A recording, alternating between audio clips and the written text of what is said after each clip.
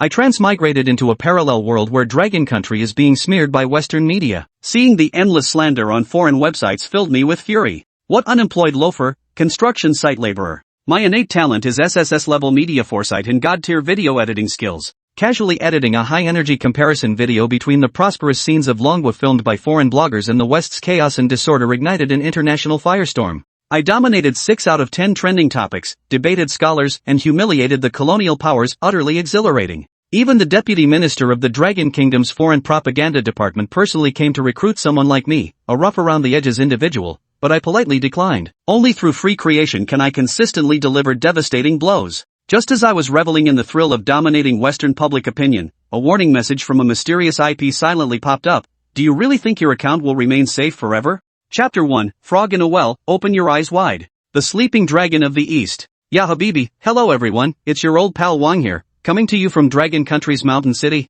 Before watching this video, there's something I must solemnly say to everyone. It's very dangerous here, really dangerous. It's 2 a.m. in Dragon Country, what foreign media calls a living hell. Indeed, I mentioned from the start that this place is dangerous, because the streets are packed with people and delicious food. If I keep coming out every night, my wallet will truly be in peril. This city is known as an 8D metropolis. You might wonder why, because through the lens of foreign journalists' filters, this so-called living hell surpasses even the sci-fi movies we watch in its surrealism. What you're seeing now is the night view of Honyadong. How about it? Doesn't it look like something out of science fiction? The streets are bustling with people, no shootings, no robberies, not even $0 shopping. Even the air smells sweet. On international platforms, a video from Lao Wang attracted crowds of Western netizens. Lao Wang, who came to the Dragon Nation from Iraq to escape war, is a food and travel blogger with numerous fans on both domestic and international platforms, deeply loved by netizens. However, old Wang's videos promoting Dragon Country on foreign websites always get mercilessly criticized. Below are English comments.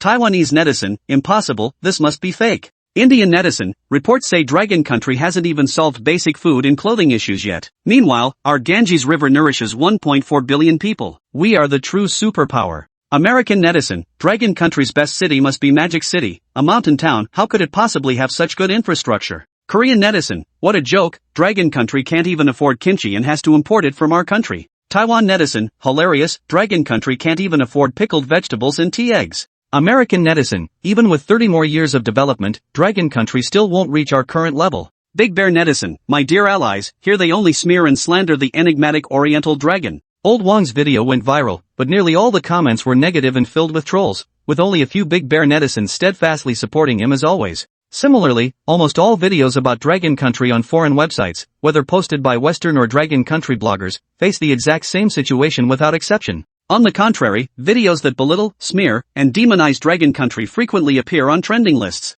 Even the propaganda videos released by the external publicity department on foreign websites are no exception. They either receive negligible traffic or are mercilessly criticized. In the Dragon Kingdom, inside a rented apartment, the passionate young man who had just come back from manual labor at the construction site chuckled after reading the comments on Old Wang's trending video, then casually opened Bilibili. Search keyword, Dragon Nation Tour. An hour later, after editing over a dozen videos of foreign bloggers' visits to Dragon Country, he casually opened a foreign video website. Search keyword, dirty, chaotic, poor. Similarly, there were countless videos posted by foreign bloggers criticizing the environment, public safety, and political parties in Western countries. An hour later, the foreign video compilation was completed. Another half hour passed, and a video titled, Frogs in a Well, Open Your Eyes and See the World, was freshly released. The video lasts 10 minutes, showcasing the magnificent landscapes of Dragon Country, urban security, and the current state of new rural development, painting a picture of prosperity, peace, and tranquility. It even features foreign bloggers criticizing the chaos, filth, and disorder in Western countries, along with comparisons of security and environment, highlighting stark differences with sharp and incisive commentary.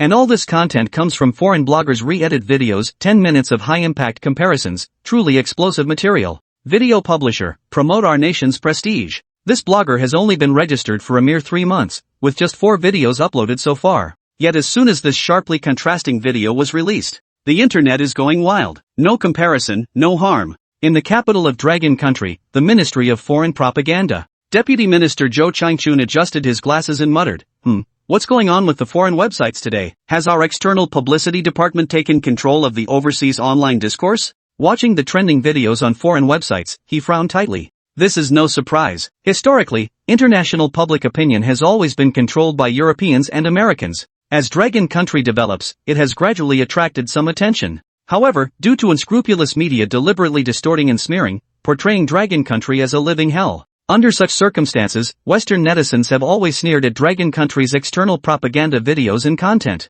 Negative reports about Dragon Country by foreign media always face fierce criticism online, while positive news either gets maliciously banned or receives zero traffic. But today is different. This viral video trending on social media bears no resemblance to the Ministry of Foreign Publicity's usual style. Aggressive, domineering, completely devoid of the mild and tactful approach typical of the publicity ministry, summed up in one word, confrontation. Yet it caused a massive sensation abroad. Xiao Chun, has our publicity ministry recruited new staff? Chen Shuhan, a reporter from the external publicity department, awkwardly shook her head. Boss, there are no new hires in our department. This video isn't from our external publicity department. I just saw this video too. I didn't expect it to suddenly go viral. Hiss. Zhou Changchun carefully read through every single comment, completely dumbfounded. The comment section was uniformly filled with criticism targeting the US and Western countries. I've been to Dragon Country, and indeed, its public security environment is the best I've ever seen, bar none. You can even wander outside all night long. While cycling in Dragon Country, my bike got stolen, but the police recovered it for me in less than half an hour. Still 30 years behind? Dragon Country's Southern Heavenly Gate project is at least 50 years ahead of us. The replied comment carried an air of I know Dragon Country inside out. Cough cough. The expression on Zhou Changchun's face grew increasingly animated. As the Deputy Minister of External Publicity, he didn't need to think hard to realize those comments praising Dragon Country were absolutely a self-directed performance by Dragon Country's netizens. That wasn't the key point. What mattered was that those Eagle Nation folks and Westerners were brainwashed by these comments and videos. They believed it wholeheartedly, even starting to complain about all the shortcomings of the Eagle. Urine and feces can be seen everywhere on the streets, reeking to high heaven. At the slightest disagreement, they pull out the truth. At night, people don't even dare to go out. The Foreign Publicity Department never dared to imagine that one day, the Dragon Nation could dominate the direction of public opinion on foreign platforms. Such talent, truly remarkable talent. Although absurd, I love it. Watching the somewhat unconventional deputy minister, Chen Shuhan's lips twitched, but she didn't dare to interrupt. By the way, contact this blogger right away. Talent like this, our external publicity department needs to recruit. Chen Shuhan was shocked, but upon reflection, it made perfect sense. For so many years, the external publicity department has been striving to open a public opinion window on foreign websites. However, the foreign internet is ultimately controlled by Westerners. Videos promoting Dragon Country from the external propaganda department either get banned or deleted, leaving no hope of survival whatsoever. Now, a video by an independent blogger has firmly grasped public opinion. How could the external propaganda department let such talent slip away? Finding an overseas blogger actually presents some difficulty, but with the resources of the external propaganda department mobilized, it becomes a piece of cake. 6 o'clock in the evening, at the foot of an apartment building. Zhou Changchun looked up at the apartment building, raised an eyebrow, and said, "Are you sure it's here?" Chen Shuhan nodded. "Yes, it's been verified. A big shot like him shouldn't be cramped in such a small place. It's downright humiliating. He must move to a better residence." While speaking, Zhou Changchun walked into the hallway. 1-2-502. Standing at the video blogger's doorstep, Zhou Changchun straightened his suit and raised his hand to knock on the door.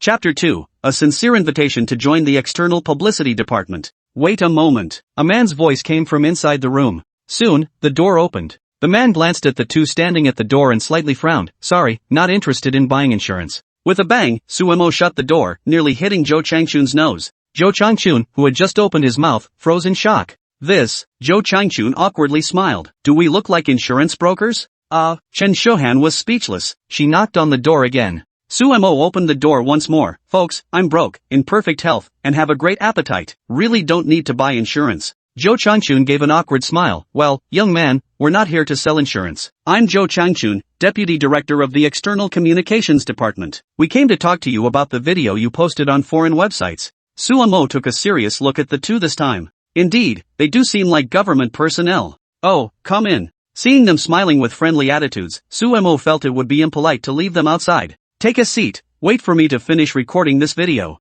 After inviting the two in, Suemo didn't bother with pleasantries. He simply sat down in front of the old computer desk and put on his headphones. "Oh, okay, go ahead, finish your work first." Zhou Changchun smiled even wider and walked behind Suemo, ready to watch the show. Boss, could you step aside a bit? You can't be in the shot." Zhou Changchun nodded awkwardly and obediently stepped aside. Suemo took a look and, satisfied that everything was fine, cleared his throat, put on his headphones again, and began speaking fluent English. In our Dragon Nation, 56 ethnic groups unite as one, with no racial discrimination. We deeply love our country, and by standing together against external threats, we have achieved rapid development in just a few decades. Open your eyes. Dragon Nation has become the world's mainstream, and the dominance of the West is no longer secure. With that, Sumo stopped the recording, removed his headphones, and turned to look at Zhou Changchun. What brings you here to see me? I'm a law-abiding citizen through and through. Posting videos criticizing the eagle and confronting Western powers isn't against the law, is it? Zhou Changchun quickly flashed a bright smile. No, don't misunderstand. We came to offer you a position in our foreign propaganda department. Ha! Sumo was completely dumbfounded after hearing it. With just a high school education level, working as a laborer hauling bricks at a construction site, he hadn't even dared to dream of securing some stable, ironclad job.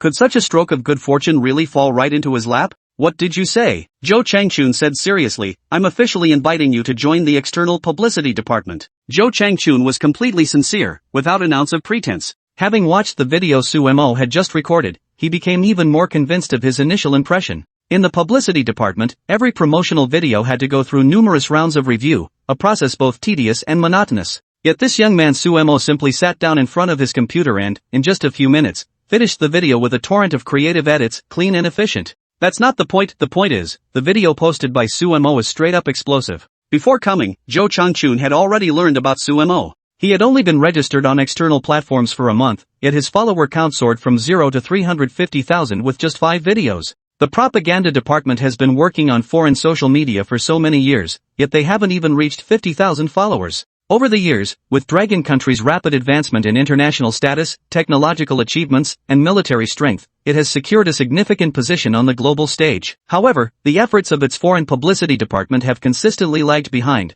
remaining virtually invisible on international platforms. He firmly believed that this young man, Sumo, could revolutionize Dragon Country's approach to foreign publicity, compelling those in the West to finally open their eyes. Ahem. Sumo was still somewhat in disbelief. This job, I might not be cut out for it. I'm just a rough guy. No. We need someone rough like you. I mean, refined like you. Sumo grinned. I've seen our country's official releases, very impressionistic, very elegant. That's not my style. I'm very casual, saying whatever comes to mind. It's completely different. I'm not suitable for official foreign propaganda content from the National Publicity Department. Zhou Changchun fell silent. Indeed, judging by Sumo's video style, it really wasn't suitable for the foreign publicity department's use. But soon, Zhou Changchun thought of a solution. Here's the deal. The external publicity department won't restrict your content, you can freely express yourself. We'll list you as an employee in the department without making it public. If you need funding, the department will fully support you. Now it was Sumo's turn to fall silent.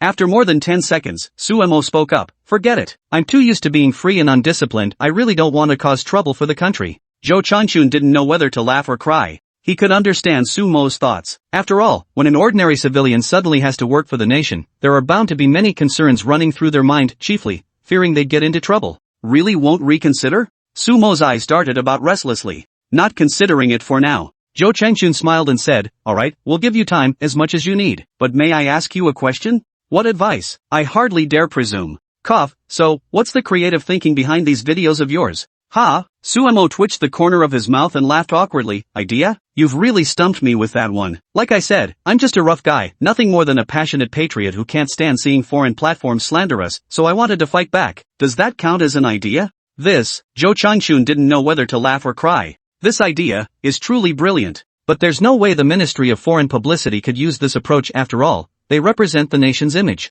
Zhou Changchun was completely at a loss for words. So, how do you think our external publicity department should adjust the content and strategy of our promotional videos? Well, I'm afraid there's no way to adjust. Different stances will naturally lead to different content. Zhou Changchun sighed helplessly, momentarily speechless. Leader, I believe that to gain recognition for Dragon Country's international promotional videos, we must first stop unscrupulous Western media and domestic cancerous media from maliciously smearing us. But I think it will be really difficult. Sorry about that. I tend to speak bluntly, please don't take it the wrong way. I just feel so frustrated and indignant after watching those smear videos. Our great nation is no longer what it used to be. Our capabilities now far surpass Western countries. How can some people still idolize the West and fawn on foreigners? So, I just wanted to vent my inner frustration by bypassing the firewall to register an account and post videos. Sumo's heartfelt words stirred Zhou Changchun and Chen Shuhan, filling them with passion. What a fine patriotic youth. Then why do you think your videos went viral? Why did netizens abroad give your videos thumbs up? Suemo pondered for a moment. It's simple. Western countries are currently in decline, with major problems in policies and national decision-making. The public is dissatisfied and needs an outlet for their frustrations. My videos starkly contrast with the realities of Western countries, so they found an outlet for venting. It's that simple. Hiss. The more Zhou Changchun listened, the more he felt this kid Suemo had potential. But our foreign propaganda department has always been promoting videos about Dragon Country, yet no one enjoys them, they even face collective bombardment. Suemo laughed for quite a while before finally stopping. Without comparison, there's no harm. One-sided propaganda might just be seen as hype in the eyes of those bastards. After all, the perception that Dragon Country is backward is deeply ingrained in the minds of Westerners. Continuous propaganda isn't much different from bragging. What do you think, leader? Zhou Changchun's eyes suddenly lit up. He got it. Chapter 3. You missed the mark. Indeed, the videos released by the Overseas Publicity Department on foreign platforms all promote the development of the Dragon Nation. As an official mouthpiece for external communication, the department certainly can't directly confront Western countries or the hawks in their videos. This truly validates what Sumo said: he can only release those confrontational works as an independent blogger. Have you encountered any obstacles? In your daily life or creative work, any difficulties that might require the Overseas Publicity Department's assistance? Whatever the issue, just speak up. We'll do everything in our power to help you resolve it. Suemo thanked them. That won't be necessary. My personal life is manageable, and I haven't hit any creative bottlenecks. I'm used to doing things my way. I enjoy sparring with those Western devils. If your department gets involved, it elevates things to a political level, which would backfire. Hearing Sumo's words, Zhou Changchun was utterly charmed by this kid. What a grand vision! Taking on the world's powers single-handedly? Crucially, the Overseas Propaganda Department really shouldn't meddle in this sort of thing. A high school graduate, an ordinary construction worker, could see things so clearly it made Zhou Changchun feel ashamed of himself. Not recruiting someone like this into the Foreign Propaganda Department would be a complete waste of talent. But now is definitely not the time to bring him into the Foreign Propaganda Department. Sumo is currently a sensation on foreign networks. Not only is the Dragon Country's Foreign Propaganda Department seeking him out, but the Eagle and Western nations are likely hunting him down too. If they discovered he was aligned with the Overseas Propaganda Department, the consequences were predictable. They'd either censor his videos, block his content entirely, or even shut down his account. Yet, as a free blogger, under the very banner of freedom championed by the Eagle Nation, they cannot censor others' free speech. With that thought, Zhou Changchun temporarily shelved his plan to recruit Suemo. He glanced at his watch. You haven't finished eating yet, have you? Let's find a place to sit down and talk. No need for formalities, I ordered takeout. Suemo chuckled. Zhou Changchun wasn't about to let this opportunity slip. A talent like Suemo, even if he couldn't be recruited into the publicity department just yet, was someone he absolutely had to cultivate a relationship with. It was also a chance to learn from others' creative approaches and gain insight into their perspectives. You never stop learning, no shame in that. No, I still have so much to learn from you. It's just a meal you can't refuse. Chen Shuhan stood nearby, listening to her deputy minister's words with disbelief. The usually stern deputy minister had completely changed her tune today.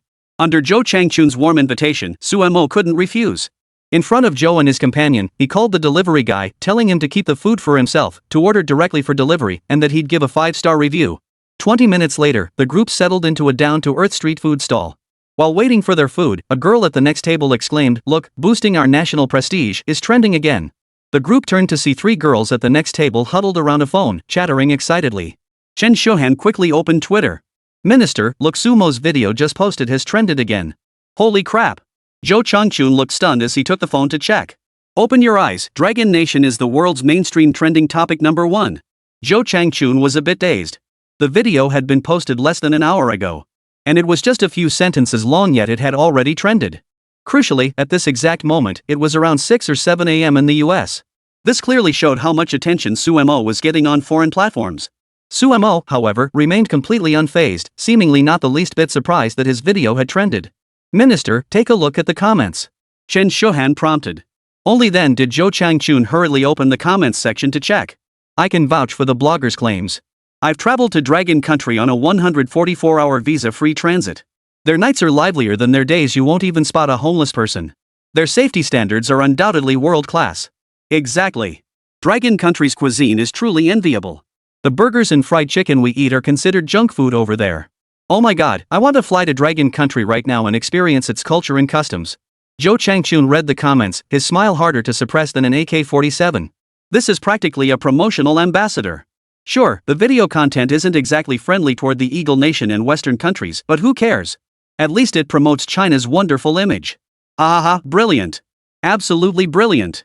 After a hearty meal, Zhou Changchun casually slung his arm around Sumo's shoulder. Little Su, I'll walk you home. TSK TSK.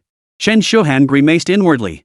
She thought to herself, this old fox is really going out of his way to curry favor with Sumo. Ah, that won't be necessary. You two are both so busy. No, not busy at all. I absolutely must see you home safely tonight. Well, Sumo was completely flustered. What had he ever done to deserve such treatment from the big shot at the publicity department? Overwhelmed by Zhou Changchun's warmth, Sumo finally followed him to the car. Wait. Sumo suddenly called out, then pulled out his phone and began filming around the vehicle. Not only does our dragon nation have excellent public safety and a great environment, but even our government officials are down to earth. I ran into an official at a roadside food stall, and not only did they pay my bill, but they were worried my home was too far away and insisted on driving me back. Ha? That's possible? Zhou Changchun was momentarily dumbfounded. He instinctively adjusted his suit. Xiao Chen, is it okay for us to be on camera? Chen Shuhan nodded. You're the Minister of Publicity. Of course it's fine for you to be on camera. That's good to know. After filming the vehicle, Sumo pointed the camera at the two men. Gentlemen, say hello to everyone. Ahem, good evening, everyone. After filming this segment, Sumo didn't even ask Zhou Changchun for his opinion. He didn't even show it to him and clicked send directly. Su, your creativity truly knows no bounds. Sumo chuckled. Life's little moments, where would the bottleneck come from? But what do you think netizens overseas will make of this kind of video? Well, they'll watch with their eyes. The international internet exploded again around 7 or 8 in the morning. Our nation's prestige strikes again with yet another video. Official personnel? Just invited you to get in the car like that? Goodness, if this were in New York, cops clearing the way, anyone getting close would likely be riddled with bullets. Yeah, especially black people get too close and you'd be shot dead. What do you mean? You racist dog. Isn't what I'm saying true? Even if you're just walking down the street, you'll get stopped by the cops, or even taken away. A video posted just over 10 minutes ago already has over 50,000 likes. While foreign netizens praise the Dragon Nation, they also started clashing in the comments section. The clash between whites and blacks has always been this blunt. Returning home, Sumo checked the video. It had already surged to third place on the trending list. The top 2 trending topics were both Sumo's videos. 6 videos in total neatly occupied the top 6 trending spots on Twitter. The like counts kept climbing, and the comment sections grew increasingly lively. Dragon Nation is renowned as an ancient civilized country. Even something as simple as government officials escorting ordinary citizens home demonstrates their refinement and tolerance. Open your eyes. In the US, in Western countries, never dream of officials and ordinary people coexisting so peacefully and respecting each other. It's pure fantasy. You can only pray you won't get mugged walking down the street, or have a gun pointed at your head for no reason. Chapter 4, The Bug. A new wave of heated debate erupted, with praise and criticism clashing sharply. Sumo unscrewed the cap of his soda, engrossed in the spectacle. By 9:30 p.m., Sumo was tired from reading and finally washed up to go to bed. He slept soundly, but others lay awake. China never lacked bedbugs, never lacked the cancerous tumors of Western-obsessed sycophants. They believed the air abroad was free, the moon abroad was full. In truth, it's mostly envy. The internet age has created numerous influencers. Opportunities exist, but so does hard work. Many aspire to strike it rich online, but not everyone succeeds. Envy distorts one's true self. On foreign websites, a video suddenly went viral. At spreading China's glory is a fraud. The Dragon Nation isn't as great as he claims. He's a fraud who only promotes its positive aspects. Why doesn't he mention the negative sides? The video was posted by an account named Doing My Own Thing. This account has over 10,000 followers and has posted more than 100 videos, each extolling the virtues of foreign lands. Originally, this account had little traffic, but by tagging Spreading Our National Pride, it hitched a ride on the traffic wave. The video quickly drew a crowd of netizens upon release. Hundreds of comments flooded the discussion section. I'm curious, while others promote their country's strengths, your videos only disparage your own nation with negative rhetoric. Why is that? What you're describing isn't unique to China, it happens in every country. There's nothing wrong with promoting national pride, highlighting the positive aspects of their nation. But why do you constantly disparage your own country? He's just someone abandoned by his country. Actually, no, even the country wouldn't bother to abandon someone like him. Doing My Own Thing watched his video views soar. At first, he gloated, convinced he'd cracked the traffic code. But unexpectedly, the comments section was flooded with nothing but criticism directed at him. Of course, not everyone is a Western-obsessed sycophant. Even people from Western countries know how to promote their own nations and hometowns, and they won't stand for others smearing their countries. Of course, this comes with a preconceived bias. Boosting national prestige. The initial video used East-West comparisons, reinforcing deep-seated notions among Western viewers. They even forgot that even in videos purporting to showcase our national pride, Western countries were disparaged. In truth, this is a psychological game. When people compare their own country with others, they tend to see only the positive aspects of foreign nations. Those living in dire circumstances often find their own struggles reflected in these videos. After half an hour of reading comments, I was dumbfounded. Have you all lost your minds? Are you sucking up to foreigners too? They're bashing you in these videos, and you're all cheering them on. I'm standing up for you, holding the banner high, and you turn around and curse me? You bunch of bastards. He was furious. How could he not be? However, this video by Do My Own Thing caught the attention of foreign propaganda departments. To them, it was like finding a treasure trove. They pumped it with traffic, pushed it onto trending lists, and even used fake accounts to flood the comments, propelling the video straight to the third spot on the trending charts. When they woke up, the foreign propaganda department discovered a new video circulating on foreign platforms posted by a Dragon Nation netizen, yet its content was actually smearing Dragon Nation. Before Zhou Changchun even arrived at the office, he received a call from Chen Shohan. Minister, please check the video trending third on the foreign platform. Zhou Changchun pulled over, opened the website, and after watching the video, his hackles were up. Just moments ago, Sumo's videos had made China shine brightly on foreign platforms. Now, suddenly, a Chinese netizen was openly smearing China abroad? Investigate. Find out who's behind this sabotage. There's a bad apple among the masses. We must root this person out. What's the difference between such people and traitors? Zhou Changchun was furious. After all, this was Dragon Country. Unlike the sweet air of Eagle Land and Western nations, one couldn't recklessly slander and defame their own country like foreign netizens did. If one doesn't even love their own country, what right do they have to call themselves a citizen? Upon arriving at the office, Zhou Changchun immediately launched an investigation. With the power of the state, tracking down an individual was a breeze. Within minutes, they pinpointed the IP address of Doing My Own Thing, and the Ministry of State Security launched a direct operation. Sumo woke up early, accessed the foreign internet, and also saw Doing My Own Thing's video. He spent another 10 minutes or so skimming the comments. He initially intended to ignore it, but since the person had tagged him, it seemed disrespectful not to respond. After pondering, Sumo typed a comment below, everyone has their own perspective. What you see is what you perceive. For instance, I see a land of splendid mountains and rivers, while you see only darkness and gloom. Those who dwell in darkness will never know the warmth of sunlight. So go ahead and look around. Wherever the air feels freer, wherever it smells sweeter, you're welcome to breathe it in. No one can chase away your freedom.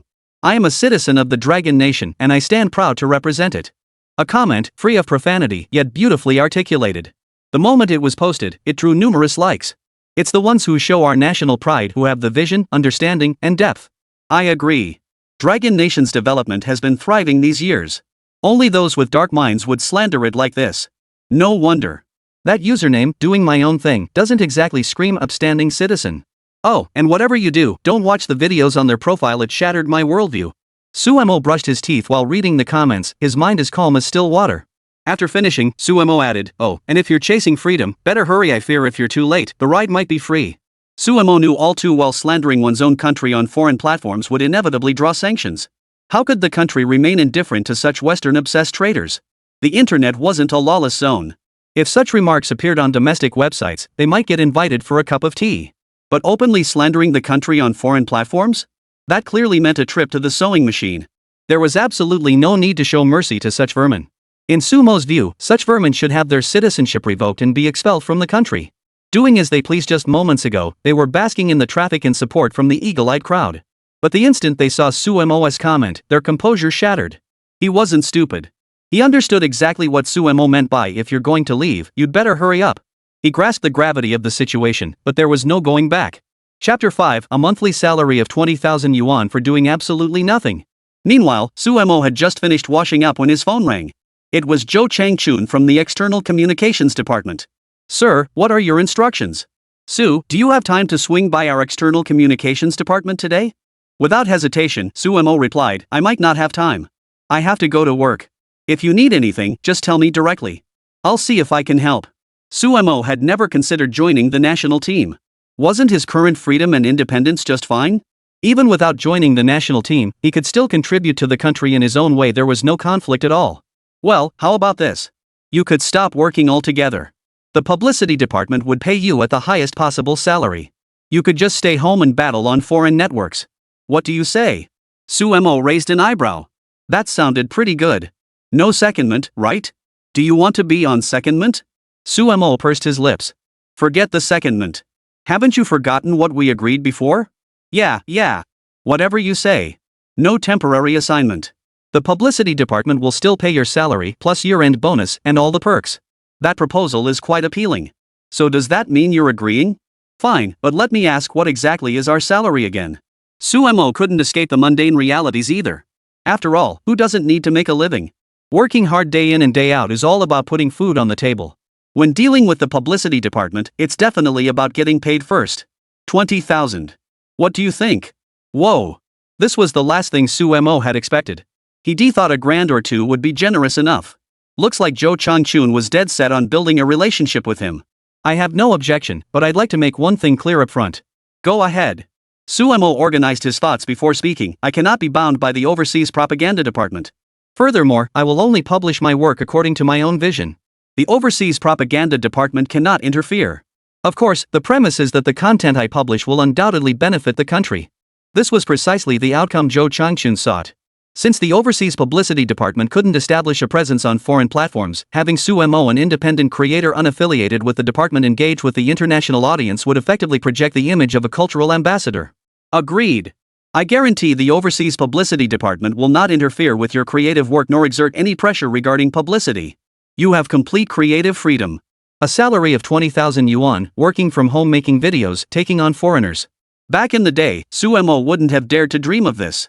A bottom feeder who never even made it to college, he'd truly risen up. But verbal agreements weren't always binding, so Sumo agreed to meet Jo Changchun at the foreign propaganda department for a face-to-face discussion. Before long, Jo Changchun personally drove over to pick Sumo up. Today, I saw your comment reply to that person called doing my own thing. Sumo nodded. Just a lowlife. They're everywhere, some flaunt it, others hide it. We've apprehended them. Sumo raised an eyebrow. Exactly as expected. If we don't arrest these vermin who slander the country, are we supposed to keep them around for the new year? Meanwhile, Sumo accompanied Jo Changchun to the foreign propaganda department to sign a written contract. On the other side, the Eagle's foreign propaganda department also convened a meeting. The meeting's agenda, needless to say, was clear. The viral sensation of Longwa citizens online, coupled with the skewed public discourse it generated, represented not merely a provocation but a direct challenge to Eagle's sauce in Western nations. They had lost control over the narrative. This strategic ground, once surrendered, would lead to the eventual collapse of their influence across foreign networks. Thus, the meeting focused on revising legislation, essentially, a series of countermeasures specifically targeting the ID Yang Wei. The overseas publicity department, of course, lacks the authority to amend legislation. After this matter was raised, it garnered significant attention from relevant departments. Public opinion has always been a tool the Eagle uses to control its people. Faced with the unexpected emergence of the Dragon Nation, they naturally cannot afford to be lenient. Just as Sumo and Jo Changchun sat down for tea at the overseas publicity department, Chen Shuhan knocked and entered the office. "Minister, please take a look at this." Chen Shuhan placed the notebook in front of Jo Changchun. After reading it, Jo Changchun laughed bitterly. The Eagle's true colors are truly vile. Have they no shame left? They resort to such despicable tactics to manipulate public opinion. Don't they fear being condemned by the global community? Sumo frowned slightly. What's going on? Jo Changchun sighed. Take a look. Taking the laptop Jo Changchun handed him, Sumo read through it and felt his blood boil.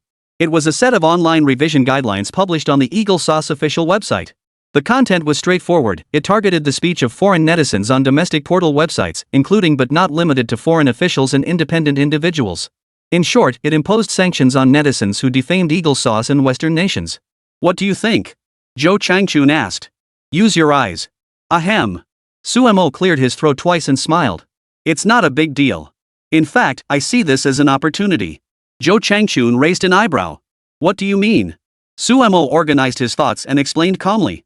The current situation abroad is one of numerous political factions vying for power. The public harbors significant resentment toward these partisan struggles. Coupled with policies that exploit the people, this has deepened the hostility among citizens who had already lost hope in their nation. Now, in an attempt to restrict and sanction their own citizens, they've amended legislation. But they can't amend the will of the people. Jo Changchun still didn't quite grasp what Sumo was getting at.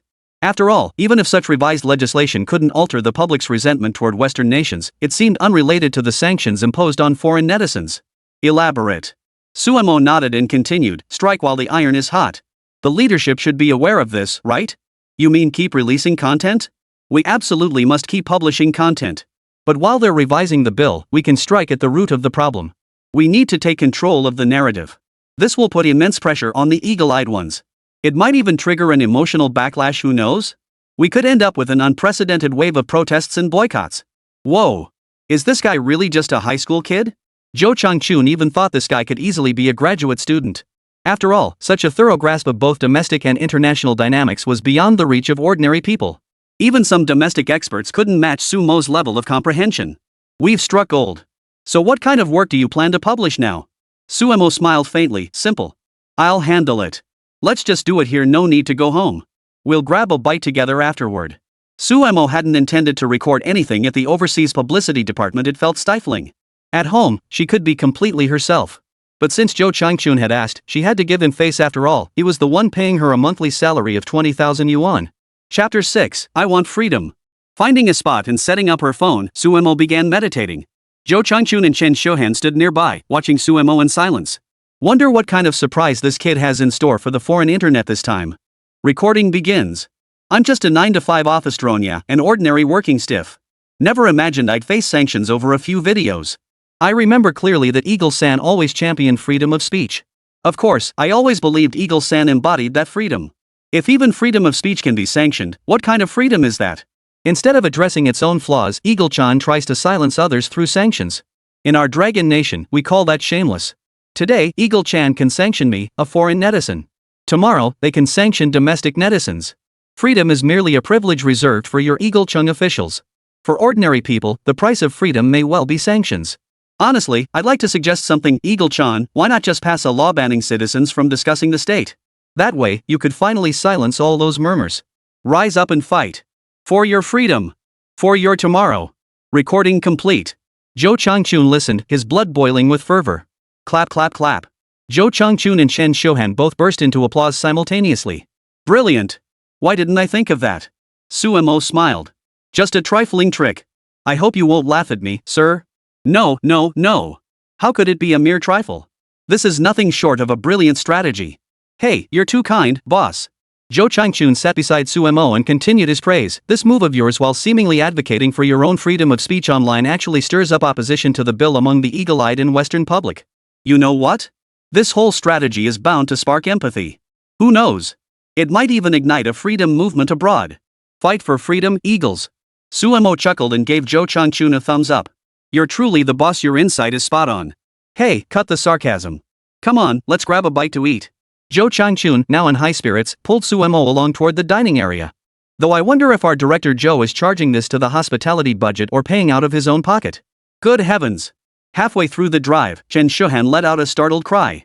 What's wrong, Chen? Boss, the internet's blowing up. Sumo's video is trending again. Jo Chang-chun heard this and also wore a look of shock. How long had it been? 10 minutes? Already trending?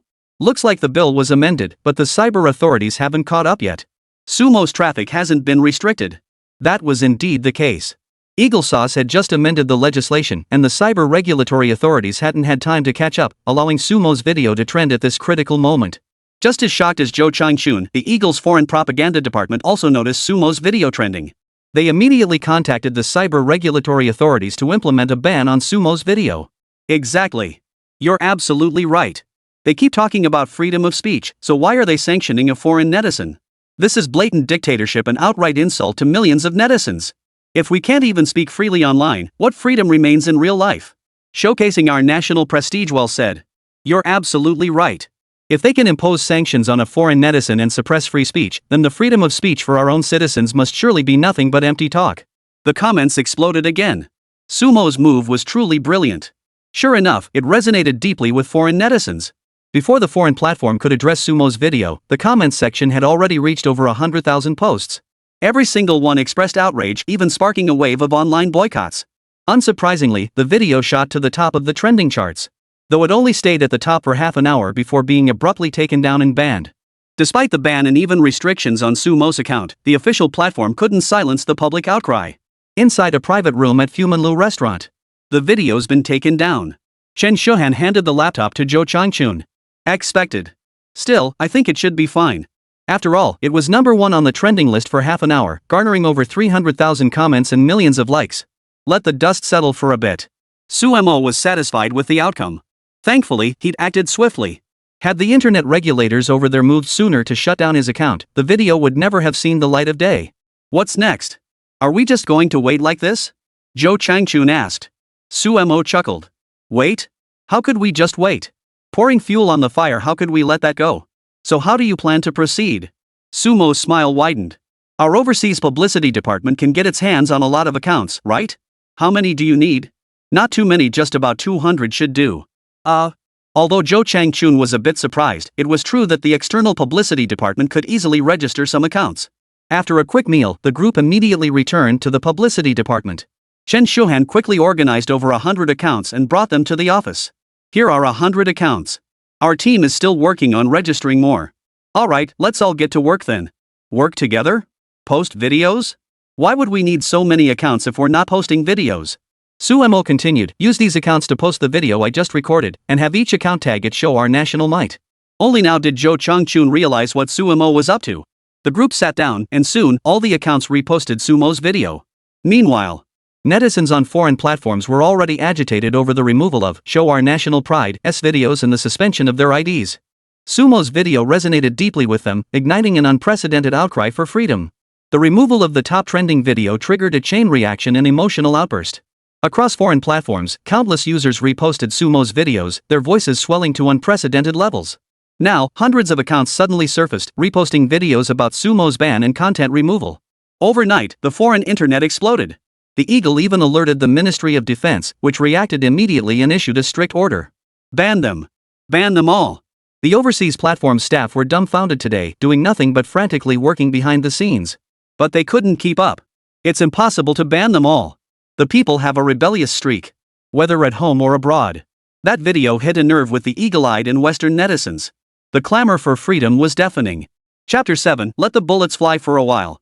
Reports poured into the Ministry of Defense and the Cyberspace Administration, while netizens on the website went completely wild. Cyberspace regulators were overwhelmed and ultimately reported the situation to the Ministry of Defense. The website was overwhelmed, utterly unable to handle the situation. He's just an ordinary netizen, a voice for freedom. Why did you ban his account and remove his work? Is this what you call freedom? Hijacking others' voices advocating for liberty to manipulate public opinion? I protest. I strongly condemn this action and demand the regulatory authorities unblock the Promote Our National Prestige account. I protest too. You have no right to ban the Promote Our National Prestige account. Fight for freedom. Fight for freedom. Netizens have gone completely wild. Back in China, inside the Overseas Publicity Department office, Zhou Changchun and others watched the videos and comments flooding the website. Sumo remained composed. He had anticipated this outcome. But Zhou Changchun and Chen Shuhan both stared wide-eyed in shock. This is terrifying. Yeah, online violence. Ahem, it's good. Fighting fire with fire is the ultimate solution. Sumo listened to their perfectly synchronized exchange and nearly burst out laughing. As everyone knows, foreign websites have always been notoriously inept at handling operations. When faced with such collective incidents, they have no recourse beyond reporting them up the chain. Seeing the situation escalate, the Ministry of National Defense realized this couldn't continue. Allowing it to develop further could cause serious repercussions. After deliberation and decision-making, they resolved to temporarily shut down the website. Those who had been accessing the internet via VPN suddenly lost their connection. Their screens displayed, server error. Oh no, why is the server down now? Zhou Changchun was engrossed in the content when the connection abruptly cut off. Who could tolerate that? Just as he considered restarting the site, Sumo spoke calmly, no need to log in. If I'm not mistaken, they've shut down the site entirely. Ha? Zhou Changchun found it hard to believe. He logged out and tried again, only to get the same result. Only then did he accept Sumo's explanation. You knew this would happen? Sumo smiled. You guys should know the Eagle's side better than I do. When they handle collective incidents like this, shutting down the website outright is probably their only option, right? That was certainly true. This wasn't the first time something like this had happened. Zhou Changchun pressed on, so what do we do now? Once the heat dies down and the bill gets passed, after things settle up for us. Before Zhou Changchun could finish, Sumo waved his hand. Don't worry. Those Eagle Sauce netizens are far more passionate than us. They crave freedom, so they'll fight for it themselves. What do you mean? Just sit back and watch the show. It won't take long, give it a day or two to ferment, and you'll definitely get a grand spectacle. Whoa! Zhou Changchun was utterly impressed. Sumo orchestrated all this with masterful precision, holding the entire external network in the palm of his hand, even pulling strings at the U.S. Department of Defense. He was nothing short of a god. Thank goodness such a talent wasn't on the enemy's side. Truth be told, Suemo wasn't some kind of god himself. He was just a complete and utter internet-addicted teenager. His daily online habits naturally kept him attuned to both domestic and international cyber trends. He had long since mastered the Eagle Nation's methods for handling various situations. He understood the temperament of foreign netizens even better, so he knew exactly how much impact this incident would have once it gained traction. The situation continued to escalate. After Twitter was temporarily shut down, netizens simultaneously began storming other video platforms. The hashtag #GiveUsBackOurFreedom stood out like a sore thumb. Thus, within a single day, both the Cyberspace Administration and the Ministry of Defense found themselves completely overwhelmed. Shut down all websites? That's not realistic. Therefore, they can only use the simplest processing method. Keywords, keyword restrictions. Yet these officials never imagined that what began as a short video would quietly ferment into a movement fighting for freedom. That very night in a certain city of Eagle Sauce Nation, Rally Square, a sea of people. A banner suddenly rose high above the crowd. Oppose the hijacking of freedom. Give us back our freedom. Give us back our freedom of speech. The crowd, who had seemed like ordinary shoppers, suddenly erupted in unison. Give us back our freedom of speech. Some passersby, unaware of the commotion, paused to watch. At first, the number of demonstrators in the square was modest, a few hundred people. Yet the phenomenon of the crowd becoming the crowd unfolds in every nation. This phenomenon is particularly pronounced in Western nations, a fact the Eagle Nation knows all too well. Within just 5 minutes, those passersby swept up in the emotional tide learned the situation and began joining the marchers. 10 minutes later, 4 blocks, 4 directions, 4 columns, tens of thousands had gathered. The police headquarters and the Ministry of Defense were alerted to the public demonstrations. Police were dispatched, along with armored vehicles, fully armed officers, and helicopters, preparing to handle any potential emergencies. At that moment, Zhou Changchun, who had just woken up and was getting ready for work, received a call from Chen Shuhan. Minister, turn on the news, the international news. Zhou Changchun turned on the TV. When he saw the images, he smiled. Good heavens, you were absolutely right. This is CCTV's overseas correspondent reporting live for you. Over 10,000 citizens are marching, holding banners demanding freedom. They have gathered at the Rally Square, with numbers steadily increasing and the procession growing larger. Overseas Chinese nationals are advised to prioritize personal safety, avoid the protest area, and secure your property. Shops around the Rally Square, seeing the situation, knew trouble was brewing. They quickly shut down operations, some even boarding up their storefronts completely. This is standard procedure for the Eagle Nation. Any incident here risks escalating into armed conflict. In this land where everyone wields their own version of truth, staying clear is the only way to survive. Zhou Changchun beamed with delight and called Suemo. Hey Su, check the news, there's a massive protest going on over in Eagle Land. It's quite the spectacle. Suemo had just woken up. He had now become a special guest for the overseas publicity department. That's right, no need to go to work, no need to hold a formal position, and he earned 20,000 yuan a month as a special guest. Suemo had quit his previous delivery job and slept soundly that day. After receiving the call, Suemo stretched lazily, yawned, and then leisurely turned on the TV. Seeing the spectacular protest footage, Suemo felt quite satisfied. Not quite there yet. Keep going, guys. Give it some more oomph. If you can't manage it, I might just have to lend you a hand. With that thought, Suemo called Zhou Changchun back. Boss, could you throw some more wood on the fire? Huh? What do you mean? Manipulate those accounts to post messages and videos, whatever it takes to stir up public sentiment and get everyone to join the protest. Zhou Changchun suddenly understood. Got it. I'll get right on it. Hanging up the phone, Suemo lit a Huazi cigarette, leaned back on the bed, and watched TV with relish. This was seriously big. As the Overseas Propaganda Department manipulated accounts to post messages and videos on foreign websites that hadn't been shut down, stirring up public sentiment, the Eagle's netizens erupted once more. Emotions are a dangerous thing, especially when Eagle Chan's netizens decide to play along. Within an hour, the streets surrounding the Rally Square were completely blocked by the marching crowd. A black man stood atop a car, waving a flag reading, "I want human rights, I want freedom," and bellowing through a megaphone, "Defend freedom, resist dictatorship. Defend freedom, resist dictatorship. Defend freedom, resist dictatorship." Chapter 8, Tens of Thousands March in Protest. The deafening roar of tens of thousands sent shivers down the spine. The city deployed all its police, over 1,000 officers, yet even they felt a chill run down their spines at the sheer scale of the gathering. A clash was imminent, and the outcome was predictable. Police formed a human wall to contain the situation, even contacting the military to request reinforcements. Above, a dozen armed helicopters hovered, their black muzzles trained on the marching crowd. "I bet you won't fire." Suemo cracked sunflower seeds as he watched the spectacle unfold. With tens of thousands marching, the consequences of police firing would be unimaginable. And indeed, the police chief issued a strict order: do not fire. Military reinforcements arrived swiftly, with armored vehicles forming a long convoy encircling the perimeter from 4 surrounding blocks. But the ranks of the demonstrators kept swelling. After the publicity department manipulated online accounts to post inflammatory messages on websites, more and more people joined the protest ranks. Of course, many were merely thrill seekers. They thrive on chaos, which is precisely why foreigners are scarce. They join the fray without a second thought, oblivious to the risks. Defend freedom, resist dictatorship. Defend freedom, resist dictatorship.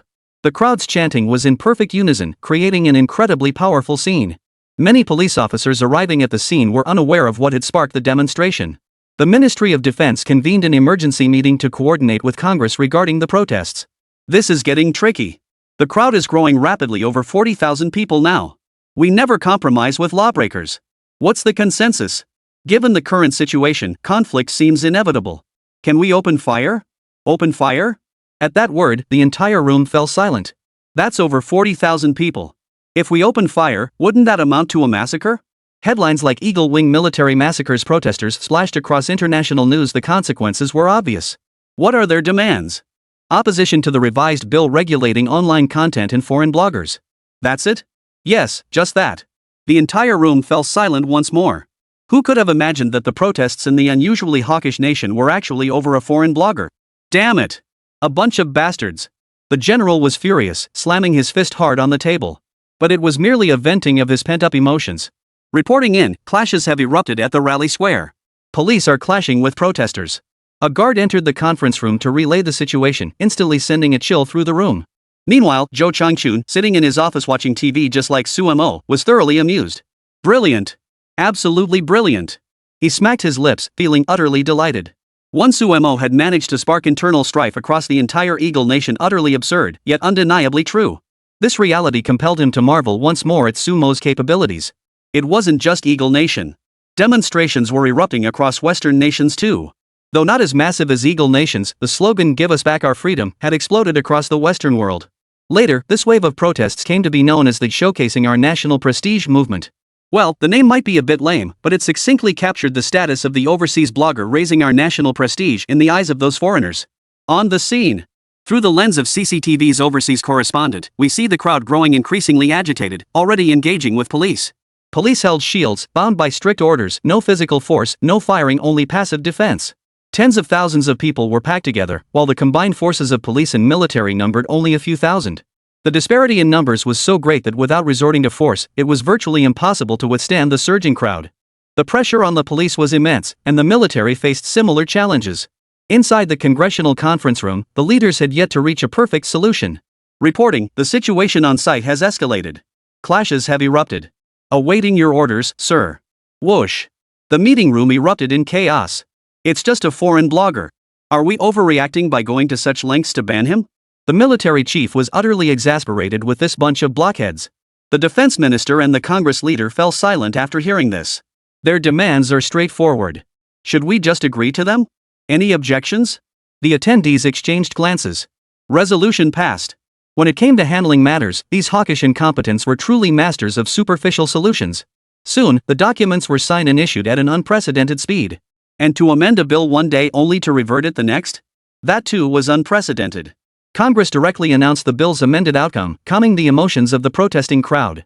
The conflict that seemed imminent was thus defused. The protest came quickly and faded just as fast. What a letdown. Sumo set down his sunflower seeds, feeling somewhat disappointed.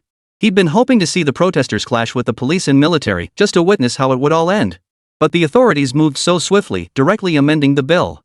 The crowd dispersed, and everything returned to calm, leaving only a trail of destruction in its wake. The foreign internet reopened. Sumo logged into his account and found it had been unblocked. He set up his phone, paused for a moment to gather his thoughts, then hit record. Thank you all for your support. It has made me deeply appreciate the allure of freedom. What merit do I possess that you would declare war on my behalf? From this day forward, I am family to you all. Welcome to Dragon Nation, and feel free to reach out anytime. I will welcome every friend, letting us explore Dragon Nation's magnificent landscapes together and experience our nation's hospitality. With just a few simple sentences, he displayed cunning and scheming to the fullest. Not only did he express gratitude to netizens, but he also took a subtle jab at the Eagle-chan authorities while simultaneously promoting Dragon Nation. It just goes to show, spend more time online, observe and learn more, so you won't regret not having the right words when you need them. The moment this video went live, it went viral. Ha! The bans lifted, let's celebrate. Fighting for freedom, you're our hero. I've already decided I'm heading to China for a trip soon. Hope to have a heart-to-heart chat with the blogger then. Family? What a heartwarming word. Look at the grand vision of boosting our national prestige, then look at certain people. Their true colors are truly ugly. Suamo nearly choked on laughter reading those comments. Family, that word would be pure slang on domestic forums. But overseas? It's genuinely popular. From now on, I'll use family too. 1, 2, 3, link up? Just as he was reading the comments, his phone rang. No need to guess, it was definitely Zhou Changchun calling. Hello, boss. Xiao Su, you're something else. Hey, it's just a little trick. Boss, you're laughing at me. Zhou Changchun burst into hearty laughter. You've made history. The Eagle Bill has never been amended like this before. Our comrades in the Foreign Propaganda Department could learn a lot from you in this regard. Not at all. I've always said I'm a rough and ready sort who speaks his mind. Official personnel shouldn't follow my example. Just kidding. Want to grab lunch together later? Chapter 9, Going Viral Domestically. Suamo was genuinely impressed. Zhou Changchun always seemed to find reasons to invite people to eat. Though he always ate his fill, he still didn't particularly enjoy those kinds of gatherings. Suamo wasn't one for diplomatic niceties. As the saying goes, loose lips sink ships. Even though Zhou Changchun held high hopes for him, he couldn't help but occasionally touch a nerve with his words. So, he avoided such gatherings whenever possible. Let's skip the dinner for now. Next time. Fine, whatever. Whenever you're free, we can get together. Oh, and boss, I just made a big promise on the external network. If any foreign friends come to visit, they should definitely come find me. Zhou Changchun patted his chest emphatically. Rest assured. Not only will we guarantee your safety, but we'll provide full financial backing. Every expense incurred in hosting foreign guests will be reimbursed. The publicity department wouldn't miss such an opportunity to promote to foreigners. Hosting one visitor meant gaining one living advertisement. As long as they have a great time, enjoy themselves, and leave happy, word will spread like wildfire. Isn't that far cheaper than paying for ads on foreign websites? Hearing Zhou Changchun's words, Suemo felt reassured. When the time came and people actually sought him out, he would become a genuine ambassador, one with significantly more credibility. Who knows? Maybe he could even embark on a political career someday. But that was just wishful thinking. He'd never willingly choose that path. A simple video predictably became a trending topic on foreign websites. Officials at the Eagle Wing Defense Ministry watched the footage, grinding their teeth in frustration. This can't be left unchecked. He's slapping us in the face. What can we do? This showcasing our national might blogger is too popular now, and he's skilled at stirring up public sentiment. We have no immediate solution. Then what? Just let it slide? Silence fell over the group. There's an old saying in the Dragon Kingdom, turn the tables on them using their own tactics. If his videos can stir up public sentiment, we can make similar videos too. Silence fell once more. Why not? We have many aspects superior to Dragon Nation, we can use those for comparative videos. Then, after some discussion, the group agreed it was feasible. But when it came time to gather material, the folks at the Eagle's Foreign Propaganda Department were dumbfounded. What should we compare? History and culture? What history and culture do we even have? Food culture? Do hamburgers and fried chicken count? High-speed rail? Forget it, let's not even go there. Freedom? Fine, this is just a fairy tale for the masses. After scouring for material, the Eagle's Propaganda Department discovered they had absolutely nothing to compare with the Dragon Nation. In Dragon Country, a short video platform creator reposted content from foreign websites onto their platform. This also drew a crowd of netizens. Sumo's foreign ID, spreading our national prestige, began gaining traction domestically. Even netizens who never used VPN started bypassing the Great Firewall to watch the showdown. This guy is insane, taking on the entire Western world single-handedly. That's nothing.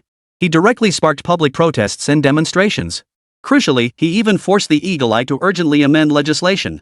He's truly a role model for our generation. Followed him. This guy's a treasure trove of content.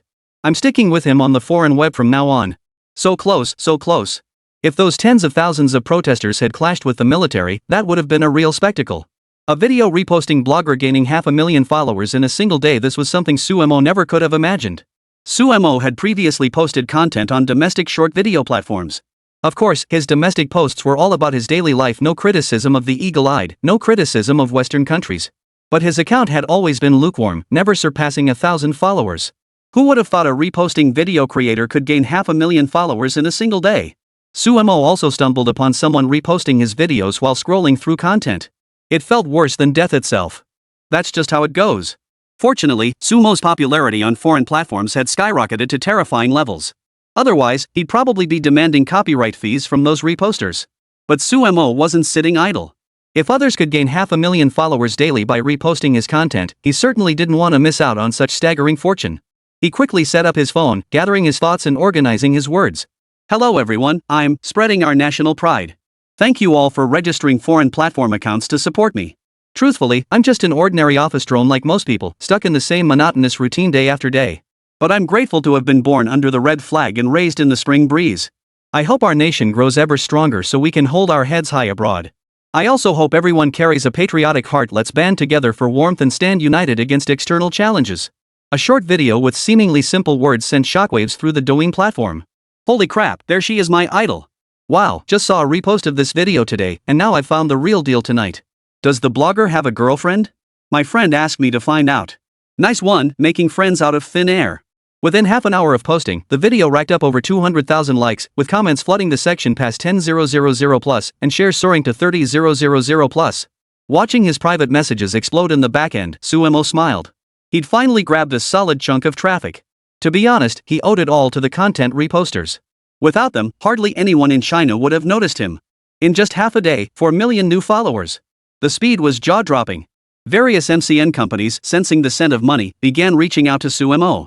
However, Sumo politely declined all their offers. Soon after, Zhou Changchun sent his congratulations. Hey Su, saw you registered a Douyin account. You're something else, gaining 5 million followers in a single day. I just registered it on a whim. Never expected it to be so popular.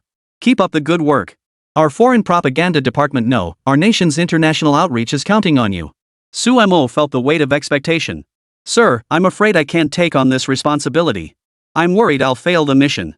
Zhou Changchun laughed heartily. This responsibility? Besides you, there's no one more suited for it. After chatting with Zhou Changchun for a while, he finally hung up. He checked his account again. His follower count had surged to 7 million. Sumo was astonished himself. 7 million. He was about to catch up to his follower count on foreign platforms. Strike while the iron is hot. Sumo knew exactly how to capitalize on momentum. That same evening, he posted another video. The content was simple. He briefly shared his experiences on foreign platforms and voiced his true feelings. His unabashed patriotic sentiment resonated deeply with many viewers. After this video went live, Sumo gained a massive influx of new followers. 2 videos, 13 million followers. Across the entire Douyin platform, such growth rates were nothing short of staggering, except for top-tier influencers and official state accounts. Chapter 10, The battlefield of public opinion rages on. This follower growth was nothing short of terrifying. As it exploded online, others naturally tried to ride its wave, just like the previous do my own thing trend. Unfortunately for them, they failed to ride the wave and ended up blowing up themselves. Sumo knew such copycats would keep emerging. He was waiting for it, and sure enough, someone in the comments section actually dared to challenge him. The real culprit wouldn't dare fire directly. Instead, it was their minions, a bunch of vermin acting as accomplices to the villain. The blogger is truly a person of conscience. So awesome. I wonder when you'll post more videos, especially about foreign consumer lifestyles. This comment clearly appeared well-intentioned on the surface. But it's actually a setup. After all, the videos above have nothing to do with consumption, just empirical comparisons and such. He immediately comments on the next video. I bet he wouldn't dare film foreign currencies with exchange rates that high and purchasing power that strong. Wouldn't posting such videos just shoot himself in the foot? He probably picks certain places to diss them. How is that dissing them? People abroad do earn more money. Isn't it normal for them to buy more stuff? With such high exchange rates, foreign economies must be thriving. What's Dragon Country compared to them? Their currency trades at 7-to-1 against yours. A few people started bragging and talking among themselves, sparking a new round of debate. Some knowledgeable individuals immediately countered, arguing that exchange rates don't equate to economic strength. But these paid commenters couldn't care less. They either hurled insults or simply redirected traffic. Another blogger's link was plastered all over the comments section. These videos just don't cut it. If you want to see real purchasing power, you're better off watching travel blogger 1000 Homes. His content is top-notch. Exactly. That blogger is objective and often does charity work. He's the real deal. This other one? Who knows what he's up to? That creator's great. His content from Korea is so authentic. Their purchasing power is just on another level China's can't even compare. I saw that episode too. They even interviewed locals. A delivery guy there makes over 5 times what I earn. It's 10 times what I make. Wah. Compared to them, people like me at the bottom aren't even dogs. And some folks here are gloating? Put. The tone was set. Sumo searched for the blogger named Thousands of Households using that name. One glance told him this guy was a real troublemaker. Sumo certainly acknowledged his country was still developing. The Dragon Nation is the world's largest developing country. Feeding 1.4 billion people and paying off past debts was no small feat. Today, it advances by leaps and bounds, quietly rising to the pinnacle of the world. The price paid has been immense, not the work of one person, but the collective effort of the entire nation. Yet neighboring Korea, with its small landmass and sparse population, though similarly resource poor, but they've hitched their wagon to a big star, the Eagle Nation. Due to its unique position, the US has poured vast resources into them. Thus, this nation of tens of millions has become a so-called developed country with a per capita GDP of $20,000. This figure, unattainable for many in our country, has been hyped as a pinnacle achievement, the pride of East Asia. Of course, beside this pride of East Asia is another nation said to shine even brighter. Sumo watched this video and indeed saw some local foods, as well as interviews with local delivery workers. The wages were indeed high, but he made no mention of the location or region. Second, he didn't mention the specific region. Third, he ignored other hidden expenses. If they want to fight, then let them fight. It was the other side who started it. These paid commenters flooding the discussion section were arranged by 1,000 Households, all alone. At this moment, 1,000 Households was basking in self-satisfaction. Kianji Owanho was genuinely pleased with the online comments. After all, they'd received some external publicity funds, and domestically, they were still stirring up trouble and causing waves. Hurry up and post more. This is perfect timing. Let's strike while the iron's hot and deal them a blow. It's all set. There's a bonus from above too. Perfect timing to build my reputation. Last time, thousands of households encountered a few beggars on the street. He deliberately gave each of them 1,000 yuan. It stung a bit, but he knew exactly how those online folks ticked. After handing it out, a bunch of overly sympathetic sweethearts sent me tens of thousands in red envelopes and gifts. This is precisely exploiting people's sympathy for personal gain. In reality, the government has numerous agencies dedicated to managing poverty alleviation efforts and setting the broader direction. They've been working tirelessly. Yet, with just a video and a few thousand yuan, thousands of households can easily attract staggering traffic. Besides, posting these videos is all about making money. Those big spending patrons outside treat him well as long as he can smear the country from the sidelines. Thousands of households. He was grinning as he watched, when suddenly he received a flood of private messages. Hey blogger, hurry up and check it out, that guy's hitting back at you. He says your filming is wrong and wants to challenge you to a live stream showdown. Thousands of households, startled, rushed to check. Inside the publicity department, they witnessed this new wave of online controversy unfolding. Zhou Changchun watched the video, silently feeling a bit helpless. This is the most underhanded tactic. I didn't expect them to have someone else ready. Have we checked this blogger's background? Zhou Changchun inquired, and Chen Shohan promptly provided the information. Minister, do you need to personally handle someone like this? We've investigated. He was originally a low-educated mechanic. At some point, he magically acquired foreign credentials, claiming to be a graduate of some foreign university. Then he started doing some so-called charity work. At first it seemed normal, giving out a few dozen or a few hundred yuan to the poor to attract attention and make some money. But lately, things have taken a turn. He's fixated on purchasing power and domestic policies, constantly harping on privatization. We've traced him to some overseas accounts, but these small fry are often impossible to track to their source. Zhou Changchun sighed. Governing such a vast nation with over 1 billion people inevitably produces scum like this.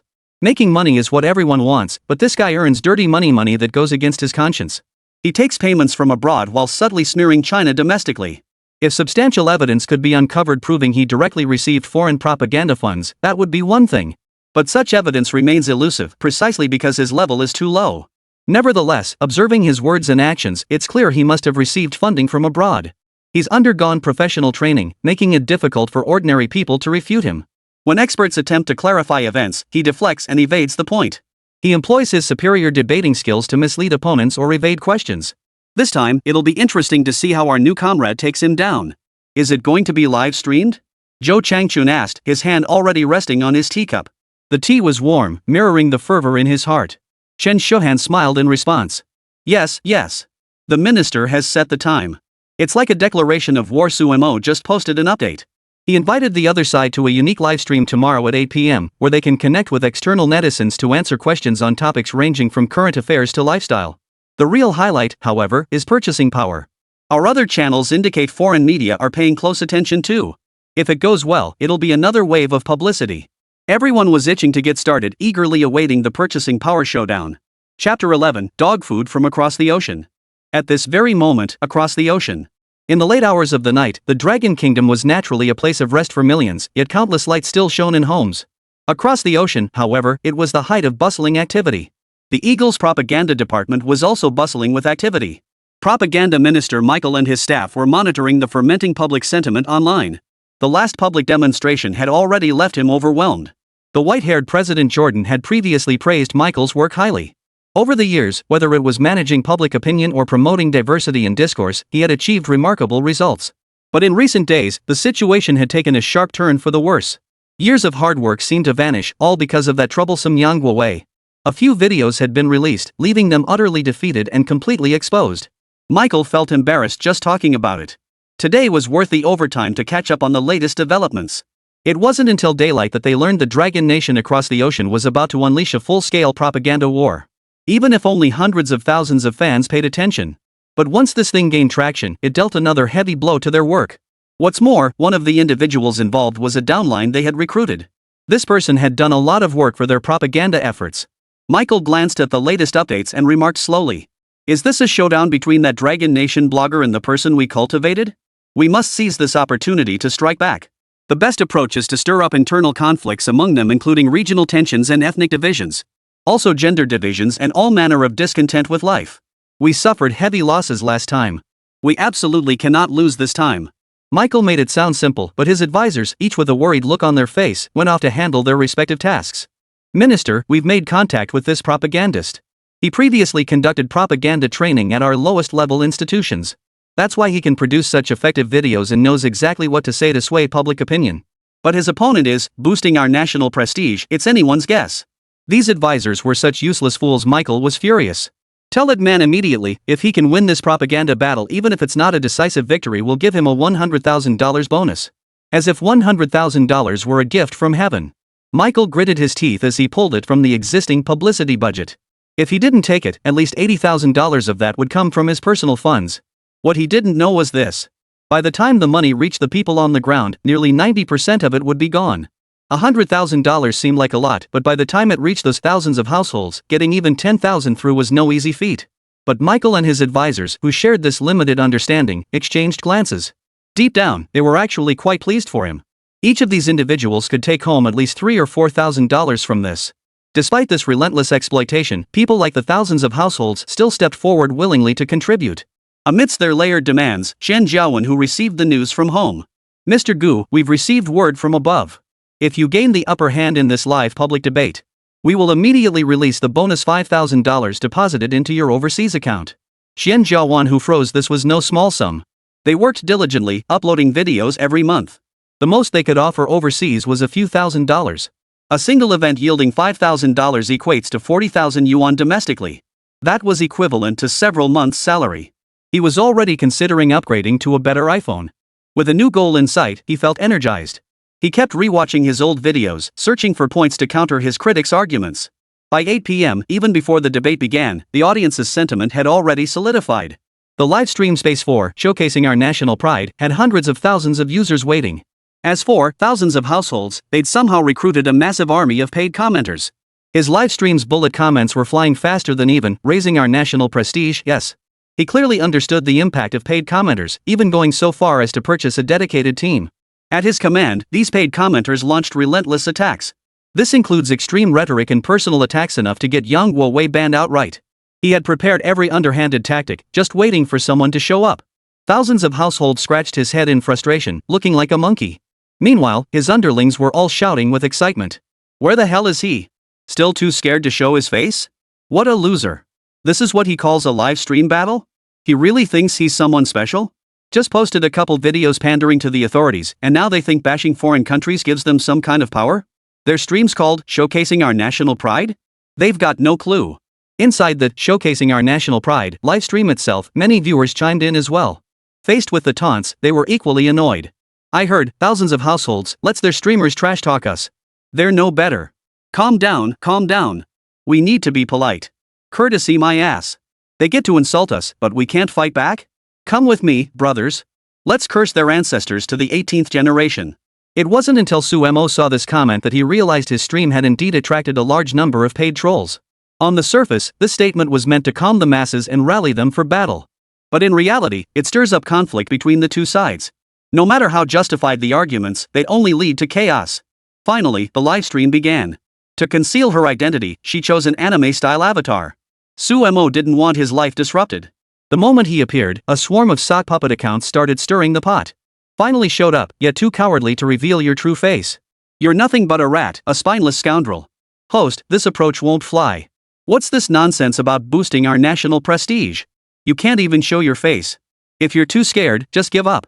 Keep posting videos for views, but don't try to stir trouble anymore. These anonymous troll accounts stirred up trouble everywhere, desperate for chaos. But, showcasing our national pride, spoke up slowly. His voice boomed with full resonance, lingering in the air. Everyone, I am showcasing our national prestige. I've always made videos, and today I'm live streaming to meet you all. This live stream is also to help everyone understand the situation abroad better, so you won't be deceived by those with ulterior motives. I choose not to reveal my true identity because I have a normal life to live. I don't want to be disturbed, nor do I seek fame. I guarantee everything I say is truthful and accurate, objective and impartial. Sumo's composed and confident words drew applause from the crowd. A rational streamer is always the most appealing. I don't want this stream filled with personal attacks and toxic behavior. If moderators spot malicious attacks, they should block them immediately. Let's keep rational discussions going. After the stream ends, I'll continue discussing these topics with everyone. If anyone maliciously spreads harmful information, report them immediately. We must combat such toxic behavior. Alright, the stream begins. Chapter 12, Don't let your guard down right at the start. Sumo remained composed as the livestream finally commenced. The highly anticipated showdown had finally commenced. Someone had to break the ice. Though 1,000 households was usually passive, this time he spoke first. Is that over there our big brother, showcasing our national might? Why don't you go first? What should we talk about today? Thousands of households spoke with brimming confidence. He'd prepared for over 10 hours. Now was the moment of truth. The $5,000 grand prize had him practically drooling. Sumo countered calmly. Thousands of households, is it? I am showcasing our national prestige. I've actually seen your videos before. They're well made and quite interesting. Those videos showcasing purchasing power had such fresh angles, truly unique. Not bad, not bad. Thousands of households, brimming with pent-up aggression ready to erupt, was stunned into silence by the flattery. 1,000 households, so you agree with everything I said? That's great, that's great. My original goal in making purchasing power videos was to help people gain a more accurate understanding of the world. Rather than being trapped at home, sometimes blinded by the world within our own four walls. After all, our homes are always surrounded by high walls. These things might limit our understanding and make us fall behind. All I want to say is, open your eyes to the world. Sumo knew the other person would inevitably mention the strength within their home and the resulting isolation from the outside world. He wasn't in any hurry. The real show was just beginning. But in the livestream chat below, the crowd was already buzzing with restlessness. What's going on with the streamer? Why is he chatting so happily with this 1,000 households? Has he defected to the enemy? What defection? It's just polite opening remarks. Nope, I think the streamer just showed their true colors. They've either been brainwashed or bought off. Produce evidence if you have it, or shut up. If you want to be bought off, I bet the Eagle Lady would pay a hefty price. But why post that video and anger the Eagle Lady, landing yourself on their sanctions list? The livestream chat was a mixed bag, but Sumo saw through it all. Alright, bro. Let's take it one step at a time. First up, purchasing power. I heard doing propaganda for the Eagle Nation is lucrative. For a streamer like you, a single session can rake in $5,000 to $10,000. And that foreign platform, what's it called? TB? Pays at least tens of thousands per session. Have you ever considered taking this overseas instead of filming domestically? They pay well, but you'd get a bad reputation domestically.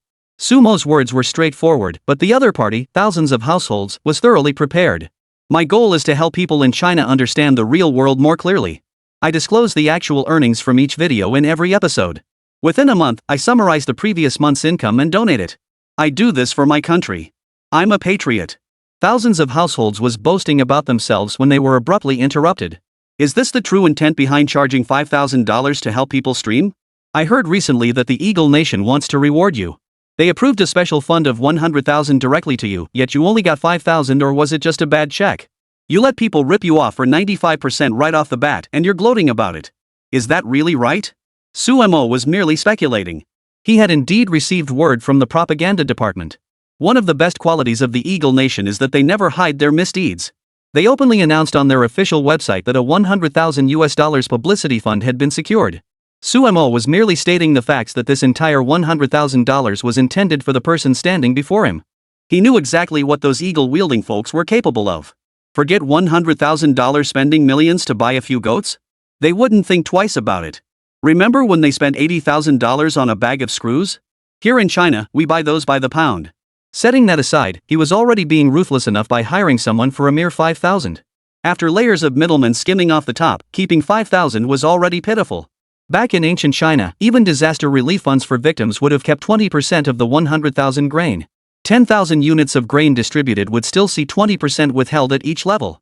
Sumo's remark was meant as a joke, but he hadn't expected the other party to take it so personally. Shut your mouth. How could I possibly take money from foreigners? I've never taken a single penny from outside sources. All my income is public. Even if I received a bonus, it absolutely couldn't be 100,000. Like if I casually said a few words to boost traffic and gain some recognition, would taking 100,000 be a bit much? It's definitely not 100,000, so you don't need to be so sarcastic. Sumo sensed something was off. He'd been following his own rhythm, but now he couldn't help but smile. So you're saying, brother, Qianji Wanhu, you're not the recipient of this 100,000 yuan, right? I heard that Ingjiang just approved a 100,000 yuan promotional fund. Seems like what you're doing isn't worth 100,000. That's a bit sad, considering how hard you've worked. 100,000 is out of reach, but how about $5,000? Thousands of households had just spoken impulsively, caught up in the moment. $5,000 is more like it. He immediately sensed something was off about that statement. By mentioning $5,000, hadn't he just dug himself into a hole? No, the dollar amount doesn't concern me. I make purchasing power videos advocating reforms without charging a dime. Don't use this to deceive people and stir things up. Hurry up and decide what you're going to say today.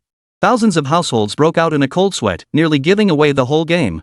If anyone discovered he'd actually taken $5,000, today's incident would blow up big time. Overseas promotional funds were deposited into his foreign accounts, specialized accounts accessible only to him. Let's stick with the purchasing power videos. Weekend finally arrived, and a segment he edited appeared before the public, all promoting the purchasing power abroad. In South Korea, the minimum hourly wage is 51 yuan. Working 8 hours a day means 410 yuan. Next, I'll take you inside a supermarket. We'll focus on buying meat, eggs, dairy, vegetables, fruits, and rice. Let's start with the frozen meat section. 700 grams of pork for 45 yuan, and 30 frozen prawns for 35 yuan. 370 grams of beef for 50 yuan. 1 chicken, 50 yuan. Half a pound of chicken wings for 32 yuan. 20 eggs for 40 yuan. Here's a cheaper option, 30 eggs for 35 yuan. I've spent 290 yuan so far. Then came a flurry of milk and fruit. Then came the final tally, with thousands of households making another appearance. We don't have any money left, so we'll keep buying some flour and oil, but now we've got meat, eggs, milk, fruit, vegetables, and rice. Total, 430 yuan. But what I bought represents the purchasing power of one day's minimum wage. See that vendor over there? We decided to give all these items to her. Look, this kind-hearted auntie insisted on giving us some local sliced cakes. The foreigner was genuinely delighted, after all, receiving so much for nothing. Many fans of showcasing our national pride felt a bit frustrated. Sharing the other side's promotional video felt like admitting defeat, even though thousands of households were thrilled. Just as he was about to speak, the video cut to a woman. Thousands of households, you're shameless. Stop posting your worthless purchasing power videos. If you've got the guts, take a look at this, ladies. Chapter 13, Silence plus Critical Hit. Clearly, someone had deliberately edited this profanity-laced video into the clip. The woman in the video was a resident of the Korean peninsula. She was extremely displeased with the video posted by thousands of households, and within a short time, many people had come to inquire. First off, you chose to film in our nation's capital. But jobs aren't exactly easy to come by here, otherwise, there wouldn't be so many shut-ins. Then there's the stuff you posted. First, that supermarket you went to, it's clearly a discount store, or even a bargain supermarket. You think I don't know? I rarely shop there myself. It's where they sell items nearing their expiration dates. And I'm doing a comparison between domestic and international markets, focusing on everyday life. First off, we went to a wet market, not a supermarket, right? Take vegetables, you think buying 4 of many items is a great deal.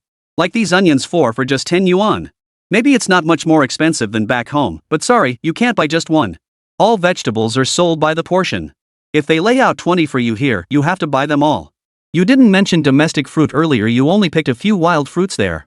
Look at this watermelon, 102 yuan each. How much did you pay for them back home? In my hometown, you can get a whole watermelon for less than 50 cents a pound, maybe 5 yuan at most.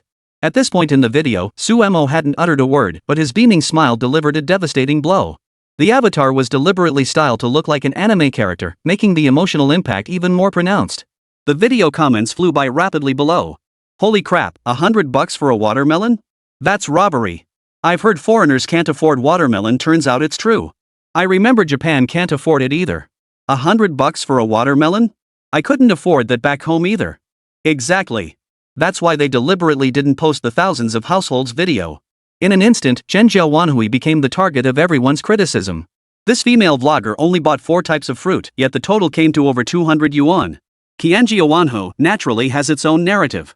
Don't believe these videos that deliberately pick out expensive items. This market must be a high-end one. As he spoke, even he felt a twinge of doubt. Just how upscale could a market really be? The footage had just shown trash piled up right in front of the market. Turns out foreign markets are no different. At this point, his words held little persuasive power. The female blogger resumed her shopping spree of meat, eggs, rice, and noodles. First up was pork belly, 600 grams for 70 yuan. Beef was 50 yuan. Then came chicken, eggs, milk, tofu, soybean oil, and rice. Calculating for a week's worth, these items alone cost 282 yuan. This trip to the market yielded neither an excessive nor a meager haul. When you add up all these items at their actual prices, it naturally raises some questions. After all, they didn't go far, and the daily budget was far from sufficient. See what I mean? This kimchi country's purchasing power isn't as bad as you'd think. Thousands of households, flushed but unflustered, continued speaking. After picking up some drinks and daily necessities locally, the weekly expenses hit 780 yuan. Thousands of households' confidence skyrocketed instantly. See what I mean? I wasn't lying. If you calculate these items over 4 weeks, it comes to 3,100 yuan. That's just 3,000 yuan for a month's expenses. Is their purchasing power really that low? Thousands of households' fans all perked up. The host is absolutely right, that's exactly how they are. Who'd have thought this would backfire? They were trying to boost our national prestige, but posting this video just ended up making themselves look foolish. In the blink of an eye, another round of online criticism erupted. While the online war raged, showcasing our national prestige remained unfazed. Everyone, the video isn't over yet. Please keep watching. Let's first look at their income, shall we? No sooner had he spoken than thousands of households fired back. Isn't comparing incomes even more inappropriate? Korea is a developed country to begin with. Their average wages are simply that much higher than ours. Some places in China have a minimum wage of just 1,500 yuan, while theirs can reach 12,000 yuan. Host, I know your original intent in editing this video was to remind everyone not to get too cocky and to believe that foreign purchasing power isn't strong. But you're being way too arrogant now. Let me give you some advice, go abroad with me and see for yourself. Thousands of households' her arrogance was short-lived. The moment of humiliation struck again, courtesy of this same female blogger. Without needing to show off our national prestige, the blogger had her own counterattack. You might think these items are already quite good. Of course, every month there are other food expenses. No family would go without buying some seafood or other prepared foods, right? Let me show you the annual income statements of Korean households. 63% of them earn under 70 million won, which converts to about 360,000 yuan in Chinese currency. Remember, this is annual income. Doesn't it seem surprisingly low? This revelation instantly silenced the crowd. Because an annual income of 360,000 yuan, when calculated per household domestically, isn't actually a terrifying figure. Of course, not every household earns that much. China's economy is growing rapidly, changing day by day, and gradually, many households' annual incomes have indeed risen. This figure differs significantly from the one cited by thousands of households, yet it makes perfect sense when calculated based on his daily wage. My wife and I are considered relatively average earners in Korea. Our typical annual income is around 60 to 70 million won, with a monthly income of 4.6 million won. Converted, that doesn't even add up to 360,000 a year. If we had children, our income would only decrease further. So when you see these streamers only talking about so-called good things, do they factor in housing expenses? Transportation costs? Insurance payments? I don't know how you guys think, but purchasing power isn't calculated like that. Do you think we fly around? Don't we need to buy or rent a place? Speaking of which, let's talk about renting. Thousands of households, have you ever rented a place in our country? I bet you'd say no 100%. You've only been here a few days, staying in hotels. Let me tell you how much the security deposit is for renting in Korea. Come on, everyone, take a guess. What's floating in the comments below? 3,000 yuan. 5,000 yuan 3 months rent. It can't be that high. Their purchasing power is really strong. Thousands of households spoke confidently, yet felt a twinge of unease. Showcasing our national prestige chuckled and delivered the ultimate answer.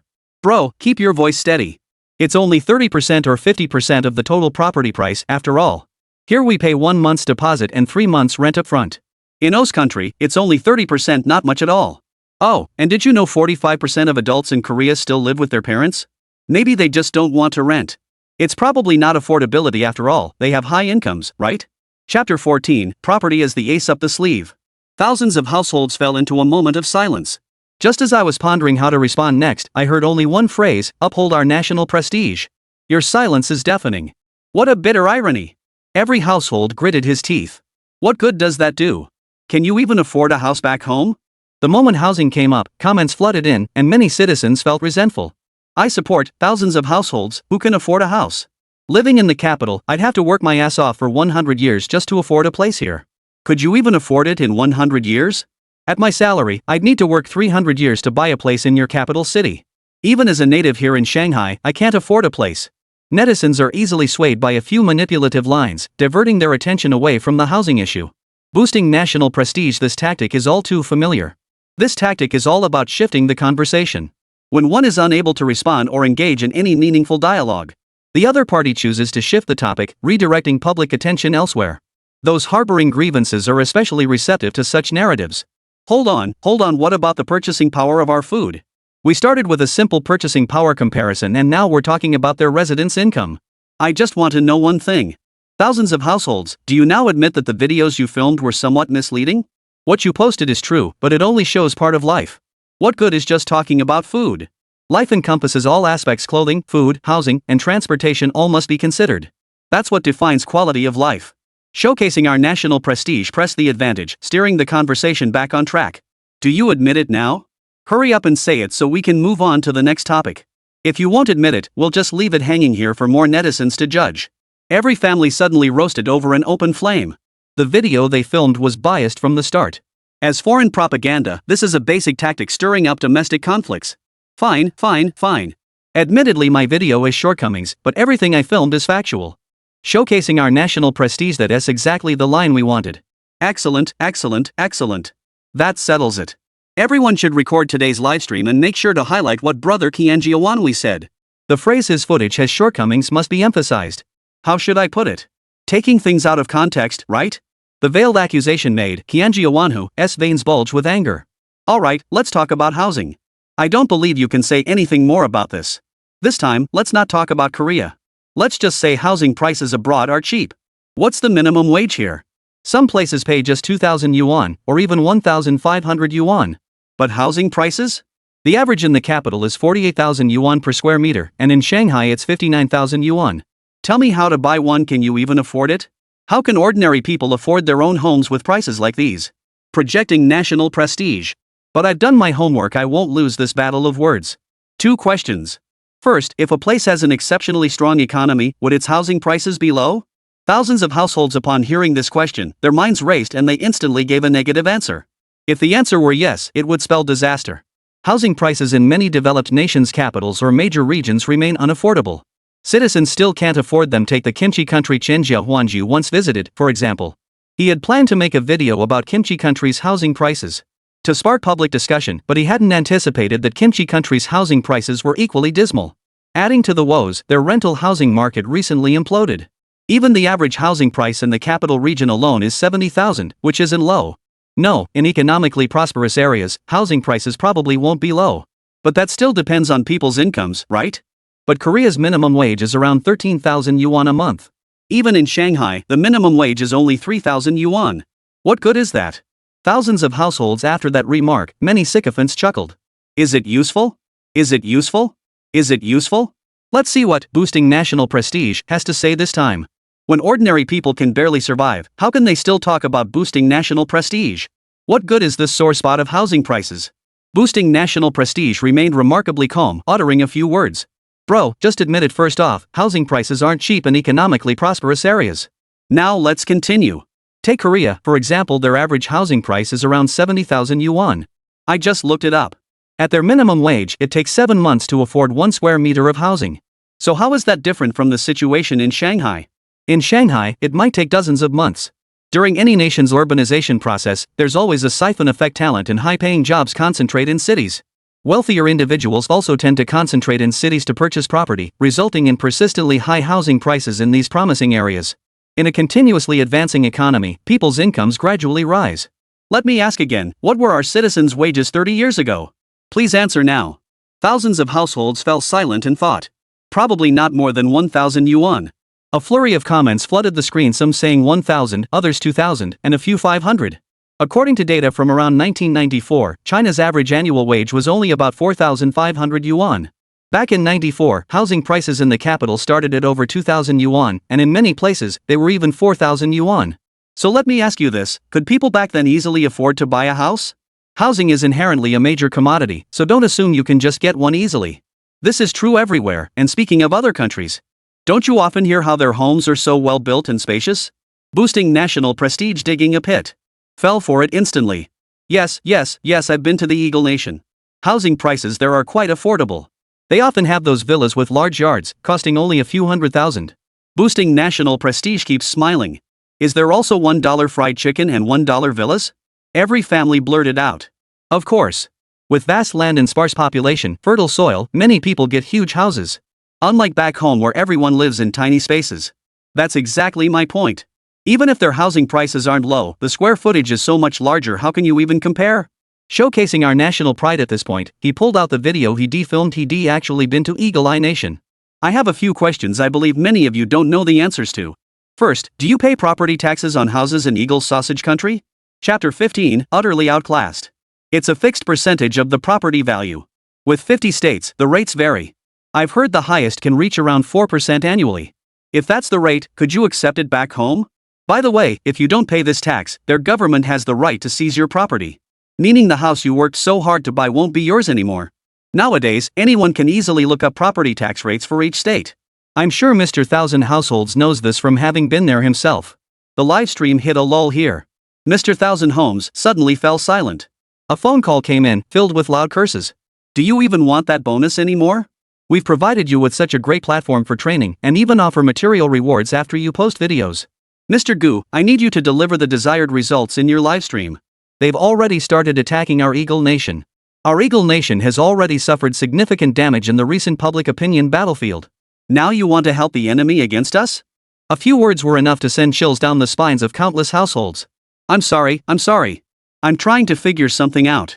I don't have any better way to convince him that this is about showcasing our national prestige and being fully prepared. And the information he provided about housing prices is actually accurate. Households couldn't think of a way to counter it. Then keep emphasizing spacious homes, wide roads, and the fact that Eagle Nation has a higher exchange rate after all. Use our strengths to counter their weaknesses. That's the best way to shift public opinion. Get me on the line now. This international call was actually intercepted. At the Ministry of Foreign Propaganda. Zhou Changchun studied the freshly delivered report. A cross-border call had reached domestic lines, directly connecting with thousands of households. Glancing at the caller's location, his eyes held a hint of coldness, even mockery. Looks like Shenzhou Wanhu has been abandoned. Calling directly from overseas, and it's the propaganda minister of that crucial propaganda department. This time, he's gone too far. Investigate thoroughly. We can't let these people run wild. If you find any evidence, arrest this 1000 households immediately. Without solid proof, just find some of his past stuff and shut down his account. People like him are the most likely to do something nasty, leaving a toxic legacy. Hearing this, Chen Shuhan nodded firmly. Rest assured, Minister. We won't wrong a single innocent soul, nor let a single villain go unpunished. Those who surrender to the enemy in the propaganda sector are our enemies in the foreign propaganda department. Even though they had already identified 1000 households. The subsequent outcome proved disappointing. He immediately unveiled something new on the livestream. Everyone, take a look. This is what they call a mansion. Have you ever seen one? Probably not. How much would such a large property cost domestically? Look, it's actually a villa-style home. Clearly, the property itself holds immense value. Yet it's priced so that ordinary people can afford it. That's truly remarkable. Isn't this far superior to cramped domestic housing? Plus, it boasts classic architecture and design. He declared with such arrogance. In truth, Yang Guowei had long anticipated this fellow's schemes. This is a house I bought overseas. It really is quite spacious. Let's set aside the price and rent for now. Isn't this house made of wood? Yang Guowei pulled out a photo, immediately drawing the attention of many. While the house in the photo did appear to be a 2-story structure, but most of it was indeed constructed from wood. Upon closer inspection, it seemed less impressive, prompting some to speak up. So what if it's wooden? Wooden houses have great soundproofing, don't they all use wood in Japan? Good soundproofing is one thing, but they're also more prone to damage.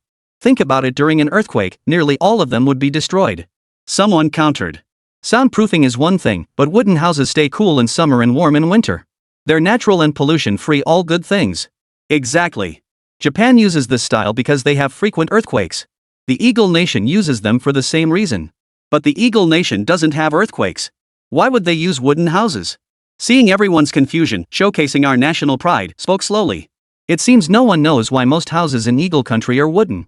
Let me explain it simply. It's the most basic, ordinary reason. Eagle Nation pays property taxes based on the current value of their homes.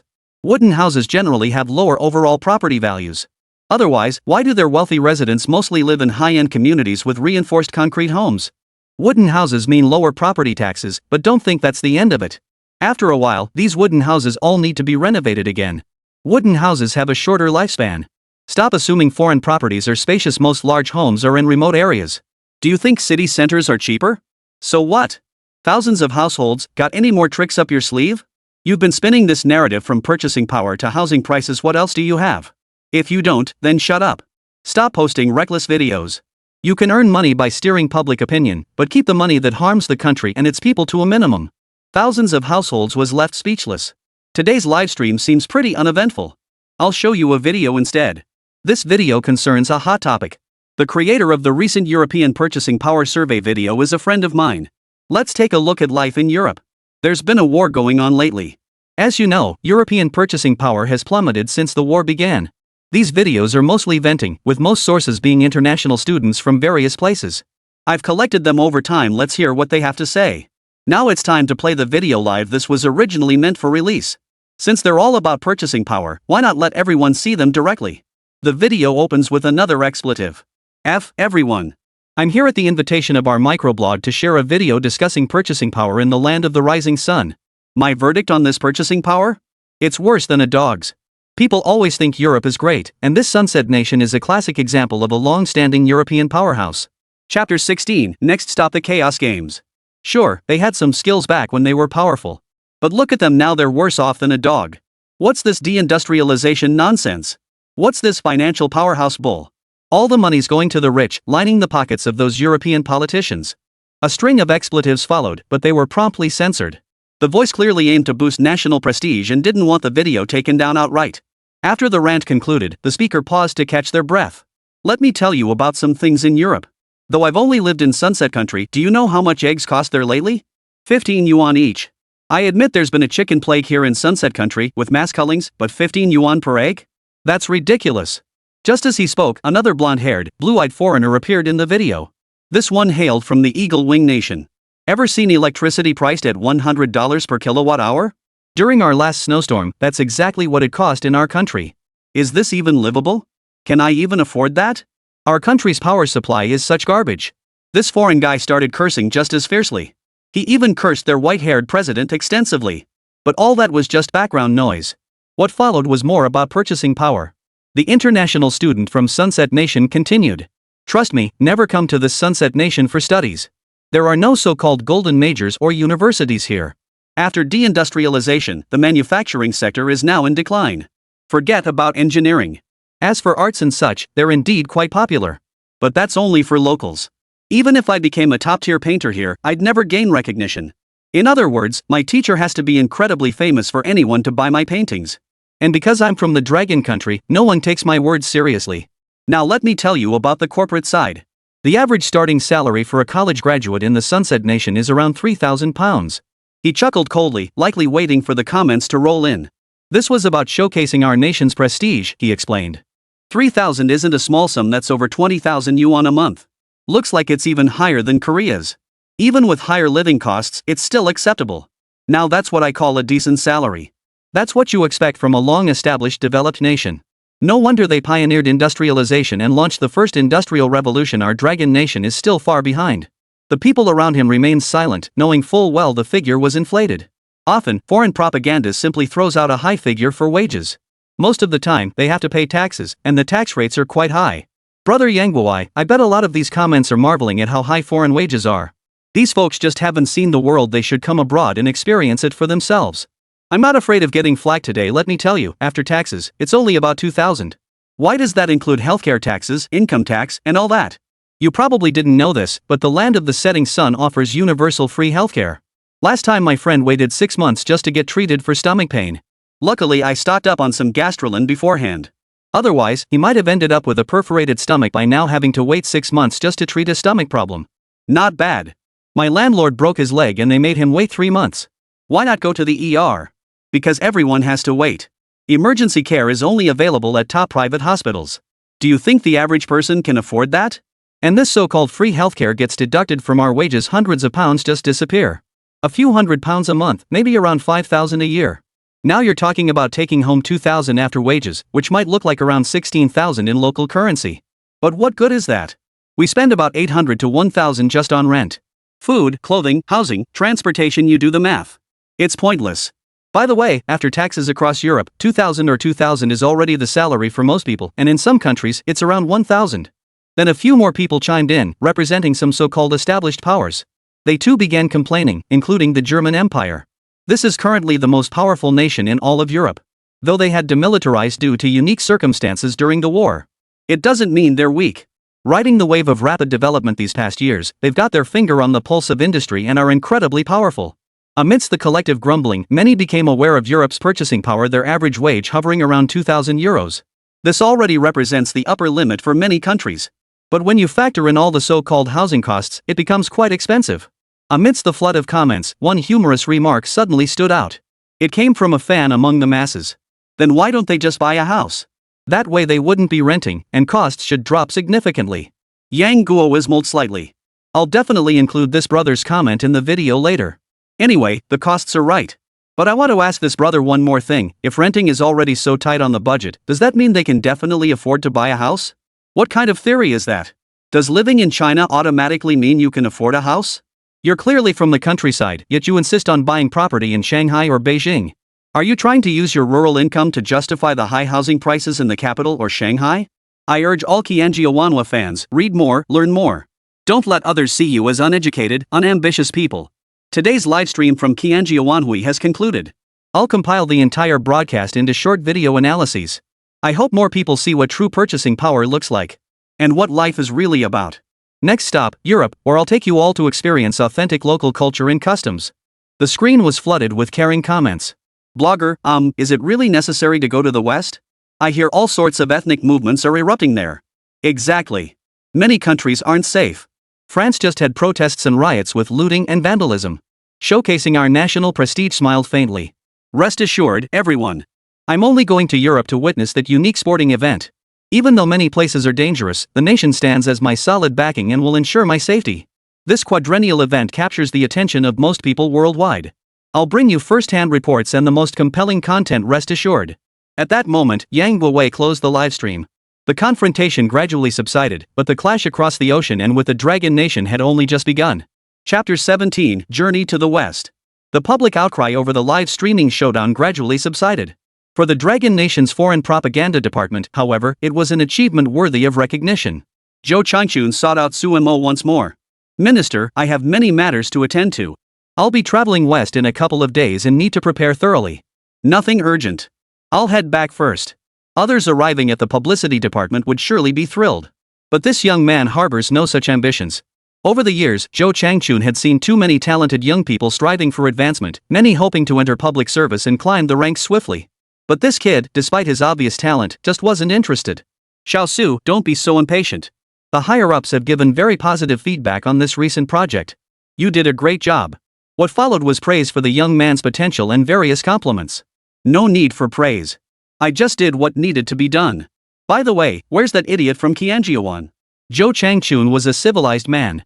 In his position, he had long cultivated a profound politeness.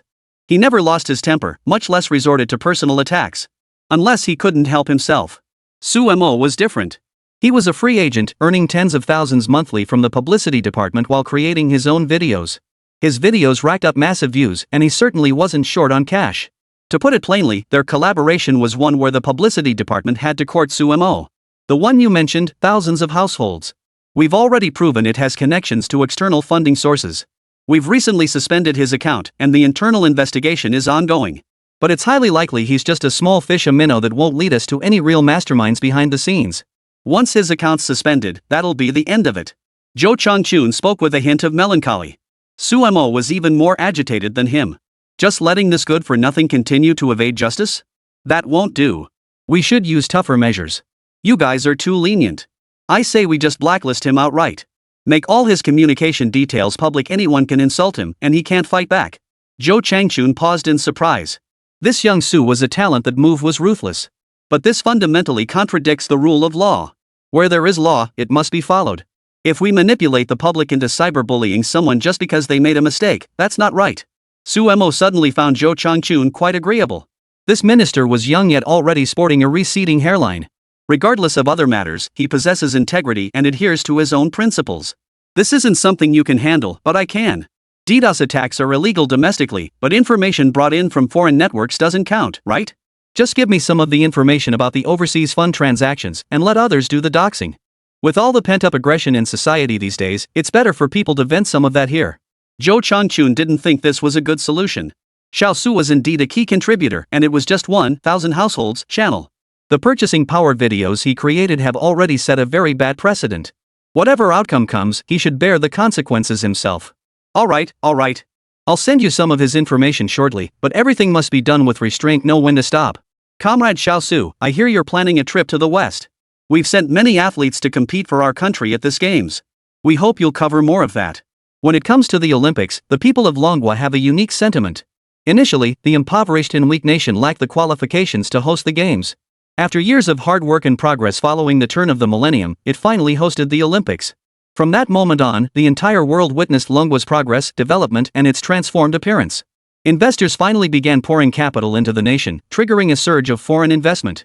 In just a few short years, its GDP doubled. This is the significance of the Olympics. However, with the nation's current strength, the Olympics are no longer essential for continued promotion. Yet many Olympic athletes still strive with unwavering dedication, hoping to bring glory to their nation. No need. Let your state media handle this. I don't need to get involved. Just send any reporters or media outlets to cover it. I intend to dig into every detail. I hear this is a diverse games. Who knows what strange creatures might appear? If I go, I'll definitely take a good look around. Due to the war, the situation in the West has also been unstable lately. I'll do my best to dissect the real reasons behind the war. To put it bluntly, it's still a bunch of white folks, the masters, always thinking they can control the world. Nowadays, with all these immigration issues and energy crises, they're completely overwhelmed. I'm here to disrupt their plans. Suemo spoke with unwavering confidence. Jo Chang-chun said nothing further, simply producing a check. Suemo, this is a check from the organization, 100,000 euros. Spend it wisely. Suemo curled his lip. A mere 100,000 euros? That was nowhere near what he earned from a single video. Still, this government-funded trip was pretty sweet. Just as he took the check, brimming with confidence, the doorbell rang. Someone had come to report. Come in. As soon as Jo Chang-chun finished speaking, a woman pushed open the door and entered. Dressed in formal work attire, she walked over and stood at attention, neither servile nor arrogant. Minister Zhou, good day. Xia Wanqing, reporter from the main station, reporting for duty. The attractive female reporter stood to the side. A press pass hung from her chest, confirming she was indeed a reporter from the main station. Sumo's mind raced as he recalled this was Xia Wanqing, recently dubbed the beautiful reporter. During the last snowstorm, she had appeared on camera reporting from the snow-covered front lines of disaster relief. After the new year, when floods struck, she was again on the front lines. At the time, the floodwaters reached her waist, yet she stood there diligently reporting on the situation. This fearless and tenacious beauty had been making waves lately. The difference was that he didn't do the whole social media thing. She was a reporter for the official broadcaster. Xiao Xia, we're family here. By the way, weren't you eager to see someone representing our nation's prestige? Well, he's right here today. Xia Wanqing studied Suemo with a curious gaze. After a few seconds, she smiled as brightly as a flower. He's not as mysterious as the rumors make him out to be. I thought he'd be a total hottie, but he's okay. Suemo smiled in return. Miss Xia, I was just joking. While I'm nothing special, you're truly beautiful, and even more so in person than on those TV videos. Xia Wanqing smiled sweetly. Xiao Xia, for your upcoming trip to the West, you'll be traveling with this comrade Xiao Su. One is an official representative, the other a social media influencer. I hope you two can spark something. The two were taken aback. Me and him? They asked in unison, glancing at each other. Chapter 18, An Unexpected Tagalong. After returning from the publicity department, Sumo felt a bit helpless. She was a lone wolf who always went her own way, yet today she was forced to travel west with a woman. Xia Wanqing from the main station was the hottest female reporter around. With her official connections, she might even join the publicity department someday. Who knew what title she'd hold then? Sumo had no particular interest in her, pretty as she was. Often, her interviews felt overly formal, like she was just a decorative piece. It served a propaganda purpose, but lacked deeper understanding. If he had to bring her along, she'd just become dead weight. With that thought, he decided to be a bit crafty and booked his flight immediately. Once he got rid of the dead weight, he could book his own flight. He relaxed a bit as he glanced at the online reviews about himself. Now, it was nothing but praise. After the last purchasing power showdown, he had utterly crushed that 1,000 households brand. They were just freeloaders anyway. Having taken money for external publicity, they were now being thoroughly investigated. The official ban solidified this accusation. Qianji Wanho must be in a real bind now. While his offense likely won't land him in jail, but he won't be seeing the light of day anytime soon, maybe never again.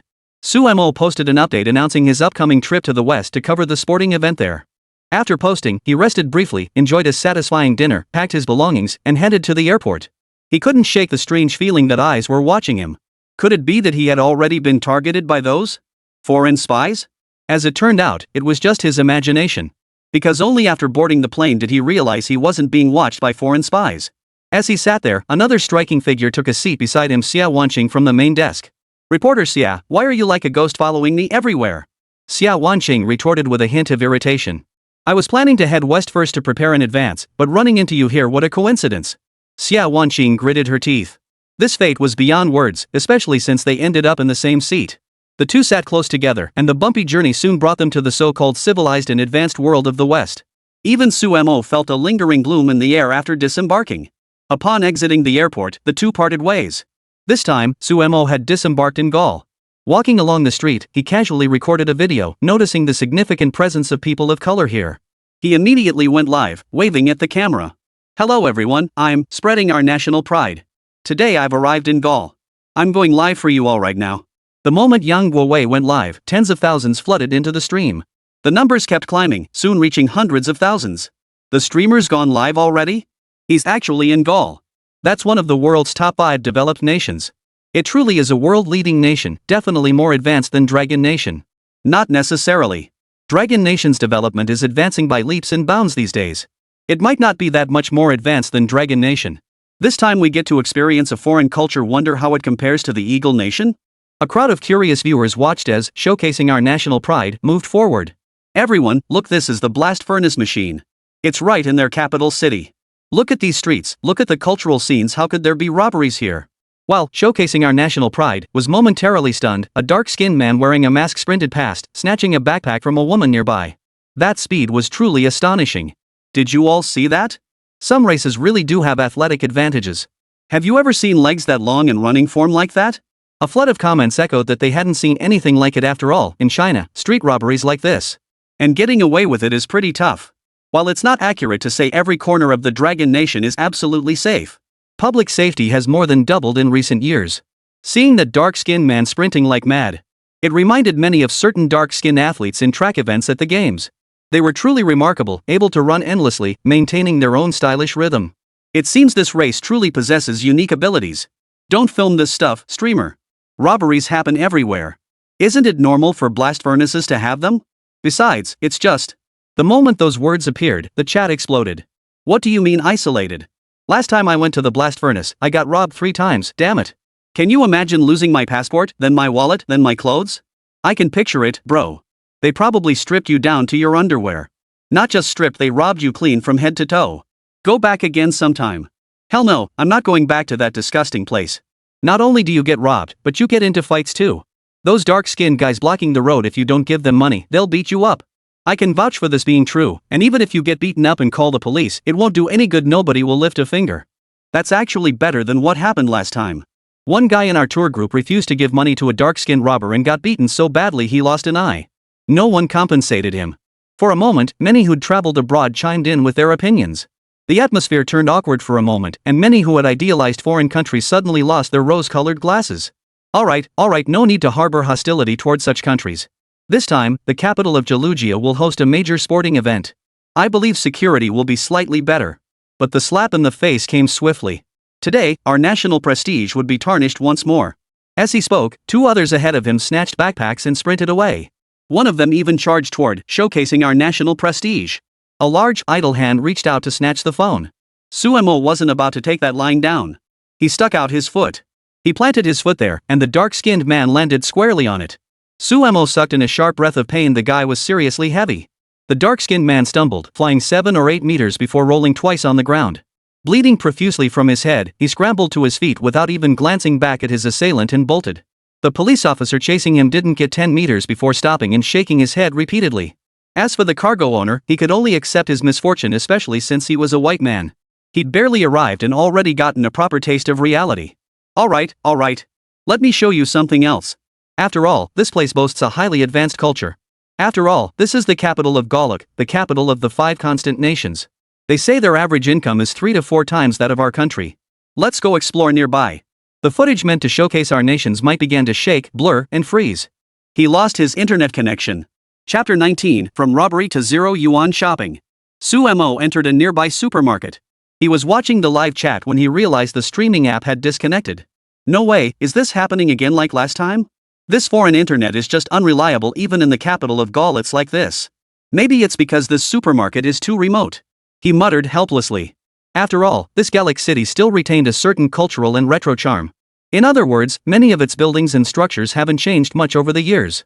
Over the years, it's gained a touch of rustic charm without undergoing many modern renovations. Compared to China's 5G networks, the local connectivity here is mostly limited to 4G. The entire Western Alliance harbors a love-hate relationship with the Dragon Nation's network infrastructure. If China were a weak nation, they'd gladly accept its infrastructure. They'd even demand the Dragon Nation work for free. They'd demand rock-bottom prices while insisting on top-tier quality, leaving the Dragon Nation with no choice but to comply. But recently, the Dragon Nation has grown powerful, boasting many outstanding enterprises in the telecommunications sector. Initially, Dragon Nation's telecom companies signed cooperation agreements with numerous Western nations. Unexpectedly, the international landscape has shifted abruptly. Under external pressure, numerous countries abruptly terminated their contracts with Manhwa. Their telecommunications network upgrades have consequently stalled. Even the so-called communication systems previously installed in the capital of Gaul must now be dismantled and replaced. Moreover, investment in networks varied significantly across different regions. This is the privatization that households everywhere have been hoping for, all communication providers becoming private entities. They only upgraded networks in densely populated areas where they could generate more revenue. Remote areas, naturally, are neglected. It's laughable that you can lose internet connection just by entering a shopping mall. But soon, our national prestige made another appearance. Hello everyone. My apologies, the network here is a bit unstable. I never imagined I'd experience disconnections even in the capital of Gaul. I just got some local SIM cards. Honestly, they're not cheap, but I believe they'll last for a while. I'll just switch between them frequently. Now I've brought everyone to the shopping mall. Is there anything you'd like to see? I'll take you through every single item. Inside the mall, things were manageable. Showcasing our national pride this time, we didn't encounter any robberies. Everyone shopped in an orderly manner, though the prices were significantly higher than expected. Plus, the average wages here aren't that high, so many people have come to accept it. After taxes, the average salary in the entire Western Alliance is around 2,000. While significantly higher than domestic wages. But their cost of living is several times higher than back home. This supermarket is actually pretty decent, much quieter and cleaner than other places. It's just that the selection is limited. You all saw earlier how few varieties of vegetables and fruits they have. It can't compare to back home, they only have this limited selection. Plus, prices are steep. If bad weather hits, those prices skyrocket even faster. If you can afford it, you eat, if not, you skip it. Plus, people abroad tend to drink more milk than water. Because water is a luxury too. As Suemo spoke, he noticed everyone around them staring blankly at a single point. The next moment, a group of people wearing masks, sunglasses, and tracksuits burst into the supermarket. Startled, he realized this was another classic zero-yuan shopping incident. Such incidents were more common in the UK, and he had covered them before videos documented these $0 shopping sprees. It involved groups exploiting the pretext of protests to forcibly seize and loot goods. They would storm into supermarkets or shops and take everything inside. Some items are for their own use, while others are sold at low prices, making this a particularly egregious social issue. It's unimaginable within the borders of China. Everyone, relax. I'm live streaming the entire thing. Showcasing our national might shouted as he ducked to the side. He watched as the crowd surged forward, grabbing whatever they could find, most of them so-called refugees. You all see this? These are refugees. The refugee problem remains severe. Most are fleeing war-torn regions. Their education levels are low, and they lack a sense of national identity. They come here solely to make a living. But the problem is their means of survival are limited. They're also affected by various policies, and over time, they're likely to fall into a downward spiral. Compounding this, they harbor deep-seated resentment toward so-called capitalist nations. Many despise them instinctively. Once refugees reach a certain proportion, they'll start demanding all kinds of rights, including political rights, and then they'll cause trouble here. Showcasing our national prestige, commented from the sidelines as the live chat exploded with reactions.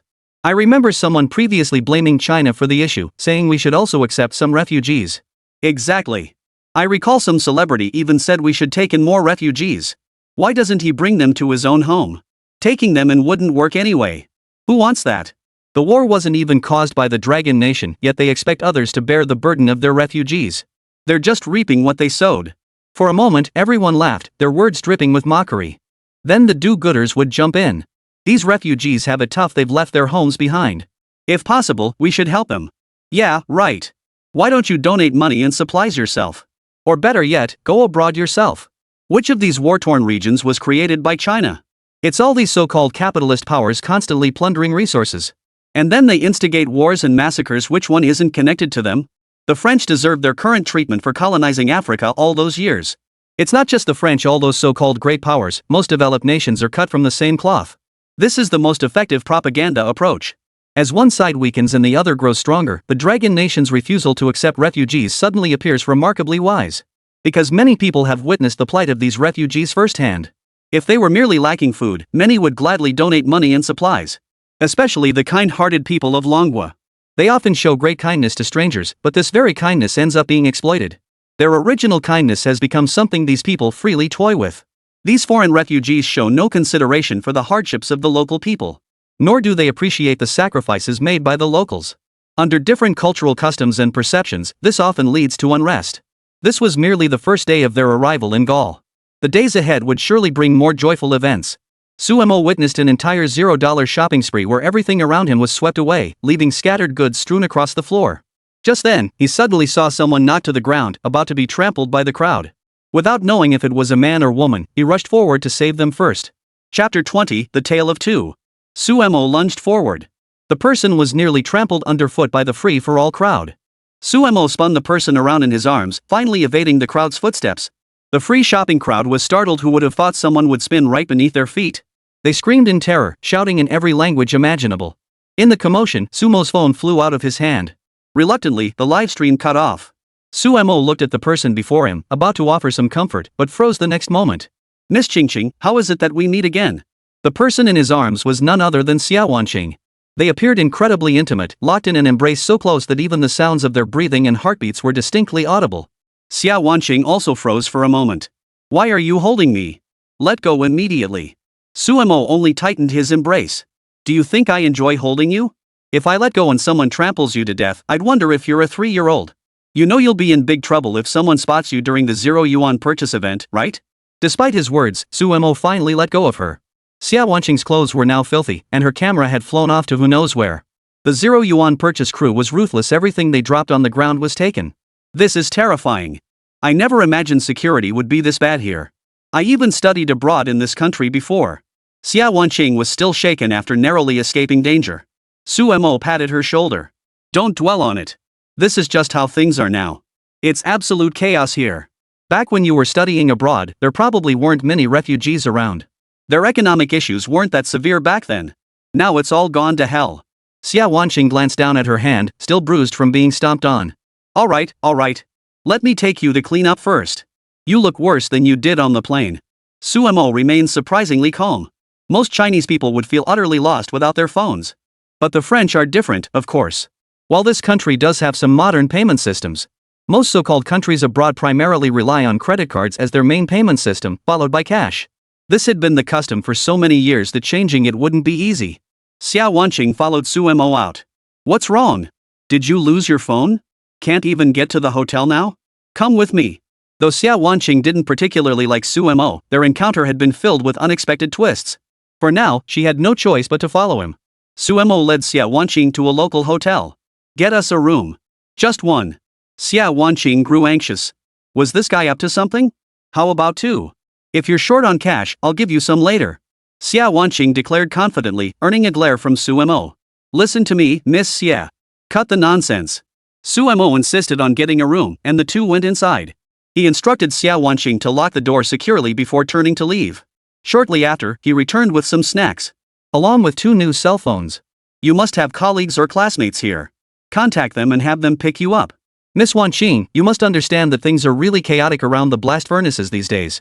Staying in hotels like this, theft or even more serious crimes aren't unheard of. You really need to be more careful. You're not a child anymore. After speaking, Su Mo opened his laptop and edited together clips from his live streams that day. He uploaded the videos online. Before the sporting event began, free giveaways seemed to become commonplace. Even in the capital of Gaul, they were quite common, though the scale was considerably smaller than before. The two looked out the window. Most officers were moving about. The earlier commotion had subsided, but the items were lost forever. Su Mo, you seem very familiar with the situation here. Weren't you previously with the French police? Xia Wanqing voiced her curiosity. What's the big deal? All cops are the same. Which of these so-called Western developed nations isn't drenched in the blood of their people? Take that Gallic rooster, for instance. Even now, they still hold numerous colonies on that southern continent. A war broke out there recently. Did you hear about it?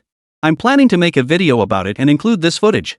They control certain mineral resources there, demanding that 95% of the profits from local mining go to taxes, all to the Gallic rooster. Xia Wanqing frowned. With only 5%, their lives are indeed tough. At that moment, Su Mo smiled. It's not even 5%. It's more like 0%. The remaining 5%? The French demand it be deposited into their banks. Su Mo stood up and patted Xia Wanqing on the shoulder. Miss Xia, I don't know how rose-colored your glasses are, making you think Gaul or Western countries are still advanced and powerful. All I'll say is their era is over. When the tide goes out, you see who's been swimming naked. Su Mo's gaze burned with intensity as he looked at Xia Wanqing. Just her name alone set his imagination ablaze. Xia Wanqing's figure was truly stunning, fair-skinned and beautiful, the very embodiment of a dream goddess. Feeling the heat in his gaze, Xia Wanqing flushed. Can't you be less crude, you jerk? Anyway, I've contacted my classmates. They'll be here to pick me up soon. We'll both be covering this major sporting event later. Mr. Su, I hope you maintain an impartial and objective stance. While some of your videos do capture the truth, but might there be too much bias? Many things require time to verify in public judgment. Su Mo looked at the beautiful woman. Her beauty was undeniable. But she was still wearing a few layers of Western filters. Suddenly, the room plunged into darkness as the lights cut out. Su Mo had no choice but to open the window, leaving both of them sweltering in the heat. Does this place not even have air conditioning? Xia Wanqing muttered with a hint of dissatisfaction. Su Mo pulled 2 bottles of mineral water from his backpack, both frozen solid, though they'd already thawed considerably. Sorry about that. You have to remember many buildings here are quite old, and modernizing them isn't easy. It's not surprising the wiring would fail. As for ordinary people, they simply can't afford the cost of air conditioning. Even if some can afford it, they might not be able to install it in their homes. The approval process for renovations is incredibly complicated. Anyway, we'll just get through tonight. If you feel too hot, go take a shower. Oh, and whatever you do, don't drink the bathwater, it'll make your hair fall out. Weekend didn't stay indoors but headed out to the balcony, where there was a rocking chair. He rocked back and forth in it. Before long, the sound of the door opening reached his ears. Xia Wanqing couldn't resist going to the bathroom after all. When she emerged, Su Mo saw only a slender, graceful figure before climbing into bed. Chapter 21, Protest March, White People Get Out. Su Mo sat in the rocking chair. Thankfully, though the air was stifling, the temperature wasn't unbearable. Yet he still jolted awake in the night, only to find himself covered by a blanket. It turned out Xia Wanqing had feared he might catch a chill. This woman was quite thoughtful. Su Mo glanced over and saw her lying on the bed. Since she had no clean clothes to change into, Xia Wanqing was still wearing the same dirty clothes, which was quite uncomfortable. Girls who care about their appearance all prefer to be clean and tidy. At that moment, Su Mo walked over and gently patted her cheek. Time to wake up, Miss Xia. Let's go live stream. Xia Wanqing's first instinct was to clutch her chest, fearing an attack, only to see Su Mo grinning oddly. What's there to live stream in the middle of the night? Any news? Su Mo simply pointed outside. Of course there is. Why don't we join the parade? It's pretty lively even in the middle of the night. Oh, I've got something here. Let's darken our faces a bit. Xia Wanqing was baffled, but watched as Su Mo applied some ointment to his face and changed into athletic gear. Only it looked ragged and tattered. He also sprayed himself with some cologne that smelled absolutely awful. Xia Wanqing was still confused when Su Mo led her to the window and turned it on. Below, waves of light kept shining up. Along the street, bonfires burned, consuming what seemed to be trash or other debris. Many people were marching below, holding flashlights or torches. Not a moment's peace in the dead of night. This was no ordinary protest. Many people in the Dragon Kingdom believe that marching in protest abroad is a symbol of freedom. In reality, most demonstrations require prior notification. Otherwise, they'll be blocked, and participants may even face legal consequences afterward. Similarly, registered protests can be held within Longwa, though they occur relatively infrequently. Below, a large crowd is marching, chanting the same slogan. VATN. Go away. Xia Wanqing frowned, quickly grasping the meaning of the chant. Why are they shouting get out? Suemo pointed to the signs below. See? Most of them are black people. A significant portion are refugees, while others are descendants of the former Gallic colonies. These people have gained some form of so-called citizenship rights. As for the refugees, even without rights, they need them. Add to that the suffering colonialism inflicted on these dark-skinned people, so they despise the Gaulish. Even in the capital, they're fighting to reclaim what's theirs. So they're marching. Go take a look. I'm about to start streaming. Soon, Yang Guowei appeared in the livestream. As soon as the stream went live, many viewers received notifications. The time difference between Gaul and the Dragon Kingdom is 7 hours. It was 10 p.m. in Gaul at that moment. In the Dragon Kingdom, it was 5 a.m. Many who suddenly received the news scrambled out of bed to watch the livestream, squinting at the screen. Because the screen showed only faint lights and flickering flames, everything else was pitch black. What are you doing, streamer? Shouldn't you upgrade your equipment? Yeah, we can't see a thing. It's just a dark blur. Don't just focus on the darkness. I swear there's a bright thing flickering in the middle. It flashes occasionally and looks pretty creepy. Wait, those look like people with dark skin. Why are they marching at night? Is this even a protest? Could it be a 0 yuan purchase scheme? Doesn't look like a $0 purchase. They're all the same skin tone and not really covering their faces.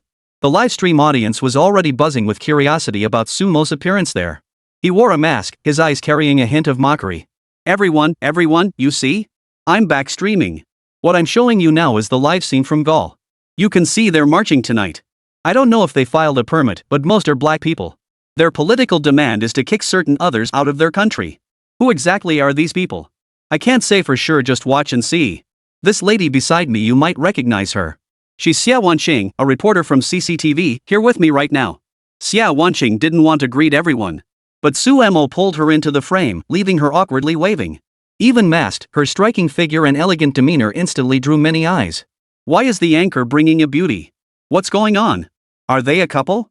What a perfect match, made for each other. Come to think of it, I've never seen what our national pride looks like. Who cares about that? Right now, there's a beauty to look at. I remember Xia Wanqing is a real stunner. Let me check her photos. Wow, she really looks like a celebrity. What kind of eyes do you have? Could any ordinary celebrity compare to her? Exactly. Xia Wanqing is top-tier beauty. People even suggested she should host the national news broadcast. The news of the beauty's appearance drew considerable attention, but the march here was still in full swing.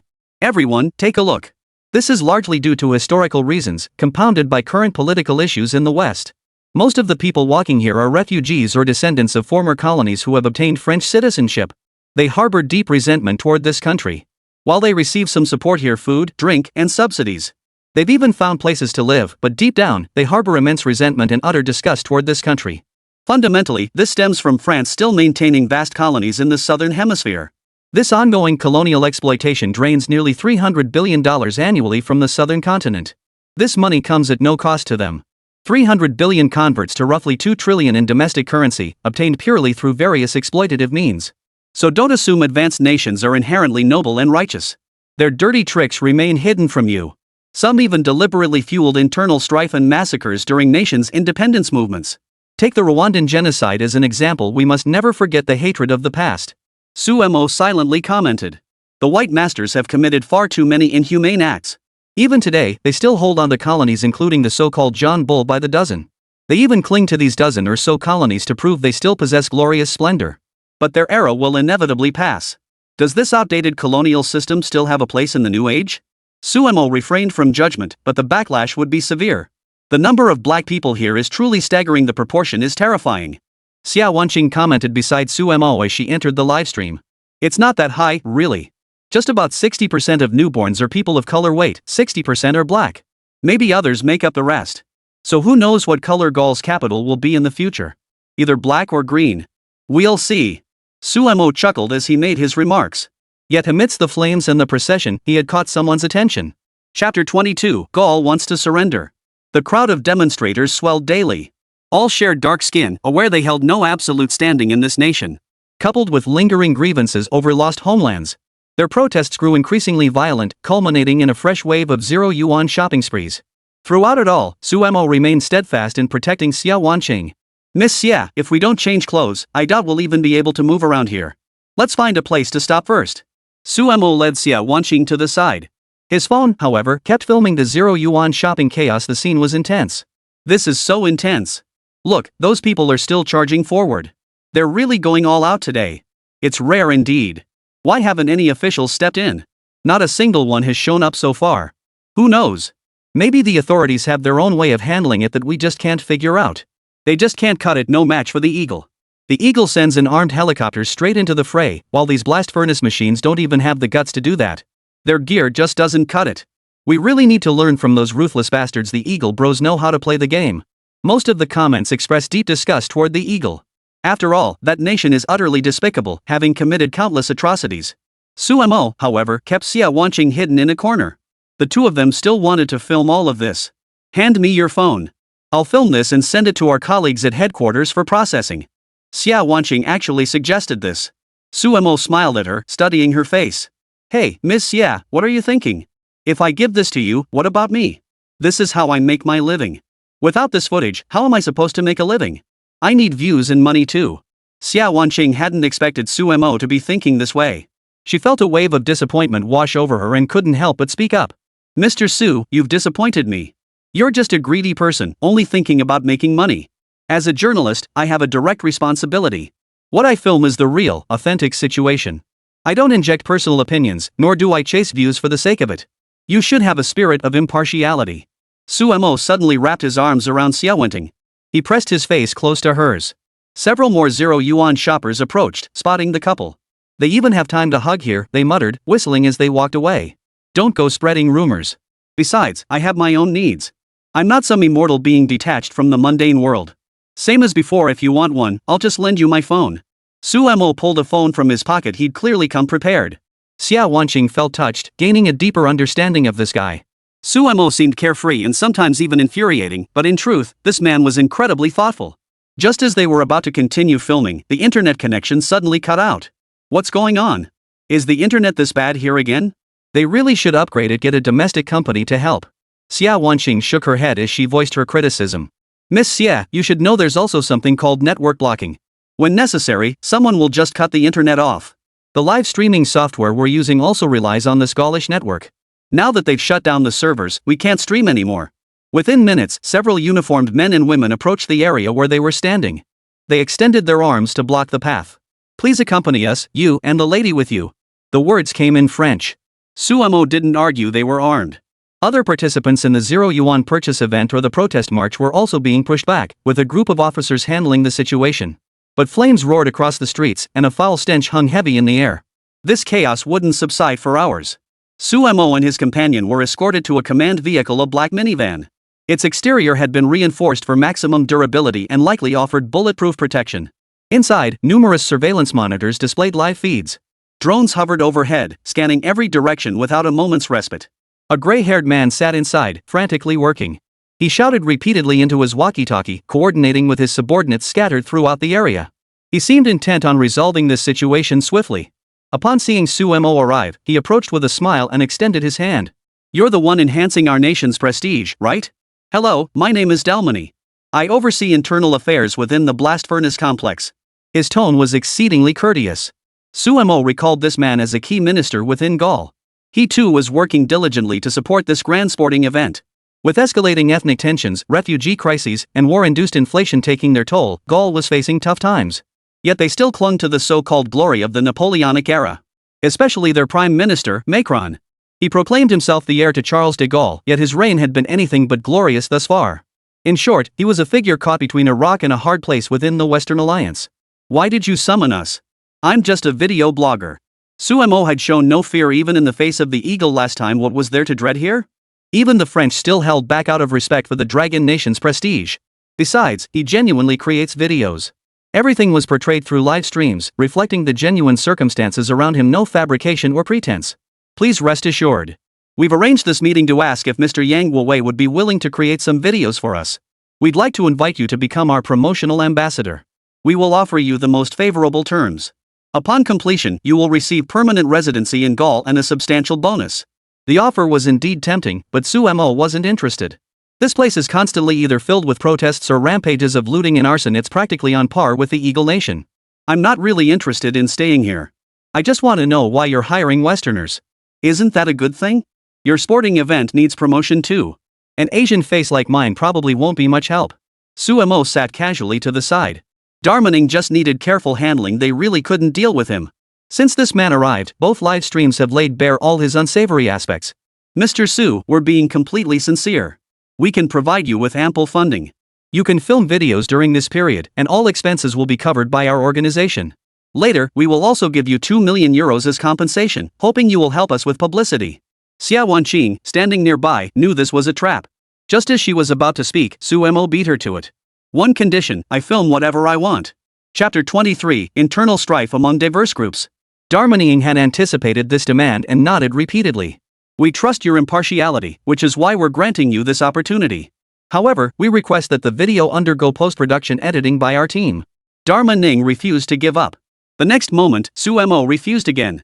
Are you bullying me because I have no hands, or do you think I'm not smart enough? There's no way I'll let you censor my footage. Otherwise, I'll just film whatever I want and you can deport me. Then I'll just walk back and forth along your border, helping you promote your country. Last time in Eagle Land, I wasn't afraid of their minister Ma. Do you think I'm afraid of you? Hearing this, Darmaning fell into deep thought. The Prime Minister had warned him to handle this public opinion carefully. They desperately hoped to leverage the recently viral boosting national prestige campaign to promote their agenda. Special funds had been allocated for this purpose, yet the man refused to cooperate. Ma Gaolong had his own agenda. As long as this person filmed objectively and rationally, it would suffice. This was an era of competing at rock bottom. Surely the Gaulish rooster couldn't be worse than the eagle's drumstick. Things were even more chaotic over in the eagle's nest. Even a hint of positive coverage would be beneficial. Alright, we'll go along with you. And this lady beside you, is she your girlfriend? Xia Wanqing beside him really didn't want to speak. She'd been misunderstood countless times already. How could anyone believe they weren't a couple when they shared a room? Not really. I'm not into her anyway. But she is a reporter from our Dragon Nation's central broadcasting station. You should help her too. She'll report fairly and objectively. Sumo's words initially angered Xia Wanqing, but his next statement made some sense. That Darmaning. He'd also secured new permits allowing them to move freely in the area, and now they even had professional equipment. To ensure Sumo assigned proper personnel, he was assigned a group of so-called Gallic hotties. They were all seasoned media professionals, hoping to capture some compelling footage. Sumo had no interest in them and sent them all away. Xia Wanqing suddenly found two teams working together beside her. Hello everyone, I'm your reporter Xia Wanqing, currently in the capital of Gaul. It is now 12 a.m. and I am reporting live from the city entrance. Xia Wanqing applied her makeup with great care, resulting in a very formal look. As for Sumo, he strolled along the street with leisurely ease. Hello everyone, I'm your host here to promote our national prestige. Today we're checking out something new. Things are chaotic over here again. They're still shouting for white people to get out. I don't think that's very reasonable. The proper course of action would be for white people to apologize directly, dismantle their entire colonial system, grant independence to the so-called colonies, and allow them to develop their economies freely. That's what should be done. Several members of the Gaulish team exchanged glances. Why did they have to grit their teeth and film everything he said? I'll offer a fair assessment. First, look at that supermarket over there. It seems to have been completely emptied. Oh my, they're grabbing everything. Look, those are vacation-style beach umbrellas and swimsuits too. Sumo glanced over and saw a man snatch a beach umbrella and swimsuit before bolting away. And that swimsuit was ridiculously oversized. Let me break this down for everyone. Obesity is actually a huge problem in many Western countries too. Maybe because they're developed nations, it's pretty common. Don't let your own experiences in China or the advanced development abroad blind you. They're just ordinary people, plain and simple. During the weekend livestream, several young men approached him. They were all fair-skinned and shouting loudly. Sumo stopped them. Hello, what are you doing here? As Sumo asked, one of the white guys perked up upon seeing the Asian reporter. I'm just an ordinary resident of this city. Things have been chaotic lately, and all I want is for my country and hometown to return to normal. Look at this, everyone. This is my hometown. I love this land. I once wanted to dedicate my entire life to it. But now everything here has turned into a ruined wasteland. I don't understand why this is happening. This is my home. As he spoke, tears welled up in his eyes. Then, seeing the supermarket engulfed in flames, a look of anguish crossed his face. In that instant, many felt his pain deeply. After all, their nation had once faced turmoil and chaos, yet the people of Dragon Country remained united and unwavering. Seeing them reminds me of my own homeland. We faced similar turmoil when foreign invaders threatened our world. We can feel this kind of thing, and we should. I feel that at the very least, their resolve to defend their homeland is worthy of respect. They are, after all, protecting their own homes. In that instant, many felt something different: admiration, perhaps, or a quiet awe. Suemo was a fair-minded man who did what needed to be done, and in this regard, he gave them ample screen time. This spirit of defending home and country is truly worthy of attention. But I must say, you lot look a bit peculiar yourselves. What do these rainbow symbols on your faces mean? We are LGBT advocates. We hope our country can embrace greater diversity. That's what we stand for. The guy even batted his eyelashes while speaking clearly, a gender-fluid creature. Suemo felt a wave of revulsion wash over him. After gazing at so many beauties earlier, suddenly encountering this androgynous freak had genuinely startled him. Suemo stared at the creature speechless for a long moment before finally replying. People really are complex. Sometimes I can't even tell if you're male or female, it's just surprising. Suemo didn't know how to react to this creature with its thick eyebrows and large eyes. It was clearly a man dressed as a woman. What are you implying? Do you have a problem with our LGBT community? Suemo backed away repeatedly. What possible objection could he have? Speaking of which, those marchers beside them were fighting for certain political rights, perhaps even carrying a sense of ethnic vengeance. But this LGBT crowd here? They were just a bunch of demons dancing wildly. No, of course not. In our country, there are people who respect your choices too. But I think what you should be seeking is equal rights, not shouting about so-called privileges here. Sumo's cold utterance of the word privilege carried a sharp edge. The androgynous creature lunged forward. The next moment, it was knocked flat by a flying wine bottle. Another group of dark-skinned refugees approached. Joemo quickly stepped back, momentarily frozen in place. At least these dark-skinned refugees didn't sport that androgynous attire, though who could say which style was better? Chapter 24, The gaming industry joins the fray. Gaul, now one of the most powerful nations in the world. There's a saying that among the so-called 5 major powers, there's also a distinction between the top 3 and bottom 2. After the changes, there was also talk of the top 2 and bottom 3. Regardless, Gaulish roosters are naturally not what they used to be. During Napoleon's era, it intermittently became the true Western hegemon, unifying the West. In these modern times, however, its former glory has long since faded. The heavens and earth turn, all things transform, and the world is no longer what it once was. Suemo was thoroughly shocked today.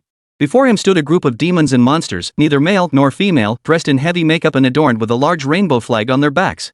He had long known this sporting event would attract some strange and unwelcome elements.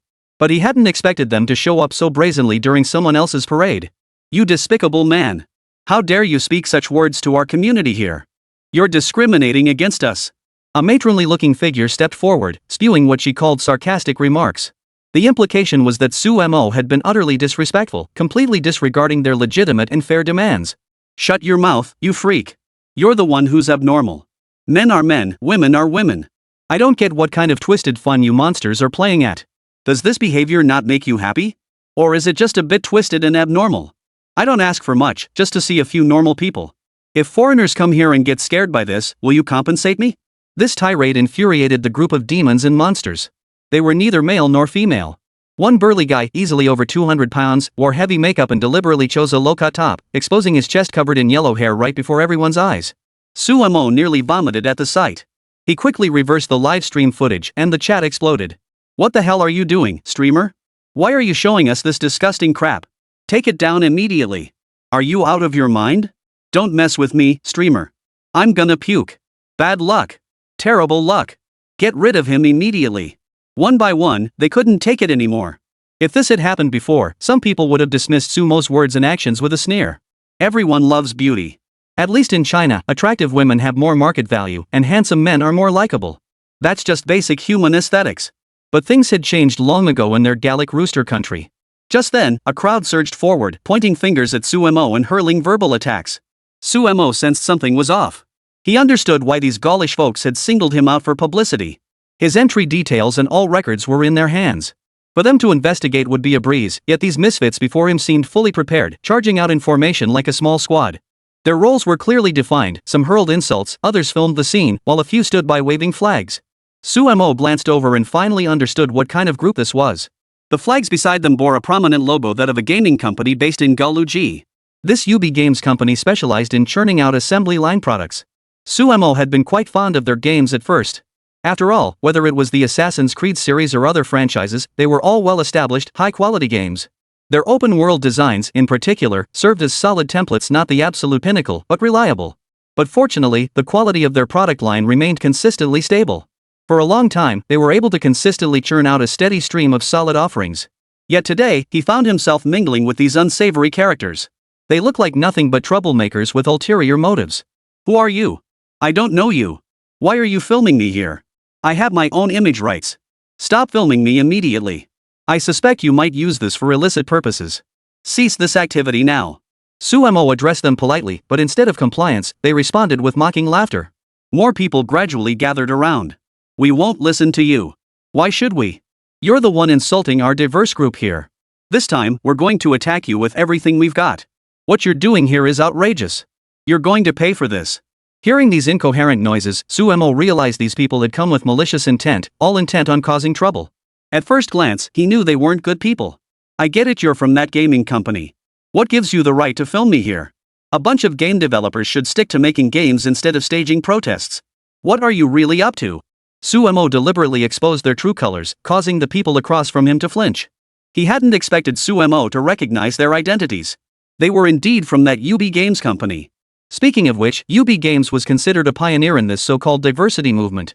They held a significant position in the Western gaming industry and had long been pushing this so-called diversity agenda. They maintained numerous internal departments dedicated to cultivating so-called diverse talent. In plain terms, they were a bunch of deadwood. They were only skilled at internal squabbles and this kind of political maneuvering. They had created a toxic atmosphere throughout the entire company. It was said that Ubisoft employed over 20,000 people, yet their game production efficiency was pitifully low. Particularly during a recent pandemic outbreak, they managed to secure substantial investments despite releasing games at an extremely low rate. These investments came from those very diversity groups, or more accurately, from American investors. We are indeed from Ubisoft, but we're off the clock now. After work, we're free to pursue our own ideas of liberty. We also advocate for liberating more oppressed diverse groups. Sumo immediately pointed the camera at that brazenly boastful oddball. This individual appeared to be a woman. Multiple rings adorned her nose, making her resemble an old plow ox. Dressed in a rainbow shirt, the whole look was bizarre. Yet there was an air of ordinary confidence about her. Sumo knew exactly what kind of person this was, probably someone who bullied others at the office all the time. What might be your name? Sumo communicated with the other person in his somewhat unpolished French. I am Belair from the SBI organization. Please refrain from assuming my gender. I may appear as a woman, but I embrace a multifaceted identity. Sumo knew this individual was a master of all-around defense. And he was well aware of this SBI organization. It specialized in this kind of so-called political bias. Over the years, it could be said the world had suffered under the SBI organization. Chapter 25, Confronting SBI Head-On. Oh, everyone who plays games regularly should recognize who this is. This is the leader of that SBI organization you'd kill to see torn limb from limb in your dreams.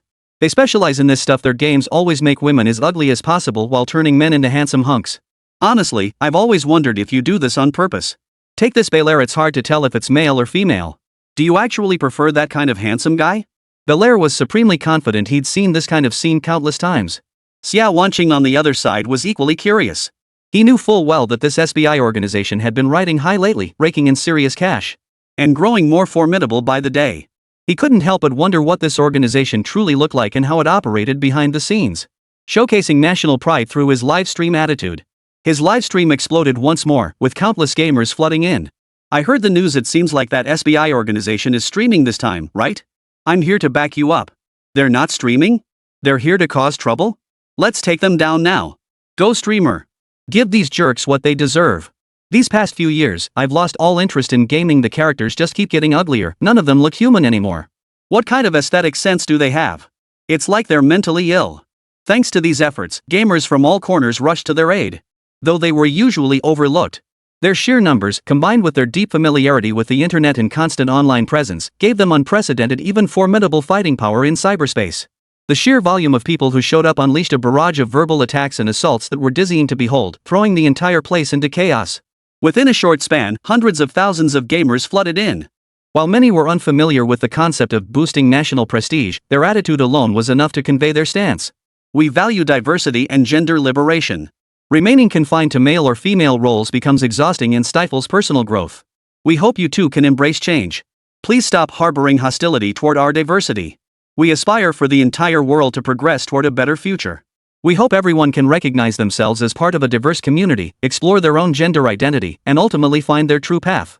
Suemo knew these people were brazenly arrogant, but this Belair clearly exceeded his expectations. When it came to shamelessness, this woman's face was thicker than city walls. Belair doesn't know gender. Doesn't know the difference between male and female. Let me make this clear, games are supposed to be a sanctuary. What gives you the right to impose your so-called political views on them? Many people play games purely for entertainment. Besides, the genders are fixed like games from decades ago, with clearly defined male and female roles. The goal is to portray every character as well as possible, though of course some antagonists might be depicted as monstrous villains. Now the entire game can't even tell the genders apart. Is this what you wanted? And you're forcing your own biases into the game too much. All these weird things keep multiplying. If you have ideas, transform them in your own lives. In China, as long as you don't violate public order or good customs, or go against the simple beliefs of the people, privately engaging in some gender liberation won't be anyone's business. You want to be freaks, flaunt it, then demand others praise your freakiness? Are you out of your minds? It's like that saying we have back home. Psychos should stay home and not wander the streets. Then don't let the out of the toilet either, and keep the flies from buzzing around. They're just annoying. The language was incredibly crude. Xia Wanqing beside him couldn't help but chuckle. Compared to those monsters, she was like spring blossoms in full bloom, a world apart. Xia Wanqing is still the most beautiful. She's truly stunning. The two were always appearing together on screen, and during this period of promoting national prestige, Yang Guowei occasionally found himself paired with Xia Wanqing. They must be a couple, right? The more I look at them, the more they seem like one. Whether they're a perfect match or not, they look so right together. It's the bunch of monsters beside them that look disgusting. Get these guys out of here already. They make me sick. As long as they stay off screen, it's fine. Belair was utterly enraged. And when those crude words were translated, his eyes narrowed in fury as he glared at Suemo. Is this the politeness of your Eastern countries? Is this how you treat us progressive people? Suemo found his anger rather amusing. We are polite but only to those who deserve it. Others? Not so much. And are you really that progressive? I hear those eagle worshippers across the ocean have divided gender into 98 or even 108 categories. They're practically a whole new band of outlaws. But those heroes were at most just men and women. Maybe some eunuchs existed in certain places, but those eunuchs knew they were incomplete. Our historical eunuchs were also called castrated men. They knew they were incomplete. So they'd bury their precious parts in their tombs, hoping to be whole in the next life. You bunch of freaks, some of you actually cut off what you have, or take drugs to make yourselves neither male nor female. Even the eunuchs knew they should guard what their parents gave them, to be human. You refuse to be human, yet complain others don't see you as human? The term eunuch would be hard for foreigners to grasp, so to make it clearer, Suemo offered a vivid comparison. After he finished speaking, those advocating for diversity didn't even show much reaction. They were struck by the realization that in the East, ancient dragon nation had already seen pioneers advancing toward diversity. It seems China has pioneers supporting our diversity movement too, people willing to undergo surgery to pursue gender liberation. That's great. Who would have thought this guy supports us? Suemo was speechless. Were these people out of their minds? Of course, the viewers in the livestream chat were even more speechless. Good heavens, what were they thinking? Don't they know eunuchs were forced into it? They had no choice but to become that way, and they even hoped for a shred of dignity. These people are worse than the eunuchs themselves. Some do it just to scrape by, while others push this diversity thing all for survival. I bet that Belair guy never even got the surgery. Just castrate him too. Chapter 26, The Eagle's Richest Man Fires a Mega Rocket. At that moment, many online were watching, showcasing our national pride as performance. In their minds, spreading our national pride was simply a figure driven by views, yet he still had a dedicated following. At least he chose an unconventional direction for his videos, and he was genuinely sincere, always using evidence to refute his opponents. Streamer, those guys on Handa should just go ahead and kill themselves. Those jerks are shameless. Keep going, show them no mercy. These comments kept pouring in. Suddenly, the silence was broken as Super Rocket had been fired. Since this gift was launched on the platform, few have used it because a single transaction can reach the 100,000 yuan level. Moreover, one must have connections with insiders. One must be of exceptionally high rank. The moment the Super Rocket launched across the entire platform, banners appeared in every live stream, a sight that instantly stunned the crowd.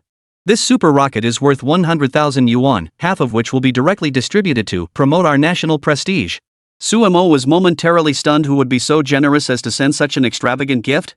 Regardless of the region, the live streaming environment is generally quite problematic. The biggest issue is the prevalence of so-called unions or factions engaging in promotional tactics. They hire paid commenters and signed users, then manipulate gift counts through internal boosting. They often flood the chat with extremely valuable gifts to artificially inflate certain streamers' popularity to the peak. A common practice. Splurging 100,000 at once was rare, and this user's handle was peculiar MDK. This symbol is rarely used, yet his avatar seemed vaguely familiar to Sumo. After a moment, he smiled. "Thank you, Mr. MDK, for sending that super rocket. These are quite rare, and today you even made a special contribution. Very impressive." The remark sent shockwaves through the entire livestream, drawing in all sorts of people to speculate and marvel. Did I hear that right? Did the streamer just say Madak? Isn't that the richest guy in the US, the world's richest guy? Yeah, he even invested in a car factory here. His cars are selling like hotcakes. It's because he open-sourced so much advanced tech that China's new energy vehicles developed so quickly. Good grief, get a grip. Some people even claim he pioneered new energy. They must be dreaming. A fierce battle was about to erupt in the livestream chat, but Sumo's focus remained solely on the present. Madak went silent after dropping a super rocket. Only then did Sumo begin his silent commentary. He didn't want to bring up painful memories. But what needed to be said had to be said. You lot are so preoccupied with this so-called color correctness and gender liberation nonsense that you never stop to think about the distress it causes others. Across the ocean, the British Empire has already passed numerous so-called laws permitting young people to undergo gender transitions. But they're inexperienced, some not even adults yet. What you're doing is utterly heartless. In our country, this would land you in jail. You lot deserve proper punishment. Sumo's words were tinged with a hint of self-interest. Nevertheless, they resonated with certain individuals, such as Madak. He was watching the livestream on Eagle Sauce, his mood far from cheerful. While it was satisfying to see them get called out, yet he also felt a sense of helplessness and regret for yesterday. The satisfaction came solely from seeing these people get berated. Someone dug up dirt on these so-called LGBT groups, exposing them for what they truly were, unscrupulous individuals. They constantly stirred trouble just to gain attention and privileges, and had amassed far too many followers. Madak stared at a photo of a young man on his phone, his eldest son, who now intended to transition into a woman. But he had only just come of age, unaware of the joys of life. As the world's richest man, he possessed immense power. He had left him the most astonishing fortune and a top-tier business empire. Yet now he insists on transitioning. Madak cherished his eldest son above all others. Yet now he had become this. That's why Madak himself despised these so-called transgender groups with a passion. If he could, he'd have them torn limb from limb. Unfortunately, he had neither the opportunity nor the means to do so. The hatred in his heart runs far too deep. That fury, that rage, it simply cannot be quelled. Today alone, he'd amassed such a wealth of rewards. This is how we demonstrate our national prestige. Though we are two different nations, we must thoroughly defeat these people. His fiery declaration of demonstrating our national prestige instantly garnered fervent support from certain quarters. The gaming industry, coupled with the current wave of protests from diverse groups, was instantly ignited. Even domestically, there were plenty of negative voices. This situation is getting more and more interesting. Within a short time, every detail about that guy Belair on the other side was dug up and dumped online, complete with notes on his special circumstances written in a complex manner. This man had accepted excessive bribes, and the company he organized was far from legitimate. Instead, he profited by exerting undue influence over other companies. For a long time, his company naturally reaped substantial profits. Other companies, however, suffered significant setbacks to varying degrees. Some companies had to pay enormous sums for his guidance. While established roles were distorted beyond recognition, while other gameplay mechanics regressed through backward-looking experiments. Within a short time, these individuals faced public condemnation, and their websites were directly hacked. While this outcome was gratifying, Yang Guowei remained utterly unconcerned. Meanwhile, the employees of Gaolu Machinery who had accompanied him here were thrown into a panic. It was no wonder they were in such a panic. They hadn't come here to help, only to see Yang Guowei dismantle the company outright. After all, this UB gaming company was a significant part of Gaolu Machine's gaming industry. Countless people worked within it, generating substantial output. Annual revenue reached billions of dollars, and more importantly, it served cultural propaganda functions. Every project brought substantial benefits. This development was both astonishing and perplexing in the short term. That person immediately contacted Sumo, urging him to drop the matter entirely. At that moment, several individuals gathered around. Sumo directly noticed a white-haired middle-aged man approaching him. "Mr. Promoter of National Prestige, I must ask if you intend to continue? This UBS company is our national asset. I hope you'll at least spare us some face. Didn't you agree earlier to assist us with online promotion as much as possible?" Seeing the man's sincerity, Sumo could only pat him on the shoulder. Chapter 27, The Online Story. I never forgot. That's precisely why I'm urging you to hear me out. Every nation has its own problems, its conflicts and contradictions. It's as if you've employed all sorts of peculiar methods to conceal these contradictions to the point where today, you refuse to even confront them. Ask your own heart, or ask that faith of yours in some god, do you really like these bizarre things? Is equality what they truly want? Not at all. They want privilege. They want to stand above others. They want things others don't have. Sumo's words struck a chord with everyone present, for within the Dragon Nation there were also so-called martial artists. I've encountered such people in my own life. Each one complains about how much they've suffered in this country. But really, they just want privileges. They want to possess more than others. You really understand them, host. It's all about privilege. They want everyone else to be inferior to them, to obey their commands. How can any of this truly benefit the nation? Exactly. No matter how you look at it, these people shouldn't exist. And yet, people still idolize them today. It's laughable. They should all be dealt with or sent to Siberia to grow sweet potatoes. That seems like the best solution to me. As everyone was talking, Madak fired off another super rocket, another 100,000 yuan. Meanwhile, Xia Wanqing continued her livestream.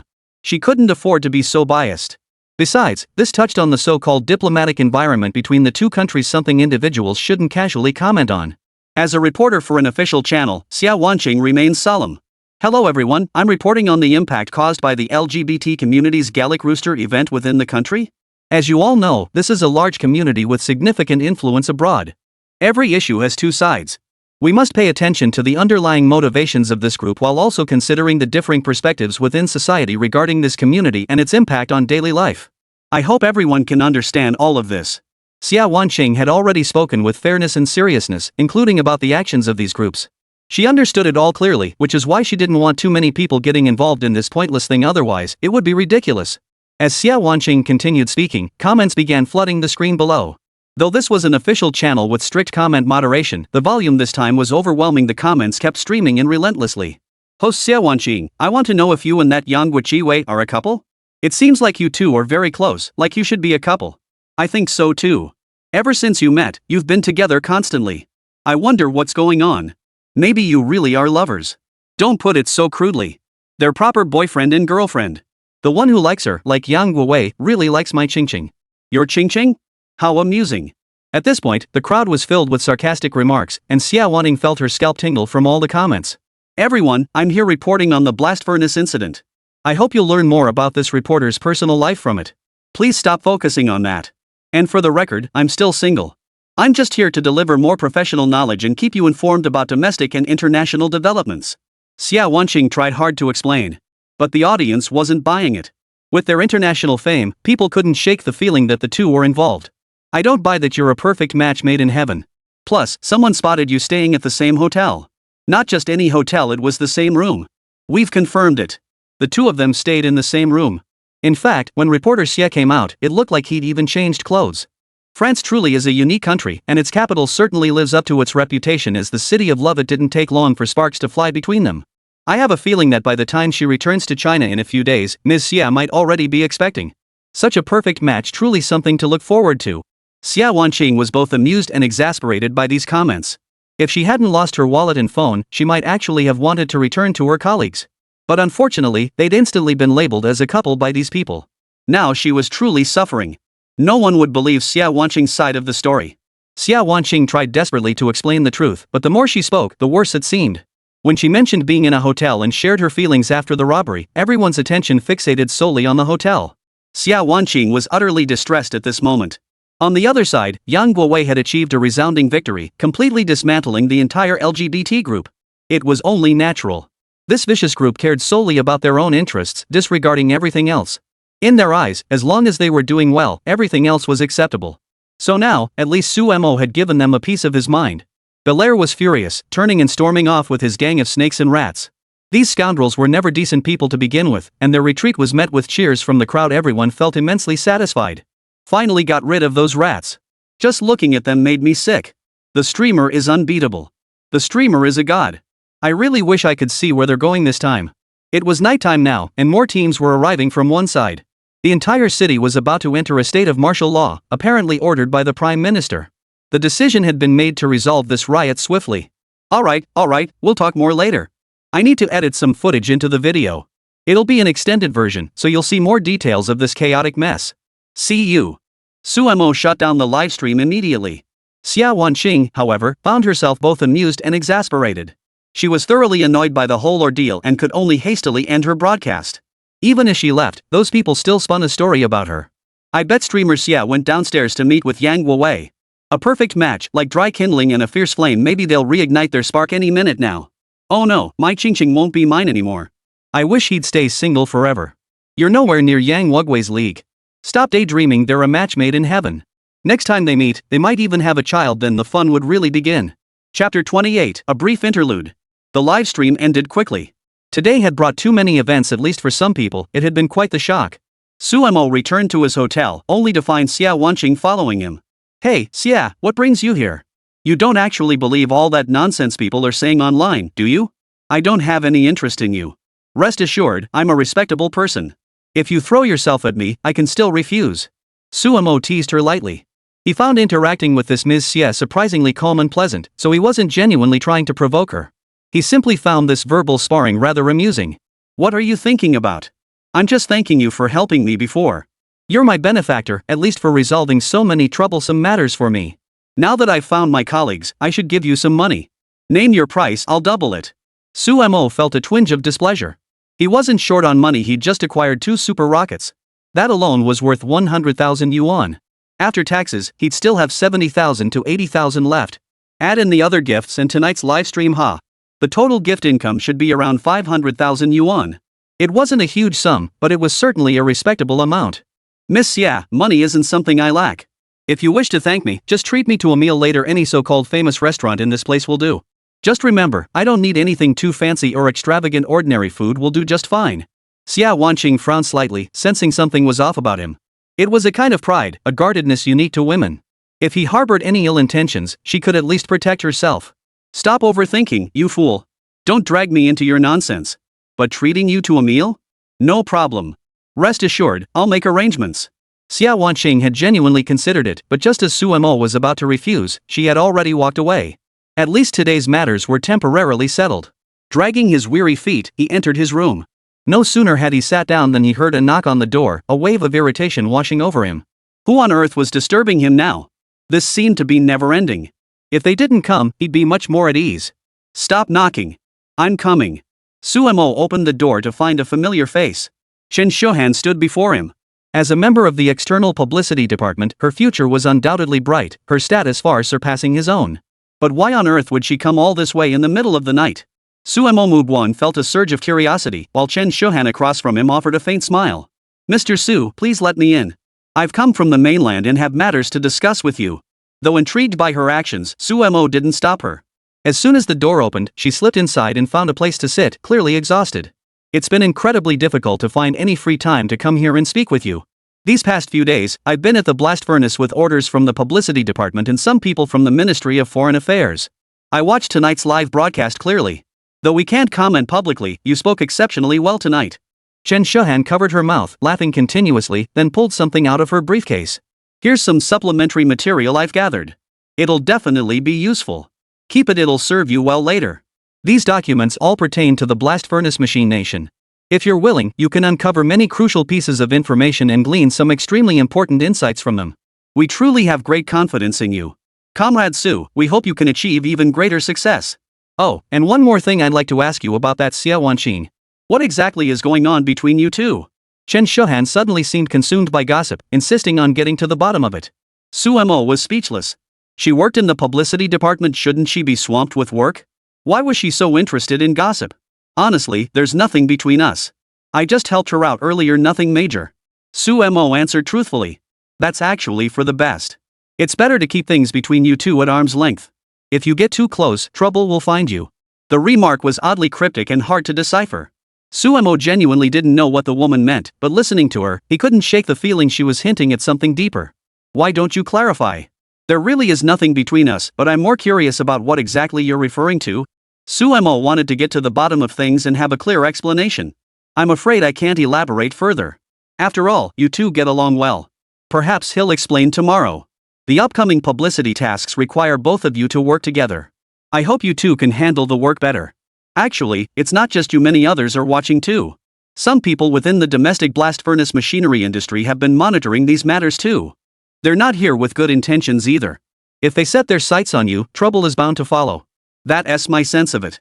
Chen Shuhan knew full well that significant differences existed between nations. If you have any needs, talk to reporter Xia. She can be of assistance. Su Mo Ming grew even more curious about this beautiful reporter's background. If she truly came from some top-tier powerful family, it shouldn't be that straightforward. At that moment, the television beside them began broadcasting new information. Indeed, every room had a television, and these weren't the advanced wall-mounted LCD models or projectors. Instead, they were old-fashioned sets with knobs, as if advanced technology had been deliberately aged to look vintage. Su Mo snorted at this peculiar setup. He could only approach the television and watch as a scene of several people in a meeting quickly appeared. One name stood out. His name was Xie Tong, the newly appointed ambassador for blast furnace machinery diplomacy. He was here to mediate and negotiate certain diplomatic interests for the Dragon Nation. In any case, he was a professional. With just one glance, Su Mo committed the name to memory. Unconsciously, it seemed that all these people surnamed Xie were quite special and deeply connected to him. Pushing the thought aside, he watched silently, a genuine curiosity stirring within him. The night slowly passed. The next morning brought a fresh start. With the sporting event approaching, Su Mo planned to interview local engineers about the nearby Seine River remediation project. He knew before arriving that this river was notoriously filthy. Indeed, many Western nations had indeed taken the lead a century ago, boasting highly developed transportation networks and astonishing wealth. But over the past century, some nations have experienced a reversal. Chapter 29, Today's Objective. Not only have they failed to grow stronger and more formidable, but some nations have become increasingly weak and fragile. Many countries still rely on outdated communication systems, and their infrastructure has deteriorated significantly. The Seine River, for instance, is a famous waterway in the capital of Gaul. It was said that many water sports events during this sporting extravaganza would take place on the Seine, and it could be said that many people had invested a great deal of time and effort into this. Previously filthy, the river has undergone recent cleanup efforts and now shows initial signs of improvement. Uncertain of the current state, Su Mo planned to conduct a personal site visit. Only then could he obtain first-hand information. He was a man of considerable focus and diligence. The next morning, the live stream commenced immediately. Su Mo started by eating breakfast. Hello everyone.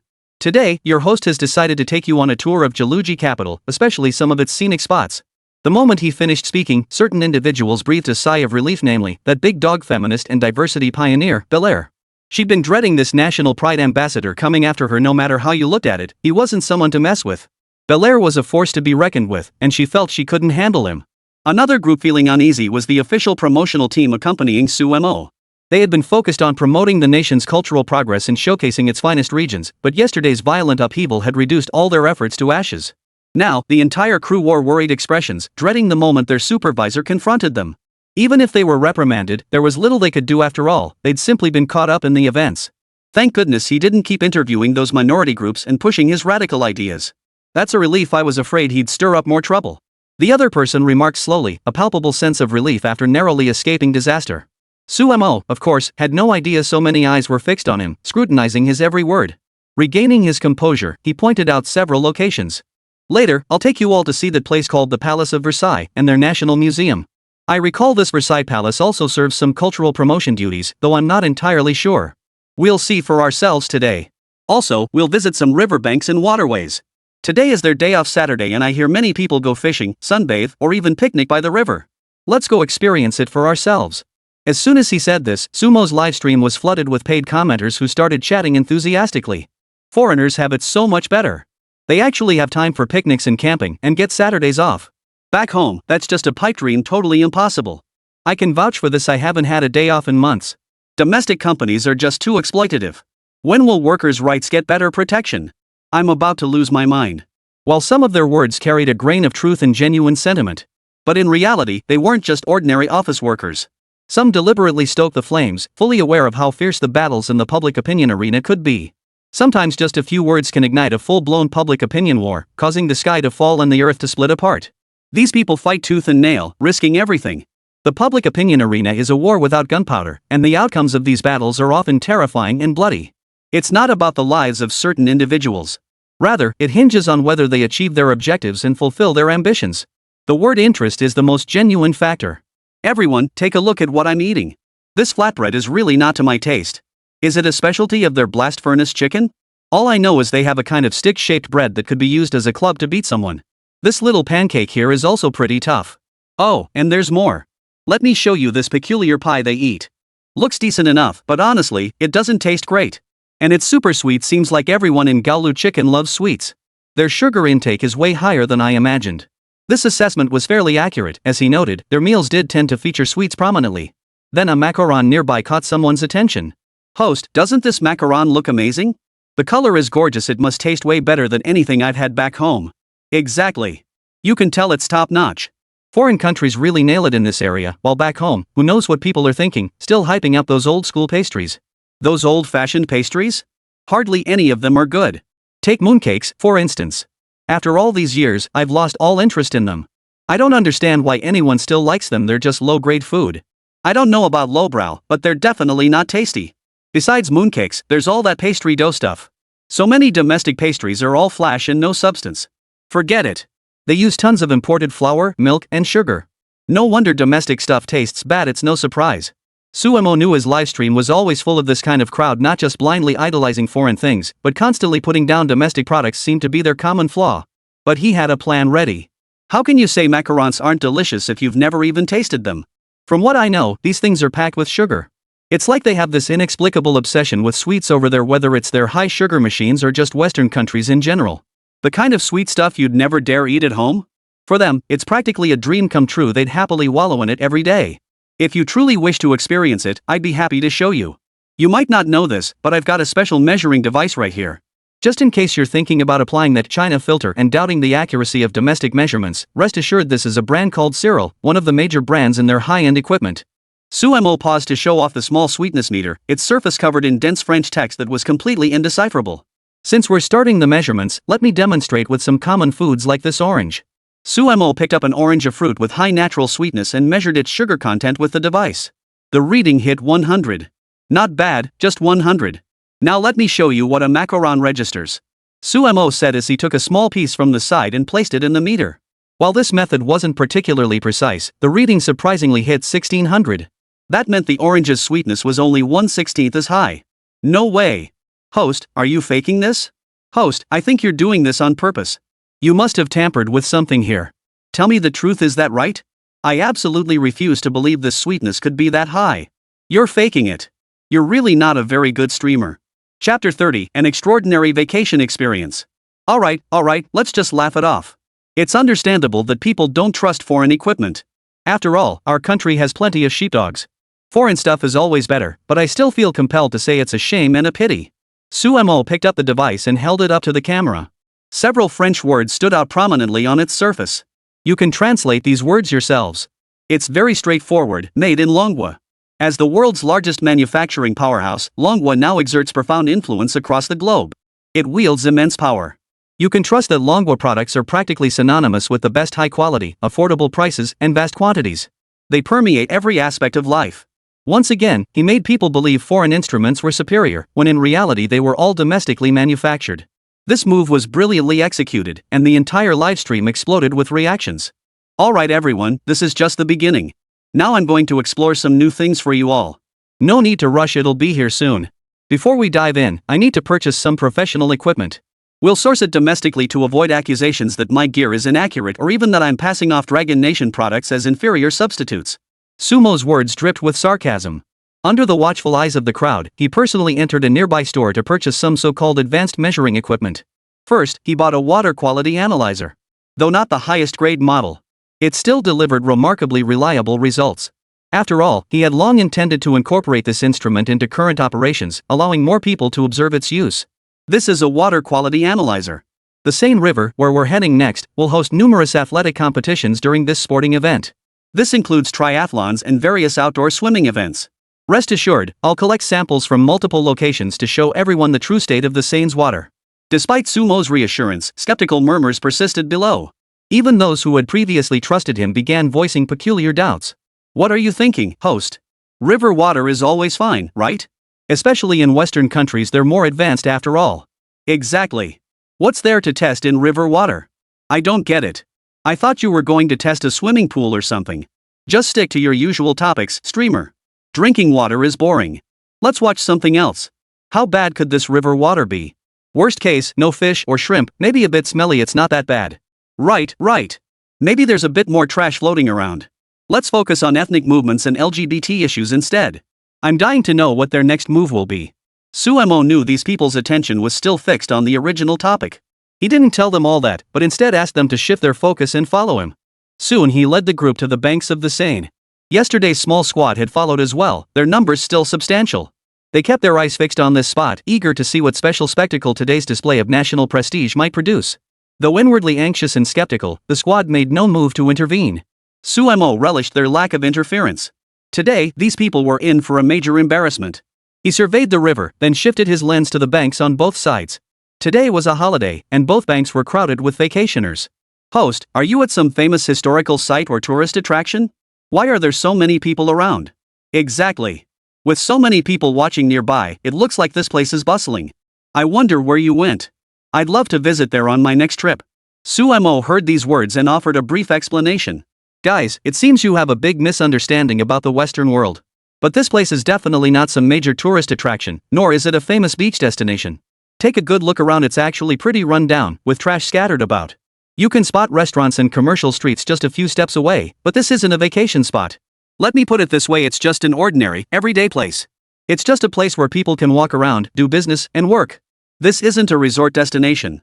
It's just beside an ordinary commercial street, and it's certainly not a beach. Suemo pointed to the sandy soil along both sides of the river, where weeds still grew thickly. See for yourselves, this isn't a beach at all. It's just a stretch of riverbank. The trash cans and all sorts of things nearby prove it. I hope everyone will take a good look and understand what I mean. Sumo's correction left the entire group utterly stunned. They had no idea what this streamer was up to, but he soon provided an explanation. I'm sure you all think these so-called high-income individuals. At least they're from a developed country, quite wealthy, and naturally live much better lives than people in Longwa. But that's not actually the case. First, they are indeed from a developed country, and they have this long-standing habit, they love to take vacations and relax during holidays. This is quite common. For instance, when they vacation, they bring along sun umbrellas and other specialized vacation gear. Then they'll pick a beach for their getaway. But beaches aren't really the mainstream choice anymore these days, because most people in Western countries can't afford it, even the high flyers among them. This has led to a serious problem. Unable to afford proper vacations, they settle for makeshift spots like this one. They set up umbrellas beside the riverbank and camp out here. Pretty interesting, huh? At this point, everyone exchanged bewildered glances. Honestly, just watching the host talk had them confused who picks a riverbank for a vacation spot? Surrounded by shops and trash, it hardly looked like a vacation paradise. This place was exceptionally strange. Host, I think you're lying. How could that be possible? I can vouch for this, it's all true. I visited Jayaluki just 2 months ago. Their current vacation style is to set up umbrellas on riverbanks or crowded spots. Besides umbrellas, some even wear sun hats. I don't get it. If you call this traveling, they haven't even left the city. What else could it mean? They're broke. They're really struggling now. Everyone's in the same boat, they're just as miserable as everyone else. Seeing others suffer makes me happy. Chapter 31, is this a sewer? Alright, I'm just sharing my observations for now, but I want to ask you all, why do you think these people avoid getting close to the river? They seem to be repelled by it. Actually, I want to explain why they avoid it. It's obvious they find the river water disgustingly foul. They want to leave but can't. Luckily, I've already bought a water quality tester specifically to show you all. The streamer then walked over to a spot where the river flowed more slowly, surrounded by floating plastic bottles. There were even feminine hygiene products. Seeing the murky river water, their expressions darkened. They couldn't help but think this place was utterly disgusting. Seriously? Their river water is this disgusting? I can't even begin to fathom how they think. Exactly. I've never seen anything like this. Doesn't their country do anything to treat river pollution? It's insane. I guess it's normal. After all, the blast furnaces don't make much money these days. Maybe they really can't afford infrastructure maintenance. It looks weird. This water must be filthy. Suemo ignored the commotion, directly taking a water sample. The moment he placed it in the machine, red lights flashed and alarms blared incessantly. Everyone, this detector I bought directly from their blast furnace is already sounding the alarm. I didn't expect this, folks. Check the readings. The sugar test earlier might have been off. This time, it seems like bacterial levels are off the charts. Let me check the normal range. We'll say it's 10. Right now, it's at 1500. Oh wait, that's 1,500 times higher. Suemo took the plant sample over, which displayed various microbial indicators. Though the readings from this device weren't entirely precise, they could still serve as a reference. Drinkable water has specific standards, including limits for E. coli and other bacteria. Yet the readings before them were a staggering 1,500 times the normal threshold. Not to mention, this water seems dirtier than actual sewage. Even after simple filtration and sedimentation, the E. coli levels in regular sewage aren't this terrifying. Let me show you another device I brought. It's not used often, so just picture it in your mind. It's called a Geiger counter. As soon as Suemo finished speaking, many people caught on. Isn't this the thing used to measure radiation levels? Yeah, it has a gauge too. I remember if the reading gets too high, it keeps beeping. If it's off the charts, that means there's serious radiation here. You gotta get away fast. No way, radiation this time? You're joking, right? Suemo just smiled at them, then tested the area. He found no trace of radiation whatsoever. My apologies, everyone. There's actually no radiation inside. I bought this device in advance and wanted to use it for future Jeonnyo events. The Jeonnyo family apparently had some so-called nuclear leak incident. For over a decade now, they've been deliberately letting this radioactive wastewater leak to cut their cleanup costs. It's beyond ridiculous. Anyway, there's nothing I can do about it. I'll test it for you guys later, but the Seine's water quality is actually pretty decent. At least it's not nuclear contaminated. Sumo's words carried a sharp edge of sarcasm. Just then, a man in swim trunks swam a few strokes in the water. After climbing out, he suddenly bent over and began vomiting violently. Suemo hurried over to speak with him. Sir, why do you feel so ill? You seem to have vomited. What's wrong with this water? Suemo had barely begun asking when someone suddenly rushed over, jostling the crowd. This was the same squad Gaul had assigned to him earlier. Their sole purpose was to ensure any videos showcasing our nation's prestige were at least positive for propaganda purposes. So they charged forward with great speed and ferocity, yet still failed to prevent Suemo from getting there first. The man straightened up and looked around, his eyes blurry. I don't know. I just felt like after swimming here, my whole body went haywire. My eyes hurt and my stomach feels awful. Oh, and I'm a swimmer. I'm supposed to compete in this meet in a few days. What if the water's like this? His face suddenly twisted into a grimace. He never imagined such a bizarre place existed. It looked utterly disgusting, with the water reeking of foul odors. He felt utterly defeated. Sir, the water quality here will improve. We're from the official publicity office. Please rest assured, the government is actively addressing this issue. The French officials were eager to placate him, hoping he wouldn't get angry or worried. They assured him the water would become clearer and more transparent. Hearing this, the man shook his head hastily, seemingly lacking confidence in their claims. I hope you'll fix this as soon as possible. I can't imagine what to do about this foul-smelling water. It's making me sick. No, I really am going to vomit. After speaking, the man vomited again all over the floor, collapsing onto the ground and immediately developing a fever. That was fast. With that, Suemo dared not approach the water's edge either. It was utterly baffling that one of the world's top 5 powers, a developed nation like France, could have such a stinking little river. It exposed their shortcomings and foolishness in governance. The situation was hard to fathom. Despite Gaul's miserable state, those nearby seemed utterly unfazed. The vacationers near the riverbank remained utterly unfazed, their expressions not even flinching. Such incidents seemed commonplace. A few young Frenchmen strolled over, chatting and laughing as they offered their commentary. Their comments were truly amusing. This guy's an absolute moron, swimming in the river like that. Is he out of his mind? I wouldn't dare go within 5 or 10 meters of this riverbank. That guy really has no brain. Why not just call an ambulance for him? Why call an ambulance? He looks like he's fine. Just let him sleep it off. I guess what you really need to learn in this country is superhuman resilience. Though these people were speaking in their own slang. It didn't mean no one in the livestream understood them or even translated them in real time. Good heavens, these people actually think this is normal. This country is truly beyond saving. Once you're mad, you're mad. Who knows? Who'd have thought such things existed? Looks like this country goes mad whenever it hosts any kind of games. Anyway, I'm definitely not going to this country full of lunatics and idiots. If I went there, I'd probably never come back. Chapter 32, Swimming in a Sea of Sewage. My apologies, everyone. I never expected that just checking the Seine's water quality today would lead to this. Based on the bacterial count exceeding standards, this place is practically a giant cesspool. It's truly troubling that a river in the capital of a world-class developed nation could end up like this. There are definitely some serious issues here. But that's none of my business. Suemo hastily distanced himself from the matter, while the white-haired foreigner beside him gritted his teeth in frustration. Their publicity team had been racking their brains to promote the Blast Furnace Machines sporting event, and this sabotage had driven them completely mad. Since the sports festival still has a few days before it kicks off, why don't we take another stroll around Jeollugi? I might swing by Jeonnyo's place these next few days too. Does anyone have any ideas about what might be interesting at Jeonnyo? As soon as Suemo voiced this idea, the white-haired PR guy cheerfully chimed in. We warmly welcome Mr. Yang Wei to visit Zhonkao. We will provide extensive advanced equipment and all necessary supplies, with all expenses covered by us. As a fellow Western developed nation, Zhonkao holds significant global influence. We hope to learn advanced governance practices from them. The focus shifted back to John Bull, who was now grappling with numerous problems. Since leaving the Western Nations Alliance, they had encountered many difficulties. The entire nation has descended into chaos, and their economy has suffered severe setbacks. We still have a subway line connecting to John Bull, utilizing the Channel Tunnel. I wonder if Mr. Yang Wei would be willing to make a personal visit. The other party deliberately pressed Suemo to visit John Bull. Suemo had always been curious about John Bull. Seeing the other party's persistent urging, he found it amusing but agreed nonetheless. Fine. Book me a subway ticket. I'll be there this afternoon.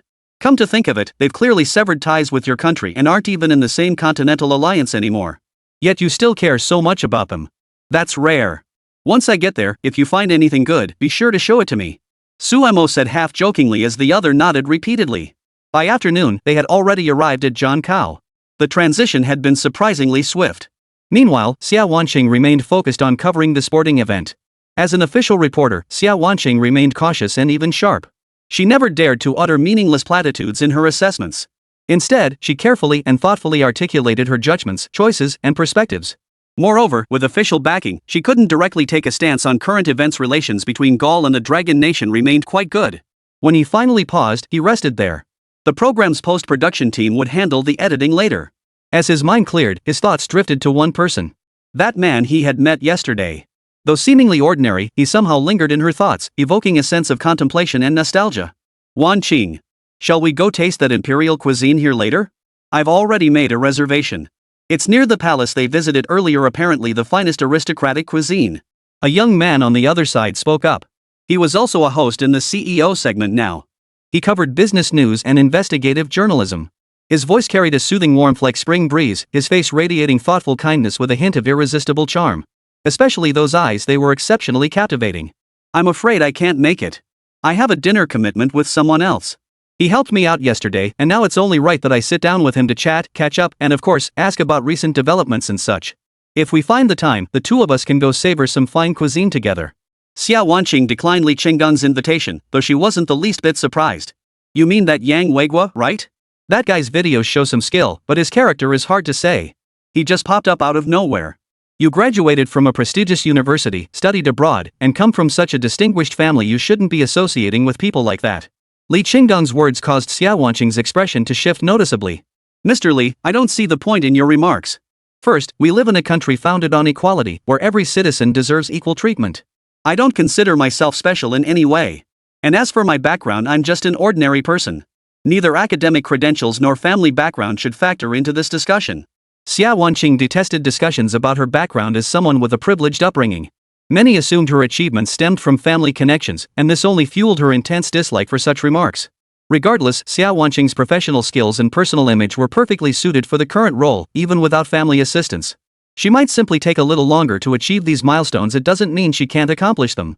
Li Qinggong realized he'd said the wrong thing and quickly chuckled, but still pulled out his phone to show a video of Yang Wei's overseas visit.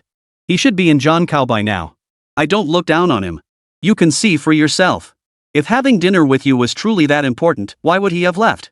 Xia Wanqing felt an inexplicable flutter in her heart, unable to pinpoint whether it was joy or anger. Yet she watched the video showing Yang Wei had indeed arrived in Zhonkao. Hello everyone, this is the train station in Zhonkao. It truly has a sense of history. You can see the historical vicissitudes all around you. I never imagined I'd see so many ancient things today. Suemo got off at their subway terminal station, or rather, the main subway hub. To preserve its historical character, it was actually built in a deliberately antique style.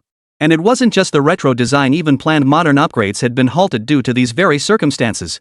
In other words, this place felt nothing like modernity. It was utterly like a corner forgotten by time. Yellow brick walls surrounded them, and even the trash cans on the ground were battered and broken.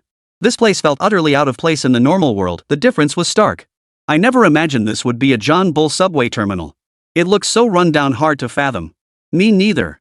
How can this place look so run down when John Bull is supposedly one of the world's most developed nations? They claim it's for heritage preservation, but honestly, their preservation seems more like neglect due to poor conditions. The others nearby murmured their sarcastic remarks. Suemo glanced at the comments flooding the screen, most expressing bewilderment at John Bull's decidedly antiquated approach. Chapter 33: The Hypocrisy of Cultural Preservation. A nation's capital should embody the spirit of an advanced future. Yet now it seems decrepit and stagnant, showing no signs of progress. I still have much to show you all. Let's start with cultural preservation. Since everyone seems to value it, I'll explain what true preservation entails. I recall reading an opinion piece online. The National Museum of John Bull's country seems to hold the world's largest collection of cultural relics.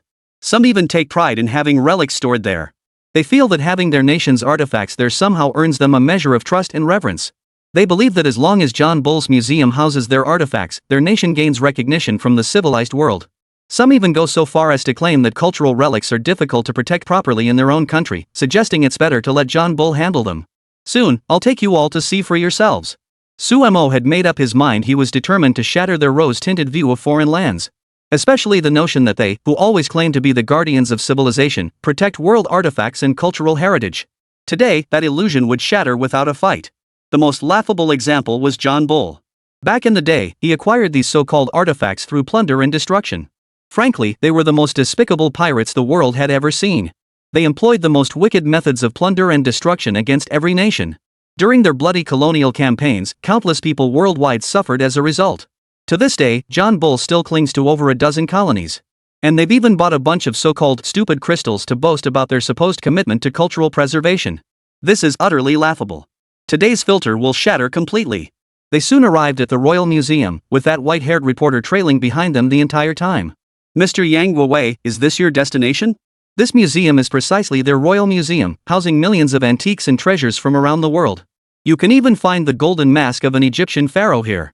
Gold coins from various eras and significant Western artifacts spanning thousands of years of Western history and culture. Suemo didn't believe a word of it. He strode straight into one of the rooms, stood coldly facing the opposite wall, and pointed. Which country's artifacts are these? There stood massive Buddhist statue heads, each brutally severed. Their eyes were gently closed, as if shedding tears, a symbol of a civilization's demise and sorrow. A nation's most precious treasures had been plundered. On the adjacent wall, more statues remained. These statues had been completely smashed before being transported out and reassembled in this country. While one must acknowledge the skill of some master craftsmen, the damage inflicted upon these artifacts is undeniably immense.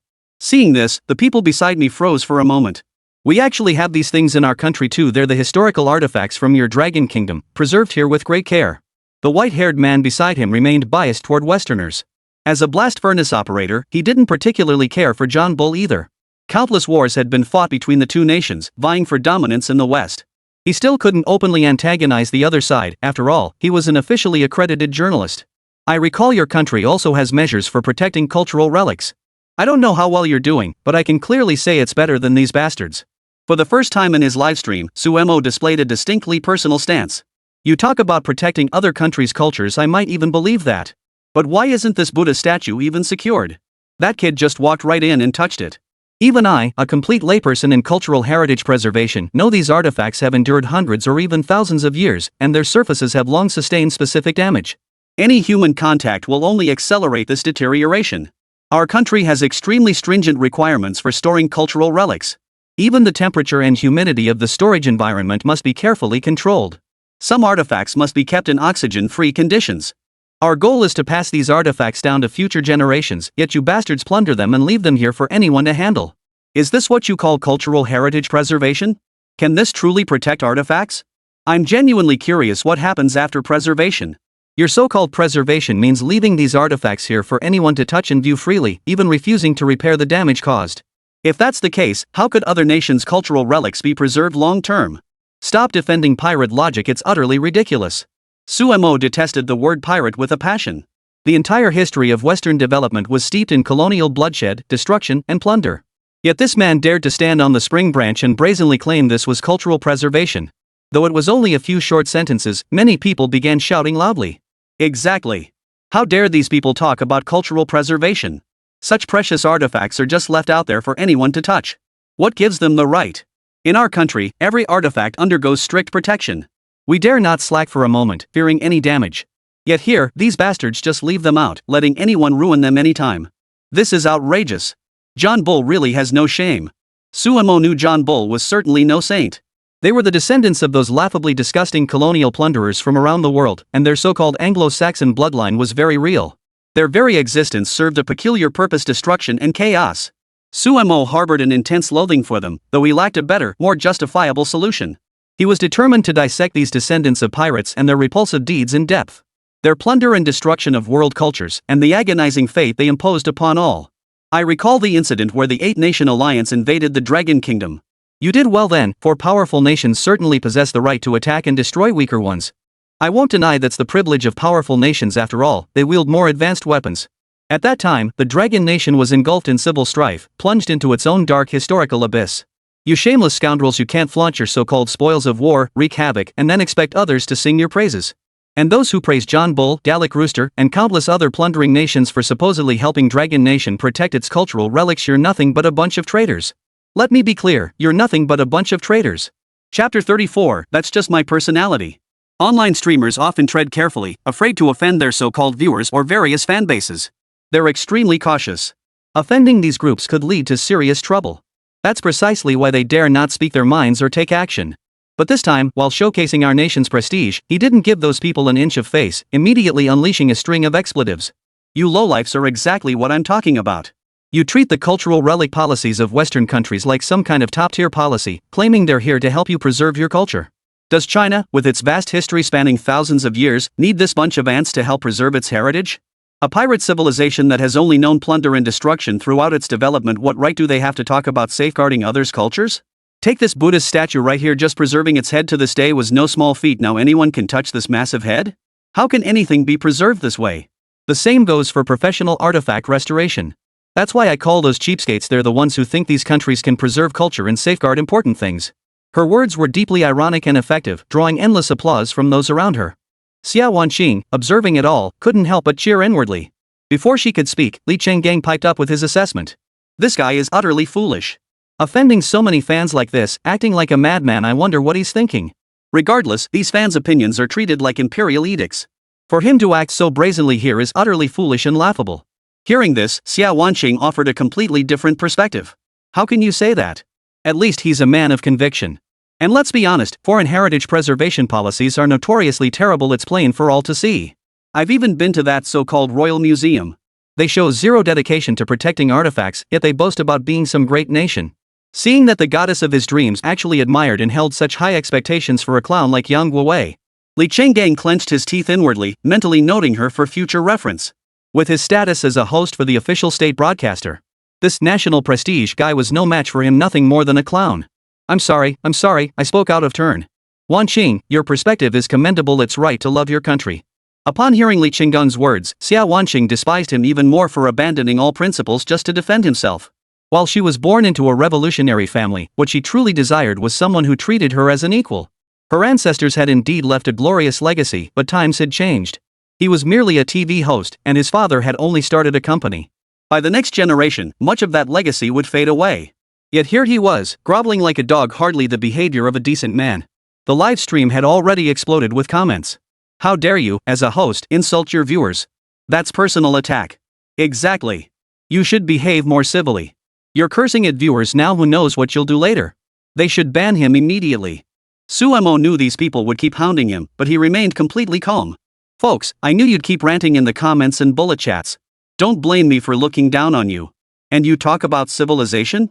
Like what those Western countries do is civilized? Stealing other nations' national treasures to put in their own museums, then not even preserving them properly. The most disgusting part is how you've cultivated a bunch of lackeys to cheer them on and constantly cheer them on.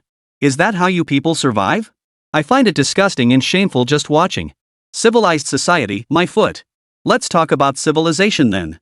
You think this Gallic civilization, this John Bull civilization is so great? Well, let's talk about their uncivilized deeds. With that, Suemo launched into a barrage of top-tier attacks. In his view, every ounce of knowledge in his belly could be weaponized. Few of these people were worthy of his admiration or trust. They needed to open their eyes and see the world. So let's start with what's civilized about high heels. You probably think high heels are pretty great, right? They're beautiful and make a woman's legs look incredibly long. Let me tell you why they were invented. Suemo grinned mischievously. The livestream instantly shifted direction as he led everyone out into an old neighborhood. Places like this still exist throughout John Bull. They enforce strict preservation of these historic buildings. Strict, you say? It's just that every demolition requires massive funding. Some old structures were forbidden from demolition, which did contribute to cultural preservation efforts. But precisely because of this, some people got devious ideas, using various methods to turn their one or two dilapidated houses into so-called cultural heritage sites. It may look good on the surface, but this so-called cultural heritage preservation has lost its true meaning. They're merely using it as a means to inflate their property values. Whether for sale or rent, the prices are sky high, keeping real estate prices in the entire capital of John Bull alarmingly high. Sumo's attention, however, wasn't on property prices or rental costs. There was little to discuss there. Look at that narrow alley up ahead. It showcases their oldest housing system, surrounded by those towering buildings. I must admit, while flat-roofed houses still dominate back home, they've been building these 2- or 3-story structures abroad for ages. But how to put it? Without a sewage system, an interesting situation arose. People could only pour their waste out the windows from the 2nd and 3rd floors, so the streets were covered in it too. I doubt any of you ladies ever imagined getting splashed with human waste while walking down the street. The livestream fell completely silent at that moment. This situation is actually quite true. Many people are genuinely astonished after learning about certain aspects of Western cultural history. Because some things completely shatter the limits of their understanding. No way, host. Are you kidding? No sewage system? That's just nonsense. Exactly. How could the advanced United States not even have a sewage system? China's bad enough, but at least they have toilets. I don't believe John Bull doesn't even have sewage systems. As these people continue to disparage their own country, Sumo presented evidence. Everyone, take a look. This is some evidence I've recently collected, showing the construction of toilets in China during different historical periods.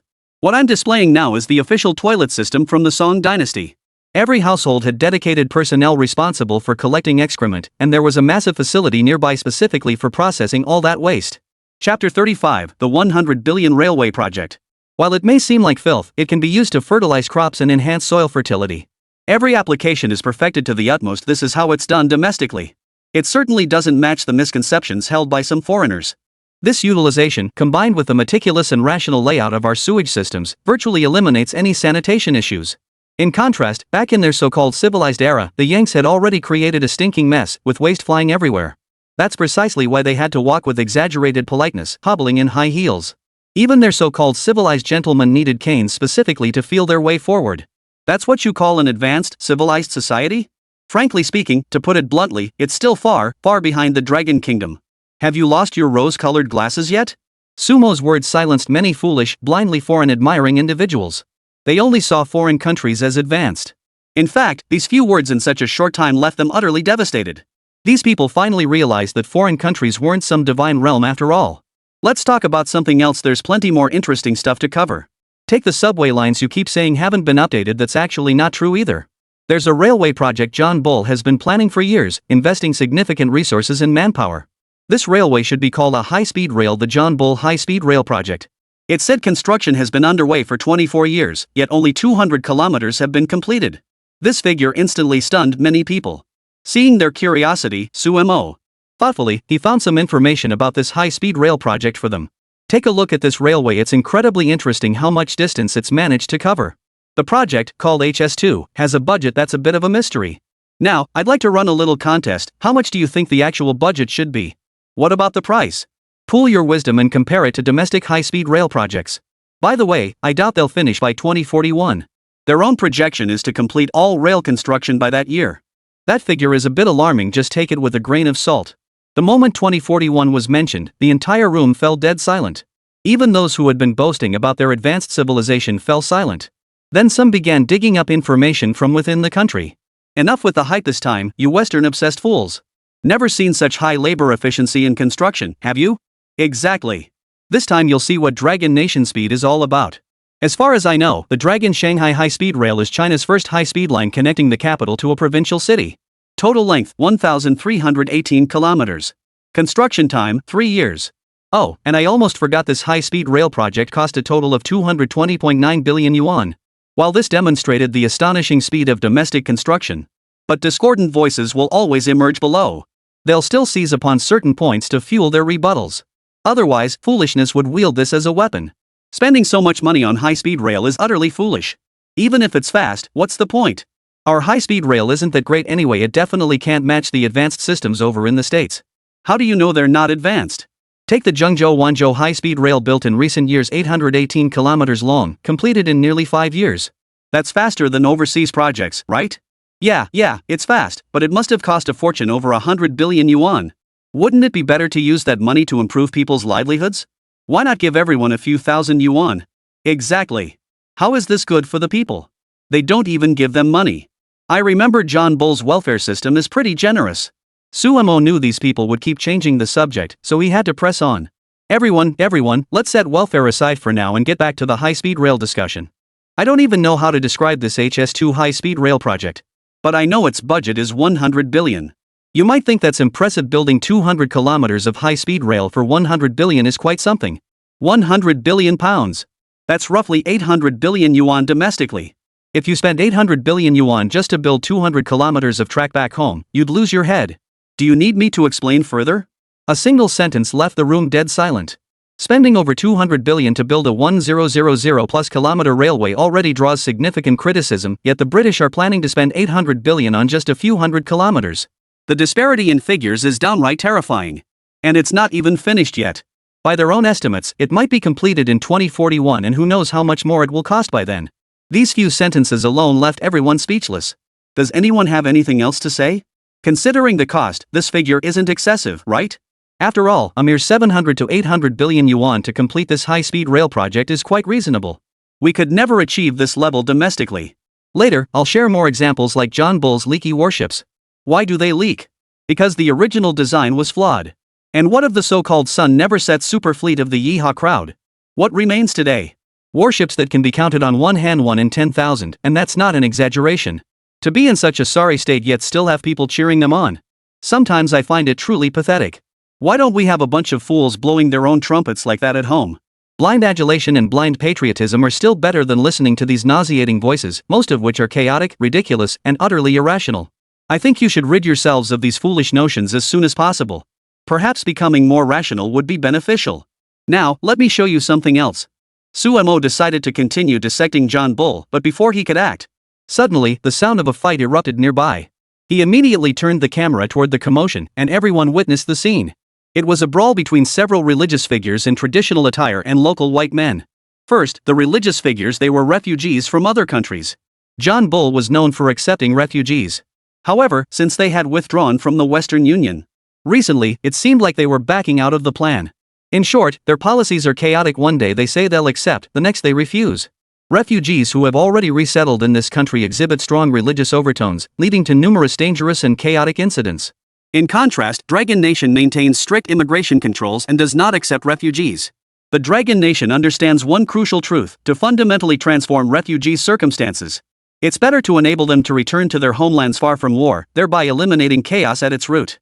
And now, foolish John Bull is being tormented by these refugees, suffering unbearably, living in agony. Chapter 36, Sunset in John Bull. Refugees are trouble waiting to happen once any country takes them in. Besides, this isn't our nation's responsibility. Some people online keep clamoring for Dragon Nation to accept refugees too. Who knows what they're thinking? They seem utterly ignorant about the Dragon Nation, blindly idolizing foreign models. What a bunch of fools. Sumo's assessment was sharp and incisive. This time, however, he could both present facts and reason logically.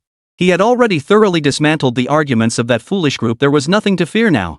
Alright, let's not dwell on these so-called infrastructure matters anymore. After all, even if all Western nations banded together, they wouldn't be a match for a certain Eastern country. So I won't dwell on it further. Let's explore something else instead, like whose ancestors were wealthier. The moment he said this, the chat exploded. Host, what else could it be? Old Man John is filthy rich and super powerful. Exactly. They're the top dog in the West, standing at the pinnacle of power. Back in the day, they were incredibly strong, with resources beyond measure. Wasn't their peak during the colonial era? Most of the world was their colony back then. Think the East India Company and all those other enterprises raking in profits by the bucketful. Add to that the Industrial Revolution they spearheaded, which gave them an enormous advantage. That's the gap. While China remained deeply feudal. This group's assessment of the Dragon Kingdom has always been biased. When it came to praising foreign nations, they spoke without reservation, even inventing stories to support their claims. It seems you know little about Old England. Allow me to describe its peak era for you. This period largely corresponds to the Victorian era, spanning from 1837 to 1901. During this era, John Bull's political, economic, cultural, and military power reached unprecedented heights.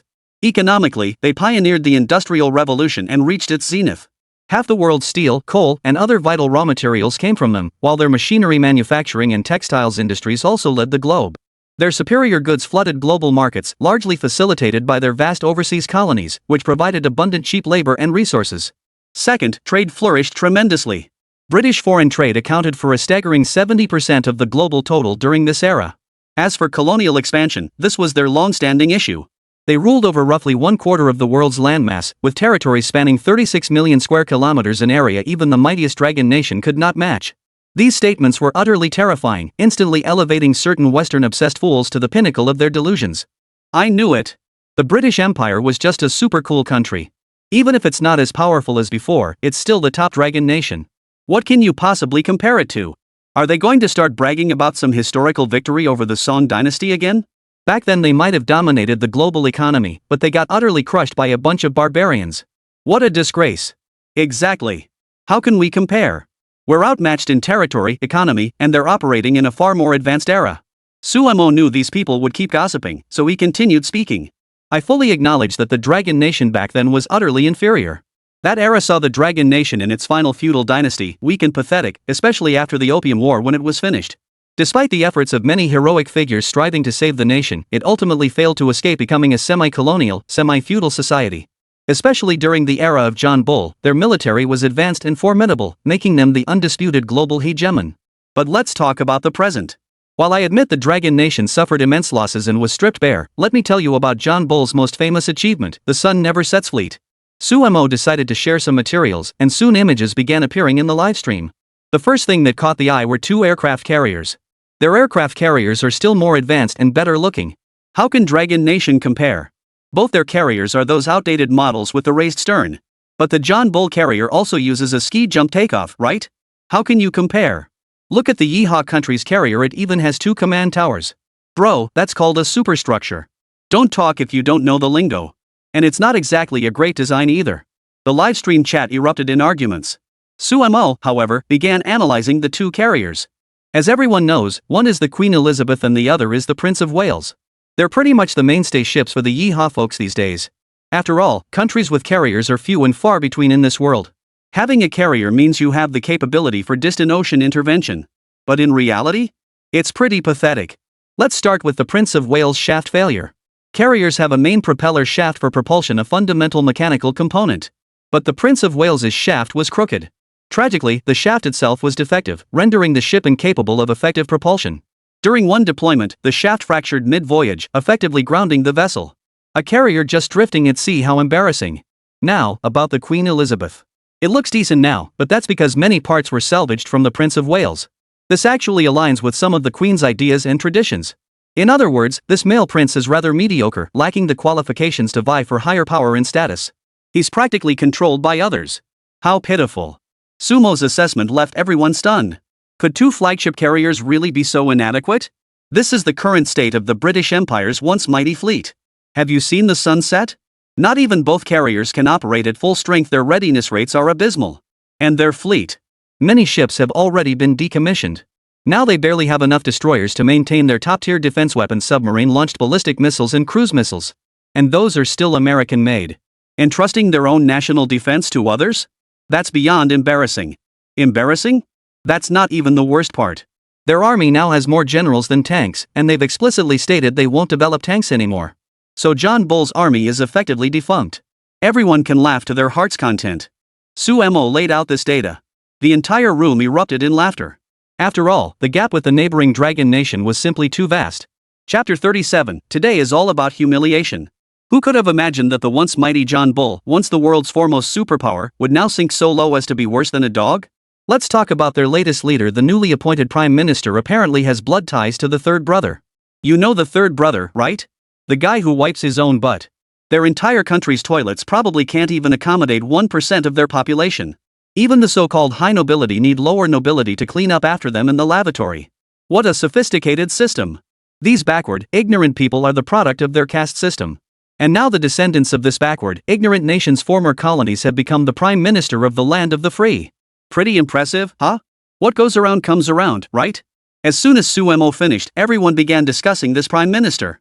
His surname is Su, and he has indeed recently become Prime Minister, pushing through numerous economic policies. He was utterly disgraceful. His very lineage made it difficult for him to implement major reforms on certain fronts. The more critical issue was that John Bull had sunk into a state of irreparable decline, reaching a dire predicament where only radical change could bring renewal. Without this opportunity, John Bull would struggle to make any significant progress. It could only be said that the current state of John Bull was utterly deplorable. Though people watch this spectacle with detached interest, opinions abound. Compared to this, the Dragon Nation's decline seems almost bearable. John Bull has truly fallen from the heights to the depths. That's not fair. The Dragon Nation suffered heavy casualties back then, while John Bull barely lost anyone. Their hegemony is gone anyway. We'll deal with them gradually. Suemo remained utterly unfazed by these remarks. He neither endorsed nor refuted them, simply letting them freely display their perceptions. Everyone agreed John Bull was headed for disaster. That was only natural after all. This John Bull was truly despicable. Alright, that's about all I have to say about John Bull. I've decided to grab a bite to eat around here. I just hope the food here isn't terrible. Suemo then headed toward a nearby restaurant. Upon entering, just as he was about to order, the staff presented him with a card, not an actual menu. It seemed they just wanted him to order the set meal from the menu. The set meal arrived quickly. It was the most common one in this John Cow place. Everyone, take a look. This is their fish and chips, the most common set meal here. As for the price, I can't quite make it out. It doesn't seem particularly cheap, actually. It's come to £15. Maybe it's because I'm in a busier commercial area. Naturally, someone countered. £15 isn't that expensive.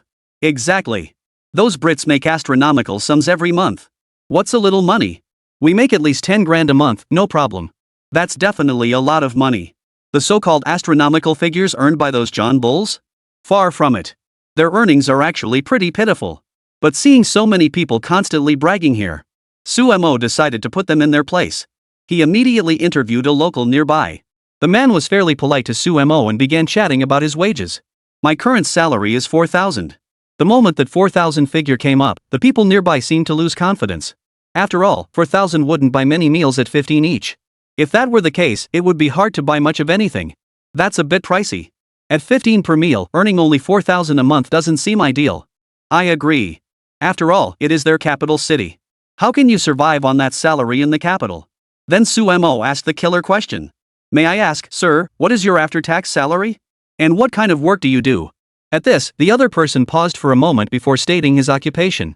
I'm a professor at Oxford University. I'm currently leading a new research team and have been working tirelessly on it. This statement stunned everyone present. A professor at Oxford University only makes that much? Are you kidding me? 4,000 yuan a month? That figure is way too low. It's practically pulling the wool over our eyes. I don't buy it. It's definitely true that's their after-tax income.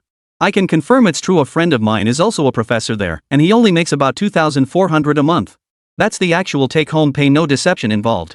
Suemo heard this and continued asking about the cost of renting a place. I already mentioned earlier that their housing options are limited. Buying a home would be prohibitively expensive, so renting is the norm. Let's just look at the rental prices. As soon as he finished asking, the man let out a bitter laugh. He held up 3 fingers. 300 yuan a month is actually pretty reasonable, right? Rent at 1/10 of your income is acceptable, but that wouldn't fly in major cities back home. Exactly. I agree. In those big cities back home, you couldn't afford rent on 1/10 of your monthly salary. Why not share a place with others? Stop saying useless things. But before the sentence was even finished, the man delivered another line that promptly shut everyone up. 300 a week, that's 1,200 a month now, and I'm still stuck in a tiny single room. Half of my take-home pay goes toward housing costs alone, and I'm already feeling the pressure. With just a few casual remarks, he left them all speechless. £1,200 a month? That's half his salary. Even in many major cities within the Dragon Kingdom, their monthly housing expenses wouldn't reach half that amount. When expenses reach such terrifying levels, people often turn to mortgages to buy homes. This doesn't necessarily mean John Bull is more advanced or worse off, but this expense ratio is truly terrifying. So you see, this John Bull isn't what it used to be. A single meal costs a whopping 100 yuan, though this restaurant might be pricier than average, and cheaper options exist. Sadly, this is the only way they can survive. They're a group of John Bulls forced into this situation. Sumo's assessment was quite objective and fair, without any intention to mock them. That's how it was. I'll never trust the John Bull again. My rose-colored glasses about foreign countries have been completely shattered. They still call John Bull one of the 5 major developed nations? Turns out it's this dismal. This streamer might be a bit biased. This streamer might be a bit one-sided. Wasn't the last 1,000 households segment one-sided too? Exactly. And he interviewed locals. That guy seemed so refined and cultured. Who knew life there was like this? Chapter 38, John Bull, the Culinary Desert. Sumo briefly interviewed an ordinary office worker here, inquiring about their recent income and such. When this reality was exposed, it resonated deeply with many, even sparking discontent. After all, most believed John Bull was an exceptionally advanced nation. Because John Bull was so advanced, it possessed unmatched strength compared to other countries. Sumo ignored them, quietly eating his fish and chips. After finishing, he still felt uninspired, so he turned to ask the man beside him, "Any good food around here?" The man froze for a long moment upon hearing this. Sir, you're from the East, aren't you? I hear your country has many delicious foods. Is that true?" Sumo nodded proudly at the inquiry. As a vast Eastern nation with thousands of years of heritage, our dragon country still boasts countless varieties and styles of cuisine. I can say without exaggeration that we are the world's premier culinary nation. Our culinary offerings are too numerous to count. Due to our vast territory, large population, and diverse customs, every province and even every region within each province from the southeast to the northwest has likely given birth to unique dishes and specialties. Sumo's assessment of domestic cuisine was quite accurate. With China's vast resources, it truly outshone these John Bulls when it came to culinary excellence. I honestly don't know what that is. We don't have any local dishes either.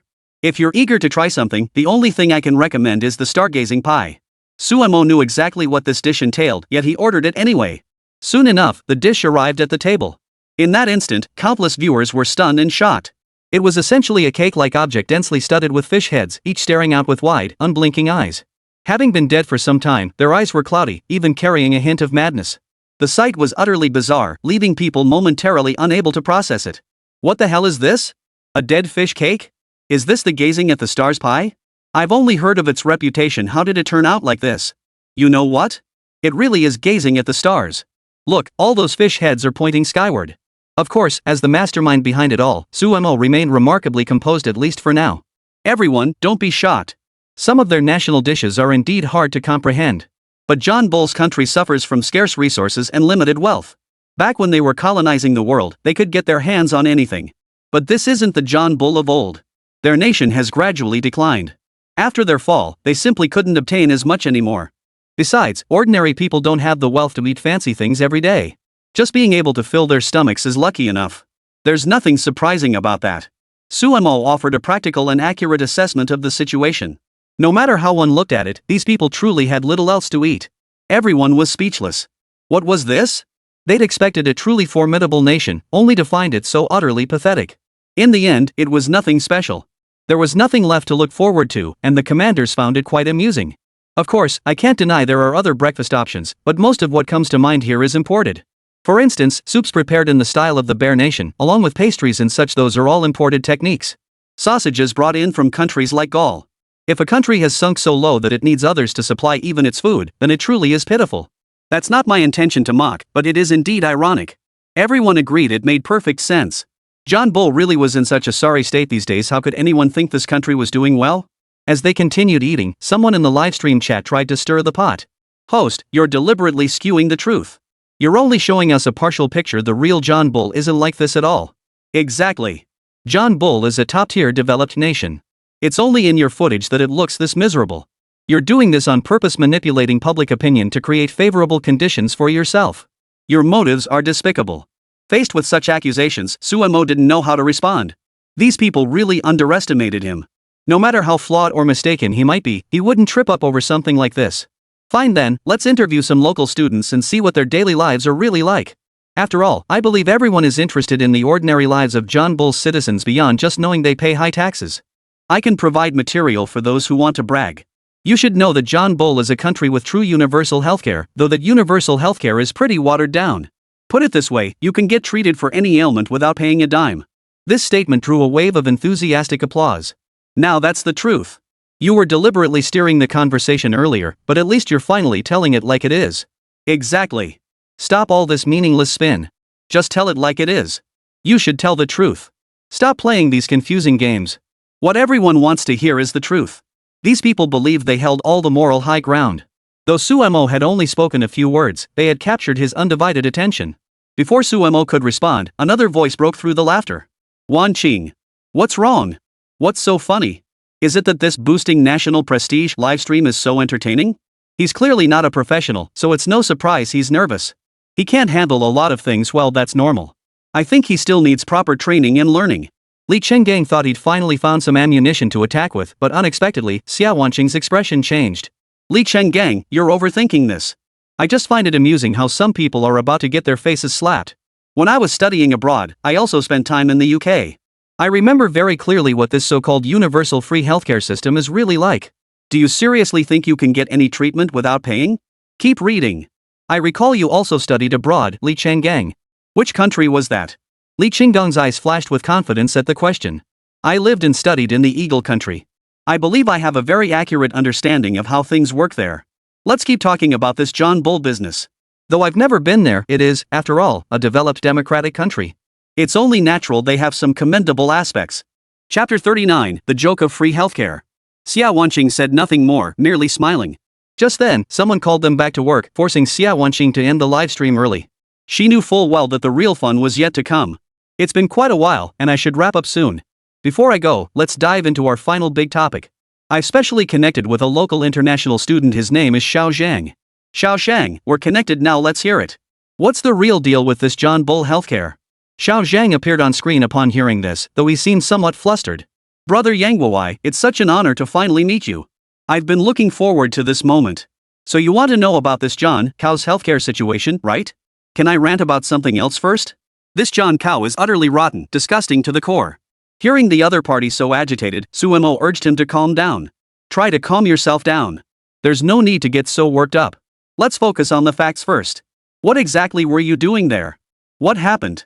Let's get all that straightened out. Suemo cut him off, afraid the livestream would get sidetracked. Zhang had no choice but to hold back. Alright. Let's start with the medical stuff. But give me a few minutes later. I absolutely have to rant about their disgusting bureaucracy and how they treat people differently. And the recent cost of living? It's disgusting enough to kill someone. Since you brought it up, let's start with the simpler stuff at hand, what you mentioned earlier. What exactly is this so-called universal healthcare in John Bull's country? First off, it's real, they genuinely offer free healthcare for everyone. But there's a catch, you have to wait. In other words, your first step is to report your condition. Then you go to the community clinic. Note, a clinic, not a hospital. So if you happen to see someone with great medical skills who can diagnose your illness quickly, you're lucky. If it's a quack, you're screwed. The chances of getting misdiagnosed by a quack are incredibly high. Let's just say you see a normal doctor when symptoms appear, and they'll schedule an appointment for you. You think that's the end of it? After scheduling, you have to wait for the appointment date. Many people assume foreign countries are so advanced that once you book an appointment, you get treated right away. But the reality is quite the opposite. The appointment merely gives you a time slot for an examination, say, a month or two from now. Let me give you an example.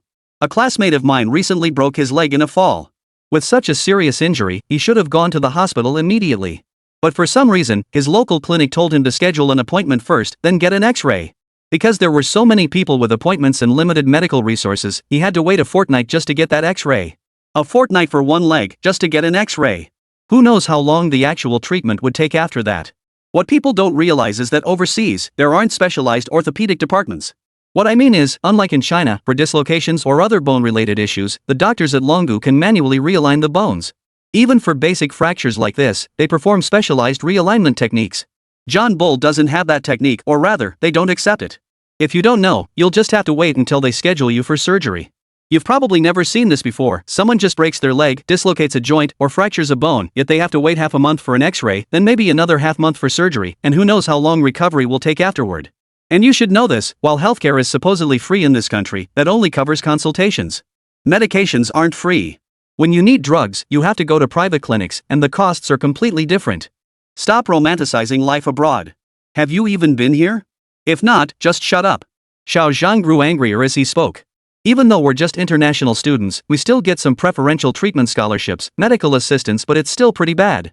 We still have to pay a lot of money, and the healthcare services we receive are subpar. There's so much bias against foreigners. Spreading our nation's prestige, bro. I'm signing off now. If anyone thinks I'm lying, I can name my school and current location. Feel free to come find fault with me, I'll be happy to slap your faces in person. Suemo dismissed Xiao Zhang.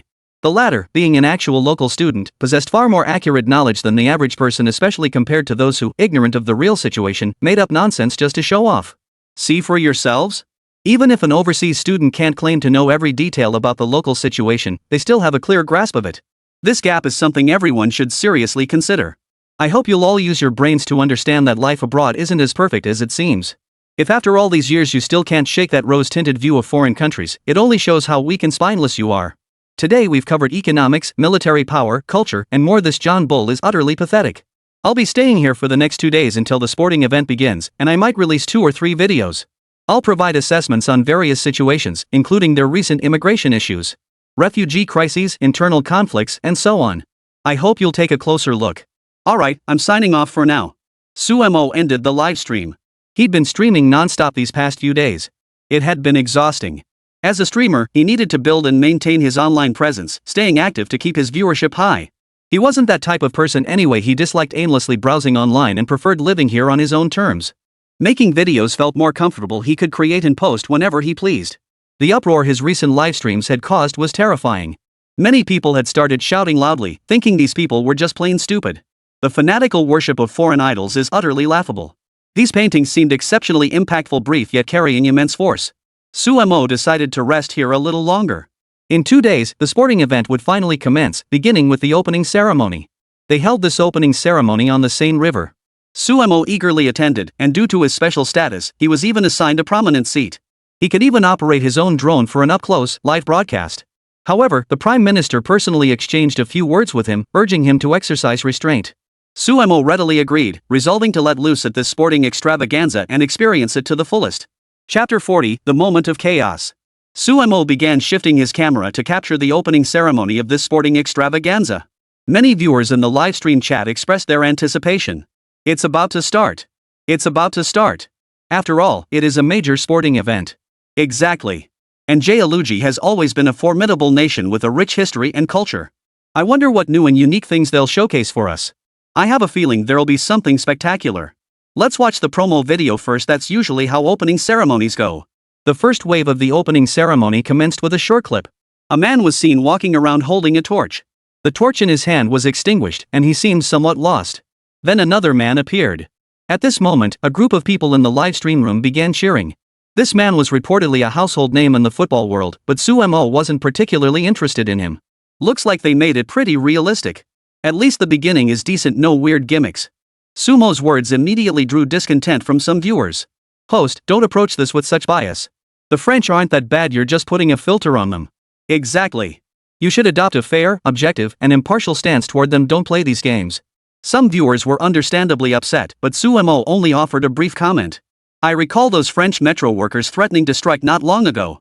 Look at this sudden subway shutdown. I can't help but speak up. Plus, I heard the organizers originally said subway rides would be free with tickets, but now it seems they're not free anymore and fares jumped from 2.1 euros to 4 euros. What am I supposed to say about this? Imagine paying 30 yuan for a single subway ride in China, especially for such a short distance. What do you expect me to say? Look, they're starting to pass it around now. But I can barely make out the person they're passing it to. His skin is so dark. They were indeed a few children, some very dark-skinned, others quite thin and frail. You could tell these children were from different ethnic backgrounds. Such immediate acceptance was almost speechless. Sumo didn't comment. He was quite tolerant when it came to children. Seeing children of different races and genders together, he would embrace it as much as possible, a sign of acceptance for the next generation. The children boarded the boat and sailed through the passageway to emerge outside. Immediately, smoke billowed from the bridge, forming the shape of a national flag. Countless jets of water erupted along the banks of the Seine, creating a spectacular sight. Spectators lined both banks as various performances commenced. Athletes entered the venue by boat, a somewhat creative touch. But now, the spotlight turned to a mysterious masked figure. This individual had stolen the so-called Olympic flame. With all these bizarre elements combined, Sumo refrained from comment. You have free reign. I won't pass judgment here, but I find this better than that previous sporting event from the underworld. Last time, they produced infected, deformed monsters rotting away from decay. Sumo was referring to the previous sports festival in Sakura Country, a thoroughly revolting affair filled with grotesque, claw-wielding abominations that felt straight out of the underworld. The grotesque creatures from that event were still talked about to this day. Not because they were admired, but because they were repulsive. It perfectly highlighted the perversity of their people. Now the camera shifted to the buildings nearby, revealing a large crowd of spectators.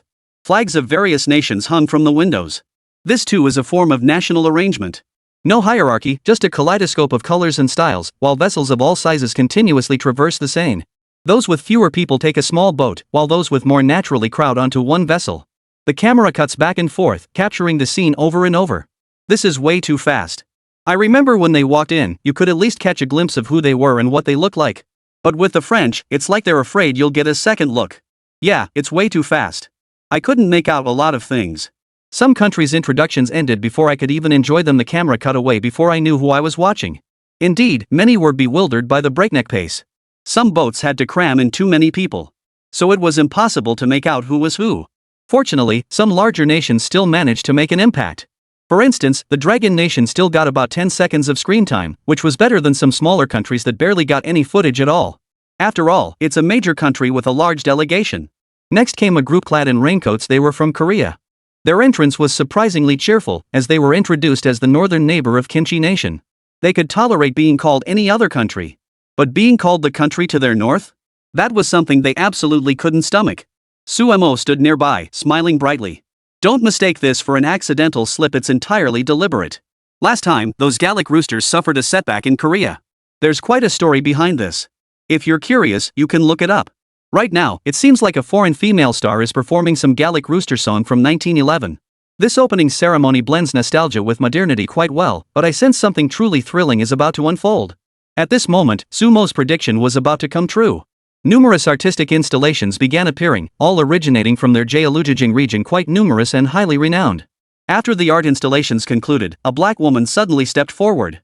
She wore traditional French attire and held a large flag. The audience began to stir. What's going on?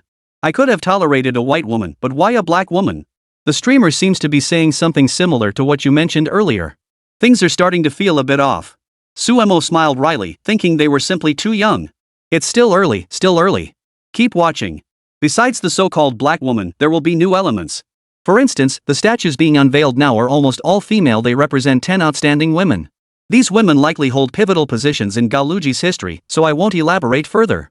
But with 10 women gathered together, it seems no man in their history could shoulder the main responsibility. Come to think of it, there doesn't seem to be a single man in Galluji's current leadership either. Combine that with the fact that the emblem for this sporting event is also a short-haired woman, you get the picture, right?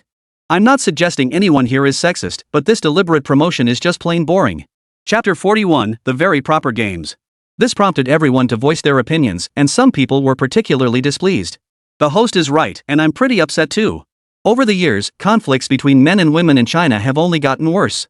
Who knows when it'll stop? It feels like some people are deliberately stoking the flames. Exactly.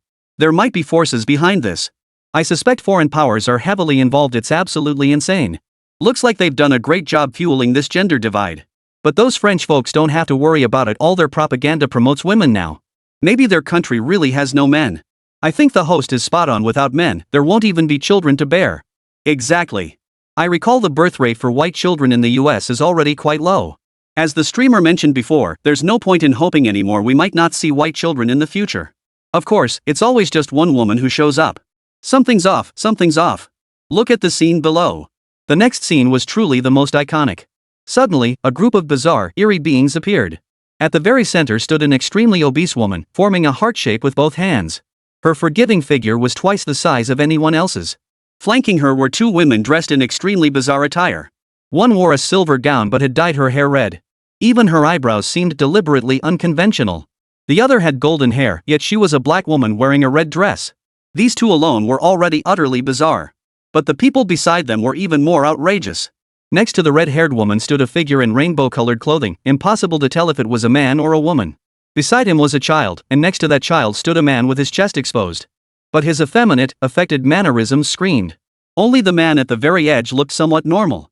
His face seemed filled with resentment toward the situation, as if he might jump off the building to commit suicide at any moment. Just then, a muffled groan echoed through the crowd. Suemo quickly composed himself. My apologies, everyone. I nearly threw up. I just managed to hold it in.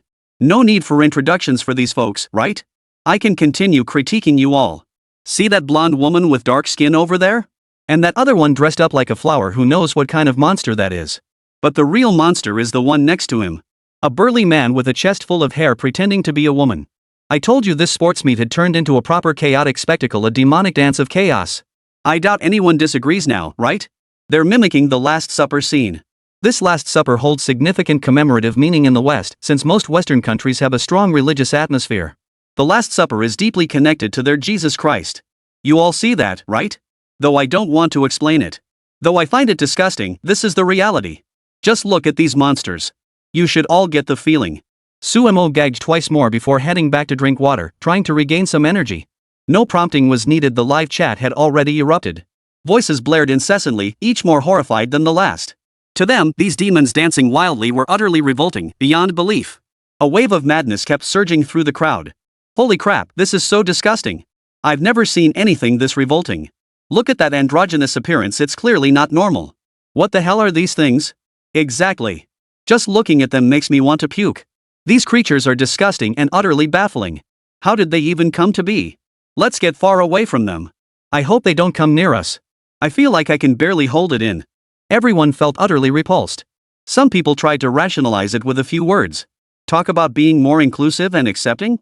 Those words just roll off their tongues, but deep down, they don't have the guts to back it up. It's all just empty talk. Plenty of people still feel like puking. Take those rigidly traditional folks, for instance, they couldn't care less about these bizarre trends. But there are also those who cheer it on, feeling quite energized. This is what diversity looks like. This is true freedom, so much better than how some countries force restrictions. Exactly. At least they can get on stage and boldly express themselves. Why should certain countries deny them that chance? I think this country should allow it too. Forget it. Dragon Country is a deeply feudal society. Expecting them to accept this stuff is like dreaming, utterly disgusting. What's even more disgusting than these people is the policies of the Dragon Country. What are you saying? Are you admitting these people are disgusting? No, I didn't say that. You did say it. You called them disgusting first. The comments section erupted into a full-blown brawl, everyone at each other's throats. Then a bizarre parade of strange creatures paraded through the area.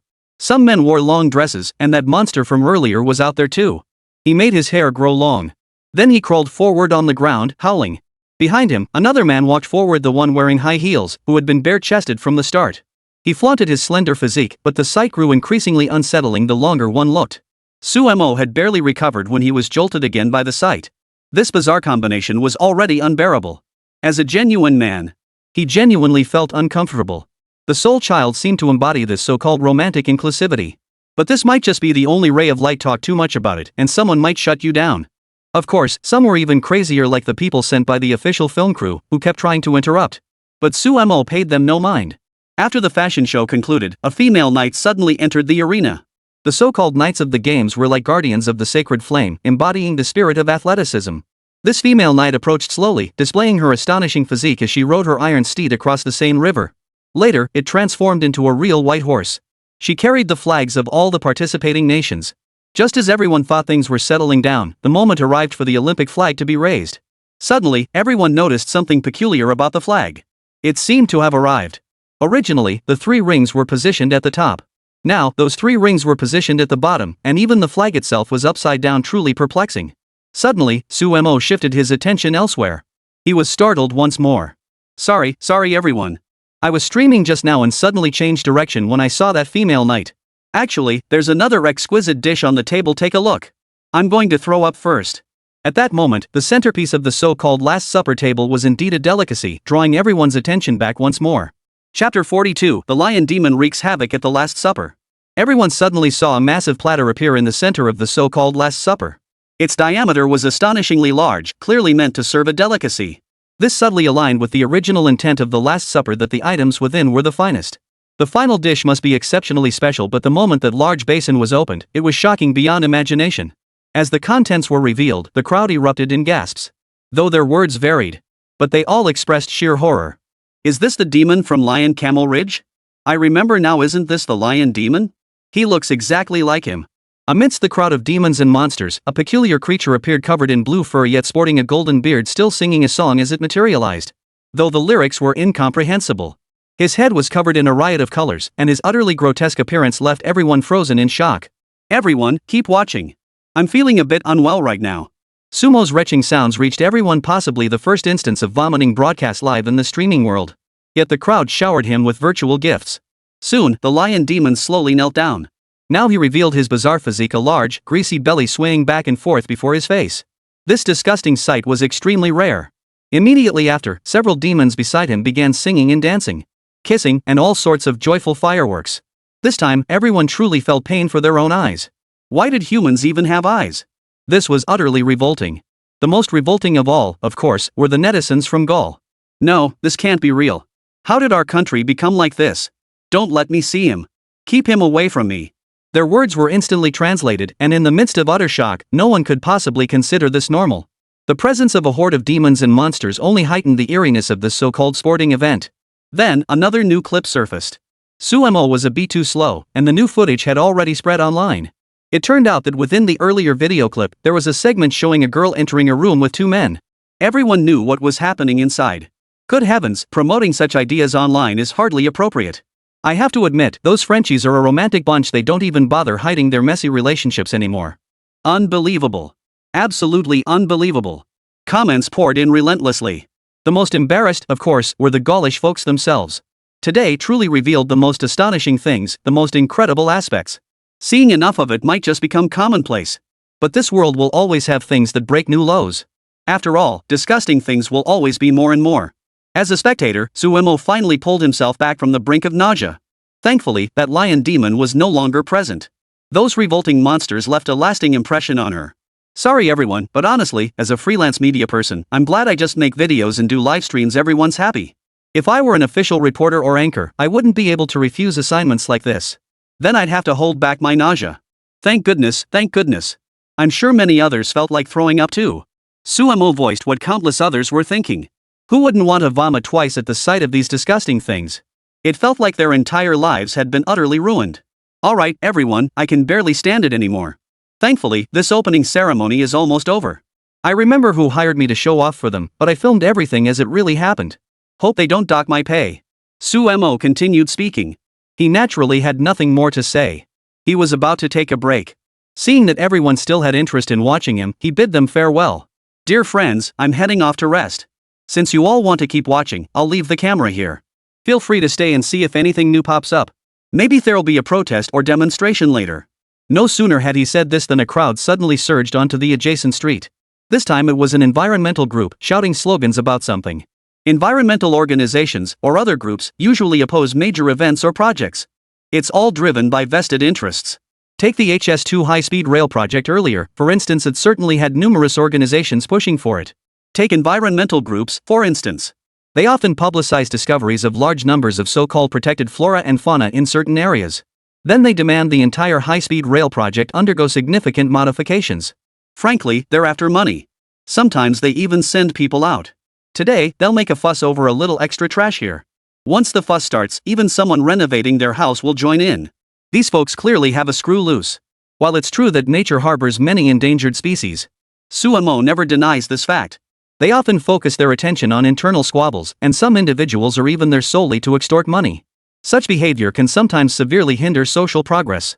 Those who genuinely love and cherish nature often venture into nature themselves, though not in the same way as these people. Suemo hadn't taken 2 steps before suddenly noticing 2 people sitting on the ground beside him. Turns out these 2 were even more reckless. They'd positioned themselves right in the middle of the highway, blocking the advancing convoy. The honking horns of nearby vehicles were nearly deafening, yet utterly useless. The 2 men remained seated because their clothes had become stuck to the ground, leaving them unable to move.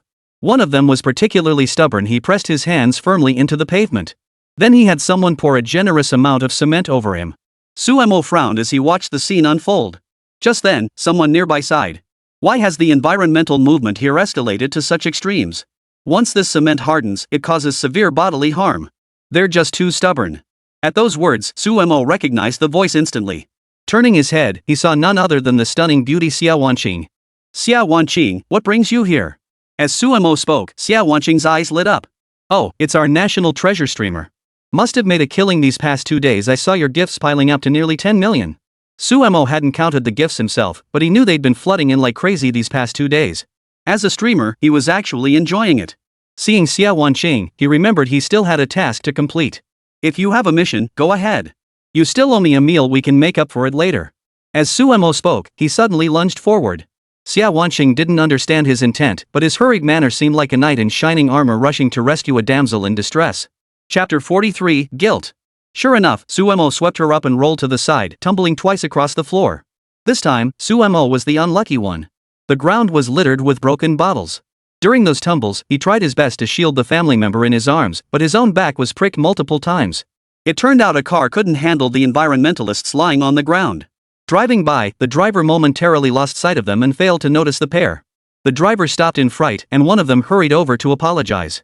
Suemo muttered a few complaints before letting them go. Glancing down at his hands, he noticed several new cuts on his body. Xia Wanqing, still shaken, glared at Suemo with reproach. You could have just yelled so I could dodge on my own. Instead, you dragged me along, rolling us both across the ground. Now you're her too. Before Suemo could retort, Xia Wanqing seemed genuinely concerned as she pulled a bottle of mineral water from her bag to rinse his wounds. She then took out a white handkerchief and bandaged them for him. Unfortunately, there were 2 wounds on his hand and another on his back, likely caused by shards from the broken wine bottle. Blood was already seeping out, and it looked like he needed hospital treatment. Xia Wanqing grew concerned and pulled Suemo away. Hey, Xia, don't you think there's still news here? Look at that environmental activist stuck on the ground, he can't even move. Why not film him or turn it into some kind of report? That'd be useful too. Despite his suggestion, Xia Wanqing seemed uninterested. This kind of thing happens all the time in the West. It happened when I was in school too, so it's no big deal. We can look into it later. Getting you treated right now is the most important thing. We absolutely have to go get you medical attention first. Xia Wanqing spoke anxiously, fearing Suemo might contract an infection. Okay. Let's go check it out first. But we might not get seen here. I think going to the pharmacy next door to buy some medicine might be more direct. Suemo had his own thoughts. The cost of a casual checkup here would be a terrifying sum. He had no comprehensive medical insurance here, making visits costly and often ineffective. The efficiency of healthcare here was equally low. Suemo didn't bother with all that, he simply went to a nearby pharmacy to get some disinfectant. When they returned to the residence, Xia Wanqing followed him inside. She then instructed Suemo to remove his outer clothing and poured disinfectant for him. The wound on his back was surprisingly long. Seeing the wound this time, Xia Wanqing seemed to shed a few tears. Suemo faintly heard the sound beside him but said nothing. At that moment, Suemo noticed the report Xia Wanqing was hosting nearby. This time, he focused his attention on the hotels where the athletes were staying. The accommodations for the athletes this time had been specially arranged. First, the beds they slept on were those straight plank beds, identical to the ones they had stayed on in that cherry blossom country in the east. These cardboard beds were rumored to be quite expensive, though the reason remained unclear. Perhaps someone had pocketed kickbacks. After all, the beds used during the last domestic winter games had shocked the world. Those beds, which could adjust their slope and softness at any time, were practically sold to foreigners. And unlike these cardboard beds, their prices weren't terrifyingly high. Those advanced beds were far more comfortable to sleep on. In the period that followed, they became wildly popular in the civilian market. Of course, for ordinary people, the price was still a bit steep. Clearly, these beds were laughable nowadays. Watching Xia Wanqing give her stiff by the book presentation, Suemo couldn't help but laugh out loud. The next moment, he sucked in a sharp breath. His back still hurt. Why are you still laughing, you idiot? You need to know that the wound on your back is quite deep. I need to clean it properly. I don't want you to get hurt again. I don't want anything to happen to you. If something happens to you because of me, I'll be the one to blame. Alright, I'll just tend to the wound on your back. I'm not a professional, but I've studied some first aid. Suemo frowned. Is this even first aid? I'm not that badly off. I'm not about to drop dead, after all. Miss Xia Wanqing, have you finished examining me? If you keep at this, I'll start wondering what you're really up to. Xia Wanqing draped a garment over Suemo and sat down beside him. Who would want to examine you? If it weren't for you saving me, I wouldn't bother. Your back wound is treated, but you still need to thoroughly clean the cuts on your hands. But you absolutely must use the cleanest water. I suspect the tap water here might not be reliable. Why not buy some purified water? Even if it's a bit pricey, it's worth it. I'll give you the money later. Suemo refused repeatedly upon hearing this. No need. I have money myself. Can't I afford this water? I just didn't think of it. I think the water here is fine. But rest assured, I'll take care of it properly. Whatever treatment is needed, I'll do it. I knew exactly what kind of mess this sports meet would turn into. From the very start, I knew this chaotic spectacle would lead to major incidents. And today is no different. Looks like this chaotic extravaganza hasn't even reached its peak yet. Do you know what I'm waiting for? Xia Wanqing kept shaking her head. I'm waiting for an even more entertaining group to take the stage. Who do you think stands out most at the games? The most eye-catching ones, naturally, are the athletes. But some nations' athletes combine raw talent with technology, like those super athletes before who were practically walking medicine cabinets. Who knows what drugs they've taken to unleash superhuman potential? Beyond their so-called techniques, they also employ all sorts of underhanded tactics to undermine our country's performance. Let me put it this way, even if our country works hard and our athletes train relentlessly, those foreigners are pulling every trick in the book to sabotage us. All I can say is I'm about to pull back the curtain on them. This time we'll really slap them in the face. I don't know if new monsters will appear yellow-skinned, purple-skinned, black-skinned, but I suspect they will. Oh, and because diversity is such a big deal overseas, you might see those transgender athletes male to female or genderless ones? What do they call that abroad?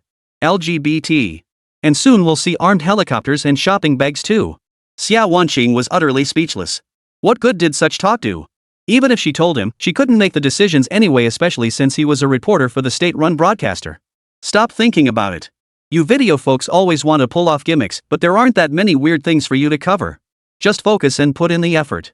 Get some rest first. I'll leave after you're sound asleep. Chapter 44. The purple sweet potato spirit begins to act. Su Mo kept feeling like someone was watching him. It was a strange sensation. The one staring at him was indeed a beauty, her eyes full of emotion, her features dignified and lovely. It was the first time he felt someone's gaze so completely fixed on him, an inescapable sensation. He said nothing, however, and soon drifted into a deep sleep.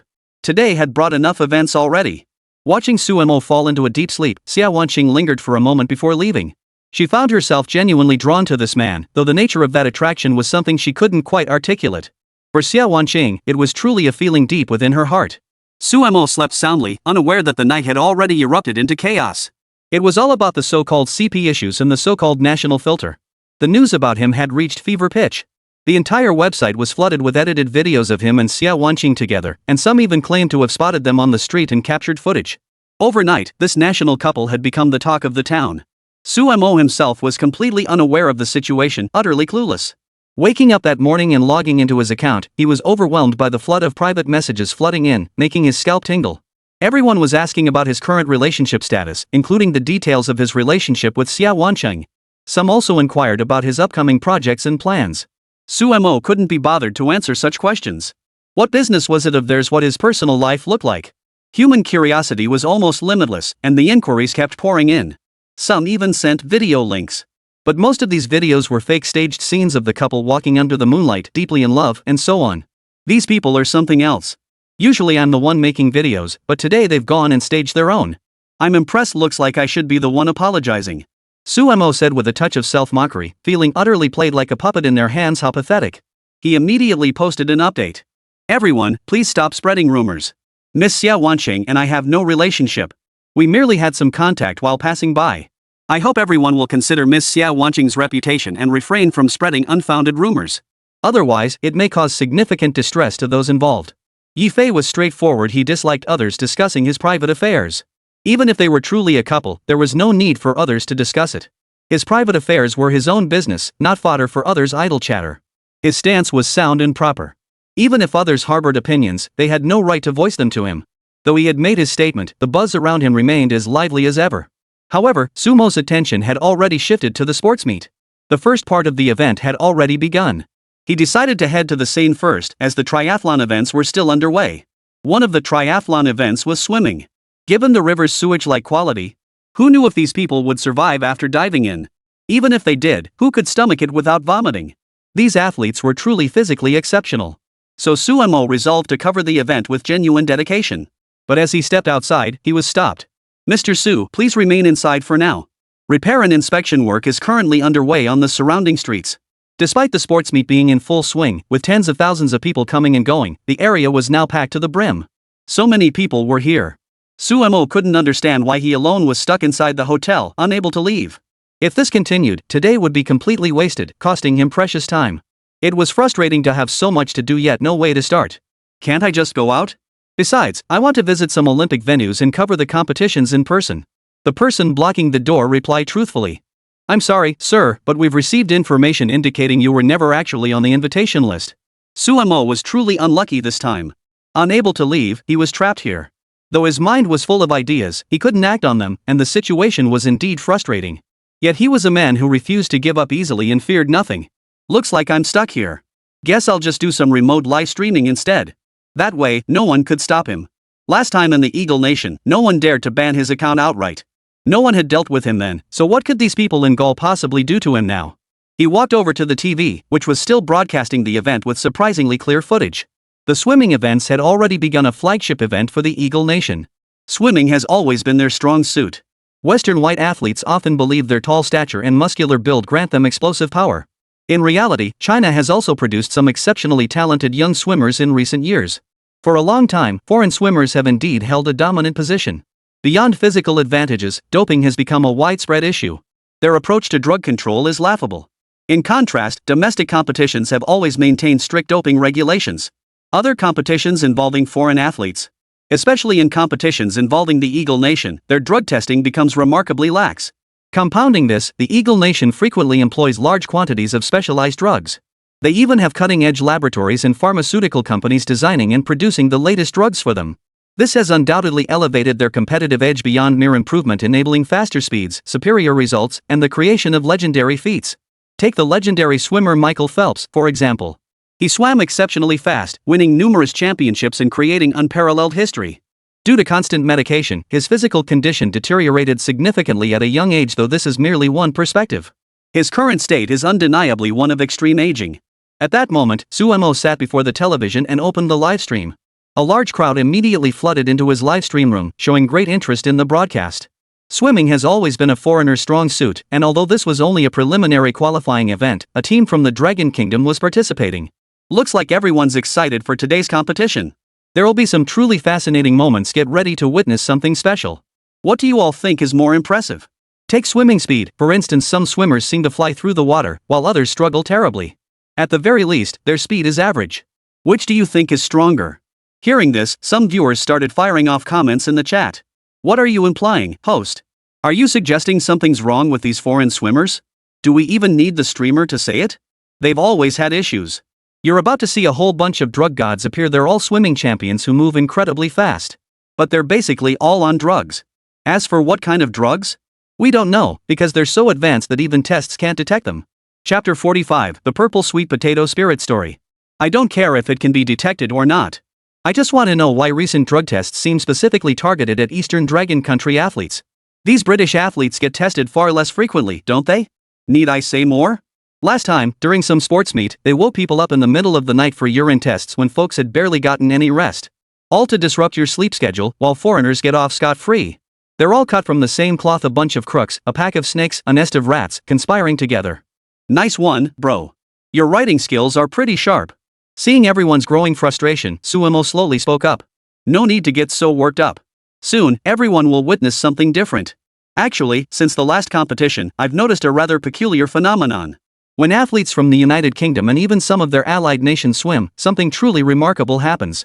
I'll demonstrate it for you shortly. Suffice it to say, this marvel is truly rare. At this moment, the spectators had no idea what was coming.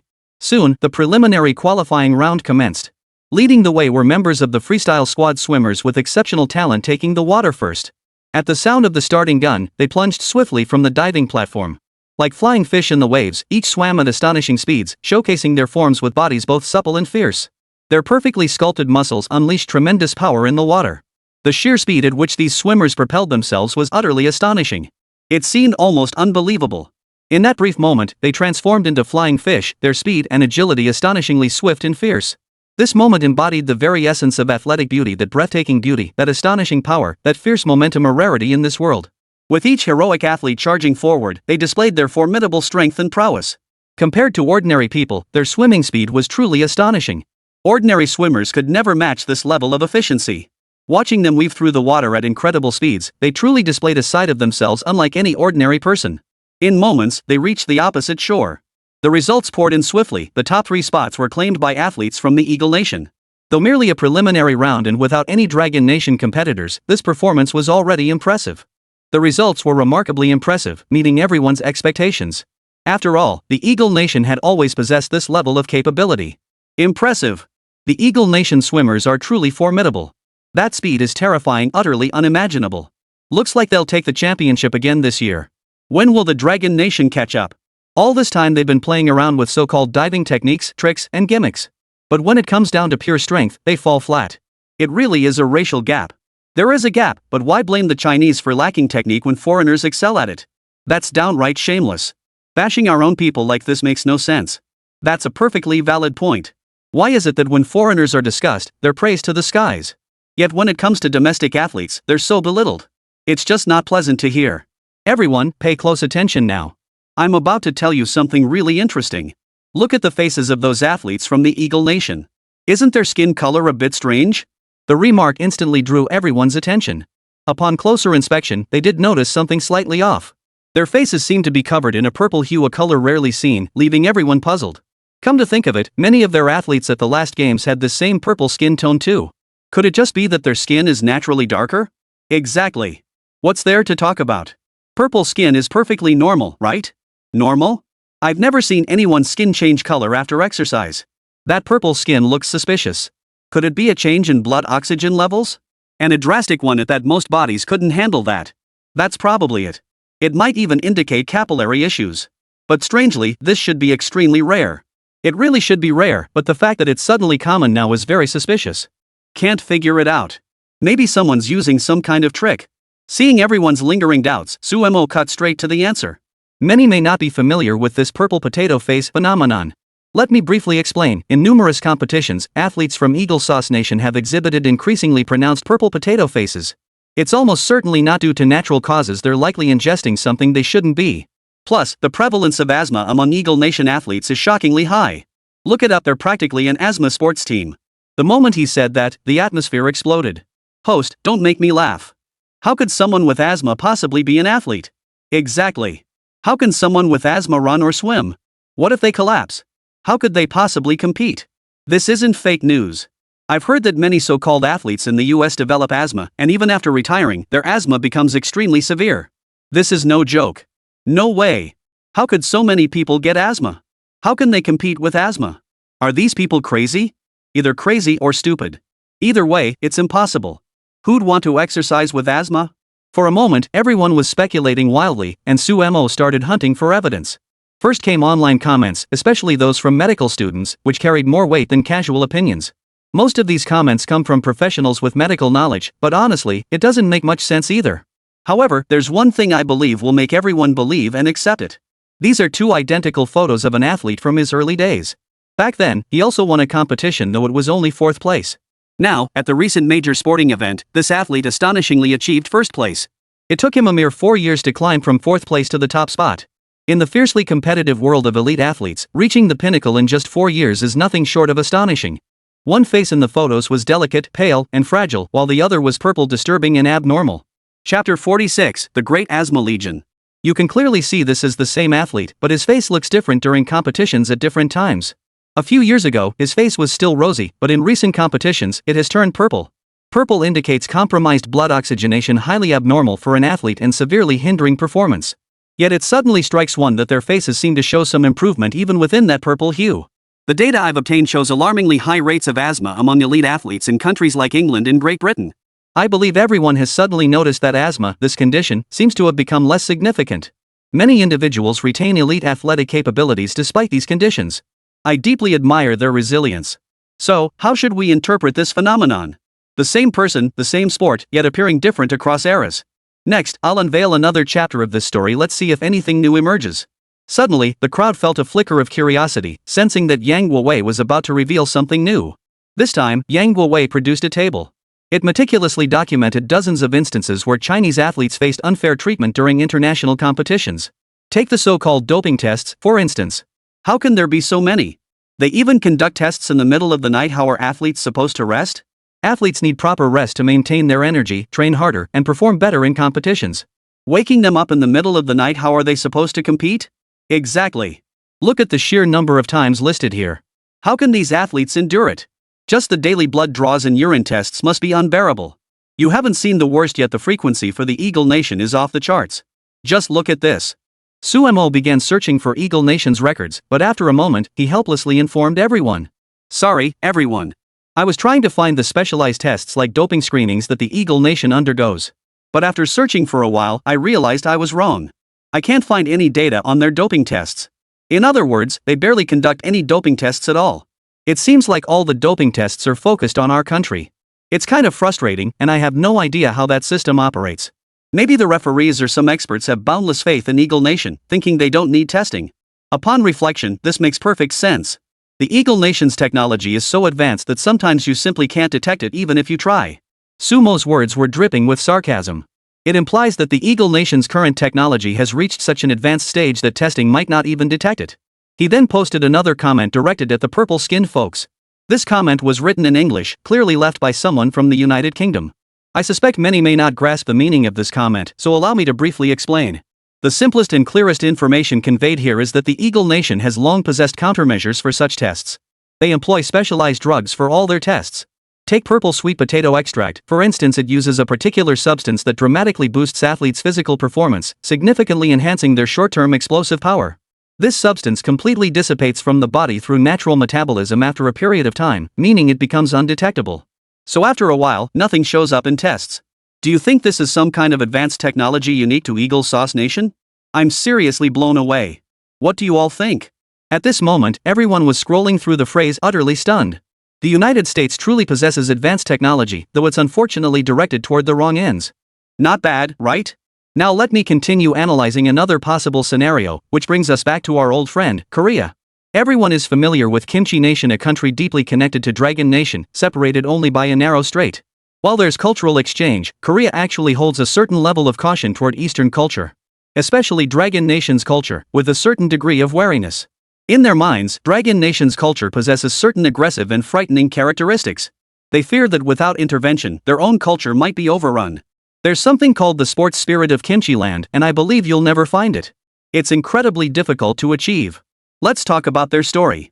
First, they frequently showcase their nation's formidable martial art karate on the soccer field, dominating opponents with devastating force. The most notable instance was in 2002. This marked a monumental era known as the Eastern World Cup, the first time the football extravaganza was hosted in Asia. Two countries are responsible for certain organizational matters. A shocking incident occurred during this competition. In numerous matches, athletes from certain so-called Kimchi nations clearly committed fouls, yet faced no consequences afterward. They were neither penalized nor directly ejected, nor subjected to any other disciplinary action. The referees seemed to turn a blind eye.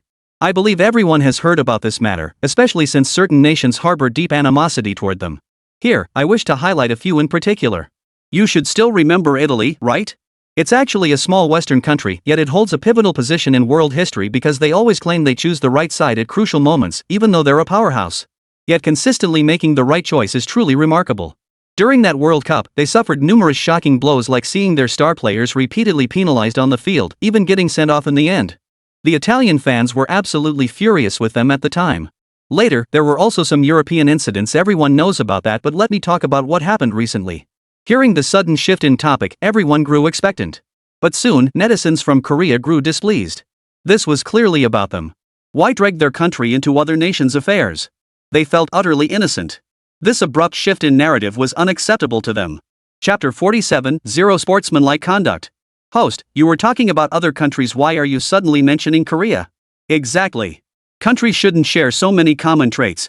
You suddenly changed the subject to talk about others. Did you get paid for that? Stop talking nonsense. How could someone promoting our national prestige take bribes? He's so objective, and fair money has never been part of his game. Exactly. Don't judge noble actions with petty minds. Noble people like Yang Guowei are far stronger than you imagine. Yang Guowei now had a group of so-called fans. They cheered him on without him even needing to speak, a double-edged sword. After all, while having fans who follow, watch, and listen is certainly gratifying, it must never cloud one's fundamental judgment of matters. That is absolutely unacceptable. Everyone, please calm down. I'm an objective and impartial person. I just happened to mention Kimchi Nation in passing. After all, people are curious about their stories.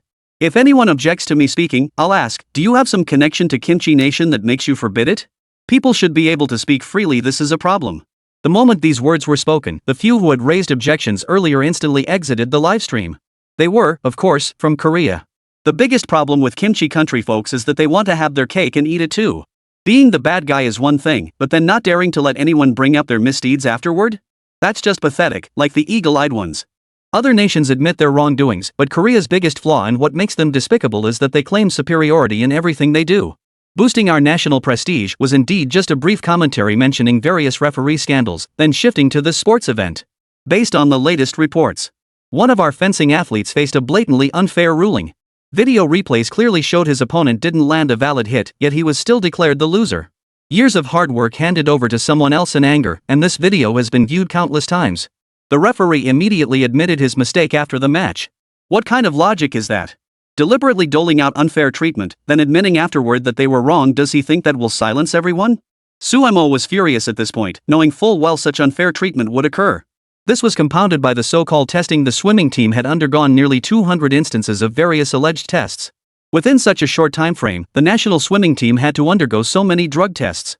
This severely disrupted their rest and hindered their competitive performance. Yet to foreigners, this was normal because only you Easterners would cheat. They, the West, were the epitome of advanced civilization. It sounded ridiculous, looked ridiculous, and upon closer reflection, was utterly laughable. In just a few sentences, he had already stirred up the anger in many hearts. Everyone was shouting and even denouncing the situation. This championship was clearly ours, yet they used underhanded tactics to snatch it away. One day, they will pay for all this. They absolutely will. Just look at this chaotic mess of a competition like that lion spirit in the tray, it makes me sick. It's normal. These Westerners have never had any sense of morality or shame. They only care about their own comfort, never giving a damn about the real, normal world. They've always been like this, but before, all those wonderful filters painted them too beautifully. Rest assured, those illusions will shatter soon. This era is all about exposing hypocrisy. Those foreigners will get their faces slapped raw. One day, everyone will see their true colors. Amidst the crowd's impassioned declarations, those foreigners remained oblivious, still dreaming sweet dreams. They still believed themselves to be that lofty nation. They even believed they held greater interpretive power. They believed they would one day reign supreme as the world's dominant power. They failed to realize the times had changed, and soon someone would take their place.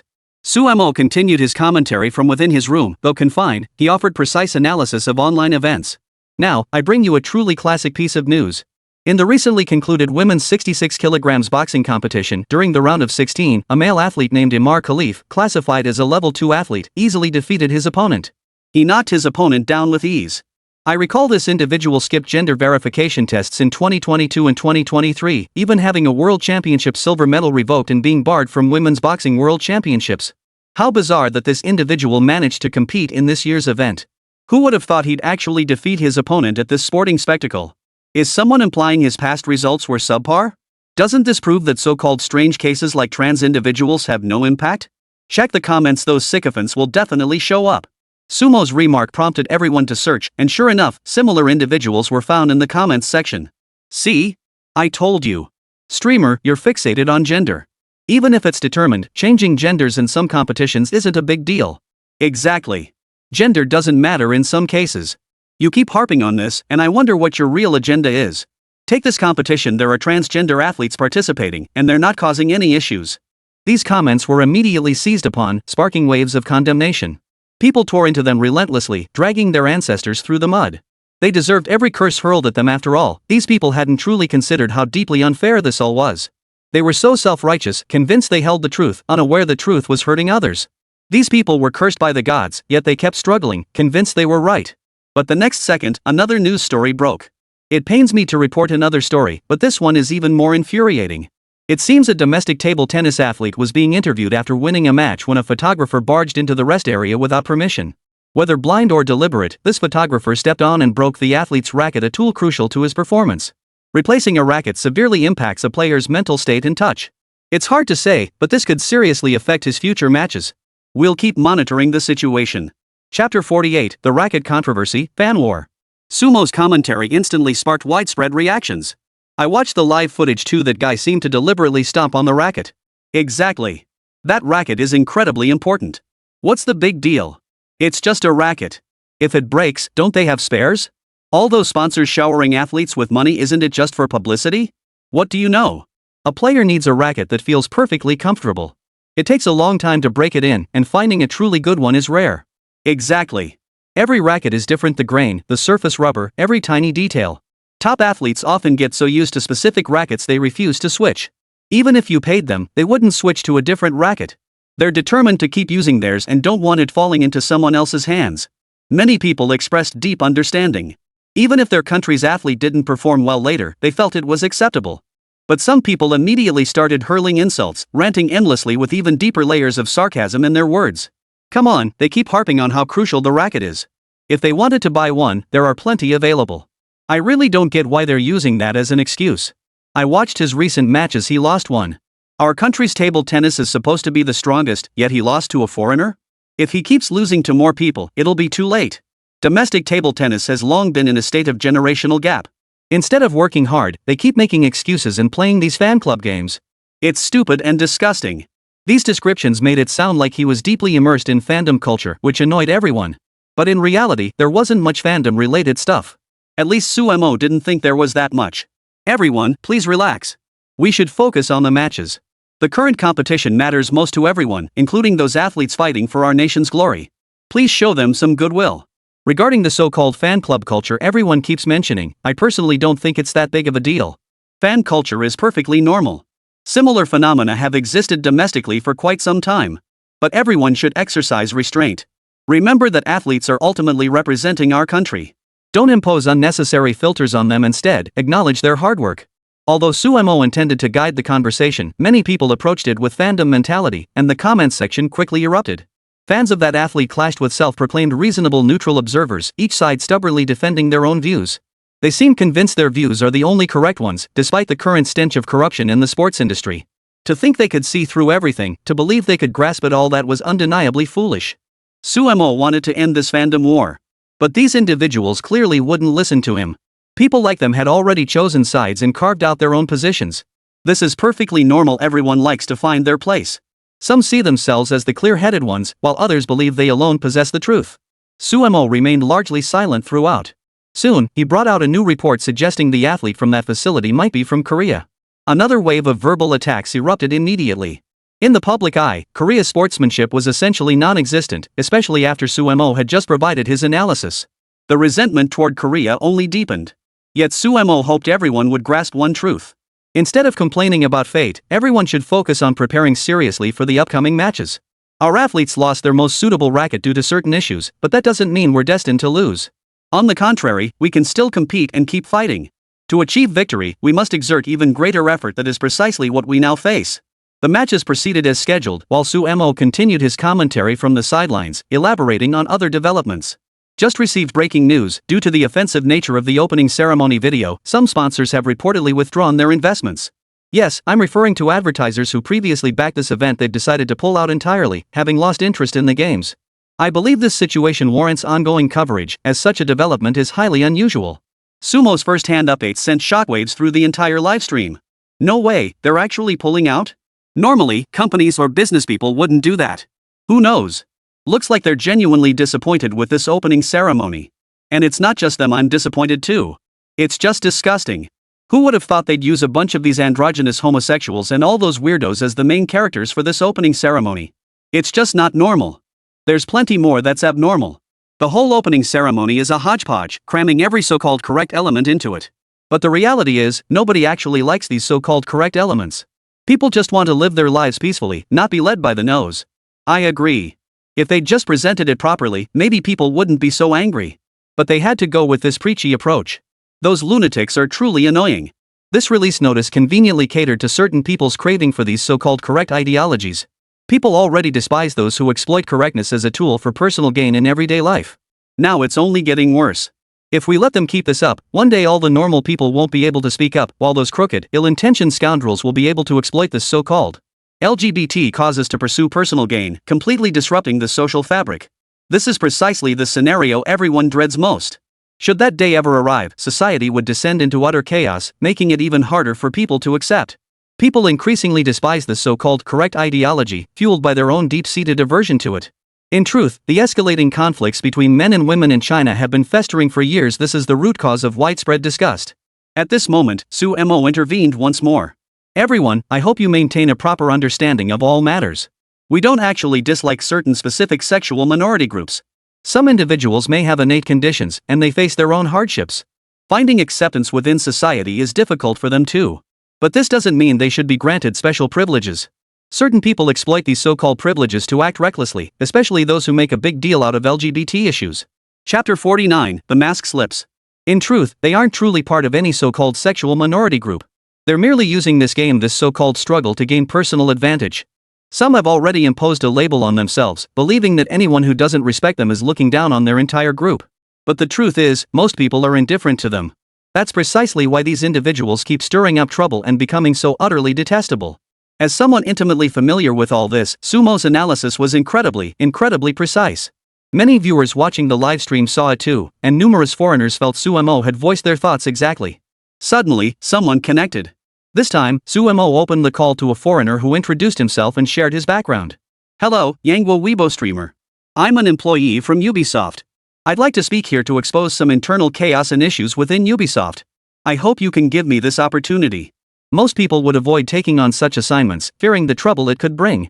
After all, Ubisoft was a major player in the industry. A single word from them could cause significant negative repercussions. If a streamer crossed them, UBI could completely blacklist them with a single word. That's the power of a major corporation beyond what ordinary people could ever imagine. But Suemo couldn't care less. He was here to expose their dirty laundry. Alright. We'd still appreciate some proof of your real identity. Of course, with today's internet, you don't have to if you don't want to. Unexpectedly, the streamer instantly flashed his employee ID badge, clearly proving he was indeed a Ubisoft employee. As a streamer myself, I've noticed you've gained significant online fame recently. In such a short time, you've produced numerous programs and exposed many deep-seated societal issues. I'm thrilled to connect with you and consider it an honor. Now, let me explain my situation. I'm from UB Games and have been a veteran employee there for over a decade. I've always loved game development and have worked tirelessly at Ubisoft to create outstanding games. But now I must say that the gaming industry I once loved has drifted away from me. What I once thought was glorious and powerful has now changed beyond recognition. I feel profound disgust toward UB Games today. I can only say that certain individuals have turned this company into their personal plaything. First, let's address this so-called LGBT initiative and the internal situation at our company. Our company is filled with so-called progressives who bully other employees. If anyone refuses to develop games according to their ideology, these individuals resort to every means to suppress them, exploiting others' efforts for their own gain. The most glaring and unacceptable example is that for an extended period, a significant number of Ubisoft employees were subjected to mandatory reviews. They were forced to acknowledge so-called diversity and broader sexual orientations, and comply with top-down restructuring demands. They introduced a so-called new department demanding we modify our games based solely on their suggestions, which we were compelled to accept. Employees who refused were immediately placed on leave. While some might view leave as favorable, our pay during this period was extremely low. Moreover, they employed every tactic to pressure us into resigning. Unless we accept their theories and claims like their interpretation of what games should be, they demand certain correct characters be included in the game. Hearing this, countless viewers in the livestream were already boiling with anger. After all, the majority of viewers in the livestream were avid gamers who held boundless passion and expectations for games. Since each Ubisoft game release garnered significant attention and decent sales, Ubisoft became a pillar industry for high-end gaming hardware for a long time. Speaking my mind here is a kind of cry for help. I hope to see some of the toxic elements leave the gaming industry. Leave us gamers a clean space where we can pursue our passion. Let us not have to alter game characters for some so-called righteous cause. Thank you all. The other party signed off immediately, but the passion for gaming evident in his suggestions felt utterly genuine. A person dedicates most of their life's effort and energy to it, yet everything they do goes unrecognized. And now the gaming industry is even more of a mess. Those who profit from it leave game developers and players suffering. This livestream isn't about pleasing everyone or supporting any particular cause. I just want everyone to view things objectively and fairly, without imposing too many personal biases like those regarding Ubisoft. Whether you call them stubborn or say they've been bewitched, they've made their own choices. We can't judge that, nor can we change it. But what you can decide is not to let your so-called aesthetic taste be swayed. Don't let foreign filters make you feel undue envy or even fanatical worship after finishing a foreign game. That's not a rational mindset. Instead, we should give domestic games sufficient time. With more time and accumulation, they'll grow. One day, we'll cast aside these influences and forge our own gaming universe. Suemo offered some thoughts. Just as Suemo continued speaking, a new report arrived. Due to employee strikes, metro services across Gaul were gradually shutting down, disrupting even some competitions. Amidst these domestic disruptions, an international conflict reignited. Two nations that had briefly agreed to a ceasefire.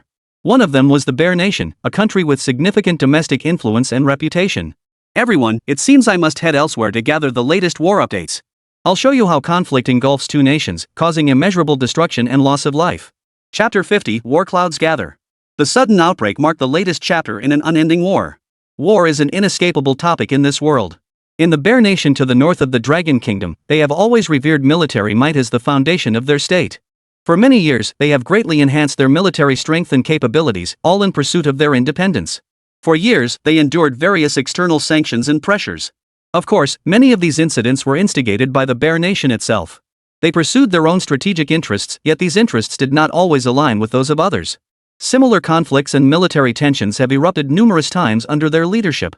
Regarding whether the Bear Nation is right or wrong, Suemo generally refrains from passing judgment.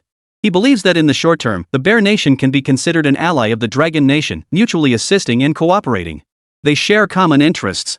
To claim the Bear Nation is such a wonderful country or that the Dragon Nation adores them would be an overstatement. After all, the Dragon Nation pursues its own interests. The Bear Nation has never truly been on the same path as them. The true origins of this war trace back to a series of treaties signed 14 years later. As one of the protagonists, the Second Bear had long sought to join the military alliance led by the Eagle Nation to secure political advantages. This ambition was also deeply tied to the severe infiltration within their own country. But as the elder brother, they absolutely could not tolerate such a situation. In their understanding and tradition, the Second Bear was meant to serve as a military buffer zone. Thus, following the 14-year war, they each embarked on their respective courses of action. Big Mao found itself overwhelmed by various so-called attacks and its own sanctions, scrambling to respond to everything. Compounded by a global pandemic, their situation grew increasingly dire.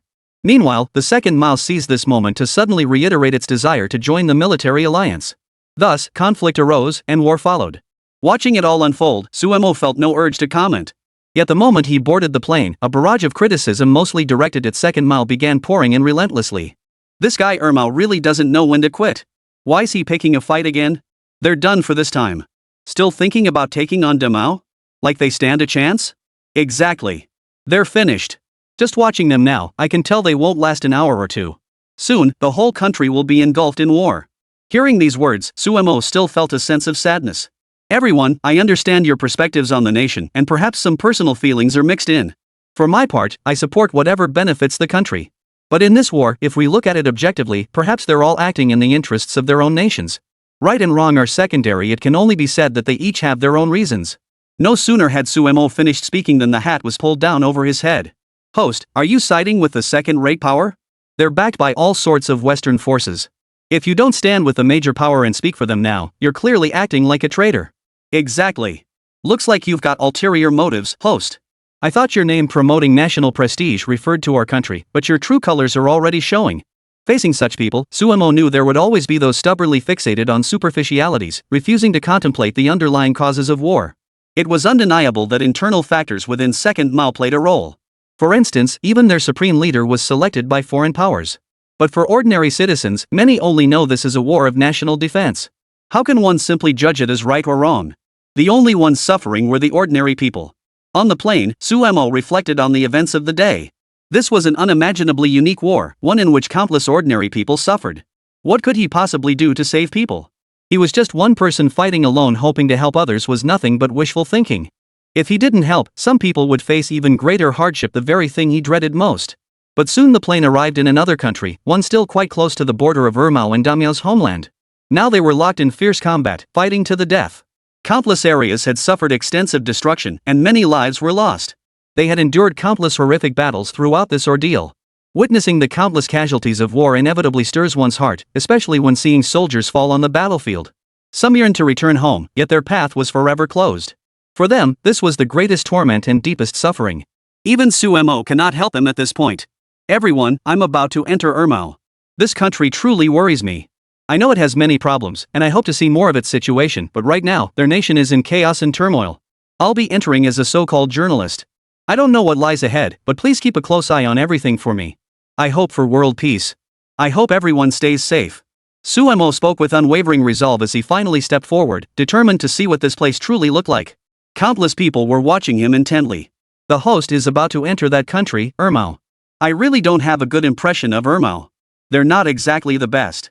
So what if he goes in? What's there to be afraid of? At worst, it's just another country. It's not like it's the end of the world. Why make such a big deal? Exactly. Their country is suffering from war. We should give them more attention and help. I'd even donate money to this country.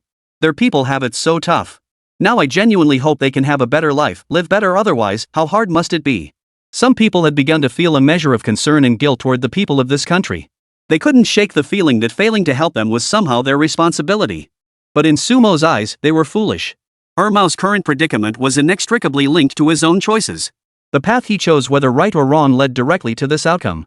It was even curious. After all, someone suddenly appearing and wanting to enter a country currently engulfed in war, it just didn't seem right.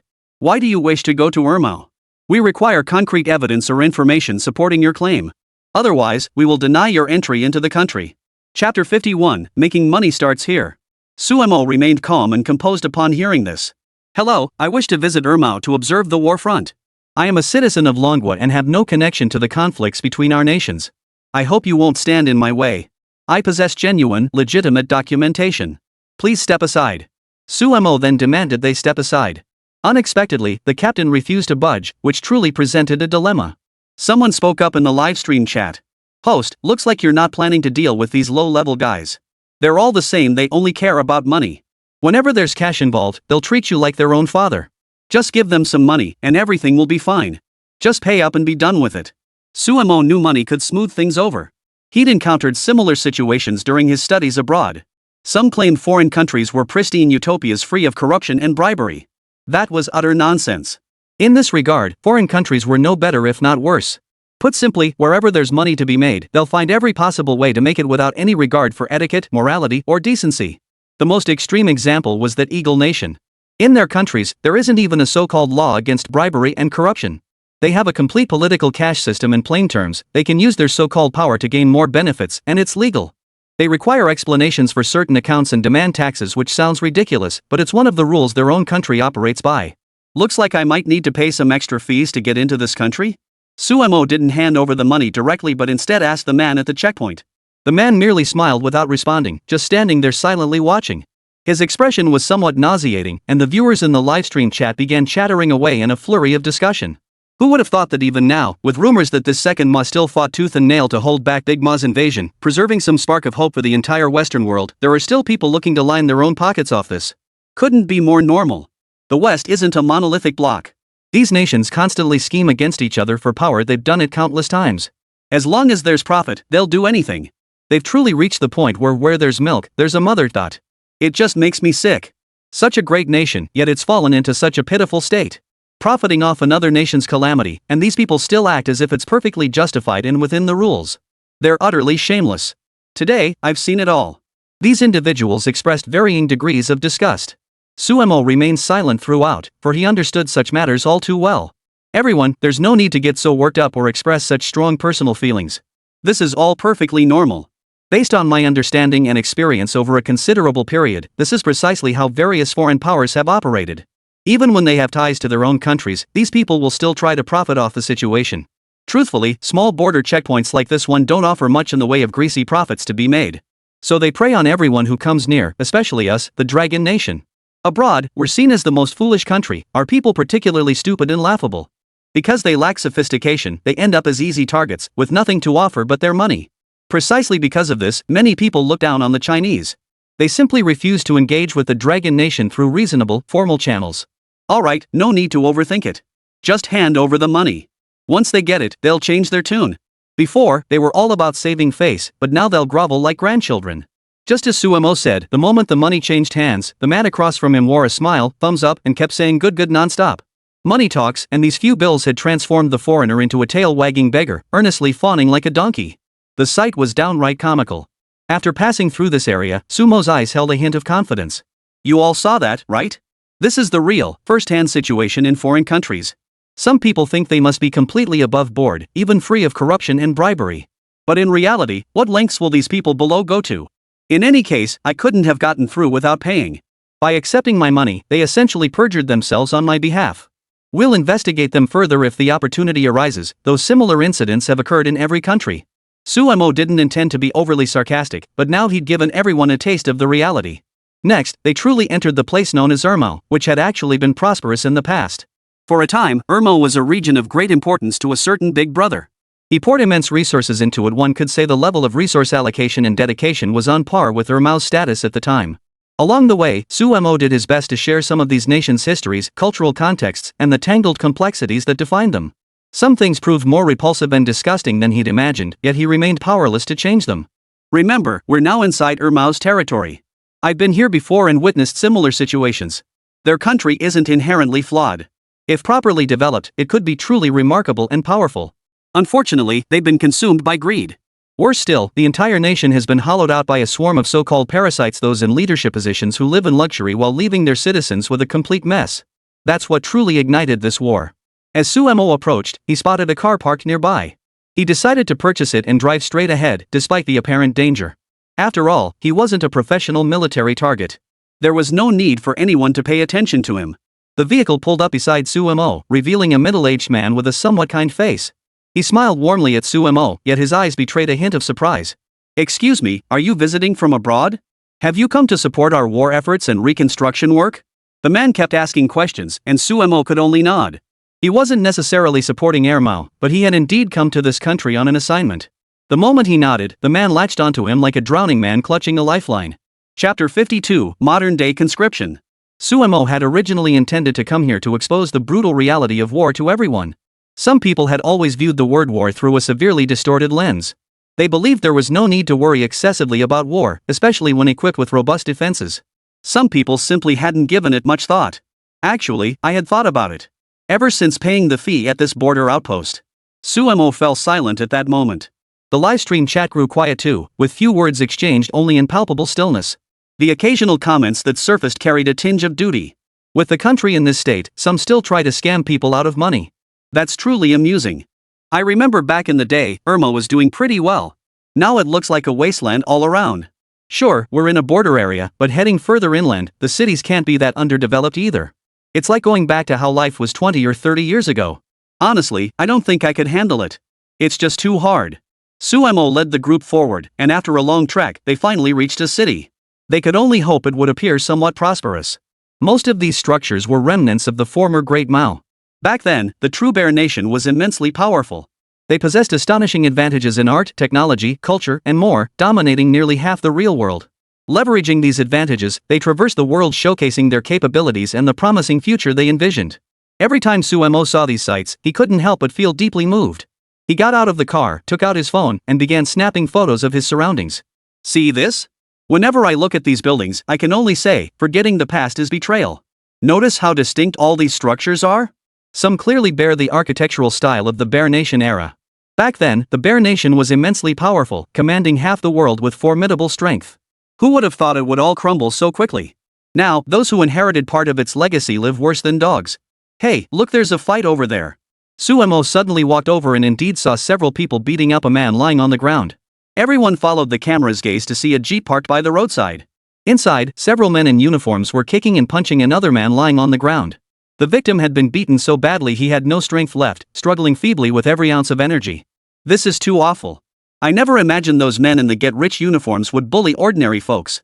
Of course they bully people. Last time my cousin got some counterfeit bills, they just shut down his shop. What kind of justice is that? For a moment, everyone condemned these foreigners, believing them to be the root of all scams. In reality, many foreign students had no involvement whatsoever. Moreover, in China, such situations require on-site analysis to make an accurate assessment. Sumo slowly approached while recording video. Just as he stepped onto the ground, the man being beaten suddenly leaped up and charged toward the vase's location. "Excuse me, what are you doing? Why are you fighting? I think the person on the ground is completely innocent. If you beat him up any worse, things are going to get complicated." Sumo had already attempted similar mediation, but it proved futile. The person across from him swung back to slap Sumo, who managed to brace himself. "You must be a foreigner. You could be a spy, a saboteur. You're not allowed to film this. If you insist, you'll face a military tribunal." The words military court carried real weight. It signified that the military had a specialized judicial system to handle criminal soldiers, something not often seen in everyday life. Recently, if one looked closely, the number of soldiers with restricted cultivation levels might not be as terrifying as it seemed. Soon, the two entered an adjacent room to examine the patient. Several others with similar facial conditions had been treated and assisted before leaving. "I don't want to go. I don't want to go to war." The man on the floor struggled to voice his true feelings. He genuinely didn't want to go to war, didn't want to fight in a battle where lives were sacrificed. After all, here he could live a decent life. Could they really have homes elsewhere? This statement stunned everyone present. The figure lying on the floor trembled at the sight of the approaching crowd. Of course, not everyone from the livestream had come to Ermo. "What exactly do you want?" The man in charge of the arrests grew tense instantly, his hand resting on the worn rifle at his waist. These people charged forward forcefully, and no one could stop them. Sumo spoke up repeatedly at this moment. "Excuse me, I'm just an ordinary travel blogger. I happened to witness this while touring nearby. May I ask why you can't let this man go? What's his problem?" Hearing this inquiry, the response was simple, direct, and surprisingly effective. "We're just here to take some people away. They've been refusing military service. This time, they must be sent to the front lines. That's what they have to do." Hearing this, everyone's expression shifted noticeably. "Please report this objectively. Ideally, don't expose everything. We have many principles to uphold here. The officer rattled off a long speech. Just then, Suemo noticed the man lying on the ground suddenly leap up and try to run. Amidst shouts of alarm, several officers rushed forward and beat him viciously. They even used batons and steel pipes, striking the man directly over his bundle. After this brutal beating, the man was barely clinging to life. Satisfied with the outcome, the group helped the injured man into a vehicle. Then they drove off. Suemo was stunned. This forced conscription was far too efficient, and they truly cared about nothing. You all saw that, right? Life abroad isn't all sunshine and rainbows. Take this, for instance, it's a textbook case of forced conscription, something common during wartime. Mao's government is relatively disunited. They've already gone through several so-called supreme leaders, but the ice fields still aren't fully secured. So they'll inevitably resort to other methods to stir trouble. I'm not surprised at all. After all, truly dedicated people are few and far between in this world. Suemo was about to offer a few more quiet comments when suddenly a car pulled up in front of him. The driver was determined to invite him along. Chapter 53, Putting Yourself in Their Shoes. Mao's life. Two locals stepped out of the vehicle. Their yellow skin and black hair made them instantly recognizable. They had resided here for a long time, even enduring the arrival of war. They had never retreated, seemingly on a mission of fact that commanded respect. They weren't true military experts. And when minor crises arose, they would simply seek shelter where their belongings remained undamaged. Before Suemo could say anything, these men ushered him into the vehicle. They sped along, arriving at the city center in no time. Here, they possessed an expansive courtyard. When Suemo stepped out of the vehicle, the group was overjoyed. Mr. National Dignity Weibo host. I've always loved watching your videos. To finally meet you today is truly a blessing from heaven. I'm overjoyed, utterly overjoyed. The man couldn't stop talking. I wonder what you plan to do next. I'm just a traveler here, but it seems like you have quite an urgent matter to attend to. As Suemo spoke, the others had already prepared a meal. In this foreign land, they had prepared quite a lot. Streamer, don't worry. We've got this covered. This is our family's special grilled meat. We used all our own homemade seasonings. And we've even got hot pot ready over here. We're just thrilled to meet you today. As they spoke, the two brothers invited Suemo over. From their conversation, he learned their identities. The elder was called Dalong, and the younger was Xiaolong. The brothers had arrived at Mao's place earlier. They used to be in the timber business, and Mao's family actually had a substantial amount of wood, which they'd been exporting overseas. They exported a portion of that timber domestically, since most buildings in the country were constructed with bricks, tiles, and concrete. Though wood usage was limited, as long as it carried an eco-friendly label, their business remained quite profitable. They had lived here for a full decade, becoming intimately familiar with every major and minor detail of the area. Let me be your host. Your recent videos have hit the nail on the head. We brothers knew foreign programs couldn't be trusted. Now that you've become their spokesperson, you've exposed everything. Those who blindly hype things up will inevitably end up confused and clueless. That's what matters. They're so foolish, always thinking everything outside is perfect. We've wanted to tear off this mask too, but never found a good way. Now that you're here, we really should have a proper talk. Suemo hadn't expected them to want to discuss this, but he wanted to ask them first about Mao's life. Many people have always viewed Mao's life through rose-colored glasses. I know a few things myself, but I'm nowhere near as convincing as you two. Why don't you tell me about it? The moment Dalong and Long heard it was about Mao's life, they immediately opened up, seemingly determined not to leave even a shred of a favorable impression. They started right away, bringing up the most important points. Many people, for some reason, think Mao is this incredibly special country. Even when they come here, they don't want to stay at home. Some things are genuinely good, like certain aspects of Mao that are quite unique. Food isn't actually that expensive here. Even though it's one of the major grain exporters, there's significant domestic subsidy. Grain prices stay low, but many other things are extremely expensive. Especially fresh vegetables and fruits, their prices are staggering, rising with the tide. The two then listed several fresh fruits, and when the prices came out, many people fell silent. Come on, host, you didn't make that up, did you? Are they really selling watermelons for over 100 yuan each? I remember their wages are pretty low. Over 100 yuan seems a bit excessive, doesn't it? Everything else is expensive too. Like, an apple costs several yuan? Their average wages aren't even as high as those back home. How could they possibly afford that? At that moment, Dalong pulled out another receipt purchases he'd made before the war began. The moment it appeared, the live stream exploded. No way, is this real? The date looks like it's from a year ago. It's normal. A year ago, the two countries hadn't clashed yet and weren't in a state of war. Things are different now, it's chaotic. Even with chaos, the price difference shouldn't be this extreme. So now we see there's something wrong with the items on this receipt. What could be wrong? It's almost 99% genuine. It's just that some people refuse to accept it, refuse to believe it. Suemo took the receipt and carefully counted the various vegetables and food items, including the daily chemical goods. I didn't expect this either. Though I only glanced at it briefly, the items listed here would cost no more than 150 yuan domestically. Yet this invoice shows a price close to 500 yuan. As soon as Suemo finished speaking, that big guy, Long, burst out laughing. Don't think 500 yuan is insignificant. Let me put it this way, even if it were 100 yuan or 50 yuan, people in Ermo value every dime. This country has two major problems. One problem is that there simply aren't many industries for young people to work in, so issues arise. Most young people have gone abroad, leaving behind mostly the elderly, women, and children. Among these women, problems emerge. Many foreigners seek companionship here, and they come to Ermo. That's why Ermo has another nickname out there, Western XX. That term is incredibly insulting. Sometimes I can't even bring myself to say it. Don't think it's made up. With few jobs in this country, many young people have nothing to do. Add to that the cultural poverty. So most of them genuinely don't care about such things and actively seek it out. To be honest, even my brother and I have been exposed to it. These guys are genuinely helpful souls. Saying stuff like this? If it were on Yiban, they'd get banned instantly. It's just too. Let's not dwell on that topic, it's a bit taboo. But it's clear they have few outlets now, and many young people simply don't know what to do. And what about the older folks? Are their benefits really that great? The brothers smiled faintly and led Suemo to the villa next door. Their living conditions were decent enough, but just a few blocks away, they suddenly noticed a large crowd gathering. Some lay sprawled on the pavement, unconscious. Never seen this before, have you? Actually, this country has a rather common tradition: drinking. It's a nation of drunkards.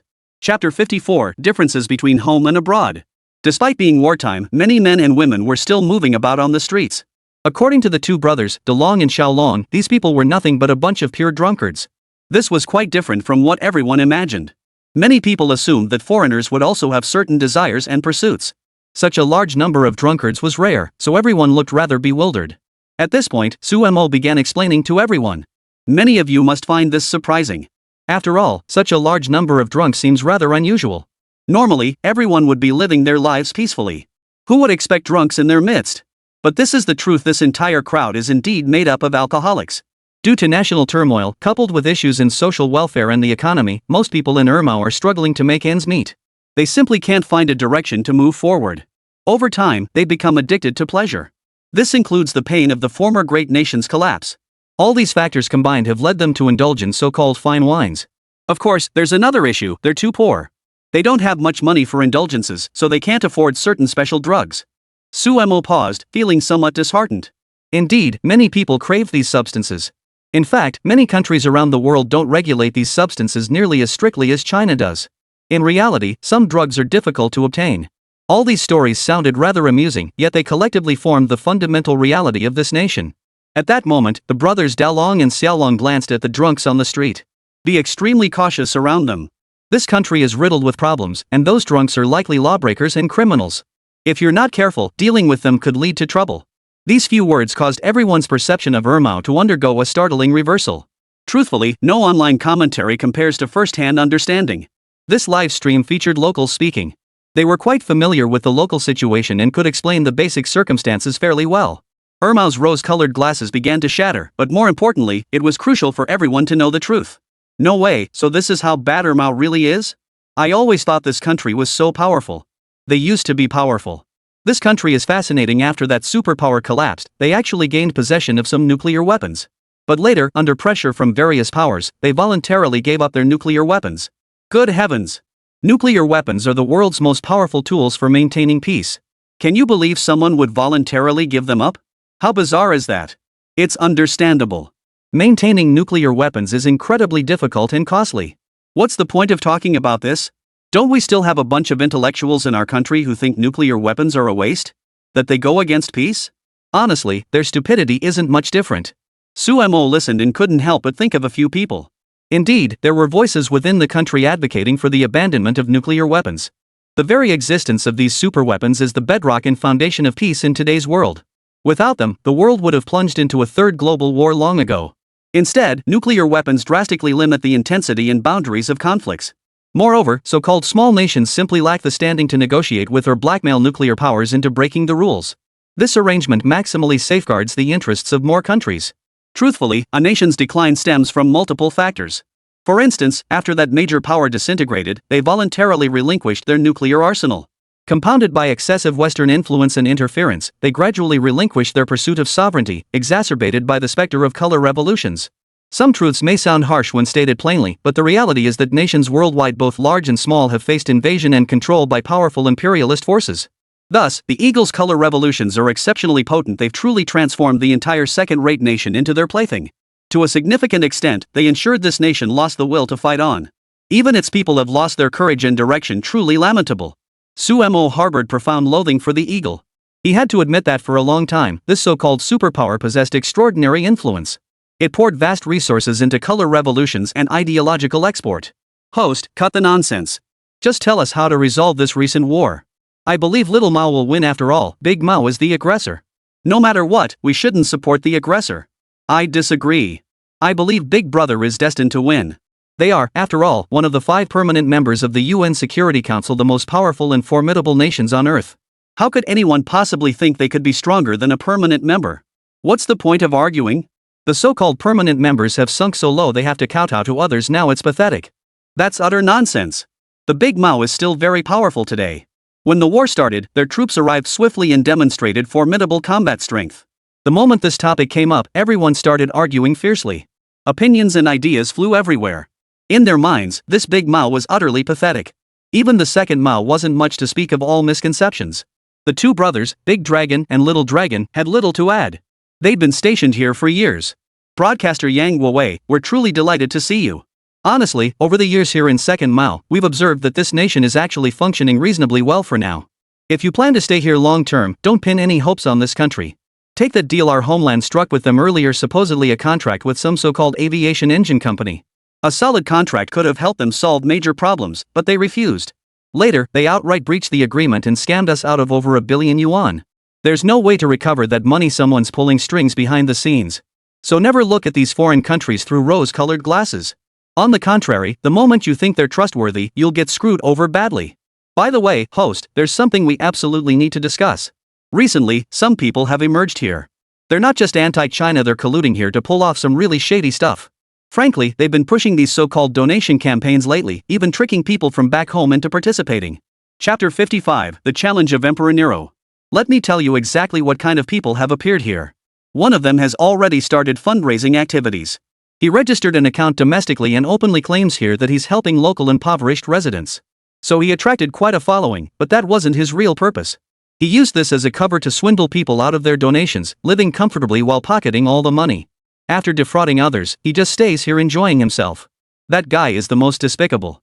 All this was truly shocking and terrifying. After all, he'd swindled a substantial amount of donated funds. After all, when people are determined to do evil, there's little to stop them. What happened next was even more unbelievable. There are definitely those who scam donations, and they've made it into a big operation. Recently, they've swindled quite a few people. What's more, they constantly brag online, claiming that all the funds they raise from these foreigners in poverty will be used to help them. It's quite interesting. But that's not the worst part. What comes next is even more despicable and disgusting. The other party was about to reveal more details. Sumo sat down beside them, ready to share this new information with everyone. Just as the front person began speaking, a live connection suddenly appeared in the chat. Sumo found this rather intriguing. The person who suddenly connected was called Emperor Nero.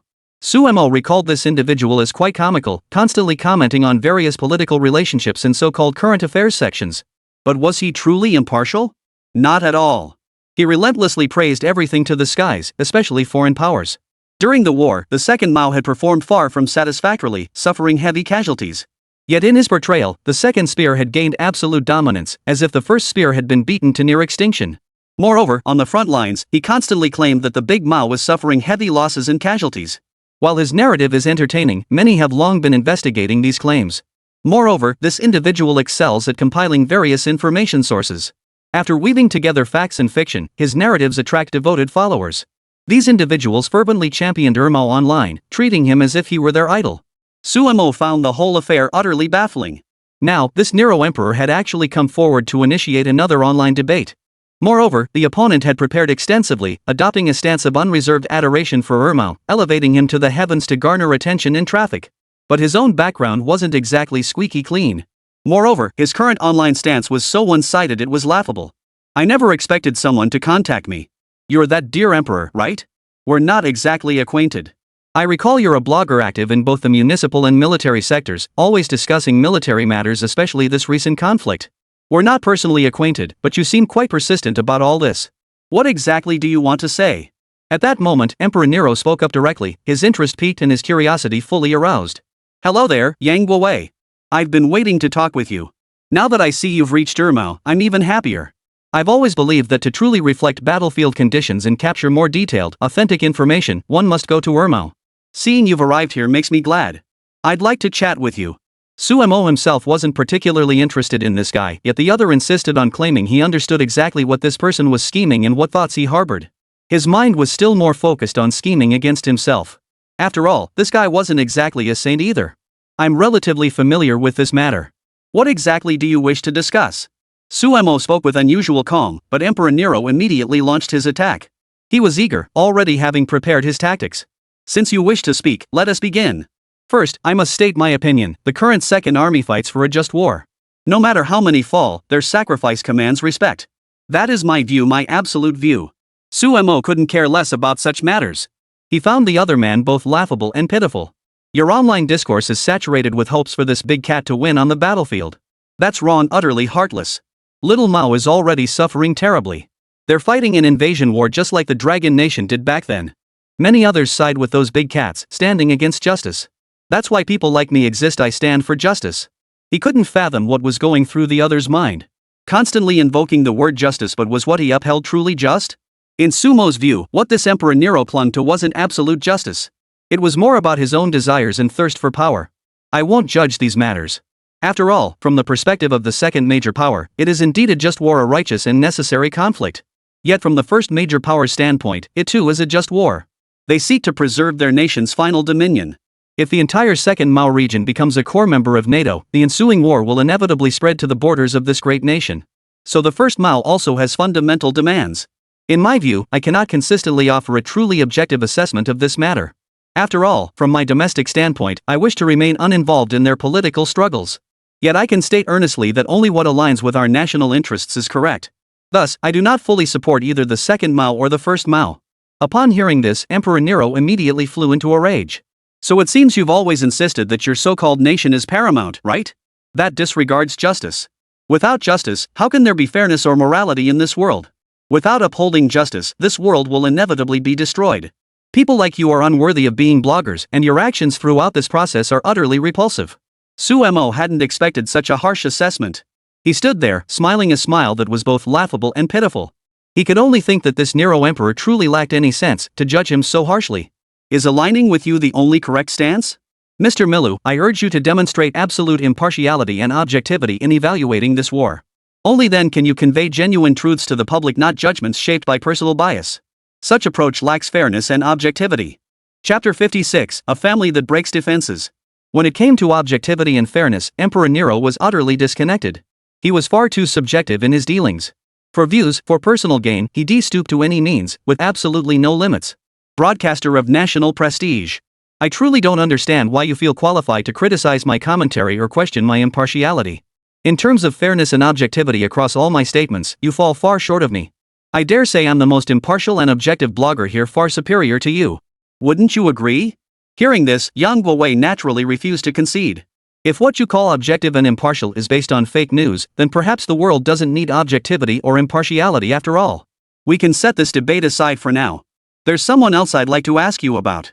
I wonder if Emperor Nero knows a blogger named Old Wang next door. He posts videos and streams live content, and lately he's become quite the sensation in this country. At the mention of Wang from next door, many in the livestream room chuckled. The name Old Wang next door is ridiculous. Did he come up with that himself? Doesn't sound like a good guy. Whether he's a good person or not, you can tell just by his name that he's the type with a lot on his mind. Seems like he's always trying to mess around with relationships. I wouldn't want someone like that as my neighbor or friend. Old Wang gives me the creeps. Who wouldn't be scared of a friend like that? Just the name alone is terrifying. It seemed everyone harbored some fear toward Old Wang next door. Of course, this was merely the appetizer. Across the way, Emperor Nero froze for a moment, unable to admit or deny it, his expression stiffening. I don't recall this person. If you find him, go see him yourself. Don't bring it up with me here. Suemo knew the other was actively denying it. He'd long been aware that this Nero the Great was a man who valued his life above all else. If the slightest stir arose online, He'd bolt faster than a rabbit. He certainly wouldn't want to take one for the team and go down with everyone else. Such a cautious individual was no easy foe to deal with. Seems Emperor Nero deliberately avoids discussing this. Well, I'll share what I know. First, about this neighbor Wang. He'd been out of the country for quite some time. During his stay in this nation, he'd always relied on certain special income streams to get by, like making movies. The moment making movies was mentioned, the comment section erupted. It's just watching movies, right? I know all about that stuff. The comments below were quite lively. Some claimed they directed films themselves, others mentioned working as extras, and some pointed out that today's live streaming chart battles were essentially an alternative streaming format. Let's talk about what pushes their boundaries. First, let's talk about this guy next door, Old Wang. I'll share some insider info most people don't know. He shoots videos for live streams. Do you know what kind of videos he makes? Oh, right, it's footage of his girlfriend, or wife, playing games with other guys. This instantly shattered everyone's sense of morality, decency, and shame, things they should have had. Yet he seemed utterly unconcerned, casting it all aside. This is going to cause trouble. You've seen what kind of person this Old Wang next door is, right? When he gets serious, he doesn't even spare himself. His wife actually makes these kinds of videos too. You can see for yourselves she's not even that old. In other words, who could have imagined such a thing? I believe none of you ever expected or witnessed anything like this. Is there any point in continuing? Revealing such shocking secrets outright isn't wise, especially without concrete evidence. It could be called slander. You should now have a clearer understanding of these second-rate streamers. Right? Lately, Old Wang next door has been mired in lawsuits. You probably don't know why. I'll explain that later. For now, let's just focus on playing this game well. Now, getting back to the point, I'm genuinely curious. Nero the Great, do you actually know this person? Just tell the truth. Everyone here is waiting to hear it. If you speak honestly, I believe no one will object. What do you say? Now this hot potato was being shoved back at Nero the Great. He was definitely no saint these past days. He'd pulled all sorts of stunts, resorting to any means for views. But people could still trace his online footprints. He and that Old Wang next door were indeed friends. The two had even met in person. As for their private dealings, best left unsaid. Suffice it to say, Old Wang from next door was walking the most perilous and baffling path imaginable. In that moment, Emperor Nero finally made up his mind. So what if I've met him and know him? His personal character issues don't mean my posts are fake, right? That makes perfect sense. Nero the Great was essentially retreating to advance, admitting he knew the man but insisting he'd never been involved in any illicit activities. Naturally, no one believed him. For the moment, they couldn't pin anything on Emperor Nero. It seems you all harbor some doubts about this matter. But frankly, your suspicions hold no weight or significance. Let's step back and consider the whole situation. Even if you're unhappy, it won't change the bigger picture. Let me continue detailing this family's affairs. As mentioned earlier, he specialized in having his wife star in pornographic films for sale. But in truth, the primary performer, or rather, the main protagonist, wasn't just his wife, but also his mother-in-law. Later, his wife's younger sister, his sister-in-law, joined in too. All this stuff is available online. They just put it up on websites for sale. Anyone can buy it with money.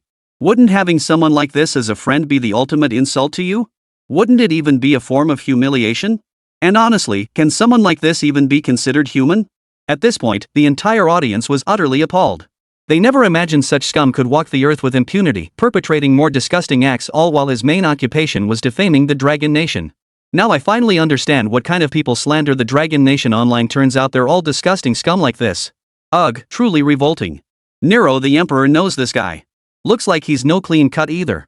Even if Nero claims no connection, if all this is true, this guy is utterly repulsive. Best to steer clear. Humanity has truly sunk this low. I wonder if there's a link. Chapter 57, The Reason for Failure. I've seen it. It's truly trashy. The most attractive one in the family is his sister-in-law. She's young, supposedly a college student. The once mighty Irmo has sunk so low, letting his own countrymen produce such films. I feel this nation is truly finished. Is this just my illusion, or the truth? This is the reality. Some people in their country can barely scrape by only by making films or engaging in various unscrupulous businesses like this. This is what a nation looks like when it loses its dignity. Weak nations have no diplomacy. The backward get beaten today. I've learned this lesson in blood. The comments section of this livestream was filled with a large crowd voicing their opinions, saying quite a lot. Throughout the entire process, Emperor Nero felt utterly frustrated. He flatly denied any connection to this neighbor Wang, but whether he admitted or denied it, it was too late. His reputation was utterly ruined. Simply because he had met the other party, he desperately wanted to shout that he wasn't close to that person, but saying so was useless. That's how the internet works. Once people decide you're tainted, blacklisted, there's no going back. Trying to prove your innocence just traps you in a logical quagmire you can never escape. These things have nothing to do with me. I still want to ask, are you trying to prove my character is flawed by associating me with this person? There's no connection whatsoever. If you've studied philosophy or basic ethics, you should understand this. Nero the Great spoke with visible agitation. Illudati, don't be so tense and worried. Everyone's eyes are sharp. Whether you did this or not, everyone knows deep down. No one would wrongly accuse a good person, and certainly not a bad one. Sure, you weren't always diligent during the video sessions, sometimes fudging the data, and your stance might not have been ideal. But at your core, you're still a decent person. We can agree on that, right? No matter how you look at it, this statement doesn't sit right, yet Emperor Nero couldn't deny it. Back to the matter of the front lines, what have you been saying about demonstrating military might? That national interests come first? My stance remains unchanged. Does national interest inherently exclude justice? Without justice, this world would cease to exist. Only through upholding justice can the world achieve harmonious development. Even if Big Mao initiated the attack and Little Mao defended passively, Big Mao still suffered heavy casualties. As one of the world's top 5 permanent members of the Security Council, even the most formidable power among them, what is there to be proud of when things have ended up like this? That superpower, possessing unmatched might and vast territory, reduced to barely clinging to life, it's deeply unsettling. It seems we finally hit the nail on the head. My personal assessment remains unchanged. This war was a mistake waged at the wrong time and in the wrong place by a handful of ambitious individuals. Some will surely accuse me of bias, since the proper assessment of war is to end it swiftly, no need for nuance, just a single sentence. But I prefer to address the essence of the matter. First, why did this conflict arise? It stems entirely from a so-called massive military organization, the Western Contract Organization. Unlike the broader Western Alliance, this so-called coalition is primarily military in nature. Once a nation joins this organization, it can essentially rest easy, as all member states share a collective defense mechanism. If one nation is attacked, all others will come to its aid. Mao did lose some territory. But playing the big cat has brought them enduring sanctions of all kinds. Since 2014, large numbers of Western advisory teams have joined the Second Alliance to conduct various training activities and construct defensive fortifications. Their efforts proved remarkably effective, particularly in fortifications. Combined with advanced education and training, these capabilities made them formidable forces. After weathering that major crisis, the glasses-wearing one entered a new phase. This time, Mao was urgently clamoring to join this Western treaty organization. If successful, he would become a member of this organization and serve as their so-called bridgehead. But this second Mao has even abandoned nuclear weapons himself, isn't joining this so-called contract organization just to keep fighting? Plus, the president they elected is truly disappointing. He was a foreign national from the start. Later, after some time, he starred in numerous films. In truth, he was nothing more than a so-called actor. To have risen to his current position is, in a way, the highlight of his life. I suppose everyone can now grasp the general outline of events. There really is no such thing as absolute right or wrong. It's all a misunderstanding, yet it's not entirely a misunderstanding. Take this second Mao president, he holds foreign citizenship. After the war began, another group of so-called businessmen ended up buying up nearly all the land within second Mao's borders. The Westerners have many more inhumane deeds up their sleeves. After buying up these lands, they plan to carry out a second wave of colonization, waiting for an opportunity to re-establish their presence in this country. Fortunately, our nation avoided such treatment. I shared this to make one thing clear: a small country has no standing to discuss such matters with great powers. Some argue that even small nations have the right to pursue freedom, but first, weigh your own capabilities. Our ancestors recorded this truth long ago in ancient texts.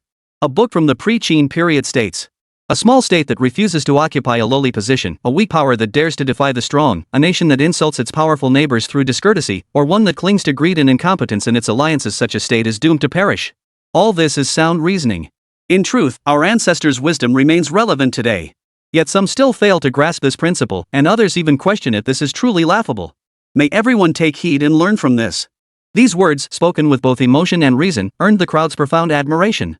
They increasingly recognized that Yang Wogua's erudition and vision were far beyond the reach of ordinary men. Gradually, they began to marvel at the depth of his theoretical foundation. Therefore, when judging whether a nation's actions are just, one must always consider the circumstances from multiple perspectives. Peering through a tube like a peeping Tom reveals little of the truth. These words are for you, Emperor Nero. I hope you, as a video blogger, will handle information with greater care, diligence, and caution. Refrain from adding excessive subjective speculation, it serves no purpose. Chapter 58, The Showdown. Nero the Great had been talked into submission. He knew he couldn't win this verbal battle, and continuing the argument would be futile. Even if you're right, the justice of war is an inescapable issue. I refuse to believe that after enduring that so-called war against invasion, some people still haven't awakened. The Dragon Nation endured foreign invasion before clawing its way back. Have we all forgotten that? Surely not? Emperor Nero shouted passionately, convinced of his own righteousness. It wasn't about who shouted the loudest. Nero the Great. Please don't shout like that. The reason people still show some tolerance toward that country that betrayed us is because they believe it's also fighting a protracted, unwavering war. That is the root of our pity for them. But personally, I see little meaning in it, for the nation of Irma is rotten to its core. The moment they chose a foreigner as their leader and pinned all their hopes on him, they had already lost. Sumo's words immediately sparked reactions among many. They themselves harbored doubts or unease, a mix of emotions. What kind of logic is that? Some things are genuinely useless. Stop spouting nonsense. Exactly. Who knows what this young Huawei streamer is trying to pull? Does he think he can be the big shot in the politics section? What gives him the right? Look at what you're saying, it's just incoherent and meaningless. I advise you not to make reckless judgments. You're just inviting trouble. This streamer just spouts nonsense nonstop. Who does he think he is? He should shut up already. The streamer hopes you'll act more normally. Stop trying to lecture everyone here. What gives you the right? You don't have the ability. Sumo knew a bunch of people would jump in. What he said was the truth, leaving no room for sophistry. I advise everyone not to judge things so hastily. As I've stated, every word is true. This so-called president, Irma, holds citizenship in another country. Can you imagine him leading us? What's intriguing is that he sent his wife and children abroad right at the start of the war. And they only changed their nationality to become citizens of this country just before the conflict began. As for how he rose to power, it's all connected to the British Empire across the ocean. I wonder if any experts here can shed light on this. Just as Sumo was speaking arrogantly, someone suddenly joined the livestream. I'd like to connect with the host. I have a clear understanding of the situation here. I wonder if the host has the courage to do so. The newcomer was indeed arrogant. His brief introduction made his defiant attitude abundantly clear. To say he feared Sumo? Absolutely not. His tone was brimming with arrogance, a haughty disdain for all eyes upon him. This was his true nature, not some superficial facade. So a truly formidable figure has arrived. Let's talk then. I wonder who you are and what expertise you possess. My name is Yang Huawei. My goal is to help everyone remove that crazy filter they have on foreign countries and view everything abroad more objectively.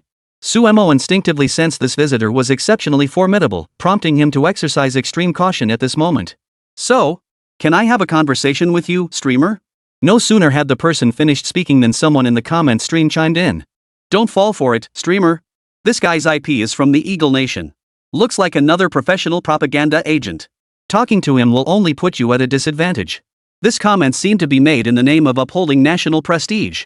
In reality, if the host didn't respond to this call to uphold national prestige, it would be a loss in itself. Don't worry. I'll speak when I need to. I'm the type who prefers to be straightforward and thorough in my words. If I couldn't speak, I'd consider it a huge loss. Sir, please come on up.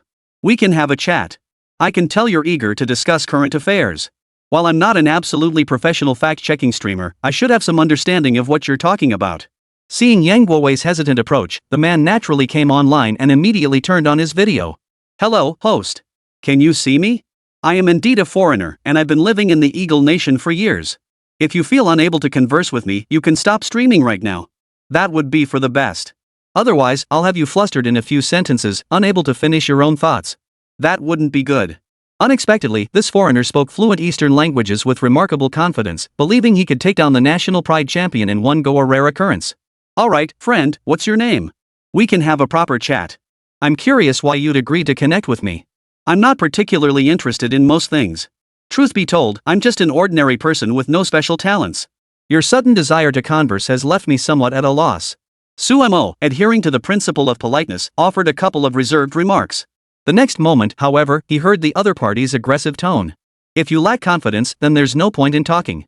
I detest this so-called subtlety of you Easterners, thinking yourselves so polite, speaking so calmly. In reality, your actions are the most misguided. Your so-called reserved politeness in interacting with others often overlooks what truly needs to be said or done. It's as if I've always felt many of you, because of your reserved and introverted nature, appear timid and hesitant. You don't step forward when you should, and you don't strive when you ought to. This reserved and introverted nature, I wonder when you'll ever change it. If you keep this up, your country will never progress. The other person's loud rebuke, coupled with all sorts of so-called rhetoric, was truly laughable. At least to many in the audience, this guy was acting so arrogantly, clearly unaware of his own limitations. That was indeed what everyone thought, but the man across from them couldn't care less. I know you're all firing off comments about me.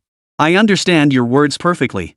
Don't assume I'm ignorant of Eastern culture. I've mastered all your scripts within a single year. Chapter 59, The So-Called Freedom and Democracy. In 3 years, I've read around 300 books on your country's culture. That's already far more than most of you know. Stop looking down on us Westerners. If you keep that attitude, you'll lose badly. By the way, my name is Antonio. It's a very common Western name. If you wish to read anything into it, I advise you to study more and seek deeper understanding. Perhaps one day you will comprehend. Antonio didn't specify which university he attended, but when he spoke, he exuded immense confidence even when he was completely wrong about many things.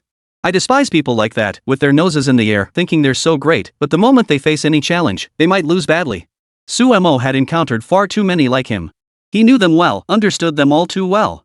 Since that's the case, sir, let's have a practical conversation. What should we discuss first? Culture? Or some so-called simple, straightforward matters? You decide. I believe you'll give me an answer soon enough. Culture might hold a special place in the other person's eyes, for this individual possessed an inherently unique temperament and interests. In speech and action, they followed their own rhythm and ideas, harboring their own thoughts and considerations. He also mentioned having studied Eastern cultures extensively, claiming considerable familiarity with such subjects, a claim Suemo found entirely credible. His speech was logical and coherent, and his entire demeanor was remarkably cautious and earnest. Then let's start from the beginning. First, regarding Eastern culture, our Eastern culture has a long and profound history. I trust you have studied it thoroughly, truly immersed yourself in it. Yet, many of the hidden, unique aspects of Eastern culture remain unknown to you. For Eastern culture is not something born in a day or two. It is not merely a matter of bringing you some so-called assistance. Rather, it is the result of countless generations of our predecessors dedicating themselves to its refinement over millennia. Only through this enduring process have we perfected it, enabling more people to learn, comprehend, and grasp its profound significance. Mr. Antonio, you may have spent years studying, read many of our texts, and acquired much knowledge. Yet I must say your understanding remains superficial. Throughout this journey, I myself have often felt the ocean of learning has no shore. Moreover, among the sayings left by our many sages, there are countless expressions like the sea of learning has no shores, and among 3 people walking together, there must be my teacher. I wonder if you have truly grasped their meaning. If not, I suggest you continue your studies and keep seeking knowledge. Alright, let's get back to the matter at hand. It seems you don't agree with the theory I've presented. Are you going to bring up that Western democracy nonsense? Suemo didn't dwell on cultural debates, he simply wanted to hear about Western democracy. The other person responded plainly yet earnestly. Of course it's about Western democracy. Let me put it this way, I believe democracy is the best system because it ensures everyone receives respect. Every individual gets a vote. That's the very foundation of Western electoral politics. It's precisely through elections that we can choose a suitable leader to guide the nation forward. A country without even the option to choose is truly pitiful. As soon as these words were spoken, a group of sycophants below began shouting in loud agreement. It seemed to strike a chord with them, for so-called electoral politics, vote-driven politics. For many, it seemed undeniably appealing, though what kind of nonsense was going through their heads, who could say? It seems I've gained a basic understanding of this Western democratic ballot politics. This so-called vote-based politics is where your two-party or multi-party systems directly put forward candidates. People make their choices through voting. Some countries even have unconventional electoral systems, like the Electoral College. This has something to do with your country, right? Hearing this, the person across from him merely smiled faintly. Correct. Our country actually employs this Electoral College system, and it's quite effective. Many people think the Electoral College is unreliable, but in fact, it maximizes the fulfillment of many things. Take our multi-party elections, for instance. Everyone gets to participate. I don't recall your dragon nation offering such opportunities. The sycophants below began to cheer. We never get that chance back home. All we ever hear about is elections and voting. They even tried to make me vote, but I refused. It's all predetermined anyway. Exactly. I've never even heard of voting. Our village has never held one. Our neighborhood has never heard of such a thing. Elections? That's just nonsense. Suemo knew only the uninformed would utter such remarks. He'd been waiting for them. Everyone, let me say a few words. Some of you clearly don't understand the definition or meaning of elections at all, do you? And those claiming their villages never hold elections? That just shows your narrow-mindedness. Every village has proper election procedures. If yours doesn't, you can report it. But the funniest comment I saw earlier was someone saying they never vote because they think it's rigged. So you know elections exist, right? This pointed retort instantly made the commenter the target of a barrage of verbal attacks, as everyone unleashed a relentless torrent of abuse. Today's online environment is rife with hostility. Many people like to relieve their stress by seeking leisure and entertainment online. Undoubtedly, this approach has been quite successful, as for a long time, people found it genuinely effective. Everyone, please pause for a moment. Don't assume that constantly humiliating others is particularly productive. What truly matters is that each person should strive to learn more, improve themselves, win others over with courtesy, and earn respect through virtue. Alright, back to the matter at hand. I'd like to ask Mr. Antonio, how many candidates were there in your election? I recall the last election in your United Kingdom had only 2 candidates. An 80-year-old and a 76-year-old. Is that what you call an excellent political system? What's the point of such an election? Both of them are practically on their last legs. Oh, I know that sounds harsh, but they really are nearing the end of their lives, their youth long gone. And only 2? What if I don't like either of them? Chapter 60, The Illusion of Democracy. Exactly. What if neither of these 2 options is acceptable? I think that's the biggest flaw of multi-party elections. If neither candidate is suitable, who do you vote for? Neither option works. I feel like there's no truly right direction. No matter who you pick, it just doesn't feel right. The comments section erupted into chaos as doubts began to swirl. Even those who had formed opinions earlier now found themselves muddled by the flood of unclear arguments. Mr. Antonio, let's get back to our original topic. First, why do you hold such high regard for two-party or multi-party systems? Fundamentally, you must believe it fosters greater peace and harmony, allowing everyone to choose their ideal leader. But you overlook many things. For starters, only so-called elites within a party can gain eligibility to run. Does an ordinary person have the right to be elected? Antonio opened his mouth but paused, realizing the truth: ordinary people rarely gain such eligibility. If ordinary people can't even gain eligibility for election, how can you guarantee absolute fairness and justice? Then there's the issue of so-called political elites. Such individuals are few in number. Ordinary people lack access to party politics. Moreover, over the years, you in the West have become entrenched, forming a so-called system. Personally, I don't dismiss the merits of so-called elite politics. Why? Because specialization matters? Certain individuals engaging in strategic political discussions and decision-making are clearly far more effective than a crowd of laypeople, ordinary citizens, for instance. Let me tell you exactly who ascends to power. Take the so-called candidates recently elected in your United Kingdom as an example. The 2 recent candidates hail from merchant families. They've built businesses with decades of tradition, amassing vast fortunes and formidable networks. The other belongs to a military political faction. On the surface, these 2 seem entirely unrelated. In reality, they previously maintained cordial relations, frequently dining together and appearing at numerous banquets. Yet fundamentally, they represent distinct factions. As Suemo finished speaking, Antonio jumped at the chance to respond. Exactly. That's our situation. The 2 parties belong to different people and factions. We have the 2 major parties, Democratic and Republican, both representing the interests of the people, yet differing in policy decisions. This is the very foundation of our advocacy for democracy and freedom. We can act, think, and promote based on our party's principles. Suemo knew the other side would get flustered, and the crowd of paid commenters below immediately burst into laughter, feigning enthusiastic agreement. It seems you all consider this the essence of democracy and freedom. Well, I'll just say it's not quite right. Take your 2 current parties, for instance. Let me offer a brief critique. Your so-called Democratic Party has always been a classic example of white leftist failure. Of course, unlike the leftists back home, they advocate for diversity and using refugees to boost domestic labor efficiency. They also secure massive votes from refugees, with labor efficiency being secondary. In foreign policy, they actively intervene in global political decisions, desperately seeking to expand their influence worldwide, even deliberately provoking conflicts. That's a simplified definition. As for the Republican Party, they implement policies resisting large-scale immigration and refugee influxes. In foreign policy, they advocate a degree of retrenchment to maintain peace and stability in various regions. Of course, I should add that you don't genuinely desire world peace. It's merely a necessity when your hand isn't strong enough. But let me ask, if someone both wants refugees to receive more benefits and desires world peace and foreign policy, how should they vote? It seems you haven't given them an option. These 2 sentences trapped many in a logical dead end. Exactly. The host is absolutely right. This clearly denies people with such political leanings any real choice. It's downright unfair. I see it the same way. They're not letting people choose at all. This is clearly blocking their path. The crowd chimed in, each finding these arguments increasingly compelling.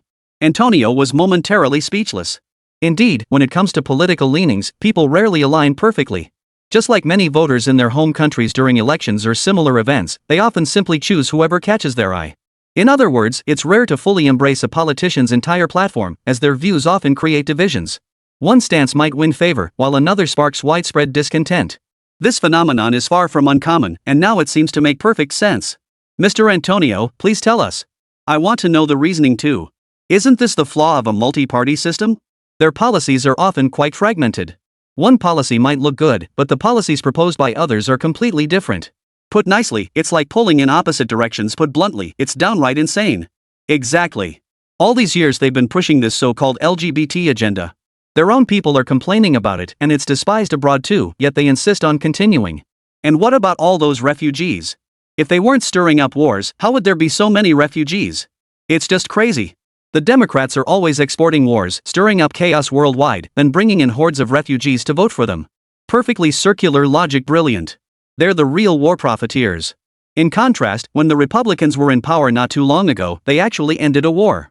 We can't single them out either, because when the Republicans were in power, they assassinated leaders of other countries too. That's not exactly something to be proud of either, it's embarrassing.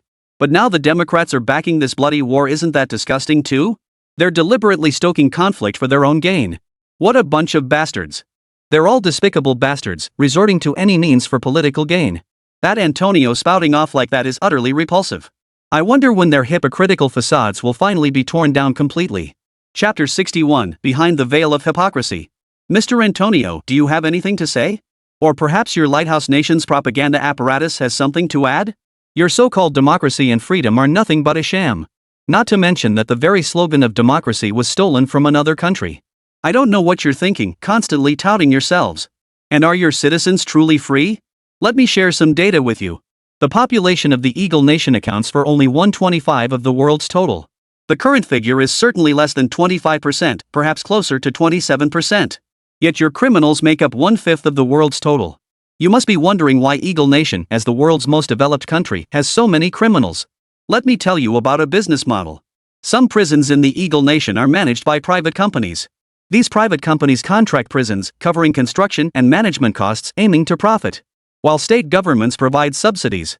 But more importantly, these prisoners need to work for money inside the prisons. This is probably similar both domestically and internationally. People who envy life abroad often complain about the exchange rate. Let me tell you this, while prisoners in China might only earn a few yuan a day, at least their earnings cover basic needs. Overseas, your daily labor might net you 50 cents USD converted to domestic currency. That's less than what a prisoner here earns. Plus, in China, they genuinely teach you a trade. As for those criminals abroad, well, let's not even go there. At this point, the audience was utterly stunned. The comments section exploded with reactions. Capitalism is so advanced it maximizes profits even from criminals, making them work hard here. This is the best possible solution. Is this what they call labor reform? Sounds pretty comfortable. Never imagined such an advanced management system existed. Truly impressive. If given the chance, I'd love to visit. Visiting is secondary, this is cutting-edge capital operation. Our country should learn from it. Suemo knew he'd gotten what he wanted and continued. No need to be surprised, everyone. Let me continue dissecting their prison cultural traditions. What comes next might surprise you even more. First, their country has over 2.3 million registered criminals. This figure doesn't include suspects who are detained daily for various reasons or facing criminal charges. It only accounts for those serving sentences. With 2.3 million people and such a massive number, the prison industry becomes incredibly important. What's even more shocking is that the proportion of black people is 5 times that of white people. Keep in mind that African Americans make up less than 15% of the entire population. In other words, less than 15% of the population contributes such a high proportion of crime. But you should know this, while I personally don't care for those dark-skinned lawbreakers. There are certainly good people, outstanding individuals, hard-working souls, and those who've achieved remarkable success. The biggest question is why the crime rates differ so drastically. Simply put, if you're a white person on the street and encounter patrol officers, you can usually talk your way out of it. But if you're driving and you're black? Sorry, they'll pull you over no matter what. We've all seen similar news stories like a black prosecutor being detained or black Assemblyman Joe getting arrested. This kind of thing is far from rare. Is it because they commit more serious crimes? No, that's not it. It's simply differential treatment, compounded by racial discrimination. Suemo then showed everyone some videos, including a recently popular film called Green Book, which depicts events from the early years of the last century. A highly accomplished black musician was traveling to perform piano pieces. On the road, he must hire a white driver to navigate states hostile to black people. Along the way, they encountered many absurd and humorous incidents, further highlighting the horrors of racial discrimination. In the end, both the white man and the black man learned a great deal. Of course, this is a quintessential American mainstream film. The comments below also echo in support of promoting our national prestige. Host, I've seen the movie you mentioned. It's quite interesting. The racial discrimination depicted is starkly unvarnished. One scene really stuck with me, it felt so familiar. The black musician watching his fellow black people picking cotton in the fields, who looked at him with utter bewilderment and curiosity, like he was an alien. I've seen so much typical racism in it. Racism is a truly terrifying thing. I wonder when it will ever be completely eradicated. Forget it. The Eagle Nation couldn't eradicate this stuff last century, and it'll probably be the same this century. It seems everyone has reached a point of utter disgust with the Eagle Nation, dissecting every flaw and shortcoming of this country down to the last detail, exposing the nation's true nature before many eyes. Mr. Antonio, you've been touting how wonderful your country is, how democratic, free, and enlightened. But in reality, you haven't eliminated so-called racial discrimination, nor have you eradicated this so-called prison culture and economic practices. So many people are locked up in prisons, are they all guilty? I won't deny that Manhwa has its share of wrongful convictions. It's a historical legacy. We're moving toward a more enlightened era, striving for greater fairness in all judicial matters. But you seem to be regressing instead. I have another set of data proving you've perpetrated numerous wrongful convictions to profit from them.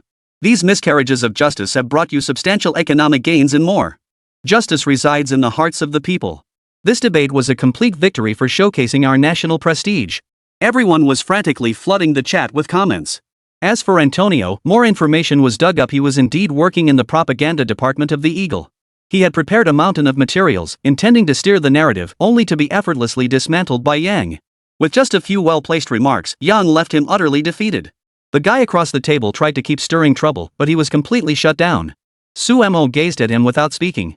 After all, he was the victor. His mere presence alone could crush the opponent with immense pressure and unease. I'll be back on the call shortly, bringing along China's top economic and political experts. Suemo didn't immediately issue a challenge, instead letting out a hearty laugh. Then I'll just have to wait. Chapter 62, The Rebel in the Crossfire. Suemo ended the live stream call. He now decided to film another video to show everyone Irmo in a real-world setting. Amidst the war, the entire nation had plunged into turmoil and chaos, nowhere near as safe as it once was. Brother Su, I don't understand why you came here. Irmo is engulfed in war now, and the entire country is on the brink of collapse. This place is extremely dangerous. Exactly. It's dangerous here, and this country is twisted now. Mercenaries from all over the world make up a significant portion of the population here. When these mercenaries get down to business, they don't care about anything.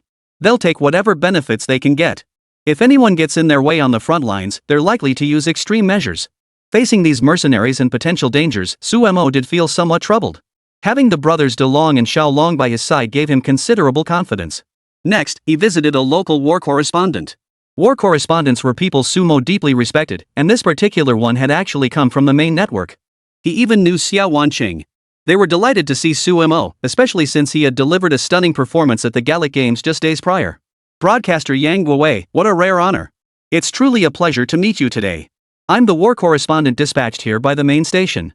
It's truly a blessing to meet you. I've been busy here these past days, and today I finally have the honor of meeting such an important figure as yourself. Suemo dared not accept such praise and repeatedly declined. Please don't flatter me like that. I'm just a nobody, merely someone who occasionally posts videos and streams to earn some views. I can't compare to someone like you, who bravely and fearlessly carries out such meticulous work on the front lines. You're the real deal. Suemo showered them with endless flattery as they sat down to chat. His direct approach seemed to please them greatly. Your videos promoting our national prestige have been excellent lately, and your live streams have consistently held the upper hand. The opposition may seem formidable, but they're always full of holes. They don't know what they're doing. Sometimes they're just plain stupid and ridiculous. Since you're here, I know you came to investigate the situation in Irmo territory. But before that, I need you to help me promote something else first. Lately, there's been a wave of young people filled with passionate ideals. They come here thinking they're saving others, convinced the war between Big Mao and Second Mao is unjust. They see Second Mao as the oppressed, so they rush to join us. Like this special mercenary I recently discovered. Back home, he was just an ordinary guy with a passing interest in military affairs. Suddenly, he joined a team here. I don't want people like that showing up. Our Dragon Nation people shouldn't be joining this war. It's meaningless. These words took Suemo aback, prompting him to investigate immediately. There are several individuals involved, one named Da Peng. I don't know much about him, but apparently he's always been fascinated by Western culture. He left without telling his family and went straight there. He was recently killed in action in Irmo's army. The latest update on his phone was just 2 days ago. This news hasn't spread yet, so I'm telling you first. There's also another mercenary who's at the national level in our country. He's now joined Big Mao's army. While Big Mao and our relations are temporarily better, dedicating one's strength for this cause is still a very foolish thing to do. These words left the listener utterly speechless. It was truly unimaginable that any Dragon Nation citizen would willingly participate in this war, risking life and limb. Utterly foolish. Sometimes I really have to admire these people. What on earth were they thinking, willingly coming to this place to court death? Their mindset is truly unique. But beyond silently paying my respects, there's nothing else I can do. At this point, Suemo couldn't help but chuckle. That means you'll need to spread the word online for us, like making a video, especially to warn those people. Don't let them think being a mercenary here, fighting for some ideal in their hearts, is all that great. War is brutal. War kills people. These folks come here knowing nothing. They're incredibly foolish. This argument was undeniably sound. A group of ignorant fools insisted on joining the battlefield. What on earth possessed them? Relatively speaking, these people were likely headed for a miserable death. Even more laughable and tragic situations emerged, making them even harder to comprehend. Don't worry, I'll try my best to talk with them and make a video about it. Suemo inquired further about local customs and conditions, discovering that Ermao's economy was indeed in dire straits. With vast numbers of young men and women sent to the front lines and significant population loss, Ermao's economy had deteriorated to an extreme low point. The other party provided some official data, which clearly illustrated the situation. Suemo and the war correspondent enjoyed a lively conversation. They agreed to collaborate on their next overseas assignment, with the correspondent planning to visit the front lines where several besieged towns were reportedly under siege. The area had suffered severe destruction in previous battles, but they discovered a basement there housing over 100 elderly people. This news startled Suemo. Hundreds of elderly people living underground. The poor conditions were obvious. I must investigate this immediately. I suspect we might uncover more details about Ermao's daily life there. Suemo resolved to visit the basement first. Having obtained the information, he couldn't wait. After bidding farewell to the war correspondent, Suemo and the brothers Dalong and Xiaolong immediately drove to the basement location. He genuinely wanted to know if there really were that many survivors there. En route, they received another piece of news. Old Wang from next door had been released. A few days prior, he'd been arrested for posting photos online claiming Ermao had defeated the enemy. Hey, host, this is hilarious. You know how unlucky this guy trying to boost our national prestige was? He kept bragging about how the second Mao was invincible, right? The first Mao was getting crushed, couldn't win at all. Then he kept hyping it up, and after that time, he posted some videos online showing first Mao territories getting bombed. Add those photos to the mix, and the higher-ups concluded he'd leaked military secrets. That's how he got arrested. Talk about a sycophant who couldn't even lick the right spot. He ended up in prison all on his own. Chapter 63, The Hilarious Colonizer. Suemo was also somewhat surprised. He got arrested for that? That news didn't get much traction on the domestic internet. I'd only heard vague rumors about it. Never imagined the guy would be so unlucky. Even though he was constantly sucking up to these foreigners, he still managed to get himself killed. Suemo found this utterly hilarious. Old Wang next door had just been released. She really ought to meet him. Perhaps they could chat, and who knows, maybe she could pry something out of him. Suemo considered himself no stranger to peculiar characters, but this guy was beyond the ordinary. Brother Su, if you want to see him, we can take you over. They're filming and doing all sorts of things over there. But unexpectedly, he got arrested. Apparently, they're still investigating that business he was involved in with selling stuff. He's only been temporarily released, what they call parole overseas. He spent a fortune to secure his release on bail. If he can post the bond, fine. But if he can't escape, he'll still have to serve his sentence eventually. That depends on the trial. But the only positive development abruptly ended. Relations between the two countries only began to thaw after Indira Gandhi stepped down for the first time. As for new large-scale military cooperation, that came after China's rise in the 21st century. Even with cooperation, though, America's attitude toward India is strictly business. They keep their distance. Right now, they're both staying home. Brother Su, I'll crack a joke, don't get mad. The guy's a bit dangerous, honestly. He actually wanted his wife and mother-in-law to star in films, and they did. Regarding that matter, we absolutely must minimize contact with him. It wouldn't look good if anyone saw us together. Suemo found this reasoning quite sound. At least he was a respectable, straightforward man. If anyone saw him associating with such a pimp, it would ruin his lifelong reputation. He wasn't that foolish. You're right. We shouldn't deal with him directly. Better not to invite trouble.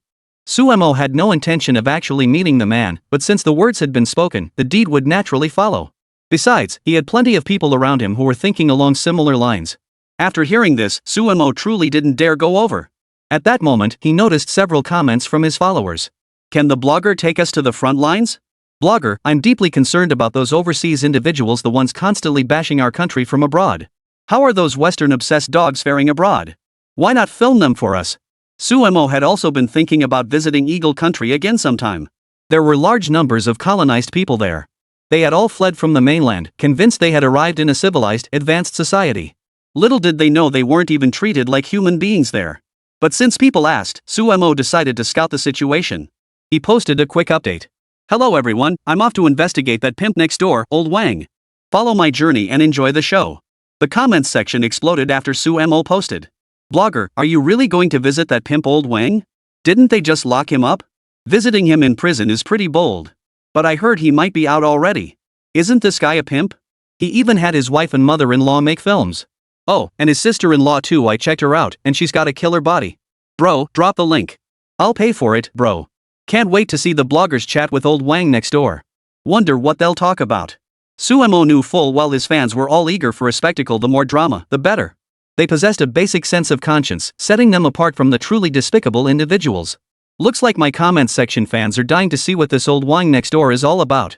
Suemo understood his fans' mindset. They were just as eager for drama. He knew he'd soon see them gasping in shock, so he followed along. Soon they arrived at Old Wang's house. Despite his notorious reputation, his home was surprisingly quiet. If not for his recent legal troubles, it wouldn't have been this peaceful. This is Old Wang's place. Looks decent enough, right? He does live in a small villa here, but villas aren't worth much overseas. The truly top-tier skyscrapers? Average folks can't afford those. What can you do? It's ridiculous how many people in China still admire this kind of thing. Big Dragon commented as Suemo pulled out his phone to snap a photo. The entire house looked dilapidated, with walls cobbled together from wooden planks. In Ermao, this was a very ordinary house. Since the people here were generally poor, their homes appeared dilapidated and crude. The entire structure swayed precariously, as if it might collapse at any moment. Elsewhere, weeds overran the front yard. The house, exposed to sun and rain, had long lost its former glory. Now it looked shabby and laughable, even repulsive. The houses here look pretty rough. Weeds everywhere, and that musty smell in the air.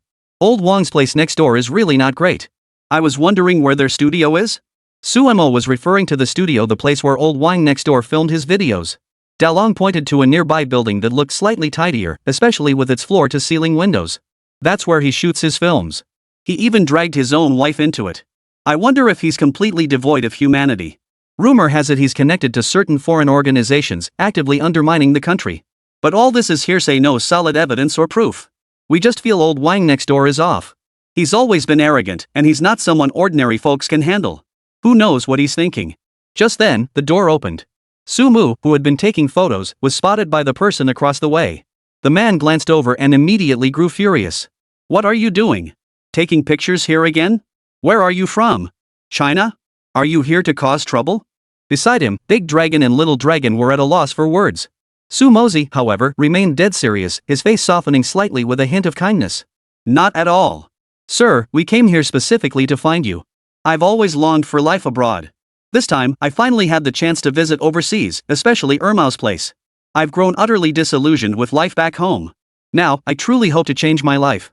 Hearing this, the man's expression softened slightly, a faint, almost careless smile appearing on his face. Chapter 64, The Broker.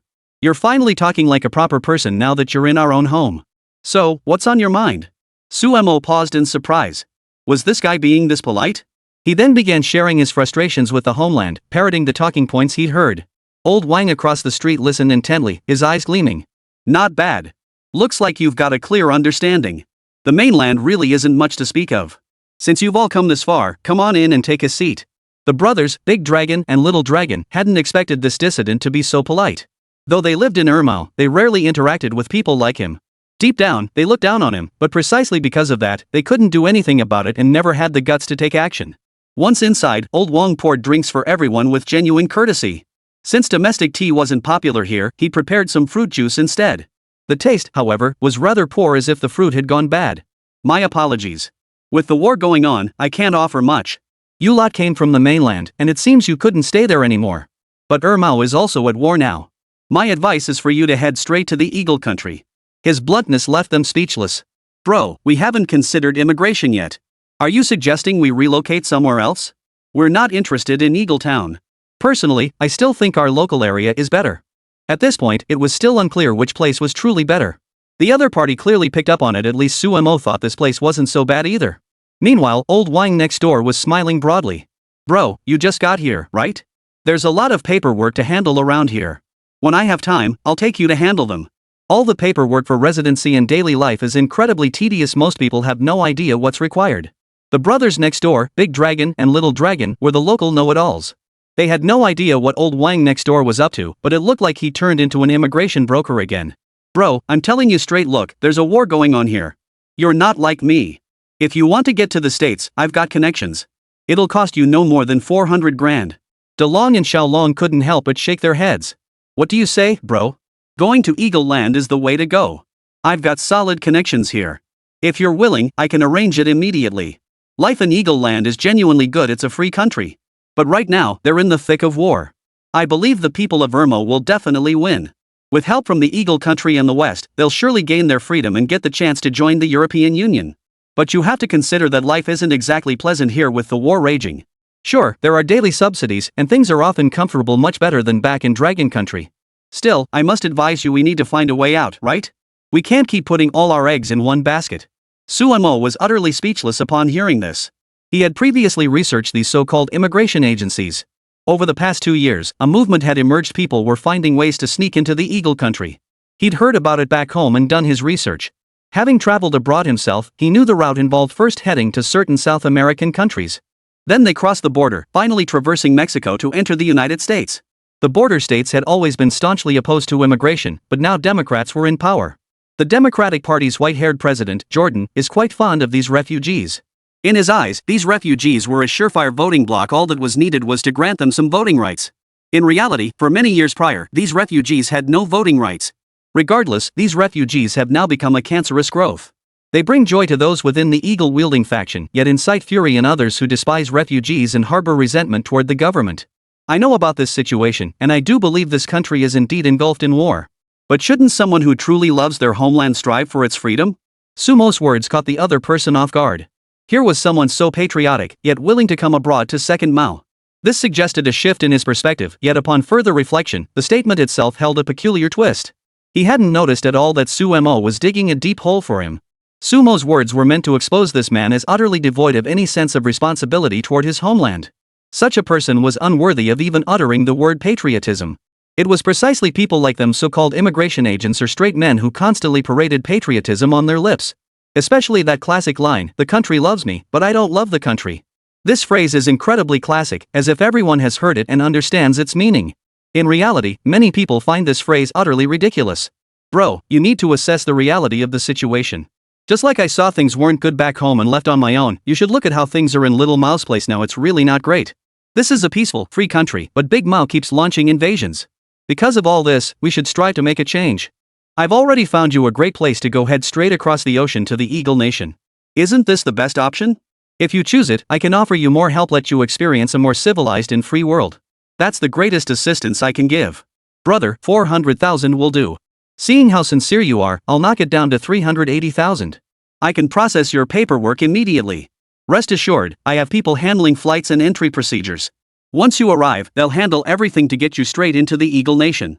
Suemo was clearly overwhelmed by such enthusiastic offers. He had a valid visa and could go whenever he wanted. He'd even lived there for a while before, so going now would be practically effortless. At this point, Big Dragon beside him clearly grew displeased. Brother Wang, I've heard about these routes too, the ones you mentioned for getting into Eagle Country. It doesn't cost much either. I remember it was only about 300,000 yuan to go from within the Dragon Country, and that was on the higher end. Some people even got in for 70,000 or 80,000. You're asking for this much money right now. Isn't that a bit excessive? Seeing someone undermine his scheme, old Wang instantly soured. You lot are talking utter nonsense. You must understand that getting to Eagle Country requires a huge expense. It's not something ordinary people can afford. How dare you think this is some simple matter? Forget it. Get out of here. I'm not entertaining you. Chapter 65, This deal's a bust. Seeing the other party get angry, Suemo smiled. Brother Wang, no need to get so worked up. My friend here spoke without thinking and offended you. Please don't take it personally. Honestly, I'm from China. Naturally, I dislike the environment back home and want to go abroad. Like you said, getting to Eagle Land would be ideal, but I don't have enough money. That's why I came to Irmo first. Plus, I feel bad for Irmo's people suffering, so I came specifically to help out. If possible, why don't we earn some money here and leave together? Any ideas on how to make money? Brother, once we earn some cash, we can leave together. That should be doable, right? Hearing these words, old Wang across the table grew thoughtful. But now, sitting there like a big shot, his expression had changed entirely. So you came to ask about that, brothers. As someone who's been through it, I should give you some advice. See how well I'm living now? Got a house, got a car. To be honest, I've got more than one woman here. Back home, folks work themselves to the bone just to scrape by, yet they all live as bachelors. And a few others live it up like me. This is the life of a god. There are plenty of ways to make money and get a place here. Let me give you a few simple, down-to-earth methods to get you started. First off, there are plenty of women here. If you can get your hands on these women, we can live pretty comfortably. This statement was utterly baffling. What did he mean by getting these women under our control? It was beyond comprehension. Bro, give us a straight answer. What exactly does that mean? Hearing the other's curiosity, the guy started playing coy. Let me put it this way, if I were to teach you, the simplest advice would be to use your heart and your head. First, let's look at our current situation. You say these second-rate guys are chaotic, but they have a market. Second-rate women are incredibly popular out there. They have good bloodlines and great figures. The younger ones are genuinely beautiful. So if you can introduce them to international partners, that's also an option. But forget about China. Those broke guys over there, even though they don't have wives or girlfriends, they're desperate to get their hands on these second-male women. My suggestion is, if you have connections in the West like classmates, friends, or family living there, keep chatting with them casually. Help these people get to the West as soon as possible. There are plenty of women here. As long as they can secure a path to the West, they'll be thrilled to have a stable life. After all, Western countries are so developed it's like living in paradise. Once they get there, they'll be happy and comfortable. As for here? Well, it's a world apart. Naturally, they wouldn't want to stay. That's exactly what we're playing at. Help us make the connections. We'll pay commission for each one. Don't worry. Actually, there's another avenue you could try. Lately, the internet's been crazy for Ermao's videos. Especially taking in those homeless second-rate talents and filming stuff with them. I think you could give it a shot. We're out here now, forget about all that domestic nonsense about propriety, shame, and so-called morality. We need to let go to live better and more comfortably. It's that simple. Suemo knew this guy was talking about having no moral boundaries whatsoever, taking things to extremes, going completely mad. People like that were truly scum. Looks like we really should learn more from Brother Wang. If you have a way, if you've got something, we're willing to follow you and give it a shot here. Maybe we can pick up something more important and useful. Old Wang from next door was brimming with confidence as he laid out the entire operation step by step, explaining every detail meticulously. After all, he was an expert in this field. He'd already filmed his own wife and mother-in-law. What else could he not do? He was incredibly serious when talking to people. The two brothers, Big Dragon and Little Dragon, had long since stopped listening. They couldn't help but wonder, what difference was this guy from a madman? He seemed to have lost all sense of ethics and humanity. As they listened, Xiaolong was itching to stand up and slap him. But Suemo waved them off, and the three of them stepped outside. By then, Suemo had finished recording and pulled his phone from his pocket. Brothers, we've got the recording we came for. My goal was to set this guy up. Look, he's laid out his entire theory, including human trafficking. DeLong and Xiaolong beside him were startled. They knew Suemo had come to film the area, but hadn't realized his plans ran so deep and far. You're too good, boss. I never imagined you'd planned this all along. This guy's going down for sure. Serves him right for getting involved in this kind of thing. He's finished this time. We're just waiting for you to release the video and all this evidence. The brothers were now buzzing with excitement. Suemo told them to hold on. Don't be so impatient, you two. We must fully expose this scumbag. Such villains can't be allowed to walk free. We should strike hard against him when we have the chance, ideally uncovering his entire human trafficking network. How could we let someone like that get away with it? Only by taking him down can everyone have a better life. Only by eliminating scum like him can everyone live well. I absolutely won't let this bastard off the hook. Hearing Sumo's words, both men felt a surge of satisfaction. They drove away together and immediately began editing the video upon returning home. The footage exposed every despicable scheme of this villain, including the original recordings. Suemo prepared to upload it directly online. After his return, old Wang next door kept calling and texting him, demanding he join his business ventures. Otherwise, he threatened to arrange a 370,000 yuan luxury tour package sending him to the Eagle Nation. This kind of business deal was right up the other party's alley, but charging such an exorbitant amount was utterly heartless. Even some unscrupulous businesses domestically wouldn't dare demand that much. It could only be said that this guy was a complete scoundrel and villain. But it didn't matter. At least Suemo remained remarkably calm in this situation. Suemo didn't immediately agree to the other party's request, nor did he outright refuse it. He simply waited quietly for him to fall into his trap, then promptly uploaded the video online. What he planned to post next was common knowledge, making sure this unlucky guy paid a hefty price. He'd crafted the perfect title: The Legendary Life of the Smuggling Boss, the blood-soaked history of an immigration broker. Chapter 66, The Wrath of the Smuggling Army. The moment the video went live, it struck a chord with countless viewers. In recent days, the domestic internet had been filled with toxic propaganda, with some constantly touting the virtues of life abroad. Then they'd push people to go abroad. Many couldn't even get there through legitimate tourist channels. By taking the smuggling route, they were essentially entering those countries as refugees. The Eagle Nation is quite lenient toward refugees. Most of the time, they're expected to show their gratitude like these refugees from the Dragon Kingdom who need to curse their mothers.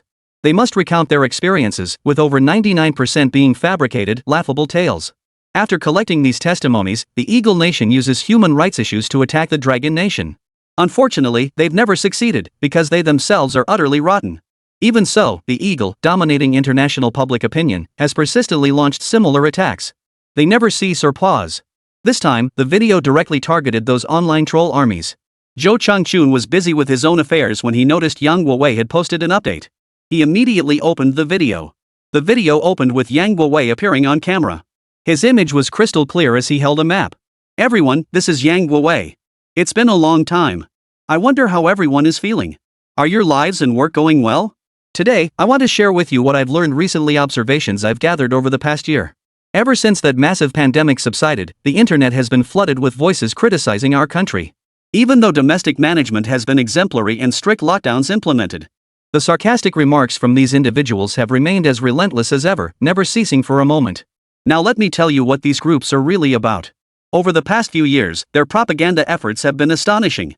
Their primary focus has been relentlessly mocking China while glorifying foreign countries. This has spawned a whole brokerage business. They claim to be able to move people abroad for fees ranging from 80,000 to 300,000 yuan, with 300,000 being the upper limit. This price has risen significantly recently. The entire process involves flying to South America first, then crossing back through certain border regions to reach Old Mo. After crossing over, they reach the Eagle Nation. Once there, they become refugees, file a complaint against their home country, and wait for their case to be processed.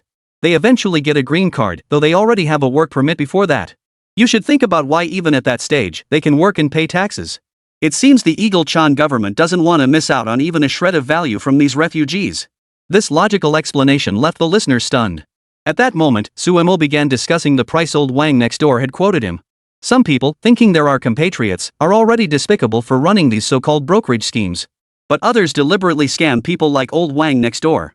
Today I visited Old Wang next door, and he quoted me an exorbitant price. Everyone, take a look. Oh, and there's also a lot of information about his criminal activities that will make you furious. The entire recording was then played out loud. Upon seeing this evidence, everyone immediately erupted in fury, their anger boiling over and hatred boiling to the surface. While listening, they managed to hold back their emotions, but by the end, they were nearly tearing the place apart, each cursing loudly. That Wang next door is utterly inhuman. While what he did was already despicable, this time he's truly despicable. Exactly. He's acting like he's above the law. Others charge tens of thousands, max 300k, for arranging connections, but he demands 400k and still wants to pocket brokerage fees on top. I remember the spread our national blurry blogger could go straight to Eagle Land. He didn't even know that? Their visas actually get approved. Remember last time when the Eagle tried to crack down on Yang Guowei? Turns out they failed. Exactly. They still have to consider basic diplomatic propaganda considerations. Let's just hope it doesn't escalate to an irreparable level. What's there to fear? Yang Guowei has the Dragon Nation backing him, nothing to be afraid of. After watching the video, Zhou Changchun remained speechless for a long time. He glanced over at the person beside him. It's infuriating that someone like that Wang guy next door can still run rampant online. Is there anyone specifically handling him? The news secretary beside him nodded. Minister, we reviewed the footage before you did and discovered this Wang even appears to be involved in organ and human trafficking. We've already notified the second Mao government of all this information. At this level, we can only take actions like this notification. Directly interfering in another country's administrative operations is against our principles. There's no better way. But this old Wang from next door has been under strict surveillance within our country all along. The young secretary beside him looked genuinely helpless when dealing with such suspects abroad, or rather, with these infuriating, exasperating entities. They had no better solution. They couldn't simply conduct cross-border law enforcement to arrest him.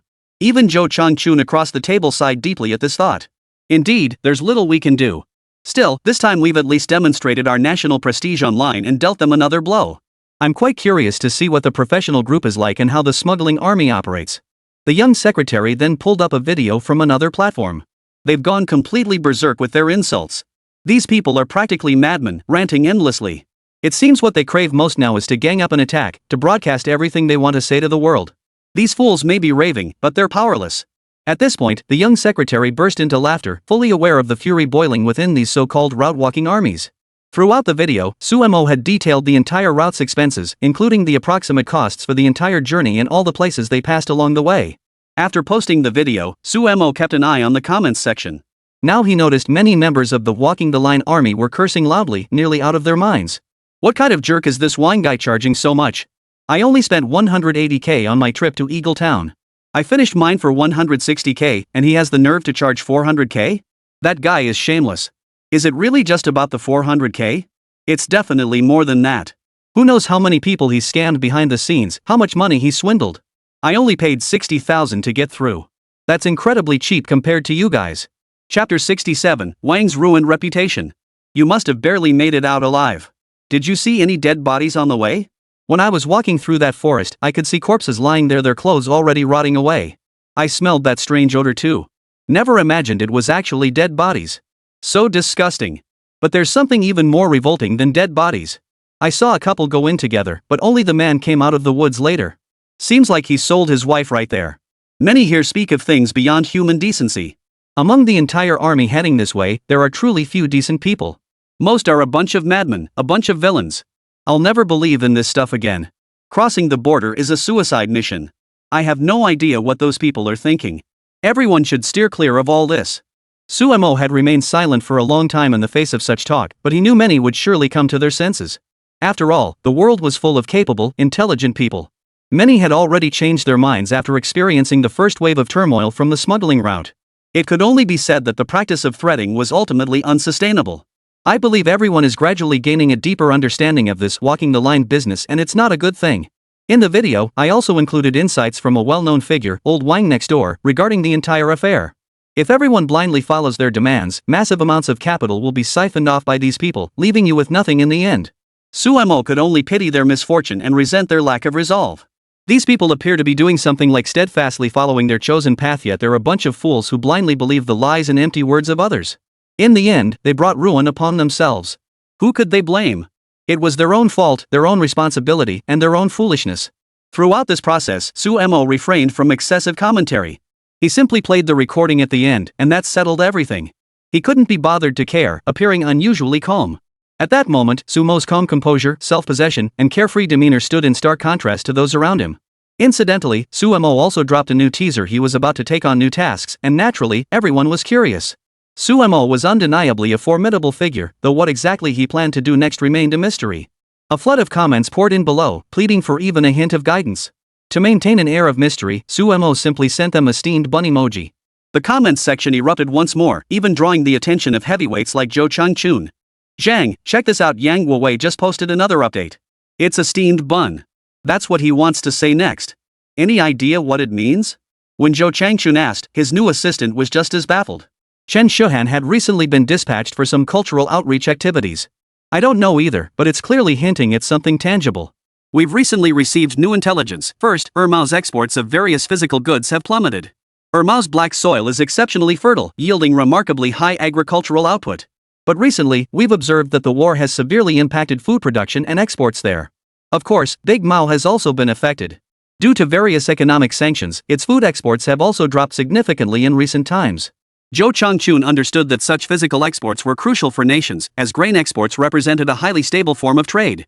It also serves as a means for nations lacking substantial industrial capacity or other sectors to rapidly accumulate capital and foreign exchange. Looks like the next lesson will be about food after all.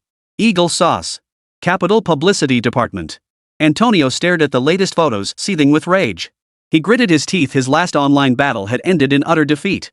Mr. Antonio, we had high hopes for you. We never imagined you would suffer such a crushing defeat in this contest. We were certain you would succeed, yet it seems you were utterly unable to match your opponent. We expect you to secure greater advantages for our nation in the upcoming operations. Now, carefully analyze what's in this photo. What exactly does this bread signify? While the man on the other end questioned him, Antonio scratched his head in frustration. Gentlemen, I don't believe this is bread. It closely resembles a food I've seen before called a mantu, which is extremely popular in their dragon country.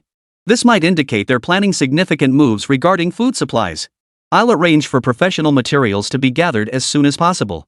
It was no wonder Antonio was so cautious. Matters concerning food were of great concern to him. He hoped to extract some useful information from it as soon as possible. He himself was deeply invested in this matter. The very next day, Suemo went live again. However, the moment he went live, someone burst into the stream. This person repeatedly demanded to connect with Suemo. He didn't know who it was, but the name struck him as odd. The caller was named Intellectual. Hey everyone, someone requested a call right as I went live and it was a paid call. 15 yuan is no small amount. What's on your mind, buddy? Instead of responding to the request, Suemo abruptly launched his stream. As soon as he went live, Intellectual spoke up. Showcasing our national prestige, IFING swear. The caller unleashed a torrent of profanity right off the bat, along with a barrage of disgusting remarks. It was quite entertaining for a moment, but Suemo remained calm. Your tone sounds familiar, brother. I don't know who you are, but you seem pretty worked up. There's no need to get so heated. We can sit down and have a proper conversation, talk things out calmly. If you keep cursing, the system will disconnect you. I genuinely value fair and harmonious discussions. But if this is truly your only approach, I believe people will look down on you even more. You should use proper evidence and normal methods of debate. Suemo offered a brief assessment, but his words fell on deaf ears. The other party seemed even more agitated than him, bordering on furious. Shut your mouth. Who do you think you are to say that? I know exactly what you are. Someone like you keeps spreading nonsense online. Look at every single video you've made, they're all harmful to others, deliberately mocking people and stirring trouble. You just want to profit from it. Do you think I can't see through you? Chapter 68, Rage and the Existence of Food. Heaven will surely take you away, someone like you. The other person continued to hurl insults, practically losing their mind. Suemo, however, remained calm, sipping his tea as he quietly watched the madman's performance. After a while, he cleared his throat. Anything else? If that's all, then that's all. I find this rather tedious. I wonder if you have anything new to offer, something useful. If this is the end of it, then I suggest you take some time to rest and recuperate. But I have another hunch you're old Wang from next door, right? Your voice gave you away. Only old Wang would be this furious. We did meet that day. You seemed polite enough, but why did you quote me 400,000 when others only paid 300,000? Then you slashed it to 370,000 like I'm some fool you could swindle. I may not always be the sharpest tool in the shed, but you? You're downright stupid. Suemo was holding back. He wanted to equate this guy with a complete idiot. Old Wang next door hadn't used his brain at all, and now he'd completely ruined himself. Now his reputation was ruined online. I'm not you, so don't talk nonsense. I'm not that so-called old Wang next door. What's the point of mocking me with that term? What gives you the right to say that? It's not like I haven't done anything wrong. Watching the man argue relentlessly, Suemo found it amusing. He immediately produced evidence, starting with the IP address. Next, although the voice had been altered through acupoint manipulation, the intonation and breath patterns when speaking. Your tone is uncannily similar. And throughout your entire speech, the phrasing, the word choice, everything betrays habitual patterns. I've already figured it all out. No need to hide or pretend anymore. Since it's you, and you're here in person, I'd like to ask one more thing. Has anyone been looking for you lately? Your business is doing quite well, isn't it? Just introducing a few people can earn you a lot of money. That's something most people couldn't match. Our business dealings can continue. We can keep talking. We'll find a solution eventually. But I still have to advise you, Mr. Wang. Don't be so ruthless with others. There are always ways to make money. If you take so much now, who will dare to come to you later? This is my sincere advice to you. I hope you understand. Of course, it doesn't matter if you don't. Hearing this, old Wang next door grew angrier the more he thought about it. Now his reputation was in tatters, and some already viewed him as a rat scurrying through the streets. And now this Suemo dared to look down on him? He was utterly despicable. Wang wanted nothing more than to tear him limb from limb. Su, you deliberately ruined me. Now I can barely survive. I'll make you pay. And you accused me of trafficking human organs in people, that's serious. I won't let you frame me like this. I'll make you answer for it. Suemo found this utterly laughable. True punishment required solid evidence. This fool had none, and his own record was already tarnished. Such a moron couldn't even return to China.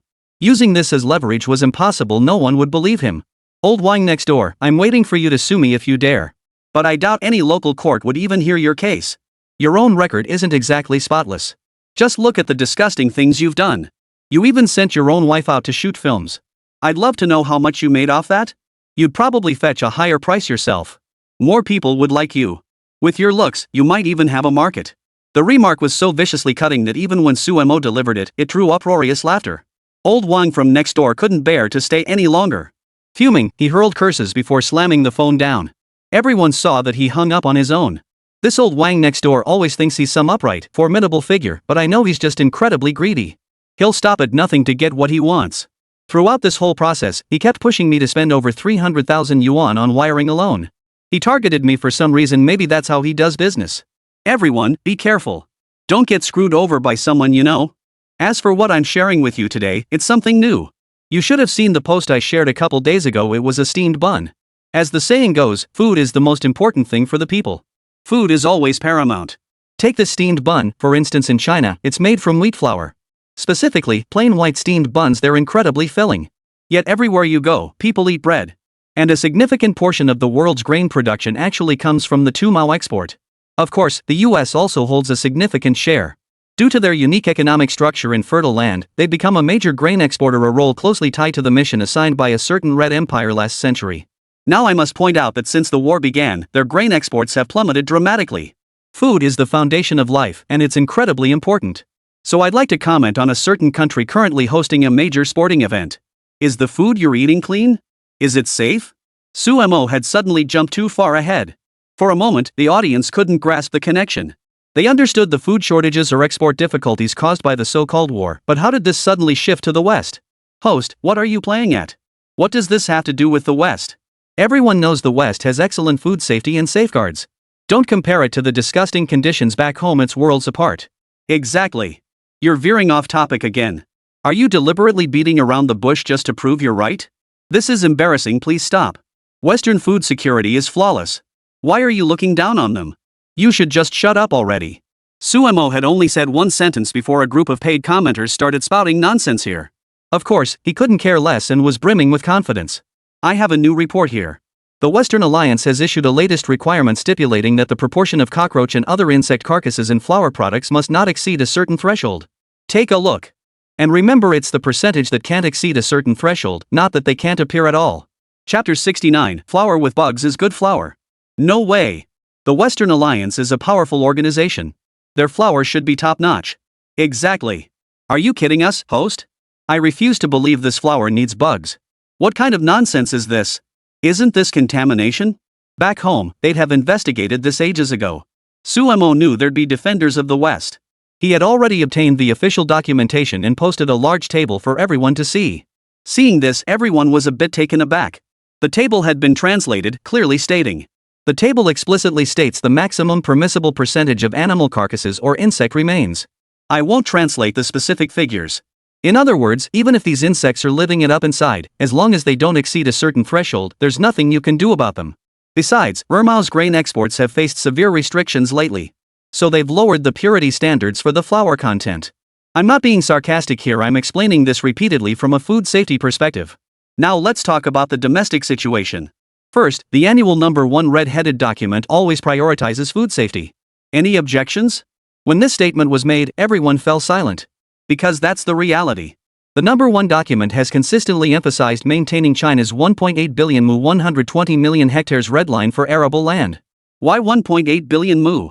Simply to ensure domestic production can fully meet all grain consumption needs.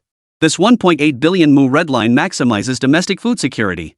While we export some grain, the vast majority is stored. In fact, our grain reserves are arguably the most robust and comprehensive in the world. Our domestic grain reserves are sufficient to feed the entire population for at least a year and a half, and that's a conservative estimate. Yet many so-called advanced Western nations possess grain reserves lasting less than 2 months, some barely 1 month. This means when imports cease, starvation would spread across their lands within a month. Though just a few simple sentences, they stunned the audience. The figures were truly terrifying. So don't romanticize Western nations too much. Even their decisions to reduce certain flour content or proportions are acts of necessity. They simply can't sustain such high consumption levels anymore. We must continue to withdraw Western flour. Despite its diverse varieties and styles, it ultimately falls short of the so-called food safety standards due to various constraints. When a country cannot guarantee its own production, it has no food security to speak of. Take, for example, the fact that both Russia and Ukraine were once major grain exporters. Both nations also exported vast quantities of energy and mineral resources. When they plunged into war, the entire global economy suffered, particularly the livelihoods of Western citizens. Here, I must mention a so-called natural gas pipeline explosion incident. Everyone knows about Nord Stream 2, right? A fully constructed pipeline, directly connecting to certain Western nations, suddenly exploded underwater. Who could have blown it up? Suemo suddenly posed a pointed question, as an explosion had indeed occurred early in the war. The Nord Stream 2 pipeline did indeed explode. Given its critical importance, it became a bargaining chip for Russia during the early stages of the conflict. Let me briefly explain this pipeline. The so-called Nord Stream pipeline was actually built by Russia and many Western nations. It transports vast quantities of natural gas across the seabed to numerous Western countries, where they can access this gas as a cheap energy source. In many Western countries, the cost of their artificial extraction equipment and other resources is higher than the natural gas supplied by Russia. Thus, Russian natural gas became a symbol of cheap commodities, allowing them to reap substantial profits while minimizing losses throughout the process. This situation presents a problem. This situation is something certain nations desperately wish to avoid, namely, the eagle across the ocean. If the entire nation begins to enter a state of harmony, especially with closer ties between the big cat and the West, the eagle will feel its influence threatened. So who exactly blew up this so-called gas pipeline? We needn't delve too deeply into that. Suffice it to say, it's been blown to smithereens, not a trace left behind.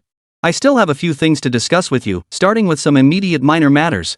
After the pipeline was destroyed, many Western nations plunged into an energy crisis. Consequently, numerous countries have grown increasingly impoverished. Even so-called developed nations face mounting hardships, with persistently high inflation making life unbearable for their citizens. Folks, this is what I wanted to say: things that once seemed so promising and perfect have now turned sour. The entire world has changed, growing worse, more chaotic, more unstable. This isn't what I've always wanted to say, nor is it the true reality unfolding before us. It's simply an inescapable situation. These words resonated deeply with everyone, and comments soon poured in below. It's definitely tough. Let me put it this way, for a long time before, things felt pretty comfortable. I remember how the Western world has been hyping inflation to the skies lately. The reality is indeed grim. They say their inflation is sky high, stubbornly persistent, and incredibly hard to tackle. I never imagined the actual situation would be this bad. At its worst, inflation reached unimaginable levels. I recall a streamer mentioning that in the West, an egg cost 15 yuan. That figure is terrifying.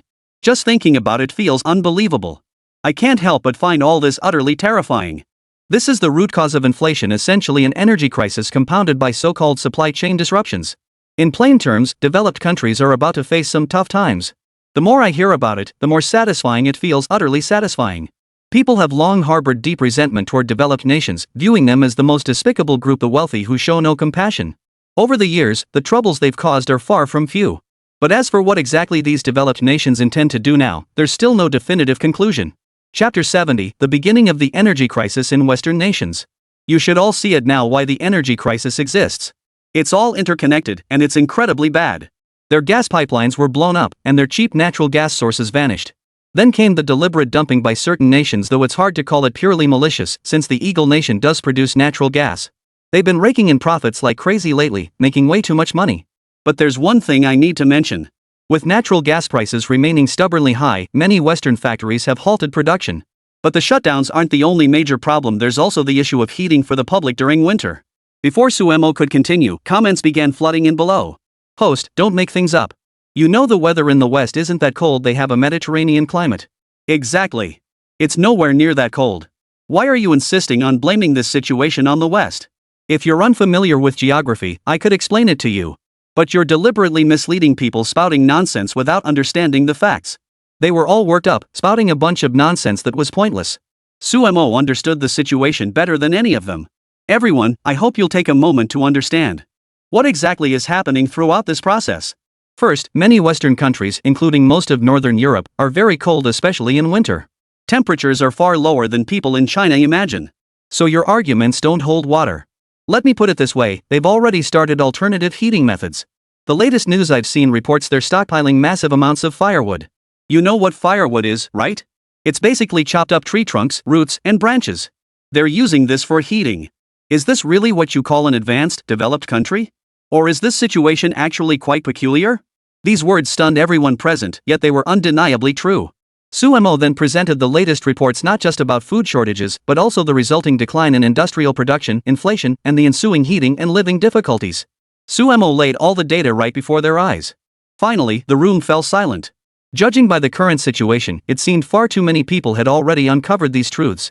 I won't dwell on this too much. I'll just briefly outline the situation, then we'll discuss what truly caused this energy crisis. Everyone assumes it might be the explosion of that undersea pipeline, but the fundamental cause lies in the war between Big Mao and Little Mao. And as for the so-called Western nations, be it the John Bull we visited before or the Gallic Rooster, they all share a major flaw: they've consistently treated Big Mao as an enemy. Historically, however, Big Mao has functioned more like their enforcer. They pay Big Mao to fight their battles, while Big Mao, acting as their granary and mine, provides vast resources in exchange for money. Such situations are far from rare over the years. They've become remarkably common and astonishingly widespread. You should see it now. Precisely because of these factors, the Big Bear has become highly dependent on the outside world, yet this very dependence has led others to underestimate its importance. The circumstances I've described are far from uncommon, and it is precisely these conditions that have brought about the changes we see in so many people and events today.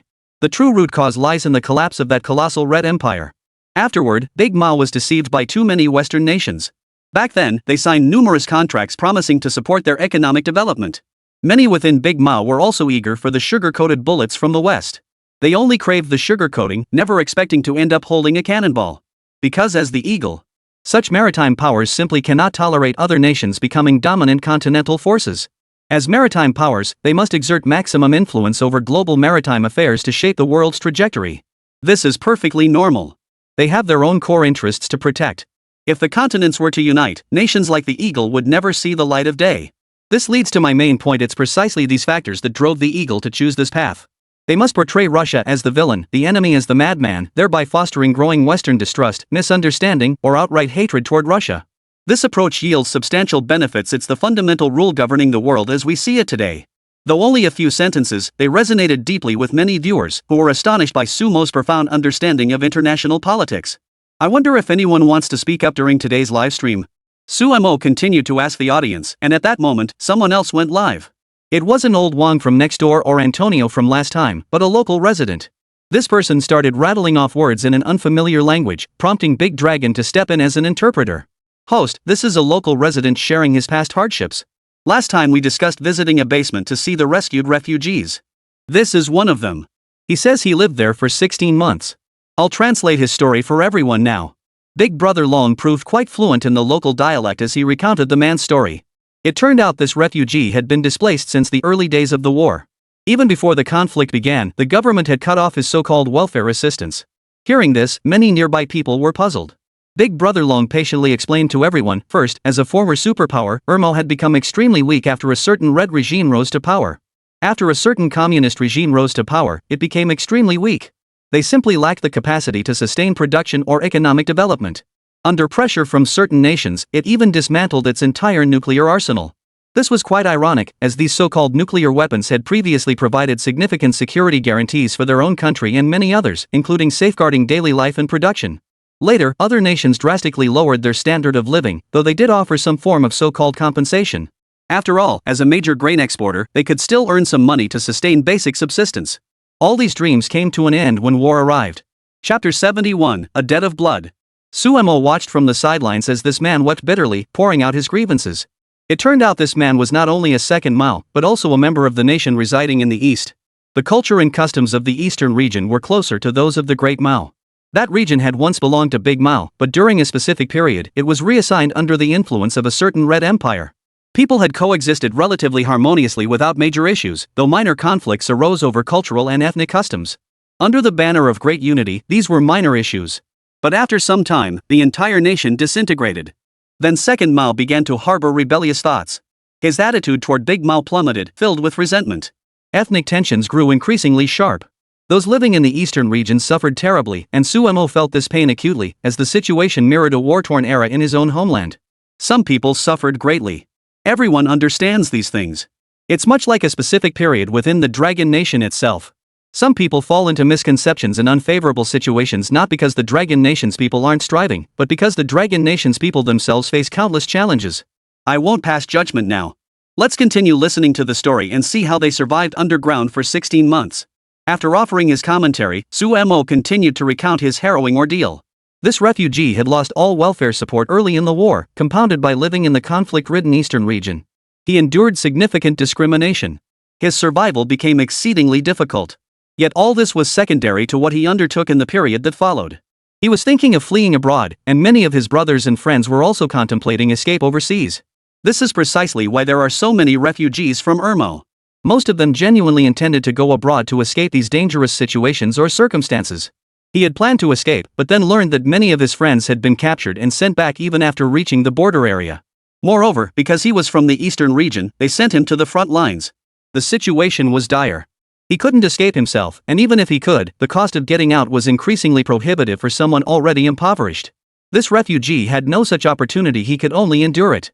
Unable to flee the war, they were directed by a local leader to take refuge in a basement. The basement was located beneath a sports stadium, a relatively large space that had served as a Cold War-era bomb shelter. They spent 16 months there, relying entirely on supplies brought in from outside. Being underground meant little natural light and no recreational facilities, making daily life exceptionally difficult. Those 16 months felt like hell and a nightmare. It took a tremendous toll on his mental health and left him with deep psychological burdens. As he poured out his anguish, his mental state deteriorated further. Alright, there's nothing more to say. He just kept talking about how tough those 16 months were, and he kept cursing the second Mao government.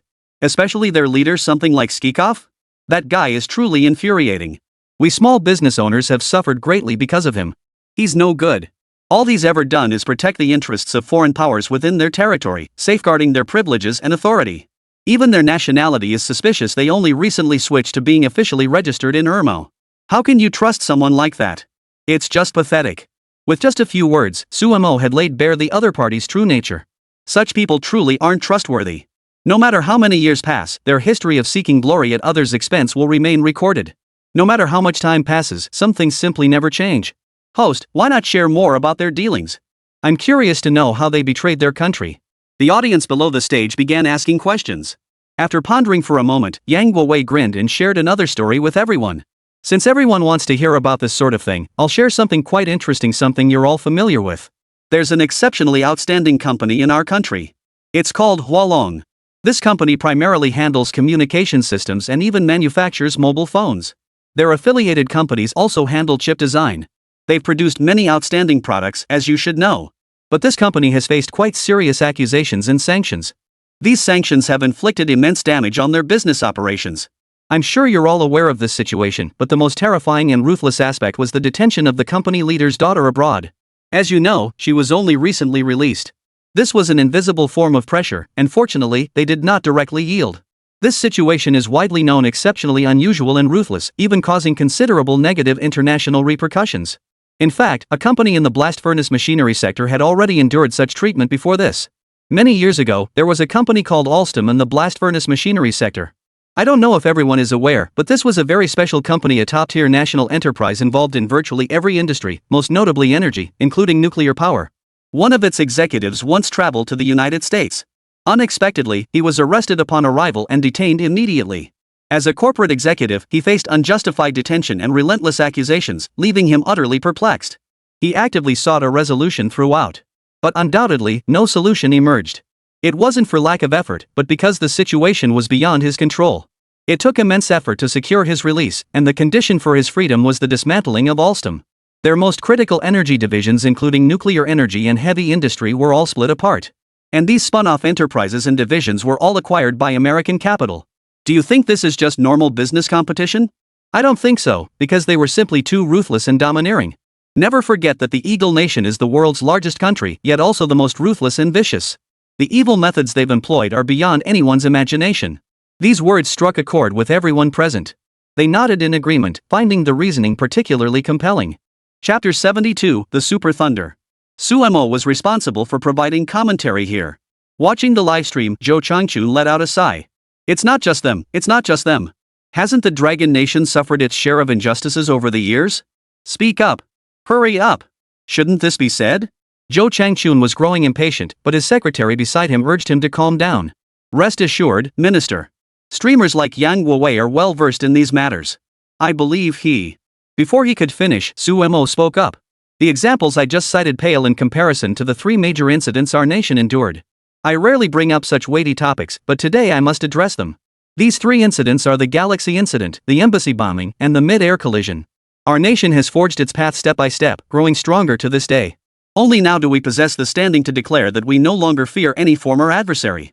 Yet we will never forget those days of humiliation, for we are the people of Longwa. Sumo's words resonated deeply with many in the audience. They came from the same nation, one that had endured its own humiliating history. Only now could they finally hold their heads high. These words brought tears to the eyes of many patriotic souls, some even weeping openly. That's right, we Dragon Nation people are indestructible. With thousands of years of cultural heritage, we will not retreat, we will not fail, we must persevere. These people shouted their rock-solid, steel-like convictions aloud, refusing to retreat. Such moments of collective fervor and battle-ready spirit truly deserve to be etched in memory. At least Sumo felt profoundly moved at that moment, witnessing the heartfelt cries of so many of his compatriots. I know this is what everyone holds dear, and I know this is what we must steadfastly remember. We cannot forget. Nor can we forget all the humiliating history and past stories. Alright, we don't need to dwell on the painful memories of the past forever. Moving forward like this is enough. Often, this is better than anyone could imagine. Big Brother Long, you saw that refugee, right?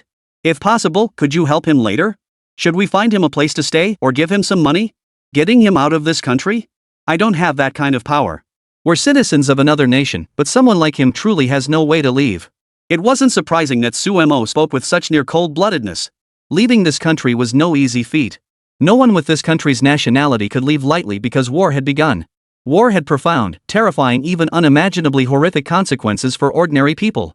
For a very long time, ordinary people had no capacity to struggle against it.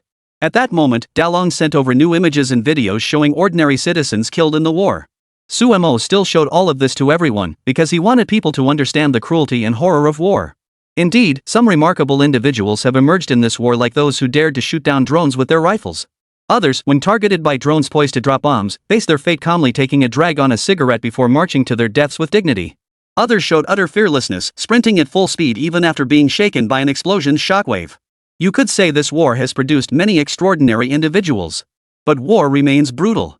The videos and images I've shown you depict countless ordinary people suffering immense devastation, with countless casualties. War is something no one should ever wish for. My personal definition of it is simply the worst thing imaginable. Sumo didn't want to stir up more nerves, he only hoped they would understand what war truly meant: awful, terrifying, even horrific. Yet many remained utterly obsessed. Today's livestream ended quickly. What Sumo said actually made a lot of sense. He genuinely hoped everyone would stop yearning for war and refrain from harboring inappropriate thoughts about these foreign affairs. After Sumo wrapped things up, I lay there resting. I'd spoken a lot with these people again today. He didn't plan to stay at Irma for much longer, because a truly monumental event was steadily unfolding. It wasn't that Sumo couldn't stay here, he was a free spirit, but a battle had already commenced in the Middle East region during this period. He had just witnessed the fluttering flags and soldiers charging with parachutes, a sight that deeply moved him. Operation Flood was unfolding in the Middle East. A nation, weakened beyond measure, was rising against its aggressors. Sumo felt their struggle acutely, tears welling in his eyes at the sight. This is combat. This is the spirit of defending one's homeland and protecting its territory. No matter what, I must go and witness it firsthand. Sumo, consumed by this thought, could no longer contain his restlessness. It was less about the war itself and more about the ambitions driving him. The conflict in the Middle East held even greater significance. The century-long history of war and hatred between two nations demanded a resolution. In the days ahead, he resolved to travel to the Middle East to see for himself. There, the fighting raged fiercely, a battle to the death where countless lives were lost on the battlefield, and countless atrocities were committed like what was happening now. In the so-called conflict zone, civilians endured extreme hardship, suffering far worse than those in Second Mao. At least the people in Irma had some choices and a degree of state support. But this war zone had received almost no resource supplies to date. Even humanitarian aid delivered nearby risked being destroyed by that despicable nation. Sumo posted another update. The recent intense fighting in the Middle East has severely impacted the lives of civilians. Especially in the battle zones, where people are struggling. I've decided to convert all the donations I've received into supplies and send them directly there. Please bear with me. This announcement sent shockwaves through the community. After all, Sumo was just an ordinary person. Yet he intended to send supplies to the war front, a move fraught with extreme danger. Yet, upon hearing this, everyone found it rather intriguing. This time, many people began showering him with generous tips, and with every single donation received, Sumo recorded each transaction immediately. From this single post alone, he had already received over 1 million yuan in tips. He immediately set about purchasing large quantities of supplies, most of which were procured within the Dragon Nation, and then prepared to charter a ship. Chapter 73, The Ship Under the Bright Flag. By the weekend, he was fully prepared. He decided to take all these supplies to the war zone. He returned to the mainland, procuring substantial supplies, clean drinking water, water purification equipment, generators, and ample diesel fuel. Of course, he also gathered various medical supplies. Here, he encountered several like-minded individuals who welcomed him warmly upon his arrival. Before him stood a small squad, not many members, but all young. Some wore glasses yet possessed piercing gazes, others appeared aged yet radiated vibrant energy. Broadcaster Yang Guowei, hello.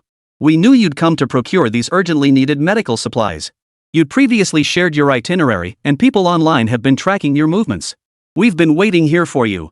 We're a team drawn from various professions. Some handle medical duties, others manage daily logistics, including cooks, doctors, and workers. We hope to accompany you to the war zone to support those suffering from the ravages of war. Suemo was taken aback by these words, not because his movements had been detected. Rather, it was the sheer courage of these people. War zones were deadly places. Isn't this going too far? You must know we're heading into a war zone, and you understand that the most dreaded entity there is the Hupu. This nation is the most terrifying. They have deceived and harmed the people in the war zone so extensively that countless civilians have been displaced, killed, or injured. They even refuse to relocate their own citizens elsewhere. Clearly, the millions living there are mere pawns in their hands. Such inhumane actions remind me of stories of nations under invasion. So I share your concerns now. You must be mentally prepared. It could be dangerous if you go. This is my sincere belief. Even spoken with such conviction, the people before him showed no fear. We've made up our minds. We will uphold the spirit of international humanitarianism and learn from our predecessors who dared to fight for global solidarity and liberation. Each of them faced death with unwavering resolve.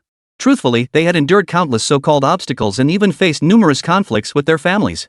Suemo was deeply moved by their resolve and proceeded to procure large quantities of specialized medical supplies and food for them. They also gathered considerable specialized equipment. He intended to transport these supplies when another company approached them. This was Hualong, the most renowned company in the country. When China's national prestige truly became the hottest topic online recently, he could be said to have influenced the entire nation's situation. His principled stance during his live streams had deeply moved the company's CEO. Many people, including him, decided to offer assistance, often under the banner of humanitarian aid. They provided substantial communication equipment, enabling more people to learn about the situation once they received this information. Suemo was certainly pleased, preparing everything for shipment. But when it came time to charter a vessel, he faced complications. He desperately wanted to charter a vessel to get there quickly, but securing such a ship was far from straightforward. For a vessel to sail internationally and secure all necessary permits and supplies, the requirements were stringent. Moreover, with numerous countries along the route, chartering a ship on short notice was impossible. Many vessels had schedules booked far in advance. Despite consulting numerous contacts, Suemo found the task daunting. Even he was at a loss this time. However, in the midst of his search, he unexpectedly encountered a captain whose vessel was bound for the Red Sea region. This captain happened to have some available space because a previous business deal had fallen through. Normally, the company handled all arrangements, but recent sanctions had led to constant interference from Western nations, causing a deal that had been practically secured to fall through. To be honest, the captain had never considered this particular deal very likely to succeed. It was negotiated with the third brother, and you must understand that the third brother's country is quite peculiar. Among all nations, they fiercely adhere to their own ideology and worldview, disregarding everything else entirely. They believe that if they can't scam others, they might as well claim it was a scam to justify their losses. This mindset is deeply ingrained in their psyche, and they are utterly devoted to it. In business and many other matters, they operate with extreme self-centeredness, disregarding and ignoring everything else. Whenever Suemo thought about this, he felt it was time to share third brother's story. But lately, the world has been too chaotic with all the wars and turmoil. Later, he finally boarded the ship, but upon stepping aboard, he was somewhat taken aback. Besides the small team he had come with, there was another familiar face aboard. Xia Wanqing, the big-name reporter. What are you doing on this ship? I thought you were still covering that athletic meet in the West. Xia Wanqing was actually on this ship, truly surprising. His companions were still busy handling various equipment. These people were working diligently to get everything in order, moving things around non-stop. At that moment, Suemo didn't have much fondness for them. Many so-called official media reporters always had their own issues, to varying degrees. I came because I was assigned a task. What's so surprising about that? After all, according to the higher-ups' requirements, I need to work here for a period of time. Plus, I've just transitioned into the ranks of war correspondents. I hope to help people understand the actual situation on the front lines as well. Suemo was still a little surprised, because war correspondents often face danger. He vaguely knew that Xia Wanqing's family background was no ordinary affair. He hadn't expected her parents to allow their daughter to take on such a dangerous job. But upon reflection, many people were like that. Especially those with family traditions and legacies, they often encourage their loved ones to pursue work that better reflects their own convictions and values. Such situations were far from uncommon, one could say they were encountered frequently. I'm willing to go. While my family has some reservations, they're mostly supportive. Besides, our dragon nation still holds considerable prestige, there's something others simply can't match. Xia Wanqing decided to go see for herself, and Su Mo didn't stop her. He let Xia Wanting choose her own path. Their relationship wasn't particularly close after all. But unexpectedly, Xia Wanqing spoke up at that moment. Mr. Su Mo, shall we have dinner together tonight? There are some matters I wish to discuss with you. Recently, the headquarters has also felt it necessary to arrange an exclusive interview. Chapter 74, Personal Interview. After a full day of preparations, Su Mo had just sat down when the stunning Xia Wanqing arrived. He was holding 2 meals in his hands. Typically, meals aboard the ship resembled a buffet, with several dishes placed in the dining hall for everyone to help themselves. Resources aboard a ship were far more limited than on land, so they had to be used sparingly. Moreover, these fresh vegetables were only available early on. Later, they'd have to rely on other options. Seeing the 2 meals already prepared, Su Mo was genuinely surprised, but he smiled and accepted them. Hey, Xia Wanqing, you're not planning to interview me while I'm eating, are you? My eating manners aren't exactly pretty. And since you're having your meal here too, let's just chat. Xia Wanqing sat quietly beside him, holding a voice recorder, and indeed began an interview. As one of your viewers, I have many questions I'd like to explore with you. First and foremost, could you briefly summarize your gender identity and the work you've been engaged in over the years? This question left Su Mo utterly speechless. Xia Wanqing, you know my gender. I'm a proper man. If you insist on calling me a woman, I have an idea. Why don't we sleep together tonight? At this remark, Xia Wanqing flushed slightly. Recalling her experiences in the West, she felt a faint stir within her heart, mainly because she had indeed shared some very intimate moments with him before. Don't bring that up. If there really is no room, then the 2 of us can sleep together tonight. I'm just afraid you won't dare. Xia Wanqing's remark was genuinely amusing, prompting Su Mo to move closer. What's there to be afraid of? As long as the beautiful lady is willing, we can get very close. As he spoke, Su Mo reached out and took her hand. Just then, the door opened. The visitor caught sight of their intimate gesture, glanced at them, and immediately closed the door. It's fine. Don't worry, no one will disturb you.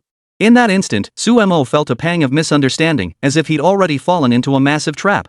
Xia Wanqing beside him wore an odd expression, yet she didn't pull her hand away.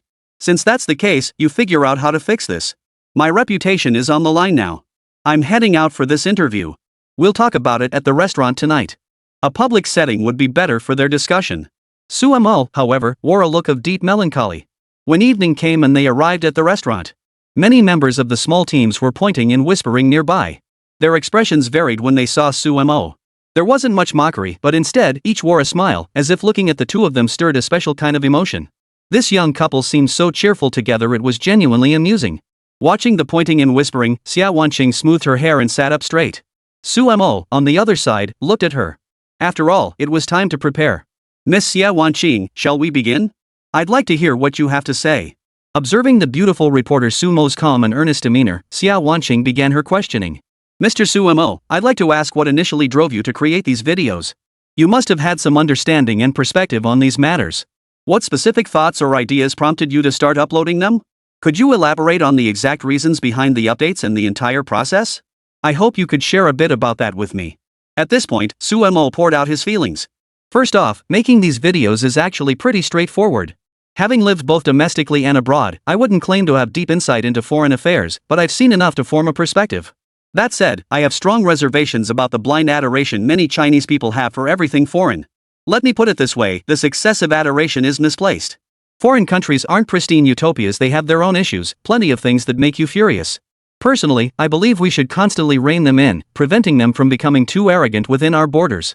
The battle for public opinion is actually quite straightforward. If you don't fight for it, others will seize it, and that would be a massive loss. So my point is, we absolutely cannot concede defeat on this battlefield. If possible, we should fight them to the very end. After all these years of hard work by our people, to still be misunderstood, how can that be acceptable? It's as if Dragon Nation's development has kept pace with the times, reaching the world's forefront and highest standards. Yet foreign observers still portray us as a barbaric nation. I cannot accept this, nor can I tolerate it. Su Mo spoke from the heart, and those around him cheered in unison. They truly understood what he was saying. That's a commendable perspective. Personally, I believe Mr. Su Mo has accomplished many outstanding achievements. Over an extended period, he's completed numerous projects of the highest caliber, far exceeding expectations. Now, Mr. Sumo, I'd like to ask my second question. I'm very curious about how much you've accomplished in this process. I see you're quite controversial online, with many people feeling your views on foreign countries are biased. You always seem to focus on exposing their shortcomings. Don't they have any strengths? That's what many people are concerned about. Hearing this, Sumo remained composed. There are indeed many strengths. Many of these strengths are things China can learn from. For instance, during my years living abroad, I've observed that China's disability support system is actually quite commendable and has been steadily improving.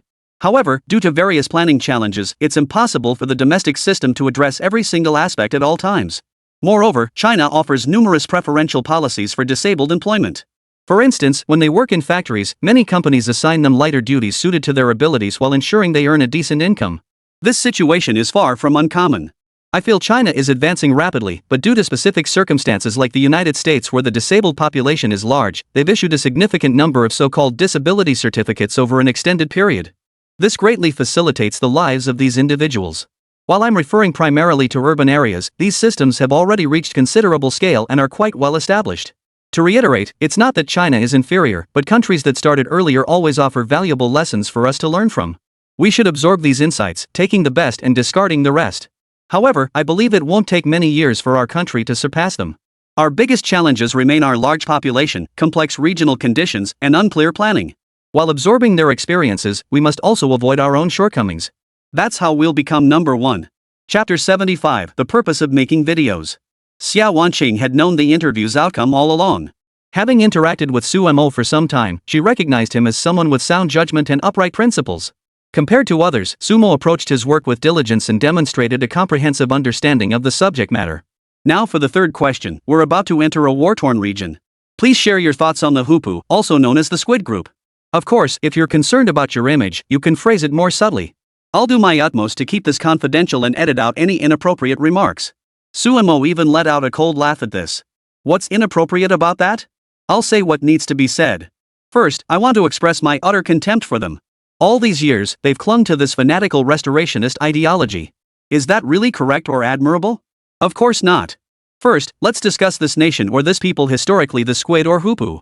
A people who've wandered for millennia, a proper nation that shouldn't be drifting through this world. Did no one offer them a meal? Quite the opposite.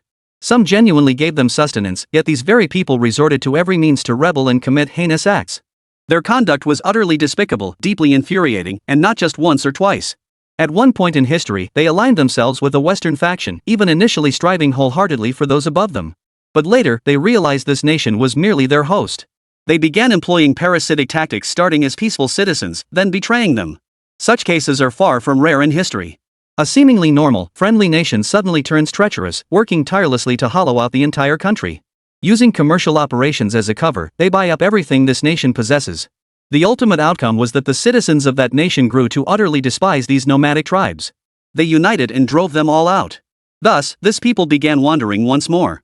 Do you truly believe they were bullied simply because they were too kind? Sumo chuckled, while Xia Wanqing recorded everything beside him. She immediately cut him off. Sumo, speaking like this makes you vulnerable to so-called hostile forces. Last time in Eagle Town, people had their eyes on you. They didn't act because of public opinion. These foreign forces are utterly repulsive. I urge you to engage in so-called dialogues and debates with them cautiously and prudently. If you speak too harshly, it will inevitably provoke dissatisfaction from certain quarters. Sumo shrugged, then reached out and took Xia Wanqing's hand. Hers was pale and slender, yielding pleasantly to his grasp with a satisfying feel. You bastard, do you think holding my hand makes you safe? What are you thinking? Xia Wanqing murmured softly, making no move to withdraw her hand. I don't think so either, but if I were afraid, I'd just stay home and make videos. That'd be easier. Same as before, if I dare say it, I'm not afraid of whatever tricks they pull. It's just that Samoyed thing, right? Supposedly some super elite assassination agency of theirs. Xia Wanqing covered her head, utterly speechless. Don't be ridiculous. That organization is called Mossad. It's a highly skilled intelligence agency with significant global influence. They've assassinated numerous so-called world leaders. They're incredibly dangerous.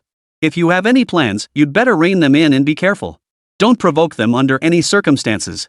Xia Wanqing expressed some concern, but Sumo remained unconcerned. I'm just on this ship. What can they do to me? I'm merely doing my best to voice my opinions. Now that we're in a war zone, I want to expose their crimes to the world. Everyone will see what kind of nation they truly are, what kind of vile people are manipulating a country's future and destiny.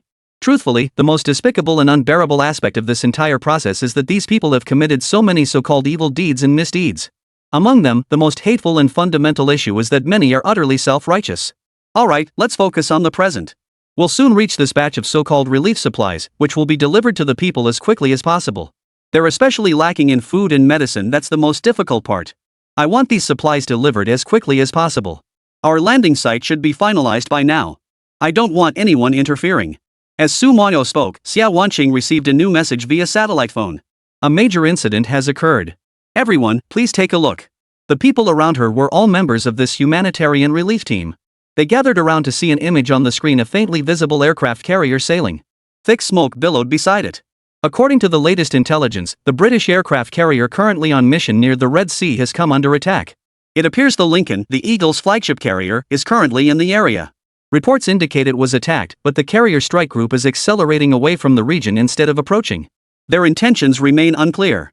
I feel like the internet is already in chaos. After all, this is the aircraft carrier of the world's leading superpower. The flip-flop army actually dared to attack them? This is terrifying and unbelievable.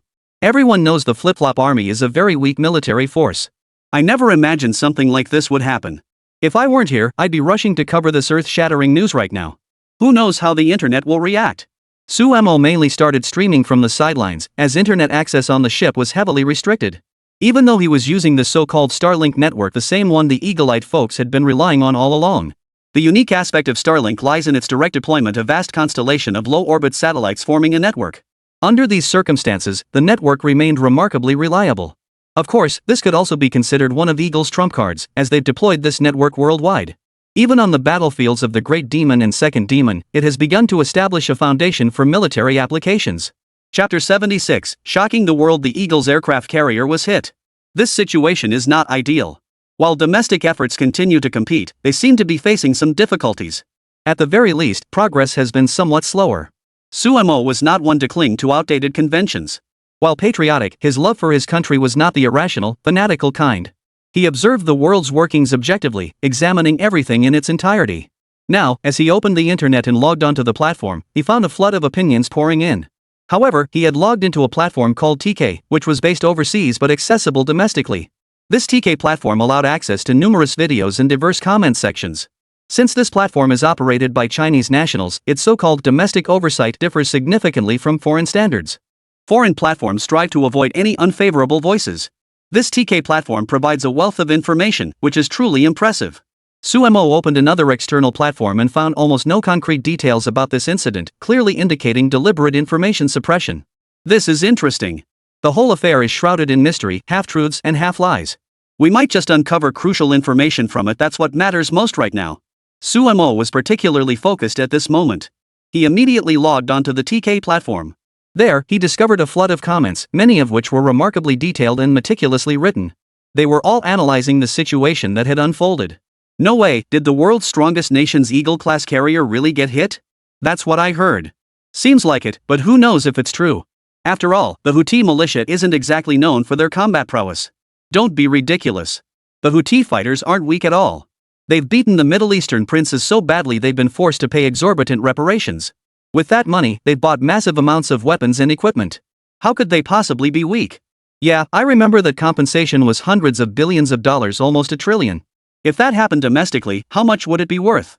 It's unimaginable. If we could pull off a deal like that at home, life would be pretty sweet. Stop daydreaming about useless stuff. Even if we could make money back home, we shouldn't be making this kind of money. But speaking of which, those Houthi rebels are pretty gutsy. Keep it up, guys. Endless video comments kept pouring in, and Su Mo discovered he had at least 1,000 messages in his backend. He'd designed a program to aggregate similar comments. For instance, over 5,000 mentioned the Slipper Army Houthi rebels. Clearly, they were all demanding more content. At that moment, Su Mo silently opened his livestream, though it was a bit laggy. Fortunately, he had connected with a large audience. The moment he went live, the stream crashed under the weight of tens of thousands flooding in. The instant his artwork went live, the stream crashed. It was just that laggy video. Fortunately, the platform was mobilizing more servers, which was a positive development. The lag ended quickly. Hello everyone, I'm your beloved host, Yang Guowei. I believe you've all heard that the Houthi rebels released a video and a message claiming they attacked the USS Lincoln aircraft carrier. Given the latest developments, I'll share some so-called information. First, regardless of the source, everyone must maintain a cautious and discerning attitude. Don't believe everything blindly, and don't let others lead you by the nose. That's the most fundamental approach. Now, let me assess the current situation. The Houthi rebels are far stronger than most imagine. Despite years of internal conflict, they've used their own weapons to defeat powerful coalition forces from several Middle Eastern nations. Even the so-called wealthy Camel nation has suffered heavy losses at their hands. Hundreds of billions of dollars worth of military equipment now lies abandoned in Houthi-controlled territories. Ironically, most of that equipment belongs to the Eagles. So don't underestimate these weapons. The Houthi rebels are formidable, and they place great emphasis on honor and that spirit of resistance. They should have intelligence on this soon. Let me share some insights from the recent military parade. First off, I won't comment much on their weapons. I'm not an expert in that field, and I'm not the type of streamer who likes to show off in front of experts. Those casual videos just hype up how advanced or great something is, or offer opinions that blow up unfamiliar weapons and equipment out of proportion. Objectively speaking, their weaponry is indeed outdated and severely imbalanced, especially their Air Force and Navy. Those branches are particularly weak. After receiving substantial equipment support, they've grown quite powerful, now possessing their own basic missile forces and maritime unmanned attack capabilities, among other things. Next, I'll show you a video clip. Although Sumo was live streaming, he still decided to show everyone a video. This footage captured the so-called Slipper Army conducting their so-called military parade, marching step by step forward. They strode with great vigor and spirit, radiating unparalleled dominance and boundless momentum. These men looked quite dashing and impressive. The initial soldiers were ordinary, but as they marched on, the crowd gasped in astonishment, for now appeared a group of disabled soldiers. Despite walking slowly or bearing various injuries, these passionate disabled soldiers, their eyes still sparkled with fierce determination. They gazed resolutely ahead, radiating the aura of true warriors. How remarkable! I never imagined they'd allow disabled individuals to march in this parade. It's truly rare to see them here. What exactly can these disabled soldiers do? They're just for show. They're useless. If an army were full of disabled people, how could they fight? What do you know?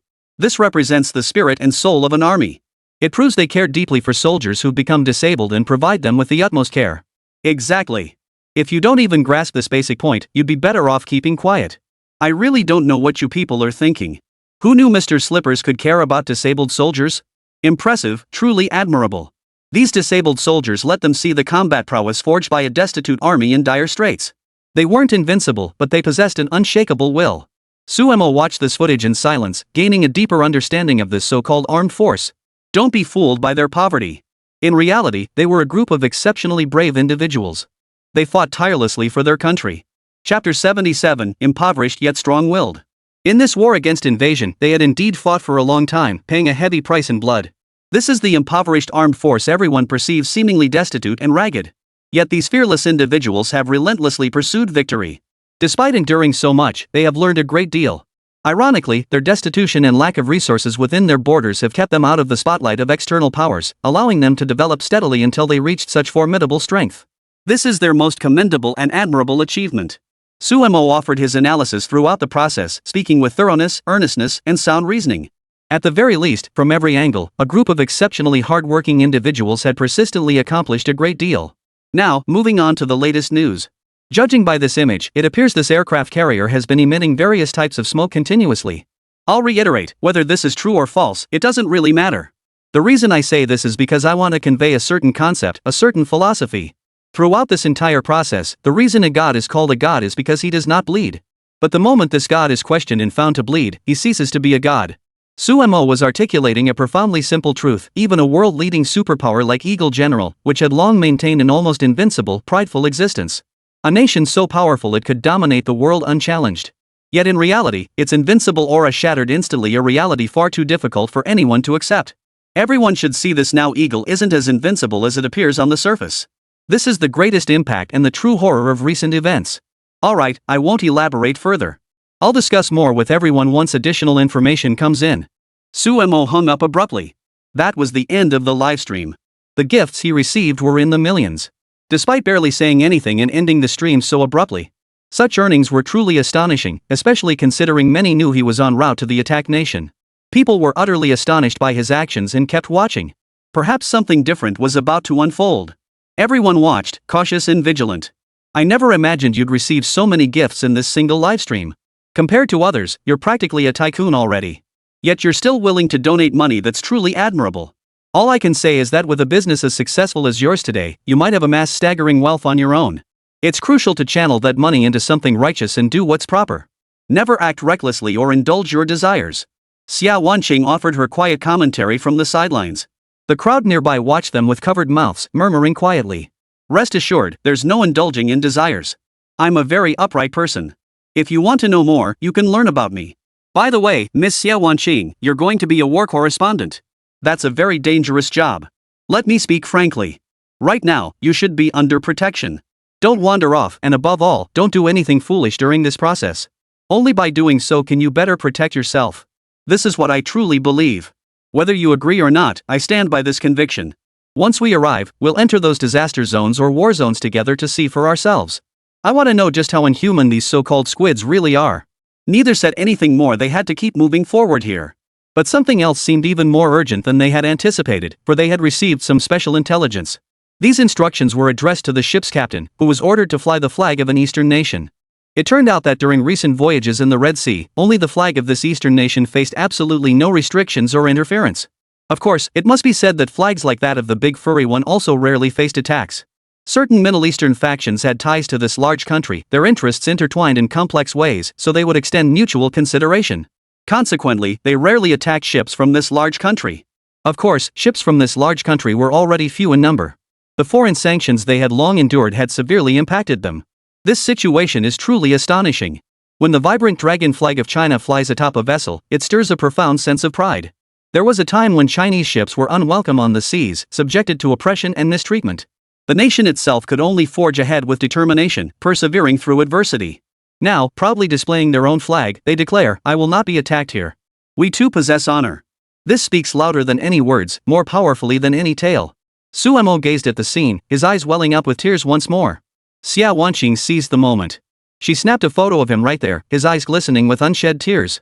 "Why take this? I don't look good right now. Weathered by wind and rain on this vast sea, I still look like I've been through hell. Nothing like the dashing guy I was back in the West. If you want to take pictures, let's chat privately and find a better spot." Suemo grumbled in dissatisfaction, but Xia Wanqing merely smiled softly, smoothing her silky hair. "This photo is perfect. You look handsome and full of character, like a heroic figure gazing ahead. You show no hesitation, knowing exactly what you must do, radiating love for your country and family. It looks great. I think this look works for you.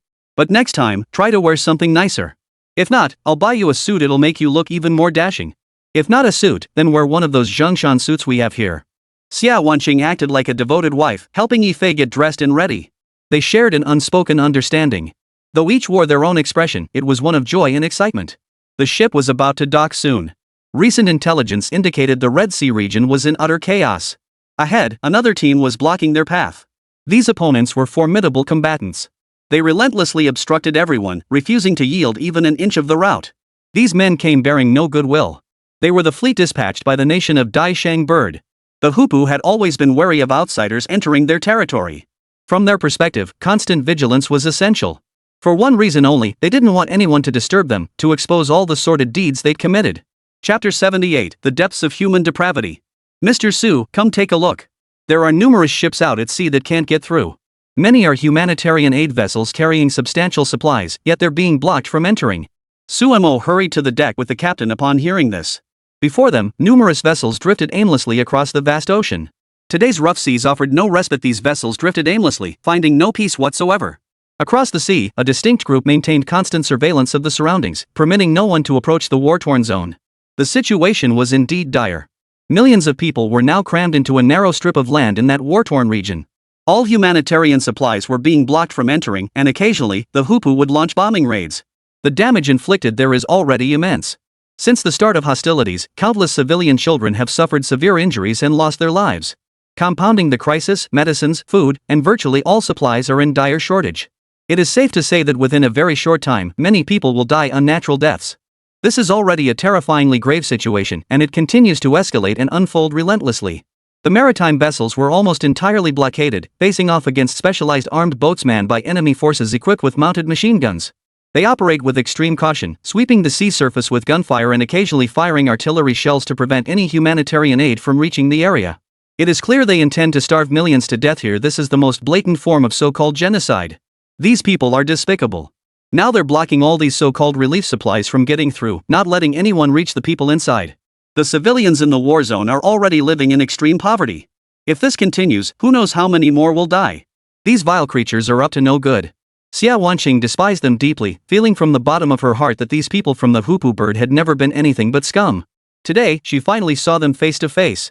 Their temperament was utterly repulsive. They were truly the most despicable bunch of scum. They weren't even human, just a pack of pure monsters and villains who knew nothing but rampant evil and murder. Hearing this, Suemo beside her remained utterly calm. It's normal. Times of war bring out the worst in people. Remember that massacre earlier? It was much the same. These birds from another era slaughtered countless locals in every way imaginable. They knew full well they'd committed atrocities. Expecting them to be saviors who restore order here is utterly unrealistic. Nothing could be more accurate than Sumo's assessment. Alright, everyone, keep streaming live here. I intend to personally tear away their hypocritical facade, this so-called world's most intelligent race, this eternally diligent and studious people. I will tear away every mask this nation wears and expose every disgusting, vile thing they are. As Suemo prepared to act, everyone immediately rushed to assist. Some prepared satellite TV equipment, others brought specialized image reception gear. All were united in their determination to let Suemo expose these villains' deeds and make them pay the price. Soon the satellite signal was connected thanks to Ingjian Starlink satellites, enabling real-time communication. Once the feed was live, no words were needed. The mere appearance of Sumo's face was enough to send shockwaves through the audience. It's live! It's live! Our national prestige is back on air. Come see. Looks like he's in Squid Nation this time. Isn't that the Hupu?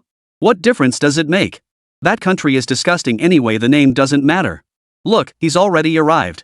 Seems he's ready to give them a piece of his mind. Let him speak. Let him speak. I want to witness this today. I need to listen more. Many of his perspectives are novel and excellent. The audience was all set, sitting up straight with intense curiosity. They had no idea what stories this super talented streamer would share today. In short, every head was craned forward, eyes fixed intently, as if witnessing the very creation of miracles. Hello everyone, I'm Yang Guowei. I'm back online to bring you some first-hand, breaking news. First off, I'm currently positioned near the coastline of the war zone. As you can see, there are many people moving around nearby, and there are also quite a few ships at sea. This is currently the most severe war zone in the world. Every minute, countless lives hang in the balance here. I've come to deliver this first-hand account. I want you to understand the brutality and horror of war. Please exercise extreme caution and avoid venturing into these so-called danger zones. After these words that showcased our nation's might, everyone's gaze turned to the sea. There, numerous humanitarian aid ships were unable to pass. They were firmly blocked by the warships of the Hupu nation. The Hupu's navy wasn't particularly renowned globally, largely due to their nation's small size and limited national strength. While considered a regional power, this status primarily stemmed from the continuous support of the Eagle Nation behind them, supplying weapons and providing various forms of assistance. This is what allows the Hupu to maintain some semblance of decisive power today. Otherwise, given the Hupu's own manpower and capabilities, it would be perfectly normal for everyone to want to tear them limb from limb. Suddenly, gunfire erupted ahead, bullets streaking toward the distance. While it wasn't exactly earth-shattering, it carried a distinct aura of terror. As the bullets flew wildly, they instantly caused considerable destruction. The scene was undeniably shocking. With the enemy's assault and the constant flow of civilians needing to evacuate, it seemed as though the situation was about to erupt into chaos. The sudden commotion terrified many, with waves of screams and cries echoing from outside. Suemo knew this was only natural. Most of those who came here for rescue were ordinary civilians. They had never experienced a world ravaged by war. They still clung to beautiful illusions about the world. In truth, this world was far more chaotic and terrifying than they could ever imagine. Everyone, you must take cover. Suemo shouted loudly, urging everyone to hit the ground immediately. Some took cover behind crucial vantage points, desperate to avoid being struck by the hail of bullets. They were exceptionally cautious, but was that enough? Of course not. This battle had never drawn to a close. Chapter 79, Crossfire and Clash of Arms. Amidst the chaotic hail of bullets, everyone found places to hide. Suemo now approached Xia Wanqing, looking at the stunning beauty with some surprise as she continued snapping photos and recording videos. Are you crazy? This is extremely dangerous. If a bullet hits you, you could really die. Xia Wanqing remained steadfast in her professional ethics. As a CEO reporter, she dared not slack off for a moment, determined to capture everything clearly. But in such perilous circumstances, Suemo, at least, was unwilling to see her risk her life. What are you talking about? I'm a journalist. If I can't report all the facts truthfully, I'd be betraying my profession. I still have professional ethics. Hearing this, Suemo was momentarily speechless. But then a sharp crack echoed nearby, snapping him back to reality. Instinctively, he wrapped his arms around Xia Wanqing. You woman, you don't think at all. If you keep this up and get hurt, how will you report the true historical story and uncover all the answers? Suemo held her tightly, their bodies pressed together in an unexpected intimacy, a fleeting moment amid the chaos. Yet the greater impact of this incident was the negative fallout for the Hupu. They actually fired shots. And their targets were the ships delivering humanitarian aid. It was safe to say that 99% of the people aboard were ordinary civilians. They had come voluntarily to provide aid. By now, some ships had already sustained damage and more people were unable to enter the war zone. At this moment, Suemo considered a possibility. Though everything was executed under the principle of benefit the commander, he still had a solution. That was to drag all these bastards into the fray. Some might think it strange to get involved, believing it best to stay out of it. Take the Eagle, for instance, who repeatedly condoned these so-called perpetrators of genocide from behind the scenes. They wanted to stay out of it, but Suemo refused to give them that chance. We are now under attack by British forces. As you can see, the situation is extremely dangerous. They are openly assaulting international relief organizations, and there have already been significant casualties. Everyone, stay tuned. This is an act of genocide and a crime against humanity. Rest assured, I will continue to report on this. I will use my blood to provide answers to all of this. His words rang out with conviction, as if the heavens themselves were bearing witness. Yet beneath the bold rhetoric lay layers of exaggeration. After delivering this speech, Suemo deliberately gestured around him. He was deliberately shifting all the blame onto human actors. Now you all understand, don't you? The nation we perceive as the world's strongest power and the beacon of free civilization is far from the beautiful, perfect place everyone imagines on the surface. It has even begun using all manner of so-called powerful weapons to attack the so-called civilians and these rescue workers. I have only one thing to say now: since we are documenting everything, we will present it to the International Court and the United Nations so that all may witness the heinous acts they have committed. Suemo spoke with impassioned fervor, each sentence seeming to articulate the thoughts within his heart and lay bare everything hidden behind the scenes. Yet the moment these words were spoken, they immediately provoked opposition from certain quarters. Antonio, watching the drama unfold online, was startled. This was extremely detrimental to the nation's propaganda. Although Lighthouse hadn't directly deployed troops to the region, they had consistently supported the country. For a considerable period, they had been staunch supporters of the Hupu, investing significant resources in dispatching numerous troops, truly going all out for the cause. Yet now, a so-called show of national prestige threatened to disrupt everything. If this demonstration of national prestige continued unchecked, the consequences would be disastrous. At that moment, the Minister of Foreign Propaganda approached, his anger evident at the sight. He glared fiercely at Antonio beside him. Mr. Antonio, I need to know how you intend to handle this. If you have no better solution, we will immediately shut down the National Prestige Network. Certain things cannot be allowed to spread. We do indeed have warships nearby, though they haven't actively attacked these so-called rescuers. But once this becomes public knowledge, it will inevitably implicate those matters. It offers no benefit whatsoever to our nation's overall propaganda efforts. I expect you to resolve this matter promptly and prevent the other side from gaining further ground in the public discourse. No wonder the Minister of Public Diplomacy was so furious. Lately, pressure from above had been relentless. Both major parties had reached a consensus. Under no circumstances could they allow this display of national prestige to continue promoting the ideological and cultural influence of the Dragon Nation. I'll do my best, but the current situation is challenging. Even with my utmost effort, it's difficult to arrange things. My biggest problem now is not knowing how to resolve this matter effectively, as too many constraints are limiting my options. Speaking to this point, he seemed genuinely troubled. He had indeed accomplished quite a bit recently. Yet upon reflection, the most significant obstacle was his lack of sufficient resources at his disposal. Moreover, he was well aware of the internal problems within this nation. The biggest problem facing their nation is that it currently lacks sufficient resources to deploy on the actual battlefield. Moreover, their reputation abroad was already tarnished. This very reputation, marred by various scandals, only brought them more trouble. This is unacceptable to anyone. I won't get into all that. I just want you to get this done quickly.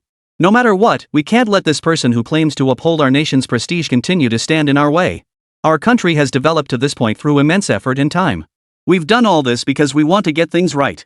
You standing here now is just causing us trouble. Antonio's lack of diligence was already infuriating enough, and even those across from him were beginning to grow dissatisfied. Antonio could only spare himself the mental strain. His sole focus now was completing the task. He spoke little, instead methodically processing the situation. He began compiling data, determined to resolve matters swiftly, especially the most critical issue at hand. Understood. I'll connect with him immediately. Cutting off this so-called link outright won't yield any benefits. My advice is that severing communication will only make more people believe his claims. We should engage him in dialogue here and now, proving this vessel was not dispatched by our nation. Chapter 80. Who is the real instigator of war? Upon hearing this, the Minister of Publicity nodded in agreement. This matter absolutely needed clarification. From here on out, Antonio would handle it himself. Antonio would reach out promptly. In the blink of an eye, he could initiate a live dialogue, reappearing in the broadcast studio. It seems our old friend Mr. Antonio is back. As you all know, Mr. Antonio is a very hospitable and friendly person who has engaged in cordial conversations with us before. Now that he has reappeared, I wonder what he has to say. Everyone can watch here. Suemo waited for Antonio's arrival. Soon, the livestream displayed his figure, unchanged from before. Antonio gazed calmly at the scene before him, a faint smile playing on his lips. Hello, Mr. Yang. Unexpected to meet again. It seems you're in the midst of a battlefield. This must be the current war zone. Truthfully, this area holds little significance. Even if it is a war zone, it's merely an extension of the fallout from the Mao conflict. The moment these words were spoken, many viewers grew indignant. A torrent of comments flooded the screen, in various languages. Antonio, you're talking nonsense. How could this conflict possibly involve them? That's absurd. Exactly. No matter how you look at it, this has nothing to do with Big Mao. He's thousands of kilometers away. How could they possibly be involved in this war? That's ridiculous. Suemo knew the other side was setting a trap, but it didn't matter. Since Antonio had chosen to engage, he was willing to converse. This was the perfect moment for the two to engage in a contest of wits. In that case, Mr. Antonio, tell us why you believe this has significant ties to Big Mao. Everyone knows something about Big Mao. It has its issues, but nothing severe or major. Yet you insist this is connected to them. We'd like to hear your reasoning. Unexpectedly, Antonio launched into his own explanation, speaking with great conviction, one point after another. First, the war between our country's broadcasters Big Mao and Second Mao has now drawn the attention of the entire world. It is precisely because of their conflict that the Black Sea region now faces a significant threat of war and its repercussions. And that wicked country, Big Mao, is secretly backing all sorts of so-called wars. They've already sent out many people trying to stir up conflicts in other parts of the world to divert attention from their own troubles and reduce their own losses. This pattern is far from uncommon. For instance, in a neighboring region, they've stationed troops there. The same holds true in the African region. Within Big Cat's territory lies an exceptionally skilled mercenary force, an officially established mercenary legion tasked with executing all manner of heinous and wicked missions abroad. I trust you are aware of this. Precisely because of this, Big Cat is the root cause of nearly every major conflict worldwide. Their actions are profoundly wicked and utterly excessive. You should place the blame for all these wars squarely on their shoulders. They are the ones who instigated this extraordinary war. This was quite an interesting statement. At that moment, Suemo understood the other party was attempting to frame them. So that's what you meant.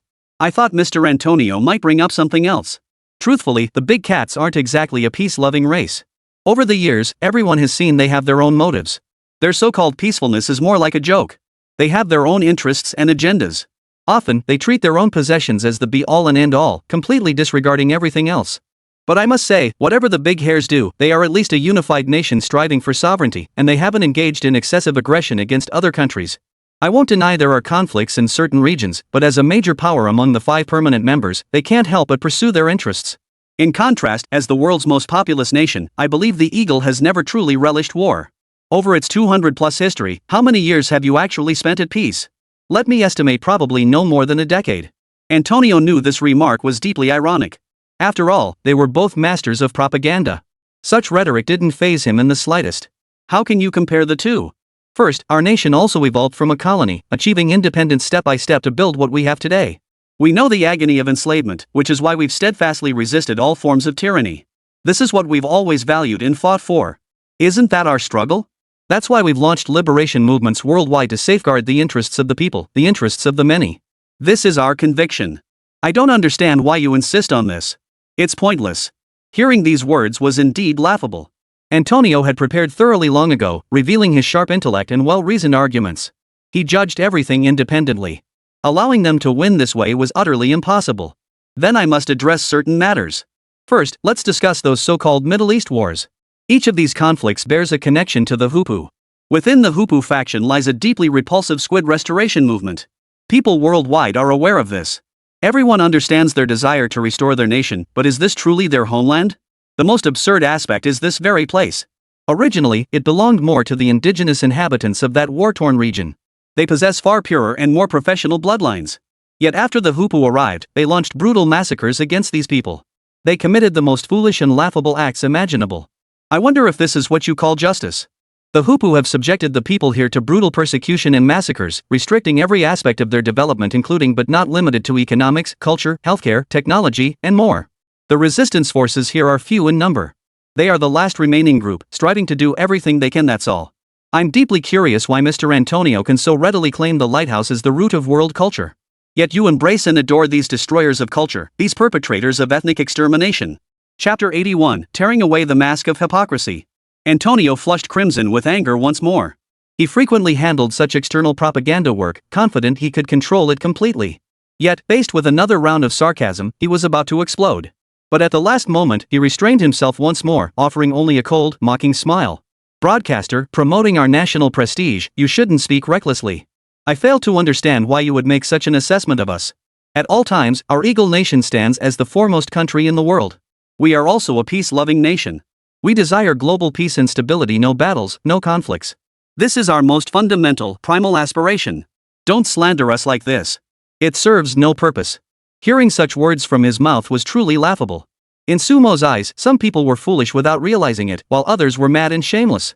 Mr. Antonio, you yourself have been engaged in foreign propaganda work. In truth, everyone is well aware of your background and the nature of your activities. I won't judge whether it's right or wrong now, but we all need a basic sense of right and wrong, of justice. Let me put it this way, these acts of genocide and other misconduct. If we can't criticize them, yet keep applying double standards as you demand, that's problematic. If you insist I provide examples, then I shall give a few. Recently, in a remote region within our country, agricultural development has been underway. The cotton they're growing seems to have drawn significant criticism from you. Recently, an international cotton controversy has indeed erupted, and this cotton is all produced in China's border regions. These border regions are predominantly inhabited by ethnic minorities who possess vast tracts of fertile land. Due to lagging economic development, progress has been slow. During the war years, the region also suffered frequent destruction due to various issues. In recent times, the nation has implemented vigorous reforms and introduced new labor and production systems. It can be said that even in this short period, the frontier regions have been transformed. The people have embraced new ways of life and production. Large tracts of farmland have begun cultivating crops like cotton. The cotton from that frontier region is of exceptional quality, ranking among the world's finest. How dare you slander the cotton painstakingly cultivated by our frontier farmers as the product of so-called sinful labor? I want to know if this is right or wrong. Why should the cotton our people toil to grow be slandered like this? And I personally wish to add a few comments. First, regarding this cotton, every batch is of exceptional quality, and we employ collective labor methods. This approach ensures high-quality cotton while maintaining substantial yields. We can confidently say we've achieved a high level of mechanized cultivation in our border regions. You can't see any of this, yet you keep shouting about forced labor. It's laughable. The remark was deeply sarcastic, provoking extraordinary anger. It only fueled more resistance among the crowd. The comments kept flooding in below, expressing their own displeasure at such behavior. I'm from this border region. Cotton farming pays extremely well here. Outsiders come and get paid 420 yuan a day outright. It's not year-round work, but the pay is nothing to sneeze at. Exactly. It's precisely because of this new agricultural production that we locals have more job opportunities. Is that really a problem? These people are so hypocritical.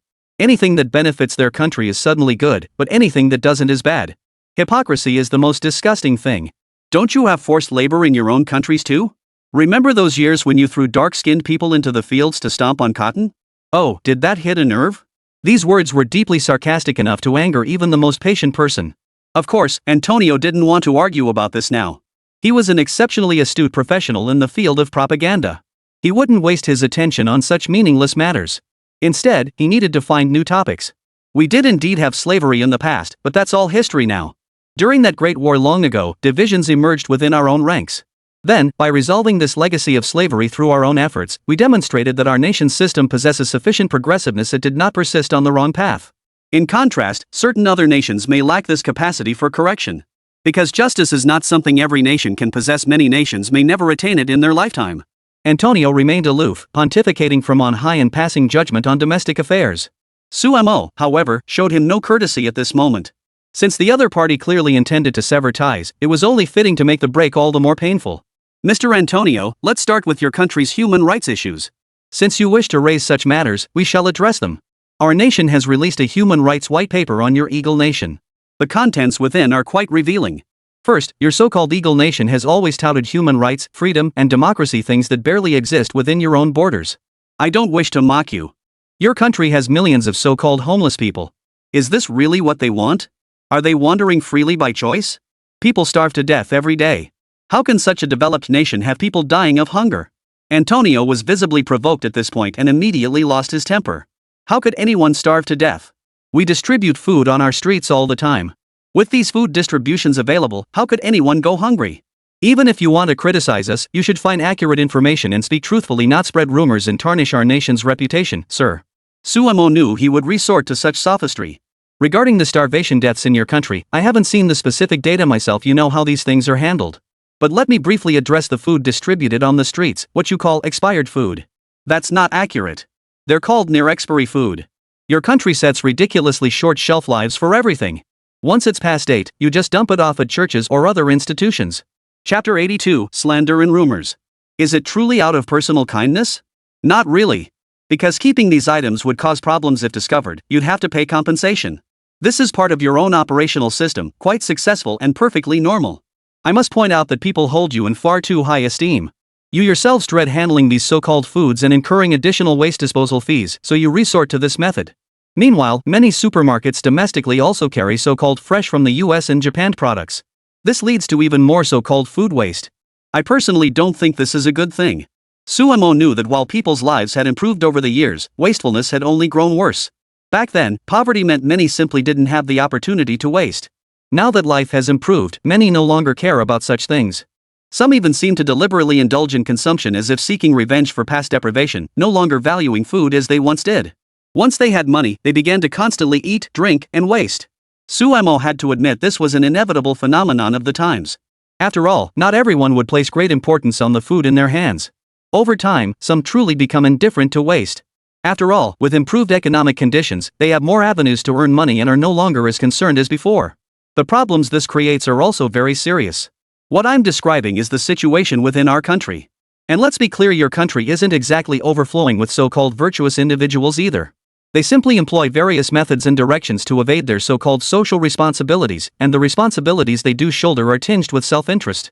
You refuse to objectively evaluate certain aspects of our country, yet you actively dismiss them once they reach your shores. You dismiss the strengths of other nations as falsehoods. Is this what you call fairness, justice, and objectivity? Over the years, our nation has developed rapidly, even improving the lives of farmers in remote areas. Yet you insist on labeling it as forced labor. Antonio had long prepared his counter-response. Mr. Promoter of national prestige, I must comment on a few points. First, you keep insisting there's no forced labor or excessive practices in your country. Can you guarantee that with 100% certainty? Are you even from that region? As you Easterners say, no investigation, no right to speak. So if you've never even been to that place, what right do you have to comment? Likewise, you haven't truly investigated our country's situation, so how much right do you really have to speak? Yang Guowei was genuinely impressed by this fellow's ability to twist facts so skillfully, quite a clever mind. You mean no investigation, no right to speak, right? I admit that's true. But then I must ask, have you investigated? Looks like you haven't been there either. Antonio was brimming with confidence and relished the exchange. Of course I've investigated. I have extensive documentation left behind by those who left your country. Look at these records, they prove the humiliation, torment, and irrational madness they endured in your homeland. He proceeded to display the materials before them, though it was evident that the contents were a mix of truth and fabrication. Much of it had indeed been compiled by those who had left the country. Others had been maliciously hired. There had been numerous similar reports over the years. These deliberately fabricated accounts have long been debunked. If this continues, these individuals will only fabricate more falsehoods to confuse the public. When that day comes, it will be detrimental to the nation's development. It's not as if there's any definitive solution to the problem at hand. So you're confident the material you hold is genuine? I simply ask, can you absolutely guarantee its authenticity? I could connect live at any moment, locate residents in that area, and have them testify firsthand. Let me ask you this, if I find such people, would their accounts be true or false? Or would you deliberately investigate and research? I hope Mr. Antonio will give an answer. Don't sit at home and talk about other people's affairs, or else it's a very foolish thing to do. Antonio was rendered speechless once more. For a moment, his eyes flashed with anger, yet he seemed to have no retort. This?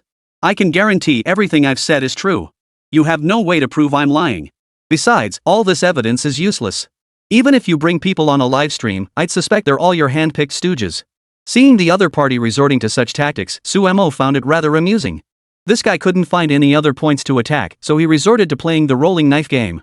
Sumo was well acquainted with the term rolling the dice, a common debating tactic online. When one runs out of arguments and can't respond, they resort to throwing tantrums and rolling on the floor since they can't prove the other person is lying anyway. As long as the other party stubbornly denied it, there was nothing to be done. Another tactic was deliberately misrepresenting facts or deflecting the conversation. Sumo knew these trendy rhetorical tricks all too well. He just chuckled. It seems Mr. Antonio isn't willing to speak up. Whether you say anything or not is irrelevant. I'll now directly invite netizens from border regions to share their first-hand accounts. Rest assured, everyone's identity is verifiable. Rest assured, there will definitely be curious individuals checking them out later. If any among them deliberately fabricate stories, they'll face endless trouble online. People want real information, not the deliberate nonsense spouted by certain individuals. Antonio knew he was finished. Sure enough, the next person to connect was a young man with pale skin and a delicate face. His first act was to launch into a tirade in a thick ethnic minority accent. What the hell are you doing, you foreign bastard? Just trying to hurt people, huh? I can't fathom how you could think like this, like everyone else is an idiot and only you're smart, right? People like you are the worst. Let me make this clear, I'm living perfectly fine and comfortable here. Nothing has happened all these years, it's all you people spreading malicious rumors outside. And those you claim left? Yes, some were lured by foreigners promising democracy and freedom. I won't deny our country was poor back then. But did they abandon their homeland just to chase those illusions? Chapter 83, Border Showdown Livestream. It's natural for people to have such thoughts, but why should they take the benefits and then curse their own mother? These people are pure scum. I look down on them, that bunch of so-called trash. His words rang out with force and conviction. They laid bare the speaker's deep-seated resentment. Over the years, these very people who left had caused him no end of trouble. Let me tell you, we're living just fine here in the borderlands, comfortable and content. I don't know why some people always seem to hold a grudge against us. We live well here, there's nothing wrong with us. I simply don't understand why some people spout such nasty remarks, as if we've committed some grave wrong. It's infuriating. The other party was clearly furious. Sumo hurriedly silenced him. If he kept ranting, this guy might lose his account altogether. Just as he was about to speak, the other person's account suddenly got banned. The connection was immediately cut off, proving that continuing to speak had become a difficult task for this guy. Unfortunately, this guy got too worked up. He had a lot to say, a lot of ideas to express, but he wasn't careful enough with his online language. Looks like he'll be out of commission for a while. Of course, he's just one among countless others. There are many like him, each facing their own hardships and struggles. I can still invite more people to join us. Let's gather a larger crowd. It seems Mr. Antonio is eager to lecture people in other countries about their lives. Well, today we'll show him what it's really like. Why does our country emphasize civility in online conduct? Because when we start acting uncivilized, you foreigners become utterly useless. These words were dripping with arrogance. The next moment, Antonio witnessed why this great Eastern nation consistently demands civilized language on its internet. The next person to step forward immediately launched into a torrent of curses, spewing endless filth. Each newcomer felt compelled to hurl insults at him. Some spoke with thick rural accents, others were from places no one could place. Their words were often incomprehensible, yet everyone shared a fierce, united hatred. For over 10 minutes, the live stream was filled with insults, curses, and even the exposure of past scandals, including all the disgusting things those eagle wings had done. Sumo was just one person. Even when condemning the eagle-wielding bastard's vile deeds, he could only say so much alone. The information he'd gathered was limited until these netizens came online, bringing forth all manner of revelations. Some shared first-hand experiences of living under the eagle's rule, experiences that would haunt them for life. For instance, the so-called freedom and democracy were all illusions. His neighbor was arrested without warning. Without any explanation, they were locked up for months before being forced to pay a ransom. My neighbor hadn't done anything wrong. He went out one day and never came back. Later I found out he'd been locked up for nearly a year. The irony is, he'd only gone out to withdraw some money. Speaking of withdrawing money, I know this about Eagletown: if you carry even a slightly larger sum in your car, you're asking for trouble. Because once they take it, there's no guarantee they'll give it back, not even 100%. This is completely unreasonable. That money in the car is mine. Unless you can prove there's something wrong with it, their stance is that it belongs to them. Whether they choose to prove it or not is none of your business. Sumo knew everyone had said enough. Antonio across from him hadn't spoken in a long time, so he decided to show a little mercy. Mr. Antonio, it's time for you to respond. So many of us have voiced our opinions, and I'll reiterate, we've exercised the utmost restraint. You have no idea what the pinnacle of uncivilized behavior truly looks like. When it comes to verbal combat and every form of humiliation, I dare say our nation's people are the absolute masters. Our Eastern culture, language, and artistry have suffered to an extent you cannot fathom. So right now, I'm being exceptionally polite and courteous." Sumo's words undoubtedly stirred resentment in his opponent. Antonio's face turned green with anger.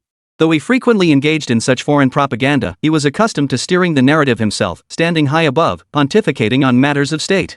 Today, however, he found himself reviled by these people as being worse than a dog, subjected to a torrent of filthy insults and vile language. They ranted endlessly, as if determined to drag him straight to hell.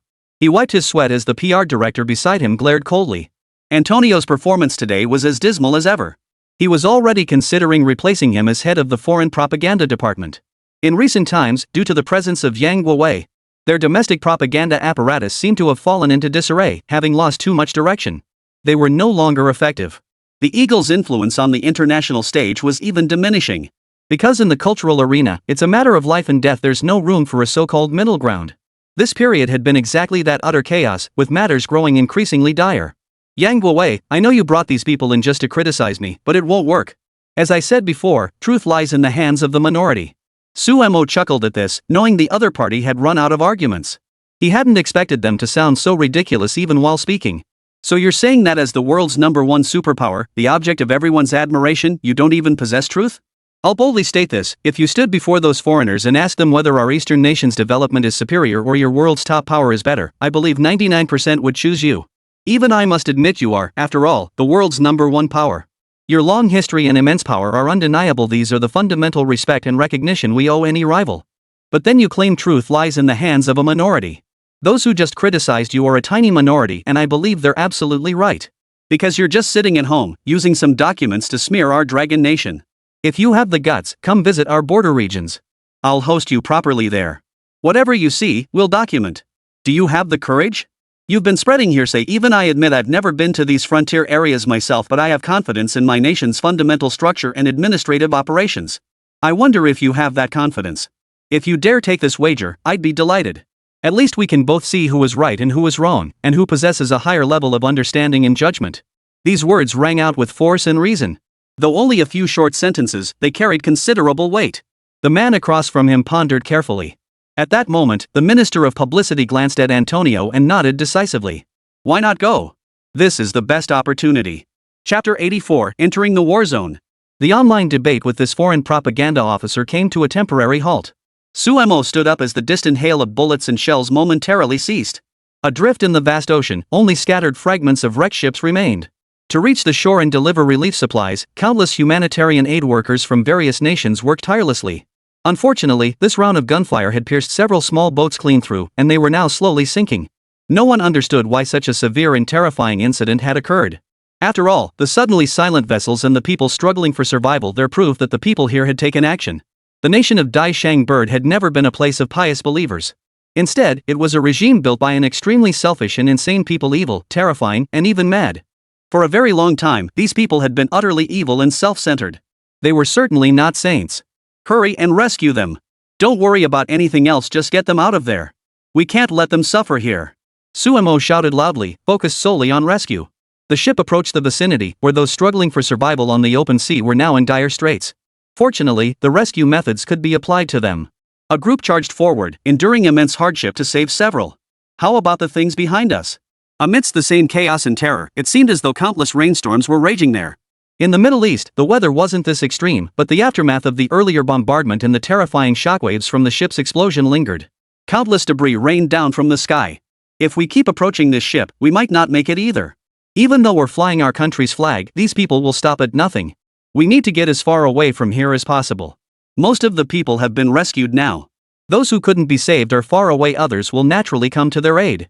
Let's get out of here quickly. Hearing this, the others showed no hesitation whatsoever. Xia Wanqing truly possessed the bearing of a seasoned commander, knowing precisely what actions were necessary and what were not in this critical moment. Her presence anchored the group, proving even more convincing than Sumo.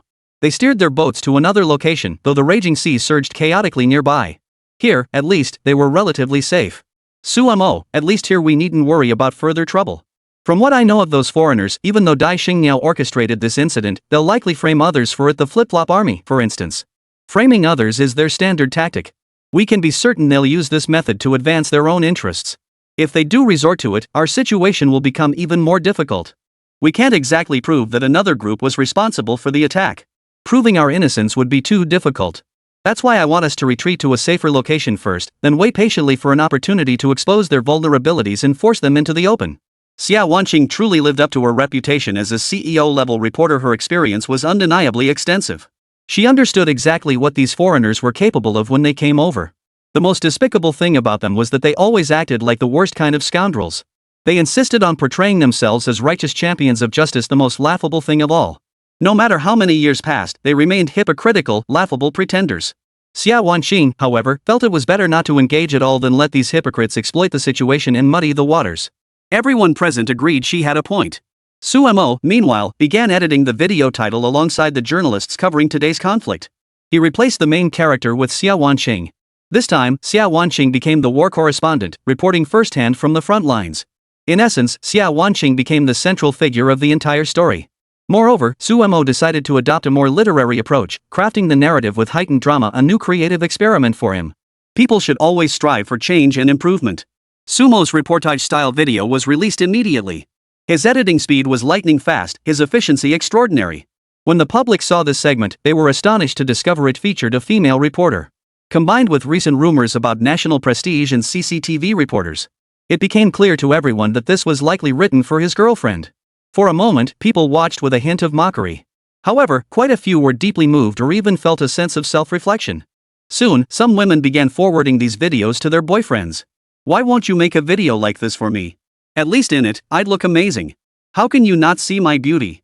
The boyfriend felt wronged. "Honey, you're not a war correspondent. Who's going to watch a video of you? You're just a sales clerk. What kind of wonderful day as a sales clerk could I possibly film for you? What good would that do?" Su Mo knew this would stir up some so-called controversy. In the video, he had already portrayed Xia Wanqing as an exceptionally brave and formidable person. Su Mo heaped praise upon Xia Wanqing, marveling that such a young woman could display such courage in the most perilous places. Folks, this is war. Real war correspondents often face extreme danger.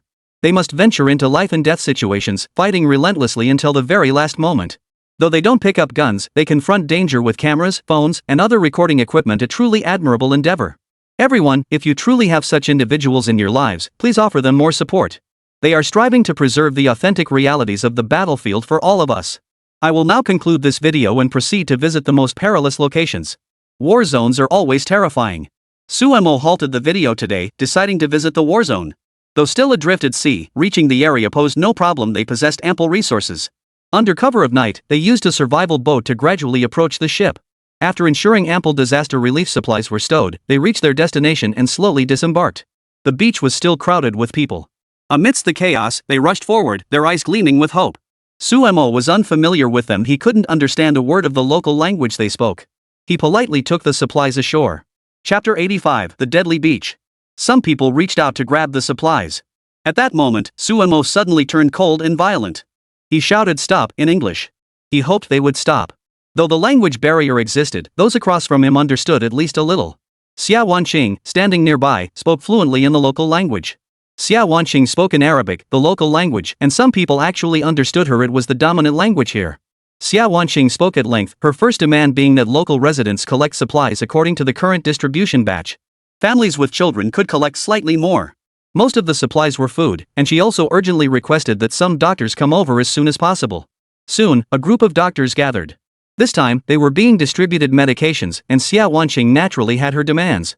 Only by presenting a doctor's certificate or passing a simple medical assessment could one obtain these supplies. Seeing the crowd around them growing larger, even Su Mo could tell. The scene was chaotic and terrifying, filled with indistinct voices and even tremors. The supplies being distributed were nowhere near enough. Soon, over 1,000 people had gathered here. Su Mo immediately thought of a terrifying possibility. No matter when, those despicable, disgusting squid people would do one thing. They would directly launch so-called bombing attacks on the refugees whenever crowds gathered. They might even strike while people were collecting relief supplies, inflicting heavy casualties on the crowd. Already lacking medical care and supplies, injury here meant near certain death. At this point, Su Mo's mind raced. Xia Wanqing, tell everyone to evacuate immediately. Get them out of here. No more gathering. The more people come, the worse it gets. Those despicable war strategists will keep bombing this place. More people will die. Hearing this, Xia Wanqing recalled rumors of impending bombings in this area. And they were specifically targeting these ordinary civilians. She had had her suspicions before, but now it was crystal clear. Yet the crowd kept surging forward, growing denser by the moment. Beside them lay a signal flare, part of Xia Wancheng and Su Mo's preparations. Su Mo grabbed it and fired a shot into the sky. The sudden flash of light startled everyone, and only then did the surrounding crowd realize something was amiss. They immediately began retreating. Su Mo had intended precisely this effect, forcing everyone back. It was the simplest and most effective method. As the light illuminated the area, the crowd gradually retreated to a distance, too afraid to approach. This sudden action actually cleared the area considerably. To them, this likely signaled the calm before the storm. More bombs would soon rain down upon this spot. Next, the crowd began transferring supplies. Everything from the small boat was gradually carried away. Su Mo personally ventured deep into the war zone to witness the impoverished civilians there. Even with his passport and status as a free man, if the locals set their sights on him, it would inevitably bring him more trouble. Yet he harbored no regrets in his heart. Amidst the rubble and ruins, tears welled in everyone's eyes. They weren't strangers to so-called war zones. After the bombing, ruins lay everywhere. In the distance, a building had collapsed more than halfway, reportedly the former city center hospital. The Gaza Strip spans a mere 365 square kilometers, most of it barren land. Yet at least 2 million people lived here. After the turmoil of war and mass exodus, at least 1 million people still remained. Every person encountered on the streets wore tattered clothes, their faces etched with hardship and anxiety. When they saw Su Mo and his companions, hope lit up in their eyes. To them, these foreigners seemed like potential helpers. Children approached one after another, and Su Mo captured every scene along the way with crystal clear clarity. Soon, tears streamed down his face. In the distance, a child was missing an arm. In its sole remaining right hand clutched a small doll, now tattered and covered in dust. Starved to the point where its ribs protruded, this child received little care. Xia Wanqing, tears welling in her eyes, hurried over and offered the child a loaf of bread. The child, knowing little else, began to gnaw at the bread in large bites. Yet how many more children like this existed here? These children had endured a catastrophe of unimaginable proportions. From infancy, they had lived amidst the chaos and turmoil of war, a fate not of their own making, but the responsibility of so-called ambitious individuals. It's truly heartbreaking. I never imagined children could suffer so terribly. His arm was broken so early, blown off by an explosion. What will become of him when he grows up? One of the male volunteers actually cried. He had children of his own, whom he had cared for meticulously over the years. Though he sometimes lost his temper and scolded or even hit the child. But seeing a child here, his arm already crippled, a disability that would follow him for life, he found it unbearable. But was that truly the most terrifying thing? Of course not. What truly saddens this man is that his child may never truly grow up. The mortality rate for children here is alarmingly high. The average lifespan for people in this war zone is far shorter than you can imagine. In other words, they die young. Very few actually live to see adulthood. Su Mo voiced his thoughts here. Their deaths seemed predestined, the cruelest manifestation of this world. After the child finished his bread, Su Mo handed him a bottle of mineral water. He darted off in a flash, and no one knew how long he might survive. At least he'd left this place for wherever he wished to go. Perhaps he'd reunite with his family. Who could say? If he even had a home to return to. At this thought, everyone felt a shared sense of empathy. After all, their own country had also endured the turmoil of war. Countless lives were lost in that war years ago, yet seeing others suffer so deeply still stirred profound sorrow. Stop dwelling on it. Death is inevitable. And here, it's not just 1 or 2 so-called children who've perished. Su Mo said slowly. How can you be so cruel? These people are already struggling to survive. How can we treat their lives this way? We've traveled all this way to get here, isn't it precisely to help more local people? A man beside him cried out to Su Mo, tears welling in his eyes. Su Mo patted his shoulder. Because there are even crueler things. Remember that famous painting? There was a man who chose to throw stones forward. Chapter 86, Zahar, leader of the resistance. He knew full well that tanks, flames, and bullets awaited him on the other side, yet he chose to do it anyway. Though he held no weapon in his hands, his resolve to fight was stronger than anyone else's. Is there really anything to pity about that? That's because his entire family was wiped out. And just the other day, I saw a report about a father clutching his 2 dead children. He'd lost everything, his home, his family. Not a single soul survived. What do you think people like that would do if they didn't join the resistance? This war was never about righteousness. It was started by the most despicable, hateful group of power-hungry bastards in the world.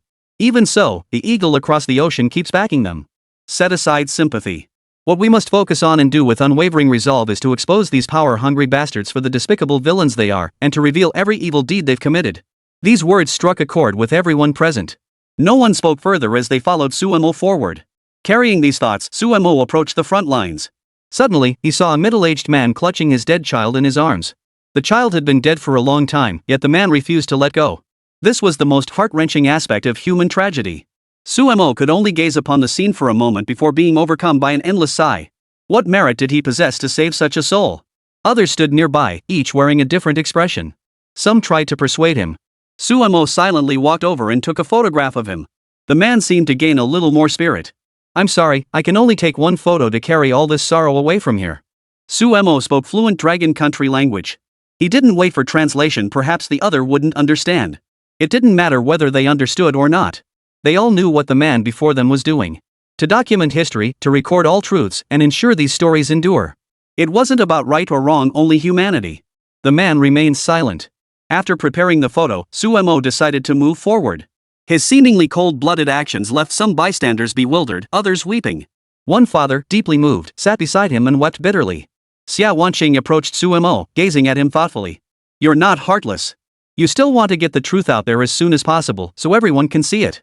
Only when more people see it can they awaken. You're actually a kind person, aren't you?" Suemo shook his head at that moment.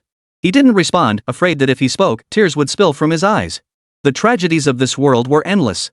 Seeing so much in this moment was overwhelming, too much for him to bear, too unimaginable. Suemo said little, merely leading his people to another building nearby.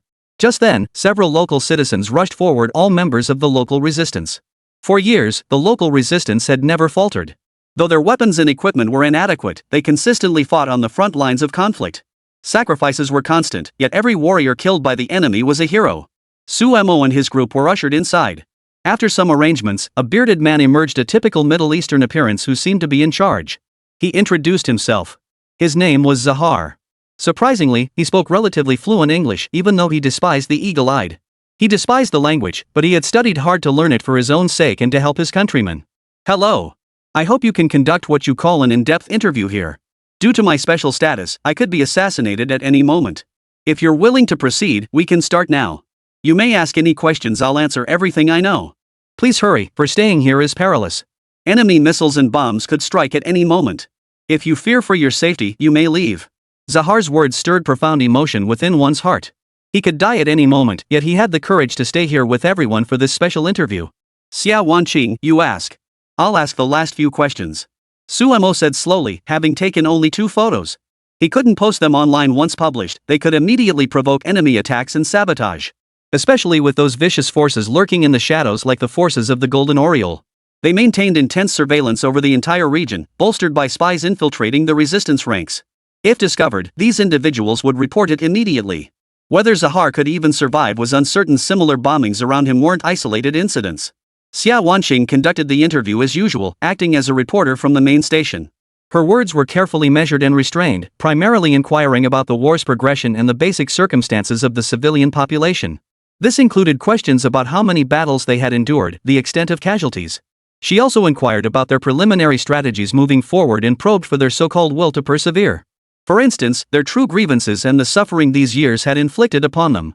These were all well-worn questions, the kind the network reporter never failed to ask. The real interview, however, required a different approach. Across from him, Zahar answered each question, his tone shifting between passionate and calm. It seemed each query had a significant impact on him. "Xia Wanqing, I'll handle the questions. Yours serve little purpose. While Zahar can answer every single one, are these truly the things they should be saying? I see little value in it." Xia Wanqing paused. She now felt Suemo was trustworthy enough to handle the questioning. "Mr. Zahar, I wish to inquire about your primary strategy moving forward. Are you planning a direct assault on the enemy's capital, or will you employ bombings or other tactics? If you have any additional insights, I'd appreciate them. This war must eventually end. You must have a preliminary strategy." This was not something he would normally answer. Upon hearing Sumo's inquiry, Zahar composed himself. "Our warriors fear no death. If possible, we will fight to liberate all our compatriots. Even if we all perish, we will not cease our struggle. Our resistance forces have achieved some victories, but it cannot be denied that we remain extremely vulnerable. We cannot succeed alone. Therefore, I earnestly hope people worldwide will assist us in winning this war against aggression. This is my deepest wish." Chapter 87, The Most Shameless Woman in History. While Suemo and the others remained here, assisting the disaster-stricken people with medical treatment and delivering supplies. Meanwhile, another online news story had ignited a massive uproar, shocking the public. Zhou Changchun was in his office when he suddenly noticed the online frenzy. On the screen appeared a woman named Li Dahong. Li Dahong had once been a state-sponsored overseas student, a rare privilege in those days. Seated on a sofa, she tearfully denounced her perceived injustices. She spoke of the so-called injustices she had suffered over the years, claiming she had not received adequate care and was deeply unhappy. Then she brought up her daughter. It was clear this woman had stayed abroad after her studies without proper authorization. Yet she kept insisting her daughter deserved proper care, especially diplomatic support from the Dragon Nation. Because the Dragon Nation currently enjoyed significant recognition from these Middle Eastern countries in the diplomatic sphere. Especially the resistance forces, they still had to give Longwa some face. My daughter Nova was born in the Dragon Kingdom, though not in its capital. He also served as a soldier here for a time. Can't your country dragon help rescue him? Even if he doesn't hold your nationality, couldn't you pull some strings? Faced with this accusation, Zhou Changchun was utterly dumbfounded. How could anyone be so shameless? Minister, this is the latest intelligence. The individual holding the Hupu nationality made these exact statements. We needn't respond, at least not with an official statement. It's just that the other side is so disgusting, their actions are laughable. Zhou Changchun was silently speechless. He then inquired about the status of Yang Wei. Minister, the national prestige streamer hasn't been broadcasting or releasing videos recently. Based on recent developments, it appears he has entered a war zone and is currently in a state of communication isolation.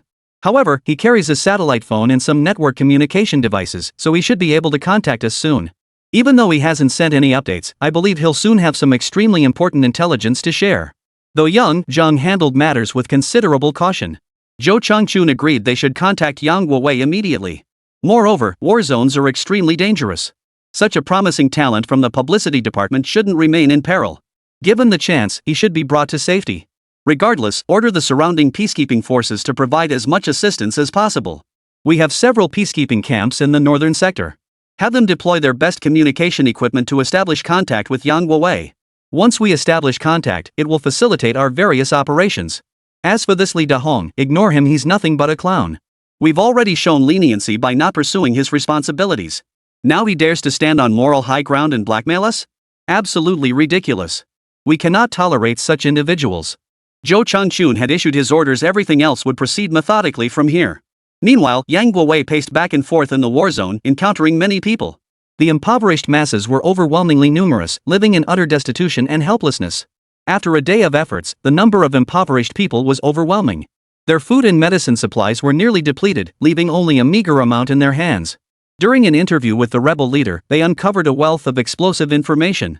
This included the names of some of the prisoners in their custody and the fallen soldiers from their own ranks. Xia Wanqing gazed at the vast expanse of ruins and fell deep in thought. Venturing into the most brutal battlefield of humanity had stirred profound emotions within her. At that moment, Suemo reached out and took her hand. The two of them stood there under the moonlight. They shared their deepest feelings, no words were needed, for every emotion was genuine.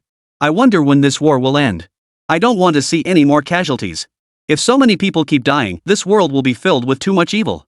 Xia Wanqing voiced her sorrow, truly dreading the world's descent into such depravity. Suemo, standing beside her, offered comfort. Don't worry. This is how the world is. The war, terror, and collapse won't end anytime soon. Unless one day a new world order emerges to guide everyone. I believe that day will come. But these past 2 days must have brought plenty of interesting, earth-shattering news. Too bad we don't have time to go out. As Suemo spoke, a nearby squad leader approached. Suemo had been fiddling with the equipment in his hands, but suddenly heard someone speaking. The captain handed him a video specifically sent to Suemo. It was footage of Li Dahong speaking. Everyone crowded around to watch. After watching Li Dahong's video, everyone was filled with righteous indignation. Some scratched their heads as if they discovered a new continent. What kind of creature is this? Never seen anything like it before. Yeah, this guy's really something else. How did he even get here? Never would have guessed. Suemo smiled at everyone's curious expressions. What's the big deal? This is perfectly normal. After all, not everyone in this world is ordinary. There are always some strange, unusual things out there. This Li Dahong, I know her background. She was once a state-sponsored student sent abroad. Back then, those scholarships were highly prestigious, only the most academically and morally outstanding were selected. After I left, she changed completely. She stayed abroad and refused to return. This could be a minor issue, say, envy of life overseas, but on a larger scale, it might even mean someone in her family defected to the enemy. I never imagined she'd have the nerve to show her face online. Her relatives cursed her ancestors to the 18th generation, yet she remains utterly oblivious. How pathetic. Sumo could only respond to such a person with utter contempt. Everyone, don't worry about such clowns. Our country won't bother with them. Though Sumo had spoken, someone nearby still seethed with indignation. They really won't do anything? Our country is just too tolerant. Our country often intervenes with unreasonable troublemakers. That's what I despise most these days. Why bother with these jerks? They're all scumbags. Why not just ignore them? The brother seethed with indignation. Having risked his life to come here, it was only natural he harbored such resentment. Chapter 88, The Real Situation. Sumo patted his shoulder and shared a thought. Bro, this isn't proof of blind tolerance. It's a sign of respect for everyone. It's precisely because we uphold peace and tolerance, respecting true human rights. It sets us apart from many places abroad in how we conduct ourselves and handle matters, making us seem out of place. For instance, during disaster relief efforts, some individuals do engage in underhanded dealings. Even during the pandemic, there were those who colluded and schemed together. Such situations are far from rare. Only during critical moments like these do we enforce strict laws and severe punishments. At other times, we strive for mediation and tolerance. This very approach has become a breeding ground exploited by malicious elements. Hearing about it can be infuriating, but rest assured our country maintains strict oversight over everything. These individuals won't gain anything by causing trouble. They won't get away with it. A colleague beside him, however, seemed somewhat disheartened, sitting there looking distinctly unhappy. You're a smart guy, host. So tell me, why is there so much talk online about us constantly investing in other countries? Especially in places like Africa and other countries. We pour so much investment into them without expecting returns, sometimes even forgiving their loans. Sometimes I just don't get it. Why aren't we as generous with our own people? Why won't we spend more on our own citizens? For instance, why build more schools and roads, yet grant foreigners so many privileges? I just can't wrap my head around it. This person hit the nail on the head. Sumo paused for a moment before sitting down beside him. Since you two feel this curiosity, even risking your lives to come to a war zone for humanitarian aid, I suspect your curiosity hasn't diminished and you still have many questions. So let me elaborate a bit. First, regarding those impoverished nations receiving aid, I've addressed this before. We hold vast foreign exchange reserves that may not always secure what we need. Investing these reserves serves two purposes. One is profit-driven investment, the most common and prevalent form. For instance, investing in real estate, stocks, or acquiring equity in foreign enterprises, even using these means to secure advanced foreign technologies. Everyone agrees that such profitable ventures are the best approach. But these aren't things you can simply buy whenever you want. They themselves face numerous restrictions. Moreover, our foreign exchange reserves may not necessarily secure access to various new technologies. For instance, after the trade war began, domestic efforts to acquire high-tech equipment like lithography machines and advanced chips faced significant obstacles, and the prices demanded from us were exorbitant. All this is silently draining our nation's productive capacity. Do you think this is right or wrong? Sumo recorded everything, intending to include it in the video as well, because such rhetoric would inevitably resurface after a while. And they're becoming increasingly prevalent and frequent. Think about it carefully, and you'll understand. All the investments and trade we conduct abroad will eventually benefit us in various ways. Take that loan we gave to an African nation earlier. Now that country is defaulting, and we've secured mining rights to some of their deposits. They were actually relieved. They couldn't manage those mining rights effectively themselves. Rather than letting the resources go to waste, they preferred handing them over to us. There are many similar cases. After all, developing infrastructure remains an insurmountable hurdle for many nations, so numerous countries are willing to share with us. We help fund their infrastructure projects, then use these mining rights to offset their costs. As their local economies develop and productivity rises, citizens gain disposable income to consume, including purchasing our products. All these elements are interconnected. Therefore, when it comes to foreign investment, we shouldn't judge right and wrong based on individual standards. The same applies to international interactions and large-scale engagements.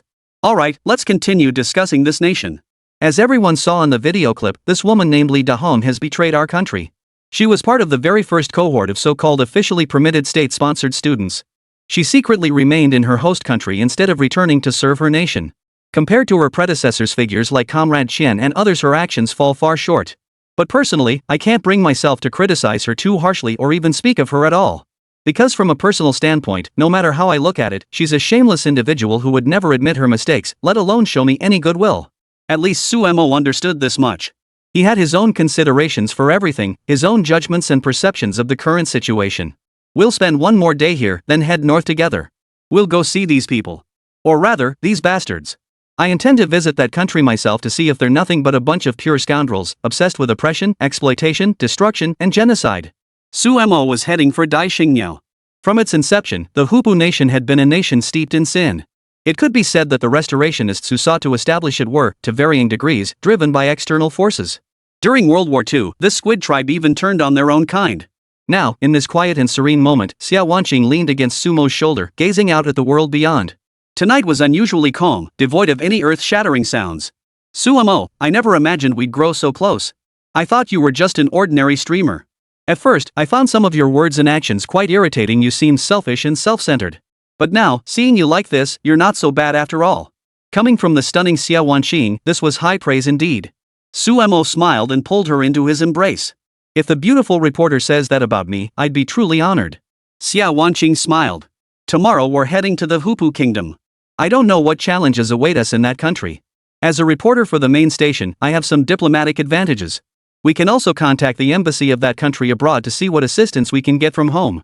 Actually, you've already had a lot of contact with the foreign propaganda department before. The people there have nothing but praise for you. Chapter 89, Fighting Our Own. We'll see what more we can accomplish this time. Hopefully, after we finish these tasks, those people will be pleased too. When it came to the word pleased, Sumo didn't harbor such rosy visions. He only knew they had to move forward quickly.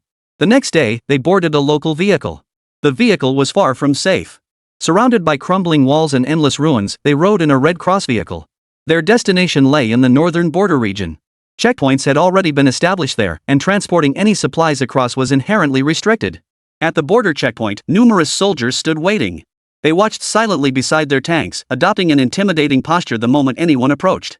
Should anyone venture too close, they would respond with extreme caution, ready to pounce and eliminate the threat at any moment. This group was clearly formidable. As a so-called military unit, they maintained complete control over the situation here, constantly monitoring every aspect and location around them. Sumo didn't particularly care for these men, but he managed a perfunctory greeting. Xia Wanqing stepped forward and introduced herself. After all, Xia Wanqing was a reporter from the main station, and with the additional authority granted by the Ministry of Foreign Affairs, she could maintain the upper hand throughout her interactions with these individuals. Whenever she spoke, they had to respond with utmost caution. When Xia Wanqing expressed her intention to proceed to their capital, they deliberated at length. Ultimately, they decided to let her pass, for they truly could not stop the woman before them. Blocking her path would only lead to one outcome: any harm coming to this reporter would inevitably trigger major repercussions. They immediately let her pass. Xia Wanqing looked at them with utter disgust. After all, these people had never been decent folk, each manipulating certain entities with impunity. They had their own interests to protect.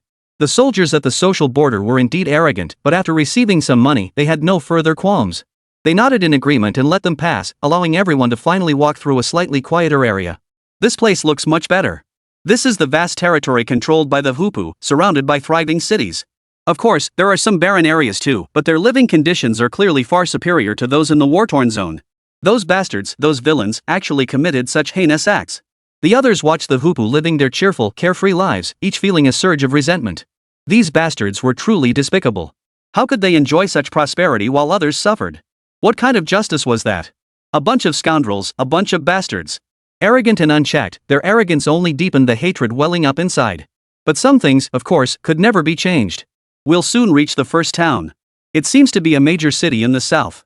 They say it's heavily garrisoned and constantly under rocket fire. Air raid sirens wail every night. I wonder what we'll see the moment we step inside. Xia Wanqing was already preparing the camera and all the interview equipment. When they slowly arrived here, the first sight truly startled them. A protest march was taking place on the street. The crowd was quite large. So there are people in this country who oppose the war too. Looks like I shouldn't have written them all off as thugs. A volunteer beside them remarked. Sumo patted his shoulder and pointed to the sign across the street. You're wrong. They're not against war, they're against conscription. Word is Dai Xingniao's draft system is about to change. Put simply, they want to overhaul the conscription system so everyone follows their rules. More people will be drafted, including a special traditional squid people group within their country. These folks are like traditionalists. They cling to their dogma, refusing to work while just staying home having kids. At this remark, several people nearby froze in disbelief. It was too ridiculous. Seriously? Are these people crazy? Just staying home all day having kids, not doing anything, not caring about anything? What exactly do they do? Do they just get money for that? They're basically raising a bunch of useless people. What's the point of keeping these things around? What good does it do to support them? Do you seriously think they can change lives or shift public perception? The more people listened, the funnier it seemed. This bizarre group had somehow become the mainstream here, utterly absurd. It's perfectly normal. To prove their country's superiority and showcase a culture that respects tradition, they specifically recruited these people. They're like religious figures constantly chanting scriptures, meticulously editing so-called ancient texts. This approach has earned them a lot of so-called cohesion. I must tell you, religion is easily used to manipulate people's minds. But when taken too far, it can easily wound them. Religion is ultimately a weapon, a tool. Treating it as an absolute foundation is foolish. I only hope these peculiar religious figures in their hats, who are so revered in this country, will also take their place on the battlefield when war comes. Naturally, these people are displeased. They start making a huge fuss, believing they deserve special privileges and refusing to go to war. This is the path they chose for themselves, utterly ridiculous. See? Now they're inciting these people to take to the streets, thinking they can avoid military service under these circumstances. Sometimes you just have to find them both laughable and pitiful. There's really nothing to say about these people. They keep causing trouble, trying to prove their superiority. People have already started beating them up on the streets, soldiers in uniform. Attacking these so-called more radical religious factions only shows they've descended into utter chaos themselves. Chaos reigned here. As people started filming videos, Sumo and the others dared not pause for a moment. They pulled out their phones and filmed the unfortunate group across the street. The so-called traditional squid were getting beaten up here. Some who once opposed war and conscription, revered as pillars of society, now scurried like rats, each one despised. The scene was utterly laughable. The onlookers laughed, yet there was a tinge of sadness in their amusement. Who would have thought the final outcome would be watching this spectacle unfold? How laughable, how helpless it all was. Chapter 90, Heroes in the Flames. This town before us certainly doesn't appear as developed or advanced as those in developed nations. It's just an ordinary town, nothing particularly remarkable about it. Xia Wanqing genuinely found it quite ordinary. After all, as a seasoned journalist, she had traveled extensively across the globe. She had traveled extensively in Western nations before, witnessing what was touted as advanced and prosperous cultures. Unfortunately, he couldn't tell it all in this place. This country seemed utterly twisted, or, as they'd say back home, twisted as hell. The people here look downright abnormal. Look, someone's holding a sign welcoming the bombing. Is this guy crazy? A volunteer couldn't help but find the sight amusing. Where in the world would anyone actually wish for their own place to be bombed? The sign he held clearly carried a hint of sarcasm. It was sarcasm directed at the rebels for lacking sufficient firepower. If the rebels had enough firepower, they would bomb this place for sure. If I were with the resistance, I'd gladly bomb this place to smithereens. This entire country is the most disgusting place imaginable. I've grown utterly sick of these so-called invaders. They're revolting, truly revolting. The people of Dragon Nation had truly endured a so-called invasion war, losing countless compatriots in the conflict. It was precisely because they lost so many that many Dragon Country people could empathize deeply with this war against invasion. Especially the ordinary civilians caught in the crossfire. They weren't heroes, just people struggling to survive in those dark years, living in constant fear. Their struggles were no less profound. This is the genuine sentiment shared by everyone now. All wish to save them, yet none possess the means to do so. Sumo cared deeply for these people too, often snapping photos, both of those from this twisted nation and of the resistance fighters. He documented everything in meticulous detail, and as he walked, he couldn't help but fall into deep thought. Truthfully, every nation has its awakened individuals. Did you witness that scene earlier? A bearded man in a hat getting beaten in the street. What was he shouting? You might not have heard clearly. He was calling for an end to the war, for the saving of lives. Several volunteers who had been mocking these people earlier stopped in their tracks. Only then did they realize that every nation also had those worthy of respect, those striving earnestly to build peace. Consider them the aberrations within their own nations. There will always be those who awaken. During the Second World War, some invaders, after occupying our country, suddenly realized their mistakes, had a change of heart, and joined our forces. Then they fought alongside us against their own people. Think about it, isn't that incredibly twisted? From our perspective, their awakening represents justice, and our resistance is justified. But from the viewpoint of their own people, they're nothing but traitors and sellouts. Sometimes the line between right and wrong isn't so clear-cut. Even within the land of the Hupu, there might be genuine awakened individuals who understand right from wrong, possess basic judgment, and have a conscience. I believe even in that detestable eagle nation across the ocean, there might be awakened patriots who can discern right from wrong. Unfortunately, their awakening alone isn't enough. While Sumo was speaking, another video had already exploded across the internet. It contained the final confession of a man, an officer who had served in the Eagle Nation's military. Born into a military family, he had been taught from childhood that absolute strength was necessary to uphold national peace and stability. Simultaneously, he was taught to aid the weak in achieving human freedom and prosperity. For many years, he had strived diligently. Yet now, this man was consumed by despair. He had come to understand who truly was the root of the world's chaos and malice. Now he was making his final statement. I will no longer be an accomplice to genocide. I will no longer be an accomplice to this genocide.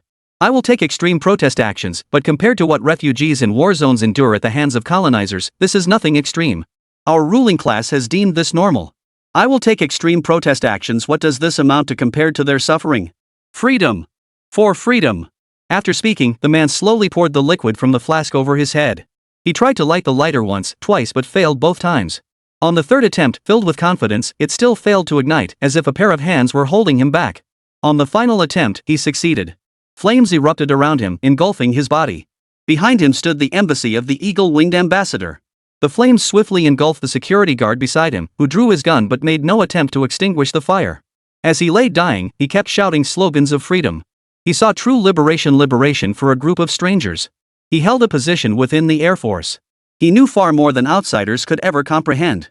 The more he knew, the more he realized he had become an accomplice to genocide and evil. Only then did he grasp the absurdity of his own folly. When his beliefs crumbled, his existence had long since become worse than death. As someone who came from a so-called traditional religious background, this act of suicide was undoubtedly a blasphemy against God. The video of his suicide spread instantly across the internet, leaving everyone stunned and stirred. He was an eagle-wielding man. Why would he kill himself for that war-torn region? Perhaps he sought true justice and righteousness, the true will of heaven. This is astonishing, truly admirable. He is a hero, without a doubt. When his lighter failed to ignite, surely some divine being was waiting for him, unwilling to let him die, yet he chose death anyway. Across the internet, people were deeply moved by the fearless courage he displayed. Under normal circumstances, they harbored immense hostility toward the people of the Eagle Nation, for the Eagle Nation had indeed acted against the natural order. Their soldiers were no different, merely tools of the invaders.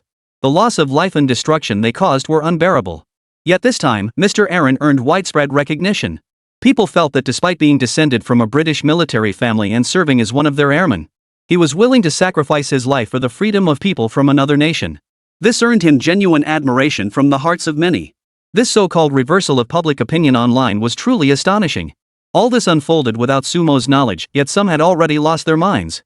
Chapter 91: The usual tricks of foreign propaganda, making a mountain out of a molehill. At this moment, within Ingjiang's foreign propaganda department, many of Ingjiang's so-called high-ranking officials had gathered here. Observing the recent uproar, each felt deeply troubled, their expressions tinged with worry. This new development had filled them with rage. Had a thorough investigation been conducted this time? Why did Aaron insist on committing suicide at the embassy? They had to get to the bottom of it. Minister, we are conducting research and have gathered preliminary information. Aaron was an officer at our military base. At some point, he began frequently engaging with harmful ideological content online. Recently, we've received numerous such so-called suggestions and have begun monitoring the social media platforms used by lower-ranking officers.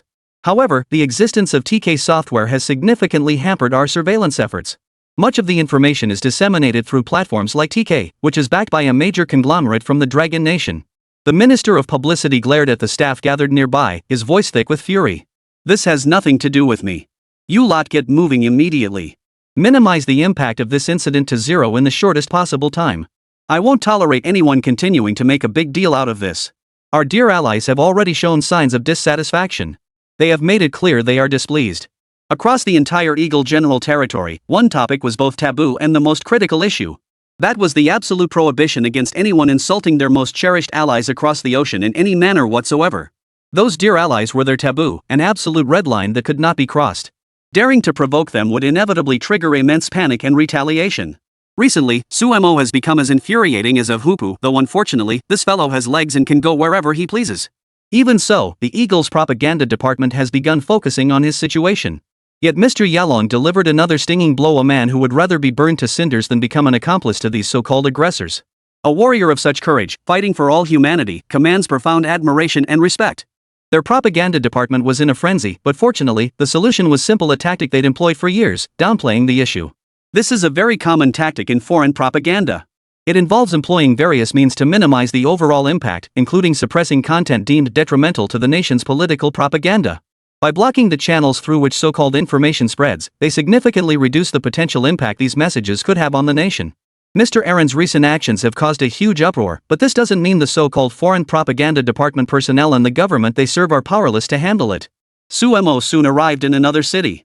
At this point, they had a relatively efficient communication system in place. When he opened his platform, the first message he received was from Zhou Changchun. Attached was a phone number, one that would undoubtedly require an international satellite phone to call. This time, he finally connected with Zhou Changchun. Unexpectedly, the two were able to engage in a private conversation at the highest level. Minister Zhou, is there something you need? Suemo contacted Zhou Changchun directly.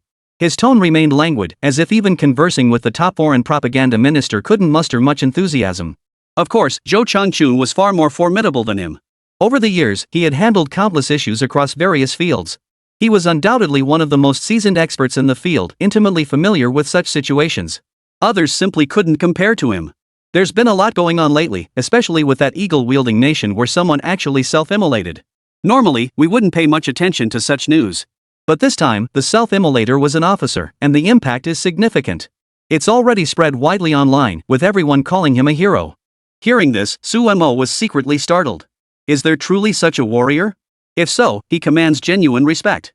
He must be an extraordinary individual. Suemo offered a simple assessment, yet understood that even if one person set themselves ablaze, transforming into an endless inferno, it could never reignite the collapsed beacon that was Eagle Sauce. We hope you'll produce a special video or live segment. We've decided to send an official professional to connect with you in real time for various discussions. This individual is an esteemed professor from our institution, Professor Shun. Professor Shun specializes in current affairs, particularly international relations. We hope you can engage with him through this format. This so-called debate will commence in the city of Tel Aviv. Given the caliber of the individual involved, Suemo had no objections at this point. He recognized Professor Shun as an extraordinary figure rich in experience, highly skilled, and possessing qualities that commanded deep respect and admiration. He was truly remarkable. Alright, I'll connect with Professor Shun promptly. He can offer commentary on current affairs, and I'm eager for that day to come soon. Perhaps I can showcase my talents as well. The group's next destination became the city of Tel Aviv. The city wasn't actually far away. Relatively speaking, it was only a matter of time before they reached it, which was a huge relief for everyone. Suemo and the others soon reached the city. Looking out, they saw that everything in the distance was even more magnificent than they had imagined. After all, this was one of the largest cities in the Hupu kingdom. The bustling crowds around the Taoist master gave the area a lively atmosphere. Of course, no matter how you looked at it, this was still just a city. And it had long been under the threat of war. An intangible terror constantly lingered here, repeating itself. It was very likely that a catastrophic disaster would strike here, potentially claiming many lives. Upon arrival, they contacted the local embassy. Even the embassy of the Dragon Nation remained operational here, never having been disbanded. It remained fully operational, a testament to the nation's formidable international influence. Nowadays, they were far stronger and more formidable than before. They made some initial contact with the embassy upon arrival. Sumu then began arranging this so-called live broadcast.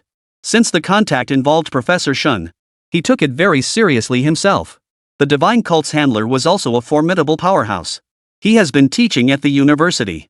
His field of study and research encompassed various aspects of international relations. Chapter 92, Chatting about Heaven and Earth with Professor Shun. He possessed considerable expertise in this field. He was also quite eager to connect with Suemo, the streamer known for promoting national prestige. Announcements had now been posted on both of their accounts. The two would conduct in-depth analyses of major global developments in a short time frame, an event eagerly anticipated by the masses, drawing huge crowds. Everyone had been eagerly awaiting the chance to witness this so-called top-tier showdown. Soon, the much-anticipated showdown commenced, with Professor Shun entering the livestream first. Professor Shun, wearing glasses and with a somewhat rotund figure, was a familiar face to many. Over the years, he has made numerous so-called profound statements, predicting major events. His predictions have proven remarkably accurate, earning him a massive following. People place great trust in his words. Of course, what was even more important was that Professor Shun didn't just gain people's trust through these so-called judgments and opinions. He also worked hard and put in a lot of effort in his own endeavors. He has always been dedicated and conscientious in fulfilling his mission and numerous responsibilities. Hello everyone, I'm Professor Shin Chong. I believe you're all looking forward to today's livestream and our debate. The well-known blogger Yang Guowei has recently gained significant online fame, amassing a large following in a short time. At least in terms of gaining fan recognition, he could be called my teacher. We're not here to settle a temporary dispute, but to pursue mutual progress. Professor Shin spoke with measured eloquence, neither haughty nor overly humble, merely stating facts with remarkable precision. Meanwhile, Yang Guowei had also entered the livestream. The atmosphere suddenly grew lively. Fans like Yang Guowei even cheered excitedly. Here he comes. Yang Guowei has arrived. This is going to be a showdown between the best of the best. Wonder what these two will come up with. Can't wait, might be something astonishing. Soon both had entered the livestream. After some polite small talk, the so-called summit conversation was about to begin. At this moment, Professor Shin seemed genuinely eager. His eyes sparkled as he looked at the person before him. This is truly an anticipated and unique exchange. I've long hoped to engage with our nation's microstreamers, and today that opportunity has finally arrived. You seem even more spirited than I imagined. Now, our nation's streamer, I wonder what specific current affairs topics we'll discuss today. I believe I'm more familiar with them, but you also possess deep insight into life in various situations in Western countries. Let's skip the pleasantries and dive straight into the core issues. Sumo appreciated Professor Shun's directness. A single sentence could break the ice. Alright, then let's discuss Mr. Yalan, who recently burned himself to a crisp. I admire him deeply. He is undoubtedly a coward, yet he is also a hero. Sumo's opening remark instantly ignited the entire discussion. The audience below was buzzing with anticipation, some even shouting out loud. Starting with such an explosive topic? This is awesome. Let's get going already. See what these two big shots have to say. Host, that's not quite right. Mr. Yalan is undoubtedly a hero, an exceptional individual. Why would you speak of him that way? That's quite unfair. Exactly. Mr. Aaron is such a good man.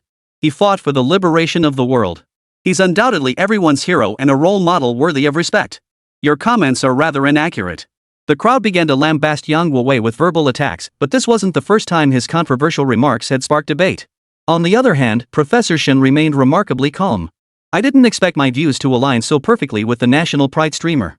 He is a hero, yet certain circumstances have cast a shadow over his heroic deeds. It's truly unfortunate. We certainly understand him. I believe our national streamer also comprehends why such a hero, burdened by suffering, chose this path. Sumo nodded. He hadn't expected the two to share such similar views, a true meeting of minds. Regarding Mr. Aaron Bushnell, I certainly acknowledge he is a unique individual. Yet the path he chose was not the most righteous. What meaning lies in blindly sacrificing one's life? Moreover, he possesses vast amounts of data, much of it concerning the brutal, even insane, racial extermination operations of the hot field. Key participants include the hawkish military factions. Mr. Aaron knew many secrets, yet he did not seek to expose them directly for the greater good of humanity or to unmask these hypocrites. He merely staged a performance according to his own will. He had the courage to abandon his life, yet lacked the courage to confront the collapse of his beliefs. Even more, he dared not betray his homeland under such circumstances. Thus, his heroic act still carried some self-interest. This does not prevent him from being a hero, though it is unfortunate that heroes are not always flawless beacons of light. He was nothing more than a coward within the Eagle Wing military. Others will surely slander him and spread malicious rumors, but in my heart, he is first and foremost a hero. That is enough. Who would have thought Sumo would utter such words? They were both a condemnation and an admission, an acknowledgement. It could be said that the man before them was deeply twisted and conflicted. Even so, it was enough to be proud of. Mr. Aaron has done well, but only to this extent. Reaching the next level is beyond his grasp, a bitter reality. Yet this is the life he chose for himself. Now, let's address another matter. It's actually quite straightforward, and I've pondered it extensively. There should be an answer. The question is, what information did he uncover that compelled him to end it all through his own death? It's astonishing, even terrifying. I've pondered this for a long time. I recall him stating repeatedly before his death that what he found most unbearable in this world was the genocidal actions of a certain nation. This matter carries immense weight. I believe everyone can see how utterly despicable this nation's genocide is. So I urge you all, if you possess any evidence, bring it forward to tear away the hypocritical mask of that country. Moreover, I boldly assert that in the days ahead, others will resort to self-immolation in pursuit of justice. Chapter 93, Patriots.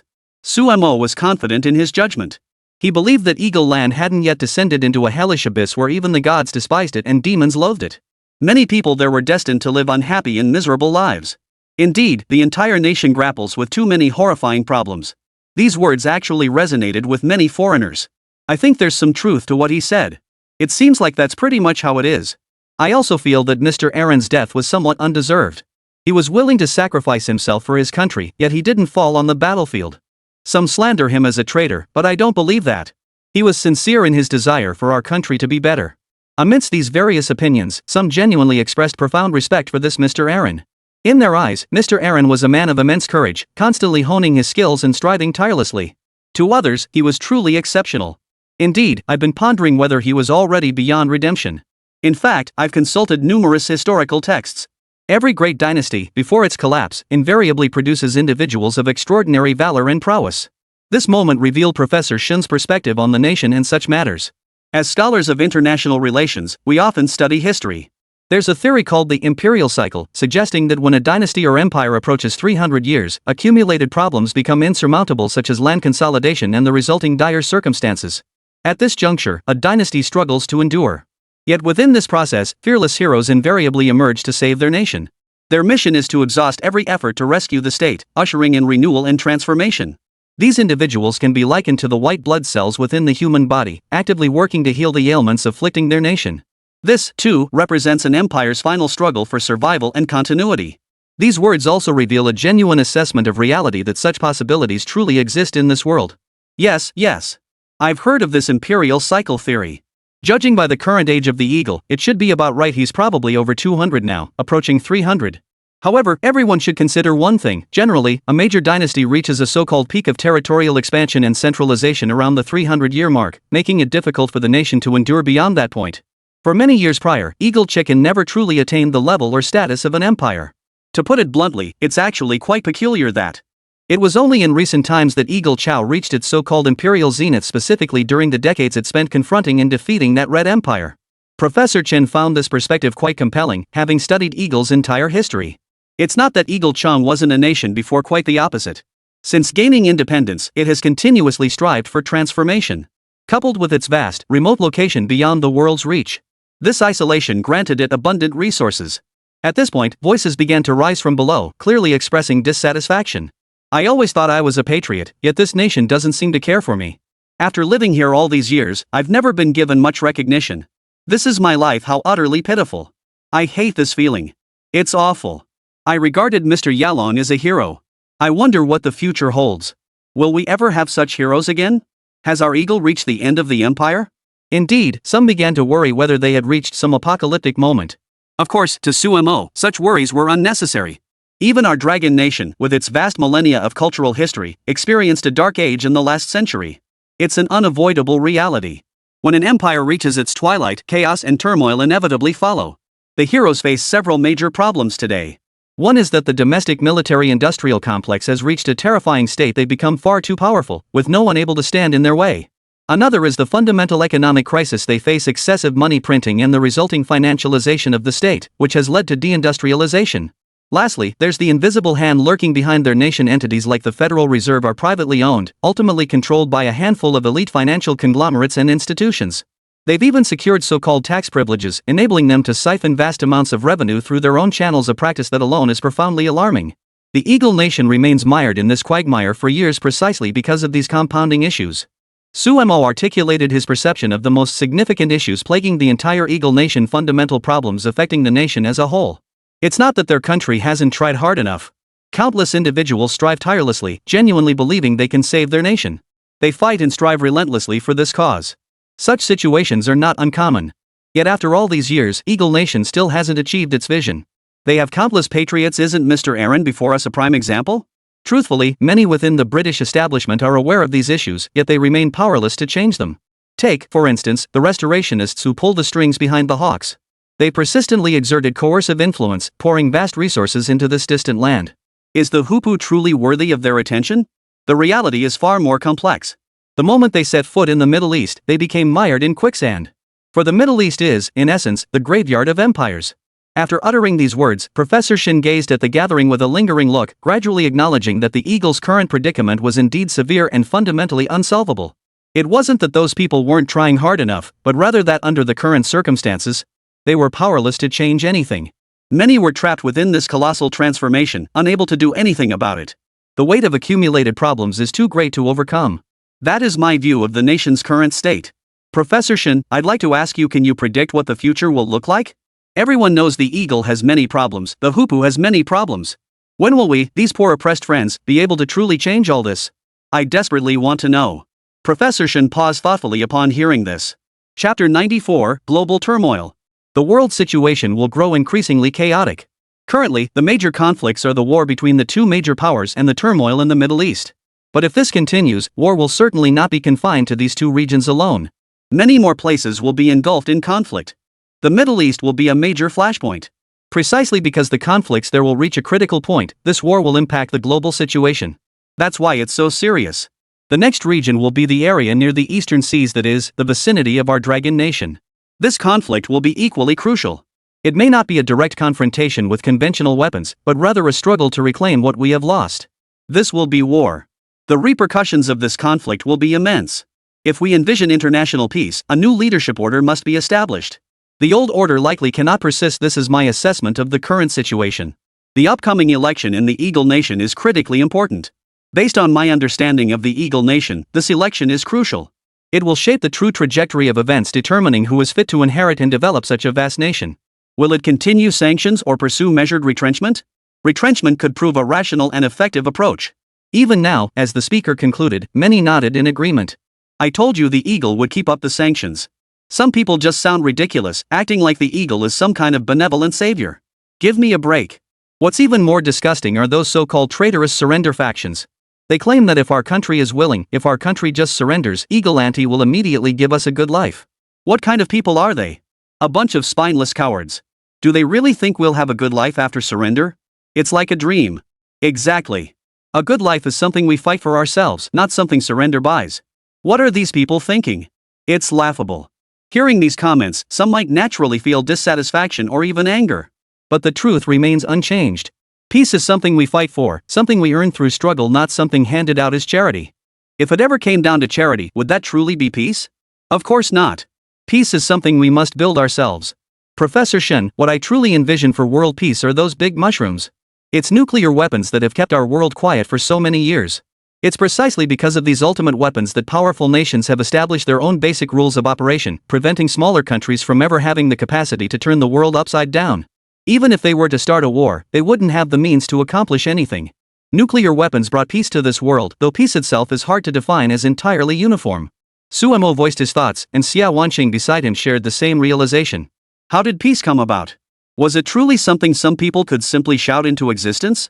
Professor Shen suddenly burst into laughter at this point. Speaking of which, I'm suddenly reminded of someone, the man from the Elephant Kingdom known as the Mahatma. Everyone knows the people of the White Elephant Kingdom are unique, living on a fertile land. Strangely enough, both their way of life and the changes and impacts they brought to the world are highly unusual and not necessarily positive ones. I believe most of you are at least somewhat aware of this. I myself have studied this nation. During my research there, I discovered that they have always followed a rather ancient will of their own. They believe their path is inherently correct, yet they remain unaware of its true direction. Many religious nations in this world rely on religion as their core cohesive force. Only religion can unite them as one family, as a collective. Of course, our dragon nation is an exception. We have transcended that stage. Perhaps our ancestors long ago understood that we should not rely solely on the power of religion, but seek other foundations. What we have always believed in is, after years of integration, a unified ideology. We honor our ancestors, revere certain deities, and even possess religious fervor. Yet our nation remains the world's most secular state. Hearing this, a group below erupted in loud, unwilling shouts and cries, convinced their own views were the only reasonable ones. What kind of secular nation is this when people are fasting and chanting Buddhist prayers every single day? Can this still be called a secular nation? Are there few celebrities here who practice various religions? Take those Buddhists who release animals, sometimes they act like they're possessed. And people from other countries are just as bizarre. Exactly. There are so many extreme cases, and it's really hard to understand what they're thinking. Such commentary was quite amusing. Perhaps people genuinely doubt whether even the United States is truly a secular nation. Professor Shen's remarks sparked even more intense reactions. After all, the Eagle has always upheld the reputation of being the world's strongest nation, the most advanced, civilized, free, and democratic. What does that have to do with a religion that controls people's minds? People were naturally perplexed, but Suemo had briefly touched on this earlier. Don't dismiss this as nonsense. Even the Eagle itself has long been a top-tier religious nation. For an extended period, they've been deeply superstitious about the power of religion, treating it as their greatest source of pride. What is religion? It's a means to control and manipulate minds. Yet within Xinjiang, a significant portion of the populace genuinely believes they are a Christian nation, devoted to their faith. The power of religion is the most worthy of respect and reverence. The very word religion is ingrained in their bones and blood, making them utterly convinced of its validity. Even when marrying, they require religious sanction. There, the clergy hold immense authority, and religious concepts remain deeply ingrained in their hearts, unchanged for many years. This is my assessment: religion will continue to exert influence for a considerable period. Moreover, the Eagle Nation is a profoundly religious country rather than an entirely secular one, a significant distinction. Chapter 95, Their Answers. Suemo had presented his own answers, and everyone began to harbor doubts about the world's most advanced nation. At that moment, Professor Shen offered his own perspective. The blogger who just spoke about promoting our national prestige was absolutely correct. Secularization has profound implications, and our nation is secular. There's no absolute worship of a deity. As people often say nowadays, what's the point of praying to that god? He doesn't work anyway. The very next day, someone might tell you to worship another god, and everyone would be delighted, willing to believe this new deity possesses magical powers. Such situations are not uncommon. This proves our nation excels in secularization. People don't blindly worship myths. Religious nations possess immense cohesion, where all believe in religion's power. But religious states only maintain limited cohesion. Religious nations lack significant development opportunities because they struggle to alter their cultural customs. Over time, traditions can solidify into rigid structures. This is problematic. It's been my research focus for many years. A nation under oppression is a miserable one. Now, to continue with the White Elephant Kingdom, they are a classic religious state and their champion of freedom, Shoyu. He is an absolute appeaser. He believes this non-resistance movement brings so-called peace, but the truth is that aggressors prefer such non-resisting fighters. Precisely because he offers no resistance, these aggressors gain greater benefits and achieve their own objectives. This very non-resistance ultimately leads them to abandon the pursuit of peace, developing a nation with no future. Upon hearing this, Dada felt not only astonishment but also a hint of admiration. After all, White Elephant Nation held considerable weight on the global stage. It stood as a top-tier power in the South Asian region, possessing vast territories and even the world's largest population. I wonder what you two hosts are thinking. Aren't we getting off topic? Now even the White Elephant's people are speaking up. What more could the White Elephant possibly say? Exactly. I just want to know what's happening in the Middle East now. Will this Middle Eastern bully keep acting so brazenly? Can he win this war? What's going to happen next? Hurry up and tell us. Seeing the urgent questions flooding the chat, the two hosts exchanged a knowing smile. Let Yang Guowu take the lead here. This recent incident hasn't fundamentally altered Dai Xingniao's grand strategy. I believe Dai Xingniao maintains a clear understanding of their position, and Yang Guowu should be well aware of this too. Professor Shin shifted the conversation's focus to Yang Guowu. Upon hearing the shift in focus, Suemo briefly shared his perspective. Everyone must be wondering if this country will collapse next. I regret to inform you that won't happen. Even if it does collapse, it won't happen overnight. Dai Xingniao still possesses considerable capital and depth. They hold substantial resources and attract significant international investment. Though merely a tiny nation, the ideology of wealth-based nationalism runs deep within their populace. What's peculiar is the squid race behind the Hupu nation. They hold a strange perception, essentially divided into two factions. One faction is determined to restore their nation to its former greatness, believing the true heirs of their bloodline are actually the oppressed refugees. The other faction believes, as depicted in ancient religious texts, that they are a nomadic people destined for divine salvation. Both factions wield significant influence and command substantial resources.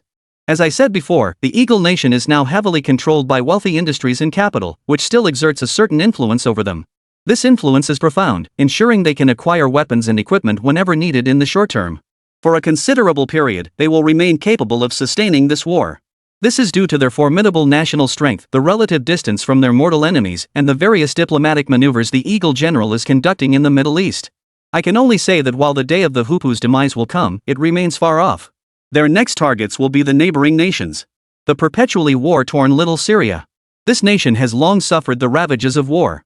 After enduring a recent civil conflict, it has barely begun to establish a fragile peace. Yet its government remains under constant scrutiny, while various rebel factions persist. They will inevitably resume fighting, and the same goes for neighboring Little Lebanon. This nation lies in close proximity and will inevitably be drawn into the turmoil. The Hupu will focus its attention on them, but here's an interesting thing. Little Lebanon was once invaded by the Hupu, yet their forces delivered a crushing defeat, driving the Hupu back. This incident is known to some extent by many. My advice is that if they keep expanding their war's reach, they'll get bogged down. But the Hupu can't stop now. What do you think, Professor Shin? Professor Shin nodded from the side. He understood the most advanced knowledge in this field.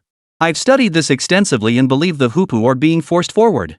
First, everyone noticed that the flood operation began abruptly. It was the refugee resistance forces, the underdogs, who launched the surprise attack against the Hupu.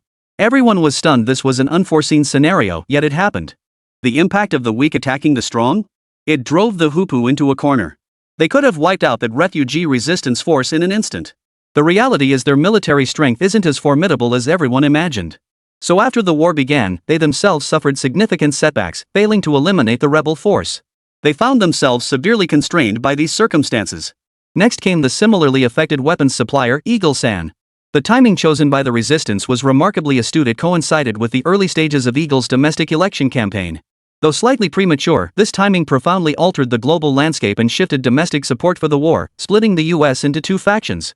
One faction remained staunchly committed to so-called restorationism, while another faction gained traction. They recognized the Middle East as a quagmire, compounded by the Eagle's own economic struggles and other factors. Personally, I believe the Hawks will maintain their support for some time, and the Larks will survive. But ultimately, this is a path with no return. Chapter 96, Assessing the Situation. Their exchange had sparked considerable reflection among many netizens across the entire network. I agree with Professor Shun's perspective. It seems our thoughts converge.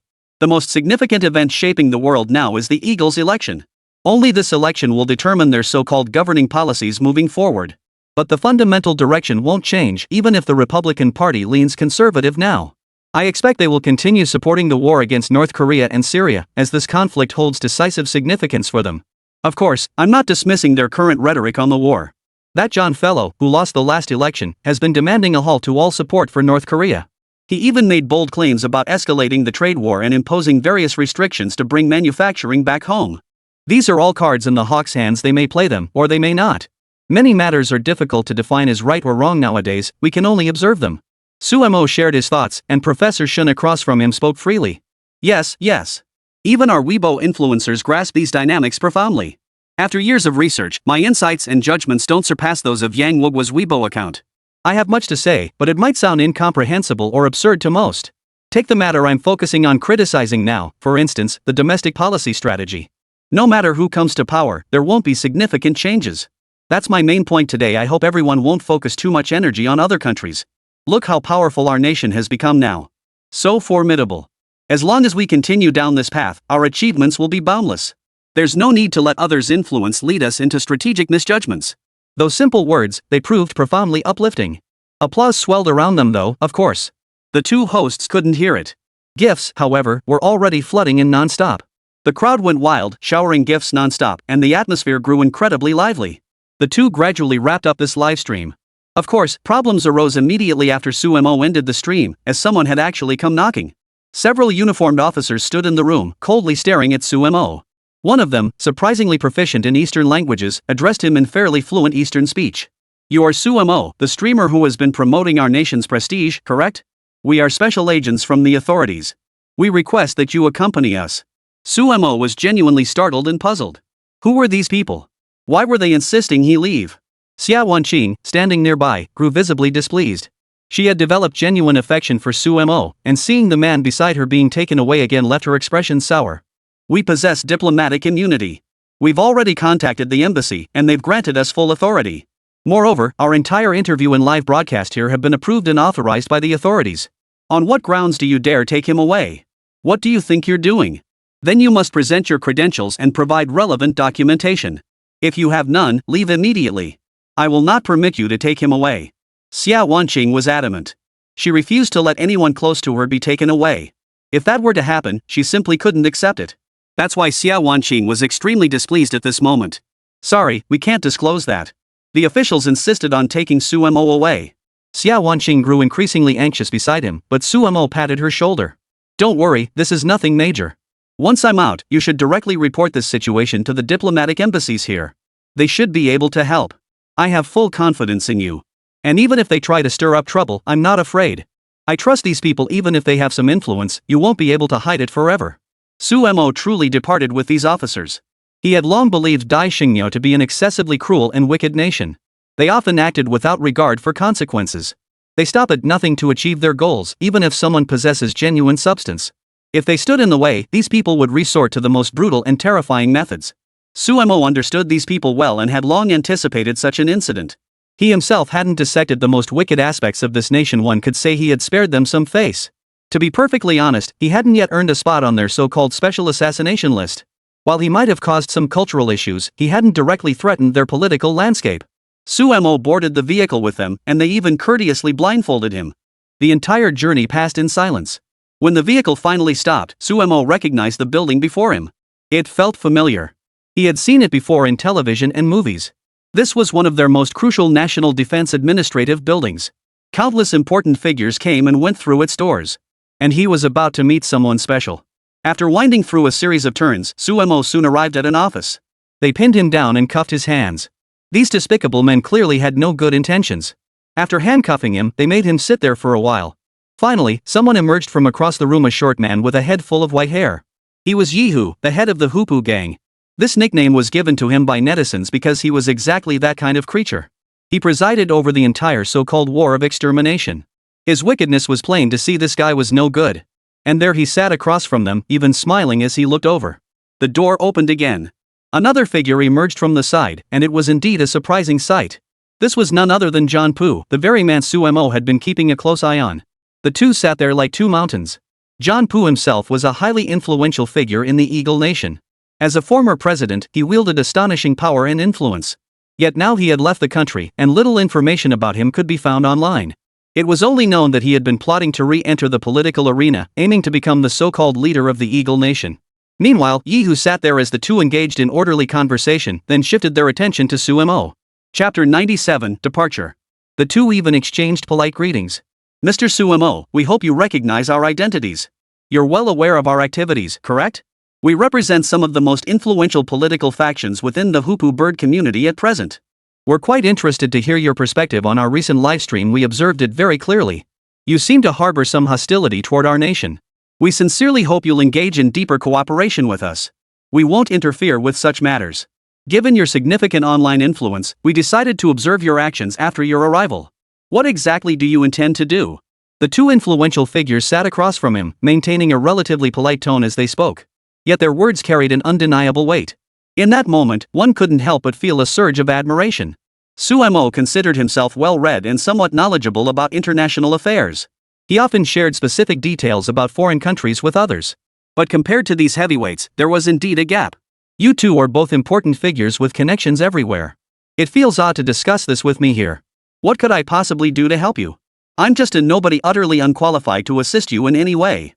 Sumo remained calm and composed, neither engaging in conversation nor making any overt attempts to establish special connections. He had no such intentions, yet the two men across from him laughed heartily. It seems our esteemed Weibo influencer still doubts our intentions. We greatly value capable individuals who continue to promote our cause. We are a unique people, misunderstood and insulted by many. Our nation isn't blessed by most of the world, so we struggle to make a living. If you're willing, you could become our friend. We'll offer you many benefits and care. If you accept, this care will be sufficient and satisfying. Would you like to give it a try? At this point, the two felt they had the man in front of them completely in their grasp. Every word they spoke carried a deadly allure. Of course, Sumo paid no heed whatsoever to their words. He found the pair utterly foolish. They were downright laughable, spouting nonsense that defied all reason. Sometimes Sumo found it strange. These so-called organizations all wanted to recruit him, yet he had little interest in their offers. They couldn't afford high prices, and it was even harder for them to reach a level he could recognize. Moreover, these people were often despicable.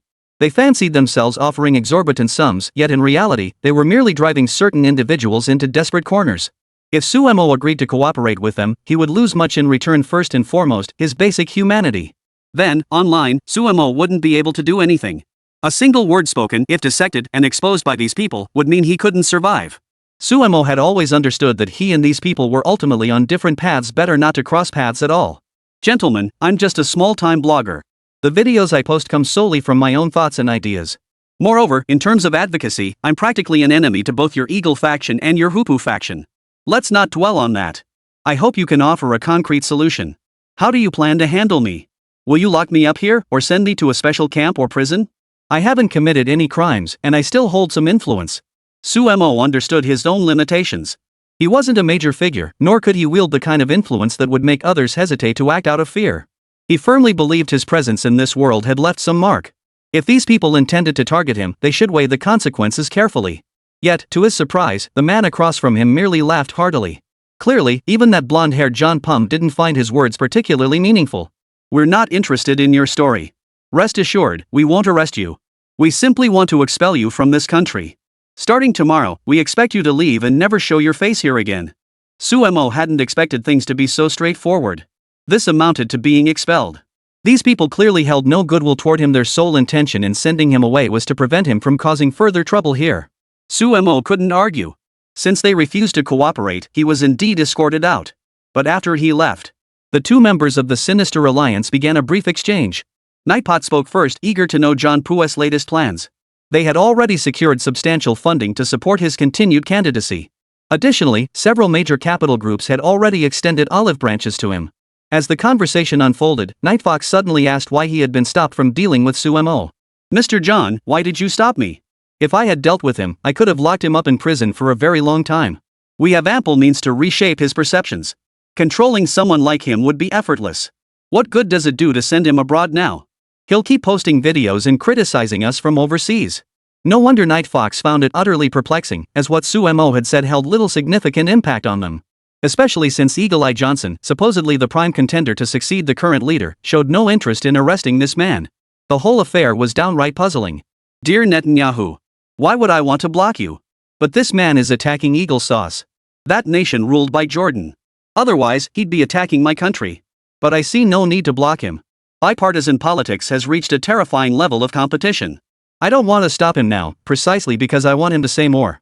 These words hold meaning and benefit for my upcoming endeavors." So that was the effect. Only now did the chamber pot realize why they hadn't disposed of this Sumu. It was simply to use his hand to continue attacking current politics. Especially since their real target was the current Jordan. Chapter 98, The Great Battle of Gender Opposition. Ye who also despised Jordan. This country, the Eagle Nation, was so twisted and distorted. A single nation insisted on splitting into two so-called major parties. These major parties constantly clashed, even though their backers were likely the same. The stark differences between these two parties led to significant divisions. This situation escalated daily, its severity surpassing all expectations. While the two were plotting, Sumo also figured out what was going on. But he was a man with a stubborn streak. Since they were scheming like this, he was determined to thwart their plans. "You two are quite amusing. Since that's the case, I absolutely refuse to let you achieve your goals. Let's see who can better control these matters." Sumo spoke coldly. He was well aware of his own plans. He was indeed preparing to leave the country. But they'd allowed him to make one phone call first. He immediately dialed Xia Wanqing's number. Only upon answering did Xia Wanqing realize Sumo intended to leave the country. She hadn't expected him to depart so soon after arriving. Though they would still pass through the same airport and board the same flight. The sudden parting filled Xia Wanqing with reluctance. Moreover, based on information from the embassy, Sumo had been taken directly to their defense department, with the stated reason being that foreigners like him were unwelcome. Though Dai Xingniao appeared to be one of the world's foremost developed nations, this so-called developed nation was truly laughable. Unlike other nations, it wasn't enlightened but operated under a highly centralized political system. If anyone obstructed them, they would eliminate that person through their own methods. Assassinations and similar actions were far from uncommon. Though Sumo didn't meet their assassination criteria, he was still an unwelcome presence. Upon hearing this news, Sumo felt no surprise. Given the circumstances, he must depart. He called Xia Wanqing, requesting only that she deliver his laptop, phone, and other belongings, items he would still need. These items would suffice for Sumo to accomplish what he intended over the coming period. After all, he already harbored certain expectations and plans in his mind. He truly wouldn't stop. Xia Wanqing met him over the weekend, escorted by embassy staff. "Are you hurt? Did they beat you? This could be a serious criminal case, but I absolutely won't let anyone bully you.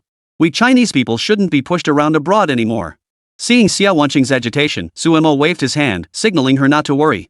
"Look at me now, not a scratch on me. What's there to worry about? They just want to kick me out of this country. I think it's time I left anyway. Staying here any longer doesn't make much sense. First, I've already been to the war zone. The people there have suffered terribly from the conflict and have already endured immense losses. Saving them isn't something I can accomplish with a few words. Or rather, even if I want to save them, I lack the ability to do so. All I can do is go to other countries first to see if there are other ways to help them. That's all." Hearing this, at least Xia Wanqing's eyes flickered with a mix of emotion, partly touched, partly resigned. She desperately wished Sumo could have a better life, one free from major troubles.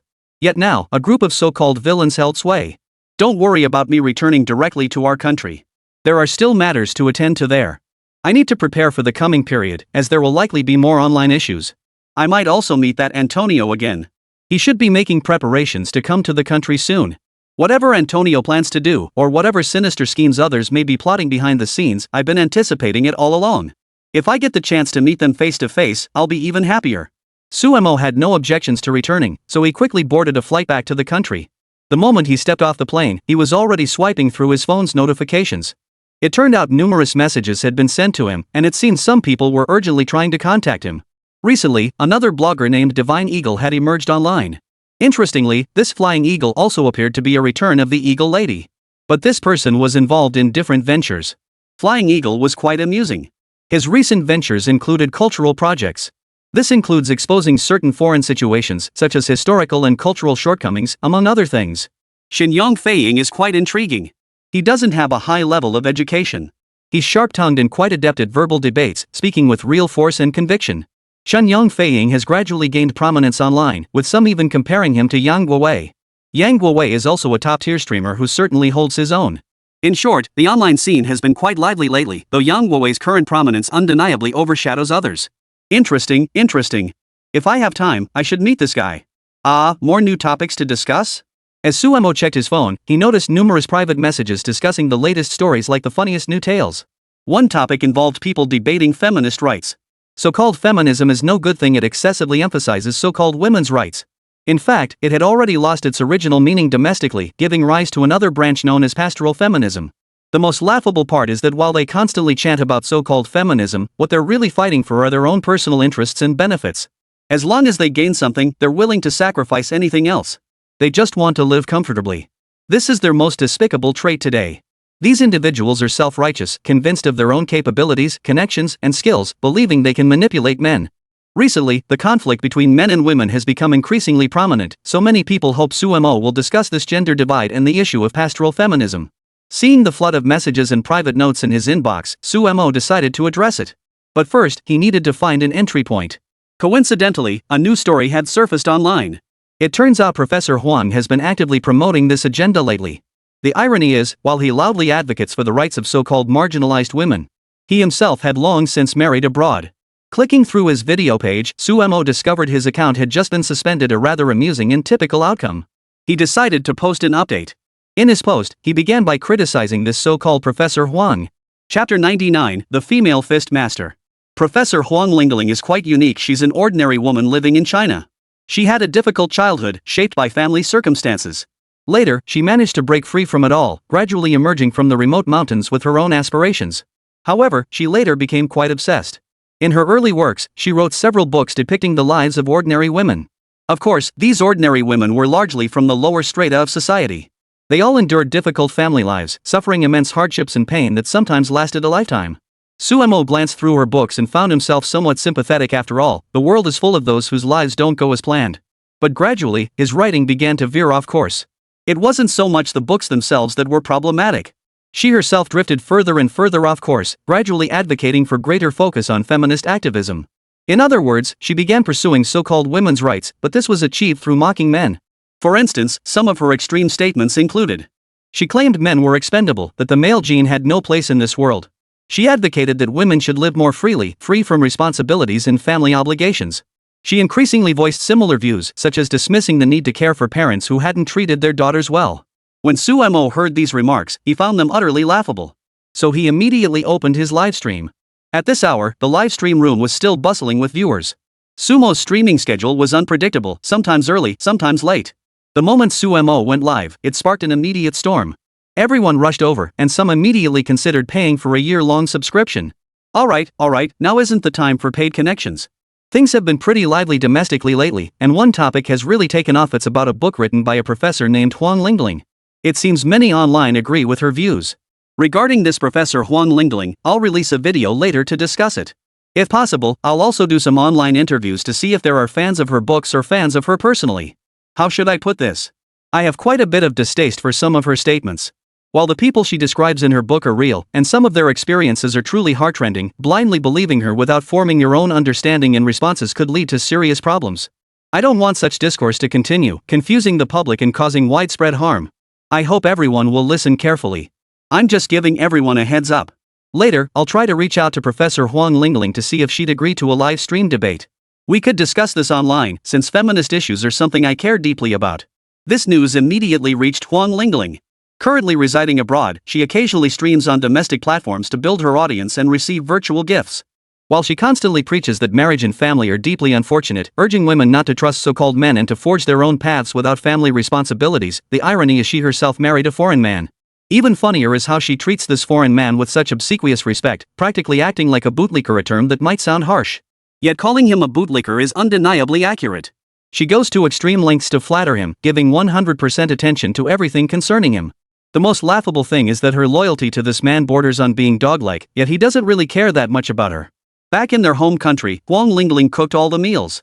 She even handled most of the household chores. Whenever the man appeared, he'd just flash a smile and greet everyone. Then he falls silent. Though Huang Lingling's fans insist he should learn some local languages.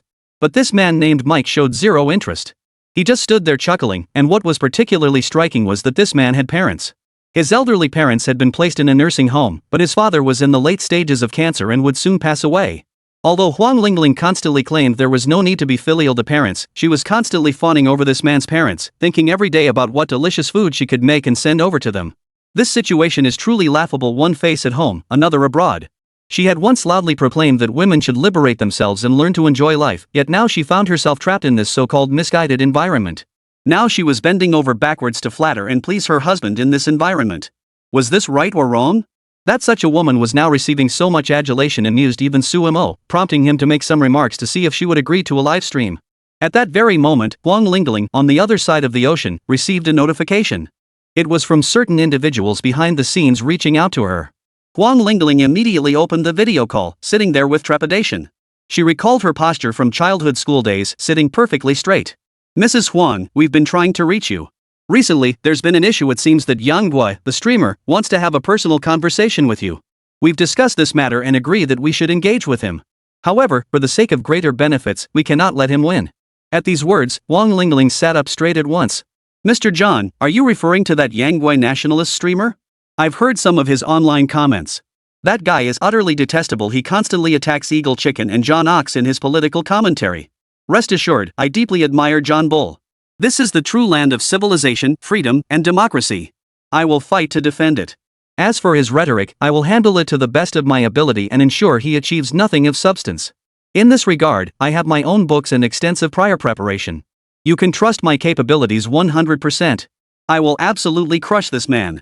These words revealed a certain degree of confidence in the man before them. Though whether such confidence truly existed was another matter entirely, and how useful it would prove remained unknown. Mr. John across from her still placed considerable trust in this Mrs. Huang, as Huang Lingling had proven to be an exceptionally capable external communications specialist they had cultivated. Chapter 100, The Challenge. They had funneled substantial funds to him behind the scenes, and in recent times, certain so-called PR firms had been actively promoting his agenda. Recently, another incident has been escalating. Beyond the Huang Lingling incident, another woman has entered the public eye, Yang Xiaoli. Yang Xiaoli is even more intriguing. She too is akin to a female fighter, having recently made a series of extreme statements. She argues that it's wrong for ordinary men to possess more social resources than women. Moreover, she advocates that women should possess greater power. Her views closely mirror those of Huang Lingling, though while Huang focuses on the family sphere, Yang addresses the so-called workplace. Recently, Yang Xiaoli has even caught the attention of a major domestic e-commerce platform, becoming their brand ambassador.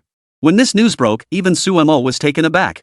"I never imagined this J platform would choose someone like her as their ambassador. Don't they realize they primarily sell electronics? That makes up the vast majority of their sales. Yet they pick someone who insults men to represent them." Sumo found it utterly laughable, pondering it over and over. In truth, this so-called sales platform had long been acquired by foreign capital, which had gradually sidelined the original owner, surnamed Liu.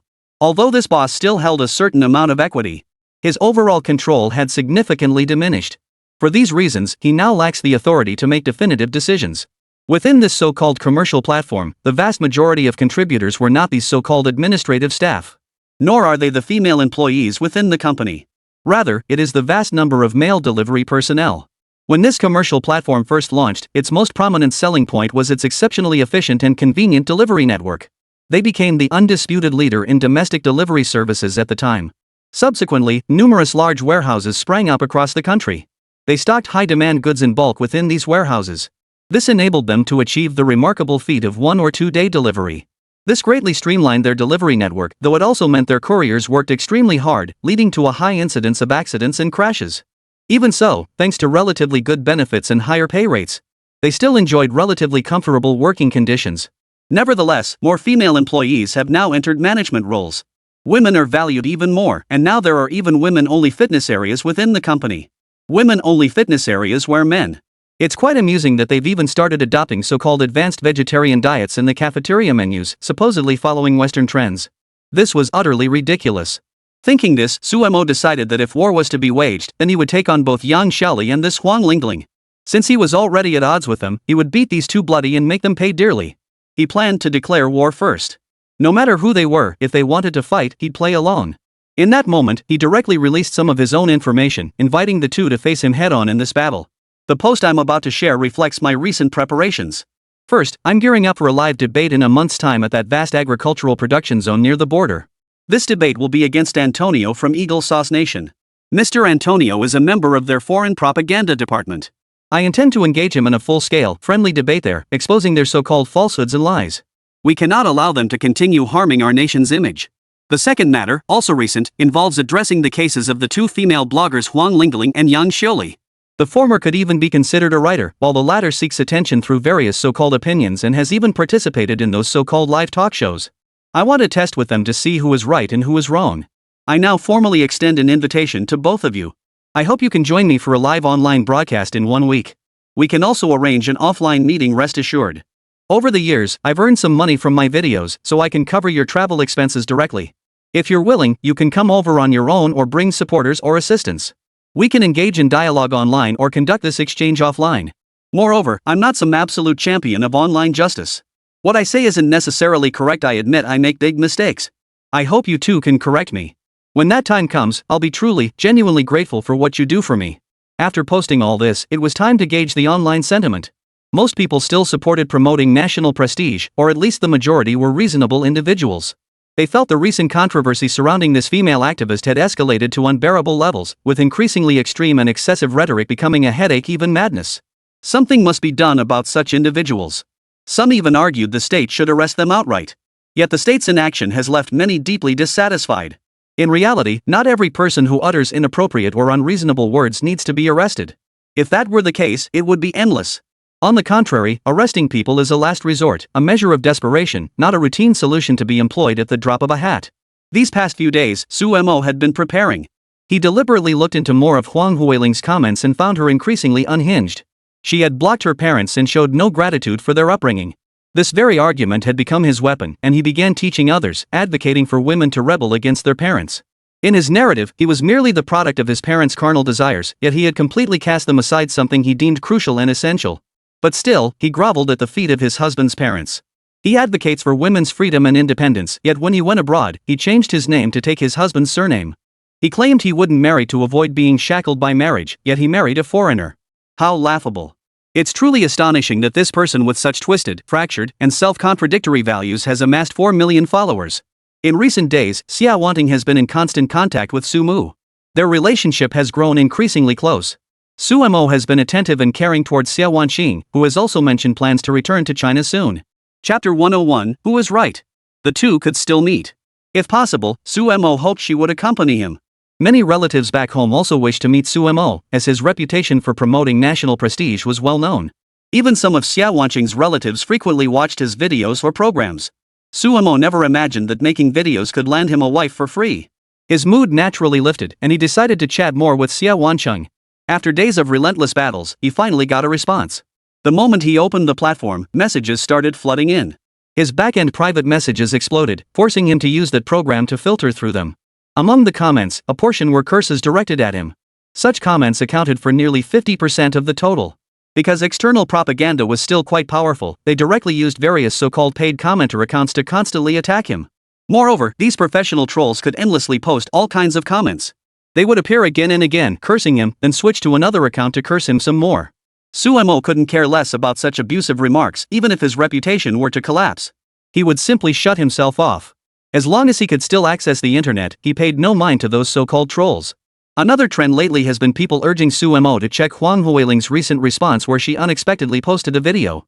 In the video, this chubby-faced woman sat there strumming a zither, spewing nothing but filth. Who'd have thought I'd catch the attention of this national pride streamer? If you're so into boosting our national prestige, then keep at it, just don't go anywhere else. Since you want to video chat with me, get ready. And I won't just chat online, I've decided to return to China to participate. I've already arranged with Sister Yang that we'll attend your meet and greet together. This time, we'll see if you can actually reason with us. Also, I want to ask you, have you ever suffered because of your own family? You should understand that some family education methods in Longwa are truly terrible. It's precisely because of these flawed approaches that many people in our country now hesitate to marry and have children. There are deep-rooted reasons behind this.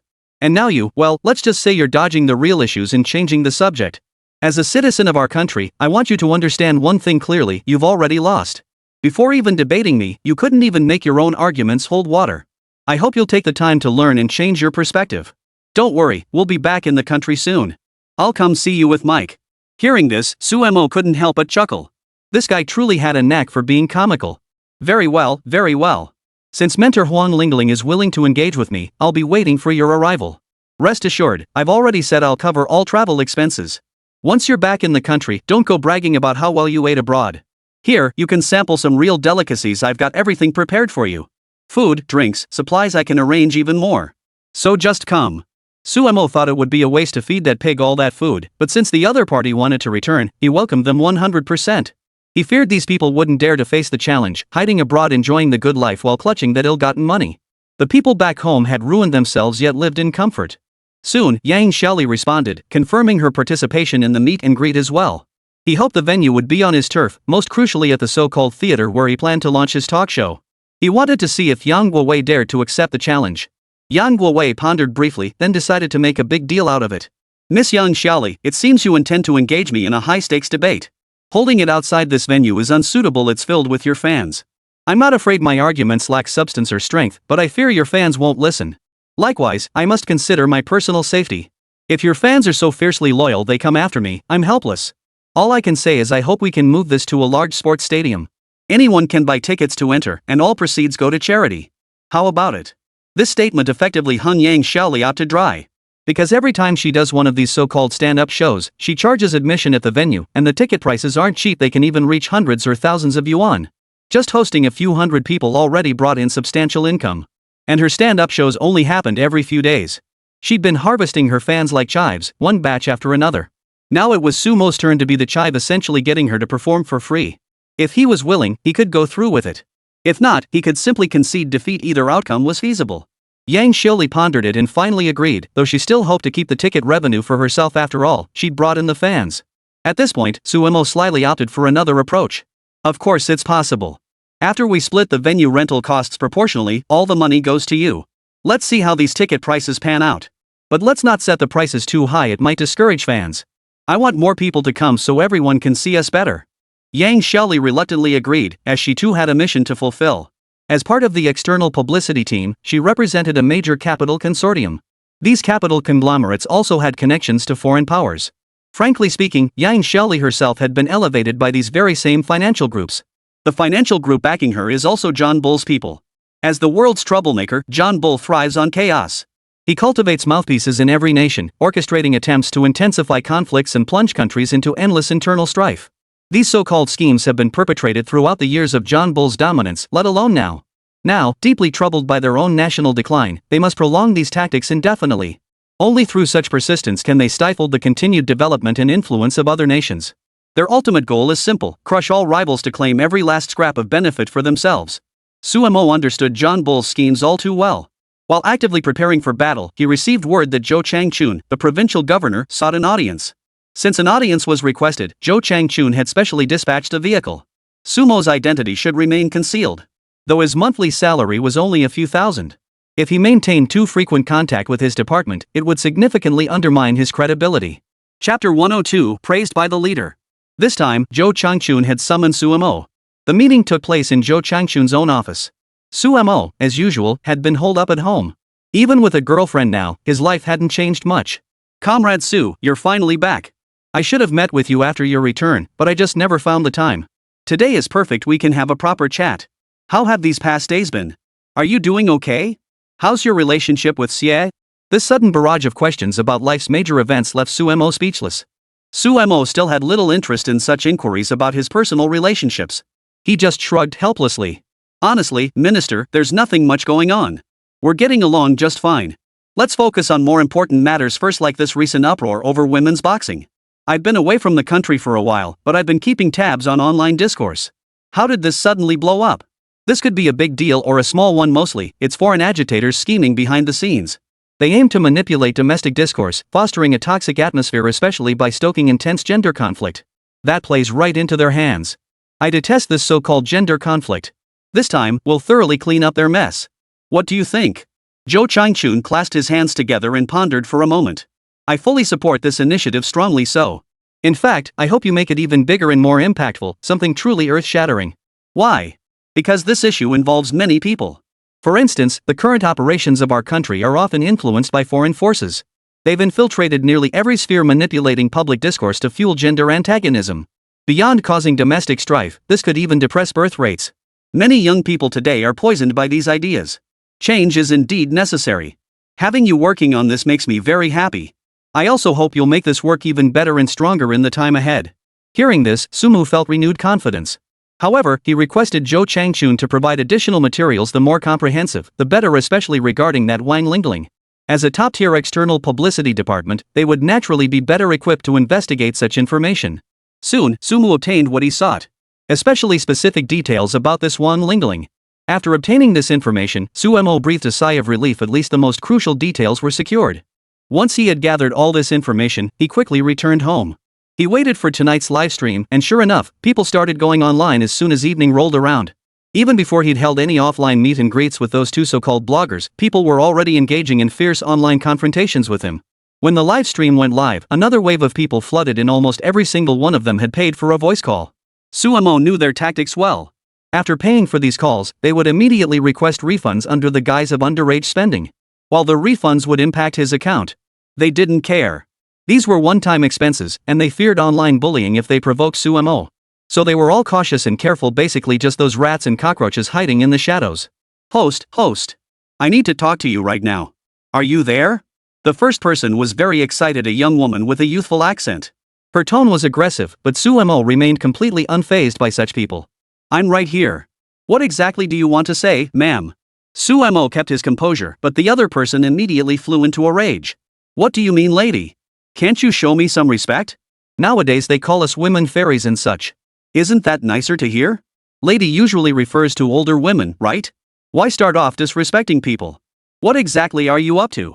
Are you deliberately trying to stir up conflict between men and women? A barrage of accusations came crashing down. Sumo was instantly dumbfounded, and the entire livestream fell into near total silence. Who is this guy? What the hell is he talking about? Did this woman eat gunpowder? How did she turn so violent in an instant, like she wants to beat everyone to death? Does she think people owe her money? Doesn't seem like money either. She's just crazy. Can't figure out what she's thinking. Better not mess with her. Just hope this little fairy doesn't show up in my life. Sumo composed herself and spoke slowly. Alright then, beautiful lady, or so you claim to be. I can hardly call you a fairy, given your behavior just now. To put it mildly and cautiously, what exactly is your issue? Stop throwing accusations around. I want to know what you're actually trying to say. The woman composed herself somewhat, but her words still came out sharp and explosive, like firecrackers constantly going off in her mouth, bursting in waves of fury. What could I possibly want? I just can't stand men like you. You're the lowest of the low. I honestly don't understand how men like you manage to have so many fans these days. Your fans must be blind to actually like you. Sumo quickly stepped in to stop her. Ma'am, or miss, or whatever I should call you. Please don't mistake my restraint for weakness. As a streamer, I can't engage in a public argument with you or let my emotions run wild here. I'd appreciate it if you didn't provoke the people around me.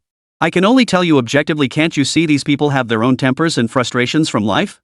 If you provoke them, I guarantee your account will be disabled within days. You'll be forced to quit streaming soon enough. And the reason I have so many followers is because my past videos and livestream comments resonated with people, earning their liking and goodwill. That's why I have a large fan base. Your disdain for me has nothing to do with me personally, but rather with the people who follow me. I'm an objective, rational streamer. Every word I say comes from the heart. I don't want you to keep expressing your disgust toward me while still trying to sound so righteous. These words were extremely well reasoned and justified. The other party seemed intent on hurling insults, but Sumo quickly muted her. I'll continue addressing you as Madam for now. I'm trying to maintain my composure, but your constant tirade of abuse is truly unpleasant. Feel free to keep ranting. Chapter 103, starting the livestream. No one else suffers from this. It's your constant ranting that's truly unpleasant. I hope you can understand and exercise restraint. Alright, I'm unmuting you now. If you continue shouting curses here, I will immediately mute you completely and kick you out of the livestream. The moderators here all share this stance. When the mute was lifted, the woman instantly reined in her temper, no longer as furious as before. Still clearly resentful, her tone carried a hint of familiarity. So this is your idea of fairness, huh? You think just because you're running a gambling operation, you can shut everyone else up? I just came up to say a couple things you didn't like, and this is how you treat me? Is this fair? Didn't you say you'd be reasonable? Why aren't you being reasonable now? These were her usual tactics, positioning herself on a moral high ground. Suemo showed her no leniency, muting her instantly.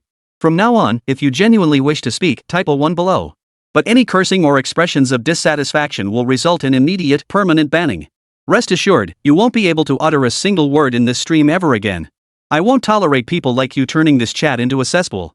Why? Because everyone else here is having a civil conversation, engaging respectfully. You think shouting curses is acceptable? All I can say is you're incredibly foolish. Alright, now let's welcome the second person. Who wants to continue discussing what happened earlier? It seems this person has been attacking me non-stop since coming on, accusing me of promoting feminist activism. The second person to speak up was another woman. Her tone, however, was soft and gentle, almost fragile. Hello, host. Her words were gentle, and of course, everyone adores such a sweet girl. Suemo nodded at this point. Hello. No need to be too nervous. After all, we're not actually face-to-face, just chatting online. Feel free to say whatever's on your mind. If you're also a female boxer, feel free to share your thoughts. But if you resort to loud cursing or unreasonable outbursts, I can mute or ban you here. The girl seemed quite anxious as she spoke repeatedly. Don't worry, I won't. I'm not that kind of person. I don't have anything to curse about, nor anything I particularly want to say. I genuinely want to discuss this with you. I'd like to start by talking about my family situation. Honestly, it's just like what Wan Lingling wrote in her book. My childhood wasn't very happy or fulfilling, and that's why I have so many issues now. Suemo knew she was resorting to her usual tactics again. Enough. I don't want to hear this. Your family might have countless problems, but that's none of my business. I bet you're desperate to blame your family's lack of warmth for why you're afraid to love, afraid to act, afraid to speak up. If that were truly the case, your life would undoubtedly be completely different from what it is now. I want to know how this kind of family has affected you. I've read Wan Lingling's book too. She describes some genuinely researched stories of women from the lower strata. You can't apply that to everyone. Each person has a different life, different circumstances, different aspirations. From his own perspective, he wants to impose this so-called pessimistic mindset on everyone that's unreasonable and inappropriate. Hearing this, the girl across from him seemed to recoil. Host, I know you're a very smart and capable person. You've gained a lot of fans recently, quite impressive, I must say. I still need to point out where you're wrong. First, the way he portrays these women from the lower classes suffering lifelong oppression at home, enduring immense hardship with no chance of escape. This is a widespread phenomenon in our country. You can't ignore such a common reality. Even my own family has examples like those in his book. Isn't that proof enough? Suemo stroked his chin thoughtfully. This widespread reality has become the mainstream narrative. It's no longer just advocating for women at the bottom, it's advocating for all women. The girl continued shouting, but Suemo immediately cut her off. Hold on. I need to understand one thing. How can these few examples represent everyone? The girl paused at this. Aren't our examples enough? This proves it's a widespread phenomenon. Even though everyone knows China's gender ratio is severely imbalanced, and due to specific historical reasons, there's deeply ingrained son preference here. In a patriarchal society, women today face immense hardship. I don't understand why you keep rejecting this perspective. I believe your refusal stems from protecting male privilege, defending male rights, and depriving women of theirs.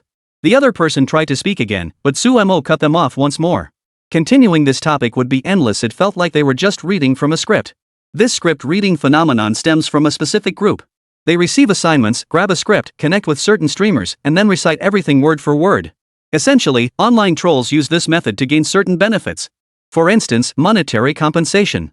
This is considered a very low-level job online, though it's certainly better than those who only post comments. The monetary rewards they receive are significantly higher than those for comment-posting trolls. But it's far less than what prominent online influencers earn.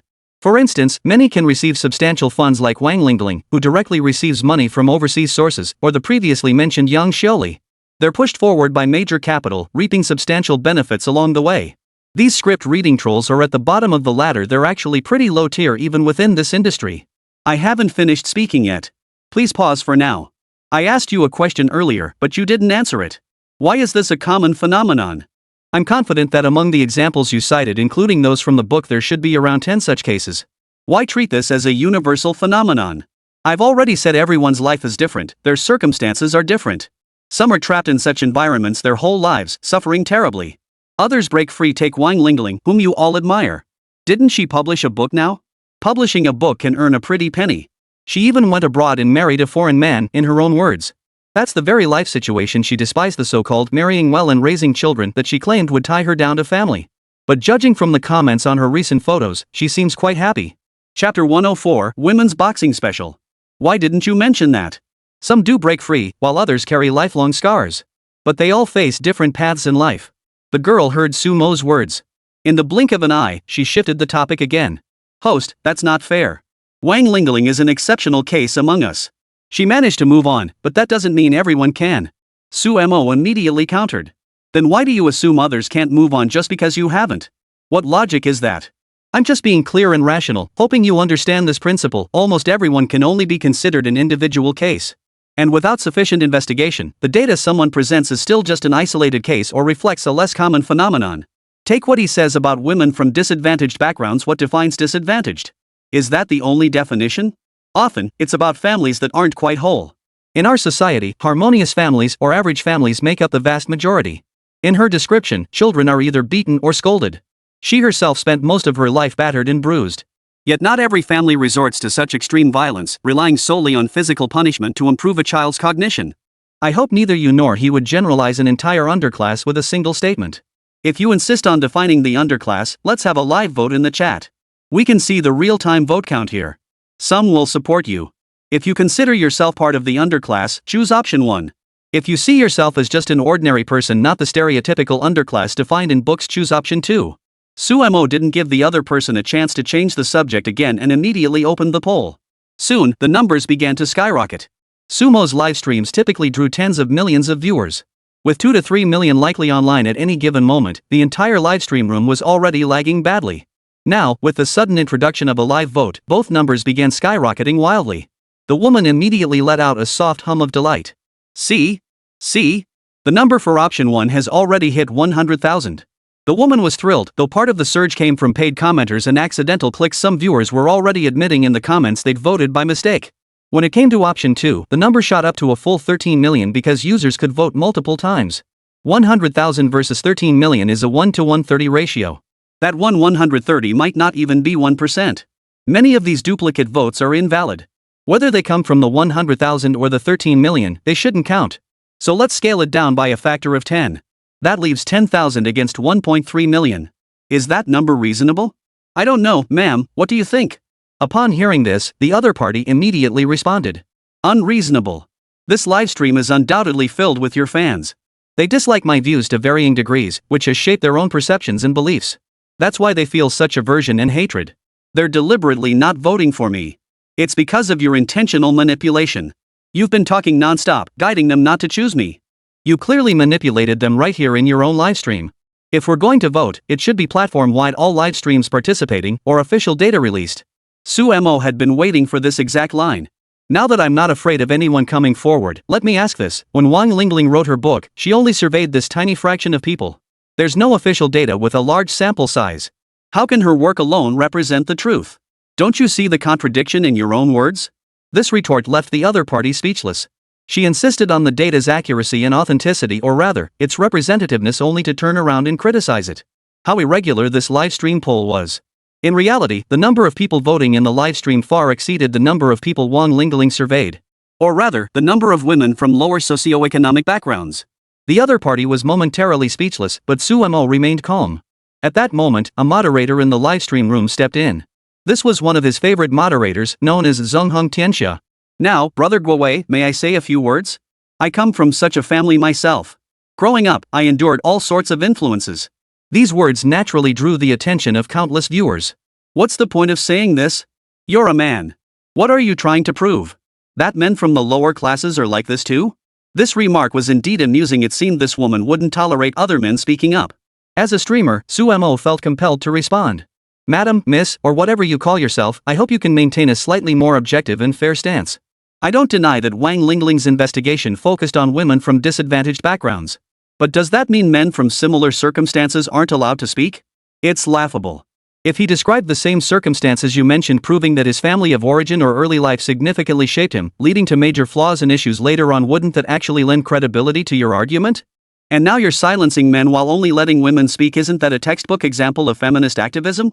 The woman fell silent, clearly unwilling to elaborate. At this moment, the showdown began. Host, you don't need to elaborate so much. What I really wanted to say is that even I haven't fully moved on. My childhood home was painful, much like what's written in the book. My father only knew how to beat and scold me. For a very long time, life was incredibly difficult. Later, he left us for someone else, abandoning both my mother and me. My mother was driven nearly mad by the shock. She either beat me or yelled at me every day. She damaged my eye. After these words, the mocking and other comments in the livestream chat largely subsided. Most viewers now expressed sympathy.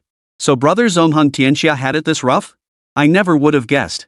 Whether he's miserable or not, I never imagined it. I remember he was quite wealthy from gifting. Now in the livestream, the level 25 Big Brother alone has gifted tens of thousands. I never imagined he had such a life, such a background. Seems like there are truly many people struggling with hardship in this world. Life's tough for everyone. Suemo waited until everyone should have stopped making such comments. Please share your thoughts, and feel free to continue listening. Chapter 105, The Fistmaster. Zonghung Tianxia composed himself and continued. The pain inflicted by my birth family is indelible and unimaginable. Even now, I haven't fully recovered, but I must say I've tried my best. I cannot inflict that same suffering on others. For instance, being constantly beaten by my father as a child fostered a temper prone to sudden eruptions. Must I repeat this pattern? Must I beat and berate the next generation? What about the other relatives who mocked me? Should I treat them the same way? Should I let my children develop the same temperament? That would be wrong. Everyone has their own role to play. Fulfill your role step by step, that is success. Even if one achieves nothing grand in this lifetime, it's still better than wasting away in idleness. Especially far better than someone like Wang Lingling, who spreads divisive and school-level ideologies. Though this brother from Zonghung Tianxia didn't say much, every word he spoke was filled with genuine emotion. The crowd below kept sending him blessings, though some comments were decidedly unfriendly. What's this? Compared to the suffering endured by women at the bottom, this is nothing too weak, too insignificant, utterly incomparable. Women at the bottom play the roles of mothers, wives, and daughters. The unfair treatment they endure is far worse than this. How dare he say such things? It's utterly ridiculous. This man is such a chauvinist. Hearing these remarks, Sumo's expression darkened. I hope many boxers or those of you with strong opinions will speak up directly. Brother Zong Rongtian may not wish to speak, but I can speak for him. Because I know what you truly desire. I'll boldly state this: do many women genuinely seek equality? Or are you all craving more privileged rights? More objective recognition? Not at all. What you crave is privilege, the right to be above everyone else, to lord over others. That's what many of you truly desire. It's laughable, yet that's precisely what you're after. You're so self-righteous, so high and mighty. All I can say is, what gives you the right? Brother, you may step down now. I'll analyze what these individuals truly desire.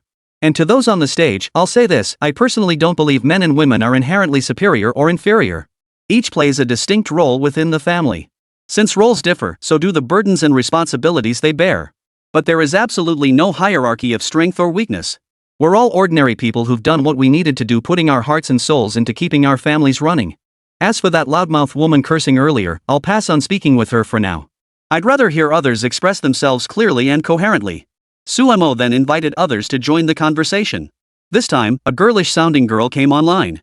Unlike the previous speaker, who seemed to be holding back and spoke incoherently, this one cut straight to the point. Host, I'm one of those women from the lowest strata. My family background has made me extremely introverted. This is the damage my family inflicted on me, trapping me in this painful experience for years. So I want to say that speaking up for women from disadvantaged backgrounds is right. You shouldn't be so extreme. This is just the spread of patriarchal thinking.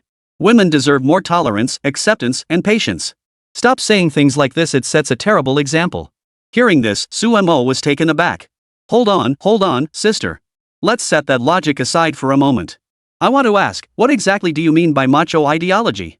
Throughout this entire debate, I've consistently maintained a rational and objective stance. I wouldn't claim to be completely rational or objective. After all, no one in this world can achieve 100% perfection in anything. But I can at least acknowledge that during my time as a streamer, rationality and objectivity have been my guiding principles. As someone who is practically a public figure, even the slightest misstep in my words or actions could land me in serious trouble. I understand this reality very well. For a streamer to lack even this basic awareness would be extremely dangerous. So rest assured, I'm not that kind of person. Suemo explained himself clearly, but this girlish girl certainly didn't believe him. Streamer, but I just heard you express your views on gender conflict. Is there really that much tension between men and women? I don't think so. At its core, it's patriarchal ideology at play. Let me put it this way, nearly the entire society is currently dominated by the mindset of male supremacy. This situation isn't uncommon in patriarchal societies and may persist for a long time, harming countless women. Suemo knew another so-called feminist was here, and she was trying to stir up gender conflict again. The other person immediately began citing examples. Take the current holiday system, for example. Whether it's a 2-day weekend or a single day off, the basic structure favors men more, while women suffer greatly from it. The statement sent ripples of commotion through the crowd below. Where did this woman come from? How could she say something like that? She must be crazy. What does this have to do with holidays? Seriously, are all these feminist activists like this? They must be brain dead. Host, let me go up there and debate this brain dead woman. I bet she's incredibly stupid, like really, really stupid. The audience below had long been unable to contain themselves, but at this moment, Suemo still needed to hold center stage and prevent the entire livestream from descending into chaos. He needed to maintain basic control over the chat. Miss, I still want to ask, why do you think holidays are tied to so-called gender rights? Especially in your description, this male privilege seems terrifying, affecting so many people, situations, and circumstances. It seems to have become the dominant narrative worldwide. But from my perspective, in recent years, whether it's the dowry incidents or other aspects of romantic pursuits, men seem to be the ones suffering more disadvantages. I'm not here to speak for men 100%, but I don't understand why you're bringing this up in relation to holidays. The next moment, the girlishly sweet girl immediately retorted, her temper just as fiery. Chapter 106, Should men get days off during their periods too? Host, are you genuinely unaware or just playing dumb? You know exactly what I'm talking about, the truth about this world, the truth about society. Most people are incredibly harsh and unforgiving toward women, setting impossibly high standards. Take holidays, for instance. They're all set by men. Have they ever considered women's menstrual cycles? Let's talk about menstruation, it's a serious matter. Women feel incredibly uncomfortable during their periods. And yet they're expected to work according to these holiday rules set by men. Is that appropriate? Is that reasonable? The moment these words left her mouth, the entire crowd fell into a state of utter bewilderment. What is this girl thinking? She's so strange. I've never seen anything like it. I really don't get it either. Isn't taking time off normal? Even if it's your period, it's only your own business. Are you suggesting the company should pay you for nothing just because you're on your period? What kind of logic is that? If your period is uncomfortable, just take time off. If you earn less, you earn less. New solutions will emerge eventually. I really don't understand what these people are thinking. These must be the people who've gone mad from boxing. Better to avoid them altogether. If the world were full of such crazies, it'd be best to have no contact with them at all. Thankfully, I don't have any around me. You don't have them around you, but I sure do. I'm speechless. Why did I end up with a girlfriend who preaches about how men are the scariest thing every single day? I almost want to slap him. Serves him right. Everyone was getting along quite well, united in their shared hatred. They were itching to give this young woman a good beating, because what she was saying was just too stupid. They'd seen foolishness before, but never anything quite this ridiculous. Hey, sweetie, I think you're misunderstanding something. Menstruation is a female thing, what does it have to do with anyone else? Since it's something specific to women, there's not much connection to others. Is this menstrual cycle example particularly unusual? If you don't have other examples, I suggest you stop overthinking it. The sweet-voiced young lady, of course, didn't let up and continued speaking. Why shouldn't menstruation matter? First off, all women go through it. Then the biggest impact of menstruation is heavy bleeding, a very common phenomenon. The excessive blood loss can cause terrifying consequences. This level of bleeding makes people who are already physically uncomfortable become even more irritable and miserable. How are we supposed to endure at least 5 days on the job? And since periods typically last a week, there are several days when we feel extremely weak. We simply aren't fit for work during these days. That's why we should be granted menstrual leave, a designated period off work. By this point, everyone understood this was a classic case of demanding both equality with men in terms of holidays and maintaining the status quo. Now they were demanding an additional period leave. Suemo remained calm. Sis, I think you should clarify your point. I have a few questions. First, how many days would this menstrual leave actually be? You mentioned feeling extremely irritable and angry during your period. Does this affect you before and after your period too? After a moment's thought, she gave an affirmative answer. Yes, it does affect me both before and after. That's why menstruation is truly a woman's greatest enemy, its impact is severe. Suemo continued. Since both the pre and post-period phases are so severe, we really need to discuss this properly. As the company owner, when exactly should I schedule this leave for you? Every woman's menstrual cycle is different, isn't it? Some start earlier, some later, some are longer, some shorter. Even the severity of the effects varies. And to be perfectly honest, I've never heard of the heavy bleeding you described. Generally, blood loss reaching about 20% of body weight could be considered heavy bleeding. Of course, that's a broad concept. But in my opinion, typical menstrual periods wouldn't reach such high blood loss levels. That seems utterly implausible. So we can't set a fixed date for this leave? Would we have to keep changing it? Sometimes early, sometimes late, sometimes earlier, sometimes later, and it varies every month. What if this month's schedule is tight, and your period falls right on the days we need you to work at the beginning or end of the month? Plus, with so many female employees in the company, this would lead to significant absenteeism. Are we supposed to scramble to cover shifts every single day because of this? I don't think that's a reasonable solution. And I still have other points to raise. Beyond the unpredictable timing, how would wages be calculated during this period? I fully agree with the suggestion. In fact, I think it would be great if employees could take leave whenever menstrual issues arise. That would be an excellent solution. Just take time off to rest. So if you're genuinely feeling unwell, why not take leave? Are you seeking some kind of privilege? I fully acknowledge that you experience menstrual cycles, but as men, don't we also have days when we feel physically or mentally unwell? For instance, feeling low in energy, irritable, lacking focus, or dealing with personal matters at home. I hear what you're saying. You want a few days of so-called paid leave to get through your period. If it falls on a Saturday or Sunday, I know exactly what you're going to say next, that you hope to compensate us with bonuses. But what about the men? They put in just as much effort and energy, yet end up getting nothing they deserve. And according to you, this is somehow unreasonable? Isn't what you're doing the real unreasonable behavior? After hearing this, the woman was rendered speechless. Alright, is there anything else to say? Spending these past 2 days talking with people like you has left me frustrated. You clearly know certain things, yet you refuse to acknowledge them. Let's see if there's any other explanation. Sumo continued the livestream. The next person to join was surprisingly direct. Host, don't kick me out. I'm not a feminist activist. I just want to ask how men and women should interact. I've been having some trouble lately. Chapter 107, Playing Dumb While Knowing the Truth. Alright. Dear sister, I get what you're saying. You don't want me to kick you or call you names. No need to play identity games here. Everyone can see what you are.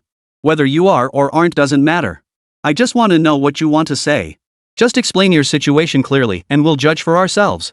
But let me warn you, no extreme or foolish remarks. Most people in my stream are outspoken and blunt. If what you say is too absurd or ridiculous, it might turn everyone against you and cause you trouble. I'm being completely sincere when I say this. Hearing this, the girl nodded repeatedly. I'll continue explaining my situation. I work in a frontline role where I frequently interact with all kinds of men, and I've noticed that the majority of them are pretty low class. The moment that word came out, the comments section erupted with insults. You call us low-class men while you're a low-class woman yourself? What kind of person are you? Spewing filth like that, what kind of upbringing did you have? You're worse than those who resort to violence. What kind of person is this? I'm speechless. How did we get another one like this? Are there really that many thugs around now? Impressive. They've been heavily influenced by foreign cultures. They've bred way too many of them. At this point, Suemo simply watched her performance with a calm, candle-lit expression. The woman before him seemed utterly foolish. My dear sister, I'd like to have a proper conversation with you. First, explain what tunan means. It seems like a slightly derogatory term. I don't quite understand what the person who coined it was thinking. How do you perceive it? Or maybe you've just encountered the wrong people. I'd like to hear your own perspective first. This woman finally started talking. Though she seemed straightforward, she was actually quite unpleasant. The men I've encountered are all lower-tier men. I work in sales and frequently interact with all kinds of men. After dealing with so many, most aren't very good. They're unscrupulous, coming in and spouting all sorts of nonsense. You should all know what perverts means. They're utterly despicable. The things they crave aren't wholesome at all, whether it's thinking about casual hookups or other dirty thoughts. It's not uncommon for them to start fantasizing about disgusting, sleazy things the moment they lay eyes on me. Just a few simple sentences seem to lay bare the harsh reality for women in frontline sales roles, yet Suemo found it amusing. Sis, I'll say this plainly, you're determined to make a name for yourself in this so-called sales job, yet you refuse to stoop to the same level as everyone else. Let me be blunt, you think women are at a disadvantage here, but have you considered that countless men face the same disadvantage? Compared to various external factors, it's incredibly difficult for a man to win an order over a beautiful woman. Suddenly, the woman's temper flared. She was furious and unyielding. What are you talking about? Is it those filthy thoughts again? How men see a woman and immediately think about getting something going, about sleeping with her, about causing trouble? It's all you men who create this. I just don't understand why men think about such things all the time. Can't women just live peacefully without all this mess? The moment they see me, they're already eyeing up and down my entire body. All they're thinking about is that filthy stuff. Suemo chuckled. Well, let me give you some feedback first. Your figure and looks are basically just for others to see.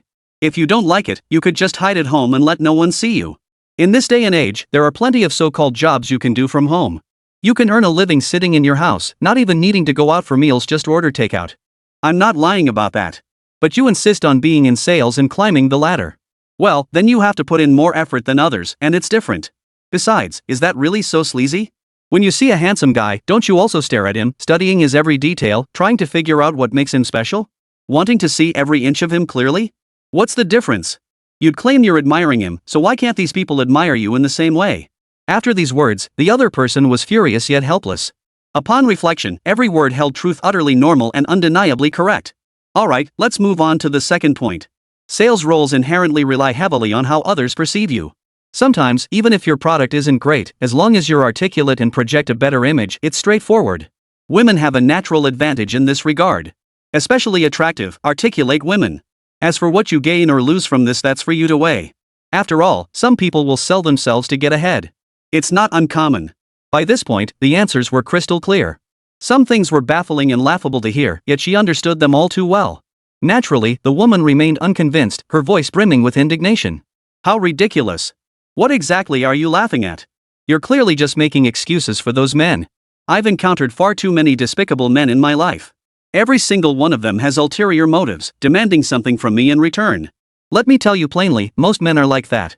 It's precisely because you men harbor ulterior motives, possess excessively greedy natures, and act so sleazy that all these incidents occur. Can't you just conduct business properly? If that's considered giving, then women sacrifice far more than men in the workplace. I want to stop this, but I can't change the whole environment. You tell me to go home and do some indoor work, but how much do you think indoor work pays? At the end of the day, you cowards can't stand up for yourselves, so you just mess everything up. Then you try to control everything from a male perspective. It's awful, it's disgusting, it's infuriating. It's that simple.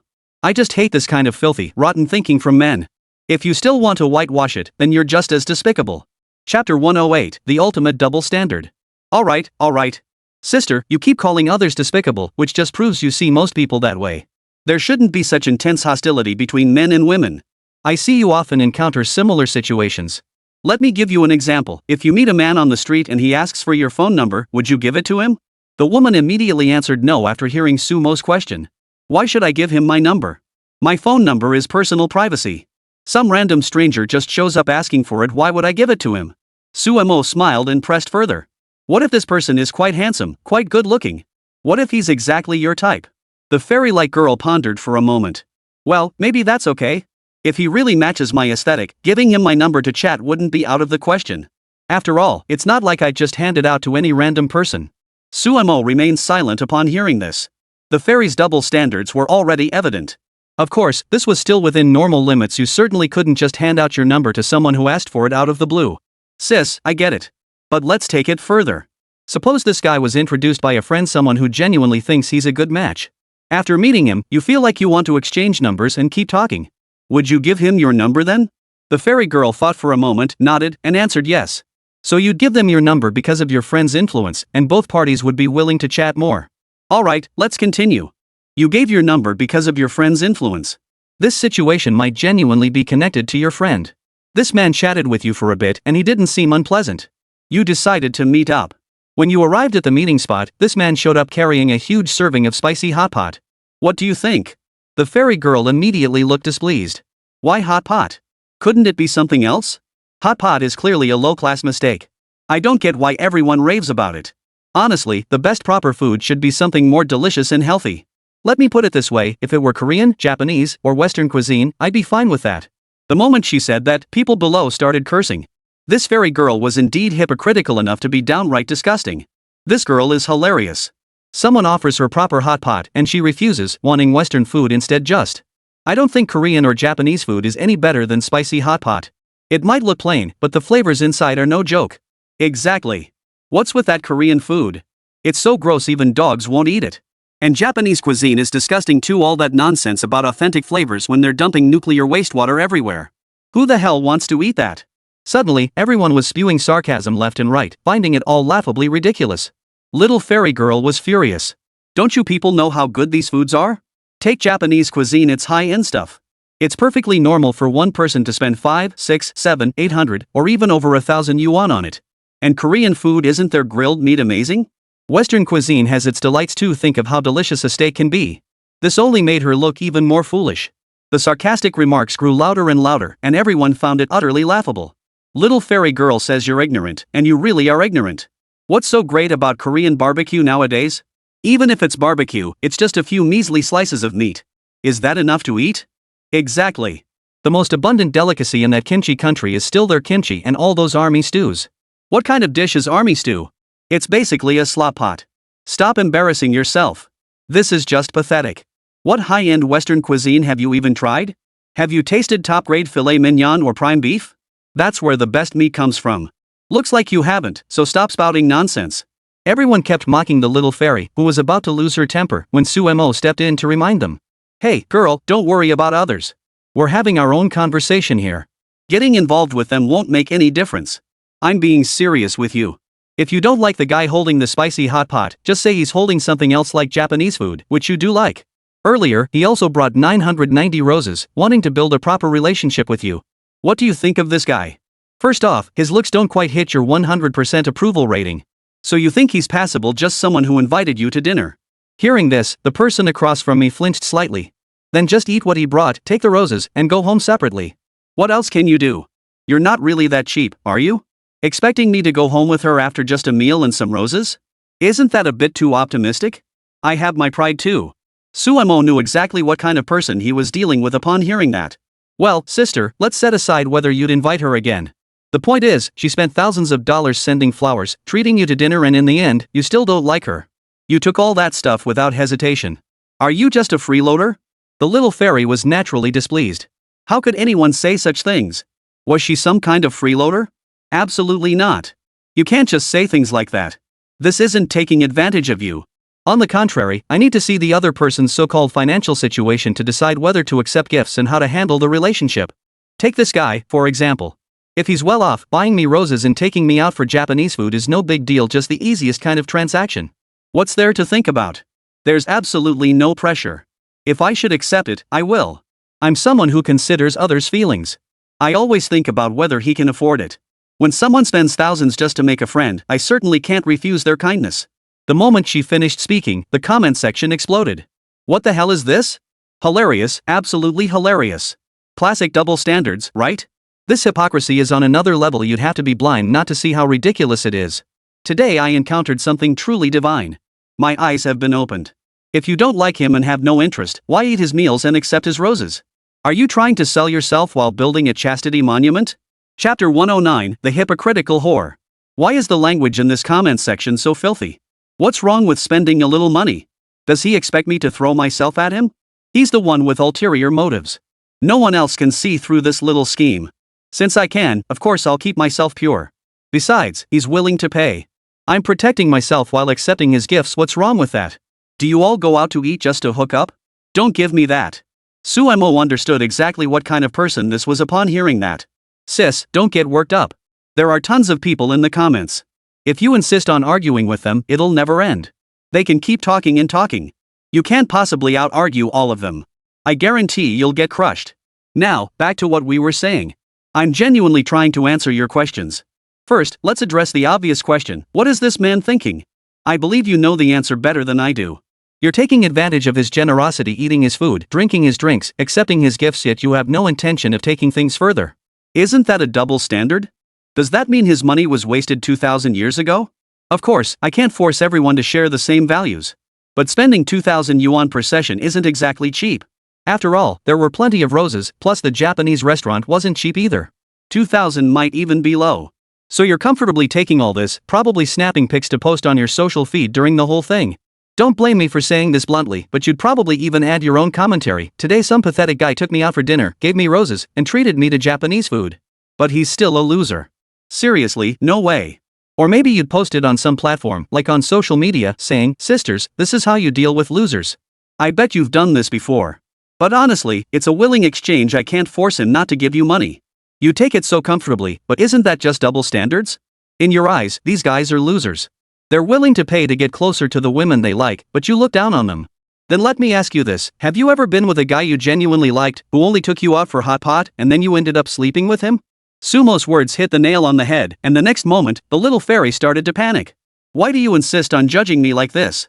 I'm not being hypocritical at all. Everyone has their own aesthetic preferences. If someone doesn't meet my standards, why should I take things further with them? If he chooses to spend money, that's his prerogative. I don't know why. Suddenly contradicting herself, the little fairy now claimed ignorance about her own motives. Sweetie, you know the answer deep down. You just said it yourself. Why beat around the bush now? You know what he wants. You're just denying your own thoughts. Let me give you a blunt example like a woman who fits the description in Wang Lingling's book. Wang Lingling has mentioned in some commentaries that she encourages women to choose people they like, even taking extraordinary steps for it. She actively encourages women to sell themselves to pursue what they want. As for how exactly to sell it, I trust you understand. I won't elaborate further. This person's values are utterly twisted. And what he's referring to might be certain people, those who knowingly take advantage of others without a shred of self-awareness. They believe men should pay whatever is expected, and they take it all with a clear conscience. I honestly can't judge right or wrong here. It just strikes me as absurd, as if these people are obligated to give, while the takers feel perfectly justified and delighted. Right and wrong are indeed hard to judge, but what if someone is actually out there selling themselves? Suemo paused before continuing. There was this one person she just loved selling herself. Whatever price someone offered her, high or low, as long as it crossed a certain threshold, she'd sell herself. Later, she grew picky, started disliking certain clients, and began rejecting those she deemed ugly or overweight. She insisted on finding someone who met her aesthetic standards, but in the end, wasn't she still just a prostitute? Sumo's words were brutally honest and undeniably true. After all, that's how the whole process worked. The little fairy before him had set her standards sky high. When someone spent thousands just to take her out to dinner, expecting something in return, she'd gladly accept, but only on her terms. Yet in the end, she'd reject them again. It's perfectly normal. In today's world, men find themselves at a disadvantage when it comes to relationships. Nowadays, there are more men than women. This imbalance in the gender ratio itself creates a slight imbalance, so it's only natural that some people would resort to this method to gain certain benefits. Sis, I just want to say one last thing. I absolutely don't want to judge you like this, but if you're so hypocritical in your behavior, it'll be really hard for you to find a man you truly like. The biggest problem is that you think too highly of yourself. You expect men to make sacrifices as if it's their duty, yet you know exactly what they're after. I won't deny that those few thousand yuan were just to get you into bed. He's no saint either. Thinking he can win you over with just a meal? That's definitely someone with ulterior motives. Calling them lowlife seems pretty fitting. Because that's their motive. And in this day and age, some men even take pride in betting as many women as possible, which is even more laughable. As a man myself, I despise such people too. When it comes to relationships, one should be more loyal and steadfast, never casually change one's mind. Throughout this process, you've acted like a professional, a master manipulator, constantly gauging the boundaries to get them to spend money and give gifts. You take it all with a clear conscience without ever committing. Let me ask one more thing. Has anyone spent tens of thousands, even over 100,000, on you, yet you still didn't fully commit to being with them? The fairy girl flew into a rage at this question. What are you talking about? I'm not that kind of person. How could I possibly accept so many gifts? How could I keep deceiving people? They gave willingly. What does that have to do with me? I don't understand what you men are thinking, always fixated on those sordid things. Every single one of you is so base. Hearing that, there was only one way to respond. Sorry, sis, but my take on you hasn't changed. You're being a bit hypocritical. If hypocrisy works for you, go ahead, but it's not a good thing. Chapter 110, The Woman of Despairing Rage. You're the one with double standards. Your whole family has double standards. Who are you to judge me? You have no right to talk about me. You men are the most disgusting, the lowest, the absolute scum. I have no idea what goes on in your heads. Men are just disgusting. I never want to see another man again. Men belong in hell. Suemo shrugged helplessly. Then I truly feel sorry for you. If that's the case, it seems your biologically male associate might need to go down there. Everyone felt this was a rather insulting remark. The host admitted this remark was inappropriate, but never expected the fairy to erupt in fury, effectively stabbing herself in the back.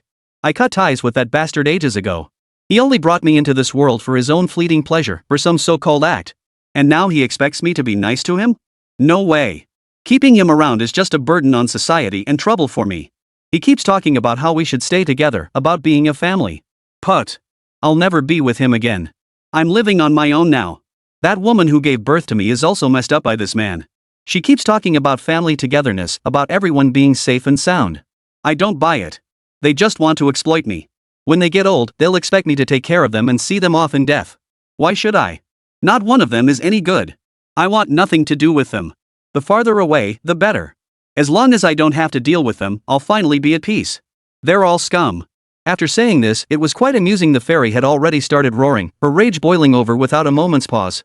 He seemed to believe he was the victor, the strong one, capable of defeating everyone. But in reality, sis, I'd advise you to keep quiet. And to all the brothers and sisters in the comments section, let's not engage in pointless verbal battles with them. Let's not keep this up here, it won't accomplish anything. You can leave now.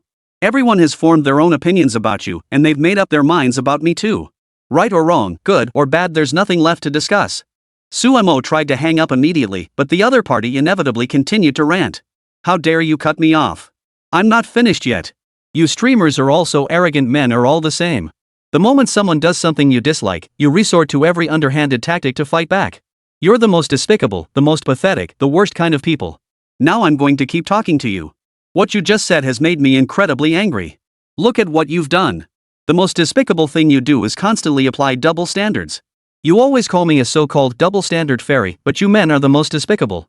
You're the most extreme double standard group, only caring about your own benefits while completely disregarding everything else. I know one day you'll do even more despicable things. Like thinking you're so powerful and strong just because you hold some wealth and authority, then trampling everyone else underfoot. Just like my deadbeat father, always trying to control me financially. You'll never succeed. Now get lost. That was quite the remark. Truthfully, Sumo was left speechless. Hey, sis, this is my livestream. I don't know what you're thinking, but telling me to get lost in my own space? That's just hilarious. Honestly, I'm not interested in you right now. Seems like the next person might be more fun. Heard they're a blogger with hundreds of thousands of followers. I can connect with them right away. I advise you to deactivate your account or switch to a new one after you log off. Your account will receive private messages from Tianliang. Honestly, I get tons of hate messages every day. I've been cursed at thousands, tens of thousands of times, and it never stops. But I'm sure you'll face this kind of so-called online attack too. While some online comments and doxing are inappropriate nowadays, it's not easy to handle all these so-called issues. Sumo hung up immediately. He glanced back at the screen where the screaming woman had been earlier. She had already logged off. It was surprising how similar these women all seemed, clearly poisoned by Wang Lingling's books. The third person came online, but this one was as gentle as water. You're the top Weibo influencer in our country, right? I'm naturally delighted to chat with you now. At least we can talk for a moment. I'm just a small-time blogger myself. Compared to a top-tier influencer like you with nearly 10 million followers, I'm nowhere near your level. I currently have 200,000 followers, and lately, I've been thinking a lot about these feminist issues. I'm a true feminist. Unlike those others before, I represent orthodox feminism. I'm different from them. You don't need to treat me with such urgency. We can have a proper conversation, a heartfelt chat. Sumo knew her livestream was never short of these types. Though the two main players hadn't shown up yet, the swarm of minor commenters had been pouring in over the past couple of days. Alright. Let's have a proper chat then. I'm curious, what exactly do you mean by orthodox feminism? Your joining this call probably isn't just about expressing feminism, right? I feel our country already protects women's rights quite well. There's no suppression or inequality in any hierarchy or direction. Since the founding of our nation, our equality movement has been thriving. The saying "women hold up half the sky" is the best proof of that. So now I hope this blogger can offer something different. Sumo waited quietly for the other person to speak again. Young Guowei blogger, I know you're a major influencer with a huge following. If I happen to say something wrong, I really hope you can be a little understanding and not get too worked up. Now I speak sincerely. I believe those who appeared in recent days are not true feminists. They merely wear the mantle of feminism while committing deplorable acts, deceiving others, or engaging in unreasonable, unjustifiable behavior. True feminism is righteous, powerful, and unbeatable. It pursues absolute women's rights. The moment Sumo heard the word absolute, she knew something was off. Chapter 111, Feminist Vanguard, Endless Corruption. My dear, I hope you'll pause for a moment. Making such absolute claims right now isn't wise. There aren't many absolutes in this world. Sumo politely cautioned the other person. But unexpectedly, the woman became even more agitated than anticipated, seemingly revealing her true nature as a militant feminist. How dare you speak to me like that? I simply hold unwavering convictions regarding women's rights. I refuse to tolerate anyone committing such outrageous acts. I've always stood firm that women's rights need protection. For someone like you to say such things now shows you have no intention of safeguarding women's rights. That's a grave mistake. You're already deeply misguided. I urge you to correct yourself immediately. Continuing this way will absolutely not benefit you. I never expected the woman before me to be so talkative. Her words carried both conviction and intellect, especially coming from a blogger with a significant following. Sumo could only conclude one thing: someone like this must be highly detrimental to the greater good. Take Huang Lingling, for instance. Sumo detested her. Such individuals, through their inappropriate remarks, could easily resonate with certain people, thereby influencing broader attitudes and perspectives. Given enough time, her impact would only grow more pernicious. Sister, I never said your pursuit of so-called equality and rights was wrong. But now you seem to be loudly proclaiming absolute power for yourself. That's going too far. Let's hear more about what you mean by women's rights. Everyone began to calm down and suppress their anger because this person was shouting more and more wildly, making people increasingly furious. This blogger is clearly off his rocker. You can tell just by listening that he's no saint. We shouldn't write this guy off based on a few comments. He seems hot-tempered, but he must have some normal aspects too. No need to jump to conclusions so quickly. It's not rushing to judgment. You can tell 80 to 90% of the truth just by listening to him speak. Whether someone can communicate normally is evident in their speech. I just checked out this woman's videos and so-called tutorials. They seriously reveal her extreme mindset obsessed with pursuing so-called women's rights like a madwoman. No way, another feminist activist? Why are there so many of them in our country? Is this place really that unstable and abnormal? Stop talking nonsense and stop overthinking. This country is perfectly normal. It's just that some people deliberately spend money trying to stir up trouble here. They're willing to pay, and there are people behind the scenes who support them for profit. This situation has always existed, leading to some negative impacts. Suemo knew these people were still chattering away. He simply asked everyone to stop talking and listen to this sister in front of them share something useful. Now let me tell you what true feminism is. Women's rights have actually been sought for many, many years since the beginning. The most crucial thing is that in our country, the protection of women's rights is extremely poor. Why do I say this? Women's rights have been neglected for a very long time because the earliest so-called matriarchal clans disappeared in ancient times. What remained was the so-called patriarchal society. What I'm saying should be accurate. In patriarchal societies, women's rights receive even less attention, so men live more difficult and miserable lives. They don't live happily. When discussing the suffering endured by women, we must first address the feudal era, the period when women endured the most hardship. Suemo immediately grew displeased upon hearing this. My dear, I didn't ask you to recount the oppression of women in feudal times. Everyone knows about that oppression. The most egregious act of the feudal era was treating women as less than human. In countless situations, they were treated with extreme cruelty. Everyone knows that's true. What I want to know is whether there's anything specific you wish to emphasize in your subsequent analysis? Hearing this, Suemo now wanted to hear more answers and waited for the other person to continue. Then let's start with the very beginning, the oppression of women today. What that sister mentioned earlier was a bit off. Things like vacation time aren't worth overthinking. Our country already has proper arrangements for women's holidays. There's really no need to dwell on that. What I'm referring to is workplace discrimination against women. For instance, many companies impose requirements on female employees, demanding they not have children immediately after joining the company. This deprives women of their reproductive rights and runs counter to the nation's current policy encouraging women to have more children to alleviate future pension burdens. It undermines national policy. How can this be right? Upon hearing this, Suemo was about to comment, but before she could speak, the other person continued, talking non-stop. I must also address the widespread reality of workplace oppression against women, where their rights remain unprotected. Earlier, the host mentioned how women often secure contracts and gain attention more easily. That's a form of discrimination and insult against women, because you've consistently failed to acknowledge the hard work women put in at their jobs. Let me put it this way, in certain companies today, women already make up a significant portion of the workforce. They can achieve tremendous success, including in emerging internet media and online platforms. Their accomplishments are immeasurable and truly astonishing. Hearing this out of the blue, Suemo found it utterly curious and downright hilarious. Hold on, sister. We haven't finished our previous topic yet. No need to switch gears just yet. Let's talk about reputation rights first. It's true that some women have been affected in this process. Forcibly depriving women of their reproductive rights is indeed wrong. But I want to know why this so-called deprivation exists in the first place. Isn't the biggest reason that after the state guaranteed reproductive rights, some people deliberately concealed their impending pregnancies after joining a company, using this method to secure certain protections from employers? Chapter 112, The Struggles of Working Women. This isn't uncommon. Frankly, it's women who can pull off this so-called reputation-ruining tactic, and they're blocking the path for those who come after them. It's rather tragic, and personally, it's the kind of situation I detest most. It's like others reaping the benefits of someone else's hard work. What should be a normal thing becomes impossible, and it's laughable when you think about it. Hearing this, the woman immediately began to counter. What kind of logic is that? There's no logic to it at all. Let me tell you straight, this is clearly just some companies trying to dodge paying these costs. They deliberately set things up this way. They never consider women's reproductive rights, they just do whatever suits their own agenda. Isn't women's reproductive rights perfectly normal? They refuse to pay those costs, and even if others later exploit this rule, it's still within legal bounds. Why shouldn't they be able to use this rule to gain these benefits? Sumo immediately cut her off, knowing this feminist blogger would launch into a lengthy tirade.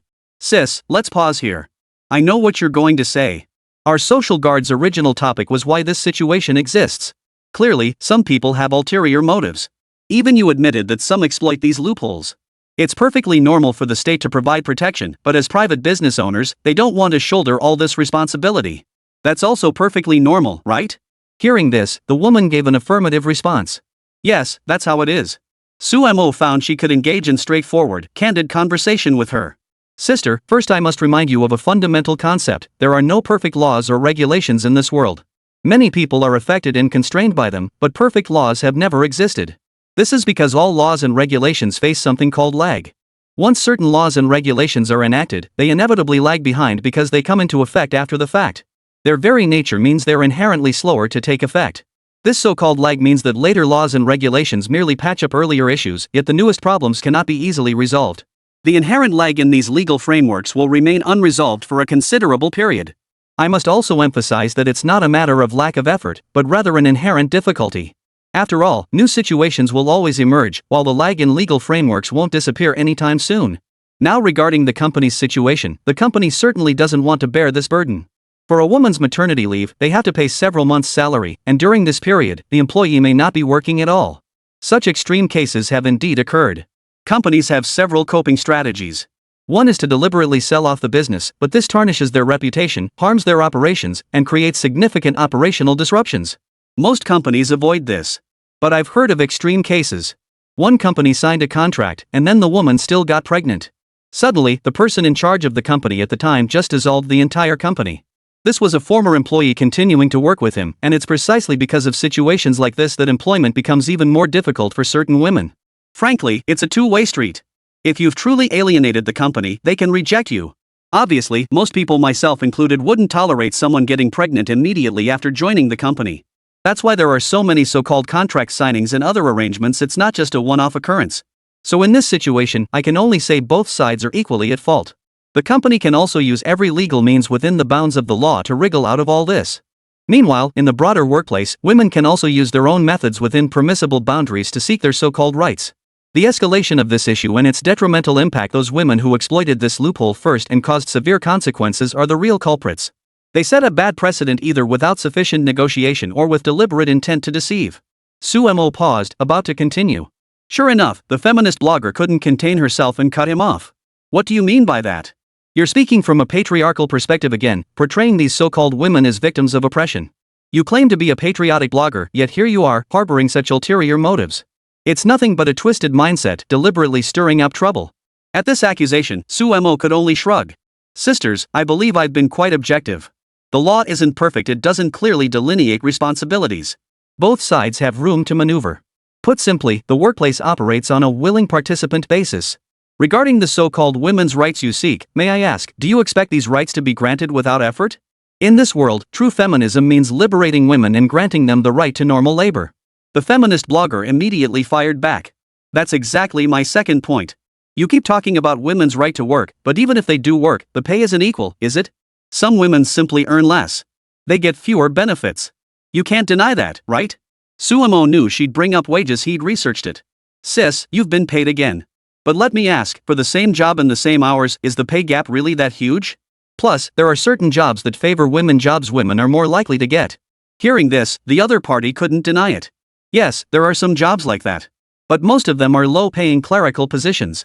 They're easier for women to get, that's all. Even feminist bloggers had to admit that certain jobs were indeed easier for women to find and excel at. Exactly, that's the difference in job types. You keep demanding so-called equal pay, but let me ask you, that girl who just came online keeps insisting women should have more rights. Can you really commit to those working hours? Can you pull all-nighters like men do?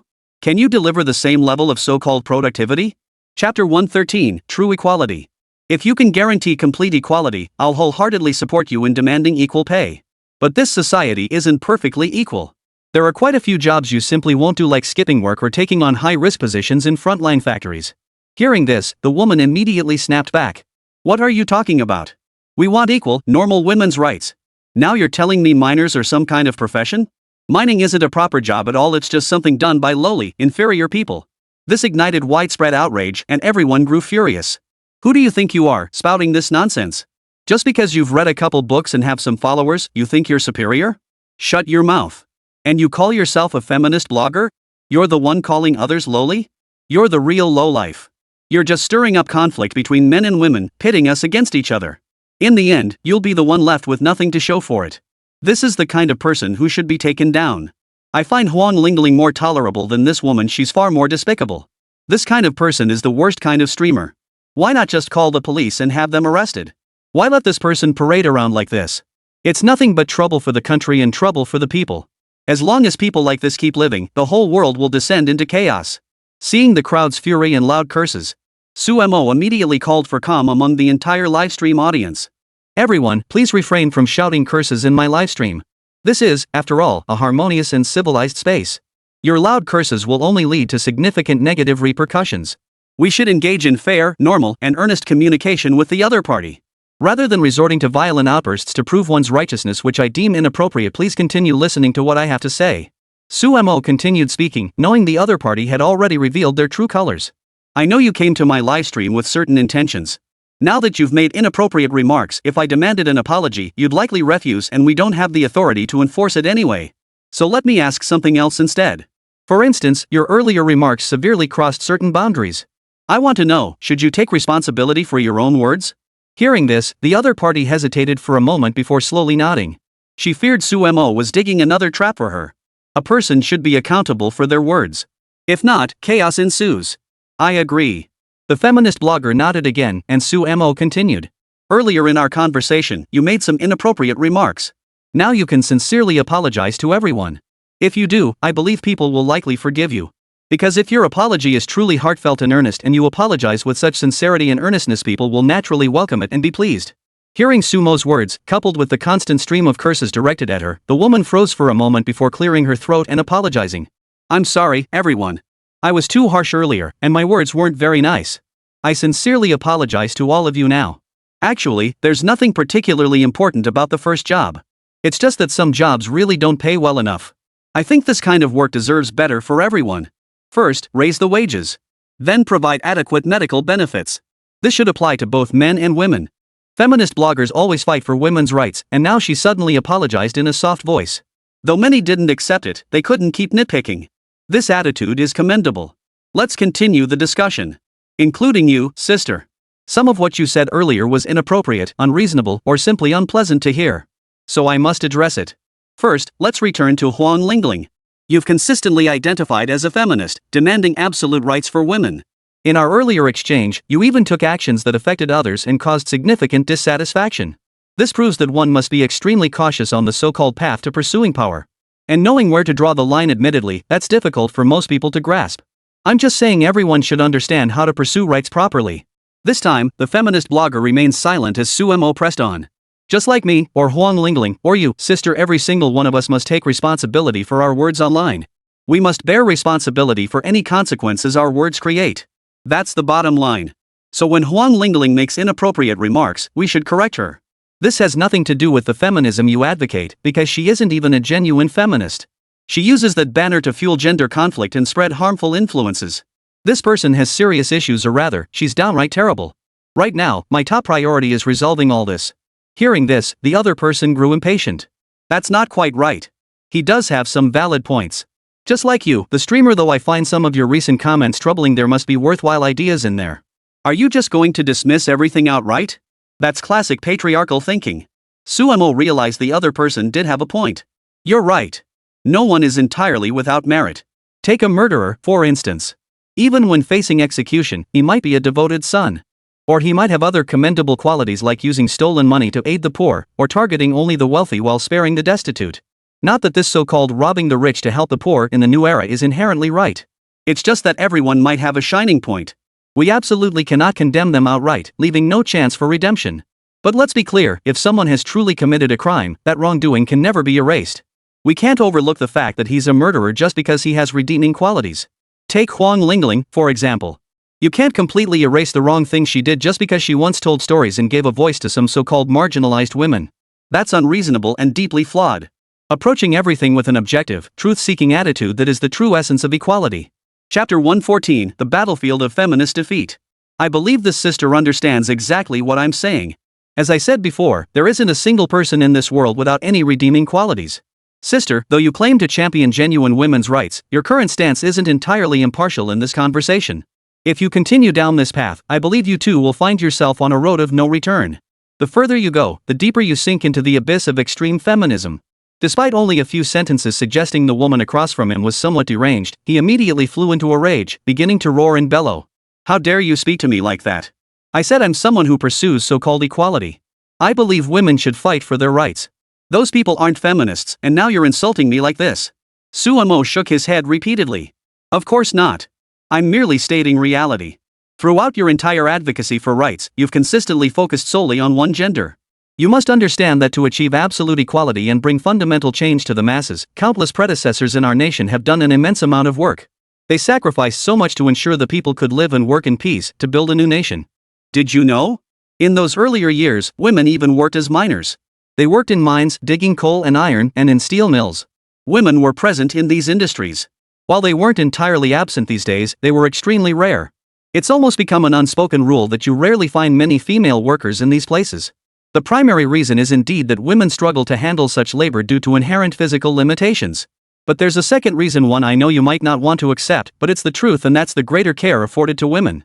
Many industries remain largely untouched by women, not because they're incapable, but because men in these fields often consciously shield them from such hazardous work.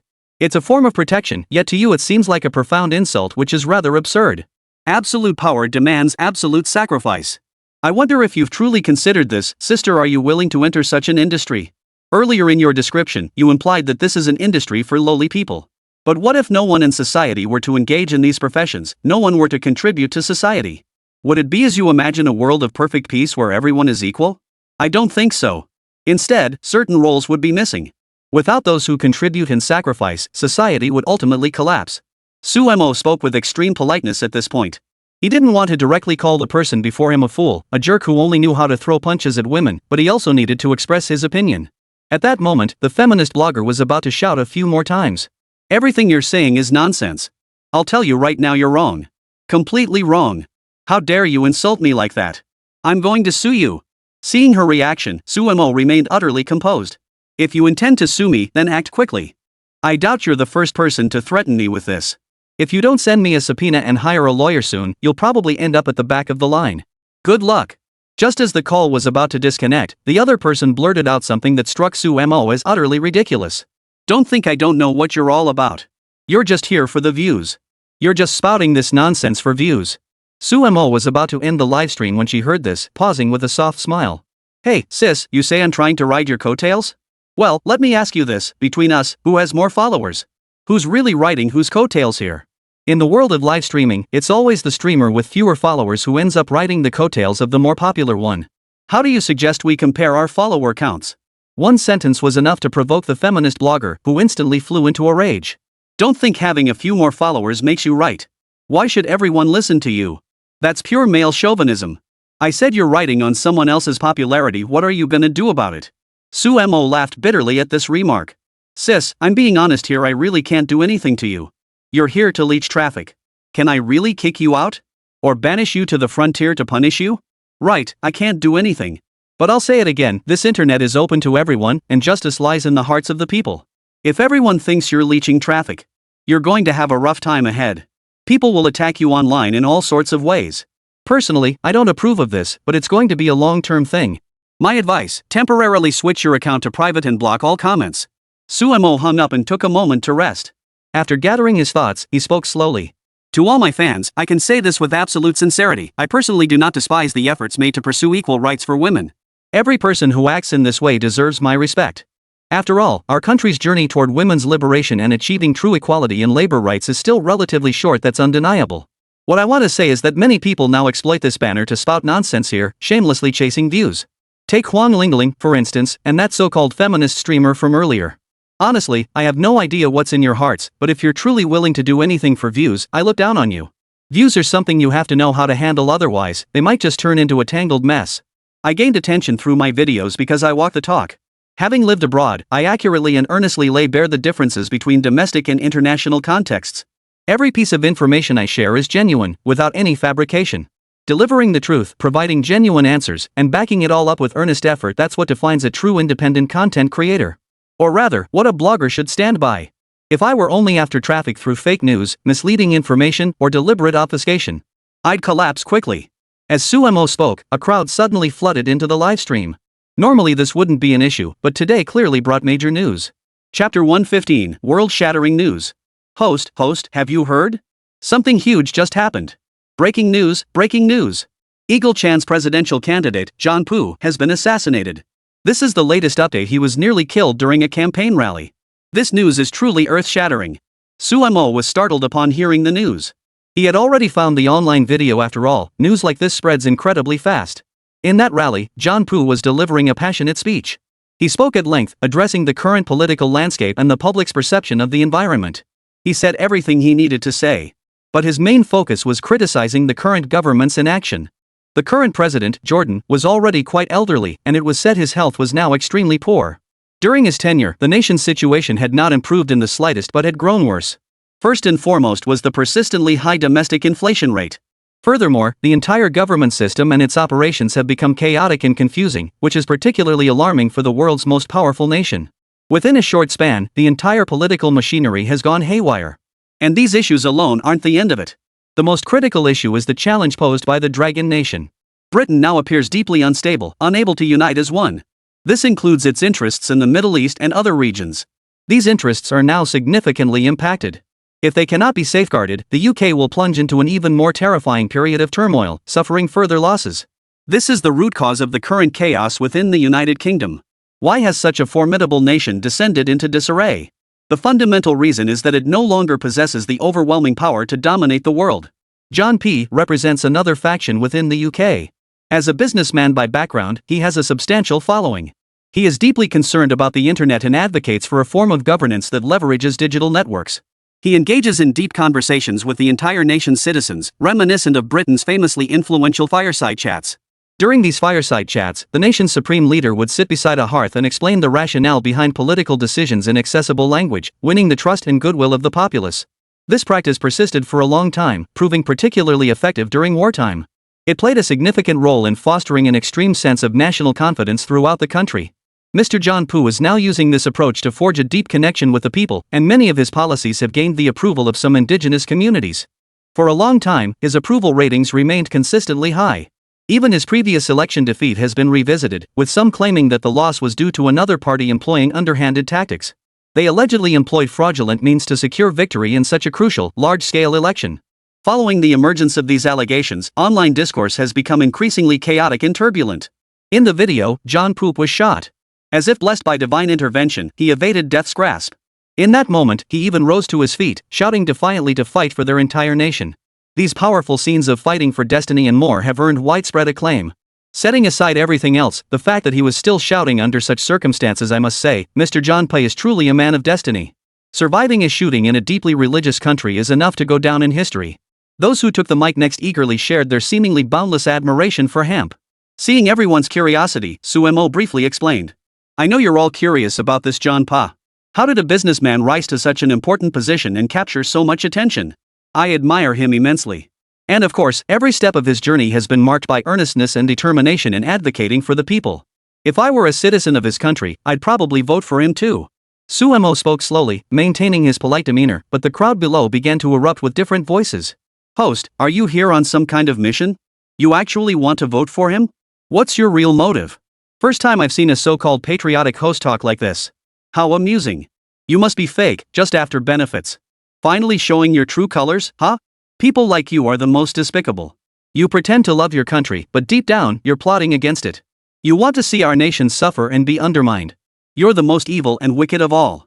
Suemo immediately recognized these commenters as low-level accounts with no real presence. He knew these types well, they'd never be taken seriously. Everyone, you're spouting all these baseless accusations about my street dance background, but do you have any proof? If not, maybe you should hold your tongue. I'm just a content creator who occasionally streams. I stick to the facts. I was merely offering my opinion. This Mr. John Poo claims he has great charisma and influence. As for whether he could lead me, I haven't given it much thought. After all, I live in China. Could Mr. John Poo even come here to run for office? I only hope everyone faces the current reality. Undoubtedly, Mr. John P's charismatic speeches, combined with the entire shooting incident, have significantly altered the global landscape. Whether you're willing to admit it or not, when he took that bullet, he had one foot already in the White House office.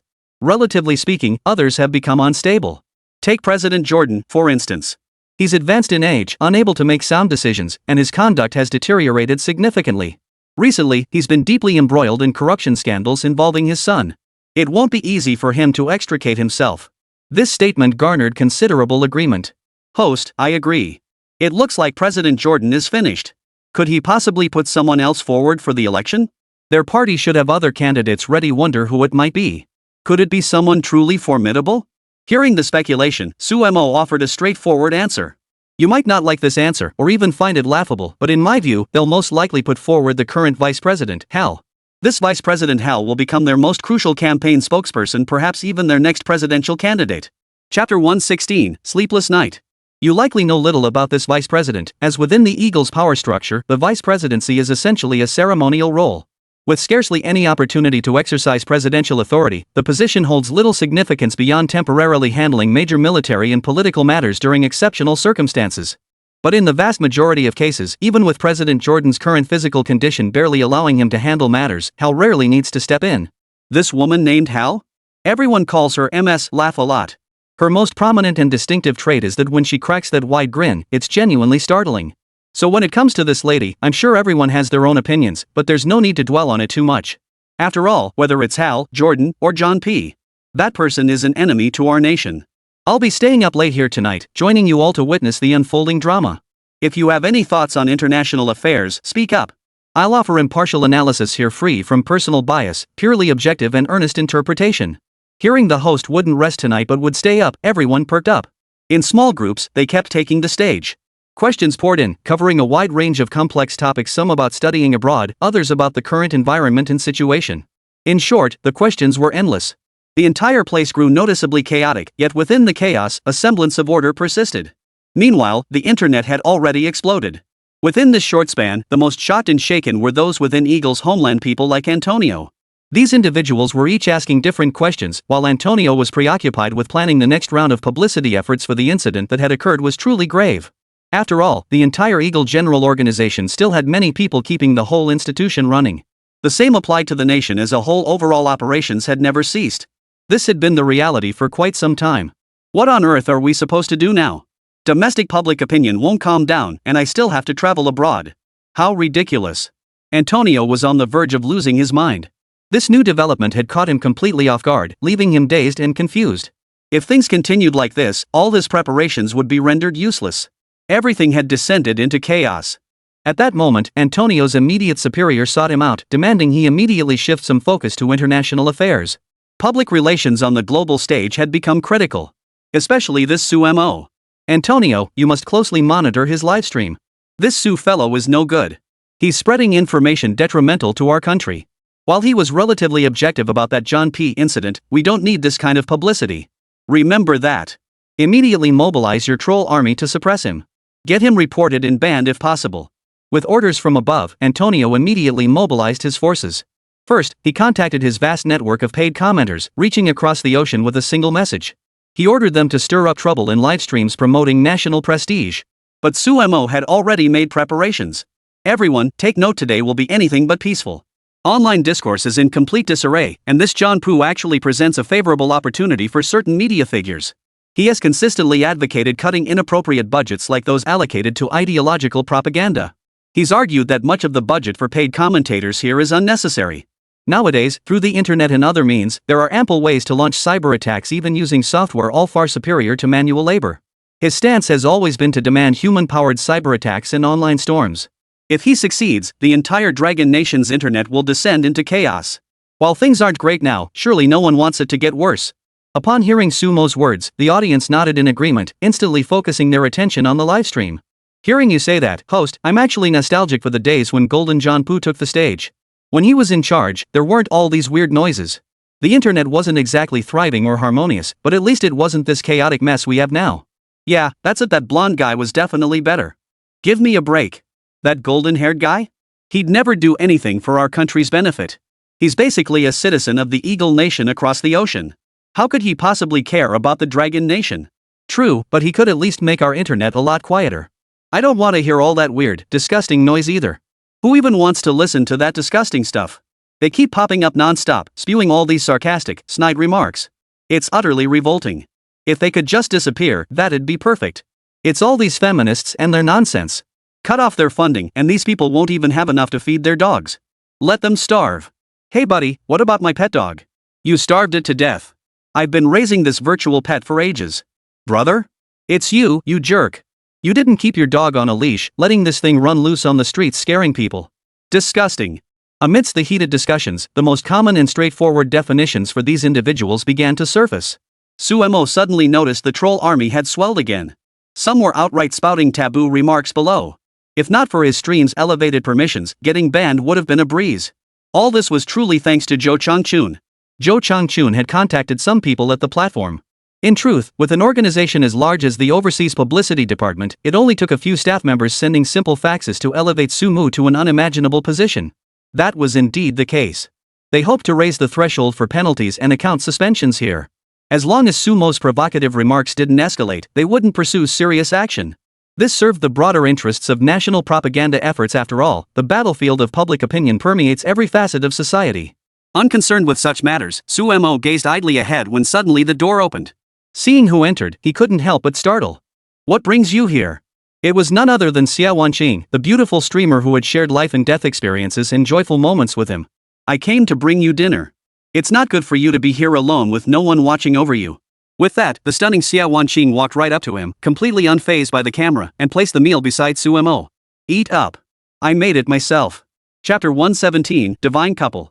Suemo was already a highly regarded figure online. After posting just a few videos, he had become one of the most popular bloggers with millions of followers domestically, not to mention a significant international fanbase. Yet no one could have imagined that this so-called otaku blogger would snag the best girlfriend possible, the stunning Xia Wanqing, a reporter for China Central Television. She had appeared at some very special events to interview important figures and had made numerous efforts. Now, no one could have imagined that the stunning Xia Wanqing would be delivering meals to Suemo. Suemo was slightly surprised, never expecting such a beautiful woman to suddenly appear in his life. I remember locking the door. The key is with me. How did you get in? Suemo was thoroughly confused, but Xia Wanqing merely gave a cold snort. This isn't some forbidden palace, why wouldn't I be able to enter? Besides, didn't you give me the access code last time? You even said I should come visit sometime. Today I brought you some food, so why the look on your face? Xia Wanqing was visibly annoyed. Clearly, Suemo had given her the house code. Even Suemo had entrusted it to her back when they were still in the war zone. Perhaps their bond had deepened rapidly through life and death peril, but lately Suemo had been preoccupied with his own affairs.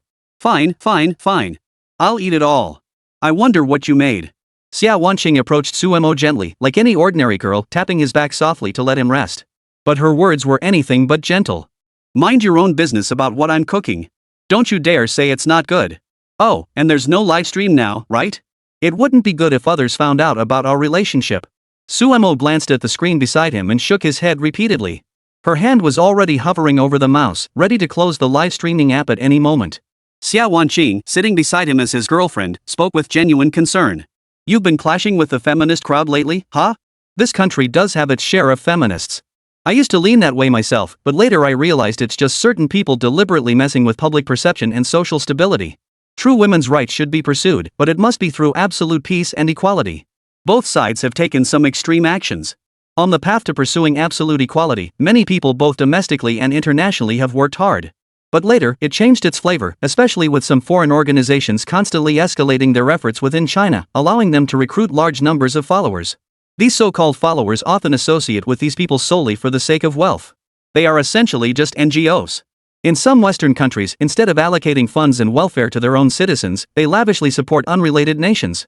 Such so-called social activities are truly despicable. If I weren't a journalist serving as president now, I'd post videos cursing these bastards, making them realize how disgusting their actions are. Having lived abroad, you should understand these matters well. Xia Wanqing, the stunning beauty, spoke from the heart, voicing every thought without a shred of reservation.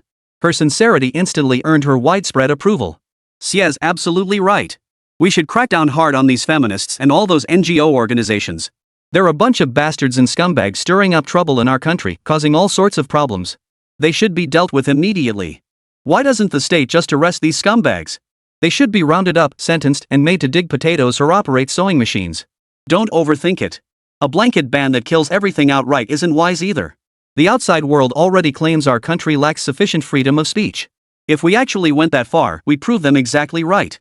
Over the years, I've come to see the truth about our country's speech environment. It's precisely because it's too free that these bastards run rampant. Especially those organizations that gathered so many followers domestically, they constantly spew disgusting comments online for no reason. They deserve to be damned. We've heard this rhetoric too often. So many people have been poisoned by it. Haven't you seen that recent news report? It's pretty much the same story. Alright. Guys, aren't we talking about that John Poo thing? When that guy was in power, the online attacks weren't nearly this bad. You're right. It's all that white-haired Jordan's doing. He poured funds into NGOs during his term for all kinds of online propaganda. Disgusting. Hope that white-haired old fool kicks the bucket soon. The public's eyes are sharp. Everyone despises that white-haired old fool. But Jordan's troubles are actually worse than Sumo and his crews right now. Sumo and his crew were merely doing their thing at home these days. They live stream online, offering commentary on current affairs. Meanwhile, white-haired Jordan is truly swamped. His face is clouded with worry, his expression heavy with distress. He was meeting with his key advisors and professional officials to assess the fallout from the assassination attempt. After all, the person behind the assassination was definitely not him, Jordan. Can you give me a definite answer? I just called John Poo as previously arranged.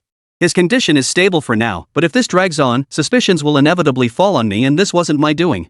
No wonder Jordan was so furious and helpless. This incident truly had nothing to do with him. If anyone was unlucky, it was him. He had nothing to do with it, yet he was the one paying the price. Mr. President, we're actively investigating. Information will be forthcoming soon. We're confident we'll quickly uncover who hired the hitman to kill John P. His death or attempted assassination has already caused severe, disastrous repercussions. Our latest public opinion poll shows your approval rating has dropped to 10%. Though Jordan White was getting on in years, his mind remained sharp. Hearing his approval rating had plummeted to 10%, he froze in shock. Why is my approval rating so low? Explain this to me. John P. wasn't exactly a saint. He didn't even have the backing of many key figures within the party, yet his approval rating was significantly higher than mine. I can't accept this. Chapter 118, the fake fan gets beaten up. Jordan couldn't accept it. He'd been pushed into this position, and in his younger days, he'd possessed both the professional competence and strategic acumen to handle it. Unfortunately, age had made him less favored now. Even so, such a low approval rating felt excessive, utterly unacceptable. Mr. President, I'm sorry, but we've just received information indicating your approval ratings continue to decline steadily. Furthermore, we've obtained another report suggesting someone intends to select another candidate to replace you as the primary contender in this presidential election. The call came in immediately after. This time, Jordan had to take it himself. After hanging up, he was furious, his expression fierce. Because he had been abandoned by these very people. He slumped in his seat, his eyes flashing with displeasure. Now I'm not even supported within my own party. For what? At least I still have the chance to do something for my family. As Jordan spoke, a plane touched down in one of the major cities where they were stationed. The man returned like lightning. His name was John Poo, the former president and the formidable figure who had emerged victorious after defeat. Despite his numerous actions during his tenure, including repeated crackdowns on the Dragon Nation across the ocean, a trade war raged fiercely and continues to this day.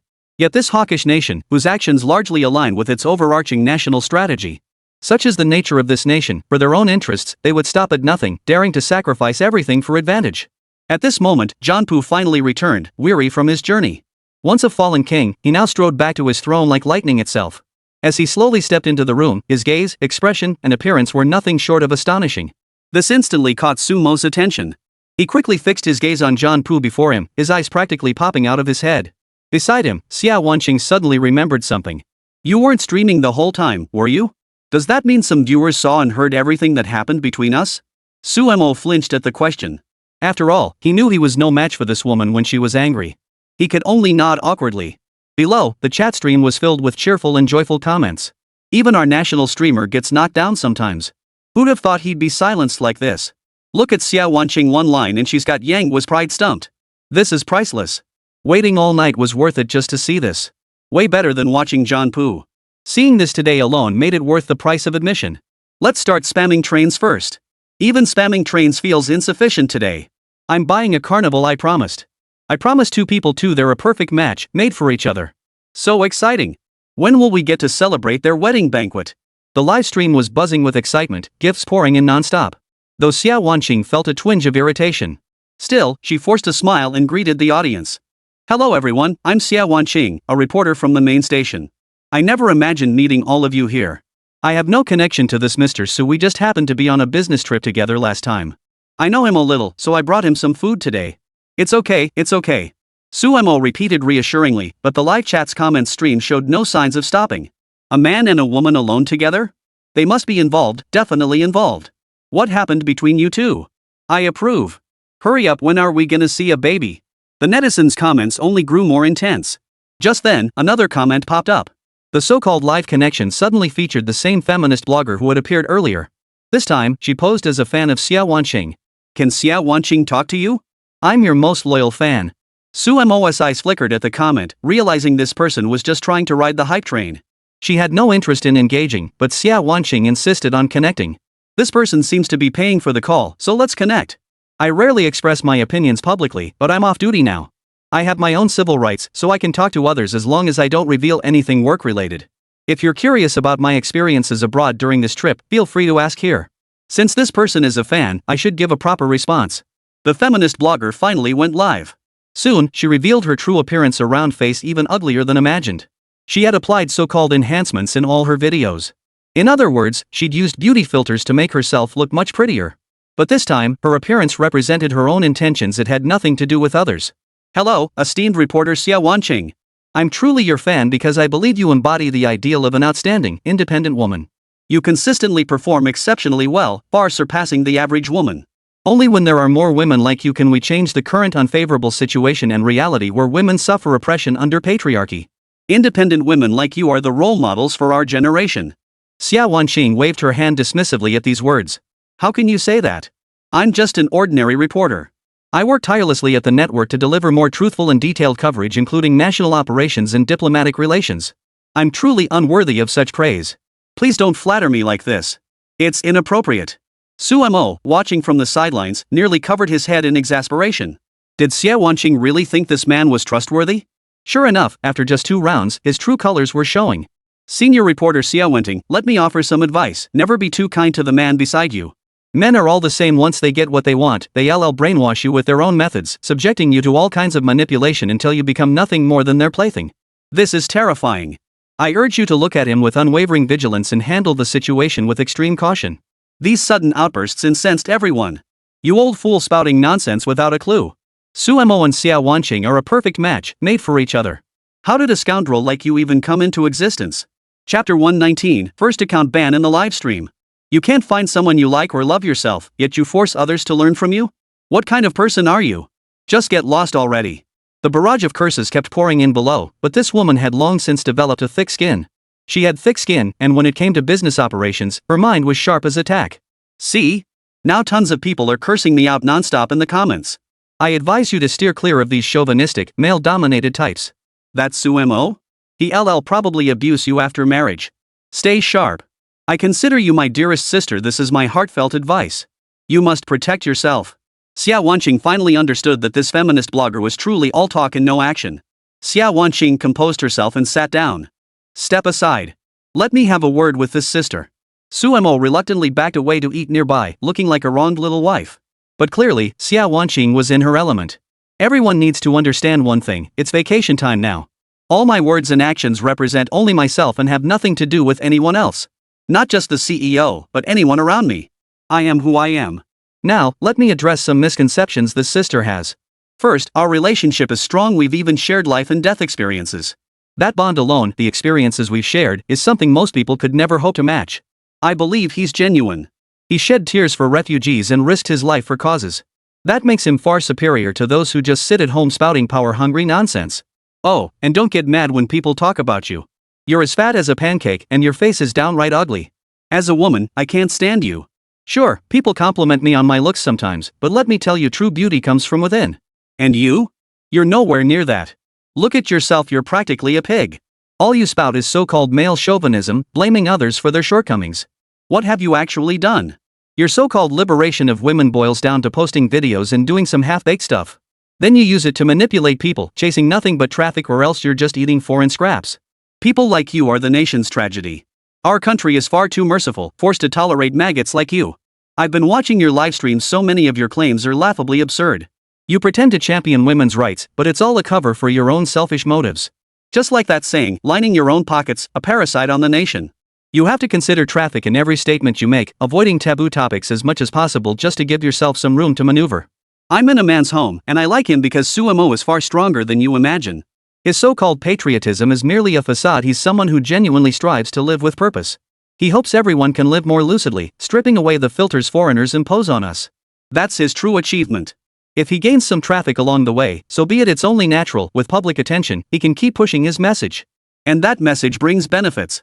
Now let's talk about you, you fat-eared, pig-like woman. You can't get married yourself, so you hope everyone else stays single, just like that Huan Lingling character in the book. Why do you care if others are single? Why spread such depressing talk and stir up negative opinions? People like you are the most despicable. I hope you stay single forever, though you're probably already married. And that Huan Lingling is much the same. She married a foreigner and seems perpetually delighted, heaping all these so-called important double standards onto her fellow countrymen as if they owed her 800 yuan. Does she deserve that? What gives her the right to speak like that? Our people are already working incredibly hard. Don't bother me with useless feminist theories. I'm a true woman of the new era. I know only one thing: love fiercely, hate fiercely, and live with unwavering resolve. No matter what the future holds, I'll never regret it. These words resonated deeply with many sisters, who kept applauding enthusiastically. This is the Xie de Beauty, the Xie de reporter I know, beautiful, eloquent, and satisfying. She curses with such relish. Everyone was thrilled until the livestream was abruptly shut down. The notice below was crystal clear. Dear broadcaster, due to the use of prohibited terms constituting personal attacks, your livestream has been temporarily suspended. Appeals may be submitted directly to our support team. Xia Wanqing felt a pang of embarrassment upon realizing her rant had gotten the stream banned. Still, since viewers could only hear her voice, she felt somewhat apologetic. Sumo, I feel a bit bad about this. My words just now were a bit extreme. I didn't expect the entire livestream to get shut down already. It won't stay closed forever, right? Sumo couldn't help but feel delighted inside seeing the beautiful Xia Wanqing looking so aggrieved, though his expression remained stern. Xia Wanqing, gorgeous lady, I want to know, are you going to support me from now on? Look, the livestream can't even be opened anymore. That means none of our words can get out. We have absolutely no way to communicate with the outside world right now. My main account is still on this platform. I never thought that before we even got much done, you'd cut off my livelihood. How am I supposed to survive now? Xia Wanqing heard this and found the question easy to answer. What's the big deal? I'll just support you directly. Over the years, I built up a little nest egg. We can travel together. At least 3 to 5 years of travel shouldn't be a problem. Along the way, we can share all our experiences. I've been wanting to revisit some war-torn countries I've been to before, but they're currently facing bottlenecks in their recovery. The only catch is that I can't completely abandon my CEO duties. But I have a solution. I'll just take leave claiming I'm pregnant. Then later, I'll tell them it turned out to be a false pregnancy. There should be a medical term for that. Sumo's head spun at the suggestion. Xia Wanqing, this stunning beauty, was actually planning to deceive people, and with such a clumsy scheme? What on earth was she thinking? They won't believe you're pregnant either. Xia Wanqing blinked innocently, offering only that one sentence. What's there to believe or not? We'll move in together first, let something happen, and then who cares if they believe it or not? Once the rice is cooked, who can say anything? Sumo admired Xia Wanqing's bold thinking, but unfortunately, her words were once again leaked. Chapter 120, The Amazing Prediction. Though Sumo stayed home, he had profound predictions about many current situations.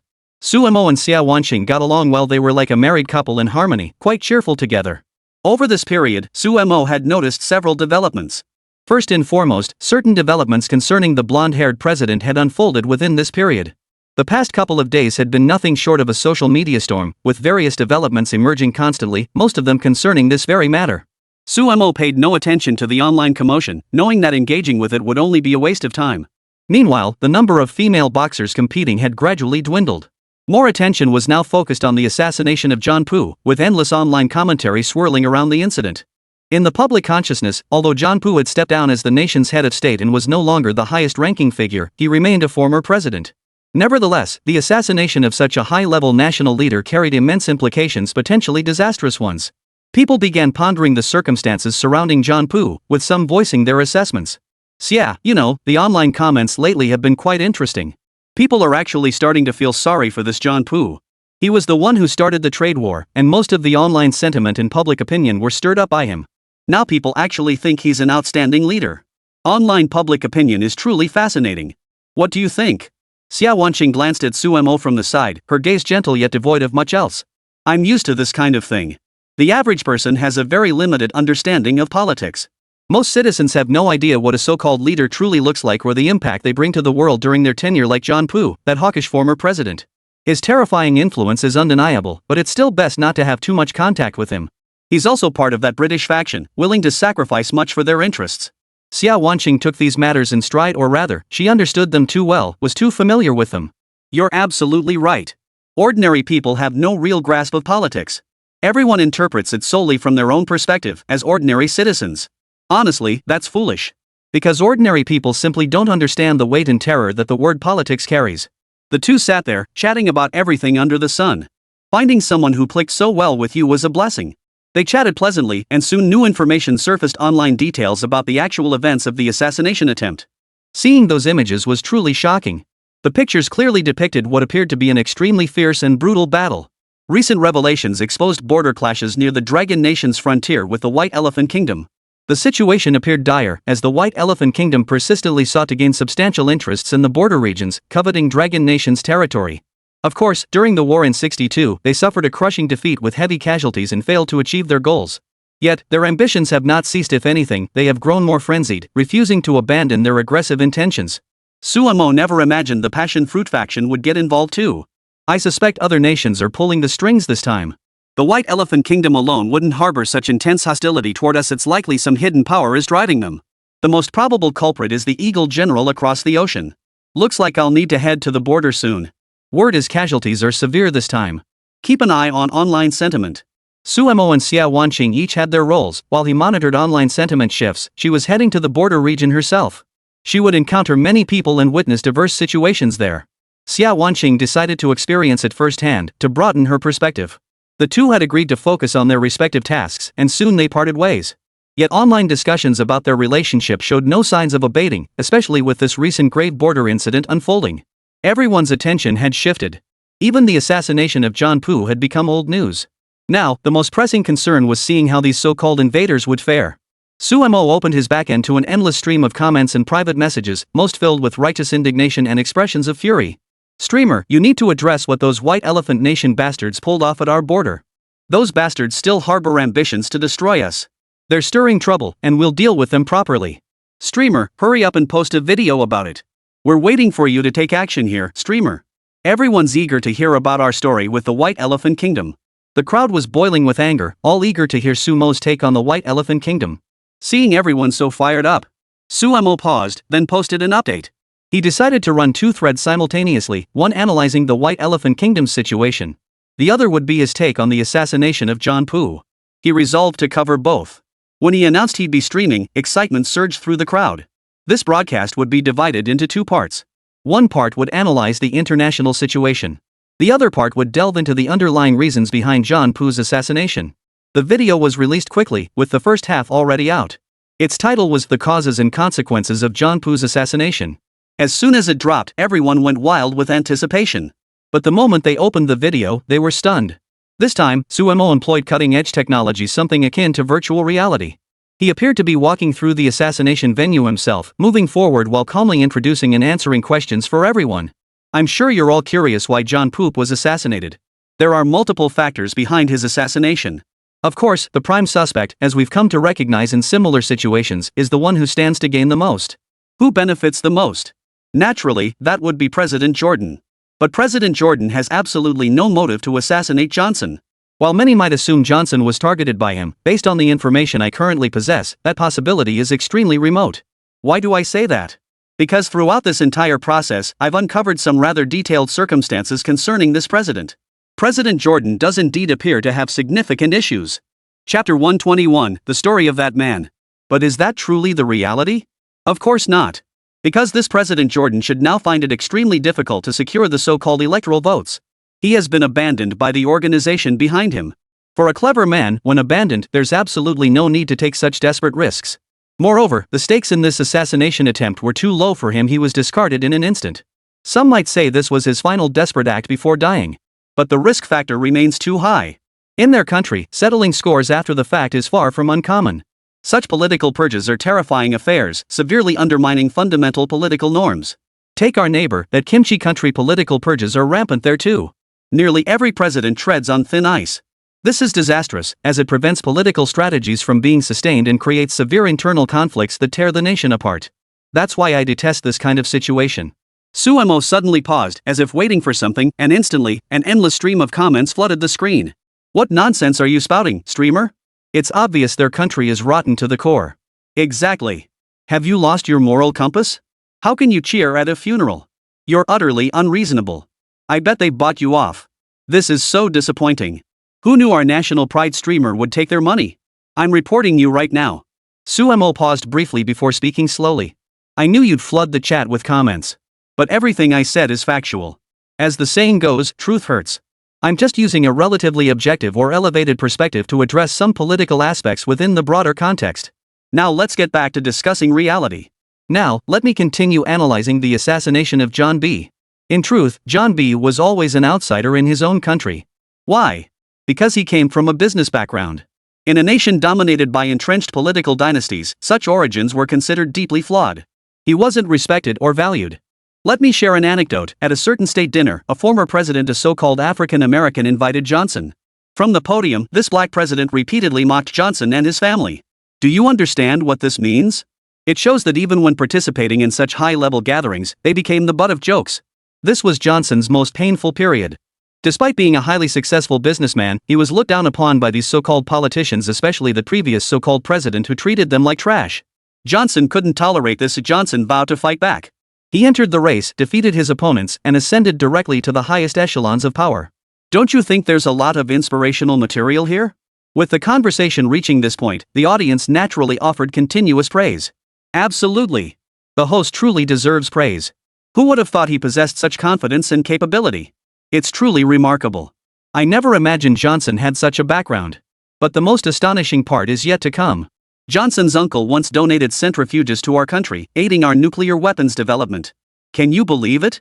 Unbelievable. Impossible. Could Johnson's uncle really be that kind of person? People began digging up information about John Poo, and it turned out everything they said was true. His uncle had been a scientist who made significant contributions to the field of technology. Even more astonishingly, he had indeed donated centrifuges and other equipment to the Dragon Nation, helping it achieve a higher level of technological advancement. Naturally, everyone found this unbelievable. How could they not know about it? The crowd harbored no fondness for this John Poo. It seemed impossible and abnormal that Longwa could receive such attention and benefits from him. So for a moment, everyone felt a surge of anger and disgust, finding the whole situation utterly unbelievable. Once everyone had vented their thoughts, it was time for another man to step forward. Suemo. Based on information I previously uncovered, what you've discovered appears to be accurate. The John Poo family has deep-rooted connections to our nation, connections most would never imagine. Frankly, I'm utterly shocked myself. I never imagined such circumstances could exist. Sometimes life's twists are truly beyond comprehension. Let's return to John Poo. He is undoubtedly a patriot. Given his family background and experience, he could have comfortably lived as a wealthy gentleman. Yet he genuinely engaged with us and accomplished quite a lot through his own efforts. First off, he was an exceptionally skilled businessman. Yet for various reasons, he lost the chance to continue in commerce. How to put it? Despite being an outstanding merchant, he wasn't embraced by the mainstream for various reasons and ultimately missed his opportunity. Hearing this, everyone grew curious. John Poo was undeniably successful. Even within the country, many recognized him, and it was widely known that this John Poo was the leader of the British Empire, a figure of great fame and admiration. Yet Sumo's description revealed a different side to him. Few may know this story, but allow me to explain. In this world, there exists a peerless superstar known as Johnson. I trust you're all familiar with him. This Johnson is truly formidable as a superstar. He commands legions of followers, his fans too numerous to count. The greatest setback in his career came when rumors surfaced that Johnson was a greedy, self-serving individual. To put it bluntly, he was accused of committing unspeakable acts against children, a scandal widely known. But in reality, Johnson was almost entirely framed. During his darkest hour, it was John Paul who took him in. He welcomed Johnson into his own building, telling him he could stay as long as he needed. He showed Johnson immense respect, even letting his own children play with him. Think about what that gesture truly meant. Chapter 122, Where the Eagle's Wings Bend. Though just a single sentence, it was enough to shake the entire room. Truthfully, some had already heard or understood these rumors beforehand. Yet hearing Yang Guowei state them aloud still sent shockwaves through the crowd. Everyone found it unbelievable. Unbelievable. Who knew the Johnson family had such stories? Now that I think about it, they're actually quite decent people. I've always wondered about his relationship with that Johnson fellow. Who knew Johnson and John were actually like brothers? At first, I just thought their names were similar. Could it be he chose that name to honor his friend? What are you thinking? His name was chosen long ago. It's just a coincidence that their names are similar. Besides, Johnson has been dead for years. Rumor has it he was killed by certain people, definitely those from the Democratic Party. That's outrageous. So this John Paul must be seeking revenge for Johnson? That's truly admirable. He's a hero, no doubt about it. I really like him. Amidst all this talk, people were already showering Johnson with excessive admiration and reverence. But upon closer reflection, whether it's John Pay or the Johnson fellow, both are merely ordinary souls caught up in the relentless currents of this mundane world. I believe everyone now has a deeper understanding of John Poo. Relatively speaking, he stands out as an anomaly within the so-called hawkish political establishment. As a businessman, he is undoubtedly successful, skilled at generating buzz and adept at navigating various commercial operations. He could have contentedly lived out his days as a wealthy gentleman. Even if battered by political setbacks, he could have used his fortune to find a quiet place to live. Yet he saw the problems plaguing the entire nation. Like a public-spirited hero, he felt compelled to step forward. This decision had immense repercussions for the country and profoundly impacted his own life. Among all those who served as president, his assets actually depreciated during those years. This revelation sparked widespread curiosity and admiration. Who would have thought? Who would have thought that John Poo actually grew poorer the longer he served as president? That can't be possible. Why bring that up? Did you hear about that Capitol Hill gambling kingpin? That old hag named Pelosi? She allegedly used insider information from Congress to line her own pockets. Just one stock investment netted her tens of millions of dollars.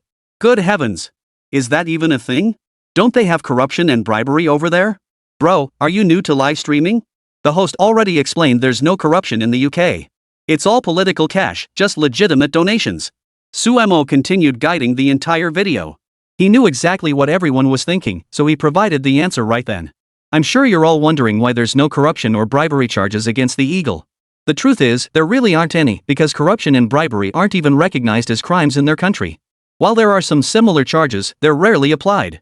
Moreover, it's perfectly normal for cash to flow freely during their elections. Rumor has it that last time, just the two candidates burned through over $10 billion US. Based on my projections, these two will spend tens of billions in campaign funds during the upcoming election. What's truly remarkable is the vast amount of private deals that remain invisible to the public, things like dividing up interests, exchanging resources, and so on. Let me give you an example. During a certain period, the U.S. military department, the Department of Defense, had a special project, the Arsenal Ship Construction Program. Suemo then presented a photograph. This is a vessel developed during that specific period under the program, using a cargo ship as its base. It was outfitted with massive quantities of radar, missiles, torpedoes, and various other equipment. Technologically, this vessel posed no major challenges. Unlike new destroyers, cruisers, or carriers requiring specialized expertise, it functioned as a massive floating arsenal. All those missile launchers, air defense networks, torpedo deployments. It can be deployed against any invading enemy. As a firepower hub, under the protection of a powerful naval and air force, this super ship possesses extraordinary strike capabilities. This was the kind of superweapon the Eagle was involved with around the turn of the millennium. Its rival at the time was the new Littoral Combat Ship project proposed by another senior Defense Department official, essentially a plan to deploy ships near coastal areas, using naval guns, missiles, and various weapons to project power inland. Which approach do you think is superior? I'm giving you all a chance to vote. Cast your votes in the comments section. But I'll give you the answer straight away. I know you'll all be eager to vote. My answer is clear: this Arsenal ship is definitely the better option. Its overall cost would be lower. Using a merchant ship as the base allows for packing in massive amounts of weaponry and equipment. There's no need for extensive hull modifications or worrying about fitting the latest modern systems, just ample storage space and sufficient personnel to unleash its formidable combat power. The problem is they ultimately chose the Littoral Combat Ship project. And the coastal combat ships they built? Initially touted as having guided shells costing a mere $800,000 per shot. At that figure, everyone nearby froze in shock. Those below, who had been selecting options amidst the commentary, all turned to look. No way. $800,000 per shell? Are you kidding me? That's how it is with low production runs. Defense contracts work like that. If you can't scale up production, the price becomes astronomically high, unbelievably so. No way. These people are completely insane. Suemo continued his explanation. I know it sounds unbelievable, but there's more to the story. This Littoral Combat Ship project is inherently expensive due to its advanced hull design. But it also requires modular components, anti-submarine modules, air defense modules, missile launchers, each demanding distinct engineering solutions. The original intent was sound, simply swapping out modules should have enabled their functionality. But unexpectedly, the anti-submarine module, air defense module, and others severely slowed design progress, meaning they were essentially unproducible. Coupled with the exorbitant cost of ammunition and minimal production volume, the price skyrocketed to astronomical levels. That's why it was scrapped. Chapter 123, a laughingstock in military history. Now, here's a prize-winning guessing game for everyone. Without looking up any information, please take a stab at it. First, guess the cost per unit for this incredibly mysterious Eagle-class warship? Here are some reference points for comparison. Our country's Type 055 destroyer costs around 5 billion yuan, which converts to approximately $850 million US. Our country's Type 055 is the world's most advanced and unrivaled powerful destroyer. Meanwhile, in distant Eagle land, their most advanced vessel might be the Zumwalt. Now, guess how much that one costs? It was time for the prize-winning guessing game, and everyone's attention was fully engaged. But this was a video segment. Everyone began searching for information, and soon the first piece of data arrived. I found that the Zumwalt destroyer costs $1.5 billion. That's no small sum, it's equivalent to 2 of our Type 055 destroyers. That price is truly staggering. I never imagined foreign warships could cost so much. But thinking about it, they represent the most advanced class with formidable combat capabilities. In that light, it makes sense. Of course, it's normal. They even have guided shells. That's cutting-edge technology, unbelievable and unimaginable. They can conduct long-range strikes with pinpoint accuracy. Guided shells capable of hitting targets dozens of kilometers away? That's terrifying. It's far superior to conventional missile technology. Many people harbored boundless admiration for these foreign warships. In truth, their admiration was profoundly misguided. Sumo, aware they were still speculating, cut straight to the answer. I believe many have guessed. Some may have estimated too low, while others, hesitant to speak, have guessed too high. I'll tell you now, the cost of building such a warship is approximately $7 billion. This isn't necessarily the highest cost, because the total expenditure for the entire warship, including RD, is staggering. Moreover, numerous modules underwent development but were ultimately never deployed. This resulted in extreme waste for this warship. The price is far more staggering than anyone imagined, even terrifying, right? Although Sumo only made a short video, the QA format was enough to draw people in. Hey, don't just make stuff up. That can't be true, right? How could it possibly cost that much? That price is downright terrifying. Exactly. Do you think I've never seen anything like this before? Nearly $10 billion? That's unimaginable. Are you pulling our leg? Exactly. If you're lying, this is how it would sound. I just can't fathom what you're thinking. It's like you've lost your mind. How could the price be so horrifying? Sumo knew some would find the price utterly bizarre, so he pulled out a document. I knew you'd find this price astronomical. That's why in the latter half of this video, I've included some foreign research papers. Rest assured, these are all sourced from overseas and obtained through investigations by professional institutions. They also detail the overall costs of their equipment, RD and warship manufacturing, all documented records. Feel free to watch the video. That's all for now. I've just shared some insights into Elite's equipment costs. Believe it or not, it's up to you. Sumo then paused the video. His real purpose was to share some amusing anecdotes about military equipment. Folks, I hope this incident helps you see that the Eagle Nation is a deeply twisted and peculiar country. It possesses many inherent advantages and areas of strength. Sumo finished playing this segment of the video. In truth, he hadn't shared much, just some military equipment details. All of this points to a deeper reality: the entire nation is currently in a state of chaos and turmoil. The once greatest empire in the world now appears so pathetic. Sumo had actually been quite polite. When interacting with these people, he made every effort to present things in the best possible light.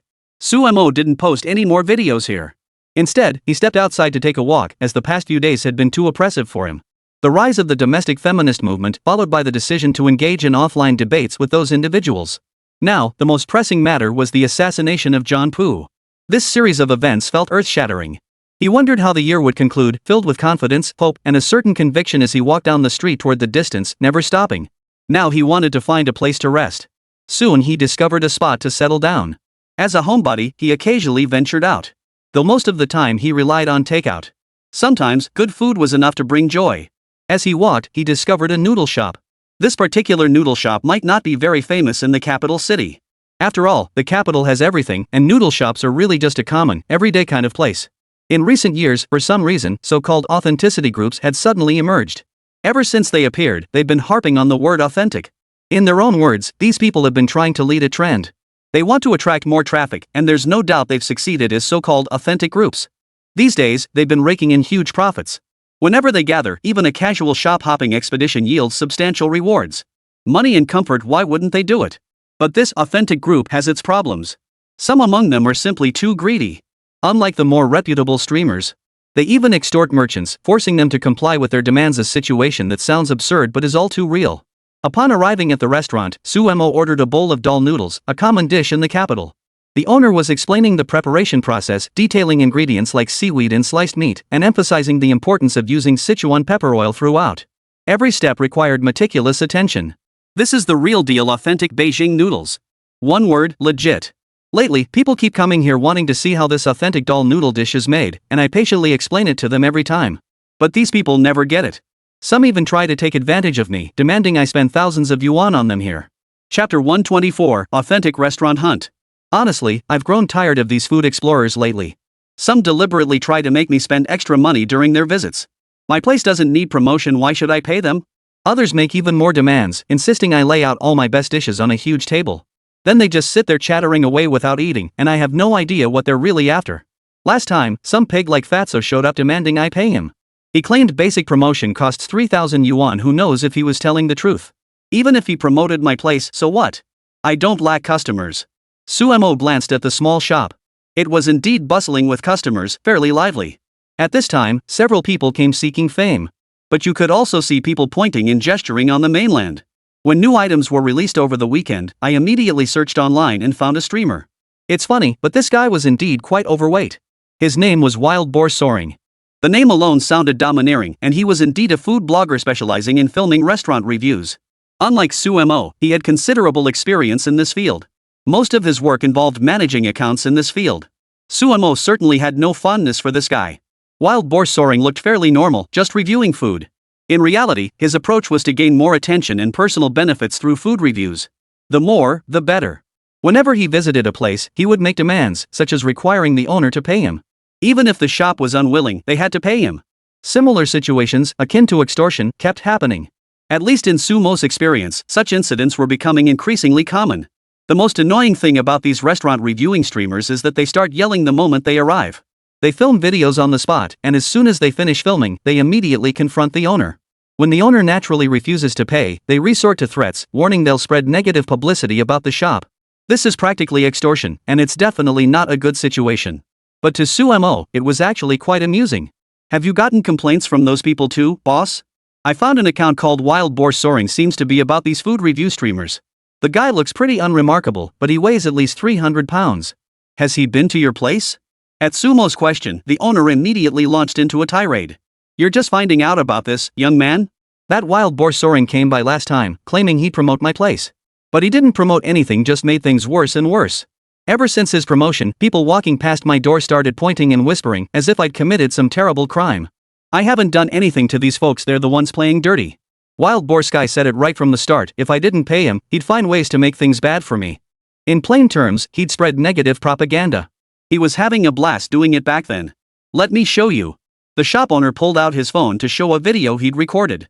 It captured Wild Boar Soaring Sky and another person filming themselves devouring at least a dozen dishes. They were stuffing themselves silly, even the cameraman was a big guy. But after they finished eating, they gave the same dishes a completely different review, basically overturning all their earlier praise. That's when you see how they operate. See what they're doing, young man? They play this game praising the food one moment, then instantly declaring it awful the next. That's how they spread bad rumors about me. I see right through these scoundrels. They're nothing but troublemakers. This guy Wild Boar Chomtian demanded I give him 3,000 yuan. If I refused, he threatened to spread rumors that my food was terrible. Of course I wouldn't pay him, so he used this as leverage against me. Then they repeated their nasty comments verbatim before leaving. I can't afford to mess with people like that, but I know exactly what they are, utterly despicable scoundrels. If I had the chance, I'd kick every last one of them out. Unfortunately, I run a business. As long as I'm in business, I can't act that way. It's a real headache for me. Suemo could see right through it. Wild Boar Sky was exploiting this information gap to secure his advantage and rip off these shop owners. These guys are just here to rip people off. They haven't managed to scam any money out of you yet, but I bet they'll be back. Just look at those customers over there, they didn't even come inside. They just glanced at your shop and walked away. I'd bet they saw that Wild Boar skyrocketing video. That guy's no saint, he makes those videos just to boost his own views. If you're interested, I could help you out. I work in media too. I could post some clarifying videos for you. I really hate this kind of situation. The shop owner glanced at Sumo, surprise and bewilderment flickering in his eyes. Hey, young man, what are you thinking? Regardless of whether I know if this is true or not, just doing something like this would cut off someone's livelihood. It's like killing their parents. This is a very serious matter. Surprisingly, the shop owner understood the rules of the game well, but for Sumo, it was a different story. I understand your concerns, boss. Everything you said is true. There are rules in this business. But I just can't stand these people. They hide behind the guise of self-media and restaurant reviews to disrupt what was once a harmonious market. People should be free to choose what they love to eat. Instead, these individuals use their methods to create unnecessary trouble for everyone. That's what I absolutely cannot tolerate or accept. Whether you're willing or not, whether you take this seriously or not, I'm determined to try. Because I want to put an end to this utterly despicable practice. After hearing this, the shop owner finally nodded, showing some appreciation for Sumo's persistence at this moment. Fine, then film it yourself. I won't interfere, but I won't give you these items for free either. I don't need you to promote me, we're just handling this fairly. Chapter 125, A Fair Livestream. With that, he walked away. Who would have thought this shop owner was so interesting? He was a maverick with a strong personality, unwilling to change just because others expected him to. Sumo ignored the owner's affairs and continued filming nearby. Throughout the process, he remained calm, offering commentary on the products before him, including this owner's signature, top-tier fried sauce noodles. Folks, I'm no culinary expert, but this noodle dish is genuinely delicious. Made with the finest ingredients, it's quite sophisticated in flavor beyond what I'd expect. I've also noticed other items here. Honestly, the quality of physical goods really comes down to how much care goes into them. You can take your time exploring these items here and learn from them. Sumo briefly interacted with the audience before launching the live stream. He intended to go live immediately, hoping to reach a wider audience. In that instant, it seemed to capture the attention of many. Immediately, many noticed the book list had gone live. Their primary curiosity was pinpointing Sumo's location, as numerous viewers were fascinated by this prominent blogger. See? Sumo was live streaming. We should hurry and watch. I want to go to that restaurant too. I want to see the host too. This time I'll finally get to see him in person. It's just too good. Many excited fans decided to come see Sumo. He knew he would attract a lot of attention, but he did it deliberately. He didn't want a few bad apples to spoil the whole bunch. The restaurant industry didn't need these weirdos trying to get a piece of the pie. As long as he delivered top-notch service, there was no need for these eccentric streamers to meddle in the bigger picture of the food business. Sumo was waiting right here. Before long, the first group arrived. They greeted Sumo, and some even asked for autographs. To everyone's surprise, Sumo firmly refused them. Sorry, everyone. I'm just here enjoying a regular meal, savoring the food. I think this restaurant does a pretty good job. If you're interested, feel free to try more of their delicious offerings. My personal feeling is that if you're open to it, you'll find some truly fantastic flavors here. Don't get too caught up in whatever's going on behind the scenes. I hope you'll join me in savoring these delicacies. More than anything, I'd love for us to chat freely here, especially with this owner. He's a straightforward guy who handles himself admirably. I'm happy to make friends and chat with everyone here. Sumo chatted with the group. The shop owner never imagined that Sumo, who looked like an ordinary, unassuming guy dressed like a typical homebody, could have so many so-called companions. And just by sitting here, quite a few people came over directly. The owner, recognizing the opportunity to build rapport, deliberately sent over a plate of cold appetizers. It was nothing special, just a common dish at the restaurant. Sumo nodded his thanks. Thanks, boss. I didn't expect you to be so generous. But rest assured, I'll speak my mind about this place. I won't deliberately hide anything or exaggerate. I just hope those despicable people who want to make a living by harming businesses and consumers get what they deserve. Because often, those so-called self-media influencers and small-time streamers aren't just hurting you business owners. Their so-called media also harms customers. When those people come, they don't give objective reviews of the dishes. Instead, they deliberately obscure the truth, ultimately creating very negative public opinion. That's what I find truly repulsive. So rest assured, I'll provide an objective and truthful evaluation. The shop owner nodded repeatedly upon hearing this and offered everyone some fruit. Unexpectedly, the crowd around them grew larger and larger. Within 10 minutes, dozens of people had already formed a line here, surprising the shop owner. Young man, how did you gain such influence? So many people are watching you. Or are you their boss? Did you hire them to boost your business? That doesn't seem right at all. Sumo hadn't expected such a wild guess. He merely smiled faintly and replied, No one's here to boost my popularity. I came to enjoy the food. It's all natural. These people are just here because of my reputation. You needn't worry, most interactions here are perfectly normal online connections. We won't do anything excessive. The shop owner could only nod repeatedly.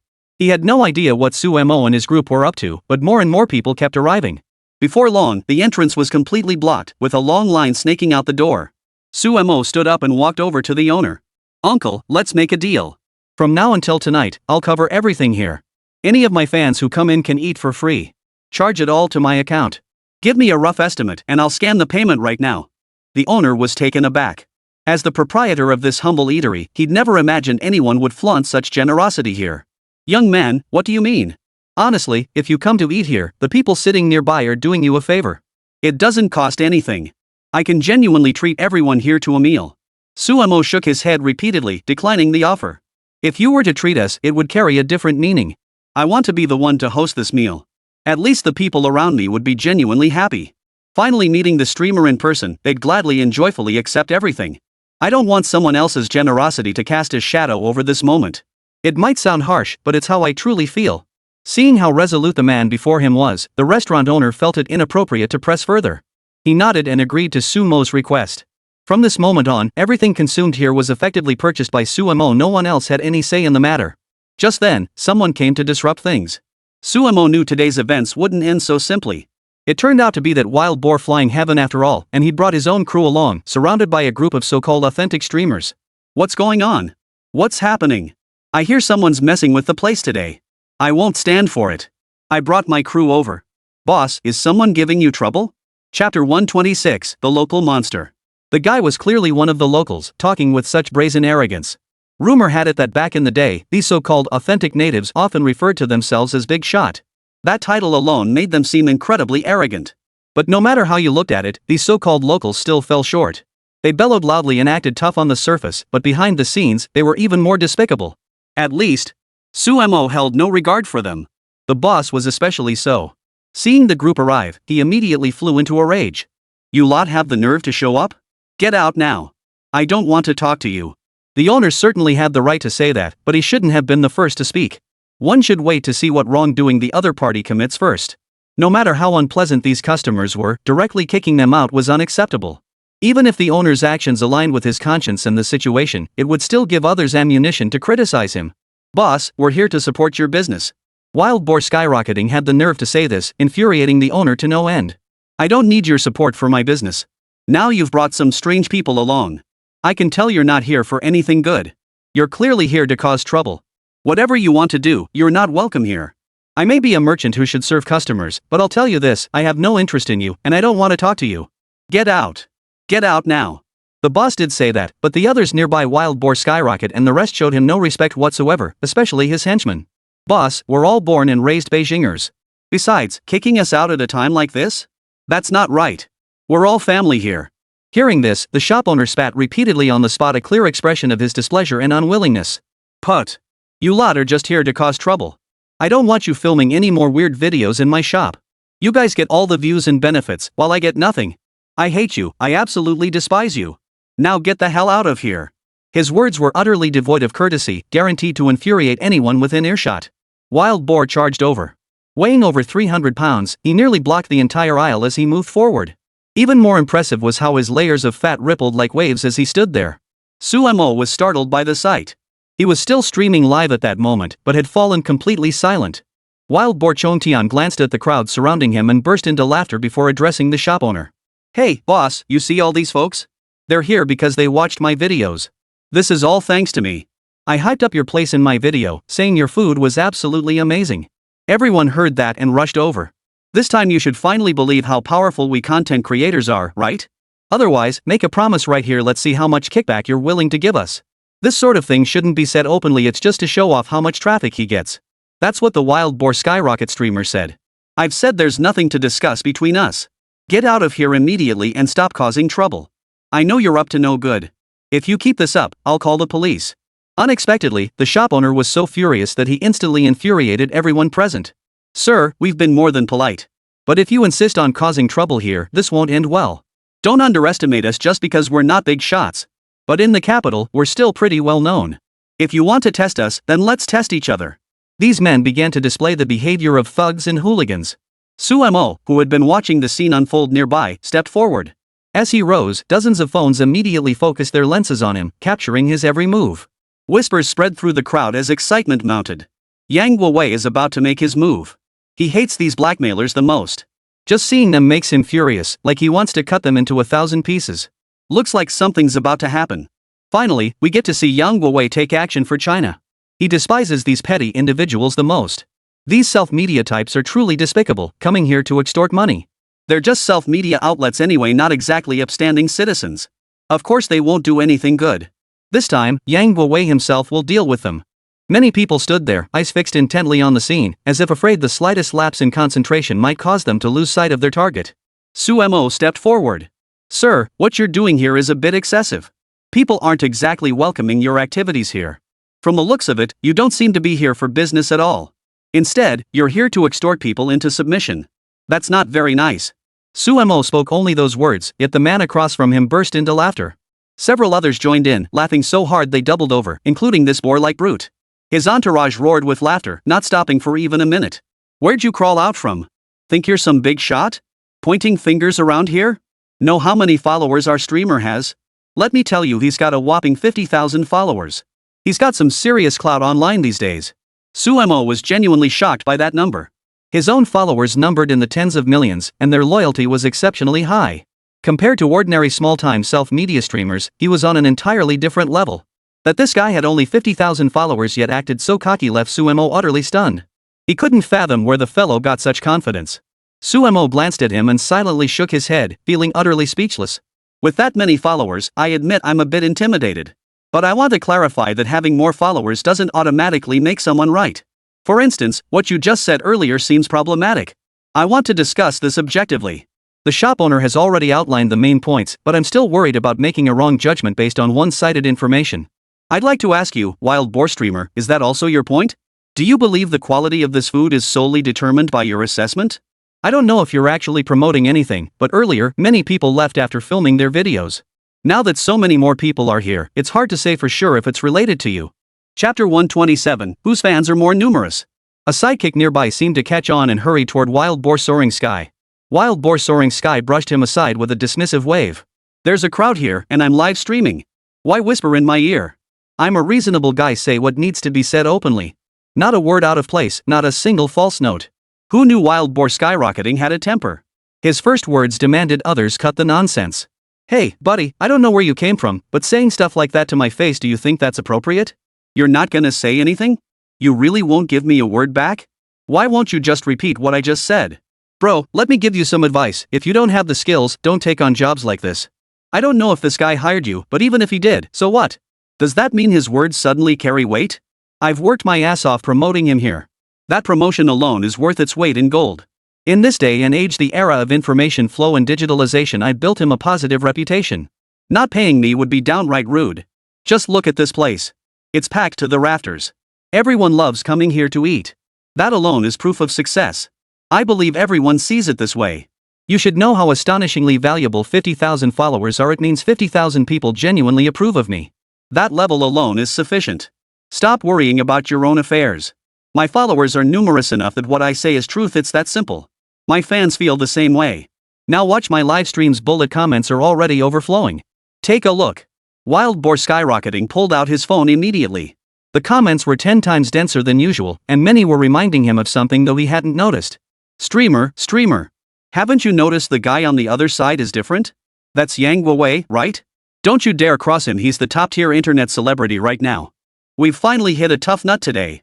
Streamer, you'd better not mess with this. Don't mess with him today. He's the real deal, you can tell he's extraordinary. Rumor has it he has tens of millions of followers across platforms. Who could possibly compare? Among the crowd below, there were indeed some sharp-eyed observers. But at this point, it was useless. Some seemed genuinely excited, like this guy Wild Boar Soaring. This is going to be fun. Time to watch the show. Today's gonna be wild. Two top streamers going head-to-head. What do you mean only one major streamer? What's that pig even doing here? Everyone still harbored malice toward Wild Boar Skyrocketing.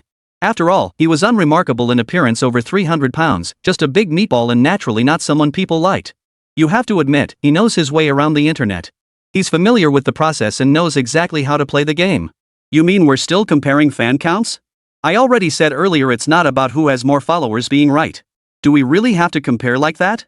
Suemo sighed in exasperation, but to his surprise, Wild Boar Soaring Sky nodded enthusiastically. Let's do it. If you have more followers than me, I'll quit right now without a word. I'll see how you can still be better than me. The other party grew increasingly aggressive. To Suemo, Wild Boar Soaring Heaven had clearly entered a delusion. With no other choice, he pulled out his phone. Before he could speak, Wild Boar Soaring Heaven snatched it away and began scrutinizing it. Only this many followers? Pathetic. Barely over 1,000? I have no idea what fuels your arrogance. You've got a lot to learn about the internet. Comparing yourself to me? What were you even thinking? Yi Fei could only shake his head helplessly at this. Just then, someone approached them. Upon seeing the number displayed, they gasped in shock. Bro, that's not over 1,000 followers, it's over 10 million. And that's just on one platform. Wild Boar skyrocketing couldn't believe it. He stared for a moment, suddenly feeling his eyes weren't enough. How could it be over 10 million followers? He'd been in the internet game for a long time and didn't have that many followers himself. Where did this guy even come from? To start with so many followers? It was outrageous. Envy and jealousy, mixed with all sorts of thoughts, now felt like a fire burning inside him.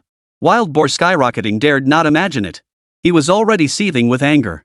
But what overwhelmed him more than anything was a sense of shock and astonishment. Impossible. How could you have so many followers? This is fake, right? You're tricking me, aren't you? Wild Boar Soaring declared confidently, then began scrutinizing the current records. But the more he looked, the more convinced he became that this was real.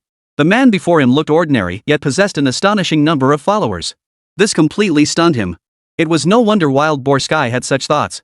Moments ago, he'd been certain his own follower count was higher, confident he could easily outshine the other guy. Now, in the blink of an eye, he'd been utterly crushed. Anger began to simmer within him, and as he looked at Suemo, his gaze flickered with irritation. Bro, I already said earlier this follower count comparison is meaningless.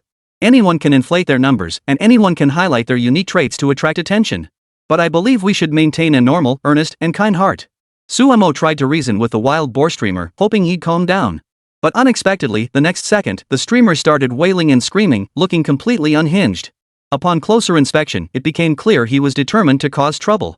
I don't believe it. I don't believe you're here to cause trouble. Now I finally understand what you're really up to. You're hired by this shop owner to mess with me, trying to steal my livelihood just because you have more followers. What gives you the right? What makes you think you can tell what's tasty and what's not? What's good flavor and what's bad?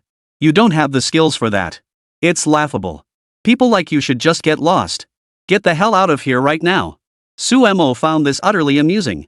The shop owner and host hadn't even asked him to leave, yet this guy was demanding he back off? What was that about? It was laughable. Who the hell should get lost? You lot should be the ones scrambling out of here. Every single one of you is pathetic. You think filming videos here will get you views?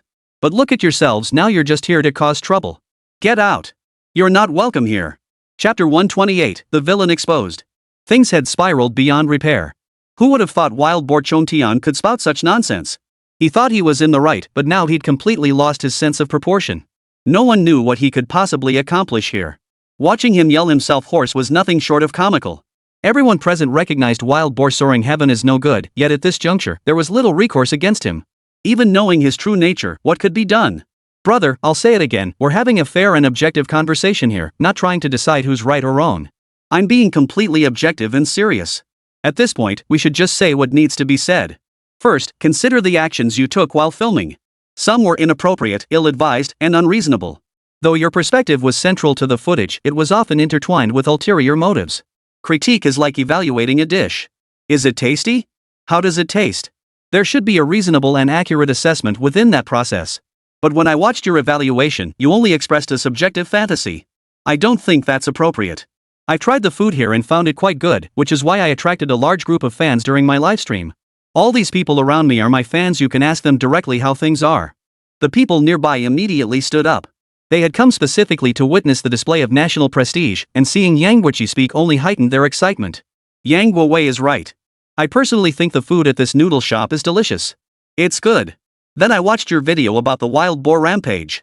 In the video, you deliberately mentioned certain situations.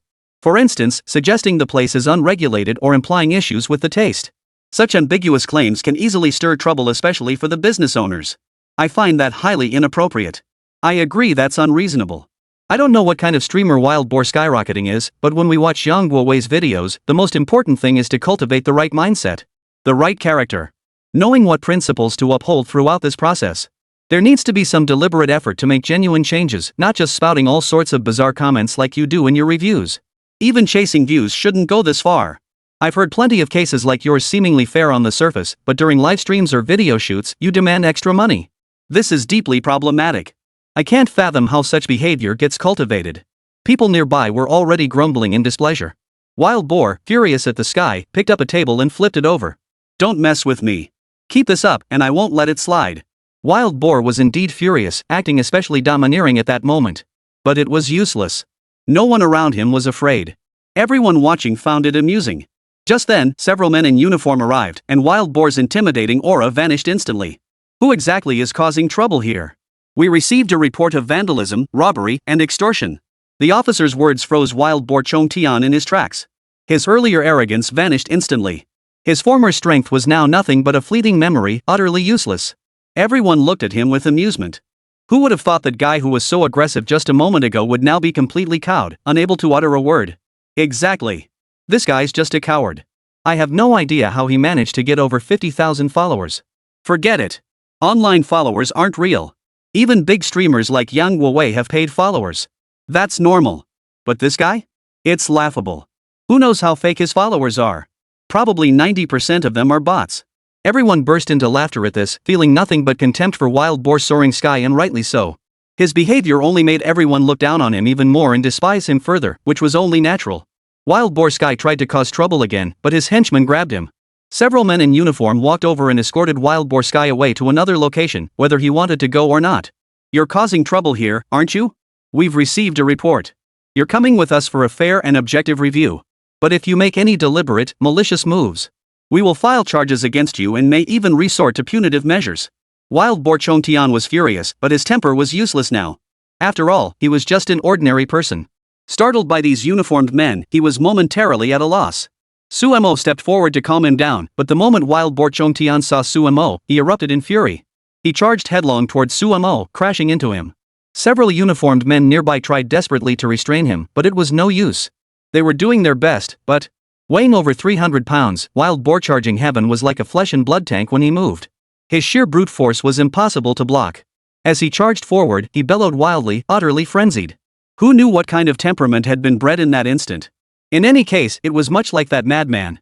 After all, they were cut from the same cloth.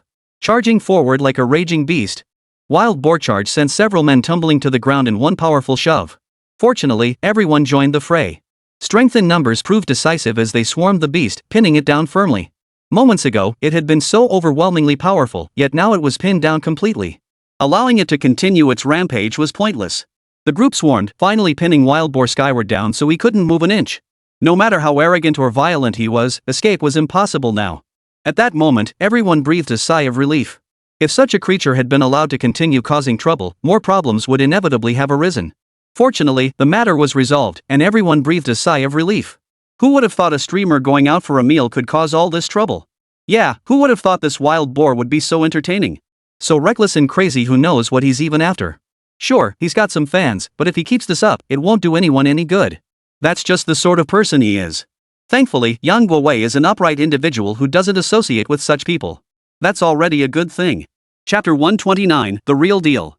Suemo breathed a sigh of relief upon seeing Wild Boar skyward arrested. This streamer had finally fallen from grace. His livestream channel was shut down immediately. It all happened much faster than anyone expected. Despite Wild Boar Sky's fans having contributed some achievements to the platform. Now, in the blink of an eye, his account was permanently banned. The main reason was Sumo's immense online influence, something he only realized now. Even seemingly ordinary words and actions online could have massive repercussions.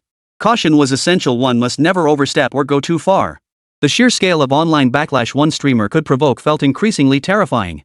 He had to wield this power cautiously. One misstep could wound both others and himself. He didn't want to burden himself with psychological unease or damage. He had to strive to live as earnestly as possible. At that moment, Suemo wanted nothing more than to return to his quiet meal. Yet the restaurant owner's face bore a genuine smile, part warmth, part sincerity. Bro, no need to go over there. I'll set up a table just for you. Eat whatever you want, as much as you want. This time, it's all on the house just for helping me out. Sumo flatly refused upon hearing this. Mr. Owner, I helped you entirely on my own terms. I don't want people getting cheated here. If this kind of thing happens more often, more people will suffer losses, which is just unreasonable. That's why I spoke up for you, not because I wanted anything from you. I don't need this money, nor am I trying to advertise for you. I genuinely hope things can be done more fairly and properly, without anyone resorting to malicious acts. I don't need your money. I just hope you keep running your business well. Now I'm leaving. Just as Sumo started to walk away, he was completely surrounded. His fans swarmed forward, all eager to chat and catch his attention. They were incredibly enthusiastic. Trapped in the crowd, he couldn't move. There were just too many people, each waiting for him. Everyone, I just want to live a quiet life. While I have a bit of fame online, I don't want to cause any trouble with you all. Despite Sumo's plea, the crowd remained tightly packed around him. No one wanted to leave, they were all eager to chat and talk with him. There were simply too many people. Everyone, there's really no need for this commotion. Let's all go our separate ways. Later, I'll post a video explaining my thoughts. Though I'm not from the capital, I can offer a simple perspective on the underground scene.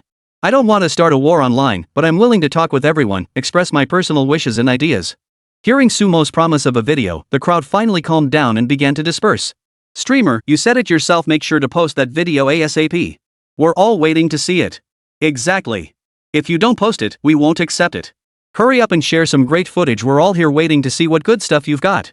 The crowd remained large, many still buzzing with excitement and eager anticipation. Sumo could only nod and then left without saying anything more to them. After leaving, however, Sumo took it seriously. He meticulously documented everything he had seen and heard that day in the video stream. He left meticulous records, carefully expressing his thoughts and feelings. He quickly uploaded the video online, then opened his livestream. The moment he entered the chat, he was greeted by a flood of messages. Host, you've really stirred things up this time.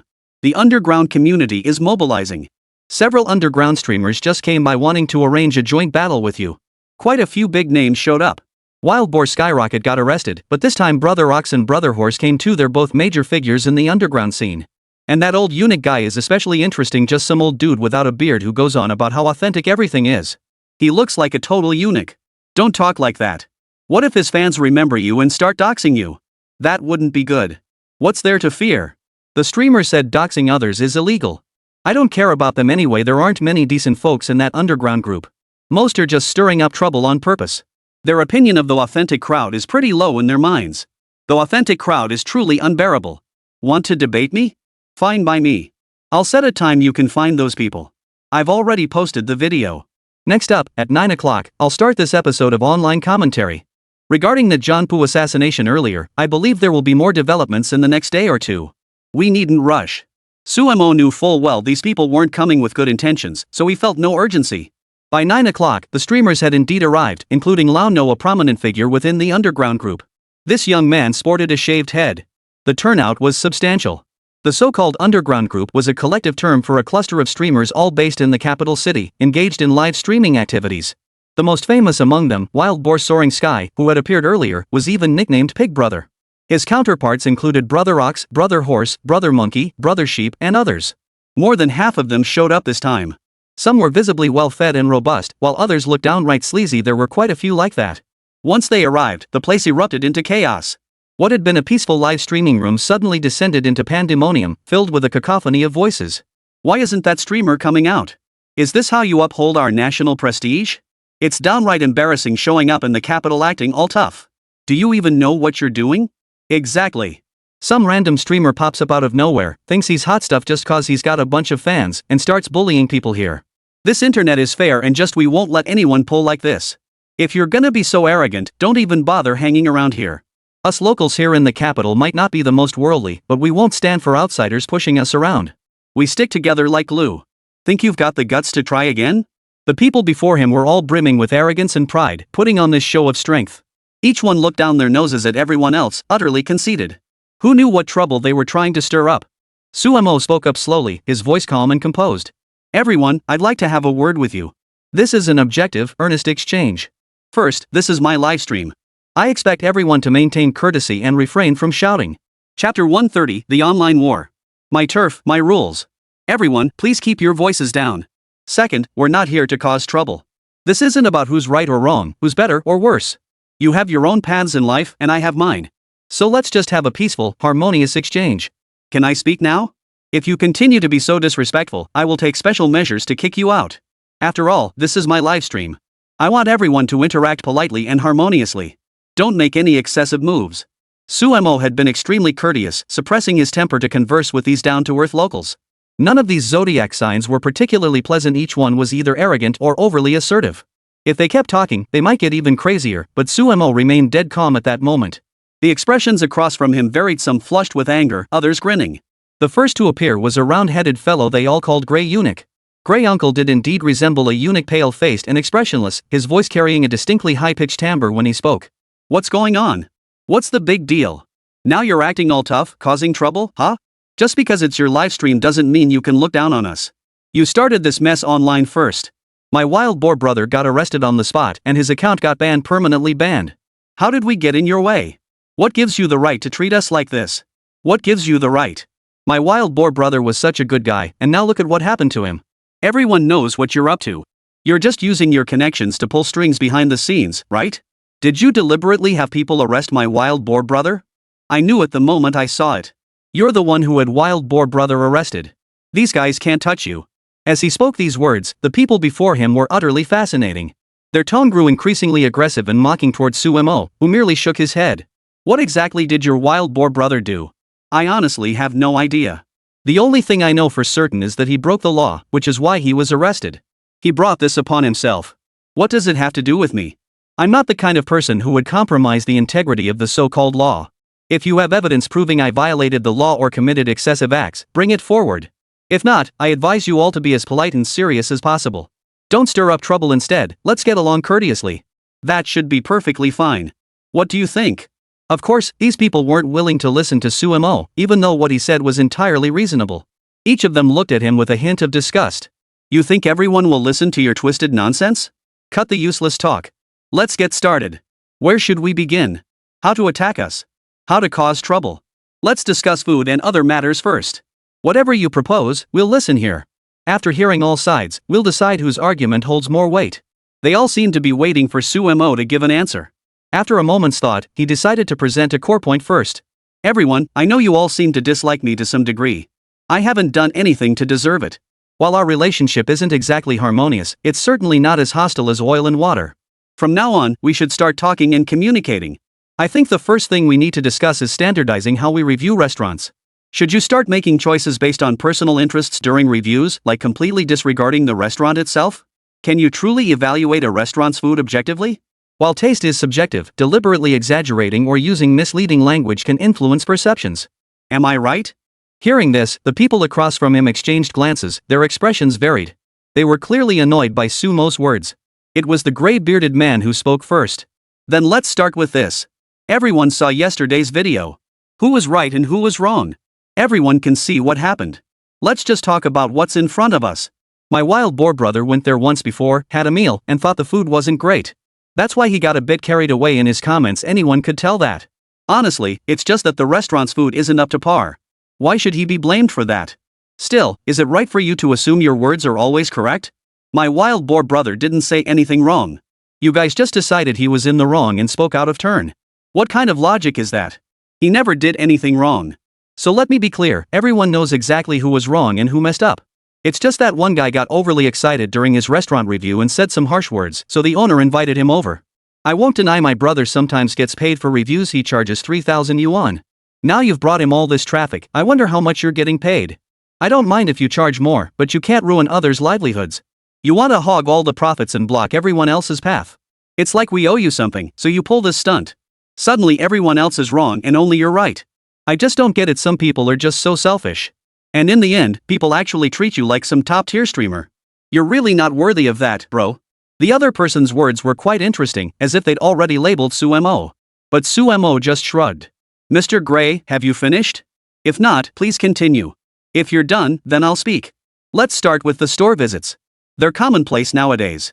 We live in an internet age where more and more people are willing to use the web to earn money and gain benefits. The simplest, most effective, and best way is through various live streams and online videos. After all, I'm a content creator myself. But everything must adhere to basic ethical standards. Take video content. When you inject so much subjective bias, what impact does it ultimately create? Have you considered that? You might think it's just a few simple words, but it really bothers the shop owners. When I was eating there, the noodles were actually pretty good, but then dozens of people walked right past the place. Chapter 131, Who's right, who's wrong? They glance once and walk straight past. Why? Because they suspect the food might not live up to their expectations, so their expressions betray a hint of disgust and avoidance. The impact you have on a business goes far beyond that. Because your subjective expectations differ, you can easily put a shop out of business. This happens all too often. Many people I've encountered have expressed their disgust with current establishments. In this day and age, with the internet being so accessible, negative news spreads far faster than positive news. Suemo had stated his case quite objectively, but it immediately sparked rebuttals from many, including the fans these individuals brought along, turning the livestream into a chaotic mess. The host is wrong here. If someone does a poor job, why shouldn't we be allowed to say so? Are we only supposed to say nice things? You said it yourself, everyone has their own opinion about the food. If people genuinely think it's bad, how can you prove that those walking out didn't actually find it unpalatable? Those who walked out might not have even seen our streamers' videos. They weren't influenced at all, they just made their own choice. You're being ridiculous now. You're clearly just pretending here on purpose. What's wrong with us making videos? Does it only count if you make them? The commenters below kept posting all sorts of remarks, but they soon felt the terror of Sumo's official livestream channel. Nowadays, live streams have a feature that lets you directly tag whoever you want to talk to. Soon, the comments section was flooded with all kinds of tags. Even those who had been speaking disrespectfully instantly crumbled. The relentless barrage of comments completely overwhelmed them. The flood of comments immediately pointed out their shortcomings and excesses.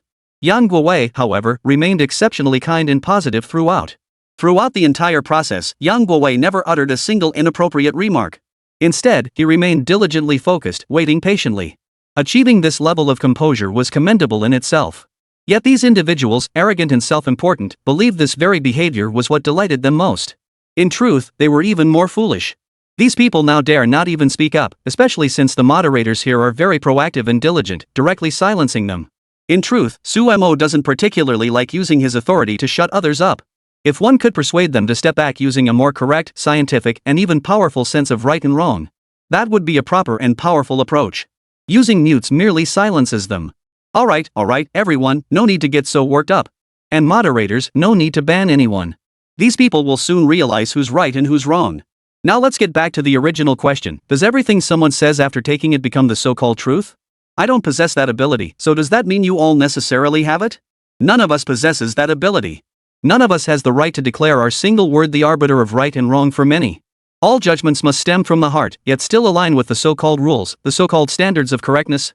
The reason I've engaged in this debate with you is simply to help everyone grasp one fundamental truth, a profoundly simple truth that transcends right and wrong. There is no such thing as absolute truth.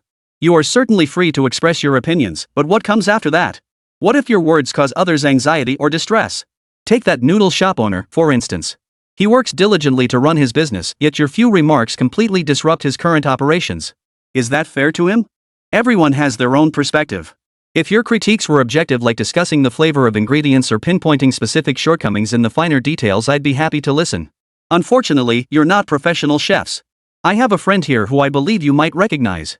We've met before, and I hope he can address your concerns. Please welcome Mr. Chen.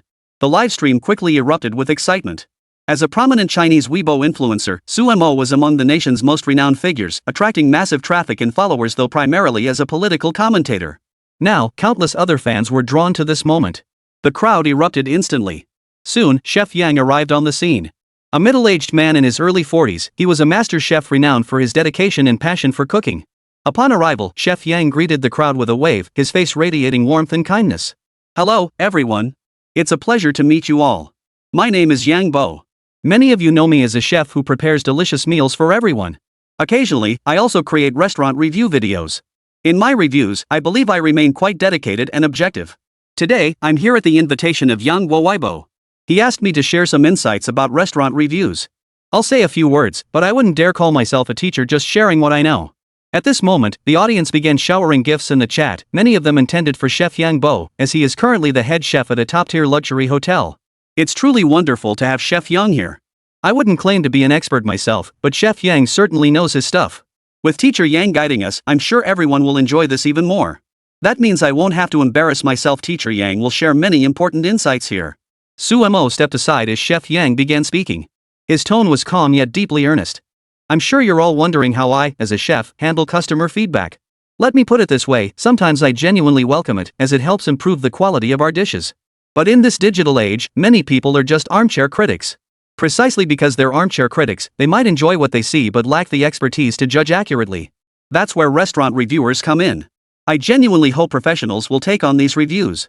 Of course, reviewing is entirely voluntary and a personal choice. But professionals can spot the shortcomings in these dishes and offer appropriate taste assessments. That's what I personally look forward to most. Chapter 132, Live Cooking. The moment Teacher Yang spoke, the zodiac pair across from him grew visibly annoyed. The eunuch, Grey Uncle, spoke up again. What are you talking about, old man? Do you think you can just say whatever you want now? I really don't understand why people like you can't just stay in the restaurant instead of coming out here to cause trouble. Who do you think you are, some kind of saint? Teaching people how to cook? It's all just for views and gifts. I really don't get what you're trying to accomplish. Hearing this, the people beside Grey Eunuch grew annoyed. After all, Teacher Yang had a massive online following, and they were deeply displeased by the remark. Shut up yourself. What right do you have to criticize Teacher Yang? Has Teacher Yang been selling tutorials online these past years? Not a single thing. He genuinely teaches people how to cook and gives the most cutting-edge, professional critiques. How dare you criticize him? You're nothing but a useless piece of trash. You have no right to say that. Exactly. Who would have thought the internet has everything? Even someone like you has tens of thousands of followers. Those people are blind as bats, a bunch of sightless fools. Who would like something like this? I just don't get it. Don't they fear shortening their lifespan by liking this stuff? And these people haven't even reacted at all so far, it's laughable. Some people actually like this eunuch? Times have changed. Does that mean everyone who likes him is a eunuch too? Grey Eunuch was furious. The comments were relentlessly berating him. He occasionally cursed back at the hostile comments during his live streams. You lot are at it again, hurling insults to boost our national prestige? How did this stream get so filthy? Looks like you're cut from the same cloth. The mess you're stirring up here is quite something. Even so, the livestream remained chaotic, and Sumo was starting to get annoyed. Everyone, I'd appreciate it if you could keep things a bit quieter. I know some people are being rude, spewing profanity, and causing trouble for others. But there's no need to let this mess you up. My stream is still relatively calm and peaceful. Alright, let me speak my mind. Teacher Yang is here. He's willing to teach you all something. In fact, I've already prepared it. Now, let me show you exactly what's wrong with your self-righteous so-called reviews when it comes to tasting fine cuisine. At this point, Teacher Yang had already begun providing more in-depth explanations. It must be said, he is a highly professional individual with both experience and expertise. And he was genuinely serious when speaking here, sharing a lot of insights with everyone. I know some of you may have doubts or other thoughts. I want to address these seriously now. Teacher Chen personally demonstrated the process. He had already prepared some cooking utensils nearby and actually cooked 2 dishes right there for everyone. The ingredients had been prepped in advance, so there was no need for much effort. These 2 dishes are my offering to you. The first is a stir-fry from my hometown, simply made with fresh vegetables. It requires careful attention to heat control, though it doesn't look particularly special from the outside, just plain green leafy vegetables. The other dish, however, uses many rich ingredients and some slightly more expensive items. It's a very famous dish, scallion braised sea cucumber. It's not like a simple stir-fry with no real depth. Scallion braised sea cucumber is a household name. Countless people know it. What I want to say is, most people don't have a precise palate for fine cuisine. They can't tell if a dish is truly delicious, or if it's just mediocre, or if there's something else to it. To the hosts across from me, I know you often visit restaurants, even mine, for reviews. I want to ask, which tastes better, the real thing before you or the one on the screen? Tell me. When Teacher Chen asked this, everyone present fell silent. Their expressions even grew a bit solemn and uneasy. The surrounding crowd of young monsters all shifted their expressions. They stared intently, some muttering strange comments, and soon a cacophony of opinions erupted. I think both dishes are delicious. After all, Master Chen is quite skilled. But I'd personally choose the scallion braised sea cucumber. I agree. Both dishes are truly delicious, but if we must rank them, the scallion braised sea cucumber is clearly the superior choice. The difference in flavor is huge. The ingredients alone are worlds apart. There's no contest, the scallion braised sea cucumber is definitely superior. These people are so narrow-minded. At this moment, Suemo even stood far away. I believe everyone has their own preference, but among these dishes, if I had to choose personally, I wouldn't pick the braised sea cucumber. Master Chen has already given us the answer. Our nation's culinary heritage is profound, spanning from the simplest ingredients to so-called exotic delicacies. Often, it's the chef's meticulous seasoning that truly elevates a dish. You all assume that expensive ingredients automatically mean superior quality. But Master Chen pours extraordinary care into his cooking. When he stir-fries those vegetables, his knife work and preparation methods are meticulously precise. His sole aim is to preserve the very best flavor. In contrast, that other dish, the so-called stir-fried sea cucumber with scallions, he's probably made it 1,000 times, 10,000 times. He knows every detail and step by heart. So he doesn't need to think about it, he just carefully prepares the ingredients. I'm not saying the other dish isn't delicious, but people judge too much based on their own preconceptions. Only by being there in person can I witness every nuance and difference. Those restaurant reviewers? They might not even step into the kitchen. What could they possibly see? What's worse, many lack even basic professional knowledge yet think they're experts. What good does that do? And let me add this, the real problem isn't the chefs or the dishes they create. The most serious problem lies with those restaurant reviewers who maliciously inject their own biases. They impose their personal judgments on every dish. Take the wild boar skyrocket streamer. Did anyone realize he deliberately crafted his critiques and judgments? Then deliberately steering public opinion to make everyone believe that restaurants' food quality is terrible? Do you really admire people like that? I just don't get why people treat his words like gospel truth. What's that about? It's just a ridiculous thing. Chapter 133, the mob turns on him. As they listened, some of the people present naturally grew displeased, sensing a hint of offense in Sumo's words. Young man, I'm a bit older.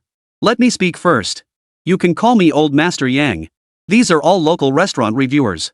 While some may not be as famous or have as many followers as you should still let us speak. If something is poorly done, does that mean we can't say anything? What kind of logic is that? Does that mean whatever you say is automatically right?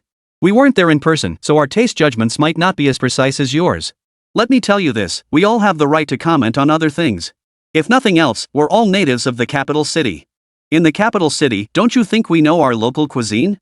Why should your word be gospel? Let me tell you, us Beijingers know every nuance of these dishes. We know exactly what's good and what's not. It's precisely because we know these flavors that we have this confidence. We're far superior to you. You're so full of yourself. Want me to teach you how a true Beijing native should eat? Su Mo listened intently, ready to learn. To his surprise, the bald man named Yang produced his so-called delicacies, stir-fried liver on one side and steamed buns on the other. See this? This is classic Beijing cuisine, the real deal. I bet you've never even tasted it properly. First off, stir-fried liver needs to be this fatty. And it has to be sliced into what we call willow leaf pieces. Buns should be eaten hot. Look, just dip the bun right into the stir-fried liver, the flavor is incredible. Oh, and don't forget to top it with garlic sauce. What's this about being pretentious? This is exactly what it means. Suemo was utterly speechless. Meanwhile, the comments section had already erupted. What's so authentic about this? Your eating style isn't exactly traditional either. Where did this old guy come from? Who pairs steamed buns with this? It's just some weird trend that popped up in recent years. Who knows where nonsense like yours even comes from? Who believes your story? Anyone who believes you is a total sweetheart. Claiming to eat authentic cuisine?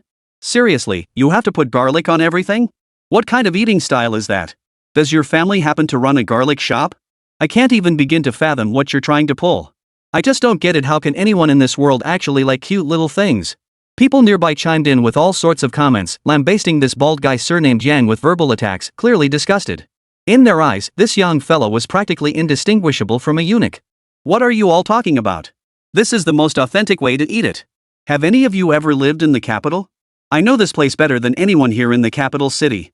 Most of you are from out of town. What gives you the right to criticize? I just don't get it. Lately, us locals have been way too tolerant of you outsiders. How dare you lecture me about this? Do you even know what authentic means? None of you know anything, yet you dare speak like this in front of me? Shut up, all of you. This livestream isn't much to speak of either, full of these rude people. I don't know what's going on. Maybe it's that principle from the book, something about birds of a feather flocking together. Suemo found this utterly laughable, so he couldn't resist adding. Well, birds of a feather flock together, right? I can guess what you're trying to say, but honestly, there's not much point in discussing it. Don't assume my viewers here are all friendly. Most of them are far more capable than you, because they possess sound judgment and a clear sense of right and wrong. That doesn't mean they lack the right to speak up or engage in meaningful discussion here. And the most common phrase I've heard these days is incredibly amusing. It's that Beijing has no sidewalks, only underground passages. What does that mean? It means you constantly use the term underground passages to flaunt your supposed traditional authenticity while ignoring others' feelings. Is that proper behavior? Not at all. You just feel superior. Calling yourselves capital natives or Beijingers is the easiest way to look down on others. People really shouldn't look down on outsiders. Some so-called big cities, long-established cities, have developed this bad habit of despising those from elsewhere. What good does that do? What have outsiders done wrong? Nothing, really. It's just that you always like to look down on them, thinking they're no good at this or that, constantly belittling them. Non-locals aren't inherently flawed. It's just that their perspectives and understanding might clash with yours as natives. Isn't that perfectly normal? If everyone were exactly the same, that wouldn't work. And when it comes to authentic local cuisine, locals should have a say too. I can invite some so-called capital people here to share their perspectives on all this. Soon after, several so-called capital natives took the stage, each expressing their views with fiery rhetoric and palpable irritation. What gives you, Mr. Yang, the bald guy, the right to speak for us capital folks? What qualifies you to say such things? I have no idea where you came from. I've watched your videos and live streams these past few days, and not once did you mention the word authentic. I've lived here for 30 years. My family has lived here for nearly a dozen generations. We've always been capital natives. And you talk to me about authentic? Sure, some of your eating habits might be local, but I haven't seen them in years. It's just pretentious nonsense. Why do I say that? Because this lousy capital is a total food desert. There's nothing to eat, drink, or use here. It's a culinary wasteland through and through. People can't get their hands on anything decent to eat, yet they keep bragging about how great their local food, drinks, and goods are. Sounds nice, but it's not true. They just make it up to seem exotic. That's not what I meant at all. And what exactly is authentic anyway? It's just how poor folks entertain themselves in daily life. Take stir-fried liver and steamed buns, those two things don't even go together. And what about your beloved braised pork with flatbread? How many young people even eat that these days? You people are just pretentious. Always claiming to speak for the working class, talking about proper ways to eat and live. But honestly, you don't seem like proper people at all. You eat, drink, and use things, yet you end up making all sorts of ridiculous stuff. Chapter 134, Brother Nyo Charges. I really don't know what you people are thinking. You'd better get out of the capital fast. I'd be genuinely happy not to see any of you around. Not one of you seems like a proper person. You'd better shut up. Hearing these words, the man before them grew increasingly furious. He couldn't find words to describe these people, angry at their words, furious at their looks, and an endless flame of rage filled his heart. The people behind him also began to comment incessantly. The bald man surnamed Jan was so enraged by the insults that he completely lost his composure, cursing like a madman. He was genuinely furious now, every word dripping with insults. But in the blink of an eye, he was silenced, his account banned. It was laughable to watch, considering how dominant this guy had been moments ago. Now he couldn't utter a single word. Seeing him completely shut down, everyone burst into laughter, reveling in his misfortune. Truthfully, this brought more joy than making money for many. Suemo stood by, neither confirming nor denying anything. You could say this old guy brought it upon himself. Host Yang, I hope you'll work on your words and conduct going forward. Truthfully, every host encounters fans they dislike. Take me, for instance, the number of people who trash talk me under my posts is beyond counting. There's absolutely no need to dwell on momentary gains or losses, fleeting rights or wrongs. What good does that do? On the contrary, dwelling on this now only brings you misery and trouble. These few words are utterly meaningless. Is there anyone else among you streamers who wants to speak now? Suemo asked slowly, while those around him continued speaking. Now it was old Nyo's turn to step forward. Among these authentic streamers, he was considered a rising powerhouse. Though he'd had unpleasant run-ins with several veterans, he knew when to speak up. Alright. Now that our national micro-streamer is here, I suppose I'm allowed to speak? I've been listening and observing since I arrived without offering an opinion. How about I say a few words now? Suemo didn't demand the other shut up, letting him speak freely. This streamer should speak for himself. I have no particular views, I'm just waiting for your answer. Suemo gave the green light, and old Nyo immediately launched into his speech, his excitement palpable from the start. My turn. First off, since I'm not highly educated, let's not get hung up on nitpicking words, right? You're the educated one here, apparently lived abroad too, but we never lived overseas. We never said anything, so just keep quiet and don't speak up. That first sentence, I said it with particular sincerity. I've got no formal education, no broad horizons. Just living in our capital for a while taught me some so-called rules. Our ancestors often said, without rules, nothing can be accomplished. I'm no big shot, so I stick to the rules, abide by the law, and follow what's expected here. If we all abandon them, our ancestors' legacy becomes meaningless. Don't you agree? But this statement didn't resonate much, because everyone disliked this Brother Nyo too. Brother Nyo's biggest flaw was his overly aggressive way of speaking. Though he wasn't well educated, he knew how to play the internet game. Back in the day, he'd made quite a splash on live streaming platforms. In the earliest days, he was actually a shout-rapping streamer. Rap MCs were among the earliest internet pioneers, attracting attention by performing a style of rap called shouting rap on voice channels. They showcased their talents there. But this kind of talent was pretty low level. Seeing how familiar everyone is with me, I'll say a few more words. First, I still have to criticize you, promoting national prestige streamer. You always think you're standing on an objective standpoint, but you're not objective at all. You just hate us authentic streamers. Since you refuse to be objective, I won't be overly objective in my assessment either. Let me be blunt, you have no idea how tough life is for our community. We're just ordinary folks entertaining ourselves, what's wrong with that? Earlier, some people jumped in saying our methods here are nothing but clowning around and fooling around. We're poor to begin with, what's wrong with trying to make things better? I've been selling products all along. Why do I promote products? Isn't it just so my fellow streamers can get some good stuff? You've never done product promotion yourself, so how could you understand its importance? Or the value of store visits? We scout locations to find quality products, then promote them to sell, which actually supports the businesses. Plus, when we give high ratings, people naturally flock there. The owners make money, we get some perks here, and the people who come to eat get to enjoy good food. Everyone gets what they need, what's not to like? If you're so capable, go ahead and promote something. Let me see what you've got. People like us exist to promote products and bring benefits to others, not just look out for ourselves like you claim. Surprised by this guy's growing arrogance, Suemo smiled and called over Teacher Chen. Teacher Chen, we're in this together. This time, I'll promote something online directly. Honestly, I've never been keen on doing product promotions in my livestream. Head over to Teacher Chen's livestream right now. His apprentice is streaming there for everyone. Go ahead and buy their latest garlic sauce, the one that just hit the shelves. I've already tasted the garlic sauce here, and I can say with 100% confidence that it's delicious. But at the same time, I want to make a promise right here. If any of my fans buy it and find the flavor truly awful, they can request a refund. Of course, the specifics will be handled by my room managers and back-end support staff. They'll require proof of purchase, and the refund amount is fixed. If someone buys hundreds of thousands worth just to cause trouble, well, that's beyond my control. But rest assured, I am a man of my word. Mr. Chen hasn't given me a single penny from this process, nor do I need him to. If sales increase and you earn more, I hope you'll donate that money on my behalf to the whole project. Teacher Chen nodded repeatedly beside him. I also make this promise, since our country is giving such face to the streamer, I guarantee that after deducting the so-called base salary and material costs, all profits will be donated. This is now the 50th item in my livestream. You can calculate the total amount. We'll provide specific figures and the entire donation process later. You can trust us completely, we keep our word and won't go back on our promise. Unexpectedly, Teacher Chen's words propelled the entire livestream to its peak. Chapter 135, This is Charity. The livestream erupted in excitement. Who would have thought the collaboration between Teacher Chen and host Yang Mobwa would create such a sensation? Meanwhile, the ugly true colors of the Zodiac group were laid bare. They had always claimed to fight poverty and help others, yet in reality, they were the ones reaping the most benefits. Here, they could access the cheapest and best resources without fear of anyone sabotaging their efforts.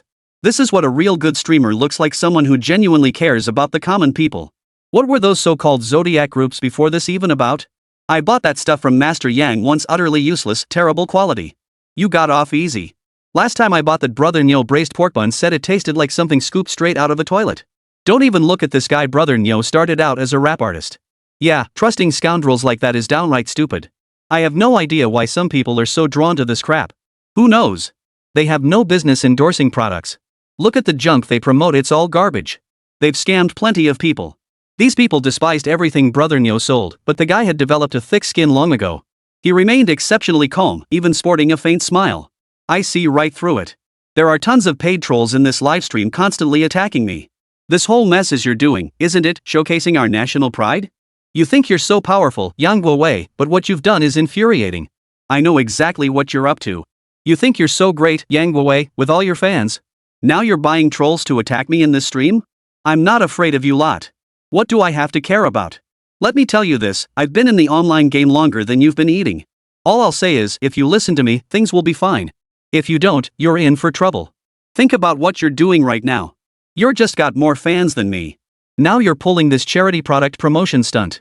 Let me tell you, you're definitely not spending all that money where it's supposed to go. Seeing Brother Nyo's skepticism, Suemo immediately pulled out a contract, opened the door, and ushered in 2 staff members. My apologies for keeping you waiting so long. I knew some might doubt I'd donate all proceeds, so I specifically arranged for 2 notaries to be present. The 2 notaries wore formal suits and even showed their credentials to everyone in Dali. These credentials are actually open to public inspection under specific circumstances. If requested, they are obligated to present their official documents. At this moment, neither seemed concerned about their information potentially leaking online. Everyone, we've presented our credentials. We will now notarize this entire process. If you have any doubts, you may contact the relevant authorities.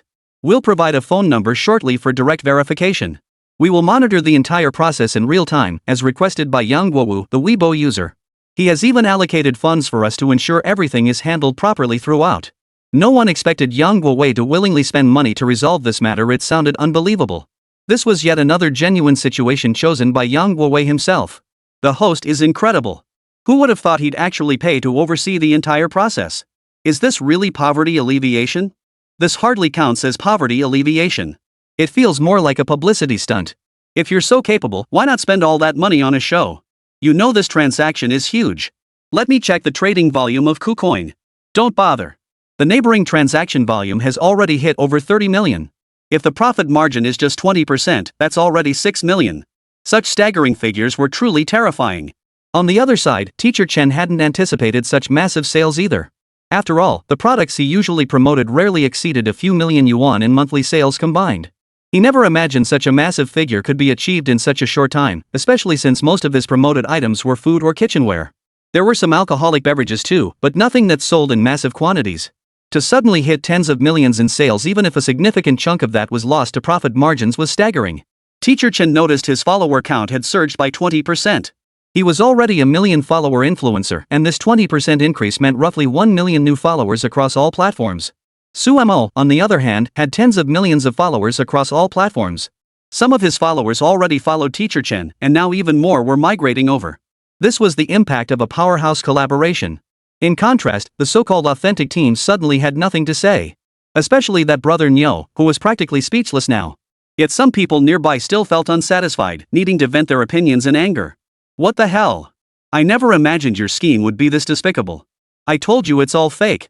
You just concocted this to rip people off. That so-called chili sauce you sold earlier? I checked the ingredients, it's worse than the stuff I sell here. Everyone, come buy from me instead.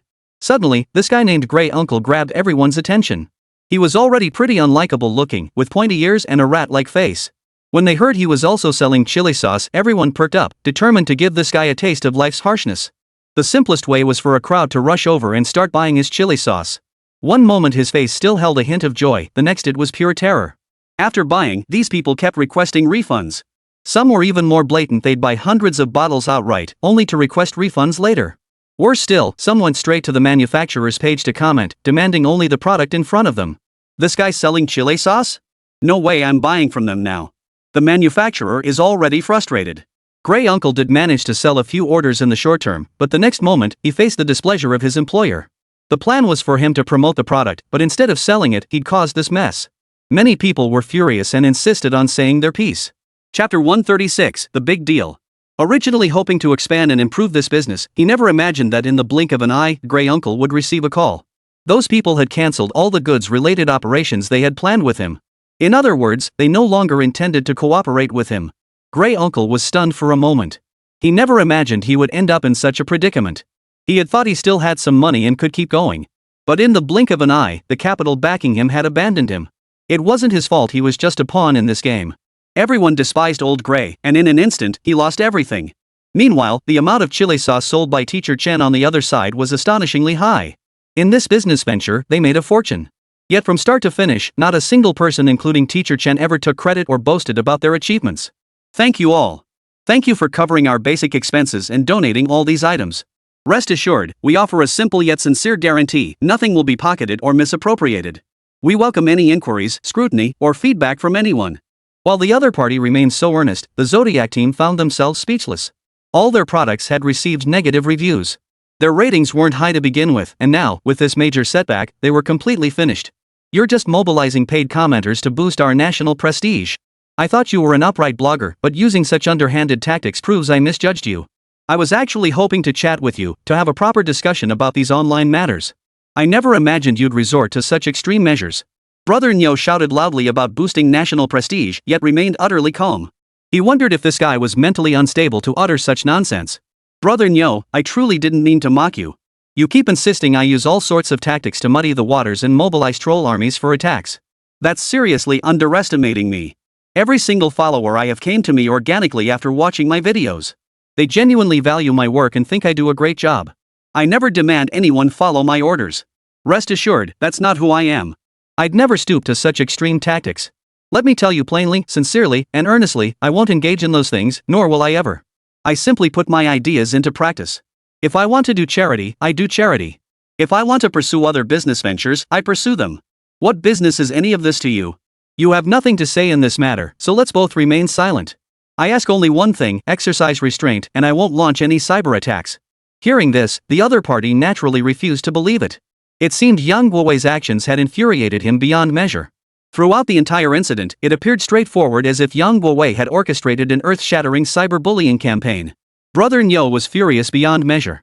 He tried to say more, only to find himself flooded with reports, ultimately silenced. Serves him right. Brother Nyo's temperament is exactly what it is. When he wants to stir trouble, this is precisely how he acts.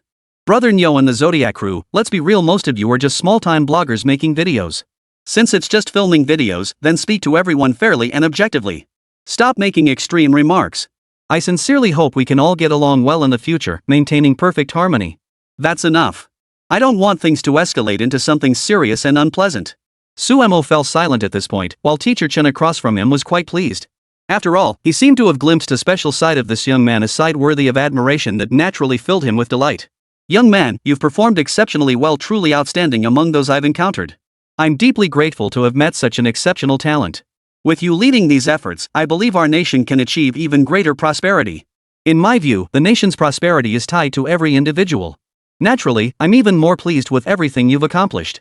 These few simple sentences carried the earnest hopes of an elder, hopes shared by everyone present. Suemo chatted with Teacher Chen, and soon the conversation drifted into everyday matters. Others joined in as well. Much of what was shared were the deeds Teacher Chen had accomplished over the years, his business ventures, the people he encountered along the way, and his experiences as a chef for most of his life. As he spoke, Teacher Chen grew increasingly wistful. After all, having lived through so much, he found himself feeling nostalgic. It hasn't been easy, not at all. Just like you've been doing as a blogger, I've taken each step carefully over the years. It's not about right or wrong, everyone just gives their all. I hope things will only get better from here. Suemo was deeply touched by Teacher Chen's unexpected words. He knew Teacher Chen was a genuinely good person who had shown him exceptional kindness throughout this journey. From him, Suemo had learned not only culinary skills but also valuable life lessons and essential principles to remember. Far more than most people. The two chatted for a long time before finally parting. Teacher Chen even invited Suemo to visit his new restaurant, promising more delicious food and a chance to see him cook personally. Suemo planned to thank Teacher Chen over the weekend, but he had to cut short the livestream to prepare for the upcoming offline debate event. His opponents had been waiting impatiently for some time. Now was the moment to take action. After wrapping up everything, Suemo spent the next few days preparing thoroughly. He knew both the Yang and Huang families would be coming. Rumor had it that Huang Lingling had already booked her flight. She would arrive in the capital tomorrow. On the other side, Yang Xiaoli was also thoroughly prepared. She was determined to strike Suemo a decisive blow during this debate. They both believed they were ready, but Suemo wondered if these people were truly prepared. He had a strong feeling that on the day of the debate, major chaos and problems would inevitably arise. He already knew it in his heart. But for now, all he could do was hope for a favorable outcome, praying it wouldn't land him in colossal trouble. As he had anticipated, the next day he received an invitation. This time, it was from a local company, a rather large one at that. This was a meeting prior to that, as a top-tier e-commerce company, and they had also invited Yang Xiaoli. Chapter 137, The Man Unafraid of Capital. When he arrived at the venue over the weekend, it was indeed this large trading company. Yang Xiaoli was also present. Miss Yang radiated an air of spring breeze, exceptionally vibrant and spirited. On the other side, numerous employees of the trading company stood silently waiting, ready to rise and greet the arrival of Yang Guowen. As for the CEO present, he was a recent hire. The previous CEO of this trading company was surnamed Liu. However, due to internal struggles and even overseas operations, Boss Liu had long since stepped back into a secondary role. All frontline operations were now unrelated to him, though this didn't mean his company had lost control entirely. It simply meant he could no longer shoulder major responsibilities. Yet within the company, a faction remained relatively loyal and centered around him. Returning to the matter at hand, although Mr. Liu was no longer present, the current president was another man. This man possessed some foreign blood and a pair of blue eyes, making him quite distinctive. He too had been elevated by foreign capital. Suemo had come across him during his prior investigations, which is why he was particularly curious as to why this fellow had come looking for him. Deep down, Suemo was deeply resistant to this so-called meeting. He disliked the man intensely just looking at him. He knew he wasn't a good sort. Mr. Su, I never imagined you'd come over so quickly. I've been waiting here for you for quite some time, and everyone else has been waiting for you too. I'm so happy to finally meet you today. Seeing the man's enthusiastic display, Sumo remained remarkably composed and calm as he shook the boss's hand, though he still maintained a degree of caution. His primary wariness stemmed from a gut feeling that this man wasn't trustworthy. From start to finish, the boss seemed like anything but a decent person. You may call me by my domestic name, John. Hearing that name, Sumo couldn't help but feel like laughing. Sumo nodded and addressed him as Mr. John. Mr. John, I'd like to know why you asked me here? You seemed quite urgent and insistent that we discuss matters in detail, but personally, I don't feel we're particularly familiar with each other. What exactly do you wish to discuss? Sumo's meaning was clear. Since they weren't close, there seemed little to discuss. Yet this Mr. John remained earnest. Of course there is something to discuss, Mr. Su. You are currently the hottest top blogger, and countless people admire you greatly. I'm certainly one of them. I regularly watch your videos, especially your analyses of domestic and international issues. They're all quite impressive, far more precise and effective than some others' work. It's precisely because of conscientious bloggers like you that everything is moving in a better direction. Our company needs to connect and collaborate with individuals like you. We hope you'll consider partnering with us. We can all earn more money, it's a win-win. What do you think? Sumo knew these people would never be satisfied with so-called money. Their craving for wealth was like a madness that would never cease. Sumo also understood that few among them possessed any redeeming qualities. Of course, everyone likes making money. But I want to know, Mr. John, why did you call me here? I know you're the CEO of Dong Platform. I'm well aware of your influence and standing within the company, but what I'm more interested in is your primary objective. I'm in no rush to eat or socialize. I simply want you to give me an answer first. That would put my mind at ease. Hearing Sumo's words, John's expression across the table shifted noticeably. Regarding these matters, I believe you understand our position clearly. The most important thing is that I personally admire you and wish to discuss business opportunities with you, that's all. I prefer straightforwardness. Let's start with the simplest matter. I wish to appoint you as our brand ambassador. You would receive a fee of 20 million. When the figure of 20 million was mentioned, Yang Xiaoli's expression remained unchanged. But inwardly, he seethed with envy. As another spokesperson, his earnings barely scraped by at a few million. Compared to this, she felt utterly insignificant. What stung the most, however, was that the man before her was her enemy. She hadn't wanted to come, but had been forced to attend under orders from above. Looks like there are other brand ambassadors here. Do you really need me? Besides, I recall your Dong platform has been emphasizing lately that you understand so-called customer needs and want to focus all attention on women. That's the slogan you just came up with. I recall it was quite clever. Many found it aligned perfectly with their expectations and thoughts. Personally, I'm just curious. I thought Dong platform's main clientele was still those otaku groups. They buy all kinds of electronics and gadgets. I wonder why some people would say that, as if those men suddenly lack purchasing power. I'm just asking again. If you don't want to answer, that's perfectly fine. Hearing this, the person across from him merely chuckled. John seemed to anticipate Sumo's question, responding with unusual composure, though that composure might well have been feigned. Mr. Su, we naturally serve every client diligently. While most of our previous customers were indeed men buying electronics, the electronics market is naturally declining. We need to bring in new blood, which is why we're taking these current actions. It's all about keeping the business going. It wouldn't be wise to focus solely on one demographic. By shifting our focus to female customers, we've managed to increase sales by at least 10% in a short period. Sumo chuckled, then picked up his phone and tapped it twice, a bit rude. True, I recall your sales did rise 10% this month. But in the 6 months prior, right after a certain dearest sister took the stage, your sales plummeted 60%. Public perception of you was extremely negative. I'm unsure how to interpret this situation. If it's accurate, I must approach this endorsement cautiously. Otherwise, I'd be inviting trouble.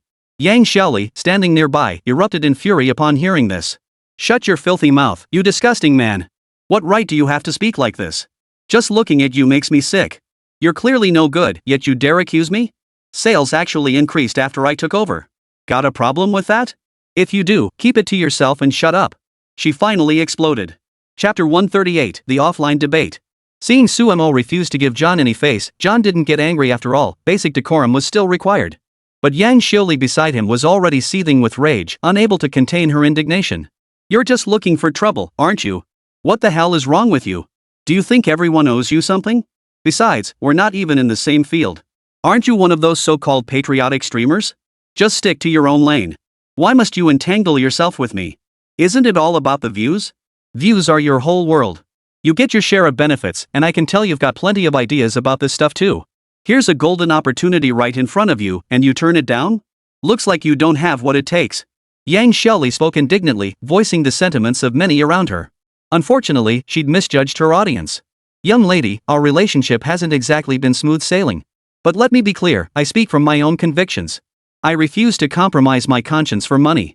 If others choose to sell out, that's their business. This remark carried a clear implication that Yang Xiaoli had betrayed her conscience to gain her current advantages. The woman wasn't one to be trifled with. She sat down beside them with a cold smile. Her hand was already clutching the glass, tempted to hurl the liquor inside across the room. Yet Yang Xiaoli restrained herself. She possessed a certain level of refinement, education, and discernment.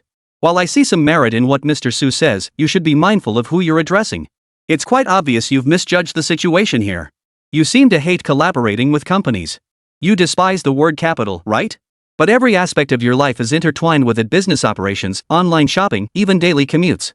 Since you can't escape it, why resist so fiercely? Take the e-commerce platform I'm endorsing now. Some people think I'm an unsuitable ambassador. They get upset whenever I endorse something. But to me, that's just silly and laughable. I'm an independent media personality. I endorse whatever I want. If others don't like it, what can they do? They just have to deal with it. This is the reality we face today. I was propelled by capital, and I choose to collaborate with it. What's wrong with that? I see you constantly going against the grain, but one day you'll lose terribly. After hearing such comments, Suemo could only laugh. It seemed Yang Xiaoli had become the most loyal traitor to capital. She didn't dwell on anything else, only feeling like a devoted follower of these people. In truth, she was nothing more than a loyal lapdog. Suemo lit a cigarette beside her. Miss Yang, I don't believe we've reached the point of direct confrontation just yet. At the upcoming Immortal Martial Arts debate, I'll be sure to have a proper chat with you. For now, we'll go our separate ways. I have much to attend to and won't linger here. You may wait. Soon there will be some remarks that will surprise you greatly. They might not be pleasant to hear, but they will be truthful.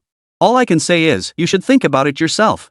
Sometimes people like you do gain certain advantages, but when you get discarded, don't blame heaven and earth. He hadn't expected Yang Xiaoli to say such things. He thought that if someone like Suemo were ever abandoned, he'd be overthinking it. Suemo always had the ability to make a living for himself. At the very least, he was an upright person who didn't care much about the labels others placed on him. Everything hinges on tomorrow night's offline meetup. That should provide a clear answer. Personally, I'm waiting for it. I hope that moment brings something new to see, rather than this endless verbal sparring over who's right or wrong. Suemo finished speaking and turned to leave, leaving behind this group of people, all from the Dongdong e-commerce platform. Now, everyone felt a bit awkward. Especially John, who had specifically called Yang Xiaoli over and insisted he engage with Suemo during the meal. His objectives were twofold: first, to see if Suemo was truly as inflexible as a stone in a latrine, incapable of adapting and thus easily constrained by them. Today's encounter confirmed it. The other reason was to observe Sumo's character and intentions firsthand after bringing him in. Just like earlier, if he could be bought off, they'd buy him off. If not, they'd use other means to investigate Sumo's background. They would dig up every last detail about this man, using this information to secure benefits for those who followed. Looks like this Suemo isn't willing to play along. Then we'll thoroughly investigate him and see if we can dig up any dirt. As for how to proceed, you decide. Yang Xiaoli nodded beside him. At that moment, John swept his arm around her waist. Don't leave tonight. Come with us to the hotel to rest. Her heart skipped a beat at his words. With so many people around, did she really need to guess their intentions? It seemed tonight wouldn't be a peaceful one after all. The others were all sneering at them. These so-called high-level executives had long since banded together for mutual protection. Not a single one of them was a good person. Weekend left quickly, having had little interaction with these people. He knew few within this business platform were trustworthy. Not just Yang Xiaoli, but even John himself was no saint. One glance at them revealed their malicious intent. Though he hadn't interacted much with them, he knew these people weren't good. Staying here any longer would surely bring trouble. After leaving, Suemo went straight home. Upon returning, he found Xia Wanqing waiting for him, already looking every bit the homemaker. She wore an apron and was cooking. Why did you come back so late today? Seeing someone waiting for him, Suemo felt deeply touched. The Dongdong platform people invited me over. They wanted to see if they could bribe me into joining Yang Xiaoli's team, but I have no regard for these aggressive fighters. Hearing this, Xia Wanqing sat beside him and ran her fingers through her hair. I've been around the scene long enough to know a thing or two about Yang Xiaoli. She's no ordinary person studied abroad before. But most of her foreign background remains shrouded in mystery. More credible rumors suggest she's already colluded with foreign organizations, using their backing to establish herself and reap benefits. Chapter 139, Pride. Take this Dongdong platform, for instance. It has deep foreign connections, especially regarding its shares. You should know about the charges against their former boss. To escape unscathed, he pulled every string possible and ultimately reached a compromise. Handing over part of their resources? How foolish. Do they truly believe selling off their assets will guarantee their safety? Then there's the escalating gender conflict.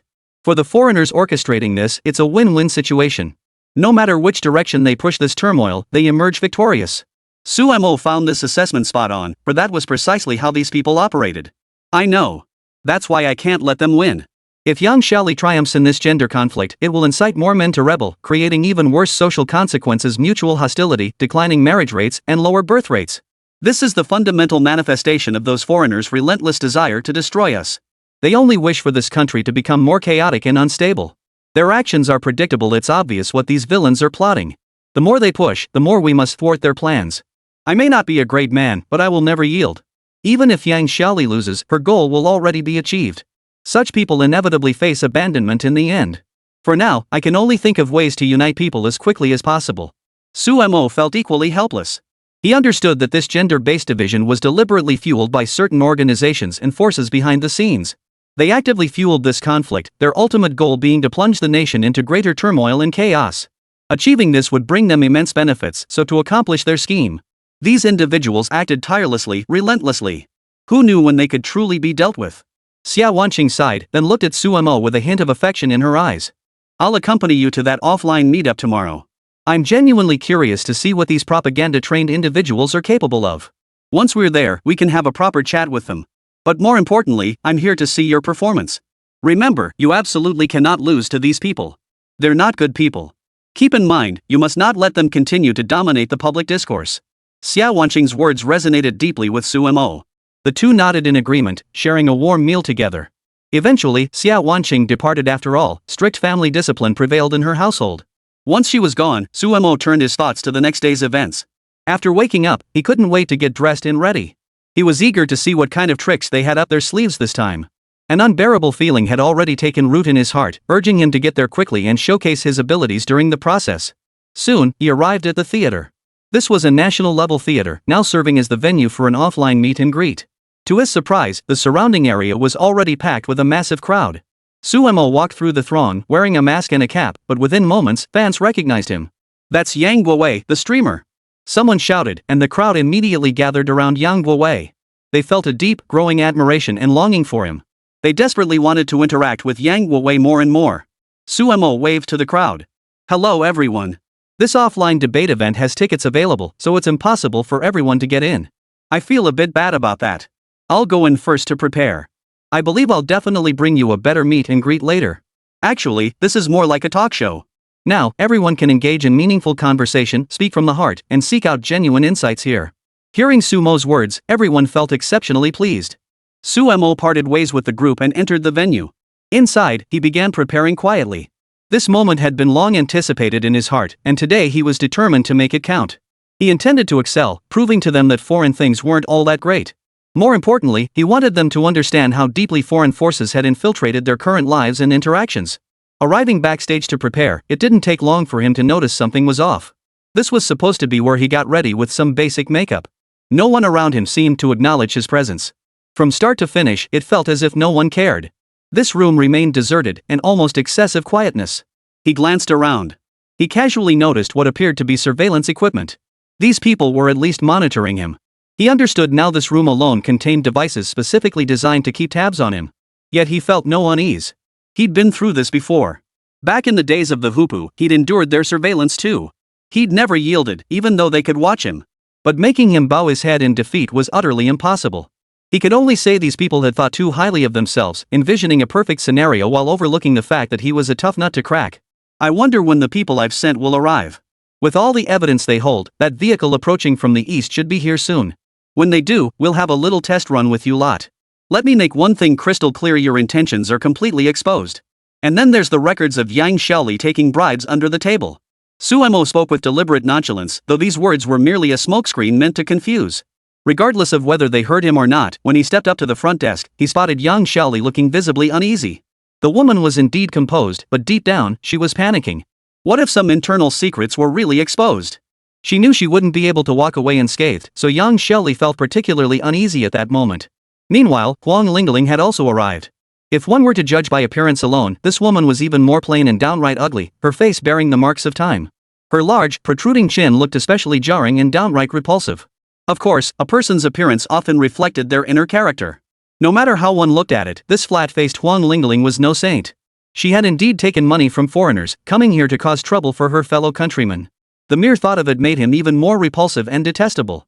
No matter how one looked at him, he simply evoked a sense of disgust.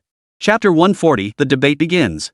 Su Mo remained relatively composed at this point, resisting the urge to cause a scene. But his restraint had its limits. This disgusting creature had better get lost. So you're saying he's our country's top streamer? He looks like just an ordinary man. I never imagined someone like him could spew so much venom. Before the debate even began, Huang Lingling chimed in from the sidelines. Every word she spoke seemed laced with innuendo. In her estimation, Su Mo was nothing but an evil, despicable creature. At least that was her conviction. Su Mu, however, nodded and slowly approached. It seems both host Huang Lingling and Miss Yang think I'm no good. But that's fine. I admit I'm not a great person, and certainly not worthy of your attention. After all, I'm just an ordinary man doing ordinary things. Please don't be upset. Now, shall we begin this offline meet and greet? Next up are our three fans. Su Mo glanced over and wasn't surprised to see that fans of those two still dominated the crowd. It was no mystery they must have pulled some strings to block most ticket buyers. They loved using these underhanded tactics, so-called ticket restrictions, to secure their victory and reap benefits. The so-called backers behind the scenes were likely employing the same tactics, manipulating the entire ticket purchasing process in advance. Also, they could reap greater rewards from the situation. To these people, none of this was surprising. I don't have many fans yet. If I had more, I'd feel more at ease. Hearing this, Huang Lingling waved her hand, and the fans below raised their signs. Down with this male chauvinist. Down with Yang Guowei.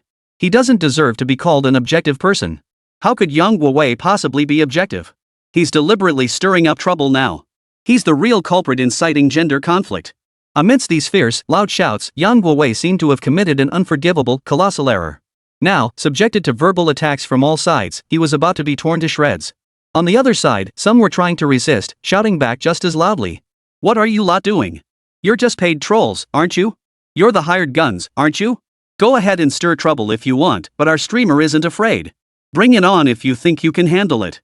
Yang Guowei isn't a male supremacist. He's a true egalitarian who wants everyone to thrive. You bastards should shut up immediately. Who knew our country still harbored so many like this? This is backward ignorance, utterly foolish.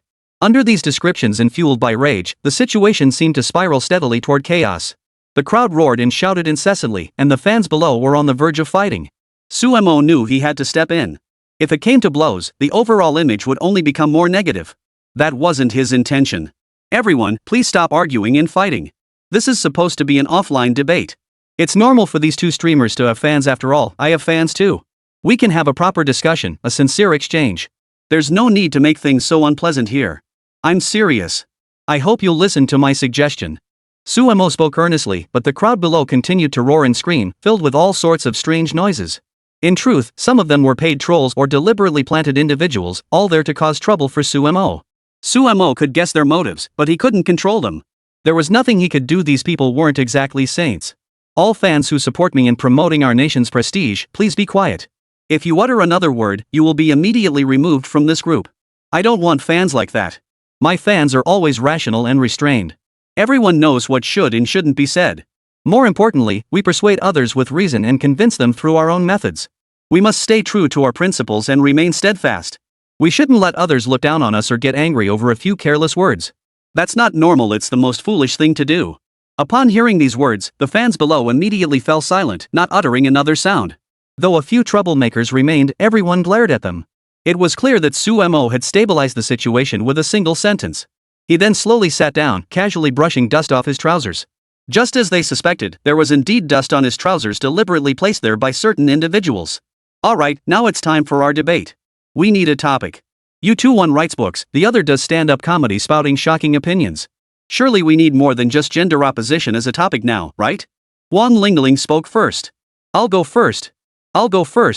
I just want to say that my life is great now. Back in China, it was awful. I felt forgotten and abandoned by my family. Now I can live for myself. That's the best thing ever. And the clearest proof is that I don't care what anyone says. I can guarantee I'm living with a strong sense of self right now. Everything you people do is just an act. There are so many oppressed women in this country. I'm here to speak for them, to fight for their freedom, and to show them what they should do. To uphold our national dignity. You repeatedly belittled and criticized me during your live streams. Let me tell you, that was your most foolish mistake. Because you've always ignored women's rights. You've never been kind to any woman. I feel sorrow for your mother that she has a child like you. Suemo burst out laughing upon hearing this. He never expected this guy actually had some debating skills, though most of it was just baseless speculation, shifting topics, or resorting to tantrums. Huang Lingling, I want to know what you mean by all this. You're just trying to prove yourself right and everyone else wrong. All I can say is, your arguments are laughable and ridiculous. If we're debating, then present evidence and arguments. Don't make wild assumptions. Tell me, what's my name? What are my parents' surnames and names? What gives you the right to claim they feel helpless and sorrowful over having a child like me? And what gives you the right to make such sweeping judgments about all these issues? I expect answers to many questions, and I certainly don't want you making things up. If you are, then we need to set the record straight. If you are fabricating, I have the right to sue you or even take more drastic actions because I intend to prove you're a person riddled with errors. With so many flaws, you shouldn't be imposing them on others. Do you have evidence? Chapter 141, Small Matters Should Not Be Magnified.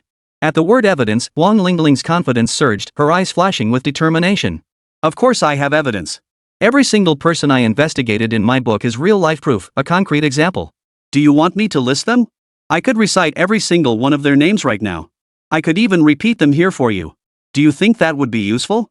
Suemo waved his hand dismissively at her words. He didn't place much trust in her claims. On the contrary, he had his own perspective. Miss Huang Lingling, I'm not questioning the authenticity of the examples you've cited. To be honest, I fully believe you've conducted thorough investigations, focusing on so-called marginalized groups and engaging with them directly. We all share a fundamental understanding of these issues, and personally, I deeply resonate with your perspective on this matter.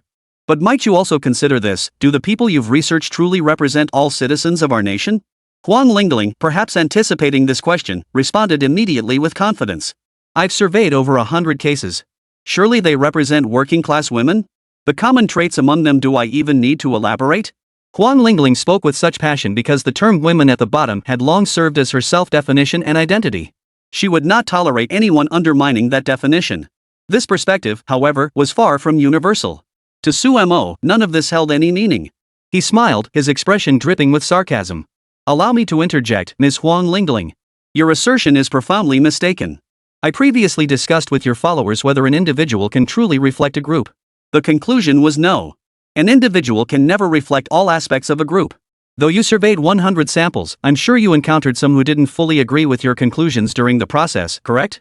Huang Lingling denied it vehemently, even shouting back, her whole demeanor bordering on madness. No, not all women are the same. They've endured too much oppression and torment and suffered immense harm from their families of origin. There are far too many such cases. The reason I'm so passionate is precisely to get this right, to make everyone understand that women actually endure the most pain and suffering throughout the entire family dynamic. Huang Lingling naturally refused to concede. It was useless. Even if she shouted loudly, it didn't mean she was right just because her voice was louder. On the contrary, Suemo grew more confident. In that case, I must say this: I find it hard to believe your words. No matter how I look at it, your shouting now is actually a sign of insecurity. I've studied some psychology myself. Your loud outbursts merely mask your inner cowardice, falseness, and unease. This kind of behavior is quite normal and common. As I said before, you've surely encountered people who didn't fully agree with your demands. Some have emerged from that suffering. Not everyone must sink deeper into misery. That's perfectly normal. After all, everyone has the chance to choose their own path. We're not all cut from the same cloth. Later, some people did emerge from it. I'm sure you have thoughts on that statement. For now, let's set aside whether it's right or wrong.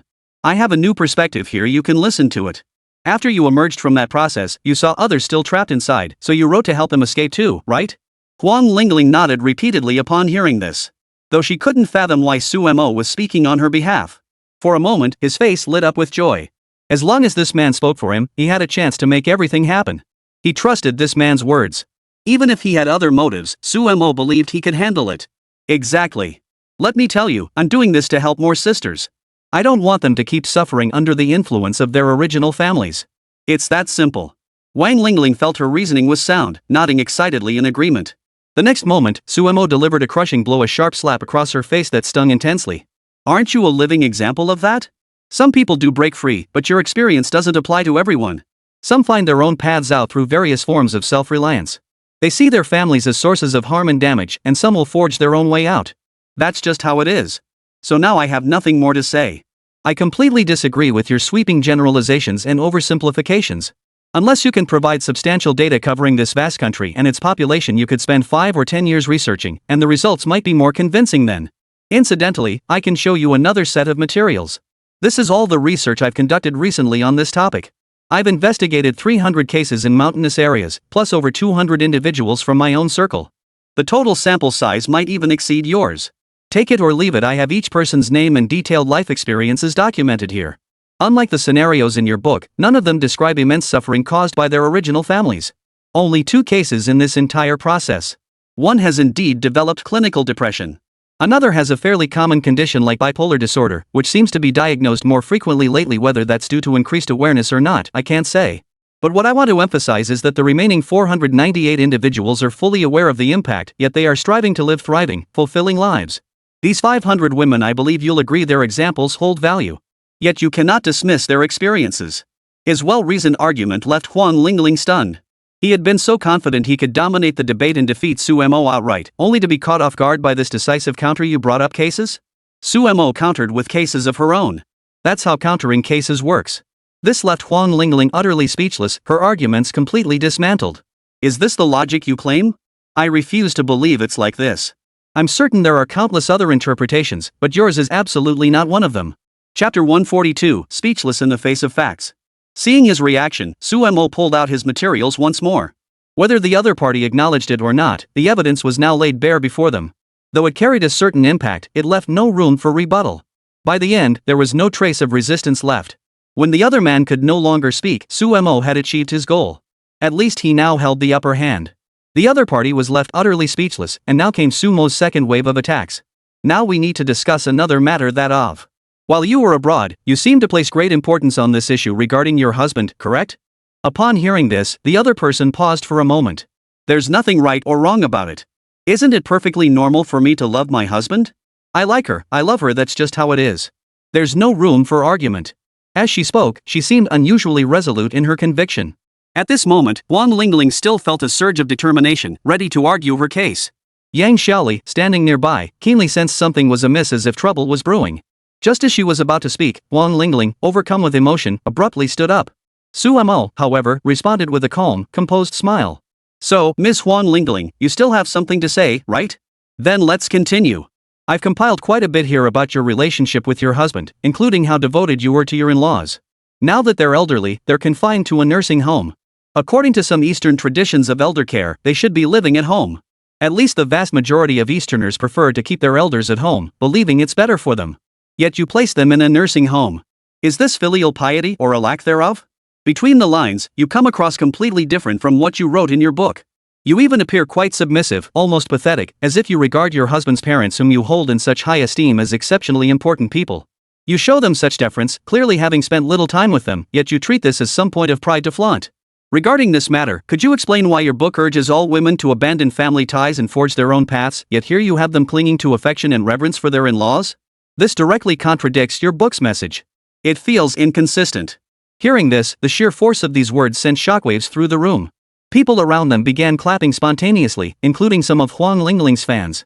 They were all speechless at that moment, clearly sensing something peculiar about the question themselves. Huang Lingling's fans were at a loss for words. Even those who supported her couldn't bring themselves to say their idol had completely changed after marrying a foreigner. Huang Lingling immediately launched into her own startling counterargument.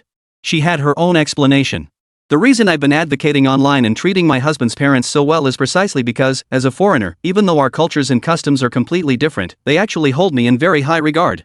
Let me put it this way, he values me immensely. It's that simple. It's completely different from anything I've experienced before.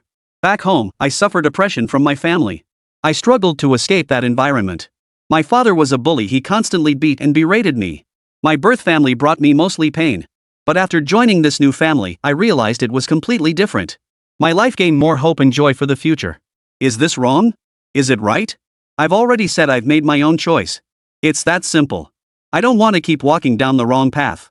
So after marrying a foreigner, I realized everything was completely different. Before, I clung to Eastern notions of propriety, shame, and morality, but Westerners couldn't care less about such meaningless things. Only then did I feel like I was truly living as a human being. It's that profound. Do you agree with my answer now? Do you accept it? This is my response, the simplest answer. I refuse to live as I did before.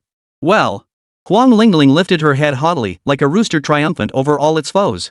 She felt utterly extraordinary, her face radiant with a glorious, dazzling expression. But all of this was utterly laughable. Suemo composed himself, gave a slight smile, and began his critique. Correct. Everything you've done is perfectly reasonable. You've cut ties with your birth family, even blocking contact with former relatives. That's understandable. You've achieved what you set out to do, like abandoning the past to shape your future. How could that be wrong? You did at least one thing right.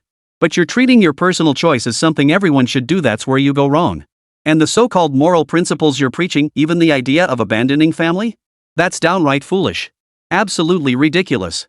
I'll say it again, extrapolating from the individual to the collective is your biggest mistake. I'm well aware you've worked for certain foreigners and treat their words as gospel. I have some special documents here, details others might not know, but I can share them with everyone.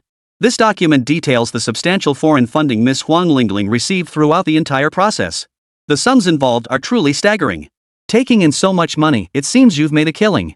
Huang Lingling was taken aback in an instant, never expecting Suemo to produce such a super weapon. Impossible. How could you possibly have this information? Impossible, absolutely impossible. You couldn't have obtained those documents. I never accepted any money from foreigners. If you present them, they must be forged or fabricated. Suemo had obtained these materials from the Foreign Propaganda Department. Such astonishing documents were extremely rare, something ordinary people could never manage. That's why he brought them out and displayed them for everyone right there.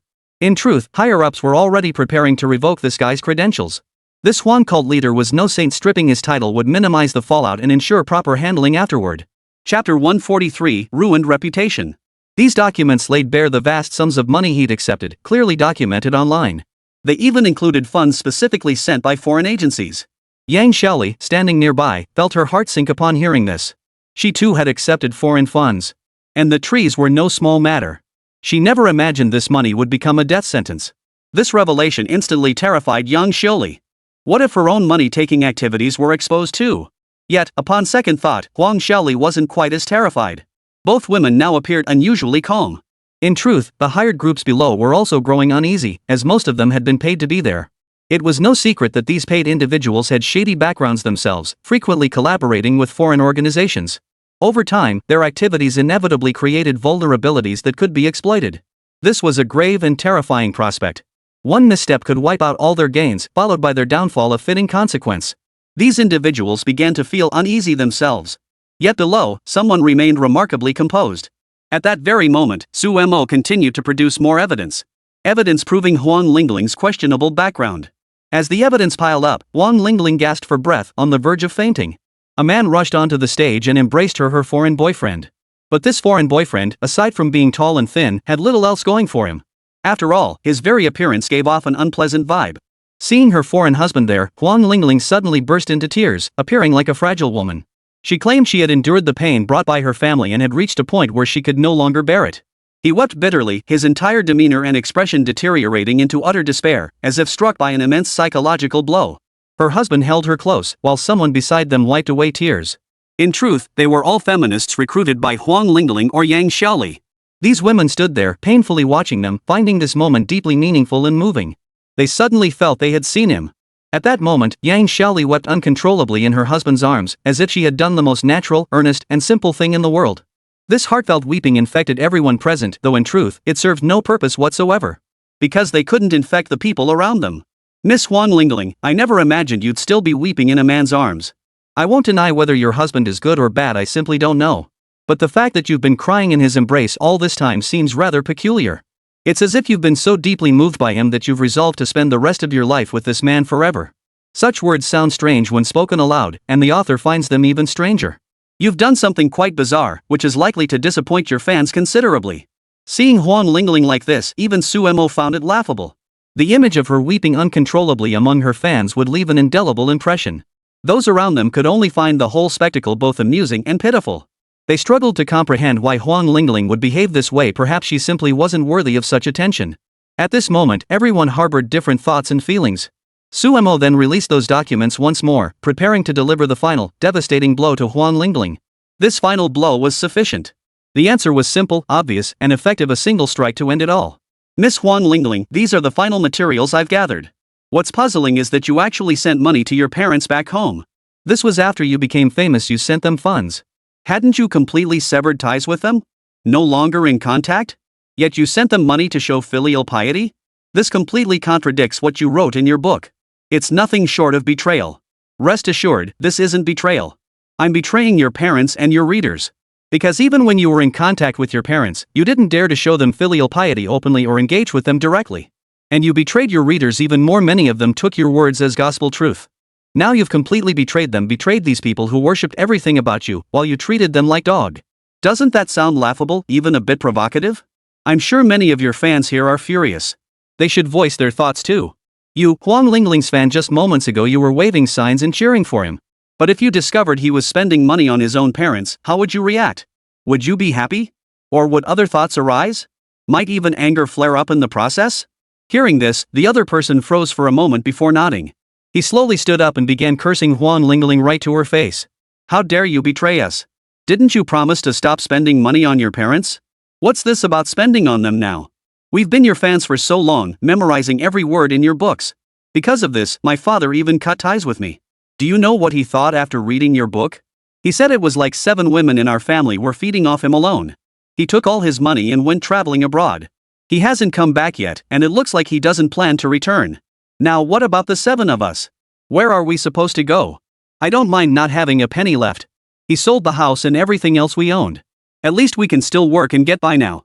But he's gone, and all the affection we shared over the years is gone too. Huang Lingling, tell me, what does this even mean? What should we do? We've lost so much. Now some men are waking up too. I started a group chat with some sisters. They all say their fathers or relatives are starting to have different ideas. In short, they don't want to associate with us anymore. Some have even done things that make us furious and disgusted. This is infuriating, utterly infuriating. I don't know what you're trying to achieve, but many sisters have lost even more because of you. The rage was uncontrollable.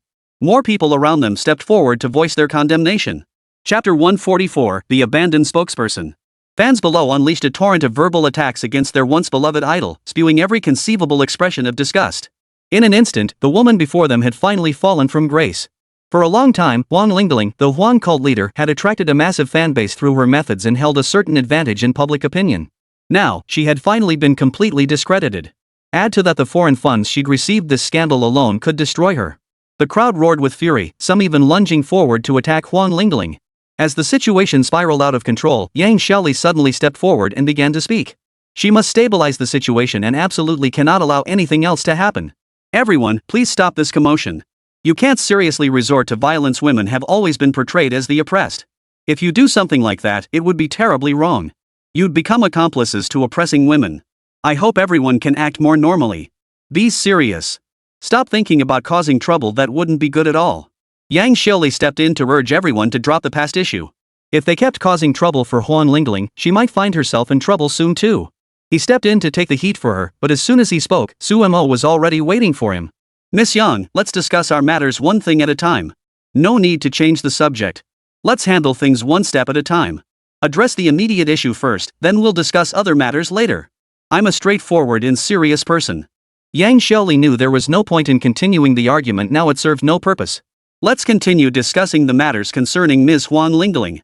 It seems she can't go on any further, and I agree she should stop talking now.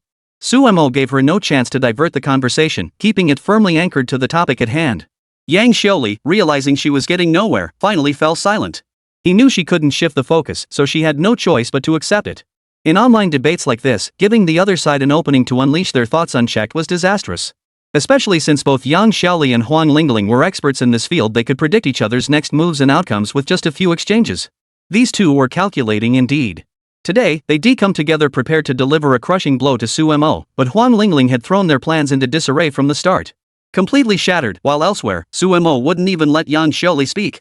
At that moment, Yang Xiaoli waved her hand, signaling her fans to speak up. Why can't people speak? Is this the only one allowed to talk now? This is an offline meet and greet. The crowd was clearly dissatisfied. Su Mo glanced at the large number of fans Yang Xiaoli had brought along. Calling them fans was a stretch. Most were paid commenters, some even hired by him. Only the front row consisted of people he truly trusted. These people spoke on his behalf while Su Mo stood gazing into the distance.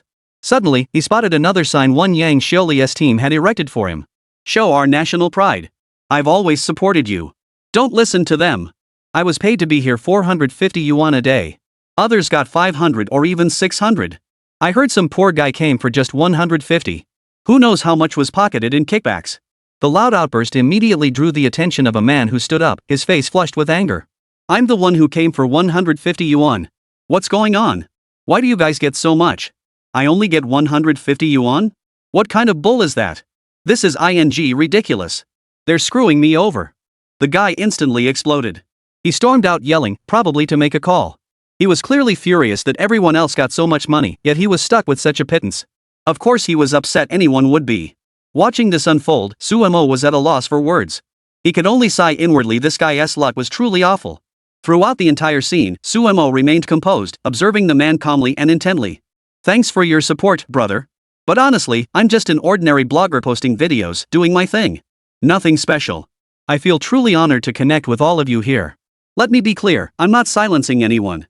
Whether you're paid commenters or genuine fans, I treat everyone equally. After all, I've encountered all sorts of people during my live streams and video work.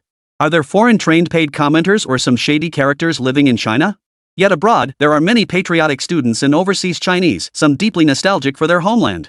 There are also foreign friends who genuinely care for our country. Truly, different environments nurture different people. As Huang Lingling wrote in her book, not everyone's life is smooth sailing. Along the way, people encounter all sorts of problems and situations. The most crucial thing is how to find one's place and establish oneself. Now, let's return to our topic. The reason I didn't allow Miss Yang Xiaoli to speak wasn't because I thought she shouldn't speak, quite the opposite. She certainly has the right to speak, the qualifications to speak, and the ability to speak. I'm not depriving her of her right to speak. But what purpose does it serve to introduce another topic before one matter is resolved? It's akin to Miss Yang Xiaoli suddenly interrupting my speech. Is that appropriate? Such abrupt interruptions are unfair to me as well. What I aim to do is reasonable, to engage in earnest, thoughtful dialogue with everyone, maintaining unwavering focus throughout. It's about genuine, heartfelt communication. Let's resolve one matter before moving on to another.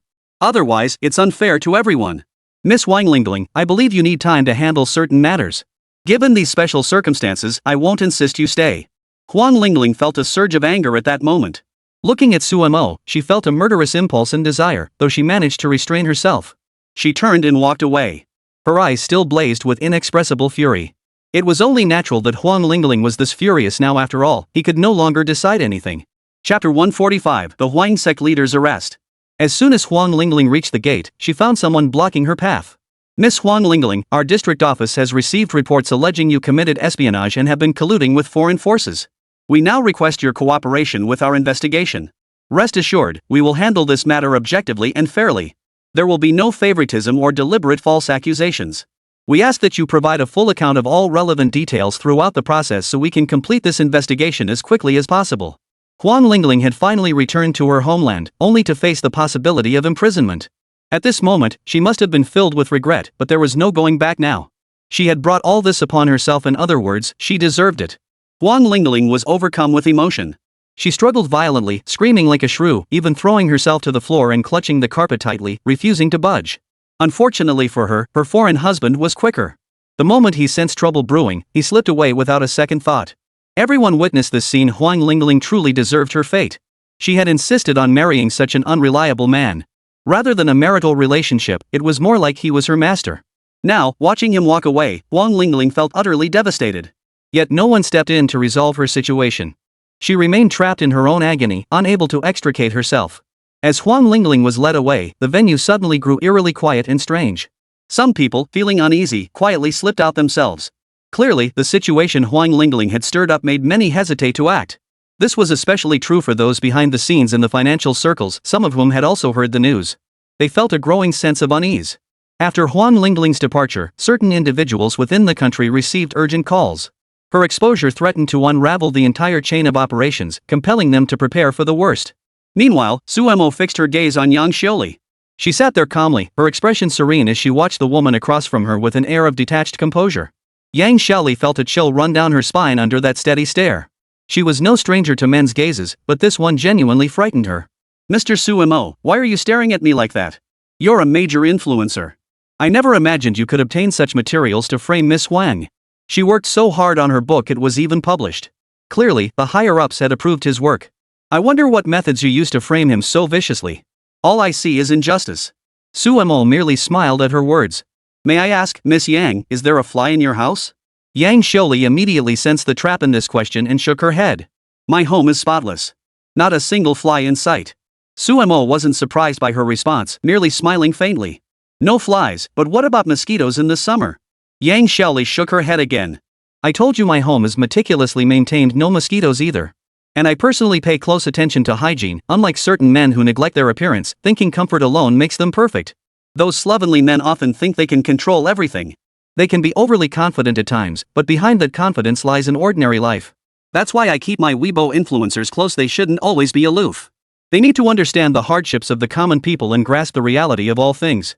Suemo nodded repeatedly upon hearing this. He didn't particularly appreciate the other's words, finding them merely laughable and tedious. Exactly. There are indeed some who neglect their appearance. I happen to have some video clips prepared. Let me search and show you all. For instance, this is a certain fairy-like young lady. This is what her family home looked like after she moved out. Everyone, please don't be too shocked. Suemo quickly displayed several images and videos. What shocked everyone was the door that appeared clean and tidy from the outside. But stepping inside felt utterly surreal. The place resembled a garbage dump. The landlord was seen ranting angrily in the footage. More images and videos followed, revealing that cleaning up the mess cost thousands of yuan before the place could be rented out again to single women. More comments poured in from various sources, some particularly telling. They declared they would never rent such properties to women again. It was clear that some women were utterly despicable, showing no regard whatsoever for the properties they occupied. They'd wreck things whenever possible and couldn't care less about basic maintenance, leaving the place filthy, messy, and in terrible condition. Worse still, some frequently stayed out all night or brought home questionable men. These days, there aren't such strict boundaries between men and women, which is normal. It's not like before, when even talking to someone felt like a huge effort. Nowadays, people can interact freely and genuinely get to know each other. Some have even adopted foreign ways of relating, showing little concern for matters of gender. Suemo didn't necessarily think this was something to be praised, but clearly, some people found it even more repulsive. I'll never rent to those girls again. Single women look clean but end up leaving places filthy and messy, utterly disgusting. I don't know what I did to deserve this. My eyes have been opened, and it's truly something. Some cursed loudly, others fumed with indignation. Below, audience members occasionally recalled their own rental experiences. Some had tenants who carelessly managed their properties, causing all sorts of problems. Even fixing them required a hefty sum. Other situations were constantly being discussed. At this moment, Suemo looked at Yang Xiaoli, satisfied that the trap had been successfully set. Now it was time for the final inspection, to show the other party what genuine sincerity was, and what a decisive, knockout blow truly meant. Miss Yang, I'm 100% certain that ordinary women are nothing like you. You probably wouldn't even look their way. But right now, I'm being sincere and earnest. I just want to tell you one thing. Even if you are an exception, there remains a larger group. And it's quite possible that this group isn't doing very well either. If that's truly the case, I personally think you should reconsider your approach. It's the same principle I've been emphasizing about Huan Lingling. Can she really speak for so many people? She can't represent them all either, which is why this whole situation has ended up in a misunderstanding. It's utterly pointless. Chapter 146, Opposing Fist Techniques. Only now did Yang Xiaoli realize she'd dug herself into this hole. Even if he truly kept himself above reproach, he couldn't speak for others. And everyone would surely find his words grossly exaggerated. How could a household be free of flies and mosquitoes? These are the simplest creatures that survive around us, and they affect every season. Summer mosquitoes and flies are especially bothersome. And come winter, her home wouldn't be flawless either. Yang Xiaoli had assumed Suemo would keep a close eye on her household affairs and comment on them. Alright, let's get to what we came here to discuss, Miss Yang Xiaoli. I hear you've recently become a spokesperson for several platforms and encountered some public relations challenges as a result. I'm personally very familiar with the situation and deeply admire your approach. I'm eager to hear more of your analysis and responses on this matter. Hearing this, the other person exuded a quiet confidence, a smile playing on their lips. That self-assurance was truly remarkable. I'm just very confident. Confident, sunny women are more liked and pursued by others. Let me put it this way, I have confidence and I feel I'm quite capable. That's just how it is. Let me share my own experience. I went abroad for studies at a very young age. Even then, I noticed how inadequate the protection for women was domestically. Ordinary women simply weren't respected. People casually hurled slogans and nicknames, and physical harassment was commonplace. Especially in China, whether it's school or the workplace, there's an inherent oppression against all women.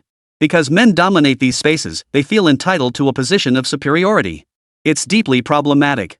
I want to ask if this is true that men make the vast majority of decisions, right?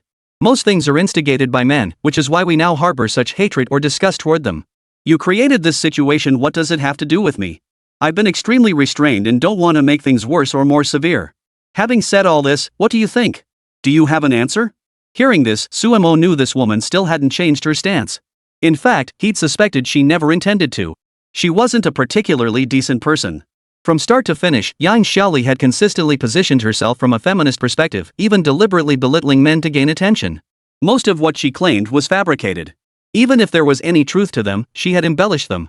But Suemo knew she'd respond this way, so he shifted his tone. Alright. Now it's my turn to speak, Miss Yang Xiaoli. Since you've finished, I'll address women's issues from a male perspective. If you want to pit men and women against each other, let's have a proper fight today. Yang Xiaoli was still confused, but Suemo proceeded to describe some inappropriate phenomena from a male perspective, including a major online incident that had occurred earlier. This case was particularly intriguing. A female passenger had boarded a taxi in a highly unstable mental state, screaming and causing a scene. Ultimately, she jumped out of the moving vehicle and died instantly from the fall.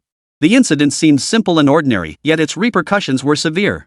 During the investigation, the driver vehemently protested his innocence, insisting he bore no responsibility whatsoever. Upon reflection, this seemed entirely reasonable. What fault could possibly lie with him? He had acted with restraint throughout, never crossing any lines. Yet when the verdict was delivered, this man was nearly crushed under a barrage of criticism, as if he had committed some earth-shattering crime. This was incomprehensible and unacceptable to many. Naturally, people couldn't just stand by and watch. They found these accusations utterly ridiculous. It's hard to fathom what those people were thinking. Then it turned into a boxing ring, with many people relentlessly throwing punches. They belittled the male driver throughout the process, and because of some unclear and confusing aspects of the ruling, everyone's anger was instantly ignited. Clearly, most people felt absolute sympathy for the male driver, and this incident seemed to have far-reaching consequences. At the very least, certain individuals expressed severe indignation over the matter. As he embellished the story, Yang Xiaoli suddenly seized upon a flaw in Sumo's account. No, you should at least explain the girl's state of mind at the time. Why was she so agitated? Why did she suddenly jump out of the car? Wasn't it because she felt physically threatened, or because the driver behaved abnormally during the incident? The girl couldn't handle it and jumped out. While that was her choice, it also reflected her perception of the situation. You can't just condemn her actions as inherently right or wrong. Yang Xiaoli was so agitated because she felt Suemo had strayed from the point, but Suemo suddenly countered with a question. Regarding this incident, may I ask in return, can you analyze your interactions with men by putting yourself in their shoes? Perhaps we should all shift our perspectives and approaches to understand each other. We mustn't fixate on just one angle. Sumo's retort hit her like a slap across the face. Yang Xiaoli hadn't seen it coming. She thought she still held the upper hand, but now she was stunned. Right? Now let's talk about your part. Didn't you just do the same thing? One thing at a time. Let's focus on this female passenger first. Why did she jump off the bus?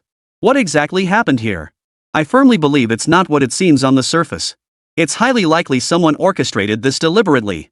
If that's the case, the nature of this incident changes entirely. I think we need to get to the bottom of it. Clearly you can't be the sole arbiter here. You could tell Yang Xiaoli had some skill in online debates. The key to debating was to seize on the other person's vague points and launch a relentless barrage of attacks. You have to keep hitting until the other person nearly collapses. This approach is highly effective and feels incredibly satisfying, a relentless barrage of relentless pressure until the opponent finally yields, unable to resist. Suemo simply smiled in refusal. I'd like to ask, on what grounds do you simply skip ahead? If we each just state our positions, this isn't a debate anymore. It becomes someone imposing their preconceived notions to dictate everything about others. I'll say it again, I hope Miss Yang can be a bit more impartial. Chapter 147, The Average Guy Strikes Back. Yang Xiaoli had always looked down on men. In her view, all she needed to do was betray these capitalists, with someone else consistently funding her and providing all kinds of resources behind the scenes. This was enough for him to abandon any sense of right or wrong. As long as he followed their orders and lived comfortably, nothing else mattered. Soon, Yang Xiaoli would pay the price for her foolish thinking. Just as she heard her parents speak of retaliation, suddenly, something flew through the air and struck Yang Xiaoli squarely on the cheek. It was a bottle of mineral water. The impact stung, startling Yang Xiaoli. She looked up to see a man standing there. But this man made Yang Xiaoli lose her temper, for he was none other than her own older brother. Having some standing within the family, he became even more furious, chasing after Yang Xiaoli and hurling more objects at her. You stupid woman! I always knew you were incapable of doing anything good, and now you're doing these wicked deeds. As he lunged forward to strike her, the security guard beside him immediately stepped in to restrain him. After all, they couldn't let an altercation escalate into an incident right here. This was also what the capital behind the scenes demanded. Sumo, however, waved curiously. He didn't order anyone to move aside, but simply urged the man to calm his rage. Why are you so impatient and furious, brother? The lady beside you, Yang Xiaoli, is currently a spokesperson for several major platforms and enterprises. Her annual income is in the tens of millions, even hundreds of millions. Any family would be fortunate to have someone like her. Yet you seem so agitated. Could it be that greed is driving you? Like sour grapes, you can't have them, so you say they're sour? Sumo's words didn't rush to take sides. Instead, he aimed to defuse the current confrontation. If this man continued acting so wildly, it wouldn't benefit his future prospects at all. It would only make it easier for others to pin labels on him. The man across from him finally calmed his rage and eagerly approached, wanting to speak with Sumo. Sumo had someone bring over a chair. Yang Xiaoli beside them wore an expression that shifted between light and shadow, remaining inexplicably silent. Miss Yang Xiaoli, this must be a relative of yours. Otherwise, you wouldn't be so enraged, and you wouldn't be so calm. If it were any other ordinary man, you'd probably glare at him with fury just walking by, wanting to tear him limb from limb. Yet you show no reaction to this man before us. I don't mean to be harsh, but it seems you hold back around him. Hearing this, Yang Xiaoli's expression did indeed shift. This is my family's business. It has nothing to do with you. I hope you won't spread rumors. As for you, cousin, you can leave now. We'll discuss this privately later. It's all family business. Hearing this, the cousin remained unyielding. I won't leave. I absolutely refuse to leave. I know exactly what's going on here. If I leave, there'll be no one left to expose this woman's true colors. Mr. Sumo, you seem to think this woman is highly accomplished, right? Well, let me tell you, that's not the case. She abandoned her own family, dumped all these problems on her relatives, and her reputation is utterly ruined. None of us relatives can hold our heads up in public anymore. I have no idea what this woman is trying to accomplish. Brother, who among us isn't just trying to live a decent life? It's all because of Yang Xiaoli's antics now. Our Yang family's reputation is so ruined, it's causing everyone headaches. People keep coming to our door causing trouble, sitting around spreading rumors about us. Now everyone knows the term Pushin man. Who is a Pushin man? I'm just a man.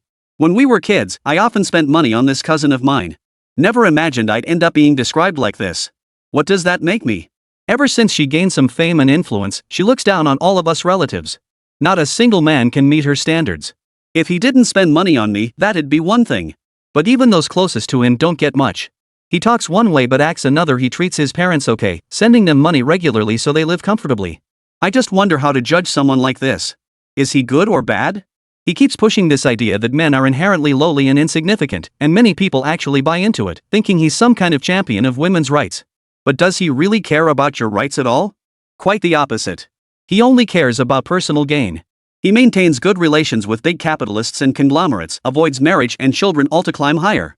Let me put it this way, his reputation is completely ruined. No one in our local circle knows about it, but Yang Xiaoli has had countless men around her. She spends her days fooling around with these guys, and now our whole family can't hold our heads up in shame. What I'm saying is, things have gotten this bad, and he still blames men for being wrong? Doesn't he ever think about whether his own actions are right?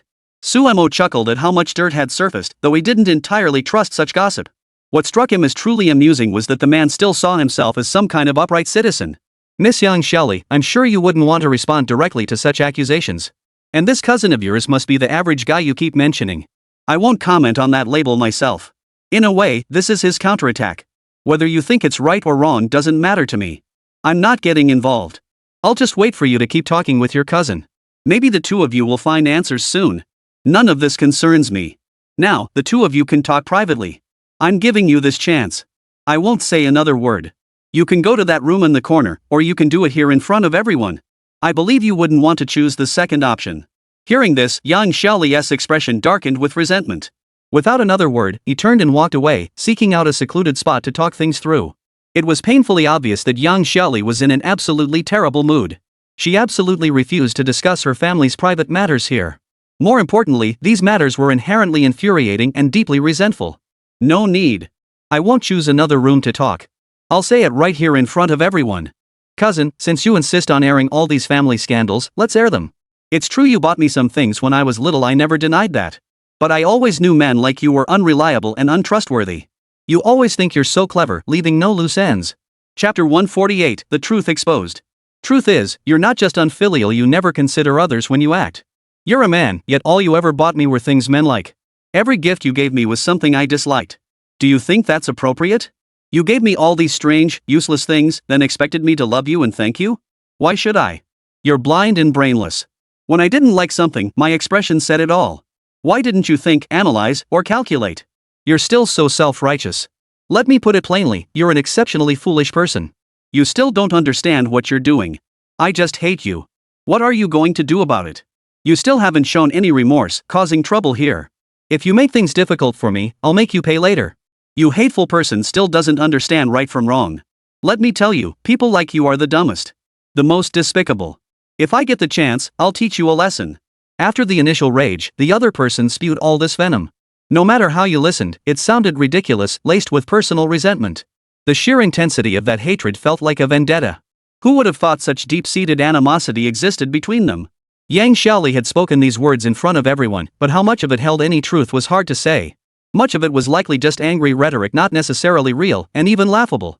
Yang Xiaoli, I'd still advise you personally, there's no need to display such fury here. Instead, you should ease your mind and engage in thoughtful dialogue. I believe we'll soon find an answer. And soon enough, it will become clear who truly did well or poorly. You keep saying your cousin did wrong, but I see him as someone who simply isn't good with words. You've been blaming him for this matter, yet every answer seems to lead nowhere. Why don't we try looking at it from a different angle? What do you think? Yang Xiaoli snorted coldly, neither confirming nor denying. Brother, you're dwelling too much on the past and the problems your cousin has caused. I think it's unnecessary. Times have changed. Everything that happened before is just smoke and mirrors, it's all in the past.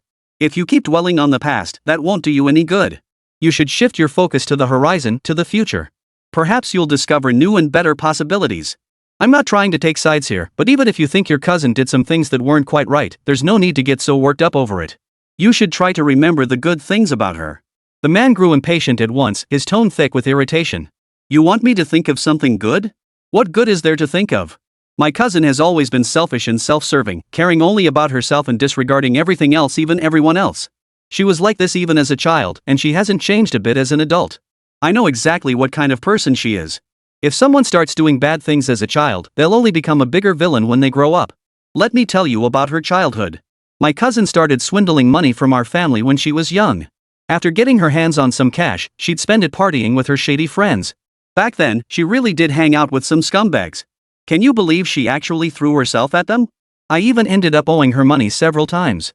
I warned her repeatedly not to associate with that crowd, but she wouldn't listen. She insisted on getting involved with those guys, and of course, she ended up getting hurt. She got pregnant at a very young age. You tell me who's right and who's wrong in all this. Am I supposed to say he was in the right? At this, everyone's expressions changed. Who would have thought that Yang Xiaoli, so young, would be entangled in such messy affairs?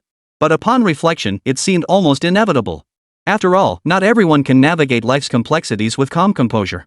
Yang Xiaoli appeared outwardly normal and diligent, yet inwardly she was consumed by these troubles, her character altered, her perspective twisted. And now we have this situation. How am I supposed to judge right from wrong? After that incident, he had no choice but to make a scene until everyone around knew about it. He had to leave the country. He probably told others he was going abroad to pursue new studies and constant learning, but in reality, he couldn't escape these matters. All I can say is he got what he deserved. Does he really think no one understands this history? That no one knows?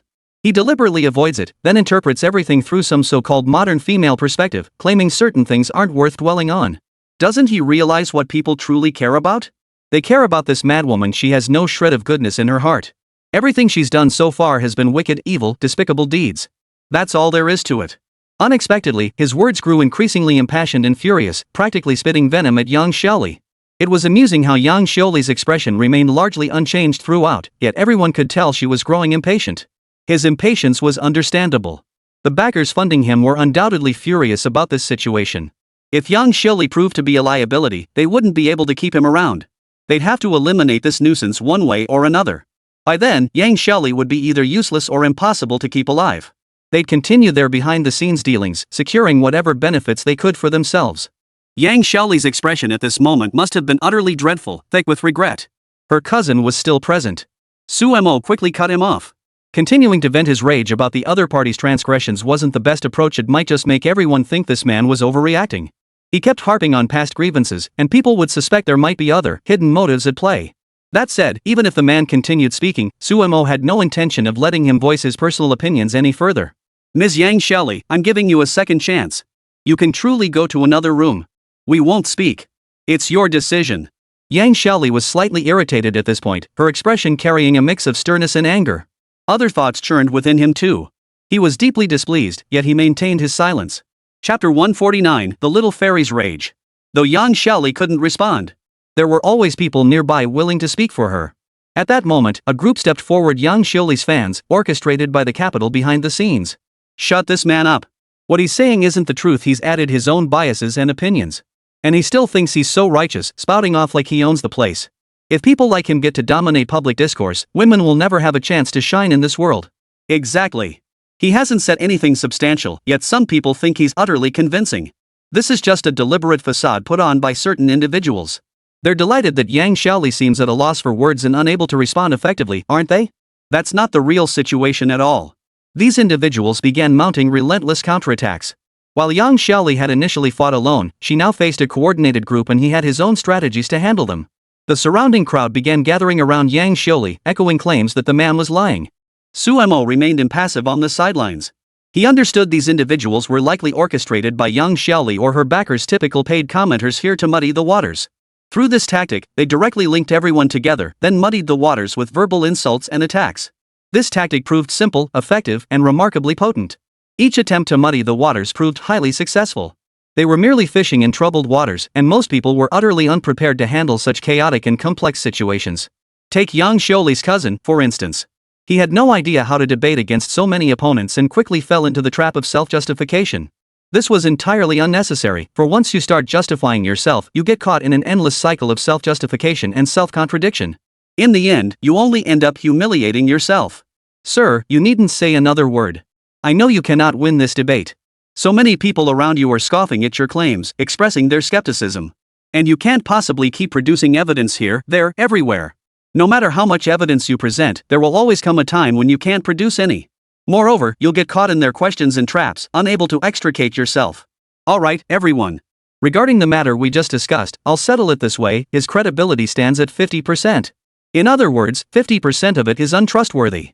The man had initially agreed with Sumo's words, but upon hearing this statement, he grew anxious and was about to speak up. Suemo waved him off. Why do I say that? There's no such thing as an absolute 50%. A matter is either true or false. What he says is either true or false. Everyone should have their own judgment and opinion. There can be no middle ground here. Precisely because there's no absolute middle ground, anything said now is wrong.